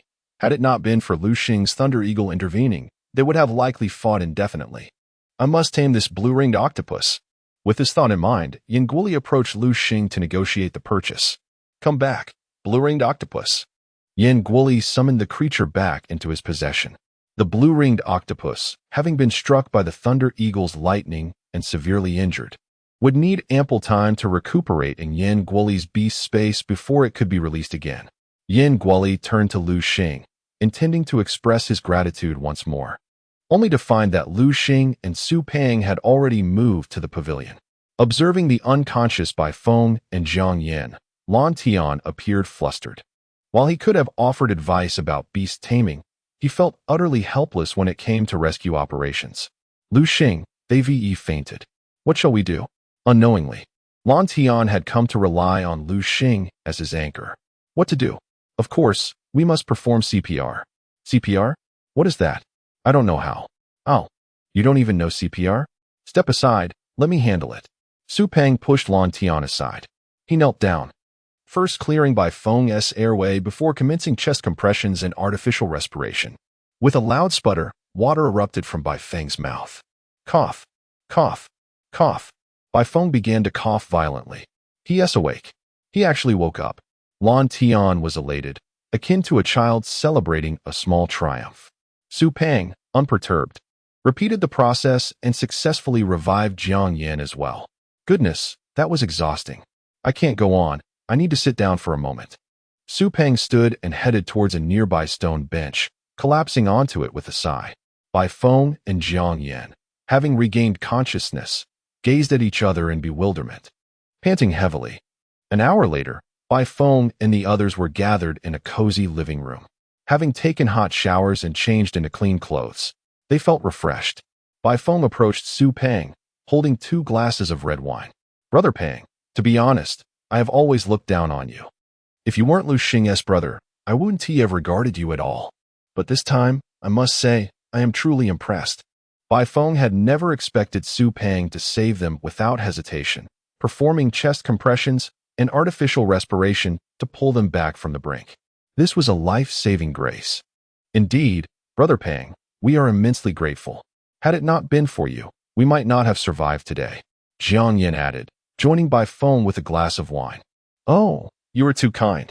Did I not say we are all brothers? No need for such formalities. Su Peng replied, raising his glass.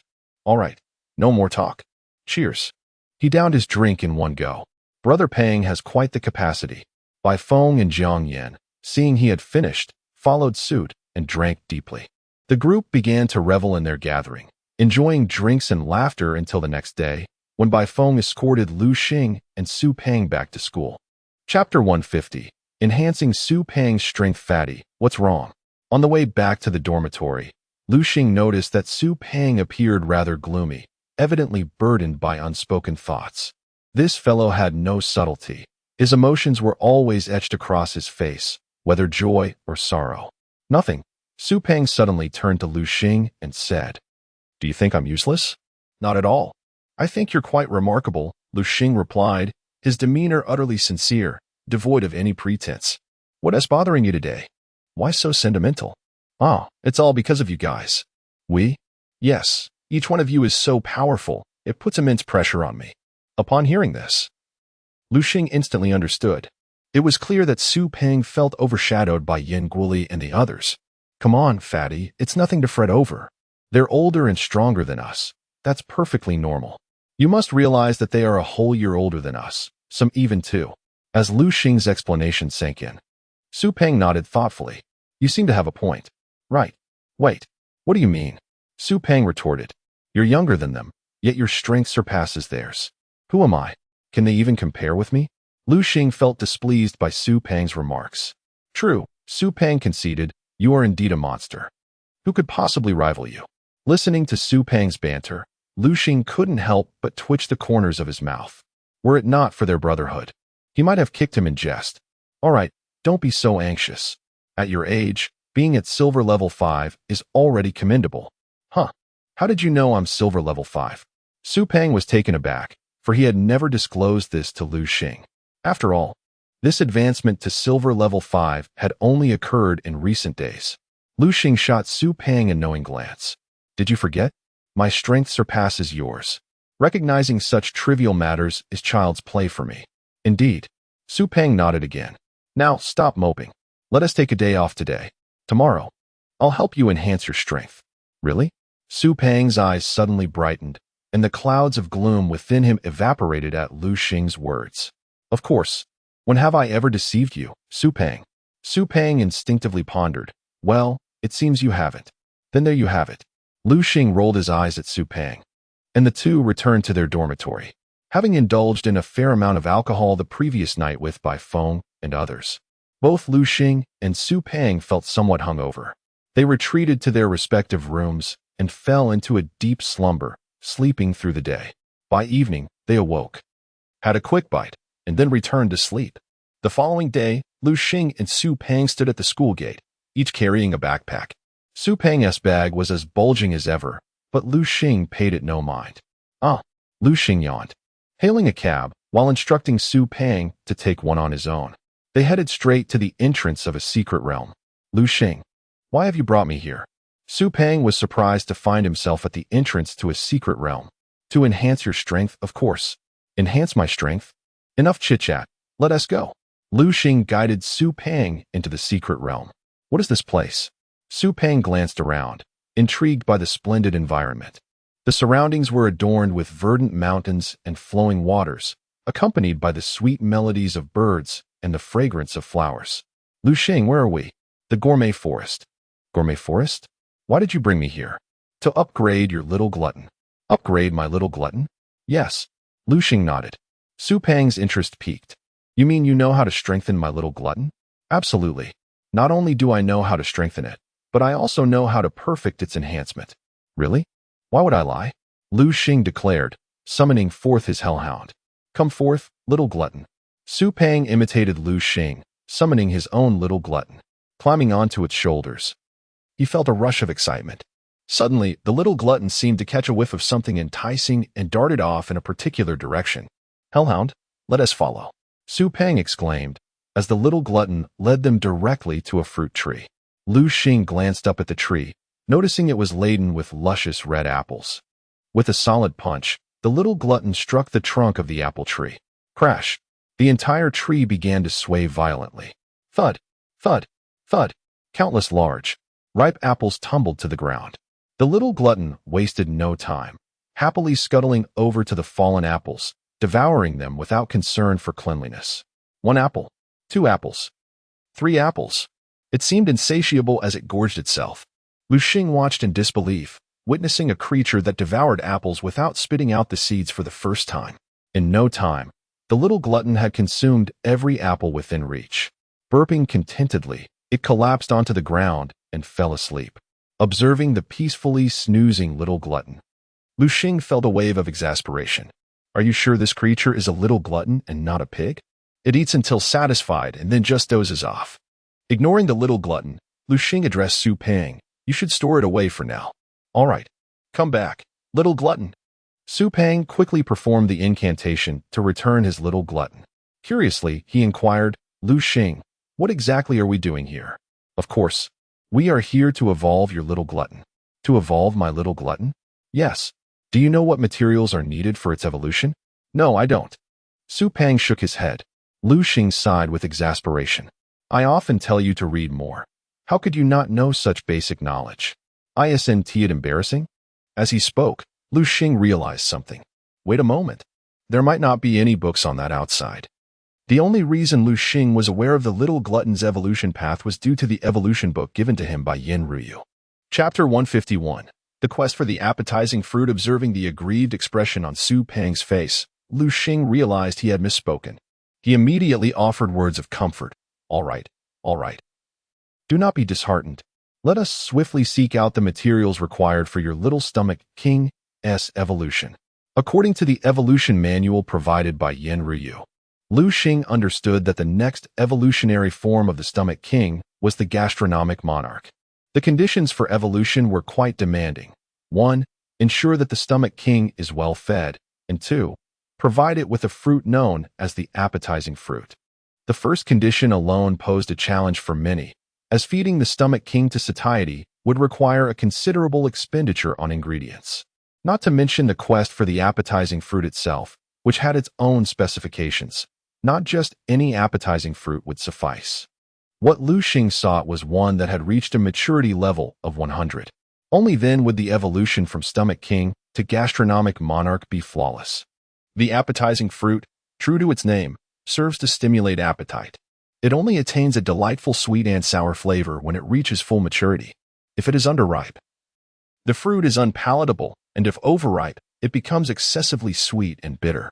Thus, it was imperative to gauge the maturity of the appetizing fruit precisely. Liu Xing and Su Peng commenced their search within the gastronomic forest. To expedite their quest, Liu Xing dispatched the Thunder Hawk to scout from the skies. Suddenly, a roar pierced the air, capturing their attention. Liu Xing turned to see a lion, a bred lion, to be precise. Without hesitation, he activated his system's eye to gather information. Bred lion, attribute, plant, ordinary, gender, male, level, silver, rank 8, qualification, C, skills, bite, claw, pounce. Bred shot. This bred lion exhibited a peculiar appearance. Unlike ordinary lions adorned with manes, this creature was encircled by bred. Upon noticing Liu Xing and Su Peng encroaching upon its territory, The bread lion became furious, preparing to attack. However, upon spotting Liu Xing's hellhound, it faltered. The hellhound, at a formidable golden rank 4, was a creature capable of easily overpowering the bread lion. Thus, the bread lion dared only to crouch at a distance, adopting a defensive stance while seething in impotent rage. Hellhound, unleash the flames, slash upon that insolent creature. Liu Xing commanded. The bread lion, having provoked them, would naturally face the consequences of its audacity. The hellhound responded, its claws slicing through the air, sending a sharp blade of fire hurtling towards the bread lion. Seeing the impending attack, the bread lion panicked and attempted to flee, but it was far too late. The flame slash, executed by the golden rank 4 hellhound, was beyond the bread lion's capability to evade. With a resounding crash, the flame slash struck the bread lion, instantly vanquishing it. After eliminating the bread lion, Liu Xing prepared to continue their journey. Wait for me, Liu Xing. Su Peng, perched atop the wild gorilla, urged it towards the fallen creature. Moments later, he returned with an armful of bread, having harvested all the bread from the lioness' neck. Delicious, so fragrant and sweet. I'm curious, how does a lion's neck grow bread? Liu Xing shot him an exasperated glance. How would I know? Why not inquire why 1 + 1 = 2? Such questions are often beyond anyone's capability to answer. Now, let us proceed. After wandering through the jungle for over an hour, Su Peng suggested, Liu Xing, can we take a break? He was drenched in sweat, his clothes clinging to him as though he had emerged from water. The wild gorilla, despite its strength, was panting heavily after carrying Su Peng for so long. Yet, it bore the burden quietly, never once complaining. Seeing the hard-working wild gorilla, Liu Xing was struck by inspiration. Employers appreciate two qualities, those who are proactive and those who accomplish tasks. Clearly, this wild gorilla exemplified the latter, a diligent worker without complaints. Liu Xing contemplated enhancing this gorilla's abilities for Su Peng in the future. Just as Liu Xing and Su Peng prepared to rest, the Thunderhawk returned. Gesturing excitedly at Liu Xing, it had located the appetizing fruit. As Liu Xing prepared to lead Su Peng, with the Thunderhawk guiding them, Su Peng suddenly dismounted from the wild gorilla and collapsed onto the ground. I can't go on. I feel utterly drained. Seeing Su Peng's pale complexion, Liu Xing nodded in understanding. It was evident that Su Peng had exerted himself to the utmost. His stamina was notably poor, as he would tire quickly from any endeavor. Here, Su Peng, have some water. Liu Xing retrieved a bottle from his system backpack and handed it to Su Peng.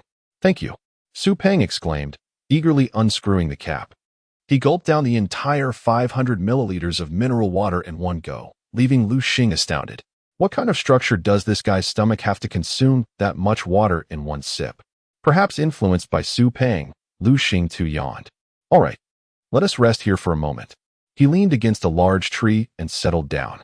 Su Peng, lying on the ground, remarked, Liu Xing, I finally understand why your strength surpasses others. Why is that? Liu Xing inquired. Because you are not human, you are a freak.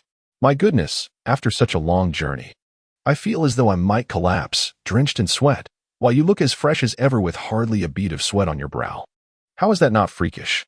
Liu Xing shot Su Peng a sidelong glance. That's merely because you are overweight. I am just an ordinary person. Is that so? Or is it not? Liu Xing would never admit to being a freak, and certainly not now. Chapter 152. The affectionate wild gorilla after resting for an hour. Liu Xing and Su Peng resumed their journey. This time, guided by the Thunder Eagle, they no longer had to stumble through the jungle like blind men. They soon arrived at the location where the Thunder Eagle had discovered the appetizer fruit. Upon seeing the fruit before them, Su Peng couldn't help but curse, damn. It's so high. How are we supposed to reach it? Liu Xing was equally taken aback to find that the appetizer fruit was growing on a steep cliff. No wonder it had gone unnoticed until now. What should we do, Liu Xing? Su Peng inquired, his only thought being to climb up. But the height of the cliff made this seem perilous. Let me handle it. Liu Xing called out to the Thunder Eagle. Understanding his intent, the Thunder Eagle flew over. Once Liu Xing climbed onto its back, Su Peng suddenly realized, right, you have a flying Thunder Eagle. My apologies, but this task of picking the fruit falls to you. All right, Liu Xing mounted the thunder eagle and soared towards the appetizer fruit. As he gazed at the fruit, his brow furrowed in concentration. The appetizer fruit resembled hawthorn berries from his past life, bright red and enticing. However, harvesting it couldn't be done by mere hand. Tools were necessary. Liu Xing retrieved a pair of scissors from his system backpack. Indeed, these were no ordinary scissors. They were entirely green, clearly not forged from iron. Su Peng, for you. I have spared no expense, Liu Xing thought to himself. The scissors in his hand were crafted from jade, a treasure that had cost him over $1 million. Fortunately, thanks to Yin Guli's purchase of a blue-ringed octopus, Liu Xing had been able to replenish his funds. Otherwise, acquiring such a tool would have been impossible. This appetizer fruit was a rare treasure, albeit obscure, as it served only one purpose: to enable the Little Stomach King to evolve into the Big Stomach King. There was a rule for harvesting such treasures. One must not touch them directly, but use jade tools instead. Thus, Liu Xing had bought these jade scissors. Activating the system's eye, Liu Xing focused on the fruit. The first fruit showed an 80 ripeness. Not ripe enough. Next. The second indicated 120 ripeness. Overripe. Moving on. Liu Xing searched the tree for the perfect fruit. Meanwhile, Su Peng on the ground grew impatient. Hey, Liu Xing, are you done yet? You can't be telling me you can't even pick one fruit. Liu Xing, overhearing, felt speechless but chose not to explain. 99. 7 ripeness, he noted. His eyes lighting up. Grasping the scissors, he reached for the fruit. Liu Xing knew that a skilled hunter must patiently await the perfect moment. As seconds ticked by, beads of sweat dripped from his brow, yet he dared not wipe them away, fearing he might miss his chance. 99. 9. He saw the number flicker. His heart raced. Here it comes, here it comes. After what felt like an eternity, the moment finally arrived. 100. As the number flashed, Liu Xing's jade scissors descended with precision. A crisp snap echoed as he successfully harvested the perfectly ripe appetizer fruit. Phew. Holding the fruit, Liu Xing wiped the sweat from his forehead. That was close. Where's the fat guy? He turned to look at Su Peng, who had somehow fallen asleep against a large rock, snoring away. Liu Xing couldn't help but smile. He pulled out a jade box to store the appetizer fruit. Thunder Eagle, let us head down. With the Thunder Eagle leading the way, Liu Xing returned to the ground. Observing Su Peng's peaceful slumber, he gave him a gentle kick. Su Peng jolted awake, his eyes wide with fear as he scanned his surroundings, bloodshot and bewildered. What happened? Nothing. I just harvested the appetizer fruit. Quickly, release your Little Stomach King. Liu Xing urged, eager to avoid repeating the task. Okay. Come forth, Little Stomach King. Su Peng, shaking off his drowsiness, summoned his creature. Liu Xing frowned slightly at the sight of the Little Stomach King. Its digestive capacity seemed astonishing. In such a short time, its previously swollen belly had vanished. This won't do, he thought, quickly scanning the area. Not far off, he spotted a tree bearing sweet fruits. Let us go pick those sweet fruits. Everyone come out. Liu Xing summoned all his beasts. Seeing this, Su Peng did the same. Come forth, duck. He released his final beast, urging everyone to help gather fruit from the trees to aid the Little Stomach King's evolution. All the beasts nodded in agreement. The Thunder Eagle took to the treetops, pecking at the fruits with its sharp beak, while the wild gorilla climbed up to start harvesting. Even Liu Xing's six-winged angel joined in, though its small stature proved a hindrance. It clutched a sweet fruit, pulling with all its might, but failed to dislodge it.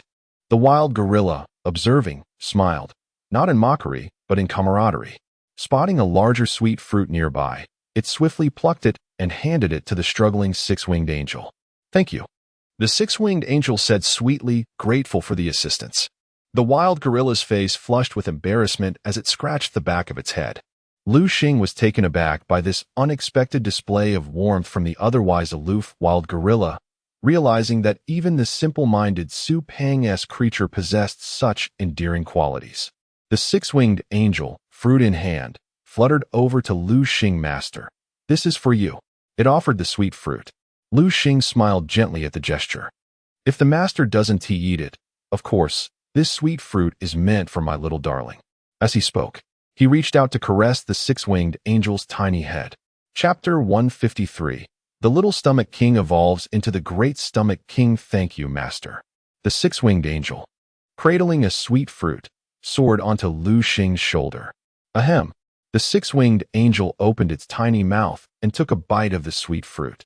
The sound of juice splattering echoed as the sweet liquid sprayed everywhere. Master, this is utterly delicious. Would you care for a taste? No need. If it's delicious, it should all be reserved for our little darling. Liu Xing gazed affectionately at the Six-Winged Angel perched on his shoulder.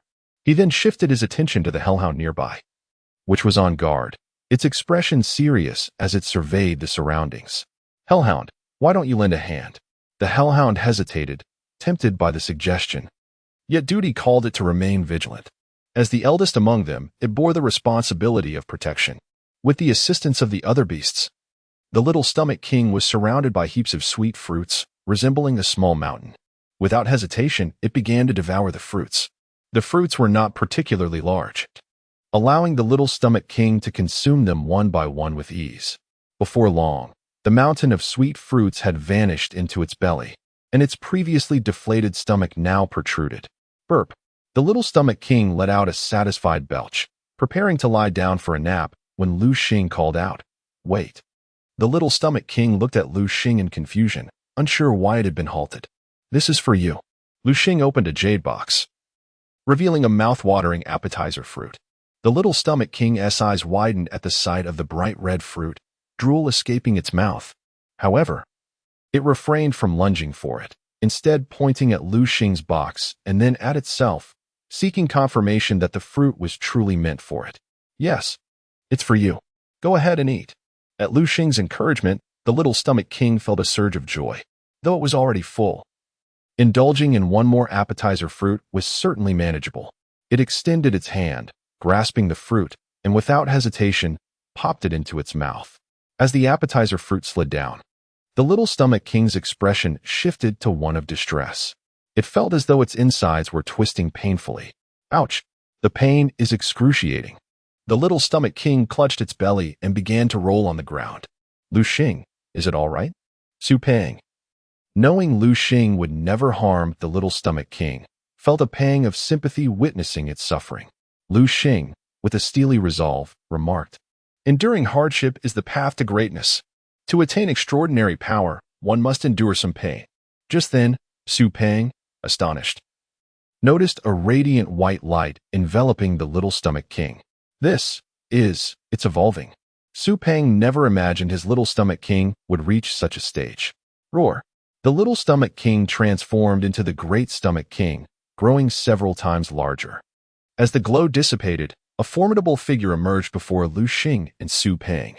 Great Stomach King, attribute, normal, gender, male, level, silver 6th tier qualification, SS skills, slam, roar. Bull charge, death ray, gluttony. Note: this creature has an insatiable appetite. Unless you are the wealthiest person in the world, do not choose it as a beast. Beholding the Great Stomach King, Su Pang was overwhelmed with excitement, speechless. Is this my Great Stomach King? So majestic. He rushed towards it and embraced his Great Stomach King. Isn't it handsome? Liu Xing, glancing at the system's description, felt a twitch in his lips, anticipating Su Pang's impending complaints. Fortunately, the existence of the gourmet forest meant that if Su Pang ever lacked funds for ingredients, he could always bring the Great Stomach King to this place. Moreover, the Great Stomach King was the type that could go 3 days without eating, consuming an enormous amount when it finally did. As long as it was well fed, it would abstain from battle, sustaining itself for an extended period. Of course, it needed to rest during this phase. Otherwise, its energy would deplete with movement. After evolving into the Great Stomach King, its hunger returned. It scanned the surroundings and spotted a sweet fruit tree nearby. The Great Stomach King's eyes lit up as it approached the tree, reaching out to pluck the fruits. Like indulging in a buffet, it devoured them one by one. The other beasts gathered around, each holding a sweet fruit, nibbling away with camaraderie. Liu Xing and Su Pang rested for a moment before Liu Xing announced, "All right, everyone. It's getting late. We should head back." He had no desire to spend the night in this desolate place, especially in the wilderness without a soft bed and with the looming threat of monster attacks. Looking up at the sky, Liu Xing realized evening had fallen, the sun setting and casting a warm glow on his face. At that moment, a heavy hand landed on his shoulder. Turning, he found Su Peng, his expression serious, devoid of his usual playful demeanor. Liu Xing, I truly appreciate your help this time. Su Peng's voice trembled with emotion, tears welling in his eyes. Liu Xing, unable to contain himself, playfully punched Su Peng's chest. You idiot! Why make this so sentimental? Do we really need to say such things? Liu Xing wiped his own eyes, feeling unexpectedly moved by Su Peng's sentimentality. All right, it's my fault. But you hit a bit too hard. Su Peng rubbed his chest, grimacing in pain. You deserve it. Next time you do that, I'll make sure you can't get out of bed. Yes, sir. I promise I won't do it again. Su Peng responded with a mock salute. Enough of that. I know your character too well. Stop pretending. Let us get moving. It's getting late. Liu Xing finished, mounting the Hellhound's back. Seeing this, Su Peng called out to the Great Stomach King, Great Stomach King, let us go home. Here is the 4th update. Please leave a good review. And there's one more coming tonight. Chapter 154, Final Examination. How utterly delightful. Su Peng, the hefty fellow, perched comfortably upon the broad shoulders of the glutton. Given the glutton's substantial physique, Su Peng found this position exceedingly agreeable, and his vantage point offered a refreshing sense of openness, alleviating any sense of confinement. Liu Xing cast a glance at Su Peng's glutton, his attention drawn to one of its remarkable abilities. Gluttony, devour all consumables, transforming them into energy for personal sustenance. As the quantity of ingested food escalates, the user's strength proportionately amplifies. Impressive. This skill is a perfect match for the glutton, whose unyielding belly is a remarkable asset. It appears that Su Peng has struck gold. Observing Su Peng's blissful grin, Liu Xing could not help but murmur softly, indeed, the foolish are often blessed. With this newfound ability, Su Peng's glutton is destined for rapid growth and power. Upon their return to Jiangnan Beastmaster University, Liu Xing and Su Peng entered their dormitory only to find Liu Xiaoming and Ru Ming waiting for them. Liu Xiaoming's brow was furrowed, her face etched with concern. Where have you two been frolicking these past few days? What has happened? Seeing Liu Xiaoming's troubled expression, Liu Xing could not restrain his curiosity. Don't you realize that the final exam is just 3 days away? The mere mention of final exam sent a shiver down Liu Xing's spine. In his previous life, he had loathed those words. All right, I understand you've been wandering aimlessly. No worries, I've prepared my notes. Let us start your tutoring now. Liu Xing grinned as he seized the notes from Liu Xiaoming's hands. Thanks. I'll borrow these notes, but there's no need for tutoring. After all, Liu Xing had been a prodigious student in his past life. Upstairs I go, Liu Xing declared, clutching Liu Xiaoming's notes as he ascended. Hey, Liu Xing, wait for me. Make a copy of Liu Xiaoming's notes for me too. Su Peng chimed in, not wishing to face failure either. 3 days later, Liu Xing and Su Peng appeared at the examination venue, brimming with confidence. Liu Xing noticed Su Peng seemed utterly relaxed, even indulging in a bun. As for Liu Xing, he relied on his remarkable memory to encapsulate all the knowledge within his mind. Liu Xing, do you feel prepared for this exam? Absolutely. I have everything stored in my mind, Liu Xing replied with unwavering confidence. So do I, Su Peng added, patting his pocket, which bulged slightly clearly. He had prepared some cheat sheets. Hey, you two, don't just stand there. The exam is about to start. Hurry inside. Liu Xiaoming called from the window, urging Liu Xing and Su Peng. All right, we're coming. The duration of this exam was surprisingly lengthy, spanning 2.5 hours. Phew, finally done. Liu Xing exited the examination room, exhaling a sigh of relief and stretching lazily. Liu Xing, how do you think you did? Decently. I estimate a score around 90. 90? Liu Xiaoming's eyes widened in disbelief. You dare to claim that? With a 100-point exam and your usual absence from class, how could you possibly score 90 in just a few days? What about the others? I couldn't care less about them. Liu Xing shrugged dismissively. If effort were truly effective, why would we need geniuses? Indeed, if effort sufficed, there would be no need for geniuses. Su Peng chimed in as he emerged with a toothy grin, clearly having enjoyed his cheating success. Xiaoming, thank you so much this time. For what? Liu Xiaoming inquired. Without your emphasis on key points, I would likely have failed. At that moment, several students strolled past Liu Xing and his companions. Oh dear, that exam was utterly dreadful. Exactly. It covered topics I hadn't studied. Ugh. I'm so upset. My handwritten cheat sheet was barely sufficient. It only contained a few notes. I'm certain I'll fail this time. Hearing their lamentations, Liu Xing and Liu Xiaoming exchanged glances, particularly noting that Su Peng was the only one among them who had cheated. Su Peng glanced disdainfully at the student with the handwritten cheat sheet, scoffing, "What era are we in? Still relying on handwritten notes? Doesn't he know about a marvelous invention called photocopying?" As he spoke, Su Peng produced several tiny slips of paper from his pocket, densely packed with tiny handwriting. "My goodness, Su Peng, you truly are resourceful." Liu Xing marveled at Su Peng's ingenuity in utilizing modern technology for cheating. Photocopying. What a magnificent invention. Su Peng mused. All right, enough of this ostentatious display. We mustn't attract the teacher's attention. Let us go. Now that the exam is over, it's time to eat. We should rest well tonight in preparation for tomorrow's martial arts examination. Agreed. Liu Xing led Su Peng and Liu Xiaoming to the dining hall. Due to Su Peng's insistence on a grand feast, Liu Xing reluctantly escorted him to the third floor of the cafeteria. Upon entering, Liu Xing spotted Bai Feng and his companions, who were seated across from a girl, none other than Ru Meng. Bai Feng and his friends expressed their gratitude to Ru Meng. "Oh, Ru Meng, thank you so much this time. Indeed, if it weren't for your assistance, we would surely have failed." Bai Feng and Jiang Yin echoed each other. Thanks to Ru Meng's notes, they had successfully passed the exam, and their expressions indicated they had performed well. As for Yin Guoli and Lan Tian, their status as top students rendered the exam a mere formality. "Liu Xing," Ru Meng exclaimed in surprise at their arrival. "Oh, Liu Xing, the leader has arrived. Come, take a seat." Bai Feng beckoned Liu Xing to join them. The group settled in together, Bai Feng's enthusiasm capturing the attention of those around them, igniting a buzz of conversation. Chapter 155, The Fiery Turtle Faces the Hellish Cerberus. Who is that person? Bai Feng is surprisingly courteous to him. Just look at him. Wow. He is so handsome. He is indeed a charming young man. I wonder if he has a girlfriend. A girlfriend? That's not something you should ponder. Did you see the two girls over there? They seem to be his girlfriends. No, it can't be. They are so beautiful. How could they possibly be his girlfriends? How could it not be? It's the truth. This is utterly incomprehensible. Sigh, the world of the strong is beyond our understanding. By the way, how did you come to know all this? Upon hearing this, the girl's friend couldn't help but roll her eyes at her.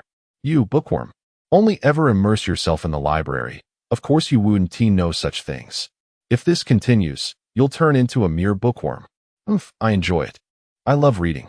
Sigh, if only I could be his girlfriend. The girl couldn't help but exclaim. Meanwhile, Liu Xing was oblivious to the peculiar gazes from others. He had long grown accustomed to such attention. They ordered a lavish spread and several bottles of wine, indulging in hearty revelry. The following day, Liu Xing, Su Peng, and Liu Xiaoming arrived at the freshman martial arts examination venue. As the examinations progressed, it soon became Liu Xiaoming's turn. With a single strike, her winged tiger defeated the instructor's yellow dragonfly. Next up was Su Peng, whose opponent was a bald instructor wielding a rock giant. The rock giant, possessing only silver 4th tier strength, stood no chance against the silver 6th tier glutton, who dispatched it with ease. Now it was Liu Xing's turn.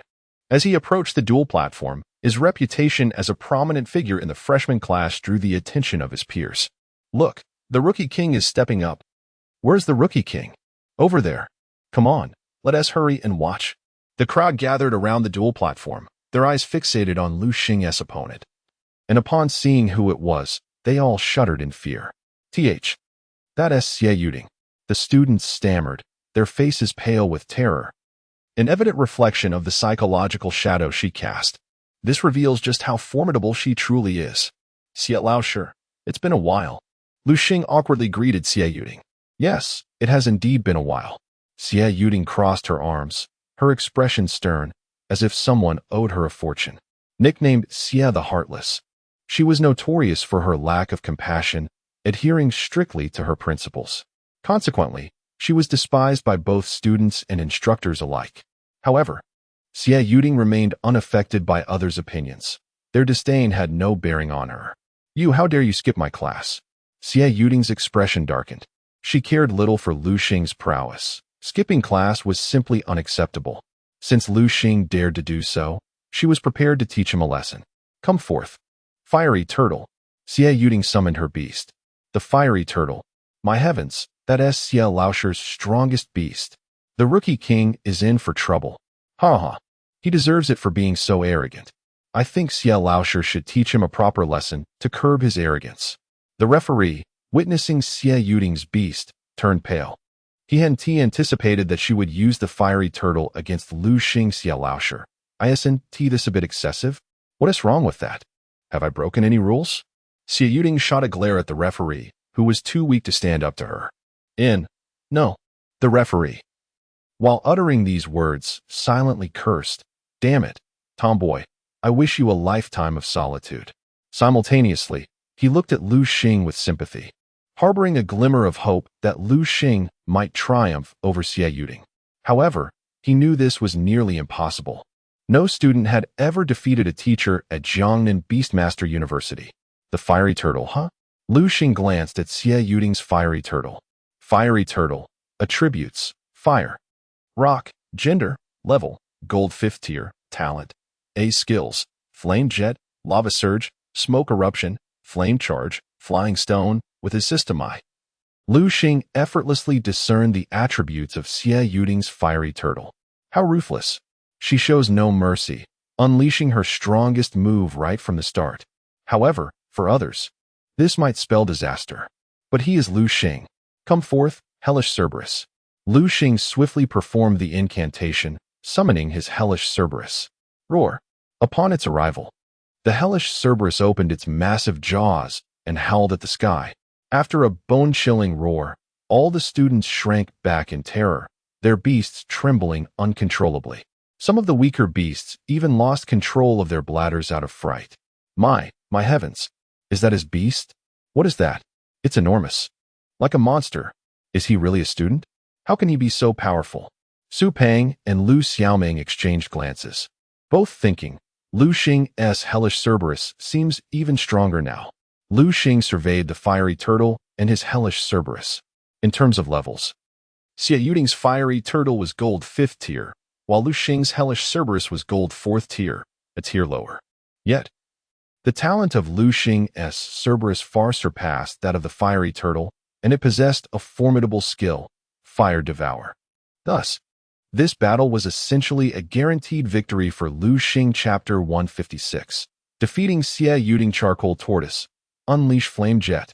Upon hearing the command, the charcoal tortoise opened its mouth wide, releasing a robust stream of fire towards Liu Xing's hellhound. Flame Jet? A hint of disdain flickered across Liu Xing's face. Did this individual not realize that my hellhound is immune to fire attacks? Moreover, this fiery assault would only serve to bolster the hellhound's offensive capabilities. Little did Liu Xing know, Xie Yuding had no friends at school. Her focus remained solely on her teaching duties, completely oblivious to the happenings around her.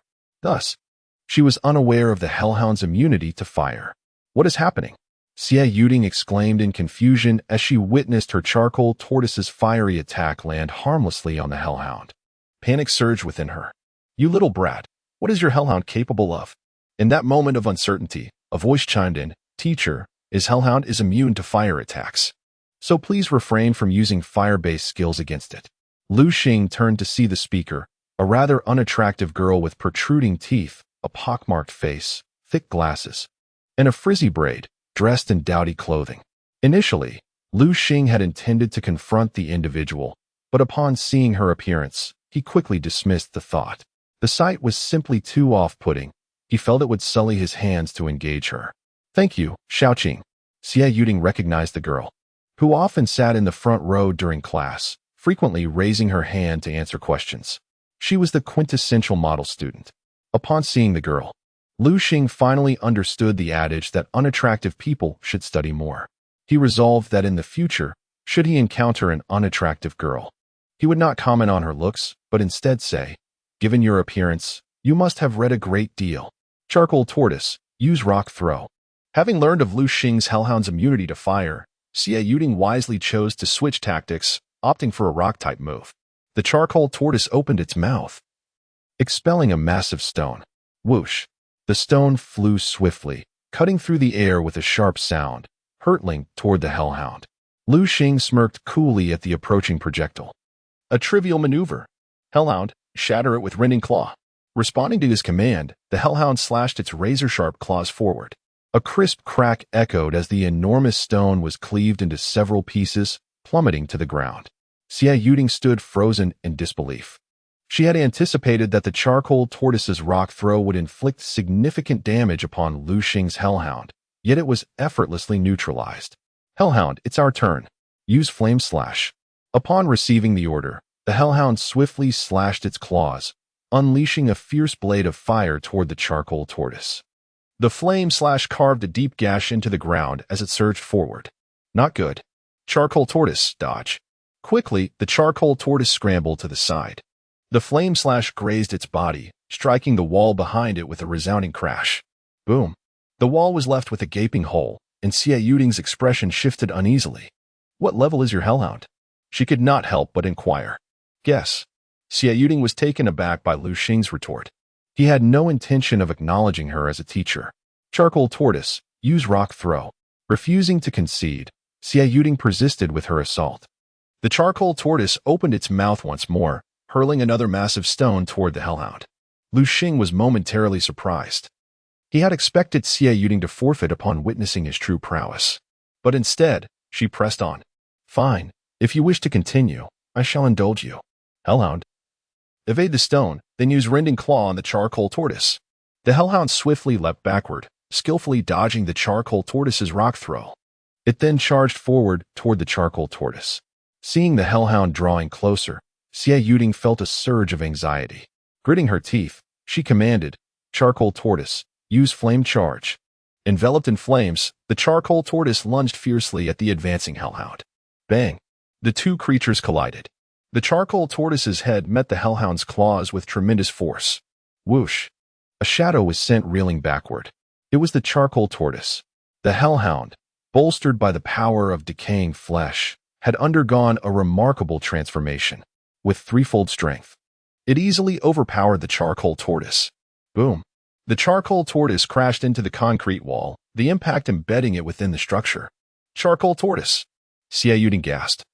Turning to her Pokemon, she clenched her jaw, preparing to unleash her fury when a voice interrupted her. Ms. Xie, please be mindful of your image.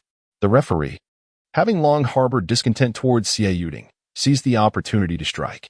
At that moment, the referee reveled in quiet satisfaction. Serves you right, you tomboy, finally. Someone has put you in your place. With a cold huff, Xie Yuding turned away and approached her charcoal tortoise. As she departed, Liu Xing directed his gaze towards the referee. Sir, does this mean I have passed? Indeed, you have. And with flying colors. The referee praised Liu Xing enthusiastically. With great delight, he picked up a black marker and boldly inscribed a perfect score of 100 in the results column beside Liu Xing's name. Indeed, it was a perfect score, neither more nor less. Chapter 157. Hijacking. Leaving the examination hall, Su Peng and Liu Xiaoming walked alongside Liu Xing.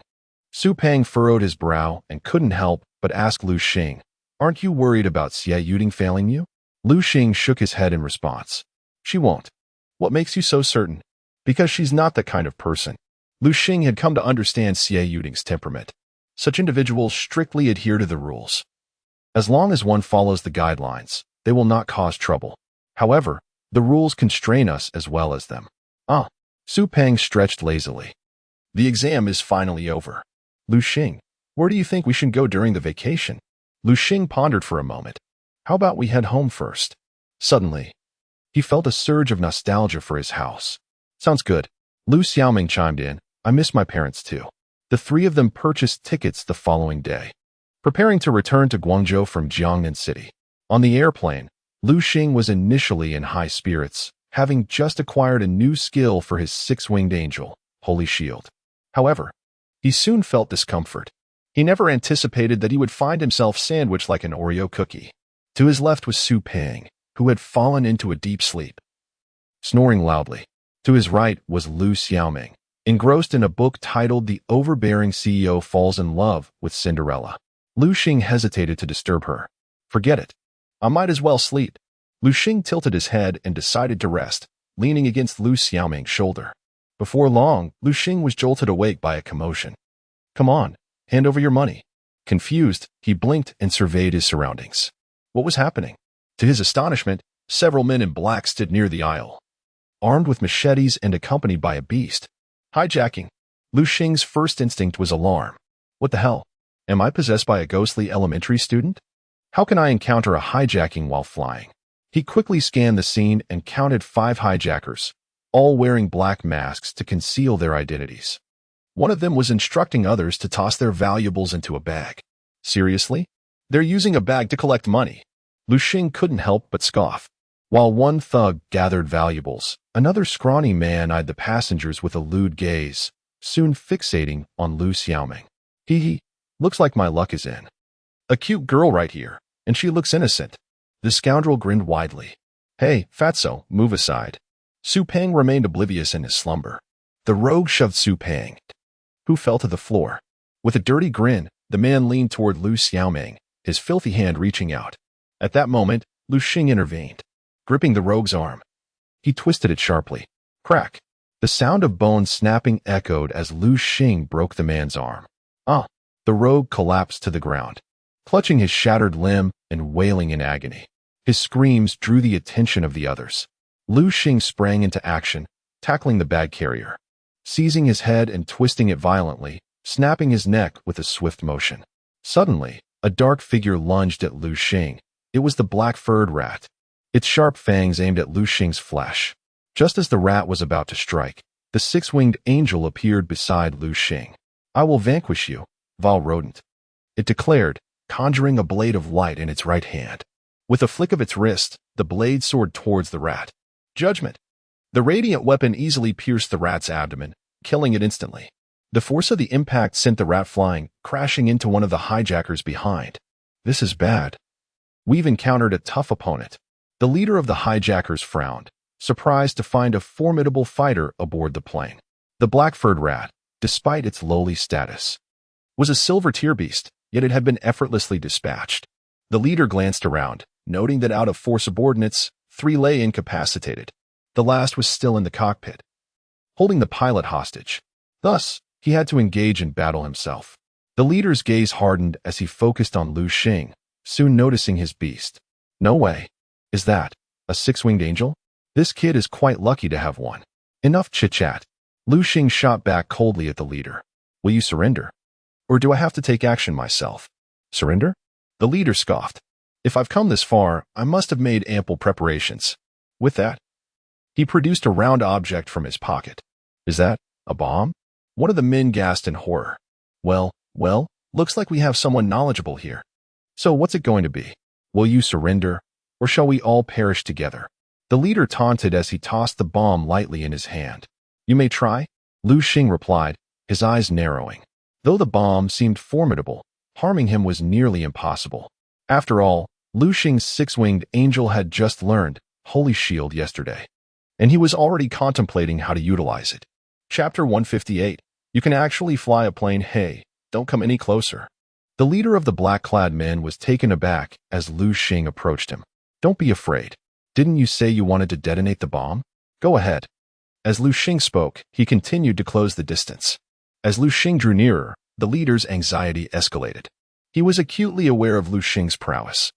In a one-on-one confrontation, he stood no chance. Liu Xing was currently a golden-level beast master, his physical abilities far superior to those of an ordinary person.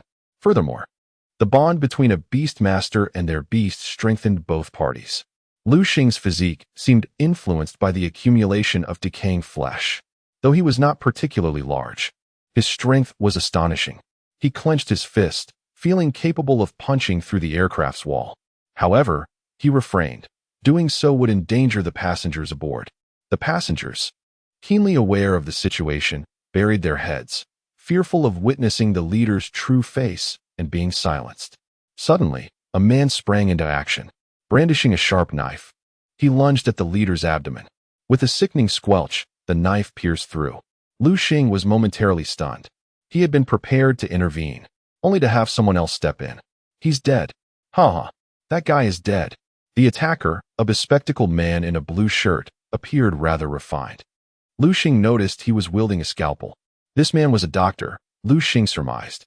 Cough, cough. Though the leader had been stabbed, he did not succumb immediately. Damn it, I can't survive. Neither will you. The leader picked up the bomb from the floor and pressed the button. See you in hell. A cruel smile spread across his face. Beep, beep, beep. Just as the bomb was about to explode, Liu Xing shouted, "Six-winged angel, use the holy shield." The six-winged angel responded promptly, quickly tracing a circle in the air with its tiny hands. A protective barrier materialized, enveloping the leader and the bomb. Boom. The bomb detonated. A blinding white light erupted from the shield, so intense that it rendered onlookers unable to open their eyes. When the brilliance finally faded, they gazed toward the explosion site. With a crashing sound, the protective shield vanished, and the blood that had been contained within it gushed forth, staining the ground. Ugh! One individual, unable to contain himself, vomited, triggering a chain reaction among the others, who followed suit.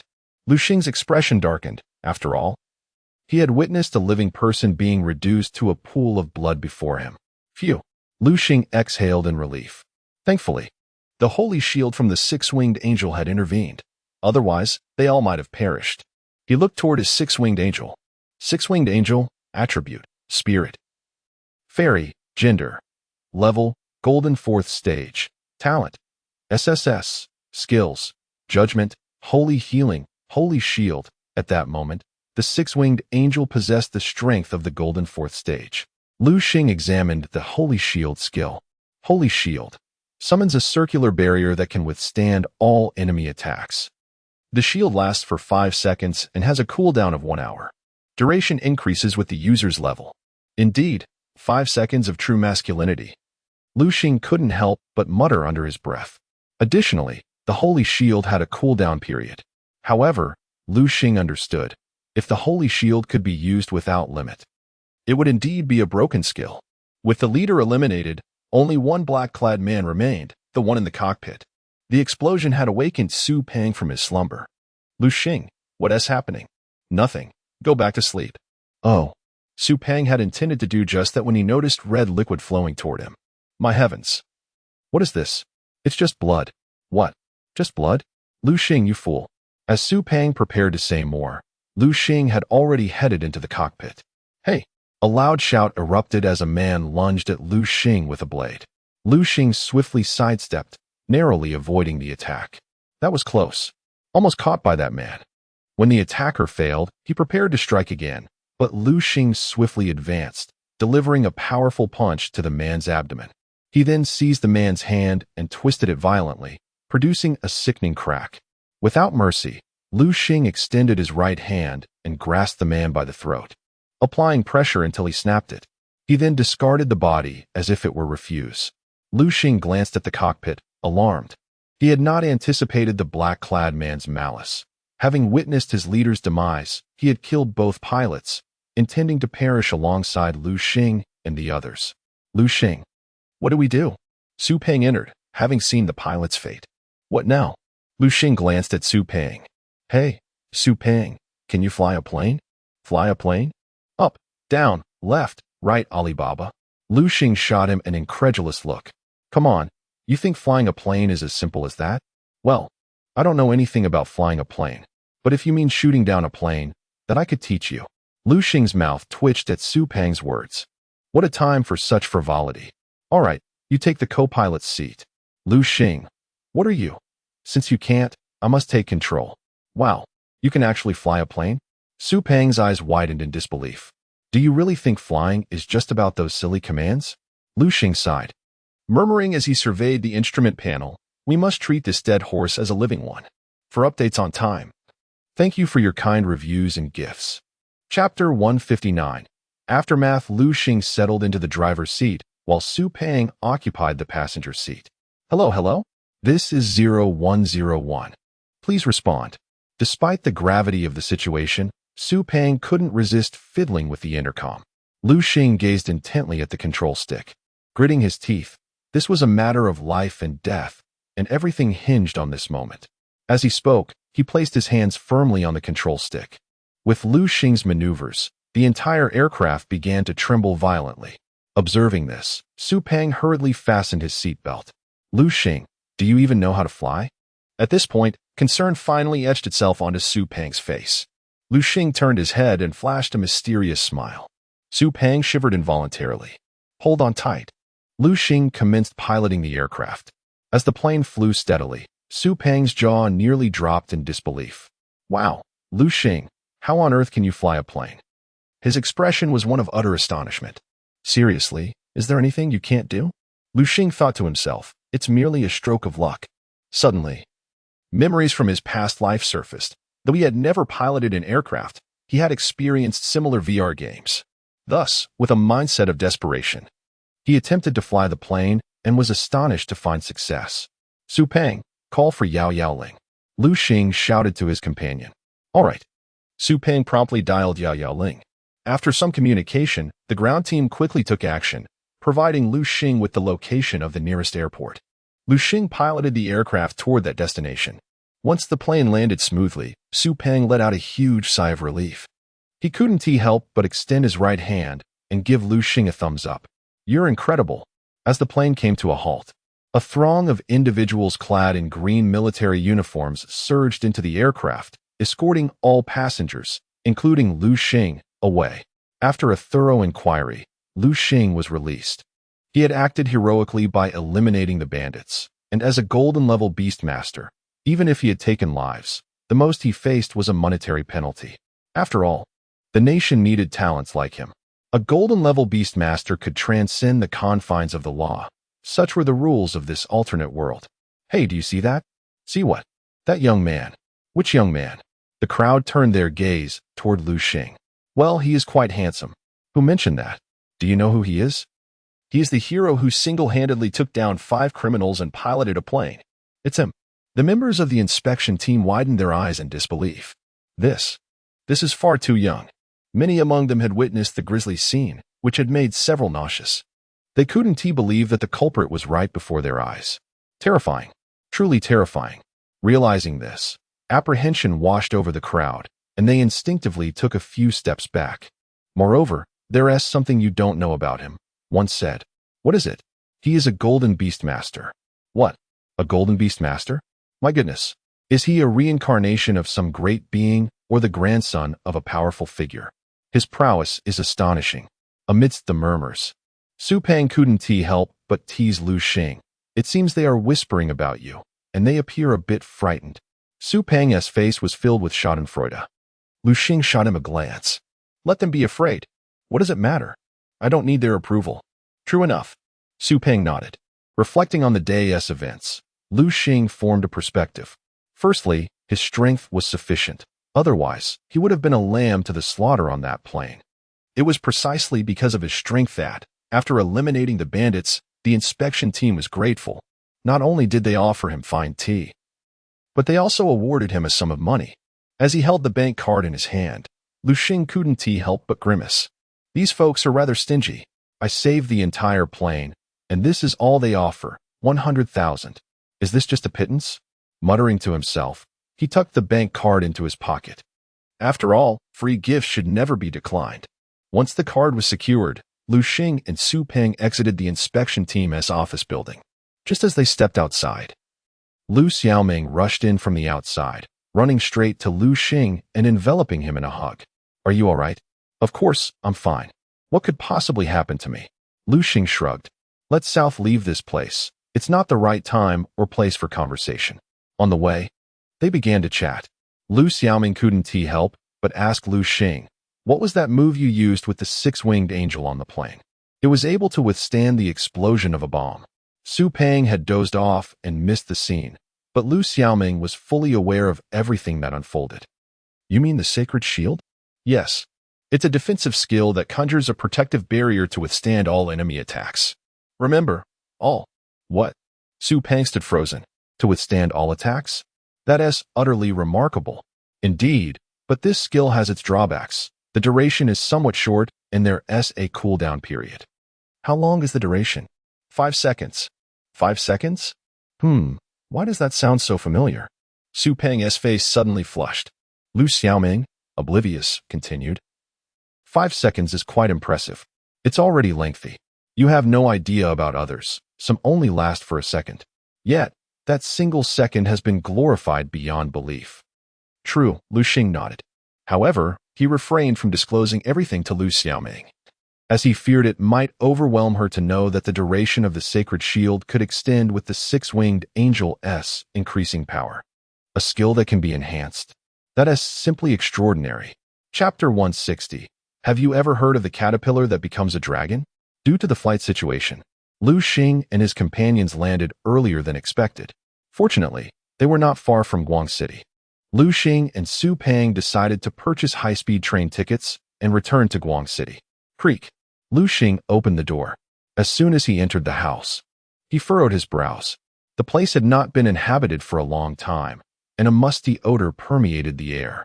It was the smell of mildew. Cough, cough, cough. The dust-filled room made Liu Xing cough uncontrollably. It seemed this place was unfit for living. I should call someone to clean it up. For tonight, I will manage with a hotel stay. After saying this, Liu Xing left his neighborhood, as the sky was still bright. Liu Xing did not intend to check into a hotel immediately. Instead, he strolled along the streets. It was evening, and the roads were bustling with traffic. Countless students happily returned home from school, chatting animatedly about their day. In this world of beast tamers, their discussions predominantly revolved around their beasts. Which beast is the strongest? Which beast is the most beautiful? Listening to these young ones, Liu Xing couldn't help but smile wryly. Only by truly becoming a beast tamer would they understand how terrifying, bloody, and cruel this path could be. Liu Xing wandered into a park. Hit him. Hit him hard. Beat that little brat. Hearing this, Liu Xing turned towards the source of the commotion. He discovered a large group of children surrounding a single boy, mercilessly beating him. Liu Xing's expression darkened. This was an act of violence. What are you doing? He shouted, immediately drawing the attention of the children. Run. Quick, run. Upon seeing Liu Xing's tall stature, they fled in fear, leaving only a bruised and battered child on the grass. The boy had a swollen face and his clothes were tattered. Are you all right? Liu Xing approached the injured child. The boy, showing remarkable resilience, stood up and wiped his tear-streaked eyes. I'm fine, he replied. That's good to hear. Liu Xing glanced at the boy's hands and was surprised to see he was clutching a large caterpillar. It was a big green caterpillar. Looking at the unattractive creature, Liu Xing couldn't help but shudder. Little brother, the boy suddenly said, do you think I can keep my little caterpillar as my beast in the future? Keeping a big caterpillar as a beast? Liu Xing murmured softly, instinctively looking at the creature in the boy's hands. Big caterpillar, juvenile. Attribute, insect, gender, level, none, talent, S, skills learned, silk spitting. To his astonishment, it was an S-rated big caterpillar. Liu Xing's eyes brightened upon seeing its attributes. He reached out and ruffled the boy's hair. Of course you can. This big caterpillar has excellent potential. If you nurture it well, it will surely become a great companion for you in the future. Really? Is that true? The boy looked at Liu Xing, filled with doubt. You're not just trying to make me happy, are you? Of course not, Liu Xing replied, recalling something. He spoke earnestly to the boy. In my hometown, there is a creature similar to a caterpillar, but we usually call it a green hairy caterpillar. That creature can evolve into a dragon. Really? The boy's eyes lit up at this revelation. Ha ha ha, that is wonderful. Little caterpillar, did you hear? Big brother says you can become a dragon. The boy gleefully danced around, clutching the caterpillar. Just then, Mau Mau, came a voice calling. Big brother, my mom is looking for me. I have to go. Thank you so much today. The boy exclaimed, running toward the voice. Mom, I'm over here. Upon seeing her son's condition, his mother erupted in anger. What are you thinking? You never learn. Always causing trouble and fighting with others. And what about that filthy caterpillar? When will you get rid of it? I don't want to. It's my good friend. And Big Brother said it can become a dragon in the future. Which Big Brother? The mother asked, looking around. The boy pointed to where Liu Xing had been standing, but he was nowhere to be seen. Huh, you little rascal, learning to lie at such a young age. Just wait until tonight. I'll teach you a lesson to remember. Liu Xing, with his hands in his pockets, continued wandering through the park. As fate would have it, he bumped into a woman. The lady was dressed in a flowing green gown, her face adorned with a sweet smile. "Little brother Liu, I didn't expect to see this compassionate side of you." It was Greenvine. She had witnessed Liu Xing rescuing the young boy. Liu Xing was momentarily taken aback. He hadn't anticipated encountering Greenvine in the park. "It's nothing, just a small act of kindness," he replied. "But what about you, Sister Greenvine? What brings you here?" Greenvine raised an eyebrow. "What's wrong? Just because you're here, I can't come?" Liu Xing felt a headache coming on. "You know that's not what I meant." All right, I'm just teasing you. I happened to be bored and was wandering around Guang City when I ended up here. But enough about me. Why are you back from Jiangnan City? Shouldn't you be in school? Are you hoping I find pretty girls here?" Liu Xing retorted, feeling exasperated by her playful banter. Just then, a clear voice rang out, reminiscent of a songbird. "Big brother Liu."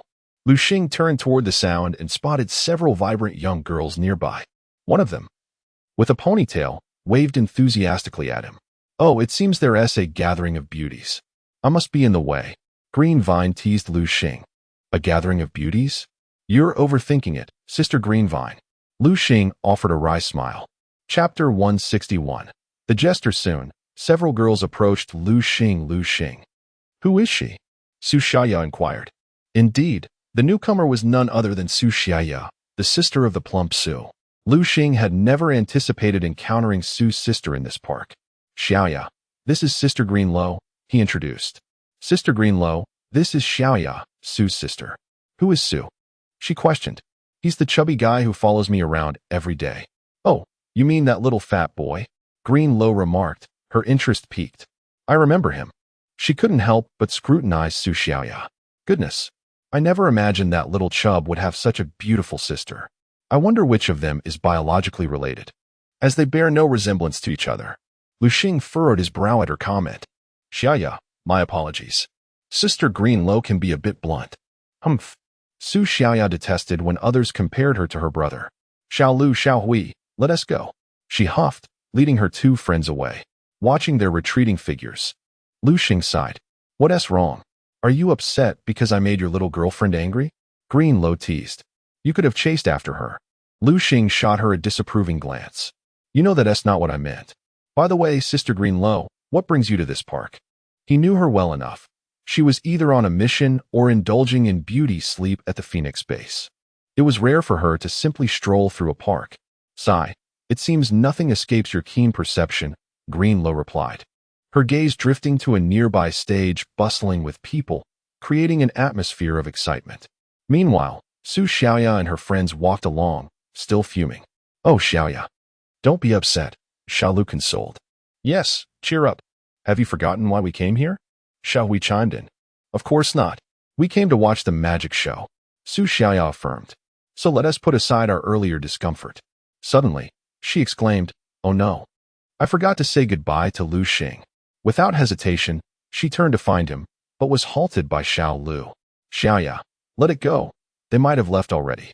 "Fine," she acquiesced, feeling frustrated. She thought to herself that she would apologize to Liu Xing when they next met. Encouraged by Xiao Lu and Xiao Hui, Su Xiaoya followed them to the magic performance. When they arrived, Su Xiaoya directed her gaze towards the stage, where a clown with a red nose was energetically performing, accompanied by a small bear. As the clown entertained, he cast lewd glances at the audience, subconsciously licking his lips. "Let me see who will be fortunate enough to become my prey today." His eyes roamed, quickly landing on the trio of Su Xiaoya, Xiao Lu, and Xiao Hui. The girls, still in their youthful exuberance, caught the attention of the clown, who swiftly assessed the situation. The girls on the left and right wanted to do. His discerning gaze fell upon Xiao Lu and Xiao Hui, revealing his disdain. These two have already been tainted. Their essence must be foul. The one in the middle is the most suitable. With that thought, the clown's eyes sparkled with malice. "Now, it is time for the grand finale. I will select a lucky audience member to assist me." The crowd erupted with enthusiasm. Pick me. Pick me." Yet, none were deemed worthy in the clown's eyes.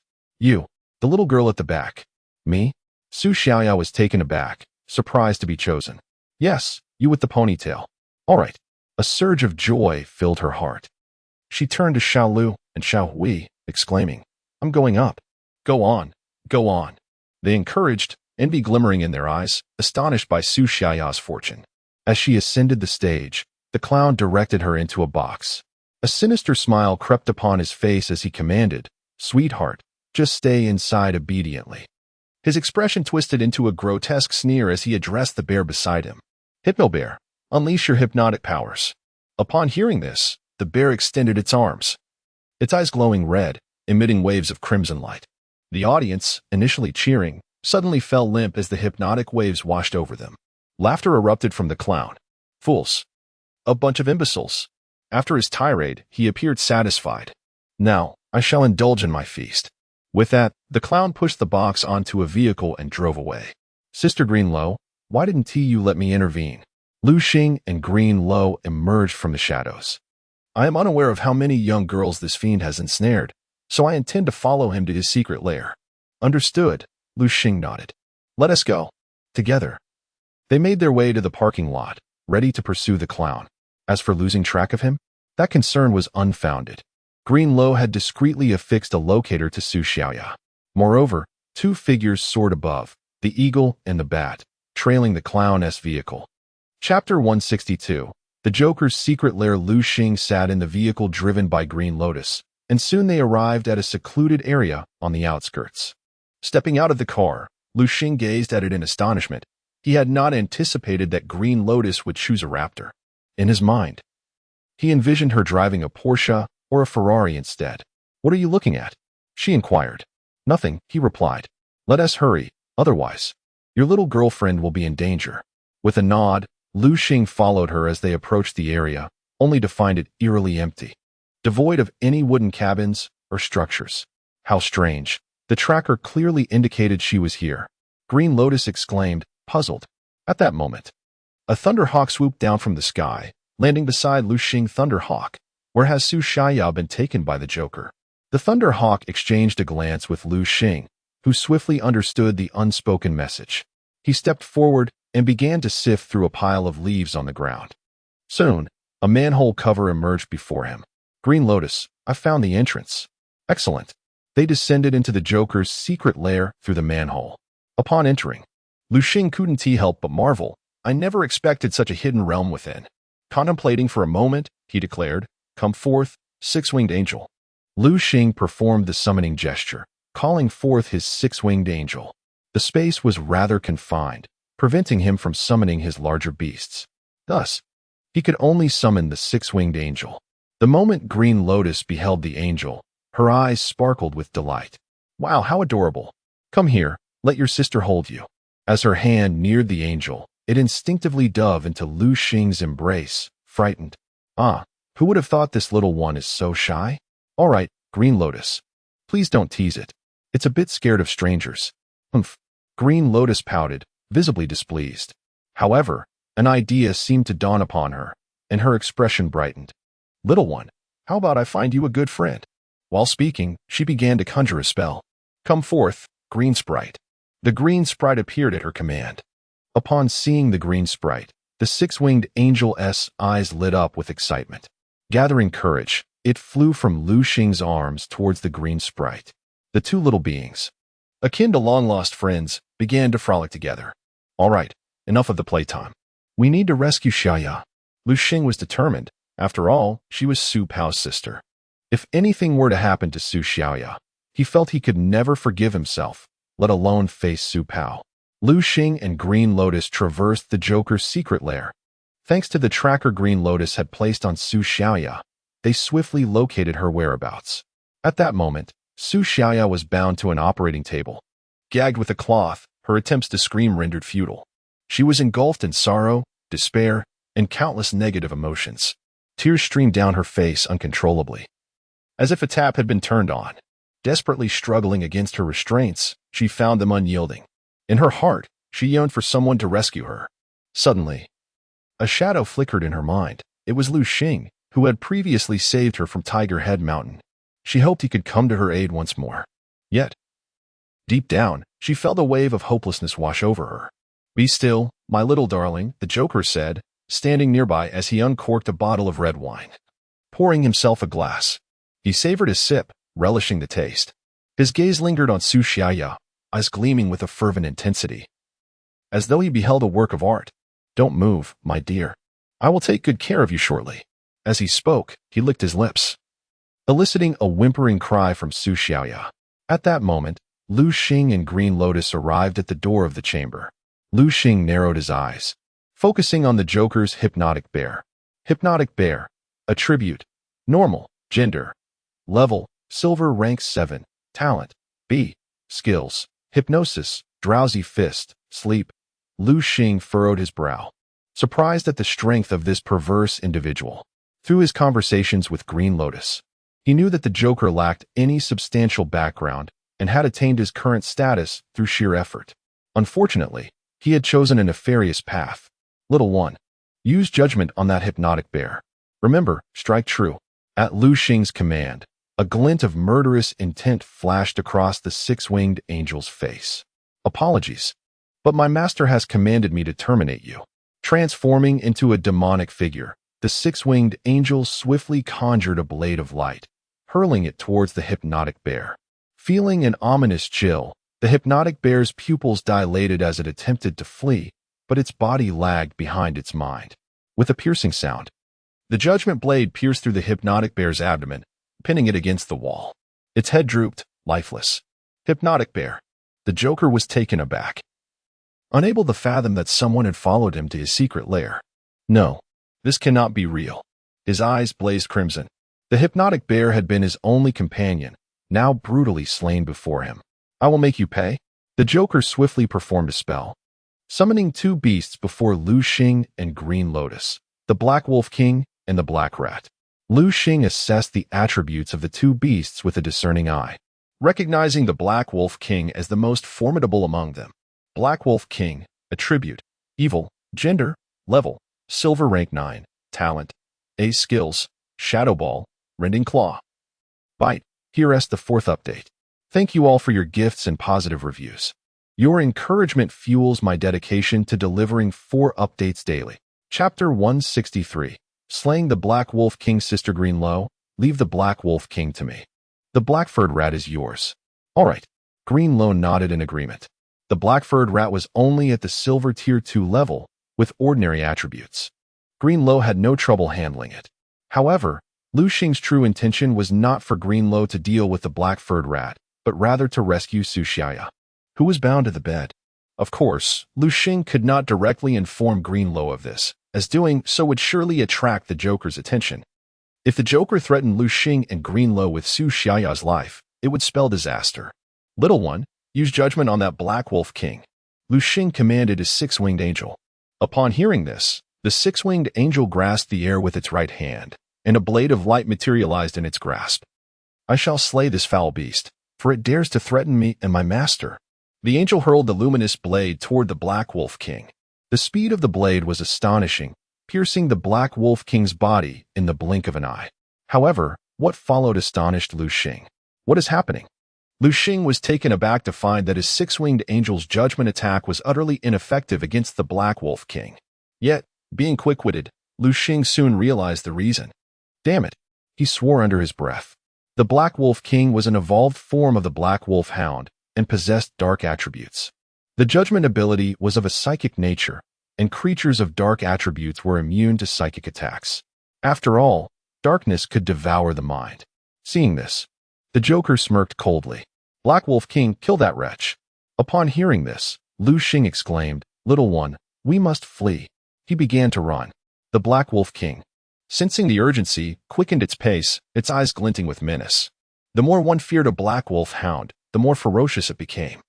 Liu Xing moved swiftly and soon reached a spacious clearing. The Black Wolf King, baring its fangs, crouched low and advanced menacingly toward Liu Xing. "You wish to take my life? Let us see if you possess the ability to do so. Arise, Hellhound." Liu Xing summoned his Hellhound. Upon seeing the Hellhound, the Black Wolf King faltered, overwhelmed by its formidable presence. It turned to flee, but the Hellhound would not allow it to escape.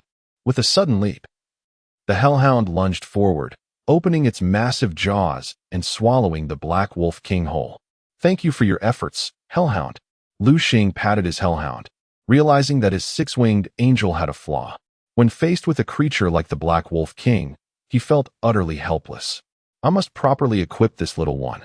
Suddenly, Liu Xing remembered that he had yet to use any monster cores on his six-winged angel. Return, Hellhound. Liu Xing recalled the creature and proceeded towards the Joker's location. Upon arrival, Liu Xing was met with the sight of the Joker bound and bloodied, wounds seeping profusely. Nearby, Green Lo cradled the unconscious Su Xiaoya. Her face darkened with fury, a sight Liu Xing had never witnessed before. Sister Green Lo, what troubles you? He inquired. Nothing. Let us depart. Green Lo replied, taking Su Xiaoya and marching towards the cave's entrance. Sister Green Lo, go ahead.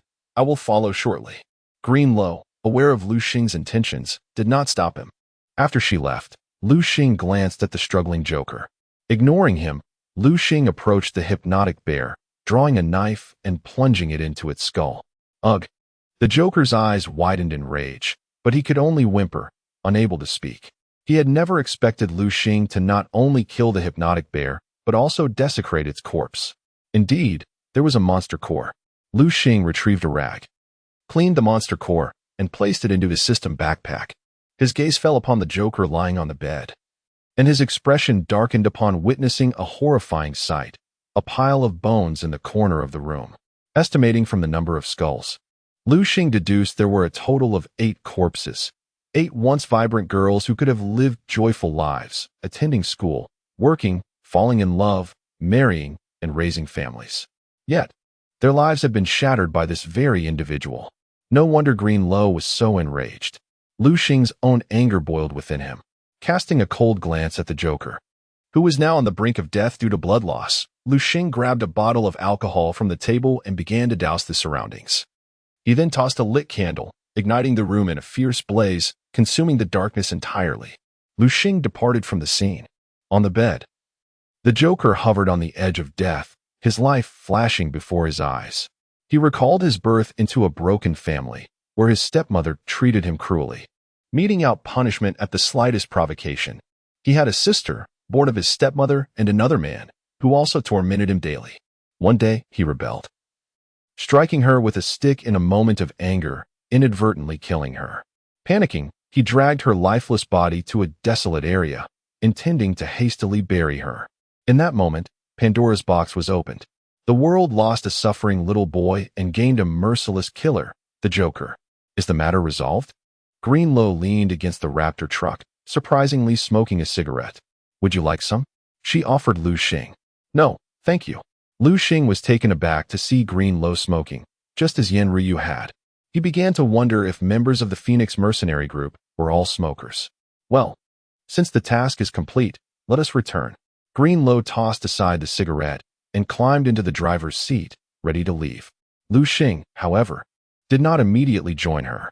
Instead, he walked over to the still smoldering cigarette, but lifted his foot and extinguished it with a firm grind. Sister Green Ivy, carelessly discarding cigarette butts in such a manner could indeed precipitate a fire disaster. Chapter 164. Mastering the Art of Hypnosis. All right, I understand. You rascal. Green Lily smiled awkwardly, her face inexplicably flushed. I can't believe I was schooled by a little one. Green Lily found this situation quite astonishing. Liu Xing entered the vehicle. Where are we headed now? Liu Xing turned to glance at Su Xiaoya in the back seat. Let's take her home. She needs the company of her family after that fright. Very well.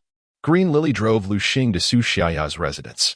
Upon seeing Liu Xing holding his sister, Su Pang couldn't help but exclaim an expletive. Wow, Liu Xing, you beast. I treated you so well. What did you do to my sister? Observing Su Pang's anxious expression, Liu Xing rolled his eyes. You glutton, you've known me long enough. Do you really think I would harm your sister? Liu Xing's words momentarily stunned Su Pang. Enough chatter. Quickly take your sister back. If you wish to know anything, wait until she wakes up and ask her yourself. Having just encountered the clown incident, Liu Xing felt a bit irritated and did not wish to linger further. He returned to Green Lily's pickup truck. Green Lily gave him a sidelong glance, smiling slightly, and couldn't help but ask, are you not going to explain to that little fatty? Green Lily noticed Su Pang still holding Su Xiaoya, his expression dark. resembling one who had just tasted something vile. Fatty, carry your sister home first. Rest assured, I have done nothing to her. Just look at her clothes. Although some parts are torn, the essential areas remain intact. Upon seeing this, Su Peng realized it was indeed the case. Just as he was about to speak to Liu Xing, Green Lily had already started the engine and drove Liu Xing away. Dejected, Su Peng carried Su Xiaoya into his home. Time passed, and suddenly, Su Xiaoya awoke from her faint. Don't kill me. Brother, don't be afraid, I'm here. Su Peng embraced Su Xiaoya, providing her with the warmth of a brother's love. Brother, seeing Su Peng, Su Xiaoya's tears streamed down her face. All right, no more crying. You're safe now that we're home. If anyone has wronged you, you can tell me. I will stand up for you. At this moment, Su Peng was utterly bewildered, feeling a deep conflict within himself. Up to this point, he had no idea what had transpired. That Liu Xing fellow really should have explained things properly before dashing off. Su Xiaoya, hearing this, began to choke up. She stammered as she recounted the events to Su Peng. Su Peng suddenly slapped his thigh. Oh no, I mistakenly accused Liu Xing. How could I doubt my brother? Su Peng was engulfed in profound regret. Brother, we must express our gratitude to Liu Xing. If it weren't for him, I might not have made it. Speaking Liu Xing's name brought a sweet feeling to Su Xiaoya's heart. Yes, I will invite him over to our home tomorrow. Liu Xing returned to the Phoenix base with Green Lily. Yawning, Green Lily stretched and headed straight for the kitchen. Shortly after, she emerged holding a freshly washed cucumber. Liu Xing, if you want to eat, help yourself to the fridge. I'm going to take a shower after a long day. Don't peek. With that, Green Lily ascended the stairs, leaving Liu Xing in a state of disbelief. Would you like to stay for dinner? A cool voice interrupted his thoughts. Startled, Liu Xing turned to see Zixuan, the strategist of the Phoenix Mercenary Corps, managing the affairs of the team. She was clad in a purple t-shirt and an apron. The panda eyes on her apron exaggeratedly prominent. Liu Xing nodded. It was already late, and he decided to stay for dinner, recalling the delightful taste of Zixuan's cooking, rivaling that of a five-star chef. Very well, Zixuan said without further ado, as she entered the kitchen to begin cooking. With her departure, Liu Xing found himself alone in the hall. Listening to the sound of running water upstairs, he couldn't help but mutter to himself. Should I sneak a peek?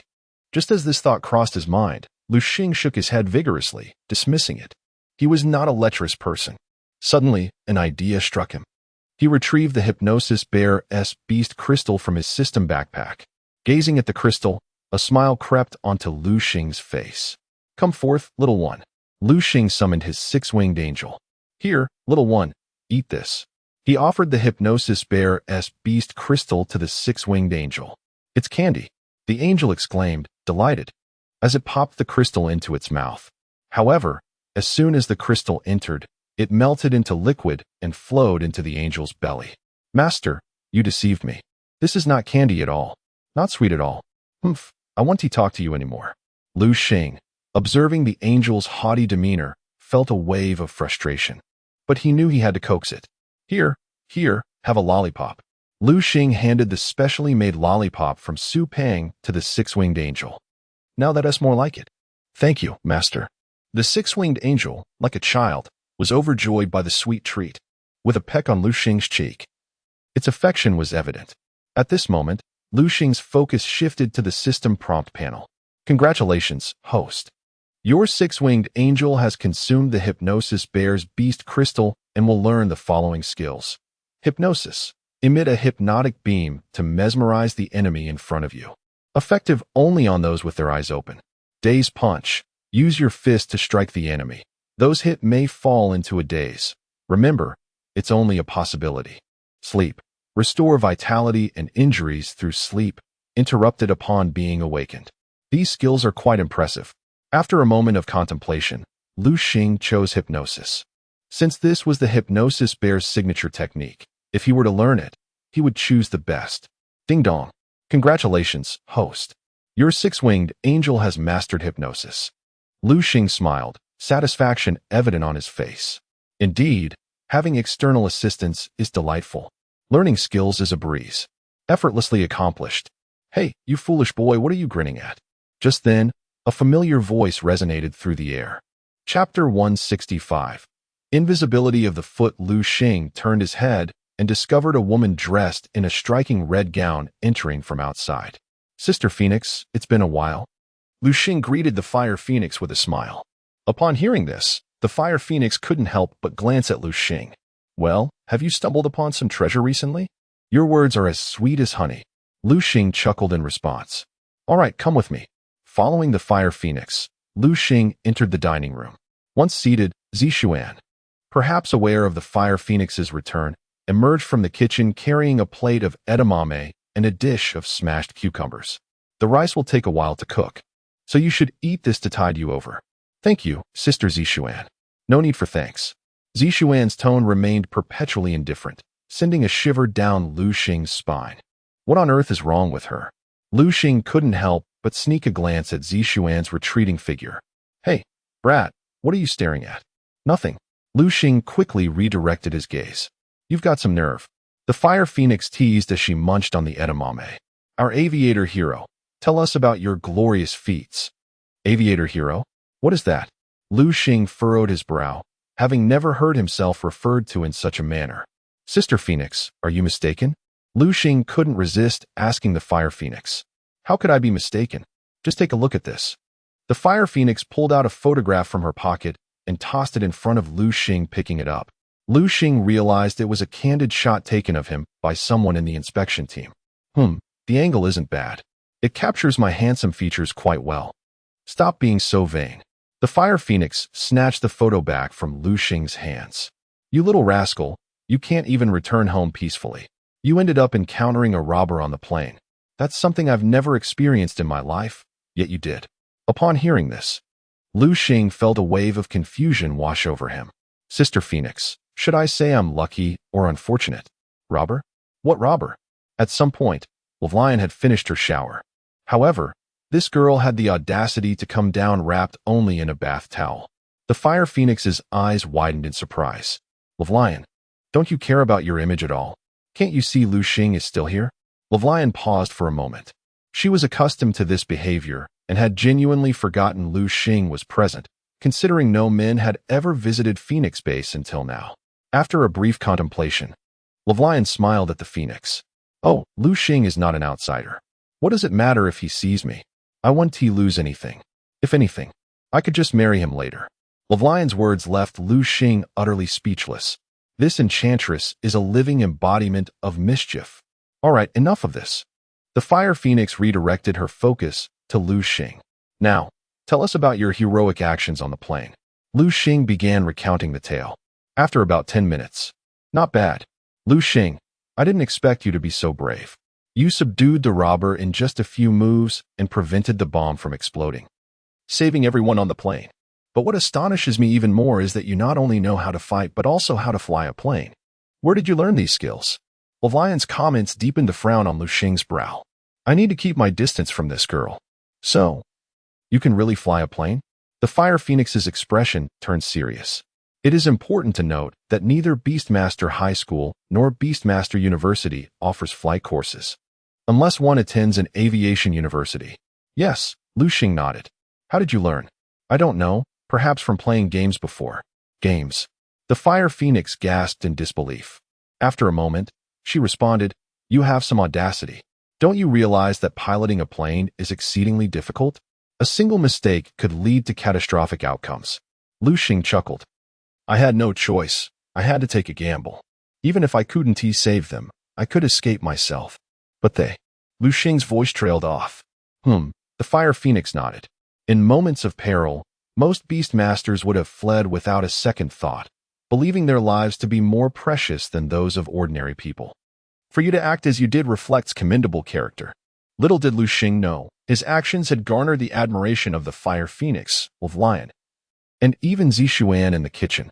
Here, this is for you. Zixuan placed a scoop of ice cream in front of Liu Xing. It's dream ice cream. Upon seeing Zixuan offering Liu Xing the ice cream, Lion's eyes lit up. This dream ice cream was handcrafted by Zixuan and could never be purchased outside. Moreover, its ingredients were exceedingly rare and not something an average household could afford. Zixuan, I want some dream ice cream too, Lion pleaded. What are you talking about? Look at yourself. All you do is eat and sleep. You seem to have gained a few pounds recently. Have I?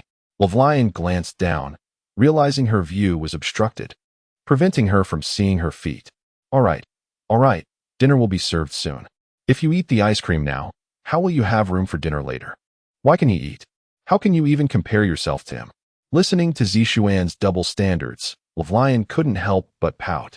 Liu Xing ignored the bickering between Lion and Zixuan and turned to the Fire Phoenix. Sister Phoenix, do you know where I can find fairy-type beast masters? Fairy-type? The Fire Phoenix furrowed her brow at this question. Why do you ask that? Don't you know that fairy-type beast masters are exceedingly rare in this world? I have yet to hear of any secret realm containing a colony of fairy-type beast masters. They seem to prefer solitude, each one a lone wolf. Since the Fire Phoenix has never encountered a fairy secret realm, her assertion lacks comprehensive understanding. Oh, a trace of disappointment flashed across Liu Xing's face. Liu Xing, why do you ask this? Lion suddenly placed her hand on Liu Xing's shoulder. Chapter 166. I fear pain, it is nothing. I merely desire the crystal core of a fairy-type magical beast. I happen to possess a six-winged angel. Six-winged angel. The Fire Phoenix's eyes brightened at the mention. Quickly, release it for me to see. All right, come forth, my little darling. Liu Xing summoned the six-winged angel. Wow, how adorable! The Fire Phoenix exclaimed, come here. Let me hold you. No woman could resist the enchanting allure of the six-winged angel. Upon seeing Liu Xing's companion, the Fire Phoenix was overwhelmed with maternal affection and reached out to embrace it. Master, the six-winged angel, frightened, hid behind Liu Xing, causing the Fire Phoenix to pause in surprise. Sorry, Phoenix sister. This little one is quite shy. After a brief moment, the Fire Phoenix watched the six-winged angel hopping about on the table. Curiously, she inquired, Liu Xing, where did you acquire this creature? Liu Xing glanced at the green vine nearby. You should ask her. The green vine was momentarily taken aback, not expecting Liu Xing to pass the question to her. Don't ask me. I don't know either. I merely took this little one to the fairy forest, intending to catch a green sprite. Who would have thought this creature struck lucky and obtained an egg? That egg is the six-winged angel. Realizing this, the green vine felt a twinge of embarrassment, recalling how she had vehemently opposed Liu Xing's contract with that egg. Oh, the Fire Phoenix's face briefly displayed disappointment. She was quite pleased with Liu Xing's six-winged angel and had contemplated contracting one for herself in the future. However, it now seemed unlikely, as six-winged angels were truly rare treasures. Looking at Liu Xing, who was indulging in a dreamlike ice cream, she couldn't help but comment. This fellow is indeed quite fortunate. Come, dinner is served. Be careful, it's hot. Zixuan entered with a large pot of soup. Upon seeing it was lotus root and pork rib soup, the green vine's mouth watered.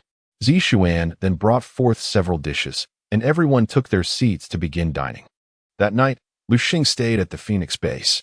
Unable to sleep in the middle of the night, he got up and stepped onto the balcony, only to find someone standing on the adjacent balcony. It was none other than the green vine. Green vine sister, do you have something on your mind? Liu Xing noticed she was gazing into the distance. Nothing much. But what about you, Liu Xing, my little brother? Are you feeling restless, unable to sleep? Would you like to come over and let sister help you ease that restlessness? Liu Xing frowned at her words. And no, there's no need to trouble you, green vine sister. His lips twitched slightly. The green vine was simply too outrageous. By the way, at the dinner table, didn't you say you wanted a fairy-type magical beast crystal core? Liu Xing's eyes lit up at her words. Green vine sister, are you implying you have one? No. How could I possibly possess such a thing? After all, fairy-type magical beasts are incredibly rare, let alone their crystal cores. The green vine shrugged. Liu Xing felt a wave of disappointment wash over him. His emotions were like a roller coaster, having just soared to the peak, only to plummet into despair. The flicker of hope within him was extinguished by the green vine's words. Was there truly no way? The six-winged angel was a spirit and fairy-type magical beast. It could learn fairy-type techniques through the magical beast crystal core. However, these cores were exceedingly rare, leaving Liu Xing in a quandary. If the six-winged angel could not learn fairy-type techniques, it would mean a flaw in his companion.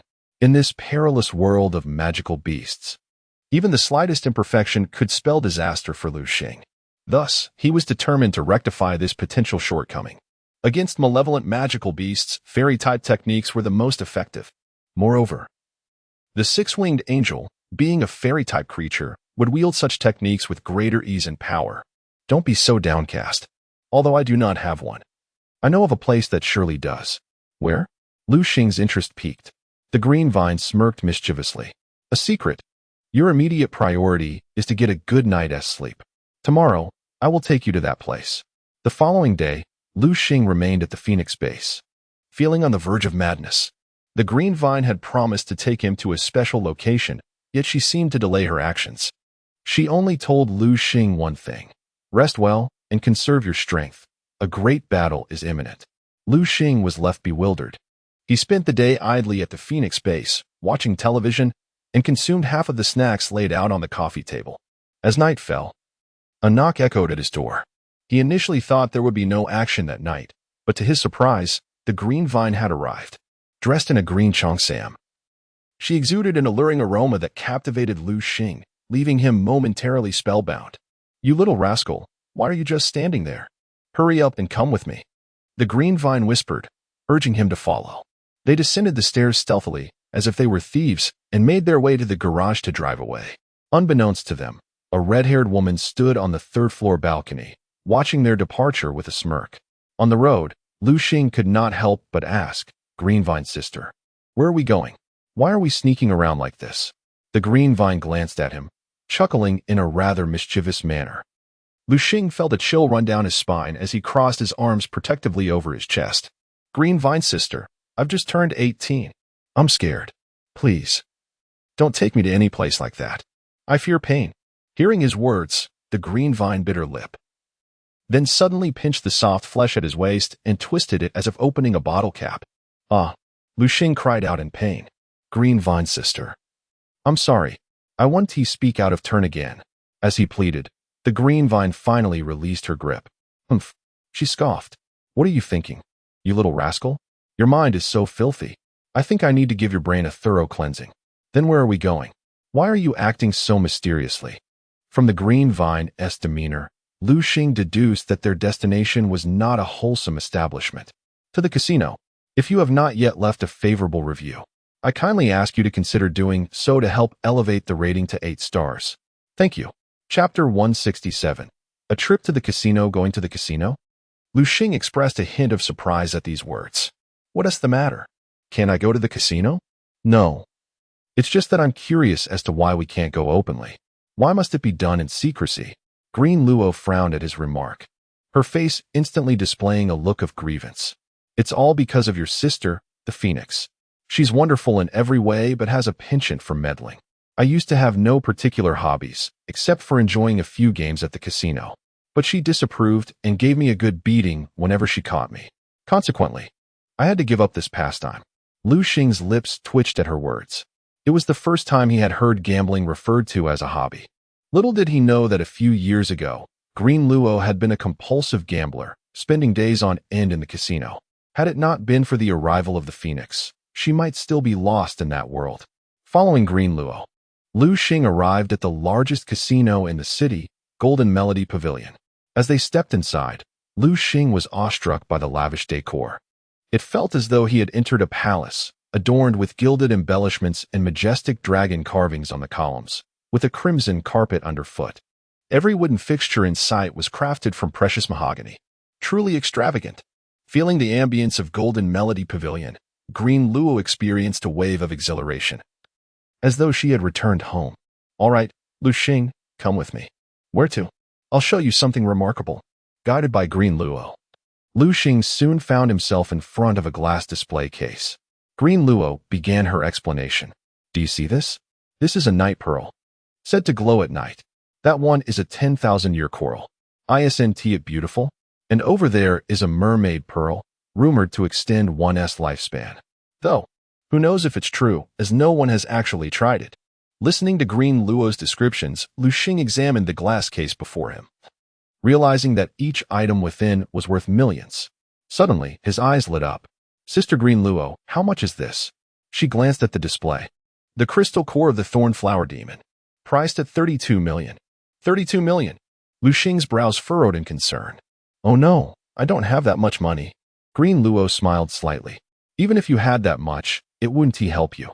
Why not? You'll find out soon enough, she teased, leading him to the next location. Before long, Liu Xing understood her cryptic remark. They each exchanged 2 million in chips at the window. Green Luo explained with a grin. At Golden Melody Pavilion, there's a limit on chip exchanges. Each person can only exchange chips once, and you must use up your chips before you can exchange more. You cannot use cash to redeem others' chips. Then how can we acquire the items in that glass case? Liu Xing asked, having learned from Green Luo that the items were only redeemable with chips, not cash. Green Luo rolled her eyes at him. Are you foolish? This is a casino. It relies on gambling.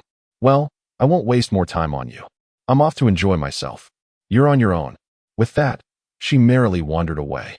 Watching her retreating figure, Liu Xing felt a wave of frustration wash over him. He realized she hadn't come to assist him, but rather to indulge in her own gambling pursuits under the guise of helping him. Observing the gamblers around him, their faces flushed with excitement, he shook his head in resignation. Gambling is a losing game, he thought. If given the choice, he truly wished to avoid it. Staring at the 2 million in chips in his hand, he pondered whether to gamble. Suddenly, memories of being chased by a fierce wolf dog flooded his mind. If he hadn't made it to that open space in time, he could very well be dead now. Damn it, I'll go for it. Liu Xing clenched his teeth, determination flashing across his face. If Chen Daozi could turn 20 into 37 million, then so can I. Besides, I have 2 million chips at my disposal. With gratitude, he recalled Yin Guoli, who had given him 5 million. Without that, he might not have had the chance to gamble at all. Liu Xing began to stroll through the casino, opting to observe rather than rush into betting.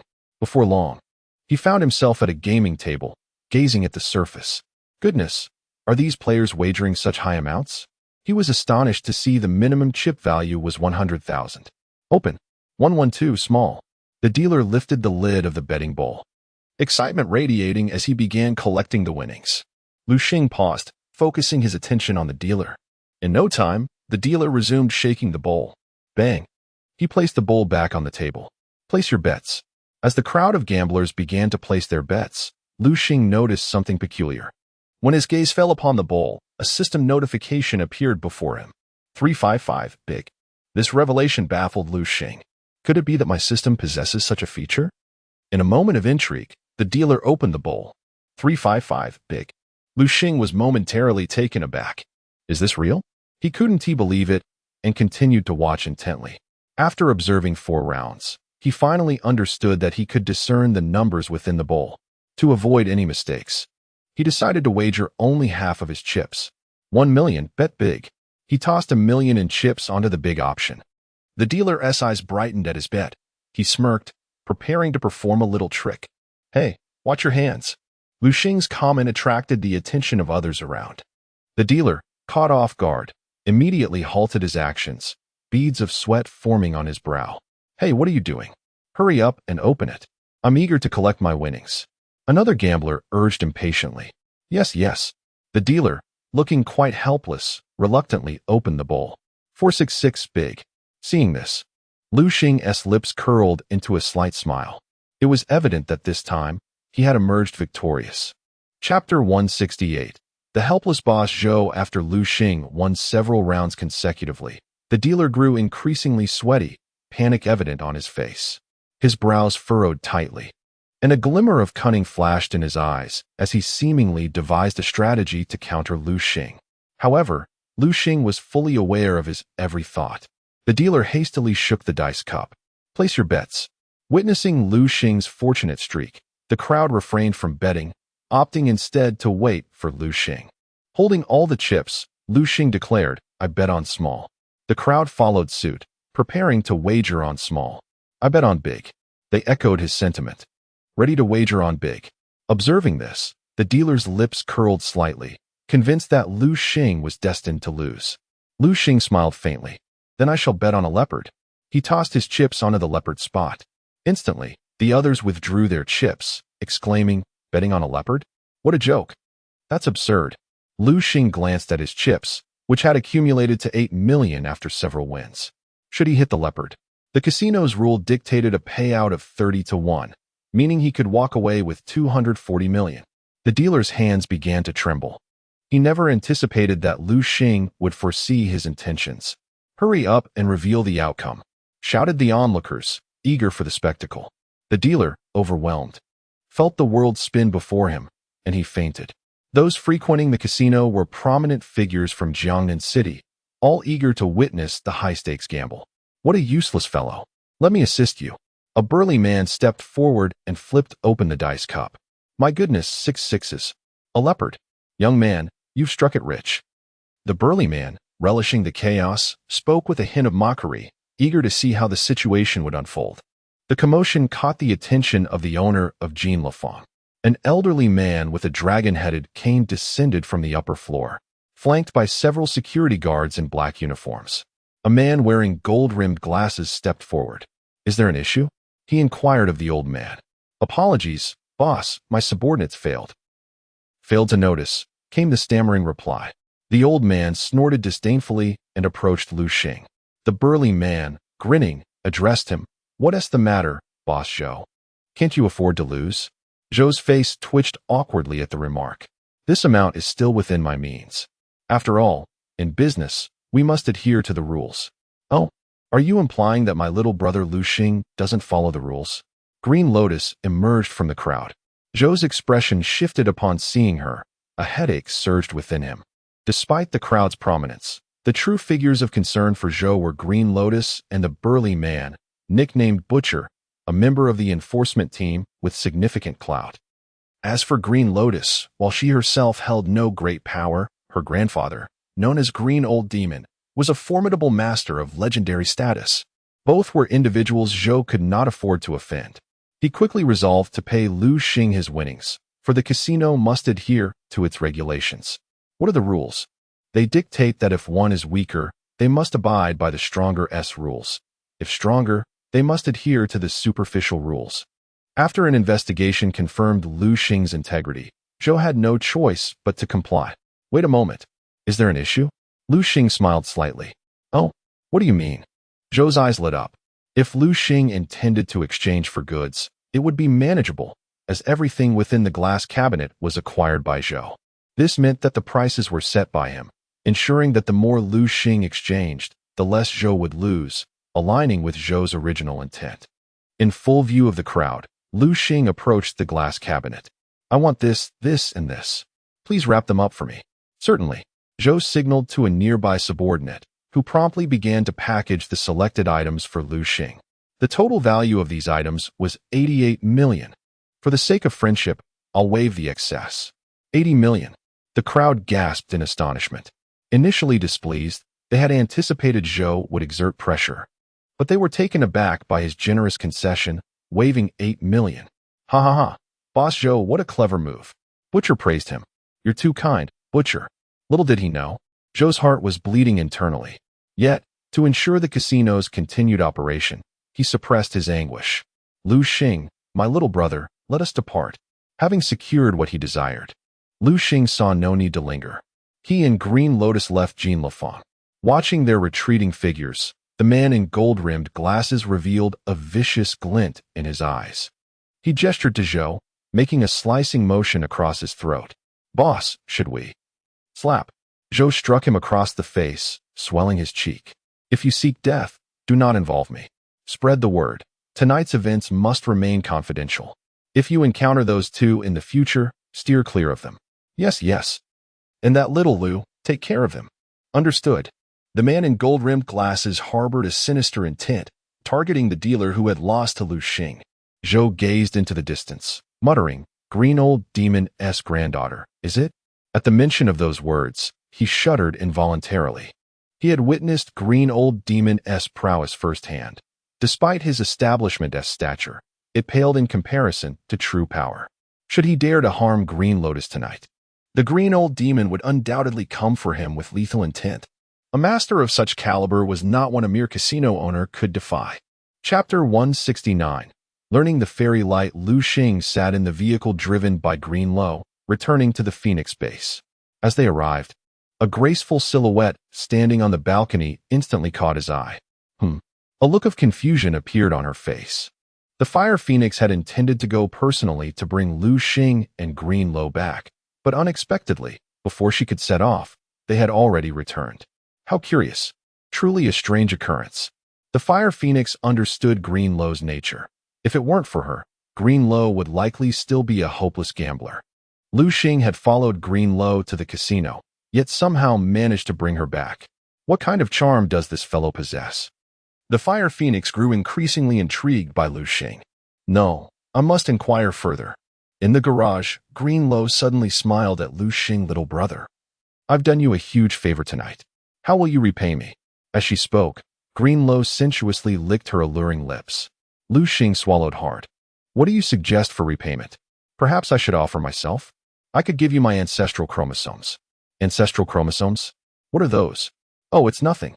Liu Xing realized he had misspoken. He quickly pulled a bead from his pocket. Sister Greenlow, this bead is for you. This is a mermaid pearl. Greenlow's eyes widened in disbelief. Liu Xing had actually exchanged for this item and gifted it to her. I saw you admiring it in the glass display, and I figured you must really want it, so I exchanged it. As he spoke, Liu Xing awkwardly scratched his head. Without waiting for Liu Xing's reaction, Greenlow swiftly planted a kiss on his cheek. She then immediately exited the vehicle. Her cheeks flushed slightly. This was her sister's first kiss, and it was a gift to him. After saying this, Greenlow hurried away. Liu Xing felt a wave of exasperation. It seemed that every time she kissed him, she claimed it was her first. Greenlow, at times, was as untrustworthy as many men, who often tell women they are inexperienced. The problem was, he had no evidence to counter her claims. As Liu Xing got out of the car, he wore a wry smile, yet his grin was wide. Just as he was about to head upstairs, he was startled by a shapely figure at the door. Sister Phoenix, you're still awake? Liu Xing spoke sheepishly, like a child caught misbehaving. Yes, I am still awake. But you, what mischief have you been up to with Greenlow tonight? Speak the truth. As she spoke, the Fire Phoenix's keen eyes scrutinized Liu Xing, as if she could see right through him. Nothing much, just a visit to the casino. Liu Xing was no fool. The Fire Phoenix's presence suggested she likely already knew the truth. So rather than conceal it, he opted for honesty. After all, Liu Xing did not like to lie to his family, as deceiving loved ones was the most sorrowful act. At this moment, he regarded the Fire Phoenix as his own sister. All right then, recount the events as they unfolded. Upon hearing this, Liu Xing began to narrate. He mentioned only that he seemed to possess a form of telepathy, capable of sensing the dice's outcome, omitting the fact that he had a system, which was his greatest secret and foundation in this world, one he would never divulge to anyone. The Fire Phoenix nodded. It is good that you have returned safely. You obtained what you desired, and Greenlow enjoyed herself at the casino. It seems a happy conclusion for all. All right, go rest now. Yes. Liu Xing dashed to his room, swiftly locking the door behind him. Once inside, he pondered briefly. Come forth, little darling. He summoned his six-winged angel. He then handed the monster crystal core of the thornflower demon he had just acquired to the six-winged angel. The six-winged angel gazed disdainfully at the monster crystal core in Liu Xing's hand. EW. I don't want that. The six-winged angel rejected him, seemingly preferring lollipops instead. Liu Xing sighed in exasperation. This was a diamond-level monster crystal core, and yet this little creature simply dismissed it. All right, my dear, just eat this. Liu Xing coaxed like a parent persuading a child to take medicine. After some negotiation, he finally persuaded the six-winged angel to swallow the thornflower demon's monster crystal core in exchange for 3 lollipops. Ugh. After consuming the thornflower demon's monster crystal core, the six-winged angel stuck out its pink tongue. Master, you're a bad guy. This was awful. It had no flavor at all. Okay, I admit, it was my fault. Here, have your lollipops. Liu Xing quickly fetched 3 lollipops from his system backpack and offered them to the six-winged angel. Upon seeing them, the six-winged angel's eyes sparkled. Thank you, master. The childlike nature of the angel was evident. Moments ago it had been quite put out, but a couple of lollipops had easily soothed it. You're welcome. As long as my little darling is happy. Liu Xing reached out to gently pat the six-winged angel's small head. He then shifted his focus to the system panel. Congratulations, host. Your six-winged angel has consumed the Thorn Flower Demon's monster crystal core. It will learn the following skills. Please choose. Thorn Entanglement. Summons countless thorny vines to ensnare the enemy. Enchanting Voice. Uses a melodious song that may charm enemies. Fairy Light. Condenses the internal fairy power to unleash a radiant beam of colorful fairy light, inflicting substantial damage upon foes. The Thorn Flower Demon's monster crystal core truly is a treasure. Gazing at the three skills before him, Liu Xing's eyes sparkled with excitement. He desired them all. Yet, life necessitates choices. I shall select Fairy Light. The six-winged angel lacks offensive capabilities, and this Fairy Light is the perfect fairy-type attack move. With it, Liu Xing need no longer fear the pursuit of the Black Wolf King. Ding! Congratulations, host. Your summoned beast, the six-winged angel, has learned Fairy Light. While the six-winged angel was indulging in a lollipop, it paused momentarily. Then, with great joy, it exclaimed to Liu Xing, Master, Master, little darling has learned a new skill. Excellent. Liu Xing nodded. He addressed his little companion. Little darling, let us go and test your new skill. Okay. Liu Xing descended the stairs with the six-winged angel. They arrived in the courtyard of the Phoenix base. Spotting a nearby rockery, Liu Xing's lips curved into a slight smile. He instructed the six-winged angel, little darling. Use fairy light on that rockery. Understood, Master.